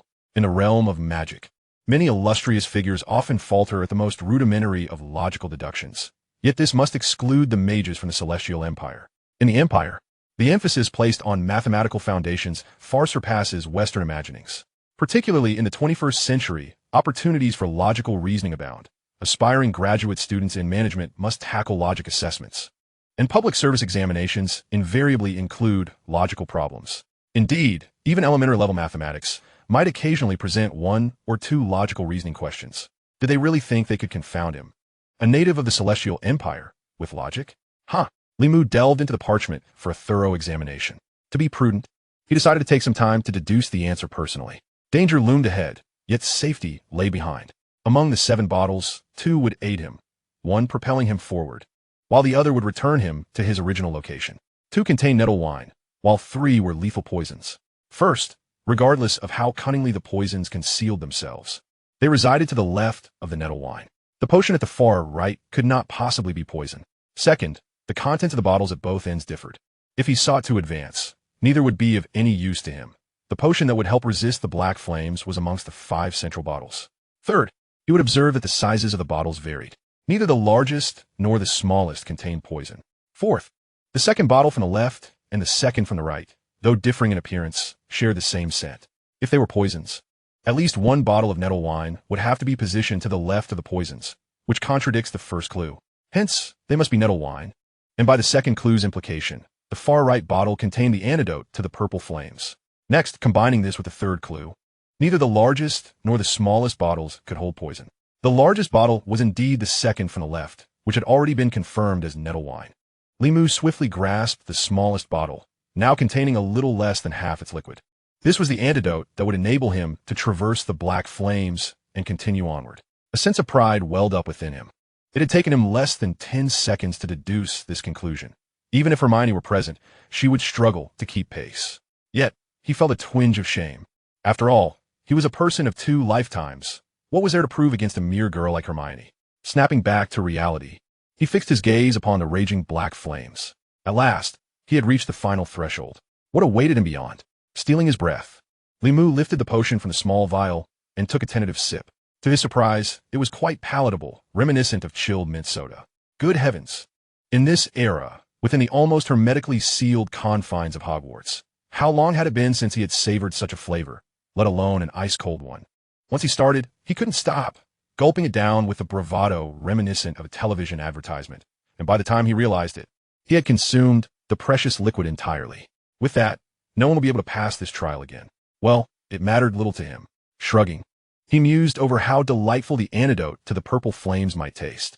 A brief moment later, a chill began to permeate his entire being, causing every hair to stand on end. The heat from the flames in front and behind became somewhat less bothersome as he took a step towards the black fire. Then another, until he was enveloped in flames.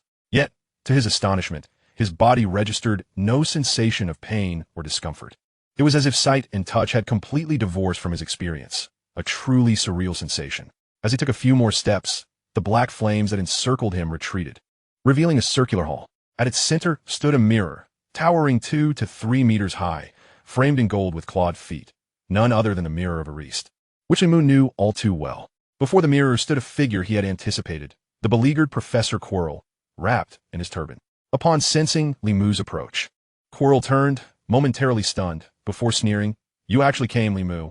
Li Mu was taken aback, exclaiming, "Oh, you know me. I am, after all, your teacher. I've taught you the defense against the dark arts for an entire year. How can I not recognize you? Surely you must know me. Forgive me. I suffer from face blindness. So you knew I would come?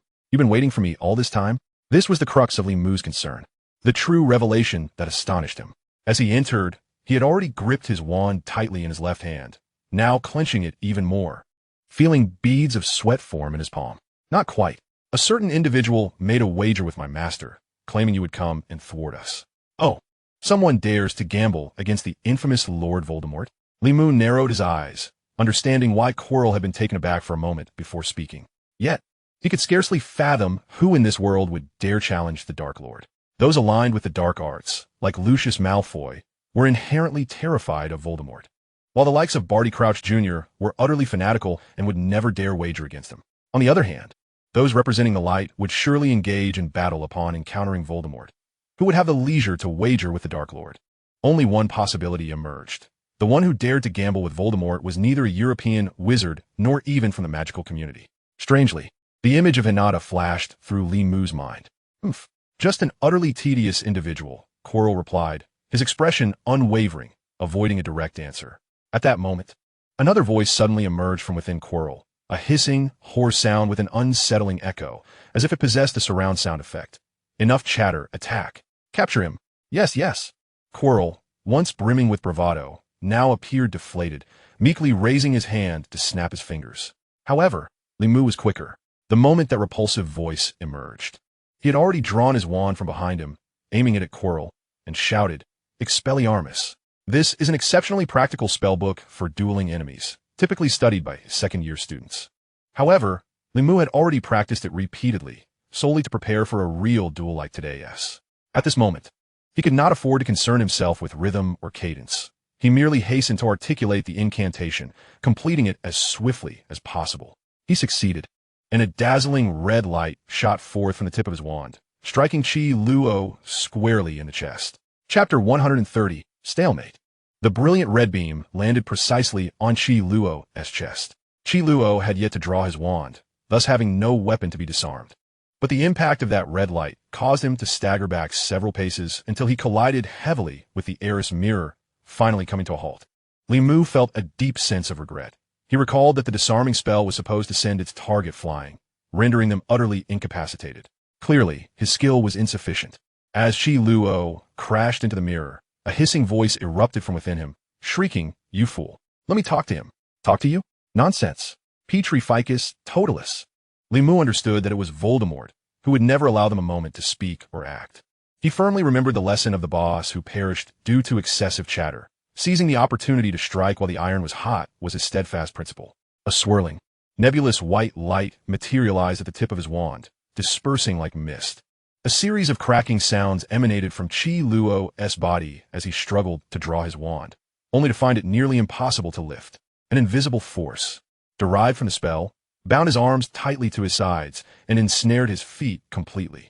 The Petrificus totalis spell did not actually transform a person into stone. Rather, it immobilized them entirely, creating an effect akin to petrification. However, it was evident that Limu had underestimated Chi Luo's capabilities. With his wand still aimed at Chi Luo, he intoned rhythmically Petrificus totalis. This sustained and slightly amplified his magical output, enhancing the brightness of the white mist. Yet it still failed to fully subdue Chi Luo, who continued to resist and murmur incantations under his breath. TSK. As a professor of defense against the dark arts, this fellow certainly possessed genuine skill. Now, the two resembled martial arts masters engaged in a battle of inner strength, standing firm while manipulating an unseen energy, each exerting their utmost effort in this aerial confrontation. Both sought to overpower the other, leaving no room for distraction. The hissing voice from Chi Luo continued. Sharper now, you fool, the spell. Chi Luo, drenched in sweat, suddenly realized his predicament. His arm continued to struggle against the binding force, his wrist stealthily twisting the wand, its tip subtly aimed at Limu. This is bad, Limu gulted, abandoning the immobilization spell as he executed a roll to the side, narrowly evading the impending attack. Indeed, almost simultaneously, Chi Luo let out a strained cry. Avada Kedavra! A brilliant emerald beam shot forth, slicing through the air and striking the wall of the hall with a resounding crash, as if it had perforated the very structure. Fortunately, Limu had already evaded. Expelliarmus. Another flash of red light erupted, another disarming spell. But this time, Chi Luo was prepared. He deftly sidestepped, evading the spell. Li Mu dared not hesitate, quickly casting another 2 or 3 disarming spells in rapid succession. In that brief moment, his back was drenched in cold sweat, facing one of the most ruthless spells in the magical realm, the Killing Curse. That seemingly simple beam of green light possessed a power that surpassed even the most advanced technological weaponry of the modern era. The Killing Curse was nearly indefensible. No protective charm could withstand it, be it a troll or a hellhound. Being struck meant certain death. In this world, perhaps only the Phoenix could survive the Avada Kedavra curse. But even that was misleading. When struck by the curse, a Phoenix's current life would end, only to be reborn from its ashes in the form of a Phoenix egg. Beyond the Phoenix, even creatures as formidable as dragons could not truly resist the Killing Curse. Many dragon scales could withstand or even be immune to magic. Yet areas not covered by scales remained vulnerable, such as their large eyes, an excellent target for the curse. When confronted with the Avada Kedavra curse, the sole method of survival was evasion. One had to flee to a safe distance or hide behind solid walls, as the curse could not penetrate substantial obstacles. Thus, during that dark period decades ago, there were records of shields and barriers successfully blocking the curse, but only if they were exceptionally sturdy. More often, accounts revealed the curse's capacity to obliterate a mud wall or a wooden table, killing enemies who sought refuge behind them. Now, in this expansive circular hall, finding cover was impossible for Li Mu. He could only roll on the ground, evading the lethal curse's onslaught. Seizing an opportunity, he aimed to cast 2 of the most effective disarming spells available. At this moment, he felt an immense gratitude for action films and games like Heroic Bloodshed and Max Payne. In critical moments, scenes of protagonists dodging bullets replayed in his mind, instinctively guiding him in evading the green light, contorting his body into various angles that not only showcased his dexterity but elevated it to an artistic level, leaving Chi Luo momentarily stunned. The red and green lights continued to intertwine in the air as both sides unleashed a flurry of spells. Chi Luo was panting heavily. While Li Mu appeared relatively unscathed, his physically trained body evidently superior to Chi Luo's. Moreover, the disarming spell seemed to consume less energy than the Killing Curse. Yet, he did not dare to relax. After all, even if the disarming spell merely disarmed his opponent, a brush with that green light could spell disaster. From the surface, it appeared that prolonged combat would be increasingly disadvantageous for Chi Luo, his breaths growing increasingly labored. However, Li Mu maintained his composure, understanding that the outcome hinged on mere probability. Even if Chi Luo were rendered immobile, it would only mean his weapon was disarmed, whereas a single lapse in Li Mu's focus could cost him his life. Chi Luo and Voldemort were acutely aware of this as well, remaining unperturbed. Li Mu had to admit that venturing here had not been the wisest decision. He felt a flicker of relief that he had stumbled upon the unlocked forbidden door, prompting him to enter. Had he brought Harry and the others, they might have become a liability. At this juncture, Li Mu could not help but deeply ponder. Did Dumbledore truly orchestrate Harry Potter's participation in this perilous adventure to thwart Voldemort? What if Harry appeared, and Chi Luo immediately struck him with a killing curse? Chapter 131, An Unexpected Ally. Regardless, the current situation demanded unwavering focus. The moment of doubt flickered through his mind before he banished it. He had to take decisive action to break the stalemate. In the next moment of evasion, Li Mu sprang into action, rolling to avoid the deadly green light while reaching into his robes. By the time he completed his roll, his empty hand clutched several yellow talismans he had brought with him, 2 fire-starting charms, a lightning charm, and various distraction charms among other assorted spells. Expelliarmus, he called out, preempting Ki Luo's incantation. The crimson light emitted from the tip of the white wand was deftly evaded by Quirrell as he sidestepped, simultaneously unleashing a curse. Although his proficiency as a teacher of defense against the dark arts might have left much to be desired, his skills in dueling were undoubtedly above par, and his incantation speed was commendable. Yet, the fleeting moment of evasion was sufficient. Before Quirrell could avoid the green light, Li Mu abruptly flung a talisman from his hand. The talismans fluttered down from the sky like delicate goose feathers in a gentle snowfall. Quirrell instinctively recoiled, momentarily stunned to realize they were merely ordinary sheets of paper. It was in that brief moment of distraction that the divine thunder heeded its command, the overwhelming celestial might converging upon the paper. Li Mu opted for a relatively short incantation, scarcely having time to form the intricate hand signs.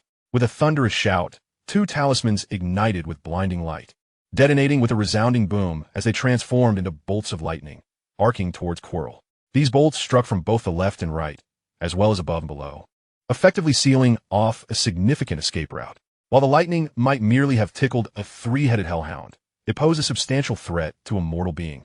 Yet the cautious Quirrell managed to evade each strike. He sidestepped one bolt and then leaped to avoid the other. Disarm.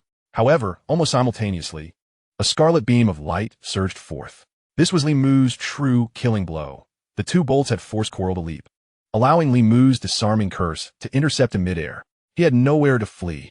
Quirrell muttered incantations under his breath, directing his wand towards himself, and to everyone's astonishment, he levitated higher and higher, successfully evading the disarming spell. Limou quickly deduced that it was a levitation charm. Quirrell had employed a levitation charm upon himself. What an unexpected application. Quirrell had encountered Voldemort while touring the forests of Albania, a place notorious for its solitude, far removed from human affairs, accompanied only by towering ancient trees and a variety of wildlife. Among these creatures were many formidable and dangerous species that posed a significant threat to humans. Those who dared to venture there were either incredibly reckless or exceptionally skilled. It appeared that Quirrell leaned towards the latter. Everyone believed him to be weak, but that was merely a facade. Upon closer reflection, he held his own against the menacing presence of Snape, all while maintaining the guise of stuttering. Feeble character, hardly the mark of true weakness. In a moment of distraction, Quirrell extended his wand, murmuring incantations as a faint green light began to flicker at the tip. Another curse was in the making, and it loomed ominously. Yet, before he could unleash it, a sudden flash of blinding red light struck directly into Quirrell's chest. Caught off guard, he emitted a short, muffled grunt as the levitation charm faltered, sending him crashing to the ground, violently colliding with the wall of the circular hall. His wand soared from his grasp, landing on the ground, the flickering green light extinguishing along with it. Limou turned abruptly towards the source of the red light. The large door engulfed in black flames. There, he beheld a familiar figure and inhaled deeply. Professor McGonagall. The black flames had mysteriously vanished, and Professor McGonagall stood at the entrance, clad in a deep green robe, tall and slender, her expression as stern as he remembered. She held her wand aloft, its tip still aimed at the air, clearly having cast the silent, disarming spell that had just incapacitated Quirrell. It was only when Quirrell hit the ground that Limou turned to look at her, and she slowly enunciated each word. Disarm your weapon. Was this merely for show? To utter the incantation only after casting the spell? Limou was momentarily taken aback, but soon, other matters seized his attention. From behind Professor McGonagall emerged two small figures, Harry Potter and Hermione Granger, who rushed over, anxious and astonished, exclaimingly, "Are you all right? Why is it Professor Quirrell?"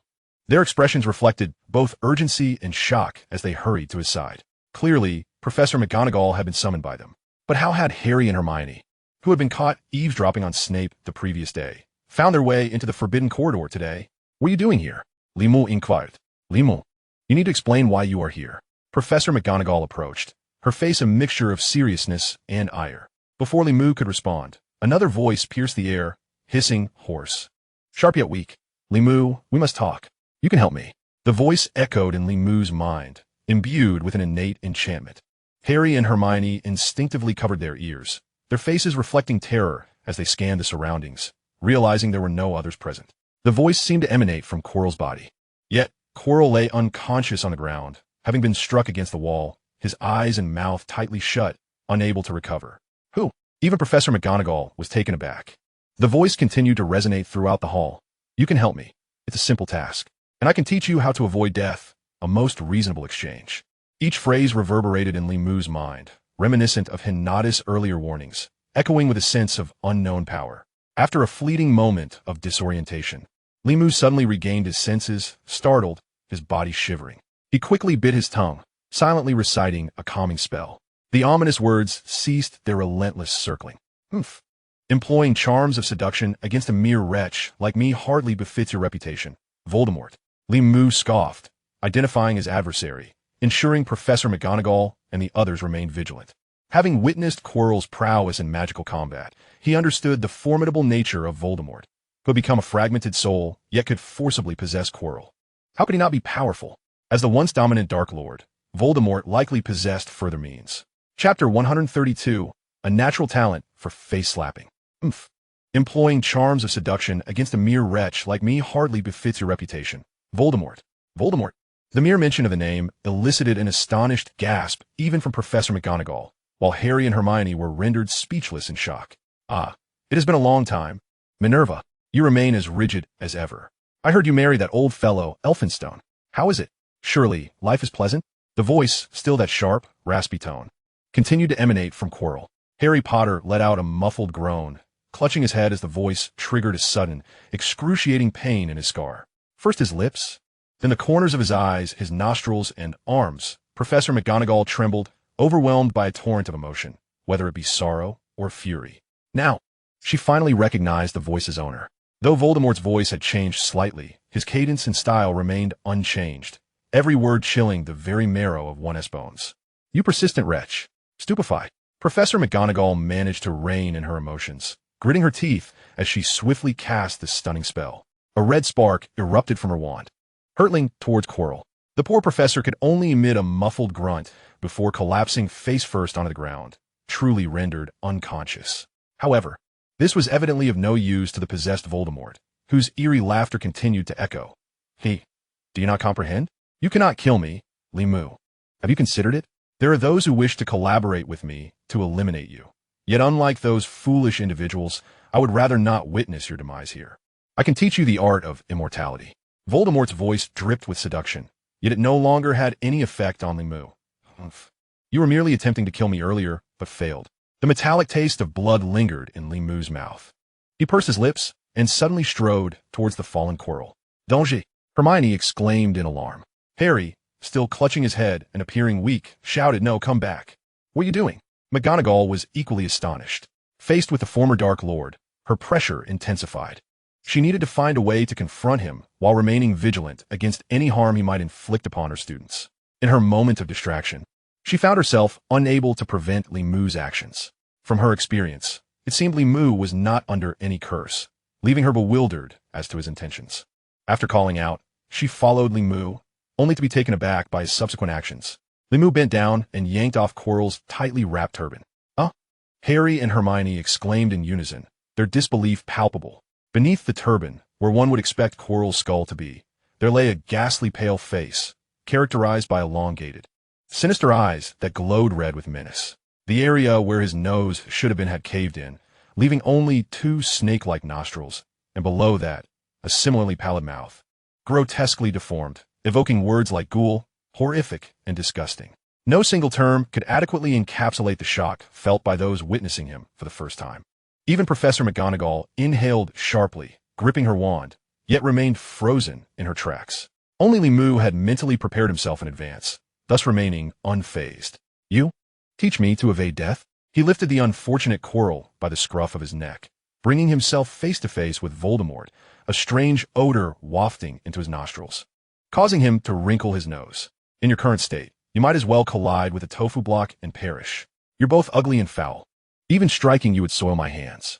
You will regret this.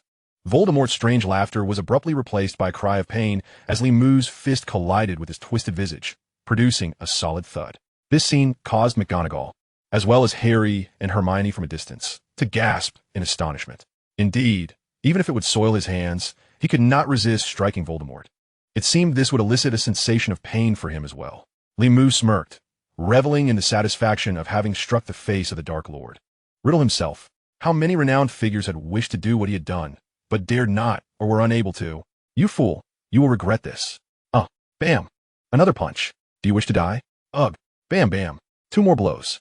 Limu, despite being merely an 11-year-old child in terms of nominal age, had trained his body, and each punch carried the strength surpassing that of most adults. Even the currently weakened Voldemort could hardly withstand such a barrage, let alone at his peak. The tableau left the other 3 spellbound. Harry and Hermione remained in stunned silence. Only McGonagall retained a semblance of composure, gently saying, Enough. Limu. However, her words were cut short as another feeble voice emerged, muddled and reminiscent of a dreamlike murmur. Hiss, Master, Master. It was Quirrell's voice. Voldemort's face was now Quirrell's skull, and Limu's earlier blows had surprisingly dispelled the effects of the stunning spell, awakening him. Master, save me, he murmured, his consciousness hazy, and upon catching sight of McGonagall, he quickly grasped the gravity of his predicament. Tears streamed from his eyes uncontrollably. Yet this plea only incited Voldemort's fury. The humiliation of having been struck had rendered him volatile and enraged. You imbecile! Limu instinctively sensed a threat emanating from Quirrell, a profound danger. He immediately stepped back several paces, positioning himself beside Professor McGonagall. In the next moment, tendrils of black smoke began to rise from Quirrell, as if he were being scorched. "No, Master, do not leave me," Quirrell shrieked in a heart-wrenching wail. He unconsciously curled his fingers into claws, scratching at himself in agony, appearing utterly tormented. The sight reminded Limu of the Cruciatus Curse. Even if one were to fall victim to such an unforgivable curse, the effects could not be far removed from this. He instinctively grasped his white wand, wearing a look of vigilance. It seemed Voldemort was withdrawing from Quirrell's possession. Yet there was no guarantee he would not attempt to inhabit someone else nearby. Limu had no understanding of the mechanics behind Voldemort's possession of human bodies, and he suspected that McGonagall was equally in the dark. It was always prudent to prepare in advance. Chapter 133, The Indestructible Little Voldemort. As Limu readied his wand, Professor McGonagall was equally swift to respond. "Harry, Hermione, cover your eyes and look away. Come to me," she commanded. Inhaling deeply as she raised her wand, Crucio, a green light shot forth from her wand, the very essence of the Cruciatus Curse. This curse ranks among the 3 unforgivable curses alongside the Killing Curse and the Torture Curse, known for its merciless and tyrannical nature. Regardless of who they were, even those dark wizards, in any context, the mention of these 3 spells was invariably tied to malevolence. Hogwarts had issued a decree forbidding students from studying these dark curses, and certainly they were not to be cast upon any living being. The International Confederation of Wizards vehemently condemned the use of unforgivable curses, calling upon all magical organizations to unite against them through actions such as the destruction of related texts and the punishment of those who cast these spells. Yet, the effectiveness of such measures was far from significant. In various Western nations where magic predominated, many individuals still sought out these curses through various means, and numerous incidents of their use persisted. Perhaps only the British Ministry of Magic, having suffered greatly at Voldemort's hands, was the most radical. They enacted a law stating that anyone who employed an unforgivable curse would face a lifetime imprisonment in Azkaban. However, for those who had reached a certain level, such legal edicts were merely ink on paper.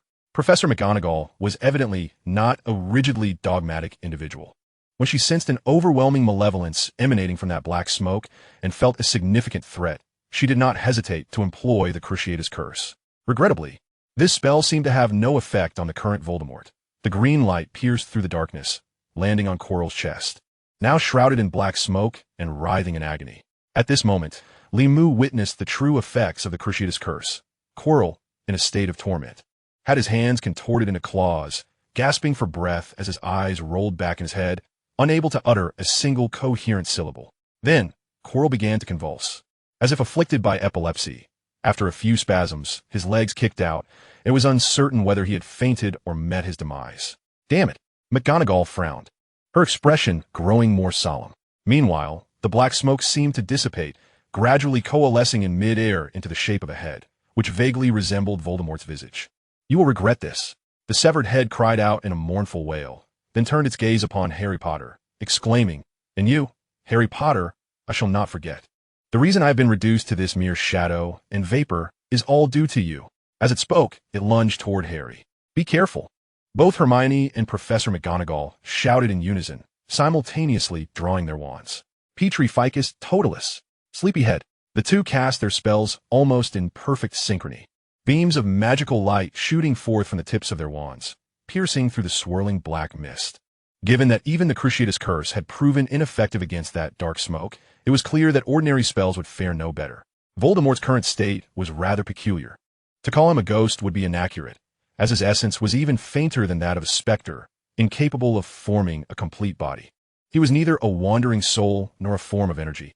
He appeared to be nothing more than a wisp of smoke, or perhaps even a substance less substantial than smoke, embodying sheer nothingness. Yet, undeniably, he moved with great swiftness. After dodging the two spells, he was already before Harry Potter, then suddenly swerved and fled toward the entrance. It was evident that Voldemort's possession abilities were not so formidable as to allow him to instantly control anyone who approached him. He merely feigned an attack before retreating. However, Limu would not allow him to escape so easily. Since Western spells had proven ineffective, he resolved to try a Taoist approach. He suddenly hurled his wand with great force toward the black smoke, as if casting a javelin. Diligently cultivate the great Tao. Meticulously perceive the profound void. He then formed sword fingers with both hands, chanting a rhythm he had intuitively grasped. Yellow flowers descend from the heavens. The 5 organs give birth to an infant. The wand flew swiftly, piercing through the black mist. A muffled grunt escaped Voldemort, revealing a hint of fear as he hissed. "What is this?" As he screamed, the flying head, enveloped in swirling black smoke, retreated even faster. The souls of the living and the dead, good and evil, determine their paths. Return to the cycle of life and death. All dust is made clear. Seeing this, Limu quickened his incantation. As he muttered the spell, his sword fingers shifted in rhythm, beads of sweat forming on his brow. As the complexity of the incantation and the preparation of his talisman weighed heavily upon him. But at last he completed the spell. "Behold my return to life incantation." A brilliant flash erupted from the white wand, reminiscent of the lightning that streaks across a summer stormy night sky. Voldemort let out another muffled grunt. Yet the black smoke was not halted. Rather, the flash only provoked it to flee more rapidly, disappearing from view in an instant. The once sharp white wand lost its vigor, wobbling before crashing to the hard, cold ground. Alas, even the reincarnation spell could not restrain him. Clearly, he has transcended the realms of the 5 elements. Limu lamented in frustration.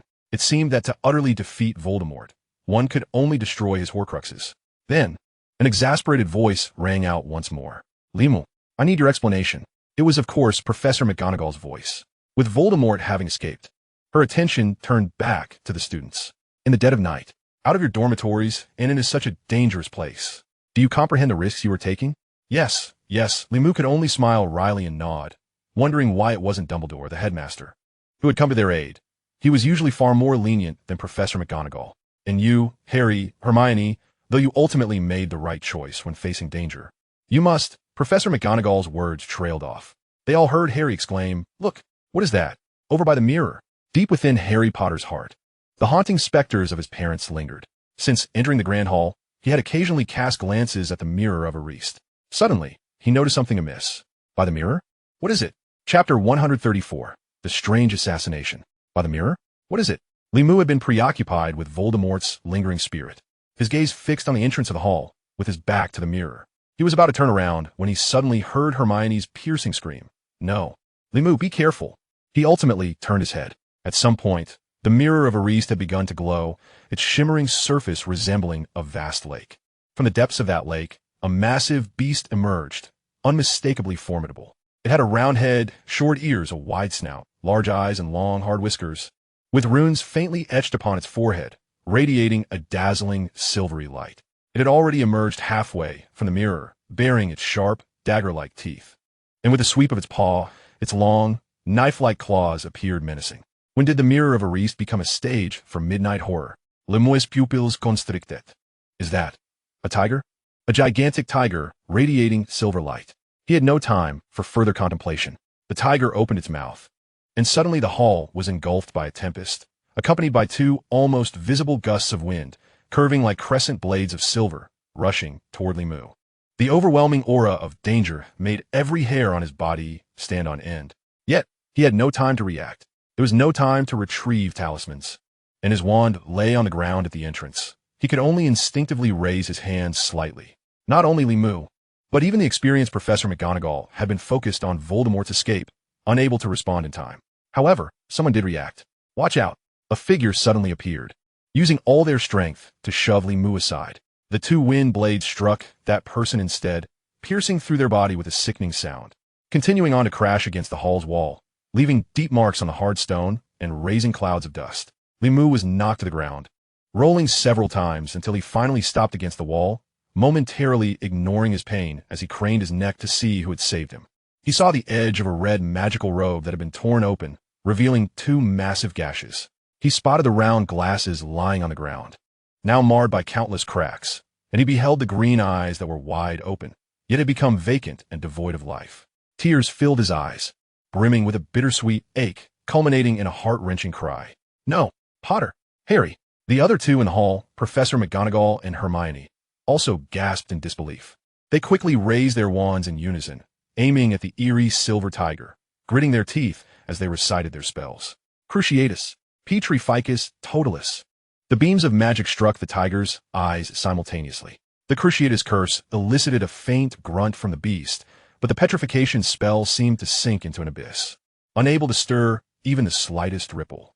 Hermione, still too young, had only mastered a handful of offensive spells, and her magical strength was insufficient. Yet, even the Cruciatus Curse appeared ineffective against the White Tiger, causing Professor McGonagall's expression to darken considerably. "What manner of creature are you?" she demanded. But the tiger seemed devoid of consciousness.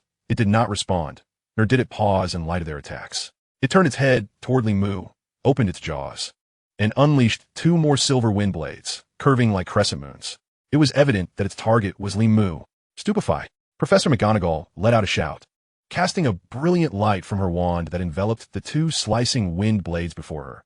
However, it proved futile, as the blade's velocity remained unimpeded. This left her momentarily stunned.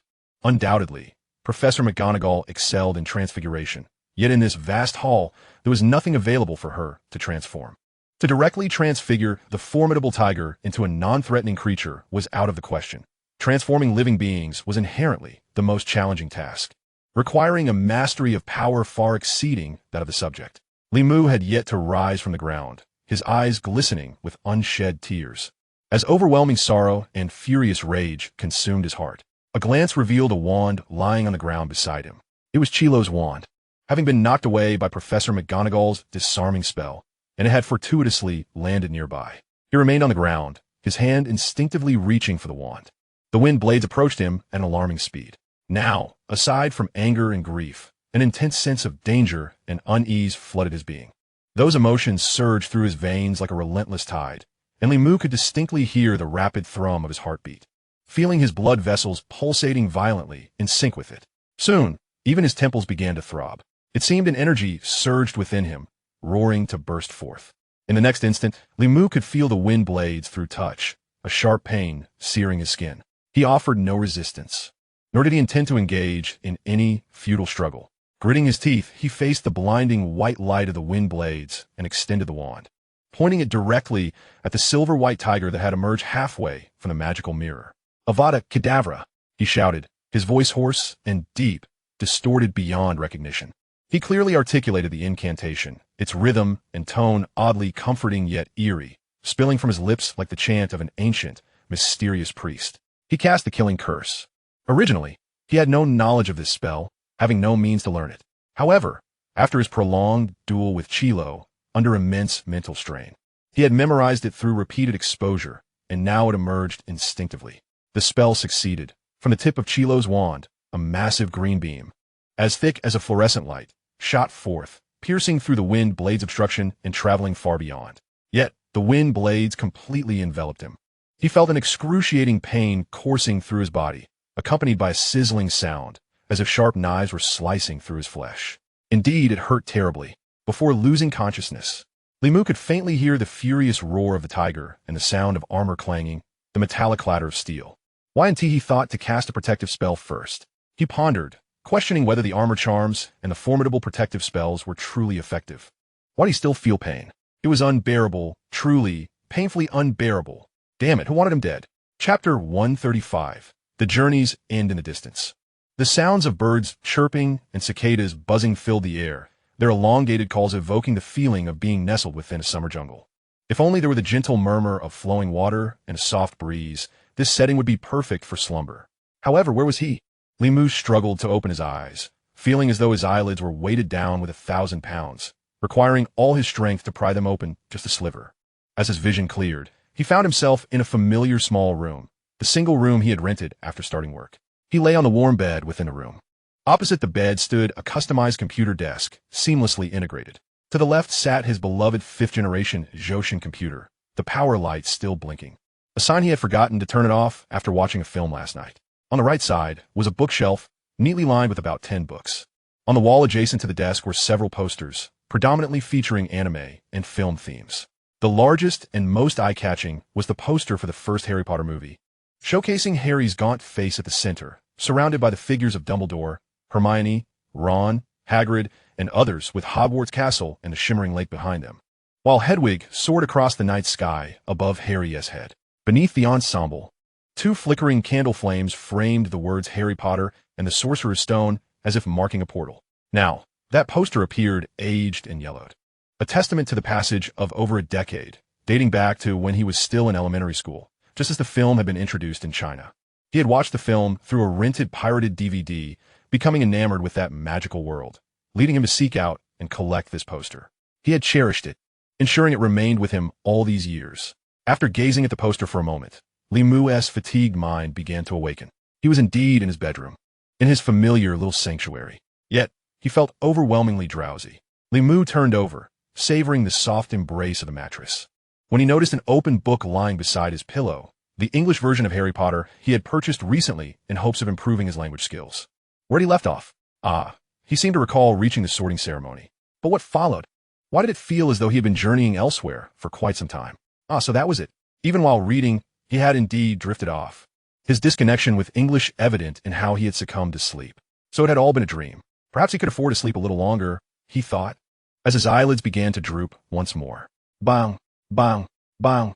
Suddenly, a rapid series of knocks resounded, the vibrations echoing through the door. Who could it be? It was early in the morning. How annoying. He muttered complaints under his breath. Outside, a voice roared, "Get up. If you don't, you'll be late again." It was a woman's imperious tone, reminiscent of his mother. During his school days, he had often relished sleeping in, only to be roused by his mother's morning shouts.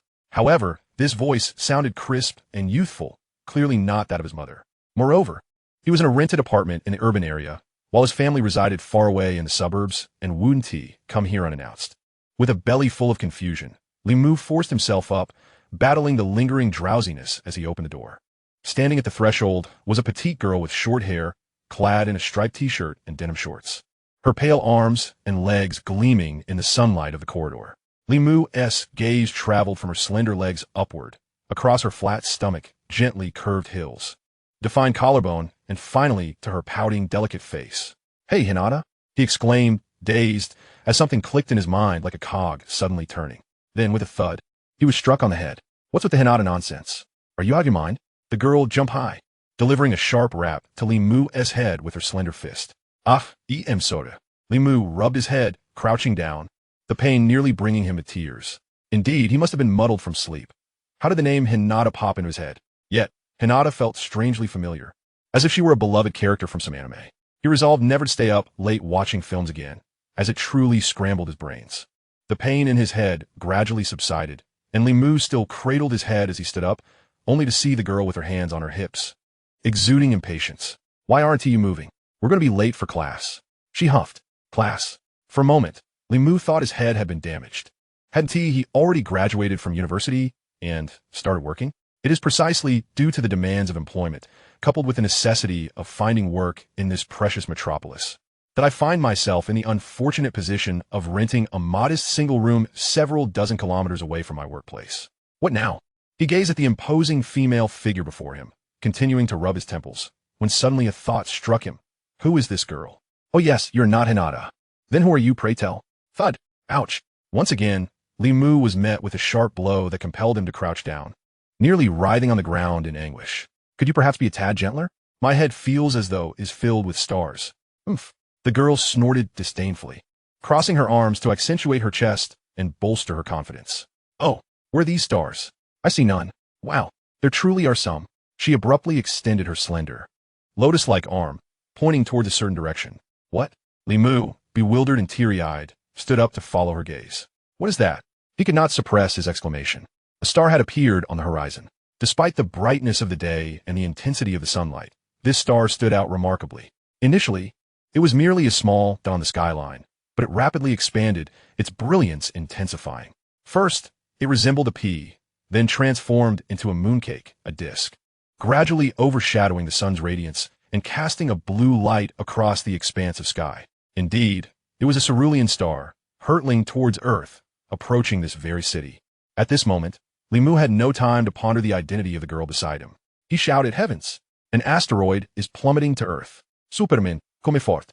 The cerulean star gradually dominated the entire sky, seemingly breaching the atmospheric barrier.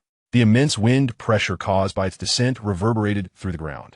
Surrounding structures began to emit cracking sounds, and nearby buildings crumbled. Li Mu felt his apartment tremble beneath him, and a metallic scent of blood surged through his nostrils. No miracle occurred. The expectation of Superman's arrival proved futile. Li Mu realized he must rely on himself. He swiftly pulled the stunned girl behind him and extended his hand towards the cerulean star. To oppose the cosmos with his insignificant strength was undoubtedly foolish. Yet the outcome was unexpected. The star appeared to shy away, retreating from him. Hey, are you trying to mess with me? Li Mu exclaimed in frustration. Feeling a sense of urgency, the star continued to slowly recede, diminishing from a vast celestial body to the size of a building, then to that of a hula hoop, and finally to the size of a plate. Don't go. What do you mean, don't go? Suddenly, an aged yet gentle voice resonated. The cerulean star flickered, and in an instant, it seemed to split, transforming into two equally sized blue spheres. Li Mu shook his head in confusion, realizing that these were not celestial bodies at all, but rather a pair of eyes, deep blue eyes, set beneath a hawkish nose that sagged midway down a face lined with fine wrinkles, and a mouth framed by a tuft of silver beard. You appear quite lively. Rising so promptly, the elderly voice continued, carrying a hint of fatigue. Li Mu shook his head once more and finally recalled the identity of the person before him. Dumbledore, he exclaimed, unable to contain his astonishment, and then looked around. Were the towering buildings and bustling metropolis. He was not standing in a corridor. Instead, he found himself seated on a pristine white bed, surrounded by simple decor. A wooden cabinet and a candle holder adorned the bedside, with a few benches scattered around. It quickly dawned on him where he was. This was the familiar domain of Hogwarts Infirmary. What captured his attention, however, was the pile of fruit baskets and assorted snacks heaped upon the bedside table, forming a small mountain.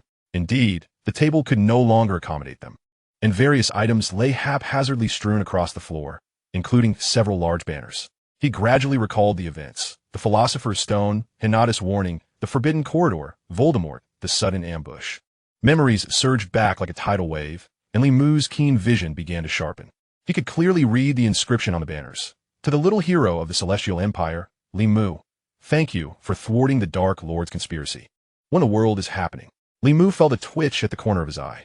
Please forgive my presumption in revealing part of the truth. Dumbledore seemed to perceive Li Mu's bewilderment, smiling warmly, his gaze imbued with kindness. He produced 2 pristine pillows from somewhere, placing them behind Li Mu's back. You have been in slumber for 5 days. I believe you were experiencing a nightmare just now. You seem to be recovering quite well, but I believe resting against the headboard would be more comfortable. Indeed, Li Mu noticed the fatigue coursing through his body, each inch of his skin transmitting subtle signals of pain. He reclined against the soft pillows, half sitting, half lying down, and felt immediate relief. Dumbledore drew a chair closer, settling beside the bed. I trust you will take pride in this honor.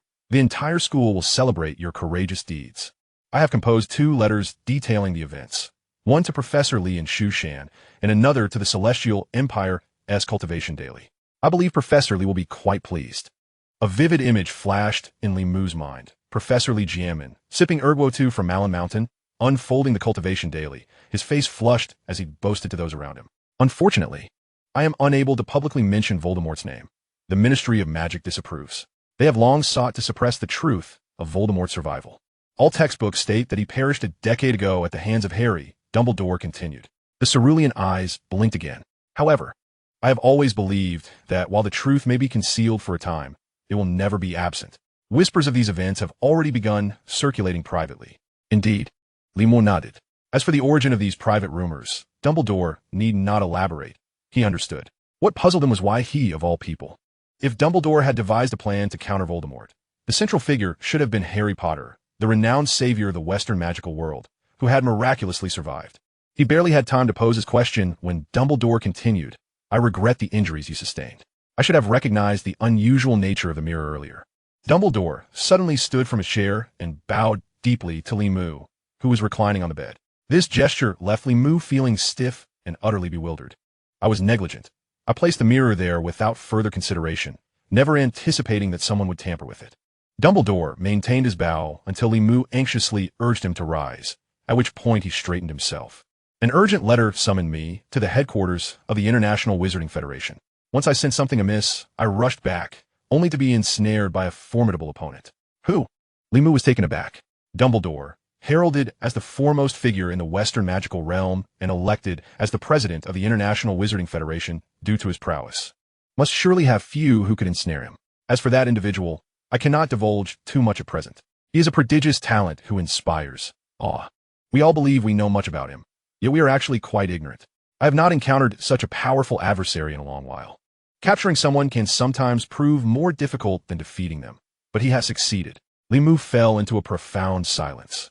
A figure whom Dumbledore regarded as awe-inspiring and extraordinarily talented, perhaps even surpassing a healthy Voldemort.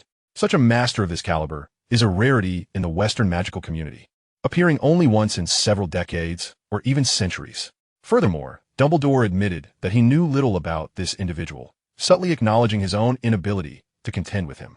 This implied that the person in question likely hailed from a realm beyond the Western magical system. So, is that person intent on killing me? After a lengthy pause, Limu continued to inquire. Dumbledore patted his shoulder, but offered no reply. Chapter 137. Has Harry passed away?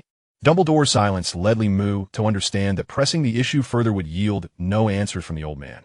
Yet he grasped the unsettling truth. It was indeed likely. He lowered his head in contemplation, wondering how he had incurred the wrath of such a formidable adversary. What could possibly motivate that individual to wish him harm? Was it a vendetta related to the old man, Dramione? He had heard nothing of such a feud, if it were the case. The elder should have forewarned him and prepared appropriate defenses. Could it be related to the Philosopher's Stone? Yet, even Dumbledore claimed that this foe was difficult to deal with. Would he truly covet such a trivial gem? Moreover, how did that person even know the stone was in his possession? Dumbledore, who should have been the first to notice its loss, had yet to mention it. Limu strained to think, his mind a chaotic whirlwind. As memories of the events in the Forbidden Corridor surged back, his duel with Quirrell, his conversation with Voldemort, Professor McGonagall's assistance, the unexpected attack from the bizarre White Tiger, and Harry Potter's defense. Wait, Harry Potter, where's Harry? What has happened to him? All else faded from his mind as Limu urgently inquired. He had personally felt the blade of wind from that enormous White Tiger, a pain so intense it still sent shivers down his spine. Despite the protective enchantments from Professor McGonagall and Hermione, he had nearly believed he was dead. And Harry? Harry Potter had genuinely regarded him as his closest friend. Harry had saved his life at a crucial moment, shielding him from 2 deadly gusts, all without any protection. The consequences of such an act were grim. Yet Limu dared not dwell on them. Dumbledore paused momentarily before returning to his seat. Suddenly, he reached into his robe and began to rummage. I am deeply sorry, Limu. Upon hearing those words, Limu's heart sank, as if a ship had struck a reef and was slowly sinking. He watched as Dumbledore finally produced a small square box. A profound sense of desolation washed over him. Could it be that Harry had been cremated? Indeed, Harry had been alone and forsaken since birth, and his abusive relatives would surely have no desire to come to the castle to claim the body. It was already the 5th day. If not cremated, would they allow the remains to rot and decay? As these thoughts consumed him, tears threatened to spill, and he hastily wiped them away, resolving inwardly, Brother, I will avenge you. I am truly sorry, but I cannot repair it. Huh? Repair it? Generally, one does not use the term repair when discussing healing, right? Before Limu could regain his composure, Dumbledore had already thrust the box into his hands. This must be something of great value. Thanks to it, Harry merely suffered a concussion. He implored me to find a way to restore it, but regrettably, I lack the means. It may contain some rare materials or have been crafted using methods beyond my understanding. As Dumbledore explained, Limu could hardly contain his eagerness to open a box. Inside lay numerous silver fragments, shattered so severely that he could barely discern their original form, which appeared to have been circular mirrors. Suddenly, it dawned on Limu. This was the Heartguard armor. It was not ashes at all. Feeling embarrassed, Limu quickly wiped away the impending tears and shot Dumbledore an accusatory glare, catching a glimpse of mischief flickering in the old man's eyes. This fellow had surely done it on purpose, teasing him with ambiguity. Indeed, as one ages, they tend to relish in their own cleverness. Never mind. It doesn't matter if it can't be repaired. As long as Harry is safe, that is a relief. With a sigh of relief, Limu closed the box again, contemplating sending it back to Dramione, hoping it might be restored. This Heartguard armor had been entrusted to him by the Elder before his journey to London, who had cheerfully declared it a recent breakthrough from the Shushan Academy of Taoism, a defensive artifact said to protect the wearer's heart against even catastrophic blows, preserving life itself. At the time, Limu had dismissed it, as the Elder was known for his bombastic claims. He had once exaggerated the efficacy of a bag of 5-mal pills into a miraculous elixir, deceiving Limu into laboring in exchange for a single dose, only to later justify it as a promotional tactic. Consequently, he had gifted it away, presenting it to Harry as a birthday gift on the very first day they met. Little did he anticipate that Harry would save his life, and that the Heartguard armor he had bestowed upon him would subsequently save Harry's life as well. What a curious twist of fate. And what of that enormous white tiger? Was it dead? After exhaling in relief, Li Mu's thoughts immediately returned to that wretched beast that had ambushed him. He recalled that in the final moments, he had unleashed the killing curse in a fit of rage, and it should have struck the white tiger. What to make of it? Perhaps it was dead, or perhaps it had merely vanished temporarily. Dumbledore wore an unusual expression, almost a bittersweet smile. It is remarkable that you were able to cast the killing curse. That truly took me by surprise. While the 3 unforgivable curses are not particularly difficult, not everyone can successfully cast them. It requires a profound magical foundation, and more importantly, a specific emotion, not merely anger or hatred, but a resolute feeling that transcends those. He cast a glance at Li Mu, who was attentively listening, and produced another flat object from his robe, offering it to Li Mu. Even among renowned, powerful wizards, many are unable to wield the unforgivable curses, yet you succeeded. You struck that white tiger. It howled and vanished, leaving this behind. Li Mu took the object, speechless. It appeared to be nothing more than an unremarkable piece of cardboard, cut into the shape of a tiger, with a standard pentagram drawn in the center, the words "White Tiger" inscribed in elegant calligraphy. Afterward, Professor McGonagall and I deliberated extensively. Initially, we suspected it was an aberration of transfiguration, but after several experiments, we confirmed it was not. I believe this is likely a spell from the East, perhaps a secret technique never before recorded, possibly the handiwork of that individual. Li Mu remained silent, running his fingers over the paper. 1,000 wild horses galloped through his mind. If one disregarded the neatness of the writing and drawing, this paper resembled nothing more than a child's doodle. If he had been struck down by legendary artifacts such as the Heavenly Seal, the Excalibur, or the Mystic Silk, that would have been one thing. But to think that this mundane object had nearly cost him his life. Chapter 138, Untitled. This trivial piece of paper had nearly taken his life? If he had indeed perished at that moment, how would he explain it to the King of Hell? "Excuse me, sir, I was killed by a piece of paper?" The unforgivable, the one whom Dumbledore was also reluctant to discuss. Absolutely unforgivable. Li Mu's disdain for this assassination attempt intensified dramatically, as Dumbledore regarded Li Mu's countenance. He smiled and shook his head gently. "Very well, if you have no further inquiries, I shall take my leave now. Otherwise, Madame Pomfrey will soon come to usher me away. She mentioned that you ought to spend some more time recuperating in the hospital. Should you require anything, do not hesitate to ask." With that, he prepared to rise from his seat. "Wait," Li Mu called out, hesitating for a moment before continuing. "The Philosopher's Stone, Professor Dumbledore, I have in my possession. I am uncertain of the specifics, but it has been in my hands for several weeks now." Dumbledore, with a twinkle in his eye, interrupted Li Mu warmly. "I am aware, Mr. Li Mu, I have known for quite some time. However, the notion that such a precious artifact was with him struck Li Mu as perplexing.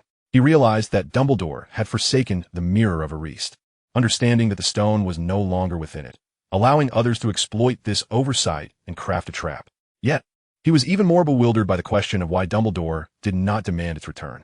Faced with the alluring capabilities of the stone when he first acquired it, thoughts of claiming it for himself and achieving immortality had indeed crossed his mind.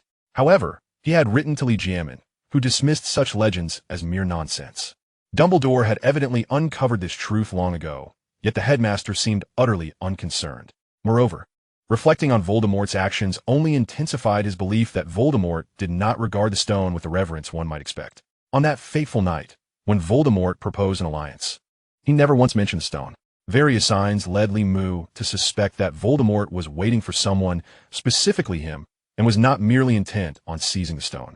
Voldemort must have known that there were plans to kill Li Mu and may have even been complicit in the assassination attempt. The stone was not as invaluable as it appeared. To some, it might be worth a fortune, yet to others, it was of no consequence. Dumbledore, with a knowing smile, began to speak in vague terms.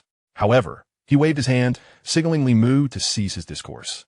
Clearing his throat, he continued, "I expected you might first inquire as to how you came to possess the stone. That was my clever ruse. I concealed the stone within the Mirror of Erist, setting it so that only those who sought the stone with genuine intentions, devoid of malicious intent, could acquire it. Frankly, I did not anticipate that you would be the one to obtain it." "Ah, that is indeed a clever scheme," Li Mu remarked begrudgingly, observing the delight on Dumbledore's face. "Well, it seems that like all old men, you share certain similarities, such as boasting and preening. Yet, He was already aware of the general idea behind this clever ploy. Thus, if you wish, you may retain it, but do not harbor overly grand expectations for that stone. The legends are but a trivial deception.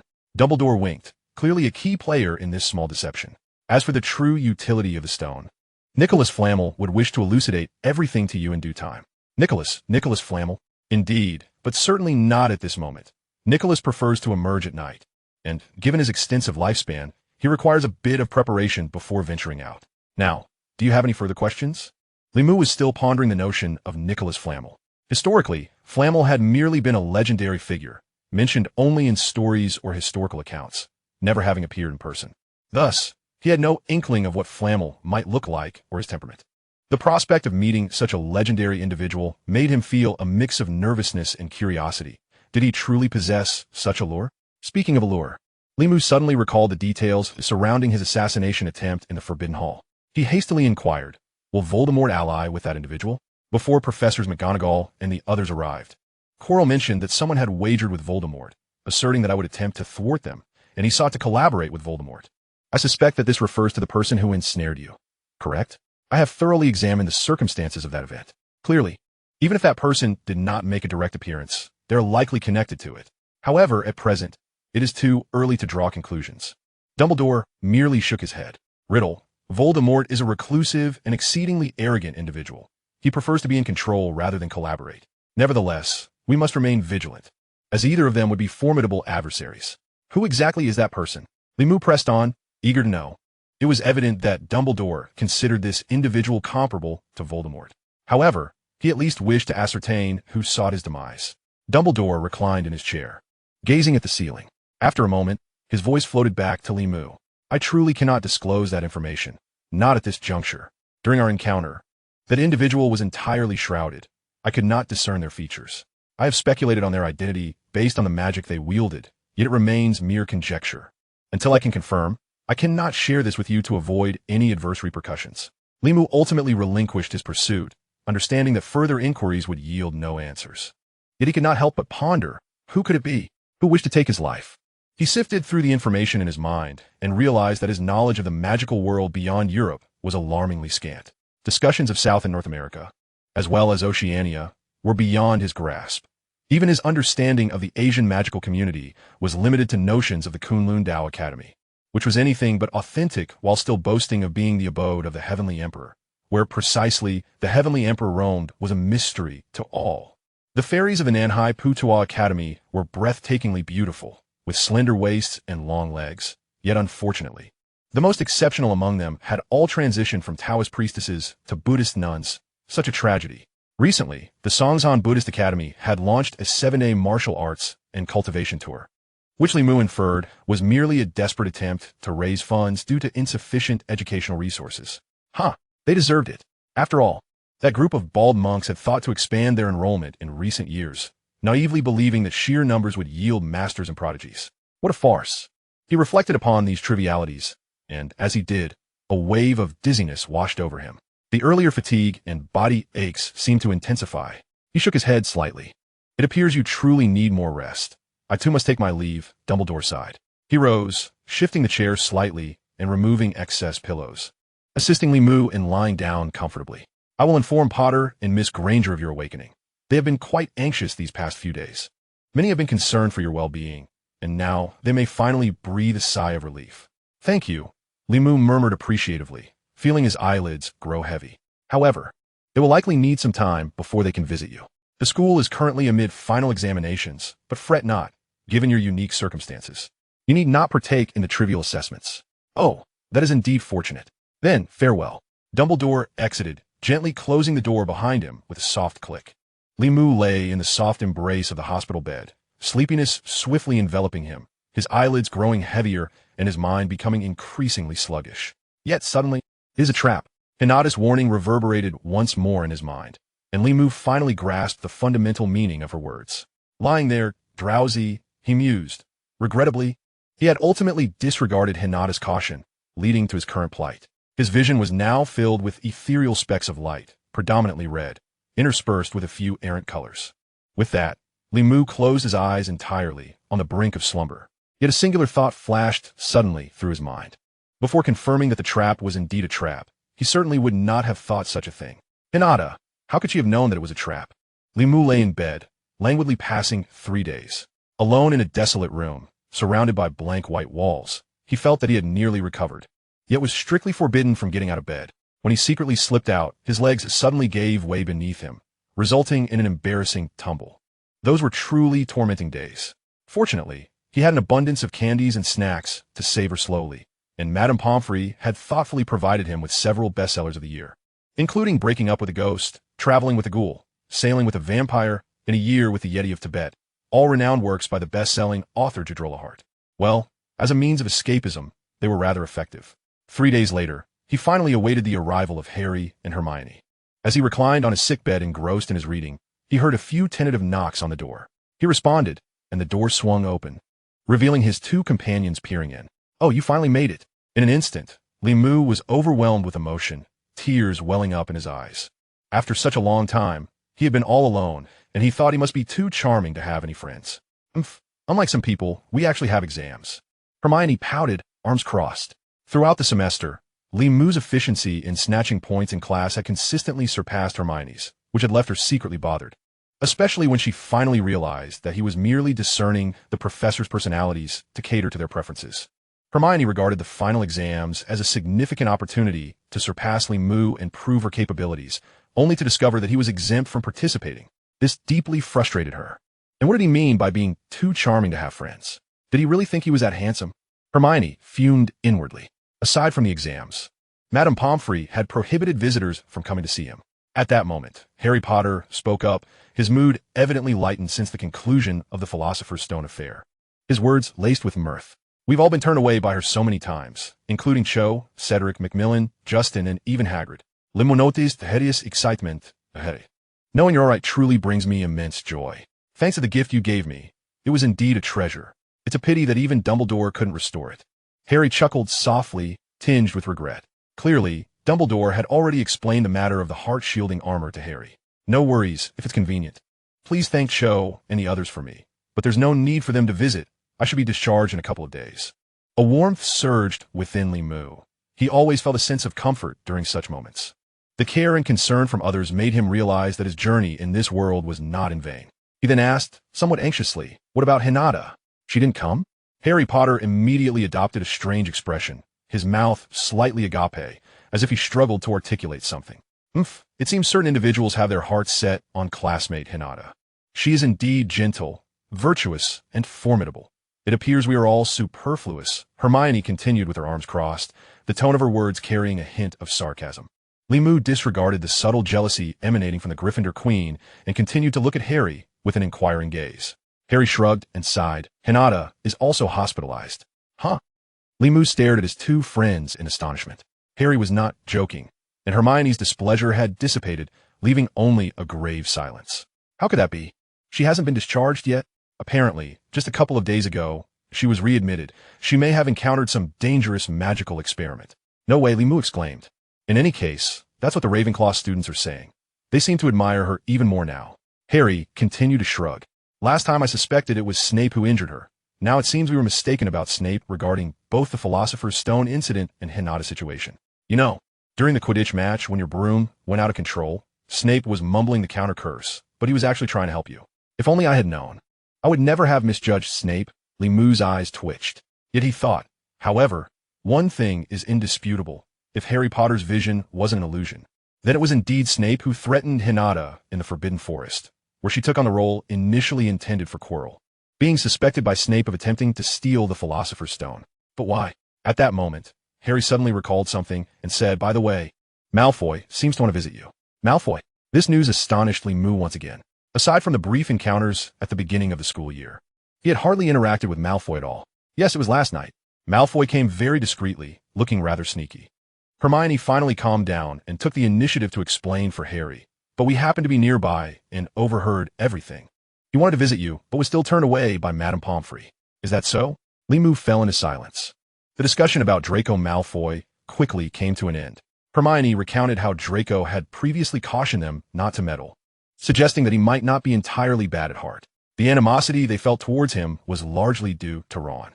The feud between the Malfoy and Weasley families was considerable, and they always clashed upon meeting. Draco Malfoy's demeanor might be arrogant, yet Ron was hardly better. According to her opinion, Draco might have learned something through certain channels, including his desire to visit Limu, which perhaps stemmed from genuine goodwill. Harry immediately voiced his disagreement, reminding Hermione not to forget everything that had transpired on the train and during their first flying lesson, particularly the derogatory term he used for Muggleborns. His expression had soured significantly when Hermione specifically mentioned Ron. Ultimately, both fell silent to avoid igniting genuine anger. Observing the two, Limu understood that Ron's stubbornness must have caused quite a ruckus, and, as Harry's roommate, he must have felt quite awkward and upset every night. However, these matters were beyond his ability to assist. After all, while he had not clashed directly with Ron, he was still somewhat involved. Limu quickly shifted the topic, asking, "How did you decide to call Professor McGonagall?" Hermione responded, "The day before, we were lurking outside the Forbidden Corridor, keeping an eye on Snape, the suspect, and ended up losing points. But Harry couldn't shake off his worries that night. So he arranged to wake up early at 6 and check it out as soon as we could without anyone noticing. We pretended to be passing by, only to discover that the iron door to the Forbidden Corridor was left ajar. We weren't prepared at all, and didn't dare face the troll. So we rushed to find Professor McGonagall. It seems that closing doors properly is indeed a good habit." Following that, they engaged in trivial conversations about exam subjects and expected grades. Harry and Hermione were animated, yet Limu merely responded half-heartedly. It wasn't long before he began to feel drowsy. He thought to himself that Madame Pomfrey would likely be coming to usher them out soon. Indeed, before he could finish that thought, the sound of footsteps echoed outside the ward, and Madame Pomfrey's high-pitched admonitions preceded her arrival. "Time's up, students. Out you go. The patient needs to rest. If it weren't for Dumbledore's permission, I wouldn't have allowed you in." Hermione and Harry quickly rose to their feet. "You need to recover swiftly to attend the end-of-year banquet." As he prepared to leave, Harry joyfully announced that the scores for the House Cup had been finalized, with Hufflepuff triumphing by a narrow margin. Although they ultimately fell short of winning the Quidditch Cup, Hufflepuff had made a commendable effort in the final match against Ravenclaw, despite trailing significantly for much of the game. Cedric, who had been substituted as Seeker, appeared visibly flustered when Cho caught the golden snitch. Nevertheless, this achievement was historic. Hufflepuff had not claimed such a prestigious honor in nearly a century, and it was thanks to him. Everyone acknowledged that his contributions were paramount. After the two companions departed, Lee felt a tumult of emotions within him. He had truly accomplished it. He had led the underdog Hufflepuff to become the champions of the House Cup. Despite the slim margin of victory, he was untroubled by the prospect of a last-minute overturn, reminiscent of Slytherin's historical comebacks. He had proven that he could indeed alter the course of history, yet the significance of this triumph felt hollow. The fabric of history had already been irrevocably distorted. Time sped by. Just as Lee was about to exit the hospital wing on the second floor of Hogwarts Castle, Madame Pomfrey apprehended him. Conducting a meticulous examination from his tufted hair to the soles of his feet, Lee felt a sense of helplessness. He was acutely aware of his own physical condition and knew he had nearly recovered after days of rest. His routine of meditation and martial training had gradually resumed, and after enduring a series of trials and life-threatening crises, his senses during meditation had sharpened, and he felt an unprecedented fluidity in his movements. Although the reasons behind these changes remained unclear, Lee was confident that he had not only regained his previous state, but had surpassed it in various aspects. However, he could not resist Madame Pomfrey's insistence. As the head of the hospital wing, she administered care with both compassion and strictness, often disregarding even Dumbledore's authority. Her examination was thorough, involving various instruments and multiple sessions of acupressure, consuming a considerable amount of time. During the process, he inquired about Hinata's condition, only to find Madame Pomfrey's expression darken as she curtly replied that no one was allowed to visit her. There was something decidedly peculiar about the situation. An explosion during an experiment had already been astonishing enough to warrant hospitalization, and yet Hinata had found herself admitted a second time, without any indication from the school regarding warnings or admonishments. Lee recalled her calm demeanor during her previous hospitalization, her body swathed in bandages, and a sense of unease settled in his chest. Once again, she was unable to attend the year-end banquet. What injury had she sustained this time? Finally, Madame Pomfrey announced his release, continuing to admonish him to be cautious. Lee hurried down the stairs, still feeling a sense of disquiet, and, upon reaching the Great Hall, he was met with a sea of people. The hall was adorned with decorations in alternating shades of gold and dark brown. exuding a solemn and weighty atmosphere that strayed from its usual rustic charm. However, the enormous painting above the guest table appeared somewhat incongruous. The central figure was Hufflepuff's badger, its endearing visage clashing with the overall grandeur. The fragrant aromas wafting from the various dishes tantalized his senses. How delightful! Lee immediately recognized a familiar spicy scent, one that could not be experienced during regular meals. He gazed in disbelief. Indeed, there were several pots of spicy hot pot set upon the long tables of the four houses. In addition to the traditional hot pot from his homeland, there were also dishes such as flying pancakes from the east, sashimi from the Isles, and French onion soup. This year-end banquet had clearly been prepared with great care. Eagerly, Lee strode toward the Hufflepuff table, and the clamor in the great hall gradually subsided until it fell into a profound silence. From the four long tables to the head table, many had fixed their gazes upon him. A buzzing murmur erupted as students whispered among themselves. More and more heads turned, and an increasing number of eyes were drawn to Lee. Not just students, but even numerous staff members stared at him in astonishment. The intensity of their scrutiny sent a shiver down Lee's spine, and his heart raced. He reminded himself to remain composed, forcing a semblance of a professional smile upon his face as he marched forward, nodding in acknowledgement to the students on either side. He felt as though he were merely a step away from waving his hand and proclaiming, "Well done, comrades." Fortunately, the distance was not far. Cedric and two of his roommates had saved him a seat, and he quickly settled in just as Dumbledore's resonant voice filled the hall. "All right, students, may I have your attention?" The sound reverberated throughout the great hall, silencing the students, and many of the gazes returned to their previous conversations. It seemed that the entire school, including Dumbledore, had been waiting solely for his arrival. Lee, feeling a rush of warmth in his cheeks, found the situation even more overwhelming than when he had been under the scrutiny of 1,000 gazes.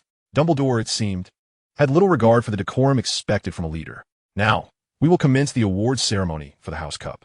The scores for each house are as follows. 4th place, Gryffindor, with 363 points.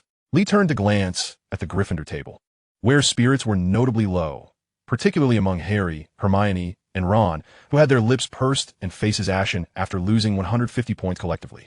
It was clear that Gryffindor had been desperately trying to recover lost points, but the gap of 150 was a chasm that could not be easily bridged. 3rd place, Ravenclaw, with 426 points. 2nd place, Slytherin, with 472 points. Dumbledore paused for a moment, then raised his voice, and 1st place is Hufflepuff, with 480 points. A thunderous eruption of cheers and stomping filled the hall, with some even chanting Lee's name, an honor that even Harry Potter, the celebrated savior, had never received. The adulation made Lee blush. After all, Hufflepuff's score was a collective achievement, and besides him, Cedric had earned nearly 100 points. While the performances of Macmillan and Hannah Abbott had also been commendable, he cast an awkward glance at his classmates, only to find that everyone at the Hufflepuff table, including Cedric, was clapping enthusiastically, calling out his name, Lee Moo. They were indeed the loudest bunch. Lee felt a warm glow in his heart. After a brief uproar, Dumbledore, with a hint of a smile, resumed, "During this term, several significant events have occurred at the school, and I believe they should also be factored into the scores." The hall fell silent again as some began to speculate, yet anticipation lingered in the air, and they awaited the final outcome. Lee felt a slight jolt in his heart, wondering if there could still be a twist in the tale. Of course, there was no twist.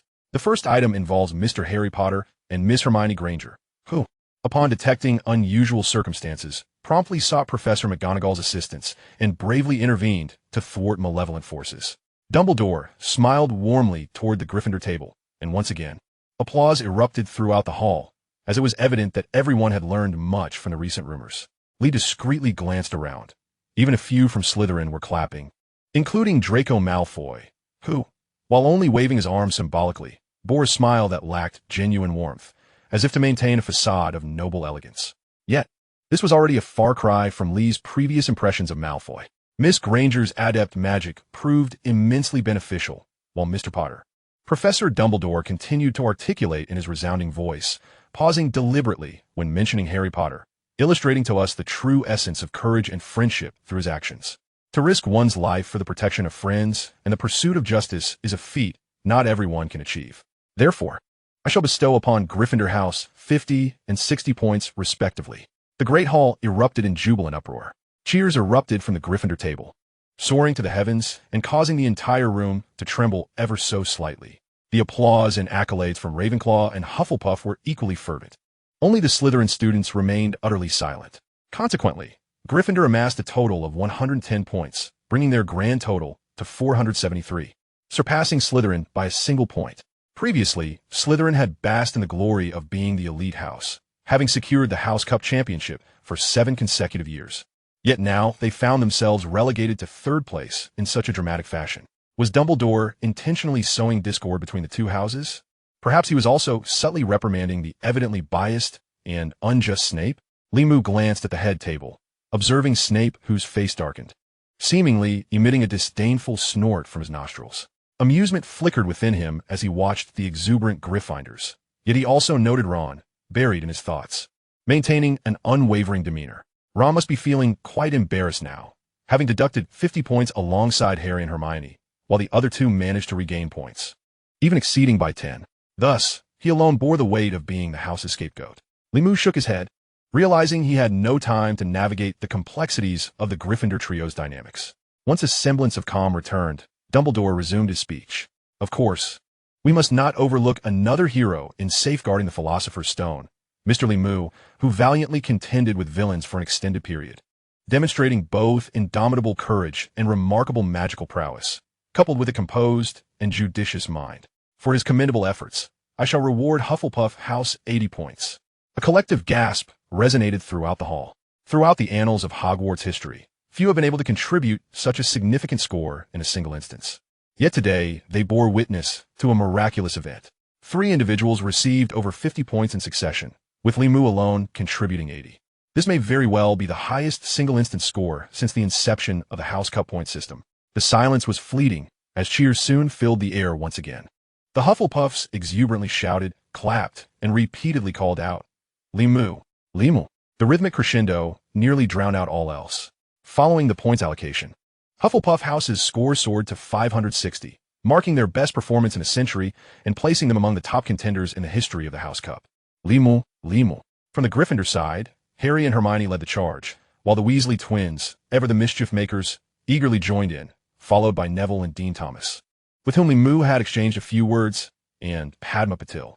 The fervor of the little lions ignited enthusiasm in other houses as well, with some Ravenclaws joining the chant. Limu caught a glimpse of Cho Chang amidst the crowd. Her smile remained bright and radiant, her lips of vivid crimson, undoubtedly having indulged in several bites of the feast. Limu shrugged, feeling the weight of applause and glory alleviating his earlier discomfort. What a splendid evening it was. Chapter 141, The Arrival of the Holidays.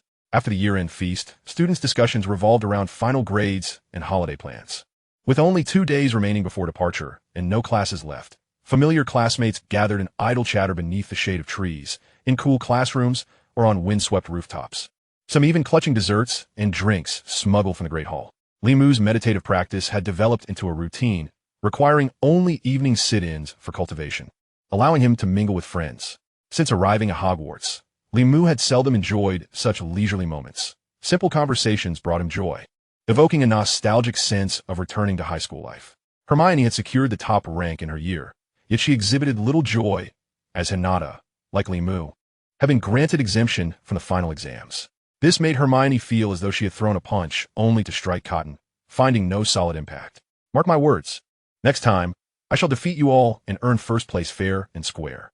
Hermione mocked Limu, directing her frustration solely at him since Hinata had yet to leave the hospital wing. However, it was evident that the others were less concerned about their grades. They animatedly shared their summer plans. Neville Longbottom intended to spend his time in his family garden, nurturing flowers and grass, as home life seemed far more comfortable than Hogwarts. Ernie Macmillan's family planned to tour Europe and visit several old family friends. Justin Finch-Fletchley declared his intention to spend an entire night playing video games, turning to Limu. Hey Lee, if you're staying in England over the summer, come find me, and we can game together. I assure you, even you will concede defeat in 7-star Magician or Final Fantasy. I suppose I shall return. The British cuisine is approaching its limits of tolerance. By the way, Hermione, what do you plan to do over the holiday? Oomph. I shall read, the indignant Miss Granger replied, tossing her chestnut locks nonchalantly with an air of superiority, exuding a sense of detachment from their frivolities. Following the year-end feast, relations between Gryffindor and Hufflepuff students, particularly among the first-year students, seemed to have improved. Nonetheless, Harry Potter wore a troubled expression. What's wrong? After a lengthy period, the others finally noticed Harry's unusual demeanor. It's just the thought of facing the Dursleys, those irritating relatives, completely saps my energy. If I could, I would gladly remain at Hogwarts for eternity, Harry replied with a wry smile. Even in the face of Voldemort and the unknown threats, he had never felt so conflicted and uncertain. Yet, what was inevitable must come to pass. 2 days after the year-end feast, when the students awoke, they were astonished to find their belongings, once scattered about their wardrobes and desks, had mysteriously vanished, all packed into their suitcases by some unseen force. It was evidently the work of the school, in fact, executed by the thousands of house elves within Hogwarts. Limu, having grown accustomed to meditative practices through the night, remained aware of the external sounds. That evening, he had heard the commotion, almost witnessing the house elves materializing in the dormitory, employing a silent spell to methodically arrange everyone's belongings. Limu made no sound nor attempted to intervene, even though his suitcase contained a widely known, purportedly magical stone. Ultimately, until the elf vanished as swiftly as it had arrived, it did not disturb any of the students' possessions. Limu stealthily checked, confirming that the red stone remained intact. It seemed Dumbledore had resolutely decided to gift him this philosopher's stone. By morning, after students enjoyed their final breakfast of the school year, they eagerly prepared to leave the Great Hall when a flock of owls swooped in. They descended like confetti, scattering a flurry of white papers, each one seemingly imbued with a spirit, accurately locating its intended recipient. Limu marveled as he spotted a particularly robust and imposing bird among the flock. A black-feathered sword? He opened his mouth and shouted. The bird was indeed the jade-clawed, black-feathered sea eagle sent by the old man Dramione. The black-feathered sword also called out to him, as if in response and acknowledgement, before releasing its grip. Only then did Limu notice that the bird was clutching something in its talons. As it dropped, it fluttered down lightly, like a withered leaf falling to the ground, and slowly landed in front of him. He swiftly grasped it and discovered that, in addition to the white papers common to all students, there was a brown paper envelope. He already knew what the white papers contained. They were notices issued by the school to each student, reminding them of various precautions during the holiday, including holiday assignments, protocols for unexpected situations, and methods for contacting faculty in emergencies. However, the most critical warning was the prohibition against the use of magic during the holiday.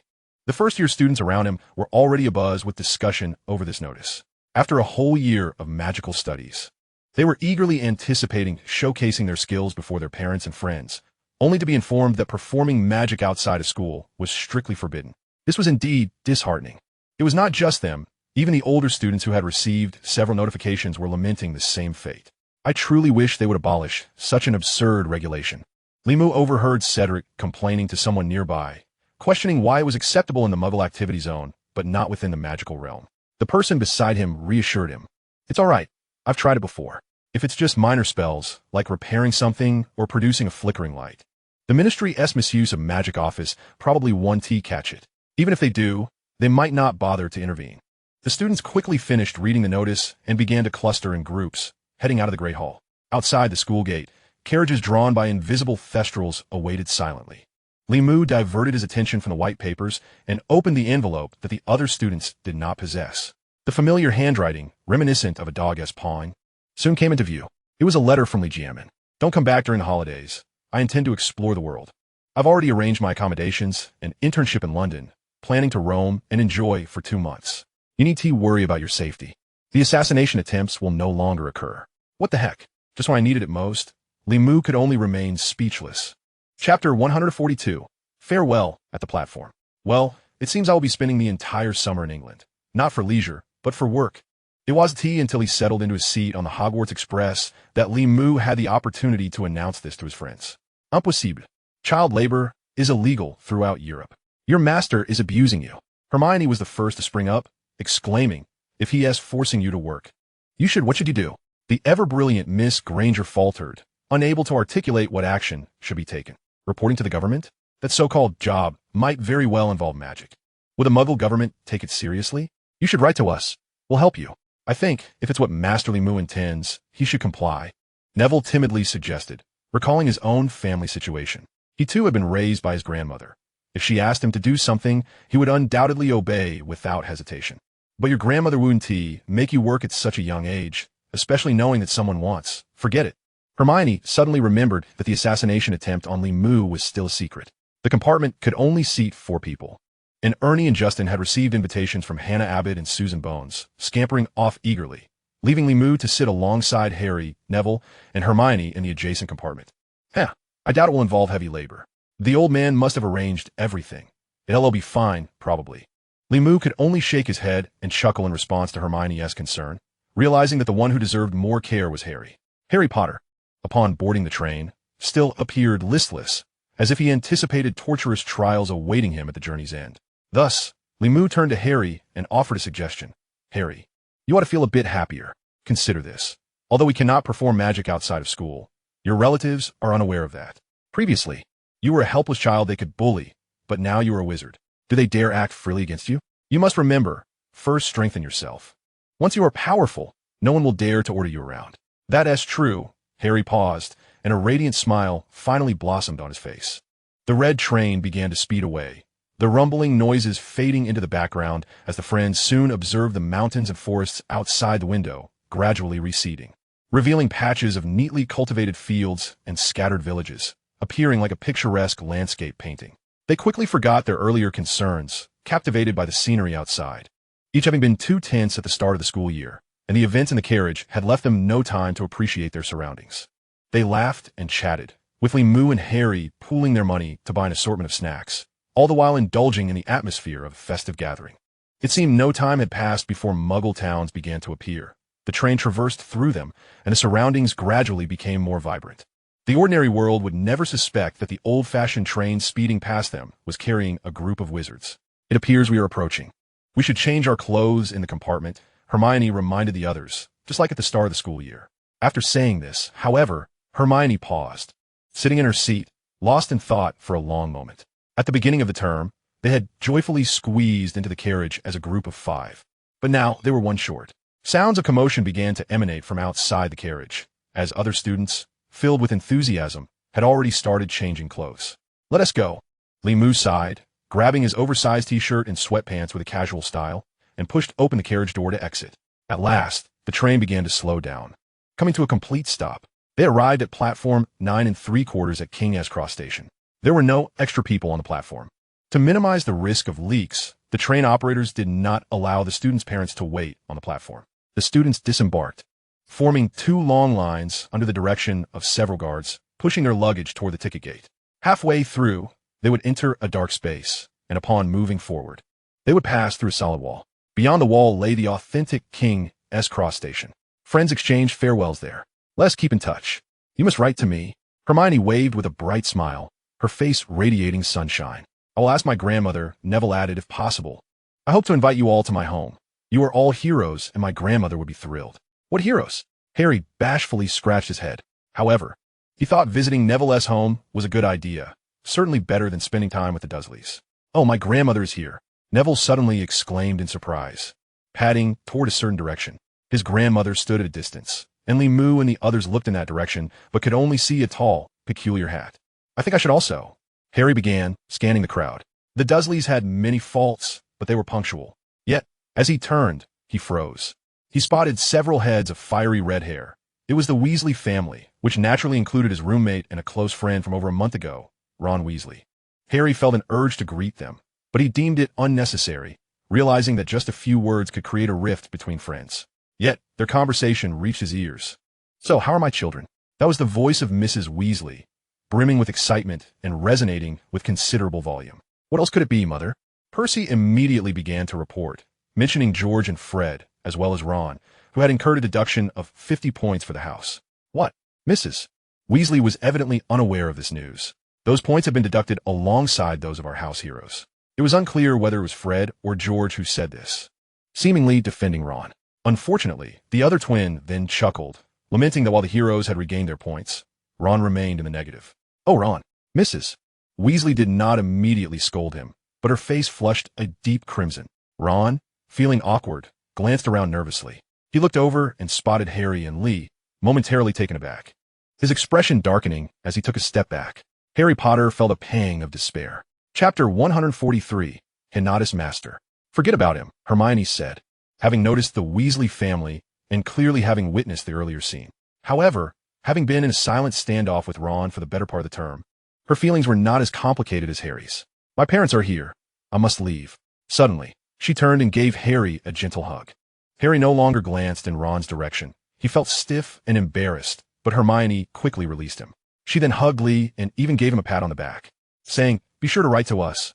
I'll write to you too, heroes." With a toss of her long hair, she skipped away, where at the end of the path, a kind couple awaited her, all smiles. On the other side, the Weasley family had already departed from the train station, and amidst the bustling crowd, they did not deliberately search for Harry and the others. Hence they went unnoticed. Soon after, Harry also made his exit.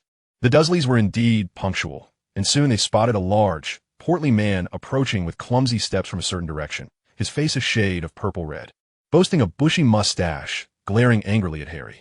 He appeared to be an exceedingly difficult individual, despite Lee standing nearby. He did not mask his disdain and contempt for such people, these wizards. "That is Vernon Dursley, my uncle," Harry muttered, shaking his head in resignation. Without waiting for Mr. Dursley to come closer, he pushed his luggage and hurried towards them. "Get a move on, boy. We've already wasted so much time on you." Lee heard Vernon Dursley bellow. "Look at what you've done, brazenly bringing a bird, an owl." Lee could only shake his head, wishing Harry good luck. Who knew if Harry's intervention in this historical moment would somehow improve his fortunes during the holidays? It seemed highly improbable. The crowd at the station gradually thinned, leaving mostly ordinary muggles on the platform. Yet Lee continued to wait by the exit at the wall that served as the gateway to platform 9 3/4. In fact, he had already spotted a neatly dressed man with black hair standing beside a car, holding a sign written in Chinese characters bearing his name. He waved to the man, signaling him to wait a moment. The man nodded in acknowledgement. After a prolonged wait, Lee turned his attention to a certain direction. "Are you hiding from us, Hinata?" After a brief moment, Hinata's voice emerged from behind the wall. "You've become stronger. Your perception has sharpened significantly." As she spoke, the petite girl with black hair emerged from behind the wall, carrying a simple wheeled suitcase, its exterior of vibrant pink adorned with endearing cartoon characters. Lee caught a glimpse and noted that it featured her all. "What are your plans for the summer?" Lee inquired, deliberately not picking up on Hinata's previous comment, opting instead for casual conversation. Returning to Ingzhou, the short-haired girl responded succinctly, her words simple yet laden with meaning.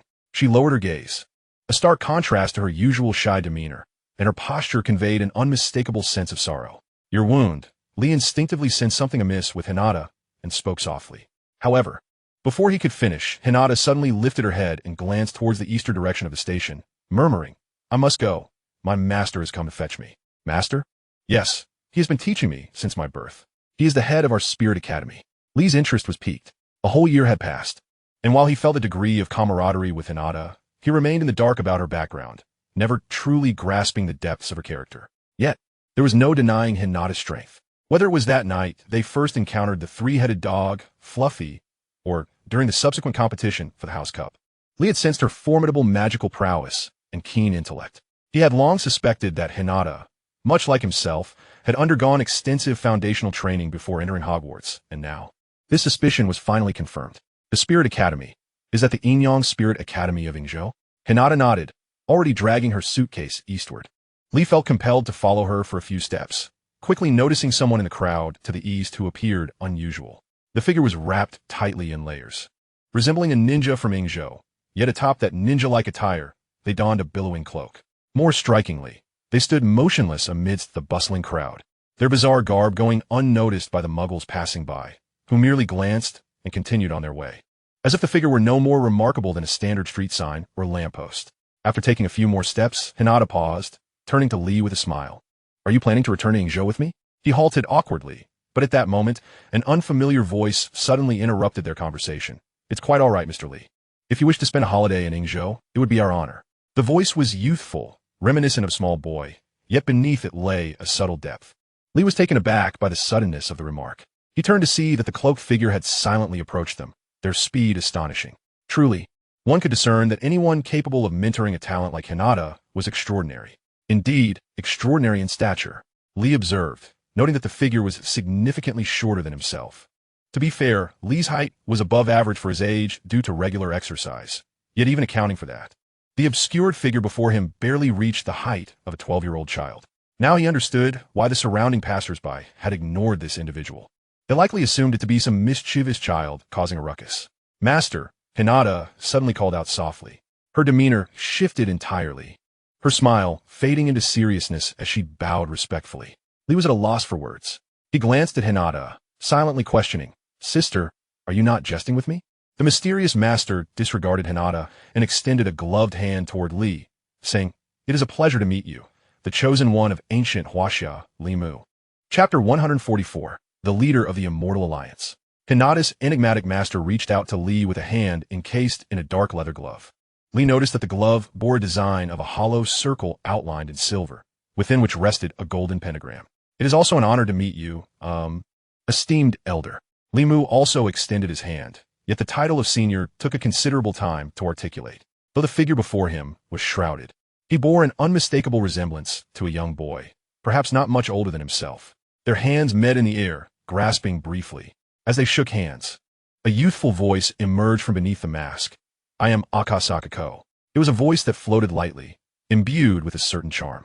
Perhaps this master, much like Hinata, maintained a calm demeanor most of the time, Li Mu mused. However, he ultimately could not discern the other's face behind the tightly wrapped mask. He could only gaze into the pair of eyes that were visible. Those eyes, as dark as ink, possessed a depth akin to black holes that devoured celestial bodies. As their gazes intertwined in the air, Li Mu suddenly felt as if those eyes possessed a gravitational pull, drawing him into a profound immersion. It was not the feeling of being seen through as he experienced with Dumbledore. Whether he was perceived or not mattered little. He felt an instinctive connection to that abyss, as if his very flesh and blood longed to return to that darkness. After a moment, Li Mu regained his senses, a chill creeping through him. He then realized their hands were still gently clasped. "Ah, what an honor, what an honor. I've long admired you," he stammered, hastily withdrawing his hand, awkwardly offering compliments, suddenly recalling that the name Akasaka Ko seemed somewhat familiar. Yet his mind was too preoccupied to ponder further. Instinctively, he only wished to distance himself from the person before him. "Since you have already taken Hinata, then I shall take my leave." "Ah, so you are the guardian of flowers, Mr. Li Mu?" came the calm voice from behind the mask, sounding quite amiable. Akasaka Ko appeared to smile, taking a keen interest in Li Mu as he appraised him from head to toe. "Oh, no. Li Mu waved his hands in a flustered manner, feeling somewhat embarrassed. "It's just that Hinata has sustained injuries twice in quick succession. I don't know if she informed you, but I'm concerned that her wounds have yet to heal." In truth, Li Mu suspected that there was more to Hinata's injuries than met the eye. It seemed unreasonable for her to be hurt twice in dangerous experiments, especially since the school had not penalized her in the slightest. He had intended to probe for information, but the current situation was undoubtedly inappropriate. Haha, practitioners ultimately defy the heavens. How can one grow without enduring some injuries? Akasaka Ko replied with a smile, suddenly extending an invitation. "Mr. Li Mu, why not join us in Ingzhou this summer? Let Hinata serve as your guide and companion." "Huh? No. My ride has already arrived. I have matters to attend to." Li Mu quickly gestured, inadvertently catching sight of those inky black eyes once more. Yet this time, he no longer felt the same sinking sensation. After surveying Li Mu for a moment, Akasaka Ko's gaze shifted slightly upward, beyond his shoulder, to the well-dressed man who had come to greet Li Mu. "Well then, safe travels," he said. "Hinata, aren't you going to bid farewell to your classmate?" Hinata merely nodded in response, smiling gently at Li Mu. Since the arrival of her master, she had remained silent. Li Mu also offered her a smile, advising be careful, and don't get hurt again. He politely nodded to Akasaka Ko before turning and departing hastily. Upon reaching the well-dressed man, he could not resist glancing back. Akasaka Ko and Hinata remained in place, watching him until he was out of sight. The stark contrast between the tightly wrapped boy and the girl in short sleeves and shorts struck him as peculiar. Ingzhou Inyang Spirit Academy? How very strange, he mused. In truth, Hinata was already quite extraordinary. Even among the many talents of Ravenclaw, she stood out. Little did he expect her master to be even more unusual. Li Mu shook his head internally and turned to the well-dressed man, suddenly feeling a twinge of embarrassment for having kept him waiting. "Hello, Li Mu. I apologize for the delay," he managed, his smile laden with regret. Although he had grown up in the depths of the mountains and forests, Li Mu had never forgotten the essential courtesies. He held respect for everyone, striving to maintain a smile and employ polite expressions. These were the most basic of manners. The man also smiled, replying softly, "No need for apologies. My name is Shi Kongming. Please, step inside the car." He opened the rear door of the luxurious vehicle for Li Mu. It was only then that Li Mu noticed the emblem on the car, Was that not the illustrious RR? Synonymous with luxury and prestige for many years? Even before his original timeline, mentioning Rolls-Royce conjured images of opulence, high society, and the wealthiest elites. And now, what year was it? 1991. In this era, owning a Phoenix-branded bicycle in the Heavenly Dynasty was a commendable achievement, and possessing a four-wheeled vehicle was the hallmark of a wealthy family. The average person would be hard-pressed to acquire even a Jean Bay, and owning a Volkswagen Santana would be a mark of distinction. Even in Britain, which was relatively affluent, this Rolls-Royce was quite ostentatious. Good heavens! Just how wealthy and well-connected is this old man? Li Mu's mind raced with countless thoughts as he stepped into the car. Once he was seated securely, the man named Shi Kongming closed the door and took his place in the driver's seat, starting the engine. It was a genuine display of treatment befitting a leader, akin to that of a CEO of a major corporation. Before the car began to move, Li Mu could not resist rolling down the window to gaze towards the east side of the train station. Akasaka Ko and Hinata had vanished from sight, as if they had dissolved into thin air. Deciding to put them out of his mind for the moment, he soon found himself captivated by the luxurious and comfortable interior of the Rolls-Royce, as well as the smooth and swift driving experience.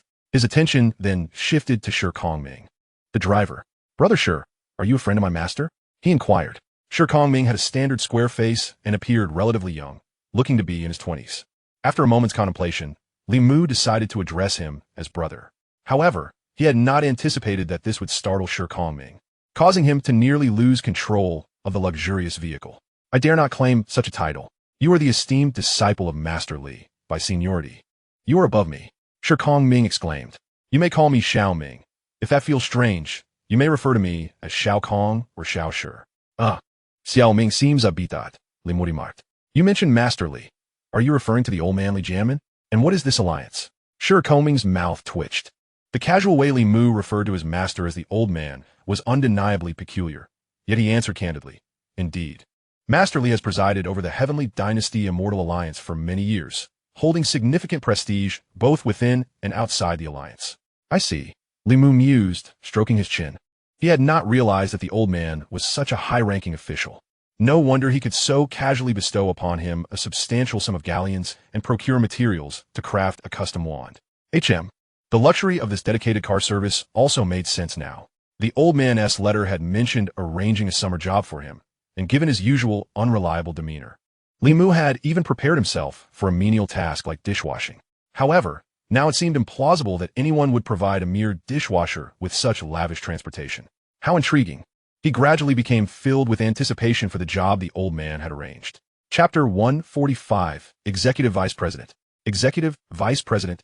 A cry of astonishment echoed through a villa on the outskirts of London. It was an involuntary exclamation from Li Mu, overwhelmed by the surprise that the old man, Li Jianmin, had provided him with such an impressive opportunity. The Rolls-Royce navigated its way from the city center to this suburban area, winding through a vast estate before coming to a halt in front of a beautifully adorned villa. In comparison to the increasingly towering skyscrapers of the city center, this villa asserts its grandeur with equal measure. A considerable distance from the building stands a grand gate, flanked by iron railings that enclose a vast expanse of verdant lawn, adorned with vibrant blossoms and an elegantly designed rockery fountain. Judging by these attributes alone, the villa's worth undoubtedly surpasses that of the high-rises in the city center, both now and for decades to come. With such an extensive area, there is no need to search for a parking space. A Rolls-Royce is casually parked at the entrance. Shi Kongming alighted from the vehicle first, followed by Li Mu, who trailed him into the villa. The villa's entrance features a pristine wooden door intricately carved with floral designs. Slightly ajar, as they stepped inside, Li Mu noticed a sign hanging beside the door, inscribed in both Chinese and English, denoting it as the office of an angel investment company. He couldn't help but smirk at the absurdity of such a splendid villa being an office space. Truly a case of having too much money and nowhere to spend it. Before he could dwell on this thought, Shi Kongming halted before the spiral staircase within. Li Mu paused as well. The third floor was designated for living quarters, complete with bedrooms, a study, and all necessary amenities, as well as a meditation room and a tea house for tranquil reflection. The second floor served as the office space, housing 2 conference rooms, including your office. Shi Kongming gestured toward the upper levels, explaining each area in detail. As for the ground floor, as you can see, it is primarily used for leisure and entertainment. Li Mu observed the ground floor's decor with a sense of disbelief. The circular hall was surrounded by numerous doors, each adorned with labels indicating a game room, gym, multifunctional music hall, and more. Is this an office? What on earth are these bizarre rooms for? Am I to reside here? Limu ventured hesitantly. Then came the earlier mentioned scene. As sure, Kong Ming flashed a grin. This is where you will be staying during your summer break. According to Lord Lee's arrangement, your current position is the Executive Vice President of our Angel Investment Company. Me? Executive Vice President? Li Mu exclaimed, his voice nearly echoing through the villa's ceiling. Yes. You need not worry about your identity. We will publicly announce you as the child of the chairman, the future heir of the group, here to gain experience in handling European affairs. Sure, Kong Ming nodded, asserting that no one would question your decisiveness or authority. This approach resonates well with Westerners. The deep-rooted nature of family-run enterprises in Asia certainly leaves a lasting impression on Westerners. Li Mu could only respond with muted incredulity.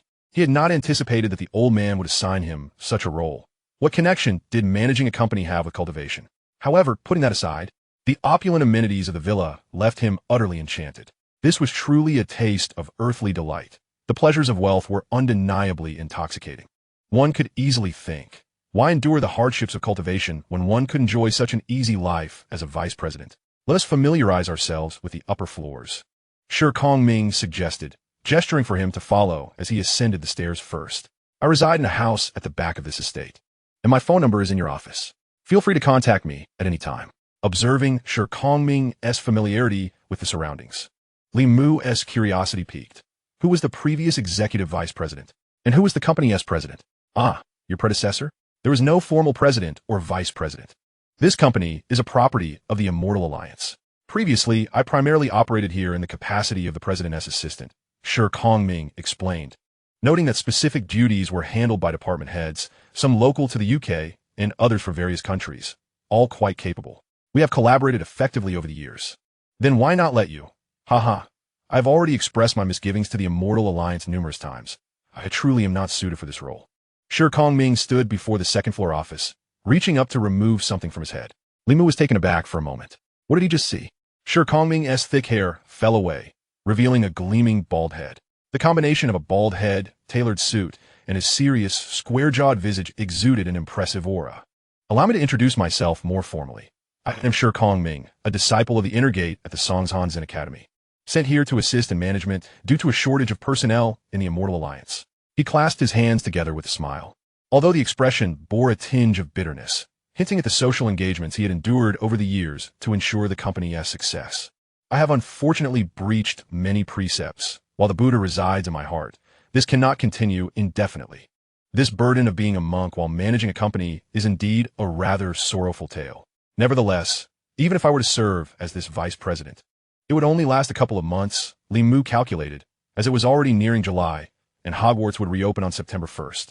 Sure Kong Ming maintained his prayerful gesture. This is Lord Lee's arrangement. Li Mu fell silent, watching as Sure Kong Ming replaced his wig and continued with his introduction. Your office hours commence at 8 a.m., and individuals will arrive here to report on work matters. Naturally, urgent matters may warrant a phone call, but you are not merely to wait for reports. Every Monday, you will need to sift through your accumulated schedule to determine the week's agenda. It is not burdensome. Typically, it involves meetings with senior executives from other companies or attending high-profile ceremonies and galas. In other words, my primary responsibilities consist of meeting subordinates, guests, and mingling with high society. Li Mu summarized. It appears that the so-called investment company is merely a front for expending funds. Indeed, one could say that. Now, allow me to guide you through the third floor and introduce you to the current personnel situation in the company. As Li Mu followed Sure Kong Ming, they ascended to the third floor, engaging in conversation along the way. Time flew swiftly, and a week passed in the blink of an eye. When Li Mu opened his eyes once more, he found himself gradually acclimatizing to the role of vice president. His daily rhythm adjusted slightly, solidifying into a new routine. Throughout these days, he adhered to a schedule of retiring to bed at 10 each night. However, the comfort of the bed held no allure for him. As he had grown accustomed to meditating through the night, he would rise at 6 in the morning to wash up, practice a few sets of exercises, and prepare his own meals in the third-floor kitchen, where all ingredients were readily available and replenished daily. Sure Kong Ming had intended to assign him a chef, but Li Mu had declined, finding it difficult to trust the British aesthetic in cuisine. Upon introspection, he considered his culinary skills to surpass those of the house elves at Hogwarts, who were reputedly master chefs with centuries of experience. At 8 o'clock, He would head to his designated office on the second floor. To his astonishment, during his first visit to the office, he discovered a computer, albeit a cumbersome, outdated model, and the office phone was not the rotary type he had envisioned, but rather a dark, brick-like mobile phone that could easily fit into a briefcase for calls at any moment, though he was uncertain whom he would call, primarily being on the receiving end. However, it soon became evident to Li Mu that, in this era, the significance of possessing a computer and phone was far more about appearances than utility. Having a pager was already a remarkable feat. Even landlines were not yet widely adopted, and the cost of phone bills rivaled that of gasoline in later years. With no telemarketing or advertising calls to contend with, the people around him rarely utilized phones. Perhaps some large companies with business dealings had installed phones, but discussions would not involve him, the nominal executive vice president, who was actually the head of regional operations. The department heads would only dare to disturb him over urgent matters if they were uncertain. As for the computer, it was even less useful.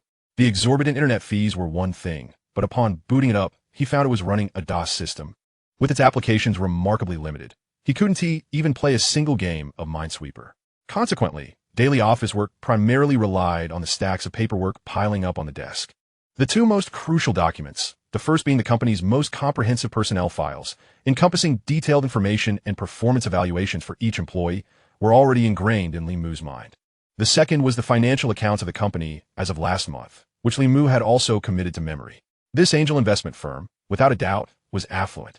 Established in the mid-1970s, it had remarkably invested in around 100 projects across Europe in just a few short years, holding equity in several renowned enterprises as well as numerous small to medium-sized businesses. Furthermore, apart from the various contracts requiring his personal signature and the multitude of reports needing his approval, there was one particular document he reviewed every Monday. It listed the various events that necessitated his presence as the company's chief executive. Nearly half of these events comprised significant meetings, while the remainder included internal management inquiries of the investment firm and requests from various business groups wishing to pay a visit. A scant few were invitations to ceremonies and banquets from the upper echelons of society, typically annotated with specific timings. Li Mu marked the activities he wished to attend for the week, and within minutes, a dedicated individual would arrive to collect that document, replacing it with a proposed itinerary for the week, detailing every aspect of the events Li Mu intended to participate in, while also suggesting alternative representatives for the more critical activities from which he would be absent. Should Li Mu have no objections, all arrangements would swiftly be set into motion. If he had amendments, a mere stroke of his pen would result in a brand new revised version being presented within moments, with all details meticulously attended to. To be candid, Li Mu suspected that some form of sorcery was at play, as such efficiency seemed almost supernatural. Nevertheless, this undoubtedly bolstered his confidence in fulfilling the role of vice president. With over 20 years of foresight ahead of him, Li Mu understood profoundly. For a truly mature and exemplary enterprise, the leader is not the most pivotal determinant. As long as there exists an effective operational mechanism and a robust mid-tier team, even the most inept leader would pose no threat. Leadership, or even the entire upper management, merely needs to establish the overarching direction, allowing them to act as a laissez-faire overseer. The notion of a tiger led by sheep defeating a sheep led by tigers is, in Li Mu's view, utterly nonsensical. For if the team comprises tigers and the leader is indeed a sheep, the most likely outcome is that the subordinate tigers would devour the leading sheep, subsequently overwhelming and consuming the opposing leading tiger along with its flock. In summary, Li Mu was quite pleased with this investment firm. During the first week, he did not opt for an extensive schedule, only meeting a few of the business supervisors who could be considered high-ranking executives under the guidance of Shi Kongming. The news of the newly appointed vice president had evidently been disseminated well in advance, as none of the business supervisors exhibited surprise or resistance. Following this, a company-wide meeting was convened, where he encountered a multitude of unfamiliar faces and delivered an extensive motivational speech in English. The company, neither too large nor too small, comprised around 100 employees.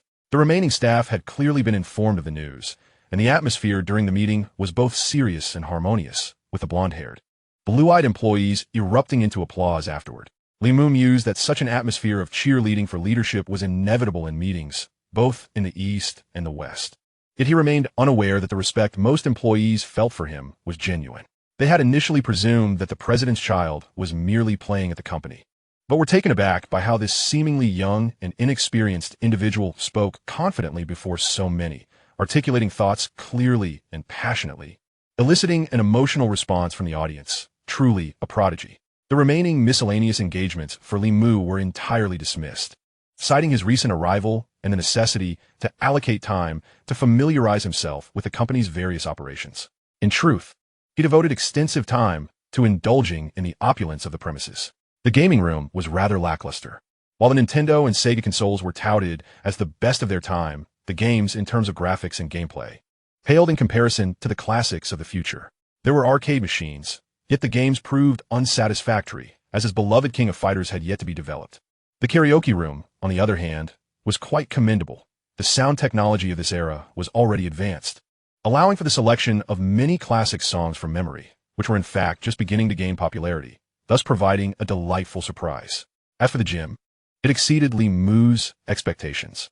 Truly a testament to the Heavenly Alliance's enterprises, the gym was outfitted with equipment not meant for mere mortals, including weighted vests that appeared like ordinary athletic wear but, once donned, imparted a sensation of immense pressure, akin to bearing a mountain on one's back, a splendid tool for physical conditioning.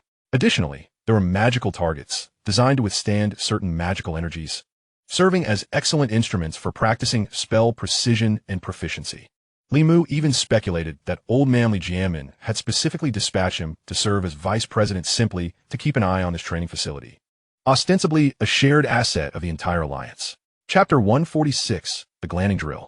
During the first week's 7 days, Li Mu dedicated roughly 1 day to familiarizing himself with the business, while he spent a full 5 days indulging in the gym and meditation room, feeling as though both his physical fitness and magical prowess had experienced marked improvement. However, the extent of this advancement remained an elusive concept, as quantifying progress in cultivation posed a significant challenge. As the second week commenced, neglecting to engage in any substantive tasks would be untenable. After finishing his workout, Li Mu proceeded to his office, where, as anticipated, the schedule of activities he was to partake in was neatly arranged before him. Reclining in his leather office chair, he began to peruse the list. An invitation to the Aviva Group shareholders meeting caught his eye. Wasn't he that related to insurance? TSK. Insurance and finance seem to infiltrate every aspect. I can hardly be bothered to attend. Unilever? This company seems quite renowned. What do they primarily do again? Can't recall. But it's merely an inconsequential dinner, so I'll pass. Li Mu hurriedly flipped through the pages, the lines of printed text rapidly flashing through his mind. An invitation to the Bloomsbury Publishing annual new book launch piqued his interest. Our company truly has a diverse portfolio, even investing in the book publishing industry. Wait, The Magical Me? Authored by Gilderoy Lockhart? Li Mu suddenly stumbled upon an intriguing piece of information, realizing that this publishing company had connections to the British magical community. What he did not anticipate was that the company's business had even ventured into the realm of British magic. Alas, Gilderoy Lockhart was rather troublesome. I shall keep this as a pending matter. Li Mu marked the item on the form and continued flipping through, only to discover that what initially appeared to be a substantial stack of documents had reached its conclusion after the book launch, leaving only a scant 4 or 5 remaining items on the last page. Were they all merely event invitations? It seemed these enterprises possessed a keen sense of awareness, as they appeared to know of the new vice president's arrival at the investment firm. Li Mu let out a sigh. He was not particularly fond of these invitations, as, to him, although the themes of the events varied, they essentially amounted to idle chatter, eating, and drinking, with the taste of these British dinners leaving much to be desired. Would he really need to decline all of this week's engagements? After his lament, Li Mu rubbed his temples and redirected his gaze back to the document. In his position, he ought to engage with these matters. Since he occupied this role and the company had outlined these affairs, he at least needed to give them a cursory glance. His eyes skimmed over a request for a visit from a company president and 3 unrelated project discussions, when suddenly, Li Mu discovered a matter that filled him with excitement. The request from Glanning Company regarding additional investment or a potential acquisition caught his attention. Upon seeing the name Glanning, he felt a sense of familiarity, and after a moment of contemplation, it clicked. He pressed a white button on his desk, summoning assistance. In less than a minute, a knock echoed through the room, and he responded with a brief acknowledgement. An assistant entered, gently bowing and halting 2 meters from the desk, maintaining a balance neither too close nor overly distant. Assistant, please retrieve a comprehensive dossier on the Glanning Company for me, including their personnel roster. The more complete, the better, Li Mu remarked, nodding in the direction of the individual. Technically speaking, this figure was not an assistant, and may not even be an employee of the company. Shikalming had merely mentioned that there would be a dedicated person to assist Li Mu with all matters, without arranging an introduction.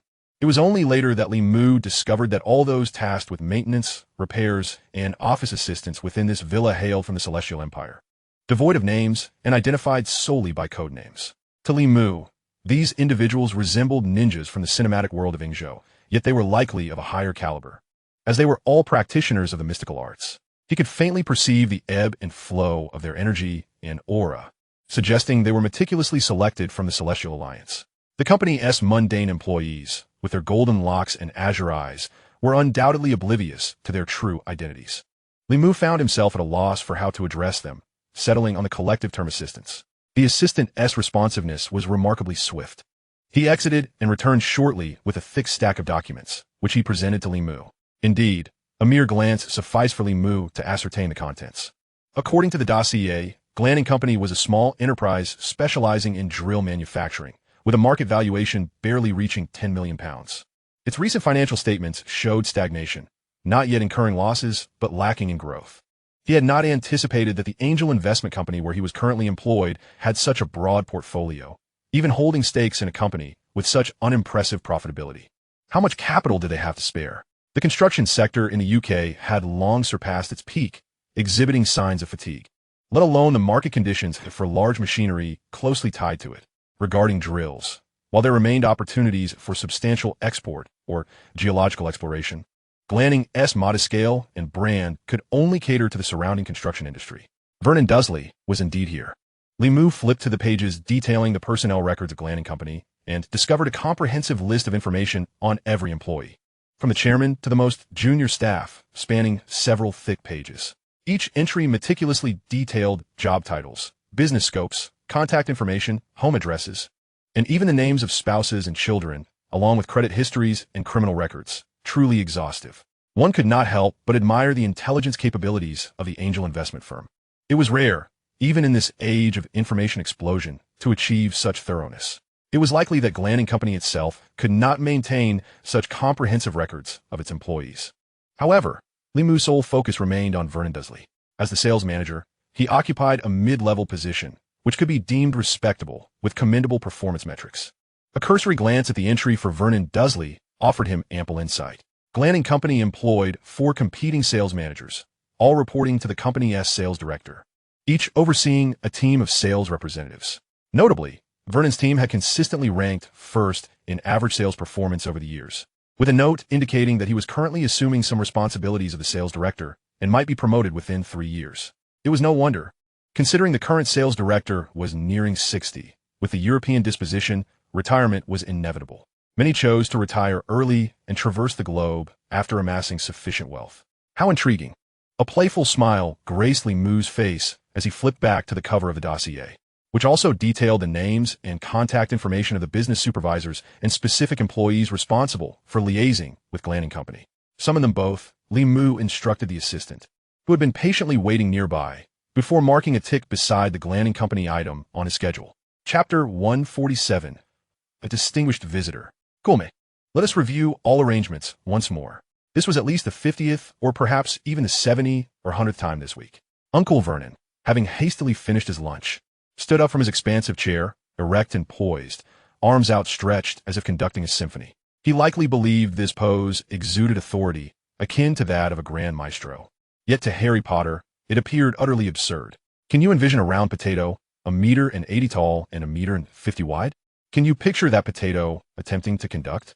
Yet Aunt Petunia and Cousin Dudley displayed palpable enthusiasm, rising to their feet with beaming smiles, radiating warmth and friendliness, a testament to their recent rehearsals. Uncle Vernon nodded in satisfaction, reiterating the arrangements he had discussed countless times. At 8 o'clock, no. Let us move it up 10 minutes. Everyone should be in position. I will wait by the door, demonstrating utmost humility and respect.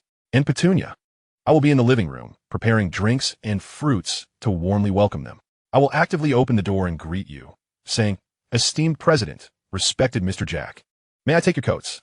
Dudley interjected, displaying just the right amount of sycophantic charm on his pudgy face, having grown impatient with the incessant rehearsals. Harry Potter, tucked away on a bench in the corner of the living room, observed with a sense of disgust at Dudley's performance. The insincerity of that smile was unbearable. Yet Uncle Vernon and Aunt Petunia appeared delighted. Truly my precious Dudley. They will adore him.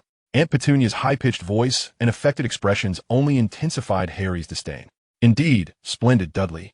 Uncle Vernon praised, finally turning his gaze toward Harry, his small eyes gleaming with intensity. And you? I shall remain in my bedroom, making no sound. Pretending I do not exist, Harry promptly replied. He had nearly memorized this line over the past few days. Despite his answer being wholly accurate, Uncle Vernon still radiated anger and anxiety. Yes. Listen here, boy. Stand up. Yes. Harry Potter reluctantly rose from the bench, feeling a hollow emptiness in his stomach. Throughout lunch, the Dursleys had indulged in a feast, while he had been relegated to a meager slice of bread, burdened with the chores of washing dishes, wiping tables, and sweeping floors. Today was his birthday, and a deep sense of discontent churned within him. His previous birthday had been marked by Hagrid's visit and his first encounter with Limu, leading to the emergence of friendship and 2 splendid gifts. That had been the best birthday of his life. Yet now, despite having become a wizard with newfound power, he seemed destined to relive the nightmares of yore, desperately yearning for Hogwarts. Uncle Vernon likely had forgotten his birthday entirely, or if he hadn't, it mattered little to him. To these relatives, his birthday was insignificant. Over the past decade, their gifts paled in comparison to the simple ice cream cone Hagrid had once bought him, both in sentimental value and material worth. Harry Potter buried his head, concealing the bitter disappointment, anger, and helplessness within as he endured Uncle Vernon's vehement admonishments.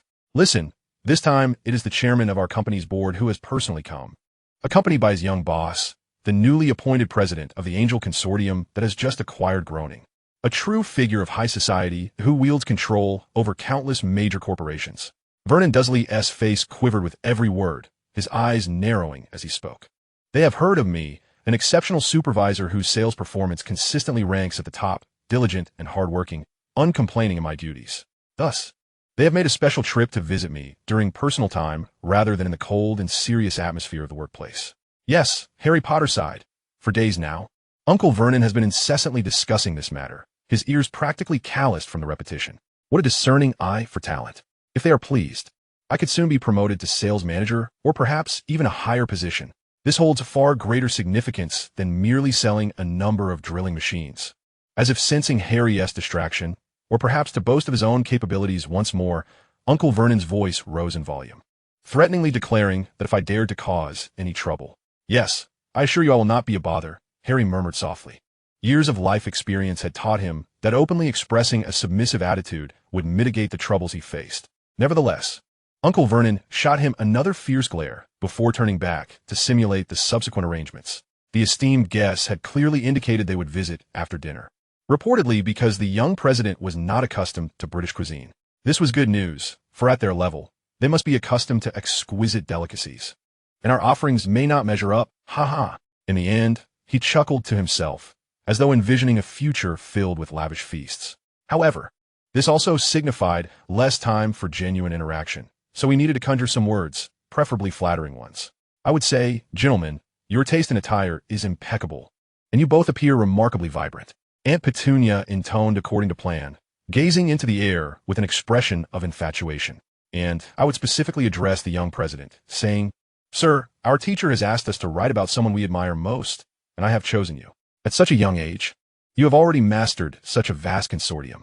Dudley, too, directed a sycophantic smile towards the invisible young president. Excellent. Uncle Vernon appeared quite satisfied with their performance. And now was my turn.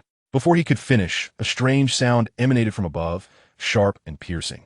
Uncle Vernon exploded. His rotund body sprang high, landing abruptly before Harry Potter. He glared at Harry, enunciating each word with venom, veins bulging from his forehead. If you cannot control that owl, then let it fly away. I would mind adding owl meat to tonight's dinner, but I've told you it's just restless. If it could fly outside for a while, I assure you it will be fine tonight, Harry weakly explained, but Uncle Vernon clearly had no intention of listening. He interrupted Harry. I don't care. Remember, if you make even the slightest sound, or if there's any mishap, humph. That sound conveyed multitudes of meanings. Chapter 148, The Dursley Family. Number 4, Privet Drive has arrived. The assistant, acting as a part-time driver, reminded Limu, pulling him from his contemplative state. We've arrived? Quite swiftly, Limu remarked as he peered out the car window.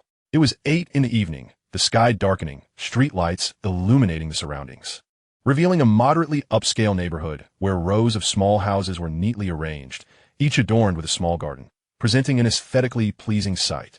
In front of the most recent house stood a tall, rotund man clad in an opulent suit, eagerly awaiting by the door. Upon spotting the car, he scurried over, seemingly intent on opening the door. That must be Vernon Dursley, Lee thought, a smile curling at his lips. He had agreed to the full acquisition of Groening's assets. Thus this drilling company now belonged to him, and Vernon Dursley, that household name and well-known figure, was theoretically one of the many employees under his command. Life is indeed rife with melodrama. Before Vernon could reach them, the car door was opened prematurely by Jack, who had been seated in the front passenger seat. He bowed slightly to Lee in the back seat, appearing somewhat anxious. Mr. Lee, we have arrived, and that is Vernon Dursley. Jack was uncertain about how to proceed with this Mr. Lee, who was directly brought out by the group as president. He was a mid-level key player in the Angel Investment Group, responsible for managing small to medium project investments with a small team, usually reporting to the investment supervisor of the group. Such an experience of being directly brought out by the group president was unprecedented. Moreover, he had a plethora of commendable investment projects under his purview, and while Groening was somewhat renowned in London's construction industry, it was merely a small morsel within the grand scheme of the group, hardly worth a bite. Nevertheless, the new Mr. Lee had exceedingly praised Jack's handling of the equity acquisition of Groening. Subsequently, Mr. Lee had agreed to the full acquisition, even taking the time to visit number 4, Privet Drive, to meet such a minor sales supervisor. The entire situation struck Jack as peculiar. He had intended to engage in conversation with Lee during the ride, but Mr. Lee appeared lost in thought, his emotions unreadable, which made Jack hesitant to intrude. He could only tread carefully, hoping it would be a blessing rather than a curse. Now, Jack awaited Lee's instruction, but before he could speak, a phony voice interrupted from behind. Esteemed Mr. Jack, I saw you at the shareholders' meeting 2 years ago. You all have arrived quite on time. Vernon Dursley was both anxious and excited. He had arrived a full 20 minutes early and had been waiting impatiently at his doorstep. He finally spotted a Rolls-Royce turning on a Privet Drive, recognizing that a significant figure from the Angel Investment Group had arrived. Who else but such prominent individuals would drive such a luxury car to this unremarkable neighborhood? In his nervous excitement, Vernon failed to notice anything amiss. He focused solely on ingratiating himself. And this must be the remarkably young. His gaze shifted from Jack to the back seat, landing on Lee, but his words faltered, his expression betraying confusion. Mr. Jack, have you brought your son along? It was no wonder Vernon was bewildered. He had merely received word that the new executive vice president of the Angel Investment Group would be visiting in person, having heard that this vice president was quite young. Yet he had no inkling of the actual age and had imagined someone perhaps in their late 20s or early 30s. However, the youth before him was extraordinarily young, with an unblemished face and a diminutive, slender stature. Vernon's mouth hung agape, rendering him incapable of completing his flattering remarks. He stood there stunned. This is our group's president, Mr. Lee, Jack snapped, turning his head in irritation, deliberately omitting the titles of executive and vice. The flattery that should have been his was interrupted. Yes, Mr. Lee, welcome. We wholeheartedly welcome your visit. Vernon Dursley was taken aback, nodding and bowing with a level of deference that rivaled a native of Ejo. He inwardly cursed his own foolishness. He certainly recognized Jack, the original shareholder and current chairman of the board, so why hesitate? Even if Jack pointed to Harry Potter and claimed he was the group's vice president, Vernon would have to accept it begrudgingly. At this moment, Lee had already alighted from the car, showing no inclination to nitpick over trivial details. As he casually shut the car door, he waved at the assistant seated in the driver's seat. The assistant promptly revved the Rolls-Royce and drove it to a distant parking lot, where he would await the conclusion of Lee's discussions. This maneuver left Vernon Dursley momentarily astonished. The calm and composed demeanor exuded by Lee compelled him to be increasingly cautious. The juxtaposition of such maturity against his youthful visage and stature was indeed hard to fathom. Perhaps this was the essence of the poise expected of someone accustomed to a position of power? Dursley, no longer doubting, hastily bowed and invited Lee and his companion inside. As the door swung open, a plump, round figure lunged forward. Esteemed gentlemen, allow me to take your coats, came the eager voice from the cherubic child, who Lee recognized as Dudley Dursley, a grin plastered across his face as he extended his chubby arms. Dudley stared at Lee, momentarily taken aback, not only because Lee and Jack had arrived clad in mere light garments, but also due to his disbelief that the esteemed Mr. President, escorted by Jack and Vernon, could appear so youthful. He seemed even younger than himself. This was likely due to Dudley's rapid growth from overindulgence in food. "This is my son, Dudley. Dudley, do greet our guests," Vernon Dursley interjected, forcing a smile as he introduced the two. Upon witnessing Dudley's dazed expression, his eyes widened in admonishment. "Come in, come in." Dudley quickly shifted to the side, his smile quivering. Once inside, they found the drawing room adorned with a lavish platter of assorted fruits, each glass brimming with a quintessentially British blend of red tea. Standing by the coffee table was a tall, slender woman. "This is my wife, Petunia," Vernon Dursley preemptively introduced. Aunt Petunia was slender and had numerous fine lines around her eyes and forehead, yet traces of a youthful beauty reminiscent of Harry Potter lingered in her features. Observing Vernon Dursley, Limu shook his head inwardly, lamenting yet another instance of a flower blooming in a dung heap. "Please, sit down," Vernon Dursley urged, noticing Limu's silence and Jack's reticence, a hint of panic creeping into his demeanor as he gestured for Limu to take the seat of honor. Limu nonchalantly settled into the chair, casually remarking, "Please, everyone, take a seat. I have no ulterior motives for today. I merely wish to familiarize myself with your family." Despite his childlike appearance, his words bore an unsettling detachment, reminiscent of someone well-versed in the gravitas of life and death, causing the surrounding adults to tense. Jack took a seat beside Limu, and the Dursleys cautiously arranged themselves around the table. Once seated, Limu fell silent, intrigued by the surroundings. Number 4, Privet Drive, akin to Platform 9 3/4, was regarded as a sacred place by Harry Potter fans from the era before the crossover. The silence persisted, with Jack unsure of how to proceed, merely maintaining a polite smile beside Limu. The Dursleys inwardly groaned, sensing that if the silence stretched any longer, it would devolve into excruciating awkwardness. "Gentlemen, your taste in clothing is quite, Aunt Petunia began, recalling the rehearsed lines she had memorized. However, upon glancing, she realized there was little commendable about their attire. Jack, at least, donned a relatively formal white shirt, whereas Mr. Lee wore an oversized t-shirt adorned with peculiar designs, complemented by a thick metallic necklace featuring a skull, its dark eye sockets stark against the gleaming silver, creating a rather intimidating contrast. "What is this supposed to be?" "Indeed, it's quite unique," Limu replied, following Aunt Petunia's gaze to his own attire. "This is a hip-hop style that has recently emerged from the west coast of America." The Dursleys were at a loss for words. Their conservative family prided itself on propriety, having never even heard of such a genre. Only Dudley stared at the metallic skull, secretly thinking it was cool. The drawing room fell into another brief silence, soon disrupted by a series of strange yelps from above, short and seemingly cut off mid-sound. Jack jumped at the noise, raising his head. The Dursleys froze, their expressions rigid. Following, there were loud thuds, as if someone were jumping on the second floor or intentionally banging against the walls. "What is that noise?" Jack's face paled. "What do you have up there?" "No. How could that be?" "I think, perhaps, a box in the attic has toppled over," Vernon Dursley stammered, his face ashen as he attempted to explain. Stealing a glance at the young Master Limu, who seemed merely intrigued by the ceiling with a smile, brought him a momentary sense of relief. "I'll go check," Vernon said as he ascended the stairs with a pace that belied his imposing stature. When he finally stood before the room that belonged to Harry Potter, his heart raced in his chest. He opened the door to find Harry sprawled on the bed, an expression of innocence plastered across his face.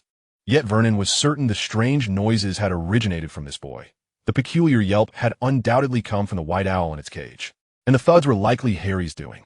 He must be attempting to sabotage his important dinner. "What in the world are you doing?"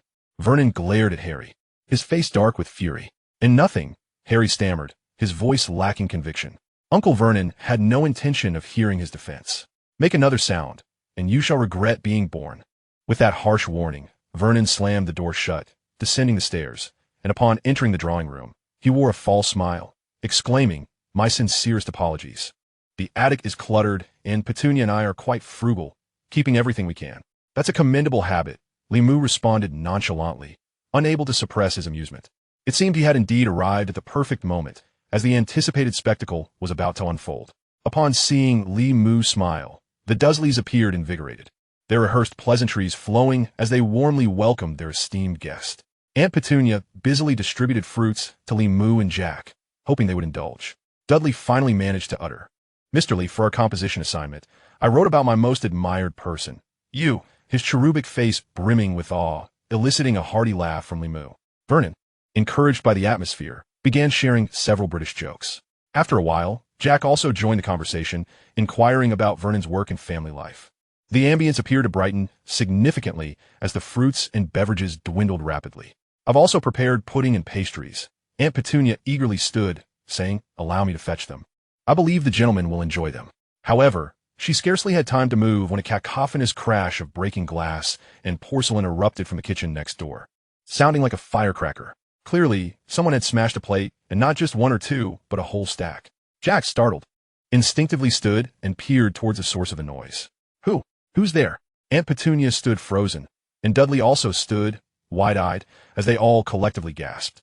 The entire Dursley family felt as though their hearts had skipped several beats. Then Vernon Dursley stormed out, his massive frame hurtling into the kitchen like a cannonball, muttering curses under his breath. "That damned scoundrel! I must teach him a lesson." Mr. Jack stepped forward a couple of paces, peering through the wall into the kitchen, where he observed a frail boy standing there, utterly bewildered and gazing at Vernon Dursley with palpable fear. In a cold tone, he inquired of the Dursleys, "Who is that child? Is he one of yours?" It was no wonder his demeanor was unfriendly.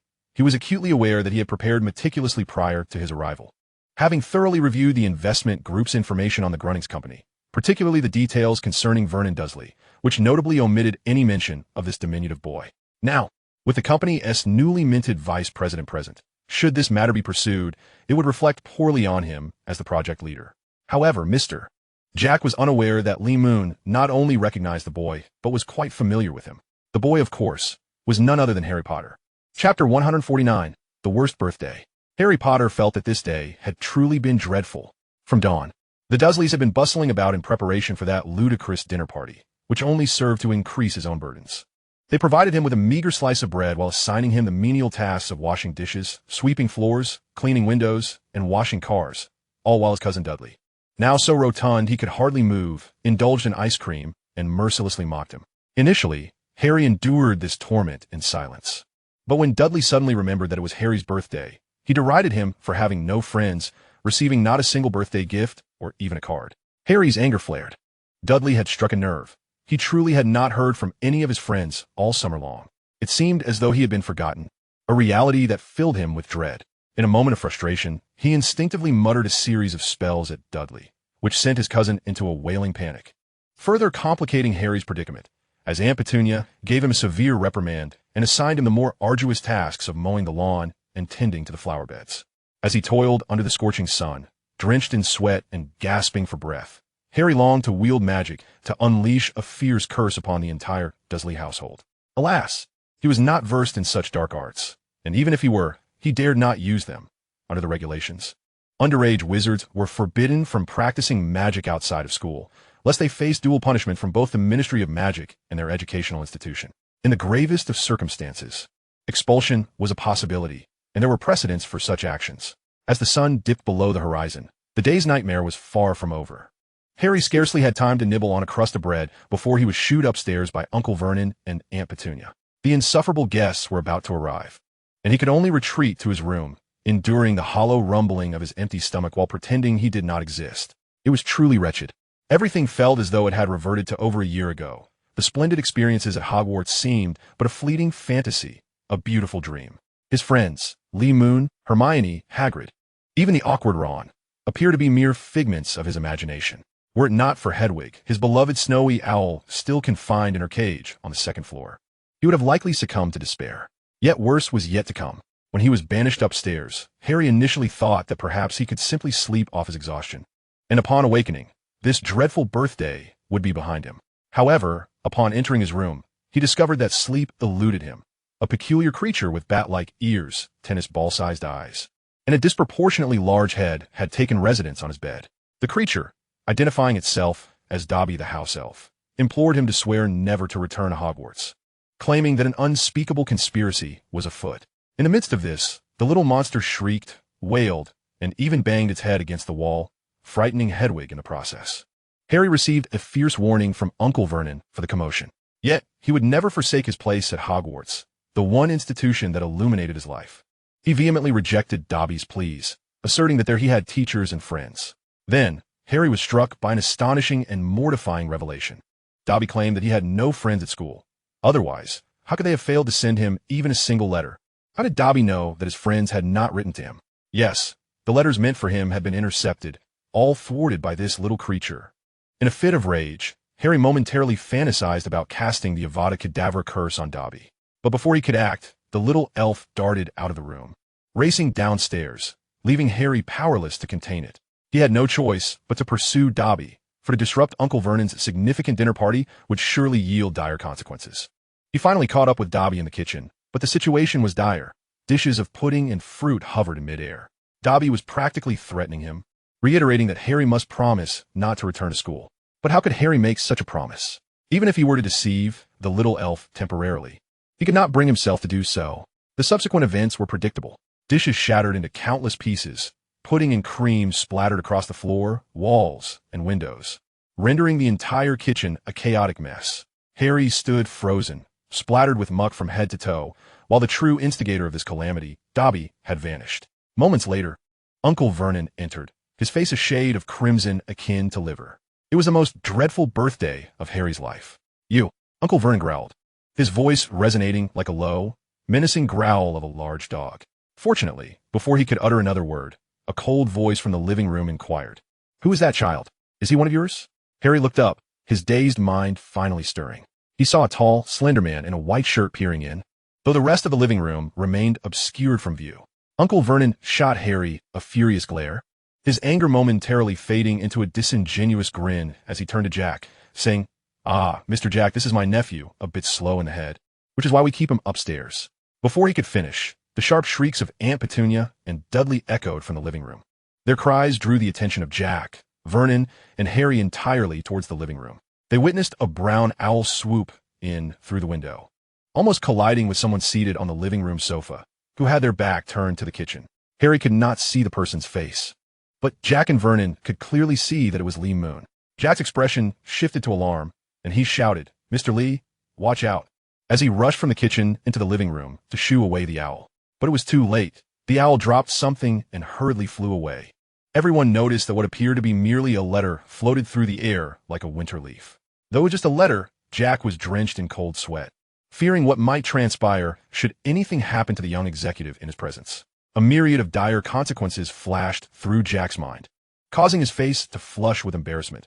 What on earth is going on here? Chapter 150, Birthday Gifts. What on earth is going on here? Jack's indignant voice reverberated throughout the living room. But immediately following his exclamation, a peculiar voice, both youthful and composed, arose. "It is of no concern, merely a small token of welcome." He spoke with an air of nonchalance. Harry Potter's expression shifted. The voice was so familiar. Indeed, it was Mr. Lee. Jack, too, restrained his anger. If even his superior dismissed the situation as trivial, what right did he have to remain irate? The Dursleys collectively exhaled a sigh of relief, contemplating the composure displayed by someone so accustomed to high-stakes scenarios, unfazed even when the earth trembled beneath them. They then observed Lee Moo rising swiftly, his reflexes sharp as he retrieved the letter dropped by the owl in an instant. Lee Moo opened it and scanned its contents. It was indeed a missive from the Department for the Regulation and Control of Magical Creatures, warning of Harry Potter as unauthorized use of the levitation charm. A subtle smile graced his lips as he discreetly tucked the letter into his coat, cleared his throat, and declared, "We all know today is a particularly significant day." Yes, the boss has something to say. Jack and Vernon Dursley hastily returned to the sitting room, standing at attention, eager to listen. Aunt Petunia and Cousin Dudley held their breath, sensing that this young CEO was about to deliver a summary that might very well pertain to Vernon's future and fate. In the kitchen, only Harry remained, standing in disbelief. Today was his dear friend's birthday. Lee Moo turned to him with a smile. "Happy birthday, Harry." Lee Moo. It truly was him. Harry Potter felt tears welling in his eyes. The disappointment, grievances, and loneliness of the holiday vanished in an instant. He had not been forgotten.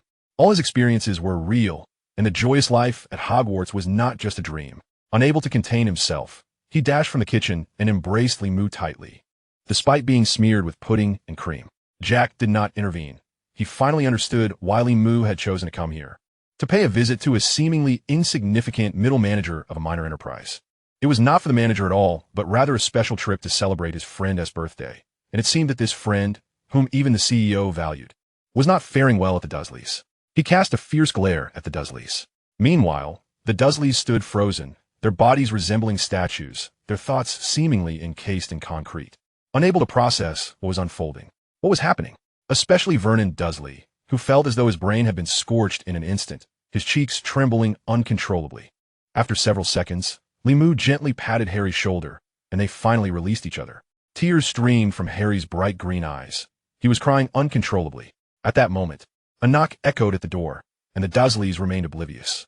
Limu, however, approached the door as if he were the owner of number 4 Privet Drive, opening it to reveal his assistant, who had just transitioned from acting as a temporary driver to that of a makeshift delivery person. The assistant entered, pushing a colossal cake tower, a 3-tier confection adorned with layers of cream, the top tier lit with 12 candles representing Harry's 12th birthday. And inscribed in red icing were the words "Happy Birthday, Harry Potter." Limu then retrieved his wand, which resembled a gleaming sword, and with a gentle incantation, he commanded the remnants of fruit and beverages on the coffee table to vanish. In an instant, the table was immaculate, devoid of any debris, the stains wiped away entirely. Aunt Petunia and Cousin Dudley involuntarily jumped, trembling all over. It was magic, genuine sorcery, manifesting before their very eyes. Vernon Dursley squinted, feeling a rush of blood that nearly caused him to faint. Now, the Dursleys finally comprehended how Harry Potter had come to know such a prominent figure within a major corporation. The young and accomplished Mr. Lee was, in fact, a wizard. No wonder he dressed so oddly. In the Dursleys' eyes, even his loose, rebellious hip-hop attire had become a mark of a wizard's transgressions. Limu, unfazed by their astonishment, extended his wand again, this time not to cast a spell, but to reach the light switch on the wall. The overhead lamp flickered and extinguished, leaving only the flickering candlelight of the cake tower to illuminate the darkness. "Close your eyes and make a wish, then blow out the candles," Limu softly instructed. Harry Potter wiped his eyes, his glasses still fogged. He joyfully replied, "What wish could I possibly make?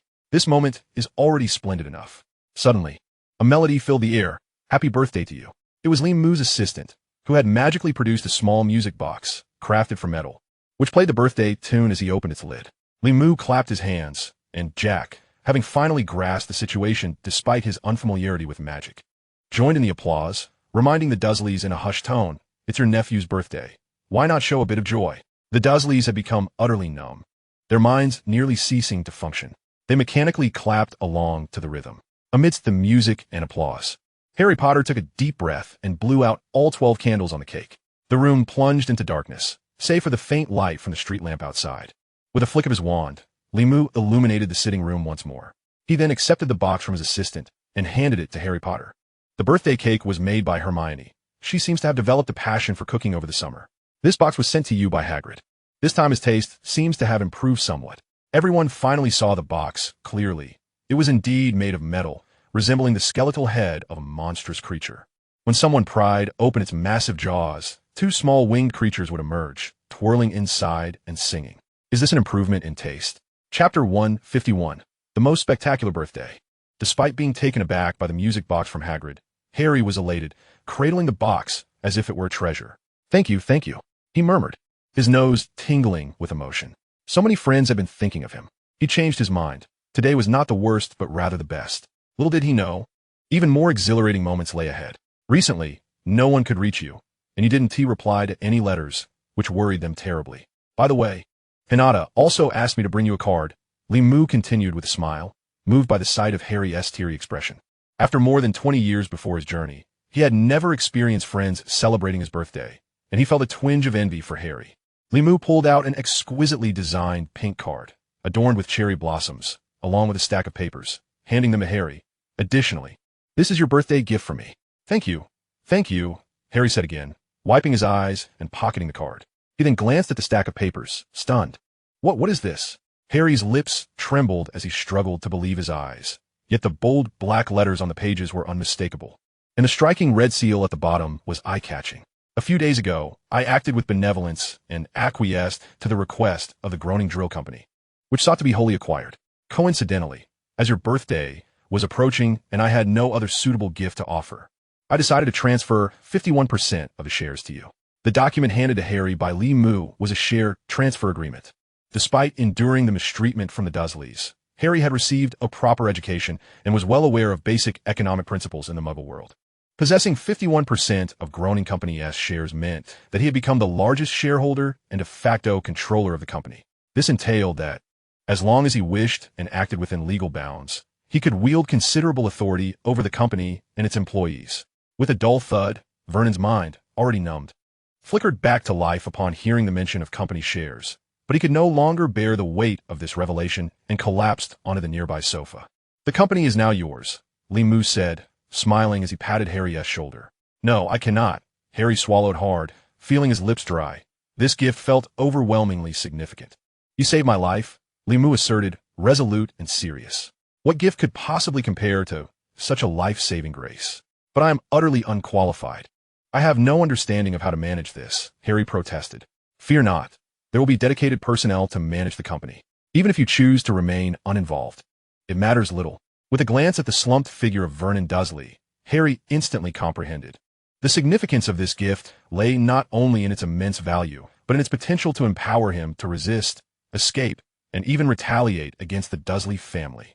The others certainly grasped this as well. Aunt Petunia's face turned as pale as a ghost, her trembling legs betraying her inability to stand firm. Even Dudley, lacking in academic prowess, seemed to apprehend the unfolding situation, pouting his chubby lips. Harry Potter observed the Dursleys' reaction keenly. He no longer declined Lee Mu's gift. He suddenly felt that this birthday was extraordinary. It was indeed the most remarkable birthday he had ever experienced. As time pressed on, Lee raised his wrist to glance at his newly acquired watch. "I must return now," he said. "I have been residing and working in the outskirts of London. Would you care to visit?" "No, I shall remain at the Dursleys," Harry replied, his enthusiasm evident as he escorted Lee to the door. He eagerly anticipated the Dursleys' forthcoming reactions. The Dursleys had yet to recover from their shock and fear, even forgetting the customary courtesy of bidding farewell. While Harry had seemingly assumed the role of the master of the house, Mr. Jack followed behind, discreetly lingering at a distance. "That is fine. I'm intrigued as well," Lee remarked, retrieving a letter from his pocket, which had just been delivered by an owl. "The Department for the Regulation and Control of Magical Creatures has sent you a letter. I suspect they have wrongfully accused you." Lee had skimmed the letter, which was filled with the bureaucratic jargon typical of governmental institutions. "Mr. Potter, we have been informed that at precisely 9:12 this evening, you employed a levitation charm at your residence. Underage wizards are prohibited from using magic outside of school, and any further infractions may result in expulsion from Hogwarts. Any magical activities that attract the attention of non-magical beings are deemed serious violations. They have indeed wronged me. It was Dobby, a little creature who appeared unexpectedly in my room, who intercepted letters meant for me and shattered those plates." Harry's expression shifted, but the letter could not dampen his spirits. "But how could you?" He suddenly recalled the cleaning charm that Lee had just performed. "Trace," Lee explained. "The Ministry monitors magical activities through traces left on individuals. To circumvent this monitoring, I conducted some research. Traces are akin to auras. They can only vaguely indicate that some magical disturbance has occurred within a specific area, but cannot definitively identify who cast the spell or what spell it was." Harry opened his mouth, then closed it again. Yes, he had only seen Dobby flick his fingers, causing the dishes to levitate, but that certainly wasn't a levitation charm. Moreover, there was another point, the flickering glow. Lee suddenly murmured another incantation, his white wand tip glowing with a barely visible halo of light. He waved his wand, extinguishing the glow. Harry was taken aback, anxiously scanning the vicinity, fearing that an owl might suddenly swoop in, delivering another letter from the Department for the Regulation and Control of Magical Creatures. However, nothing happened. The shorter the spell-casting time, the weaker the magical disturbance, and thus the less accurate the trace monitoring. The cleaning charm and the flickering glow were examples of such spells, along with many other minor enchantments. Do you not recall how Hermione successfully performed numerous spells at home before her first year? Lee continued to elucidate. In reality, even if some spells trigger monitoring, the poor staff at the Ministry would likely be overwhelmed. Therefore, those spells that do not impact Muggle life often manage to evade punishment. As they conversed, they arrived at the Rolls-Royce that now belonged to Lee. Mr. Jack hastily approached from behind, opening the rear door before taking his seat in the front passenger seat. "All right, I must return now. I have arranged with Hermione to visit Diagon Alley 2 weeks in advance to purchase textbooks. You must join us." Lee patted Harry's shoulder once more. "Absolutely," Harry affirmed with a resolute nod as Lee entered the vehicle. He quickly returned to his villa in the outskirts of London, where he had several pressing matters to attend to. Chapter 152, Return to Diagon Alley. As August approached its midpoint, the city of London, renowned for its cool summers and mild winters, began to feel the heat. Perhaps this oppressive warmth had already extended beyond the bounds of London. Lee surveyed the bustling scene around him, marveling once more at the ingenious application of spatial magic within the Western magical community. Now, he and Harry Potter were meeting as agreed at the Leaky Cauldron, where they once again traversed through the wall at the back, stepping into the time-warped expanse of Diagon Alley, a place still shrouded in mystery regarding its precise location. The alley bustled with life. Eccentrically dressed individuals congregated before various shops, engaged in animated exchanges, and the sounds of haggling filled the air. The gleaming white marble structure of Gringotts Bank loomed in the distance. Amidst the throng, a slender, willowy woman stood at the entrance of the bank, scanning the surroundings. Her signature tousle brown hair made her particularly conspicuous. Beside her stood a middle-aged couple, standing close to the stone pillars of the entrance, keeping a respectful distance from the goblins welcoming guests. "Hermione, have you been waiting long? You've grown taller," Limu greeted as he approached. After summer apart, Hermione was now nearly as tall as Harry, only slightly shorter than Limu. "It hasn't been long. You're both very punctual. My parents were a bit apprehensive. They've encountered those goblins before, but still feel somewhat uneasy," Hermione replied cheerfully, turning to introduce her parents to her friends. "This is Harry Potter, the great hero of the magical world I mentioned. Please no." Harry's face flushed crimson as he waved his hands in protest. Over the past year, he had grown accustomed to the peculiar stares of others. Yet hearing such praise from a familiar friend still embarrassed him. "And this is Limu. Of course, no introduction is necessary. You've truly astonished us," Hermione said, shifting her focus back to Limu. Limu shrugged modestly and bowed his head to the Granger couple. "Good day, sir and madam. It is a pleasure to see you again." "Hello, young men," they replied warmly.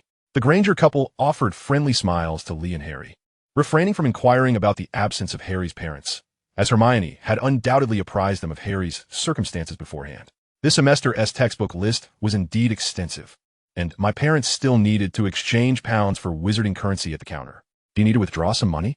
Hermione was clearly elated, and her excitement rendered her particularly talkative. "Of course we do. Let us prepare the funds first. We shall reconvene here in a quarter of an hour," Lee replied. He and Harry bid farewell to the Granger couple, and the two groups parted ways once more. "Have you met her parents?" Harry asked curiously as they walked. "Indeed, I provided financing to a private dental clinic that was performing well, but recently faced cash flow difficulties. Upon visiting for an inspection, I discovered that it was owned by Hermione's family," Lee casually remarked. Before long, they boarded a small mine cart driven by goblins, clattering down into the depths below. Once they retrieved the money and reunited with Hermione's family, the thoroughfare of Diagon Alley had grown increasingly crowded, the stifling heat in the air becoming quite oppressive. "Shall we take a moment to rest? There's a Florian Fortescue's ice cream parlor ahead, reputed for its delightful flavors." Lee's suggestion quickly garnered approval from Hermione and Harry. As for the Granger couple, they accompanied the children for a while, but felt a lack of common ground, fearing that lingering too long might inhibit the children's animated exchanges, so they handed the exchanged money to Hermione. The responsibility for purchasing textbooks was thus fully entrusted to the children, with the Granger couple agreeing to meet them at the Leaky Cauldron for lunch. Half curious and half in awe as they meandered through the alley, Florian Fortescue's proved to be bustling, and the three friends waited for a spell before finding an empty corner table, surrounded by an array of patrons. This necessitated a lowering of their voices to avoid disturbing those at the neighboring tables. "The Dursleys are terrified of me now. They're completely unaware that I'm barred from using magic outside of school, especially after witnessing Lee's spell. They likely think I could turn them into mice at any moment." Harry Potter downed nearly half of his chilled pumpkin juice in one go, eager to share the joys of his summer with his friends. The Dursleys' current attitude towards him was undoubtedly the source of his greatest delight, and they were terrified I might use my shareholder power to oust Uncle Vernon from his position, which he worked half a lifetime to attain. Now, no one at home dares to give me orders. Even Dudley is eager to work alongside me, albeit begrudgingly, and he is utterly clumsy. That is certainly for the best. Lee and Hermione nodded in agreement. Setting aside the matters of magic, the Dursleys would have to reconsider their treatment of Harry now that he held shares in Grunnings. Unfortunately, they still forbade Hedwig from flying outside and pleaded with me not to disclose that I was a wizard and a shareholder. As he spoke, Harry shook his head again, finishing the remainder of his pumpkin juice in one go. "That's well enough. One must learn to compromise," Hermione reassured him, only to notice that Harry had become momentarily transfixed. He was staring blankly in a certain direction, a straw still in his mouth, maintaining the posture of drinking. "Harry?" He remained dazed, his eyes wide. Hermione followed his gaze and, upon seeing what captivated him, she froze for a moment, then became incensed, her fury palpable. Oomph. She huffed indignantly. Is that fairy really that beautiful? Seated at the adjacent table was an extraordinarily beautiful girl, whose loveliness transcended mere words. Her skin was as white as milk, seemingly emanating a soft glow akin to moonlight, and her hair flowed like strands of pure gold, gently swaying despite the absence of wind. Harry appeared utterly oblivious, lost in reverie, while Hermione's disdainful huff and mockery brushed past him like a gentle breeze, leaving no trace. Hermione glanced back at the enchanting girl. The young beauty appeared slightly older than them, her figure now gracefully developed. She sat quietly at her table, engrossed in a book, savoring a cup of chocolate ice cream, not consciously displaying her charm. It radiated like a beacon in the darkness, inevitably drawing attention. Aside from Harry, many men nearby were captivated by her allure, gazing at her enraptured. Chapter 153, Joining the Fray. After observing the stunning girl who had unexpectedly appeared at Florian Fortescue's, Hermione, despite her irritation, could not deny her beauty. Her annoyance only deepened. She pouted and turned her face towards Lee, only to discover he was also appraising the beautiful girl. You men. Even the rationally inclined Miss Granger felt an overwhelming urge to flip the table. However, fortunately, Lee was not like the average man. Upon hearing her voice, he turned his head, placed a finger to his lips in a shushing gesture, and lowered his voice, saying, "She is a siren." A siren? I read about them. Don't they typically dwell in forests or by lakes? Hermione was immediately captivated by the word. Could the enchantment of a siren truly be that potent? You see, she shouldn't be a pure siren. I suspect she possesses some human blood. Lee shook his head, extending his right hand, fingers poised like a sword, sharply poking Harry's forehead, whispering, "Clear your mind." Harry instantly snapped back to reality, setting down his milk cup, glancing between Lee and Hermione. A look of confusion painted across his face as if awakening from a dream. Moreover, she hasn't deliberately cast any enchantment. Those who fell under her spell simply lacked sufficient resolve. Lee continued, rising to his feet. You should go and speak with her. Encountering a siren is quite a rare opportunity. Are you going with me? Hermione vigorously shook her head. She looked at the beautiful girl and, upon reflecting on her own slightly protruding rabbit teeth and unruly hair, felt a wave of resistance.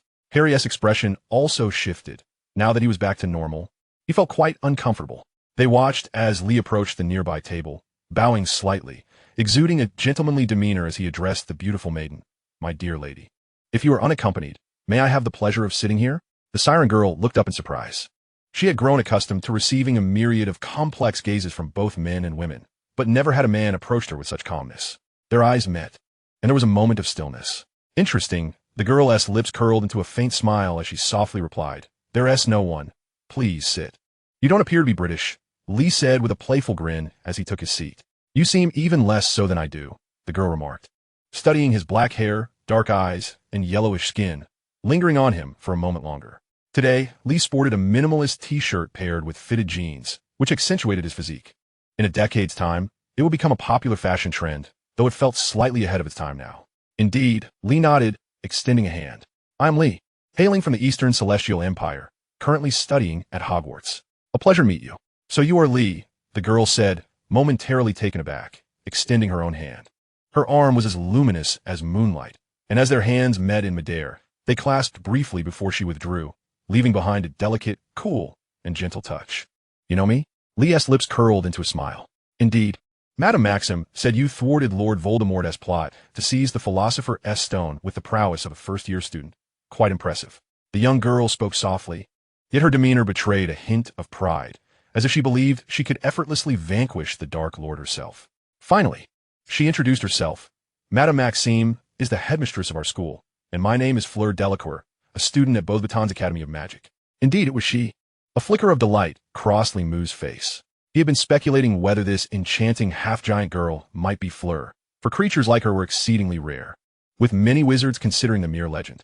A half-Vila, half-human like Fleur Delacour was even more extraordinary. Throughout history, descriptions of Fleur had always been breathtakingly beautiful.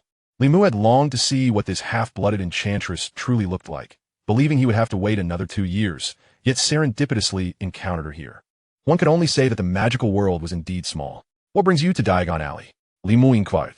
Oh, Madame Maxime has some errands to run and wanted to show me around, Fleur replied, her interest in Limu apparent as she appraised him in return. When it came to wizarding markets, Diagon Alley was undoubtedly the most vibrant. Limu pondered what pressing matters Madame Maxime could have that necessitated her presence here. It seems Diagon Alley holds quite a reputation throughout Europe, he mused. It was no wonder he often felt overwhelmed by the throngs of people here, as though the entire wizarding community had converged in this one locale. Indeed, it was likely that a significant portion of wizards gravitated towards this place. He recalled that many years later, Fred and George Weasley would open their joke shop right here. Just as he contemplated the Weasley twins, a commotion erupted at the end of the street. The seating at Florian's ice cream parlor was arranged along the roadside, with umbrellas and chairs providing a clear view of the bustling crowd. At that moment, a ripple of gasps emanated from store south entrance at the street's end, where a throng of people had gathered. Adults clutched their children, fleeing from the establishment as if escaping a calamity, capturing the attention of everyone on the street. "What's happening?" Fleur exclaimed, startled, as she turned to look in that direction. Limu overheard Hermione and Harry also inquiring, "What is going on?" The patrons of the ice cream parlor murmured amongst themselves while some questioned passers-by, and soon enough, more concrete information emerged. A brawl had broken out inside the store, and the situation was intense. Limu felt a twinge of recognition upon glancing at the store at the street's end. The positioning and appearance were unmistakable. It must be Flourish and Blots. Could it be that he was about to witness an event unfold? Instinctively, he stood up, only to remember that Fleur was still seated, and he flashed her a smile. "Would you like to witness the commotion, fair lady?" "I've heard about Madame Maxime," Fleur replied with a smile, rising to join him, clearly eager to see what was unfolding. "You seem to enjoy the spectacle." "That is quite discriminatory," Limu retorted, gesturing towards the street where people streamed from the troubled store, while many others hurriedly made their way toward it. It is human nature to relish in the excitement. Chapter 154. The brawl at Flourish and Blots. Diagon Alley is home to numerous establishments selling books, not merely bookstores but also publishing houses. Yet among them, Flourish and Blots stands out as particularly unique.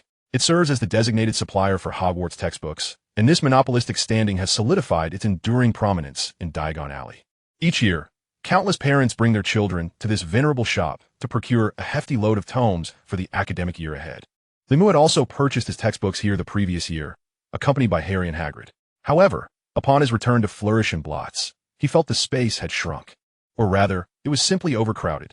A throng had gathered outside the store, and Limu had to use his relatively robust physique to politely clear a path for Fleur before they both entered the shop. "Thank you, but aren't you concerned about your friends?" Fleur remarked, revealing a radiant smile. "They've been trailing us since earlier." "Oh, it's nothing. They all managed to get in," Limu replied dismissively. Indeed, no sooner had he spoken than Hermione and Harry squeezed through the crowd, both panting heavily and appearing rather disheveled from their efforts. "Humph." Hermione huffed upon seeing Limu and Fleur, but her attention was swiftly captivated by the scene before them. As an established bookstore, Flourish and Blots was typically lined with stacks of books reaching from the floor to the ceiling. Yet now, several piles had collapsed, and various volumes lay scattered across the floor, forming a small mountain. Two adults lay entangled among the books, grappling fiercely, one hand gripping a neck while the other tugged at a face, their clothes smudged with dust. The distinct features of these two were unmistakable. Their flushed faces from exertion made it easy to identify them. One was tall and lanky with fiery red hair, while the other bore pale blonde hair and striking blue eyes. Their struggle had evidently been ongoing for a while, and the surrounding crowd was thick with onlookers, including a short man with a camera jumping around and snapping several photos. "Enough! Cease this at once. You will be liable for the damages incurred," a shop assistant shouted, attempting to separate the two, but failing twice. More spectators merely watched with cautious amusement, some even cheering. Amid the cheers, two voices rang out, "Go, Dad! Get him! Hard left hook, low kick! Be quiet! Stop the nonsense!" Another voice, akin to a lion's roar, commanded, as a plump woman attempted to join the shop assistant in her efforts. "Arthur, stop it! Arthur!" It was none other than Mrs. Molly Weasley, matriarch of the Weasley family. Harry gasped in disbelief. If he had had any doubts about the identities of the combatants on the floor, they were now dispelled. One was Arthur Weasley, head of the Weasley household, and the other, clearly the one with whom Arthur had a long-standing grievance, was Lucius Malfoy. Harry and Hermione exchanged anxious glances, and indeed, standing beside Fred and George was none other than their friend Ron Weasley, holding a young girl, his expression a mix of worry, anger, and trepidation.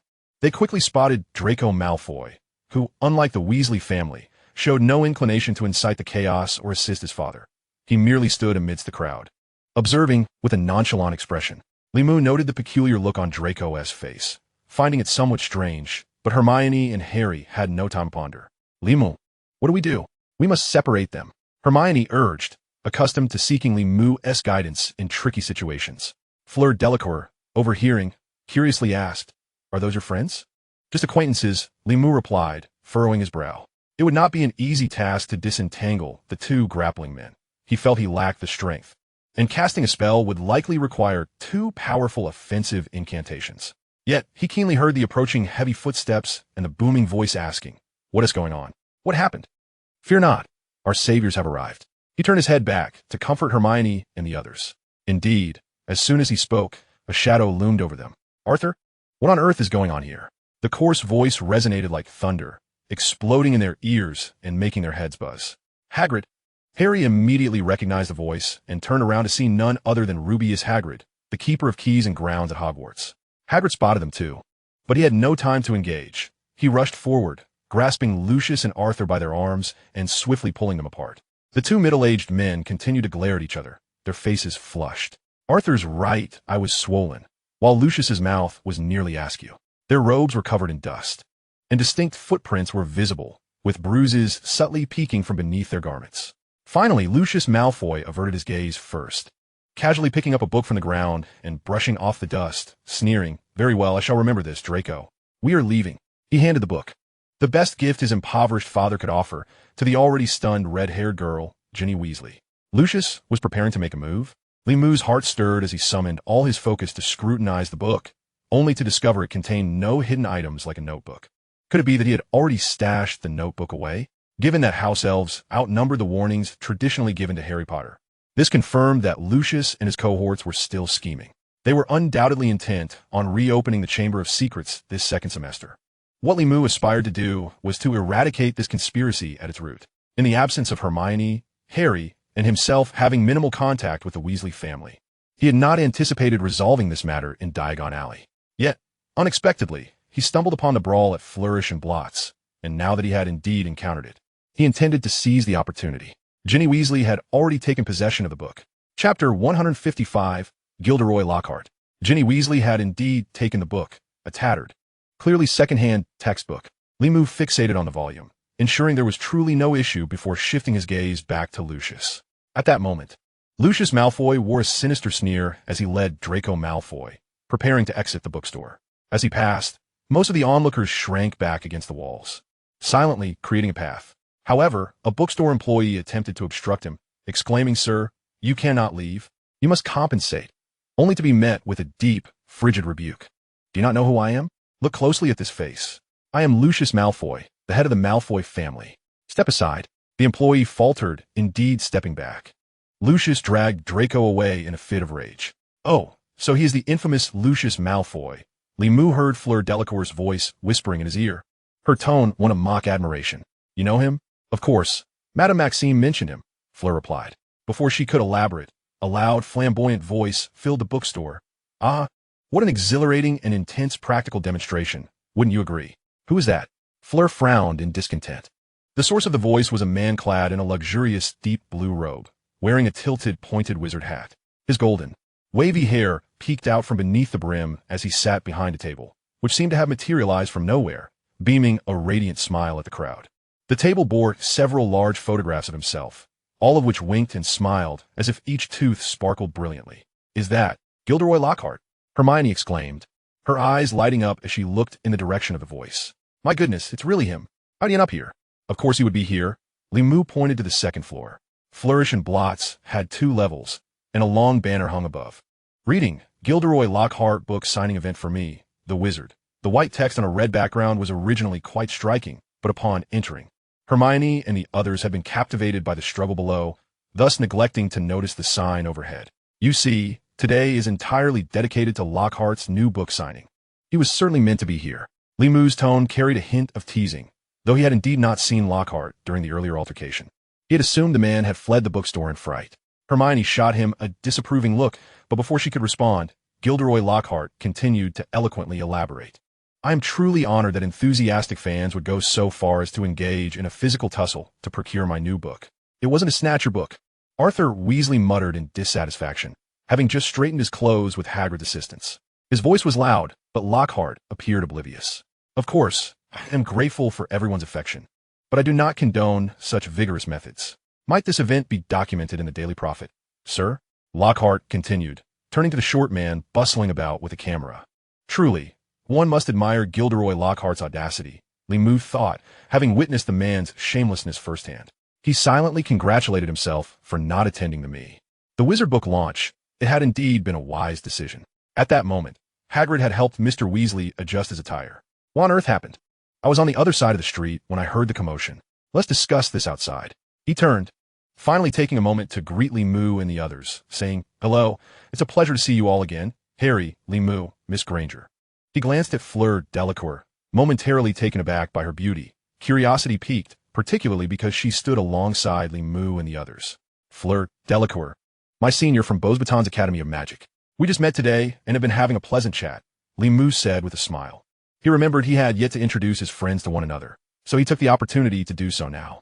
Before he could finish, he was interrupted by that annoying flamboyant voice once more.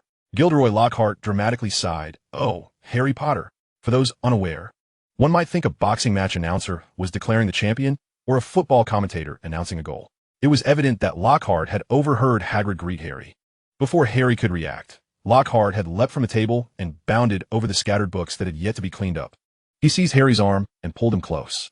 The diminutive man, keenly aware of the news, quickly raised his camera, snapping photographs incessantly. Once Harry finishes up here, do come find us at the Leaky Cauldron, Hagrid told Limou, shrugging his shoulders as he exited with Arthur Weasley and the others. It was no longer appropriate for them to linger there. Just then, the bookstore employee who had attempted to block Lucius's path shifted slightly, considering stopping them. But upon comparing his stature to Hagrid's, he retreated, resigning himself to misfortune. Most others were oblivious to Hagrid's presence. With the brawl concluded, the crowd had dispersed significantly, and nearly all remaining were captivated by Lockhart. Ladies and gentlemen, what an extraordinary moment this is, Lockhart exclaimed, posing with Harry Potter in front of the camera, striking multiple poses and finally declaring, Harry Potter, indeed, the renowned Harry Potter is also a devoted fan of my works. He also graced my new book signing event with his presence. Yet he need not purchase anything. I shall generously bestow upon him an entire collection of signed deluxe editions.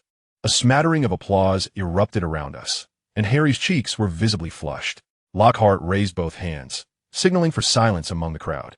I would also like to take advantage of this splendid occasion to announce a small matter that I've kept under wraps for quite some time. Indeed, ladies and gentlemen, it fills me with immense joy and pride to declare that this September, I shall assume the role of the defense against the dark arts instructor at Hogwarts School of Witchcraft and Wizardry. The crowd erupted into a more fervent round of applause and cheers. Limou noticed that both Fleur and Hermione beside him were clapping and squealing in delight. What are you all making such a fuss about? I inquired. Isn't this a splendid development? That is Gilderoy Lockhart. He is about to become our teacher. Hermione, with an air of certainty, was so excited that her chest was heaving. I must get my book signed by him. Fleur chimed in. I've read his book, Walking with Giants. Anyone who can teach at Hogwarts must be remarkable. Very well. Limou realized he could not dissuade the infatuated fans. Chapter 156. A Misstep. At long last, Harry Potter managed to extricate himself from the clutches of Gilderoy Lockhart, clutching a hefty stack of Lockhart's personally signed works, which towered nearly as high as a person.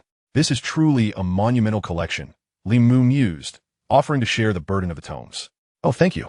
This is quite a weight. Harry wiped the sweat from his brow. These books are dreadfully heavy, and most of them are required texts. It appears we shall each have to haul a substantial load home. People continued to jostle past them, forming a long line at the store for Lockhart's autograph. Hagrid instructed us to meet at the Leaky Cauldron. I think I'll buy the textbooks later, Limou suggested. Hermione and Harry hesitated, and Limou surmised they were considering the Weasley family, particularly Ron, who was also there. However, their hesitation lasted only half a second, and moments later, they acquiesced. Inside Flourish and Blots, the staff were frantically restoring the books that had been knocked over while simultaneously managing the influx of customers, striving to maintain order. Lockhart, oblivious to the chaos he was causing, continued to beam and incite the atmosphere. All of this rendered the bookstore's environment utterly chaotic. As the four of them exited the shop, Limou turned to Fleur Delacour. Miss Delacour, what are your plans next? I could go to the Leaky Cauldron and wait. Madame Maxime will find me once she finishes her business, Fleur replied with a smile, her interest seemingly piqued by Harry Potter, her azure eyes fixated on him, glancing at the scar on his forehead, until Harry, his face flushed crimson, lowered his gaze. She suddenly extended her delicate hand. "Hello, Harry Potter. It is an honor to finally meet you." Clearly, Harry Potter's renowned reputation had transcended borders. He was indeed a hero of the wizarding world across Europe and beyond, even captivating Fleur, who possessed half Vila heritage. "Yes, hello," Harry stammered, extending his hand to shake hers, only to retract it as if electrocuted. Hermione's expression was decidedly unfavorable. "Ahem, this is Miss Hermione Granger." Limou recalled that their earlier introductions had been interrupted by Lockhart. He cleared his throat gently. "They're my classmates at Hogwarts." "Oh, hello." Fleur's demeanor toward Hermione noticeably cooled. Hermione responded with a haughty smile that did not reach her eyes. The two did not even extend their hands to greet one another. Limou felt a significant headache coming on. Indeed, every woman seemed to be a natural rival, and he could not fathom why they were at odds. Nonetheless, he could not dwell on it too long. In any case, the four of them had now formally met outside Flourish and Blots. Some matters, even if he mastered the most profound magic in existence, were difficult to influence. Ahem. Well then, let us proceed to the leaky cauldron. The group resumed their steps forward, having just navigated through the stone walls, when they encountered someone. It was Ron. He appeared to be on his way back to Diagon Alley, a scowl etched on his face. Upon seeing the four of them approaching, he was momentarily taken aback. The two parties exchanged glances for half a second before Harry took the initiative to greet him, raising his hand nonchalantly. "Hi, Ron." They were dormitory roommates, once the best of friends, but their relationship had reached an impasse by the end of the last semester due to a few simple words. For nearly a month thereafter, they had spoken scarcely a word to one another. Adding the summer break, it had now been over 2 months. Yet, Harry's internal frustration had long since dissipated. He was attempting to mend their friendship, and it was evident to all. However, Ron merely stared blankly ahead, his eyes unblinking, his body utterly still. This left Harry feeling as though his heart had plummeted into the frigid depths of the Arctic Circle. "Hey, Ron, you're being ridiculous."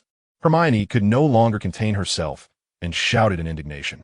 Ron remained dazed, showing no sign of response. The group finally understood the root of the problem. Harry and Hermione simultaneously turned their gazes toward Fleur Delacour. Brushing her waterfall-like hair back, shrugged her shoulders in a gesture of helplessness. Just then, a small girl with red hair burst through the back door of the leaky cauldron, exclaiming, "Ron, Mom wants you to hurry up and check on Harry and them." "Oh, Harry Potter." The little girl covered her mouth, her face a picture of astonishment. Hello, Ginny." Harry recognized her as Ron's younger sister, a name he had heard from Ron before. The little girl turned beet red from head to neck. "You know me?" Harry nodded and glanced at Ron, who remained in his dazed state. Unsure of what to do, he looked to Limou for help, who merely shrugged, his hand poised as if ready to intervene when suddenly a turn of events occurred. A fervent smile broke across Ron's face as he stepped forward, adopting an exaggerated gait reminiscent of a waltz until he reached Fleur, then dropped to one knee, raising his right hand theatrically as if presenting a rose, and proclaimed loudly, "Fair lady, may I have the honor of inviting you to dinner?" In truth, he held no flower, only a battered wand, its exterior so worn that the core was nearly visible. "Wow," Ginny Weasley gasped in disbelief, covering her mouth. Hermione facepalmed. Harry, recalling his own earlier foolishness at the ice cream shop, suddenly felt as though he would crash into the stone wall of the pub's courtyard, wondering if such a collision would prevent him from going to Diagon Alley. "It's nothing. I occasionally find myself in such situations." Fleur's demeanor was less than pleased. Yet she hoarsely explained to Limou and the others, at this point, all it would take is to scare him a little. Scare him a little? Before anyone could respond, Fleur took a deep breath. When she spoke again, her voice resonated like an enraged lion's roar. "Vile fool. Who do you think you are? Look at your shabby attire. Look at your filthy, tattered flower. Someone like you could never win a lady's favor." This outburst drew the attention of patrons inside the leaky cauldron, many of whom gathered at the windows to peer out at the commotion, whispering and pointing. Now, it was Limou's turn to facepalm. The commotion from her scare tactic was far too loud. It would have been simpler and more effective for him to poke Ron instead. He glanced at the hint of a smile at the corner of Fleur's mouth. Surely, this young lady was doing it on purpose. Chapter 157, Words. Under the scolding voice of Fleur, Ron indeed felt a shiver run through him, awakening him from his stupor. He opened his eyes, gazing around in confusion, yet his memories had not faded. The scenes from moments ago continued to replay in his mind. The scrutinizing gazes of those around him felt like the excruciating punishment of blades cutting into his flesh. Suddenly, he sprang to his feet, his entire being flushed crimson as if he were about to bleed. "You planned this, didn't you? You came to witness my spectacle." His furious gaze swept over Harry, Hermione, and Lee, yet he dared not meet Fleur's eyes. "No, that's not." Harry desperately sought to explain, but Ron was far too agitated to listen. He roughly shoved Harry aside and stormed back toward the pub. As he flung the door open, he turned to Harry, shouting in indignation. "I wrote you 8 letters over the entire summer, pleading for your forgiveness, even though I knew I had done nothing wrong. Not a single reply. It seems you've merely treated the past year as a joke. Yes, if you all simply wish to see me humiliated, then congratulations, you have succeeded. No, it's because..." But Ron had already slammed the door shut, furiously entering the pub. Fleur was taken aback by his outburst, and his rage startled everyone around them. Ginny Weasley, clearly never having witnessed her brother in such a fury, trembled visibly, on the verge of tears, prompting Harry to approach her with gentle words of comfort. Hermione, unable to contain her annoyance, shot a glare at Fleur, silently blaming her for the chaos. Fleur, feeling the weight of Hermione's stare, retaliated with a cold gaze, stating, "I did not target anyone. I never intended to use my charms." Hermione sighed, diverting her gaze, choosing silence. Perhaps, as Lee had remarked, this was a matter of individual mental fortitude. Ron indeed appeared unstable, his composure shattered beyond anyone's expectations. The gathering at the Leaky Cauldron had not been entirely ruined, however. Following the earlier incident, Lee and the others mustered their resolve and stepped into the pub, where they immediately spotted Arthur Weasley reprimanding his son with a stern expression. "I worked tirelessly, putting in overtime day after day, all for the sake of Ron merely sat there, brooding in silence." His anger remained unresolved, making him impervious to any attempts at counsel. Percy, the Gryffindor prefect, sat on another bench, absorbed in an old tome, scarcely lifting his gaze. Lee noticed the title of the book, A Game of Power, From School Head to Minister of Magic, likely a biography of a distinguished minister of magic.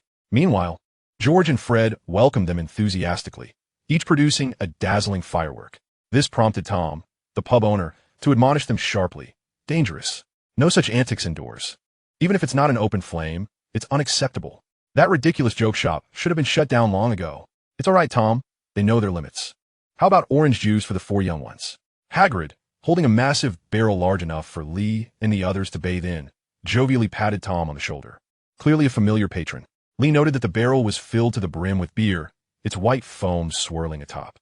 Mrs. Weasley approached Lee and the group, particularly inquiring after Harry with genuine concern.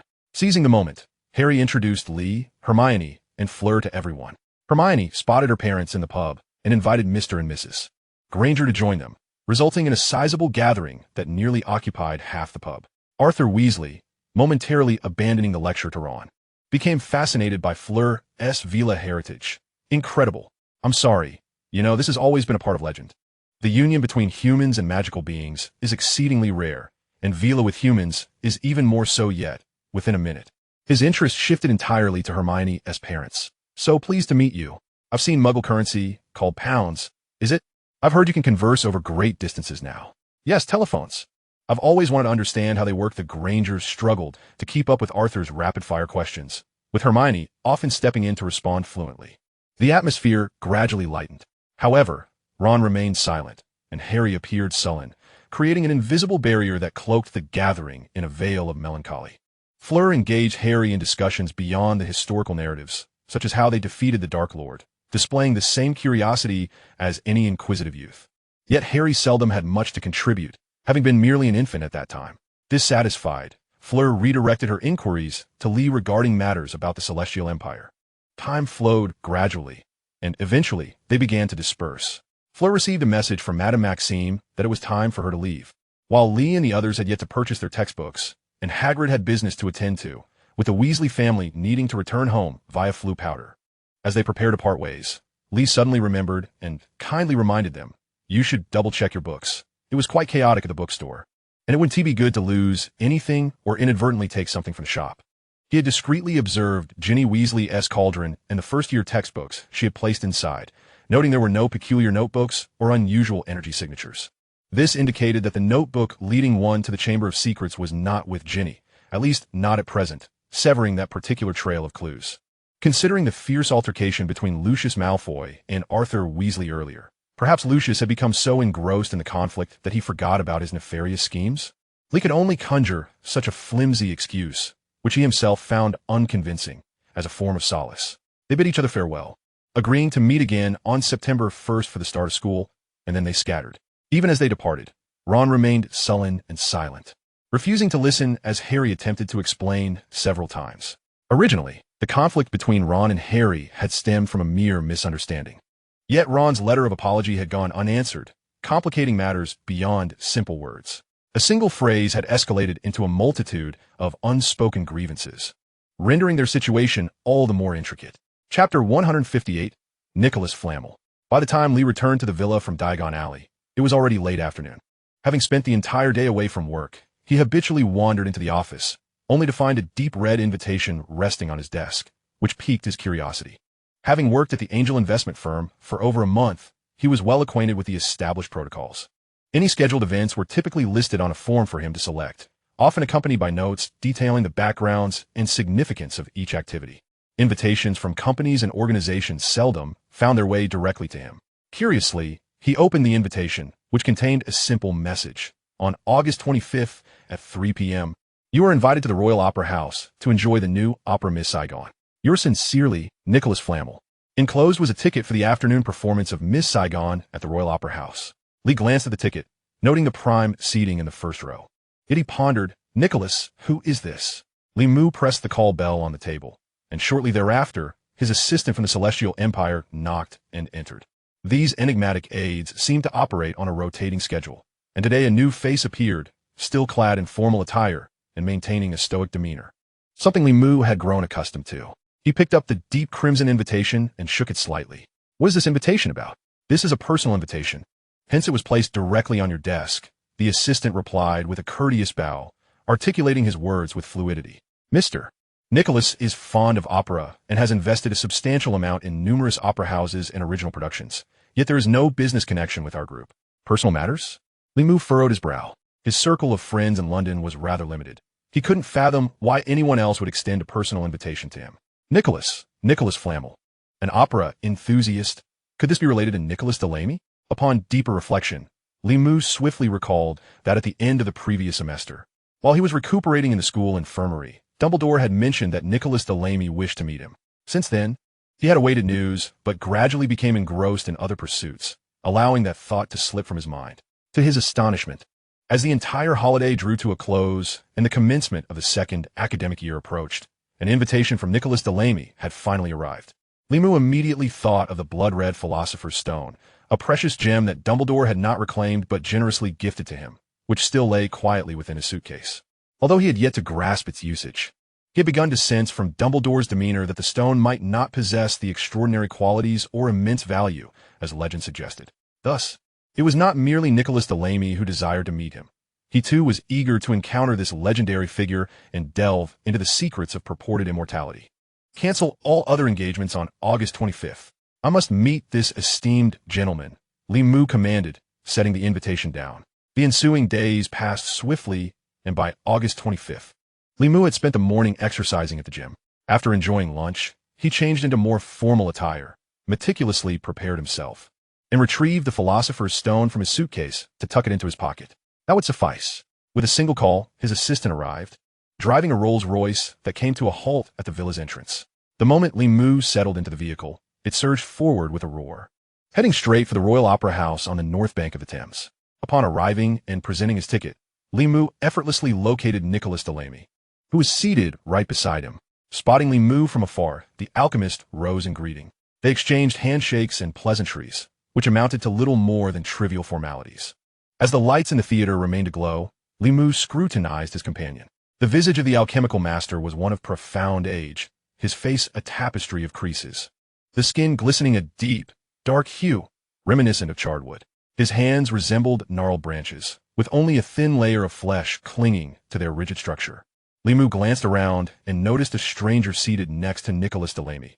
The famed lady was conspicuously absent. Père Neil did not attend, Delaney explained, evidently assisting les mois réaction. She returned to France to attend to some matters. It appears you have brought that item with you. Li Mu, fully aware of what that item referred to, expressed his surprise. How did you know? Nicholas Delamy's weathered face lit up with a playful twinkle in his eye. I certainly know. Please take a seat. As the creator of the Philosopher's Stone, he might indeed possess some inexplicable connection to it, Limu pondered. Sitting down beside Delamy, he could not resist inquiring, You crafted this stone, did you not? How did Dumbledore come to know you and become your collaborator? This was, in essence, a rather straightforward question. Dumbledore had lived for a mere 150 years, already exhibiting signs of frailty. As recorded in the annals of the Wizarding World, the only other long-lived individual, aside from Nicholas Delamy, was also around that age, suggesting that regardless of one's magical prowess, the maximum lifespan was around 200 years, an upper limit for both wizards and humans alike. Yet Nicholas Delamy had thrived for over 6 centuries, indicating that he had indeed created the Philosopher's Stone and utilized it to attain immortality. Thus, the partnership between Dumbledore and Nicholas Delamy could not have stemmed from a joint endeavor to create the stone. As a prodigious wizard who had only risen to prominence in the last century, how did he come to collaborate with this unparalleled master of alchemy? Merely contemplating this was likely to unravel yet another captivating tale. Dumbledore and we researched the application of dragon's blood and alchemy together. Nicholas Delamy reminisced with a wistful expression, but before he could elaborate further, the theater lights suddenly dimmed. Delamy ceased his reminiscing, fixating intently on the stage. It seemed the performance was about to commence. Music, indeed, was the most exquisite phenomenon in the world, transcending borders and transcending races. Only such an art form could achieve this. Do not merely begin a conversation and leave it unfinished, Limu silently lamented as he observed the rapturous expression on the old man's gnarled visage. On stage, a blonde, blue-eyed maiden portraying the lead character had stepped into the spotlight, gracefully dancing amidst the backdrop and ensemble, her ethereal voice wafting through the theater sound system. Resigned, he reclined back into his seat. The opera performance continued for nearly 3 hours. Initially, Limu found himself restless, fidgeting in his seat. Opera was of little interest to him. However, observing the serene focus of those around him, especially Nicholas Delamy, who seemed to be wholly enraptured, he forced himself to quell his agitation, reciting calming incantations in an effort to achieve mental clarity. As time passed, he gradually became engrossed in the unfolding narrative, to the point that when the opera concluded and the curtain fell, he felt a twinge of yearning for more. As the theater lights gradually brightened, Nicholas Delamy was the first to rise, suggesting they share a meal together. Limu, filled with a myriad of questions, thought it inconsequential to dine with an elderly gentleman. Delamy led him through several alleyways until they arrived at an apartment. Inquiring further, Limu learned that this was Nicholas Delamy's property in London, a modest 2-bedroom apartment, adorned in warm hues that conveyed a sense of coziness. Perfectly suited for an elderly couple. However, having grown accustomed to the grandeur of a villa, Limu felt a pang of melancholy at the sight. There is a house in Devonshire where we keep a little elf, but Perennial cannot abide it there, and indeed, it is not very convenient for attending operas. How do you prefer your steak? What sauce? Medium rare, please. Black pepper. Thank you, Limu responded, observing Delamy's deft movements in the kitchen, pondering that the venerable alchemist had likely played the role of a domestic chef many times over his long life. With the steak flipped and drizzled in sauce, alongside broccoli, tomatoes, and pasta already prepared, the meal was soon complete. Limu admired the presentation and inhaled the delightful aroma, his mouth watering in anticipation. This is my 4th time watching Miss Saigon, and it remains as enchanting as ever, Nicholas Delamy remarked as he placed 2 plates of steak on the small dining table, sitting opposite Limu. Yet, he sensed that such opportunities might become increasingly rare in the future, his tone tinged with a hint of melancholy and profound solitude. Limu was taken aback, recalling the moment in history when Dumbledore had informed Harry that the Philosopher's Stone had been destroyed by the couple, Nicholas and Perenelle Flammel. Naturally, this meant that they would no longer be able to maintain their immortality and would gradually succumb to death. Could it be that now? He inadvertently exclaimed. How can this be? Are you going to die? This old man appeared quite vigorous. Could it be that he had already resigned himself to death? Death? Unbeknownst to him, this question left Nicholas momentarily stunned, before he chuckled lightly. If I could indeed die, I would be most willing. What did this mean? It sounded as though Nicholas was longing for death. Come, let's converse while we eat. Please take out that stone. With a smile, Nicholas picked up his knife and fork, indulging in a hearty bite. Limu noticed that the steak on Nicholas's plate still had traces of blood and was bubbling, a stark contrast to the well-cooked, aromatic meat before him. How could one possibly consume that? He mused silently, as he retrieved the stone from his pocket and placed it on the table. Then, He too took up his knife and fork, savoring the surprisingly delightful meal before him. After an afternoon of watching plays, he was indeed famished, and soon the sound of clinking cutlery filled the air as he relished his feast.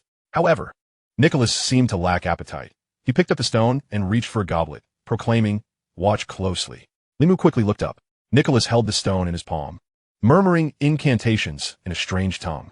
Moments later, a radiant glow emanated from the stone, and the thick crimson substance appeared to melt like wax, flowing into the goblet. A potent metallic scent wafted through the air. Limu could no longer eat. He stared in astonishment at the liquid within the goblet, which swirled like rich red wine. And after a while, he managed to voice his shocked blood. Though framed as a question, it was laced with certainty. After years of practice, Limu had never truly taken a life. But he was no stranger to the scent of blood from minor injuries and the occasional need to draw blood for rituals. But how could the Philosopher's Stone turn into a pool of blood? Indeed, it is blood, Nicholas affirmed with a smile. This is the essence of the Philosopher's Stone, distilled from my own blood. The notion of eternal life is merely a myth. By consuming my blood, one can attain immortality. What? Limu was taken aback, suddenly realizing the implications. You are. Nicholas smiled again, opening his mouth to reveal a sight that contrasted sharply with his aged visage. Unlike his wrinkled face, his teeth were as white as ivory and remarkably sharp, the canine teeth resembling daggers glinting with a cold light. His tongue, crimson as a cherry, left a profound impression on Limu. I am a vampire. Closing his mouth, Nicholas continued, there aren't many vampires like me left in the world. Many of my kind, with lesser abilities, have been hunted down by human slayers. Those stronger than I often cannot bear the loneliness of endless life. Some bury themselves deep in the earth, refusing to emerge, while others remain seated as if rooted like a tree. I cannot ascertain whether they eventually found peace in death. After taking another bite of steak, Nicholas dejectedly tossed aside his knife and fork, shaking his head. We cannot savor the flavors of fine cuisine. Only blood can awaken a semblance of taste and provide sufficient nourishment. Thankfully, we still possess the senses of hearing and sight. Over the years, opera has been a solace. Yet, that stone lingered in Limu's throat, feeling parched. He had not come to listen to the elderly man's complaints. Yet he found himself unable to resist continuing to listen. The man hailed as the greatest alchemist in history, the creator of the Philosopher's Stone. Nicholas Flamel was, in fact, a formidable vampire. This revelation was simply too astonishing. Chapter 160. The Origin of the Philosopher's Stone. Indeed, how did the Philosopher's Stone come into existence? Nicholas swirled the liquid in his glass, lost in enchanting memories. When I was merely in my 30s, I inherited a considerable fortune from relatives and friends. I indulged in life's pleasures. Even if I could not enjoy food, I found ways to entertain myself, albeit lacking interest in women.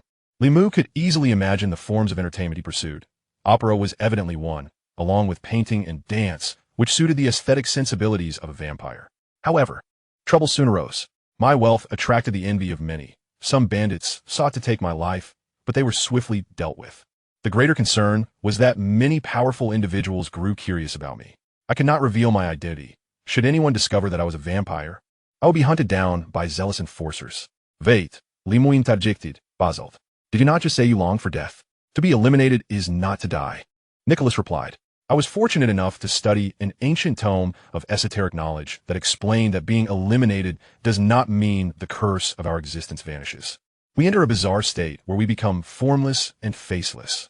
Our consciousness remains akin to a ghost, but more wretched, as few living beings can see us. And we cannot exert influence or even speak. You are acutely aware of your existence, yet you also understand that your existence is one of utter emptiness. Limu imagined such a state and found it unbearable. Yet, if such a state of near nothingness existed, how could it be recorded in any tome? What happened next? He asked. By the time I sensed danger, it was too late. I was already the target of many. Even if I chose to lay low, like those of my kind who had retreated into seclusion, I could not escape the notice of those with ill intent. They would soon discover the extent of my wealth and the near infinite nature of my lifespan. It would not take long for them to grasp the crux of the matter. So I devised a plan. That plan was the Philosopher's Stone, Limos Sarmaust. Indeed, our kind has traditionally lived in seclusion, yet we cannot escape the fate of being hunted. I decided to do the opposite. During that period, I became increasingly ostentatious, attending numerous gatherings of alchemists, and publicly showcasing my research findings, garnering considerable acclaim. From that ancient tome, I derived inspiration and developed a spell that allowed my blood to solidify. When the time was ripe, I announced that I had mastered the art of creating the Philosopher's Stone. At a secret gathering of elite alchemists, I publicly ground the stone into powder and mixed it into a drink for Perenelle, who was then my wife, albeit a mere ordinary witch. After that gathering, Perenelle would never age again. After a pause, Nicholas's voice grew somber. I have wronged her. I have ensnared her in a curse that spans centuries. Although she consented, she has always supported me. Vampires possess a fundamentally different structure compared to ordinary humans, rendering them incapable of engaging in the delightful activities of the night. In this light, Penelor's sacrifice indeed appears monumental, and Limou silently concurs with Nicoleme's assertion. Amusingly enough, I embarked on my exploration of alchemy at a tender age. Initially intrigued by the notion that alchemists often inadvertently concoct lethal and enigmatic elixirs, I aspired to unearth a method within that realm to liberate vampires from their sanguine curse and grant them eternal slumber. However, I never anticipated that my modest accumulation of knowledge would culminate in a theatrical performance, necessitating the proclamation of my creation of the legendary stone. Yet, would this not attract even more attention to you? Naturally, it is not merely the covetous who take notice. Many astute individuals have unraveled my ruse. Fortunately, such exceptionally intelligent geniuses differ from the rigid traditionalists. They're willing to assist me, enabling my spouse and me to feign our demise, facilitating our seclusion, and offering strategies to assimilate more seamlessly into the society of ordinary folk. Dumbledore is among them. He likely discovered my existence through some means over 80 years ago and deduced my identity. Ultimately, he extended his aid, relocating us to a safer sanctuary where we engaged in lively discourse about alchemy, culminating in our collaborative research into the various extraordinary applications of dragon's blood in the field. It turns out that Dumbledore and Niccoleme forged a partnership based on this research. Limou nodded to himself. Niccoleme ceased speaking, raising his knife and fork to chew on a steak that appeared to be only partially cooked. Once they had finished their culinary delights, he swirled his wine glass and began reciting a complex and arcane incantation. Limou watched in astonishment as the blood within the glass, seemingly responding to some summons, defied gravity, rising in droplets to coalesce into a singular entity, solidifying into a stone. Niccoleme snatched the stone and tossed it to Limou. Consider a gift. With the resurgence of dark forces, my spouse and I have conferred with Dumbledore and agreed that we must distance ourselves further this time, ideally declaring ourselves truly deceased. Limou toyed with the stone in his hand, feeling a wave of nausea at the thought of it being derived from the old man's blood. Since the true Philosopher's Stone does not exist, what use could he possibly have for such an object? Take it. This stone can indeed grant you immortality. The method is simple. No incantation is required. Just grind it to dust and mix it with hot water for consumption. It may lend you a helping hand in critical moments. Niccoleme remarked, perhaps I shall have to seek refuge in the Celestial Empire next, and I will surely need your assistance. Limou offered a wry smile. But what are the side effects? I cannot believe that the blood of the undead would be without consequences. Side effects, indeed, as depicted in all tales of vampires. Niccoleme's aged face twisted into a sinister grin, the deepening lines accentuating his malevolence. Should you consume this, you will transform into a vampire, becoming my direct descendant. You will be bound by my will, your strength stunted indefinitely, much like me, having lived for 7 or 8 centuries. I remain unable to best Dumbledore. Thank you. I hope I shall never find need for such a thing. After weighing his options, Limou ultimately pocketed the Philosopher's Stone. Niccoleme then rose, expertly tidying the dishes and utensils without requiring Limou's assistance. Thus, their meeting drew to a close. Just as Limou was about to step out, he suddenly recalled something and eagerly asked Niccoleme, "You mentioned that many insights come from those ancient tomes of arcane knowledge. What is the title of that book? Is it still obtainable?" "The copy I possessed has long been lost and destroyed. Whether any versions remain in this world is uncertain," Niccoleme replied, standing at the corridor's entrance. His gaze turned skyward in contemplation. "As for the name of that book, I certainly remember it. The Black Dark Bible." "What?" Chapter 161. A new beginning with a resounding whistle. A plume of grayish-white steam billowed from the locomotive, heralding the imminent departure of the deep crimson Hogwarts Express. "Hurry up," Hermione exclaimed, racing ahead with a large leather suitcase. "Honestly, we're going to be late." "No worries, we won't be late," Limou replied, managing 2 hefty suitcases in each hand while moving swiftly, even managing to articulate clearly, "By the way, what on earth is in this suitcase? It's so heavy. It can't all be books, can it?" He appeared far more composed than the other two. A lady's secrets. What concern is it of yours? Hermione gasped, finally reaching the iron door of the nearest carriage. Could you please help me lift this? Thank you. Every year, we see students like you, remarked an elderly guard, dressed in uniform, as he assisted Hermione in hoisting her suitcase onto the train. I believe Hogwarts should prioritize teaching students not just magic but also a sense of time. Thank you. We encountered some unusual circumstances, Hermione replied as she hopped aboard. The guard then approached Limu to offer his assistance, but Limu declined. Thank you. I can manage. Gritting his teeth, Limu summoned his strength, lifting the enormous suitcase with one hand each and awkwardly sidling into the carriage. The guard was taken aback, staring at Limu in astonishment before moving on to assist the next student. The next student, of course, was Harry Potter, who stood behind Limu, rendered speechless. His face was ashen, his thin lips nearly tinged with blue, beads of sweat cascading down his forehead. Lacking Limu's strength and with no one to assist him, even a luggage trolley proved cumbersome after a frantic dash. Just as Harry boarded, the train doors slammed shut, and the whistle emitted a long, mournful sound. The three friends gazed out at the ancient platform, the crowd receding into the distance, gradually shrinking into a blurred panorama until it finally dissolved into a mere speck. Wonderful. Now we are surely without seats, Hermione huffed, hands on her hips, pouting. What kind of trouble have you gotten into, Harry? The trio had arranged to meet at King's Cross Station to travel to school together after the summer break. Hermione had arrived first, waiting for Limu and Harry, who arrived one after the other. That would have been fine, but when they attempted to pass through platform 9 3/4, they found a magical barrier transformed into an impenetrable stone wall. Without a doubt, they collided with the wall, their belongings scattering about, leaving them in an embarrassing predicament. The passage had been sealed by some enchantment. Limu quickly deduced the cause.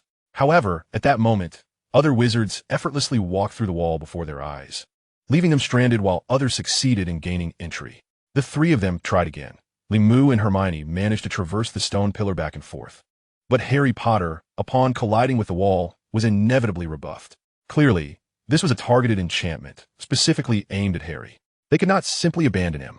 After much deliberation, Limu and Hermione experimented with numerous methods before finally breaking the enchantment. Limu even attempted to trace the source of the spell through its lingering essence, but to no avail.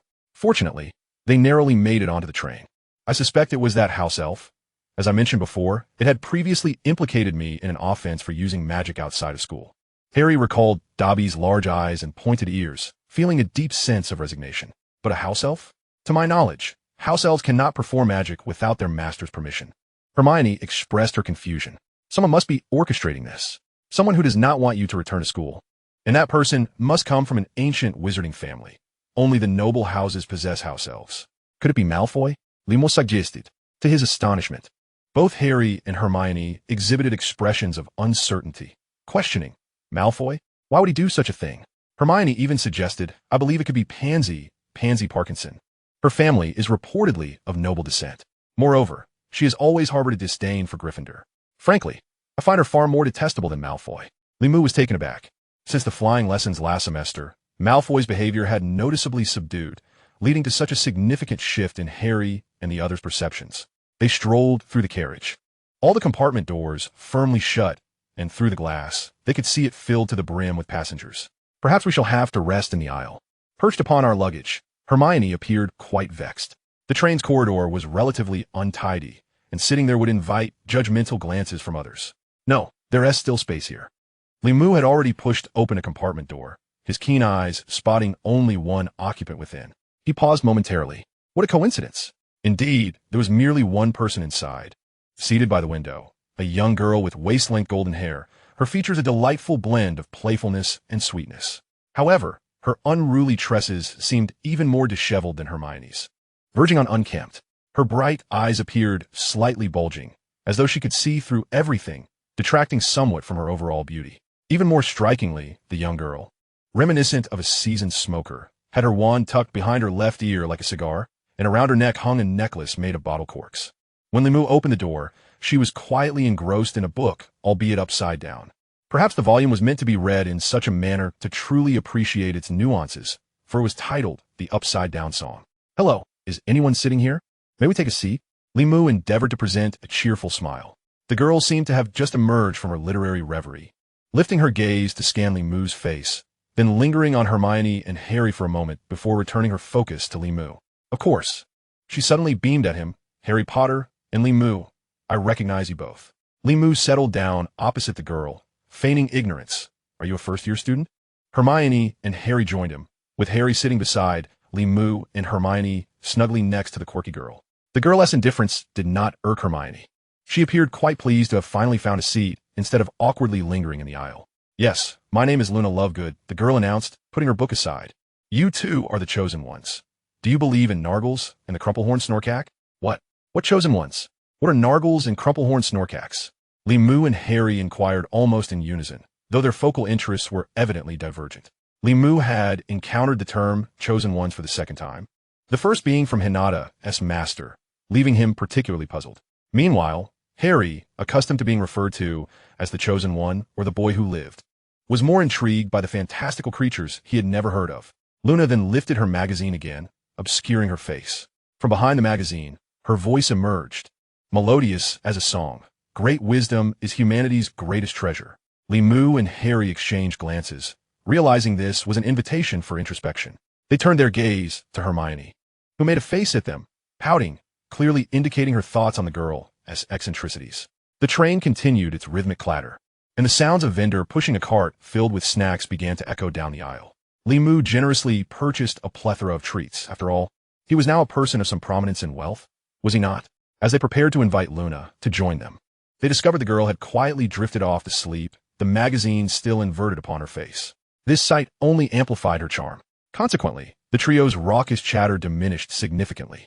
After a while, even Hermione and Harry succumbed to yawns, unable to resist the urge to close their eyes and rest. Earlier, in their haste to catch the train, they had felt anxious and tense, exerting themselves physically. Now, relaxation washed over them, bringing fatigue. Only Limu retained his vigor, lost in thoughts as he gazed at his two friends, then glanced at the slumbering Luna before casting his eyes out the window. The past year had been filled with innumerable surprises and unexpected events. What would the coming year hold? Outside the train window, mountains, trees, and buildings whirled by in layers. The path ahead shrouded in mist, vague and indistinct.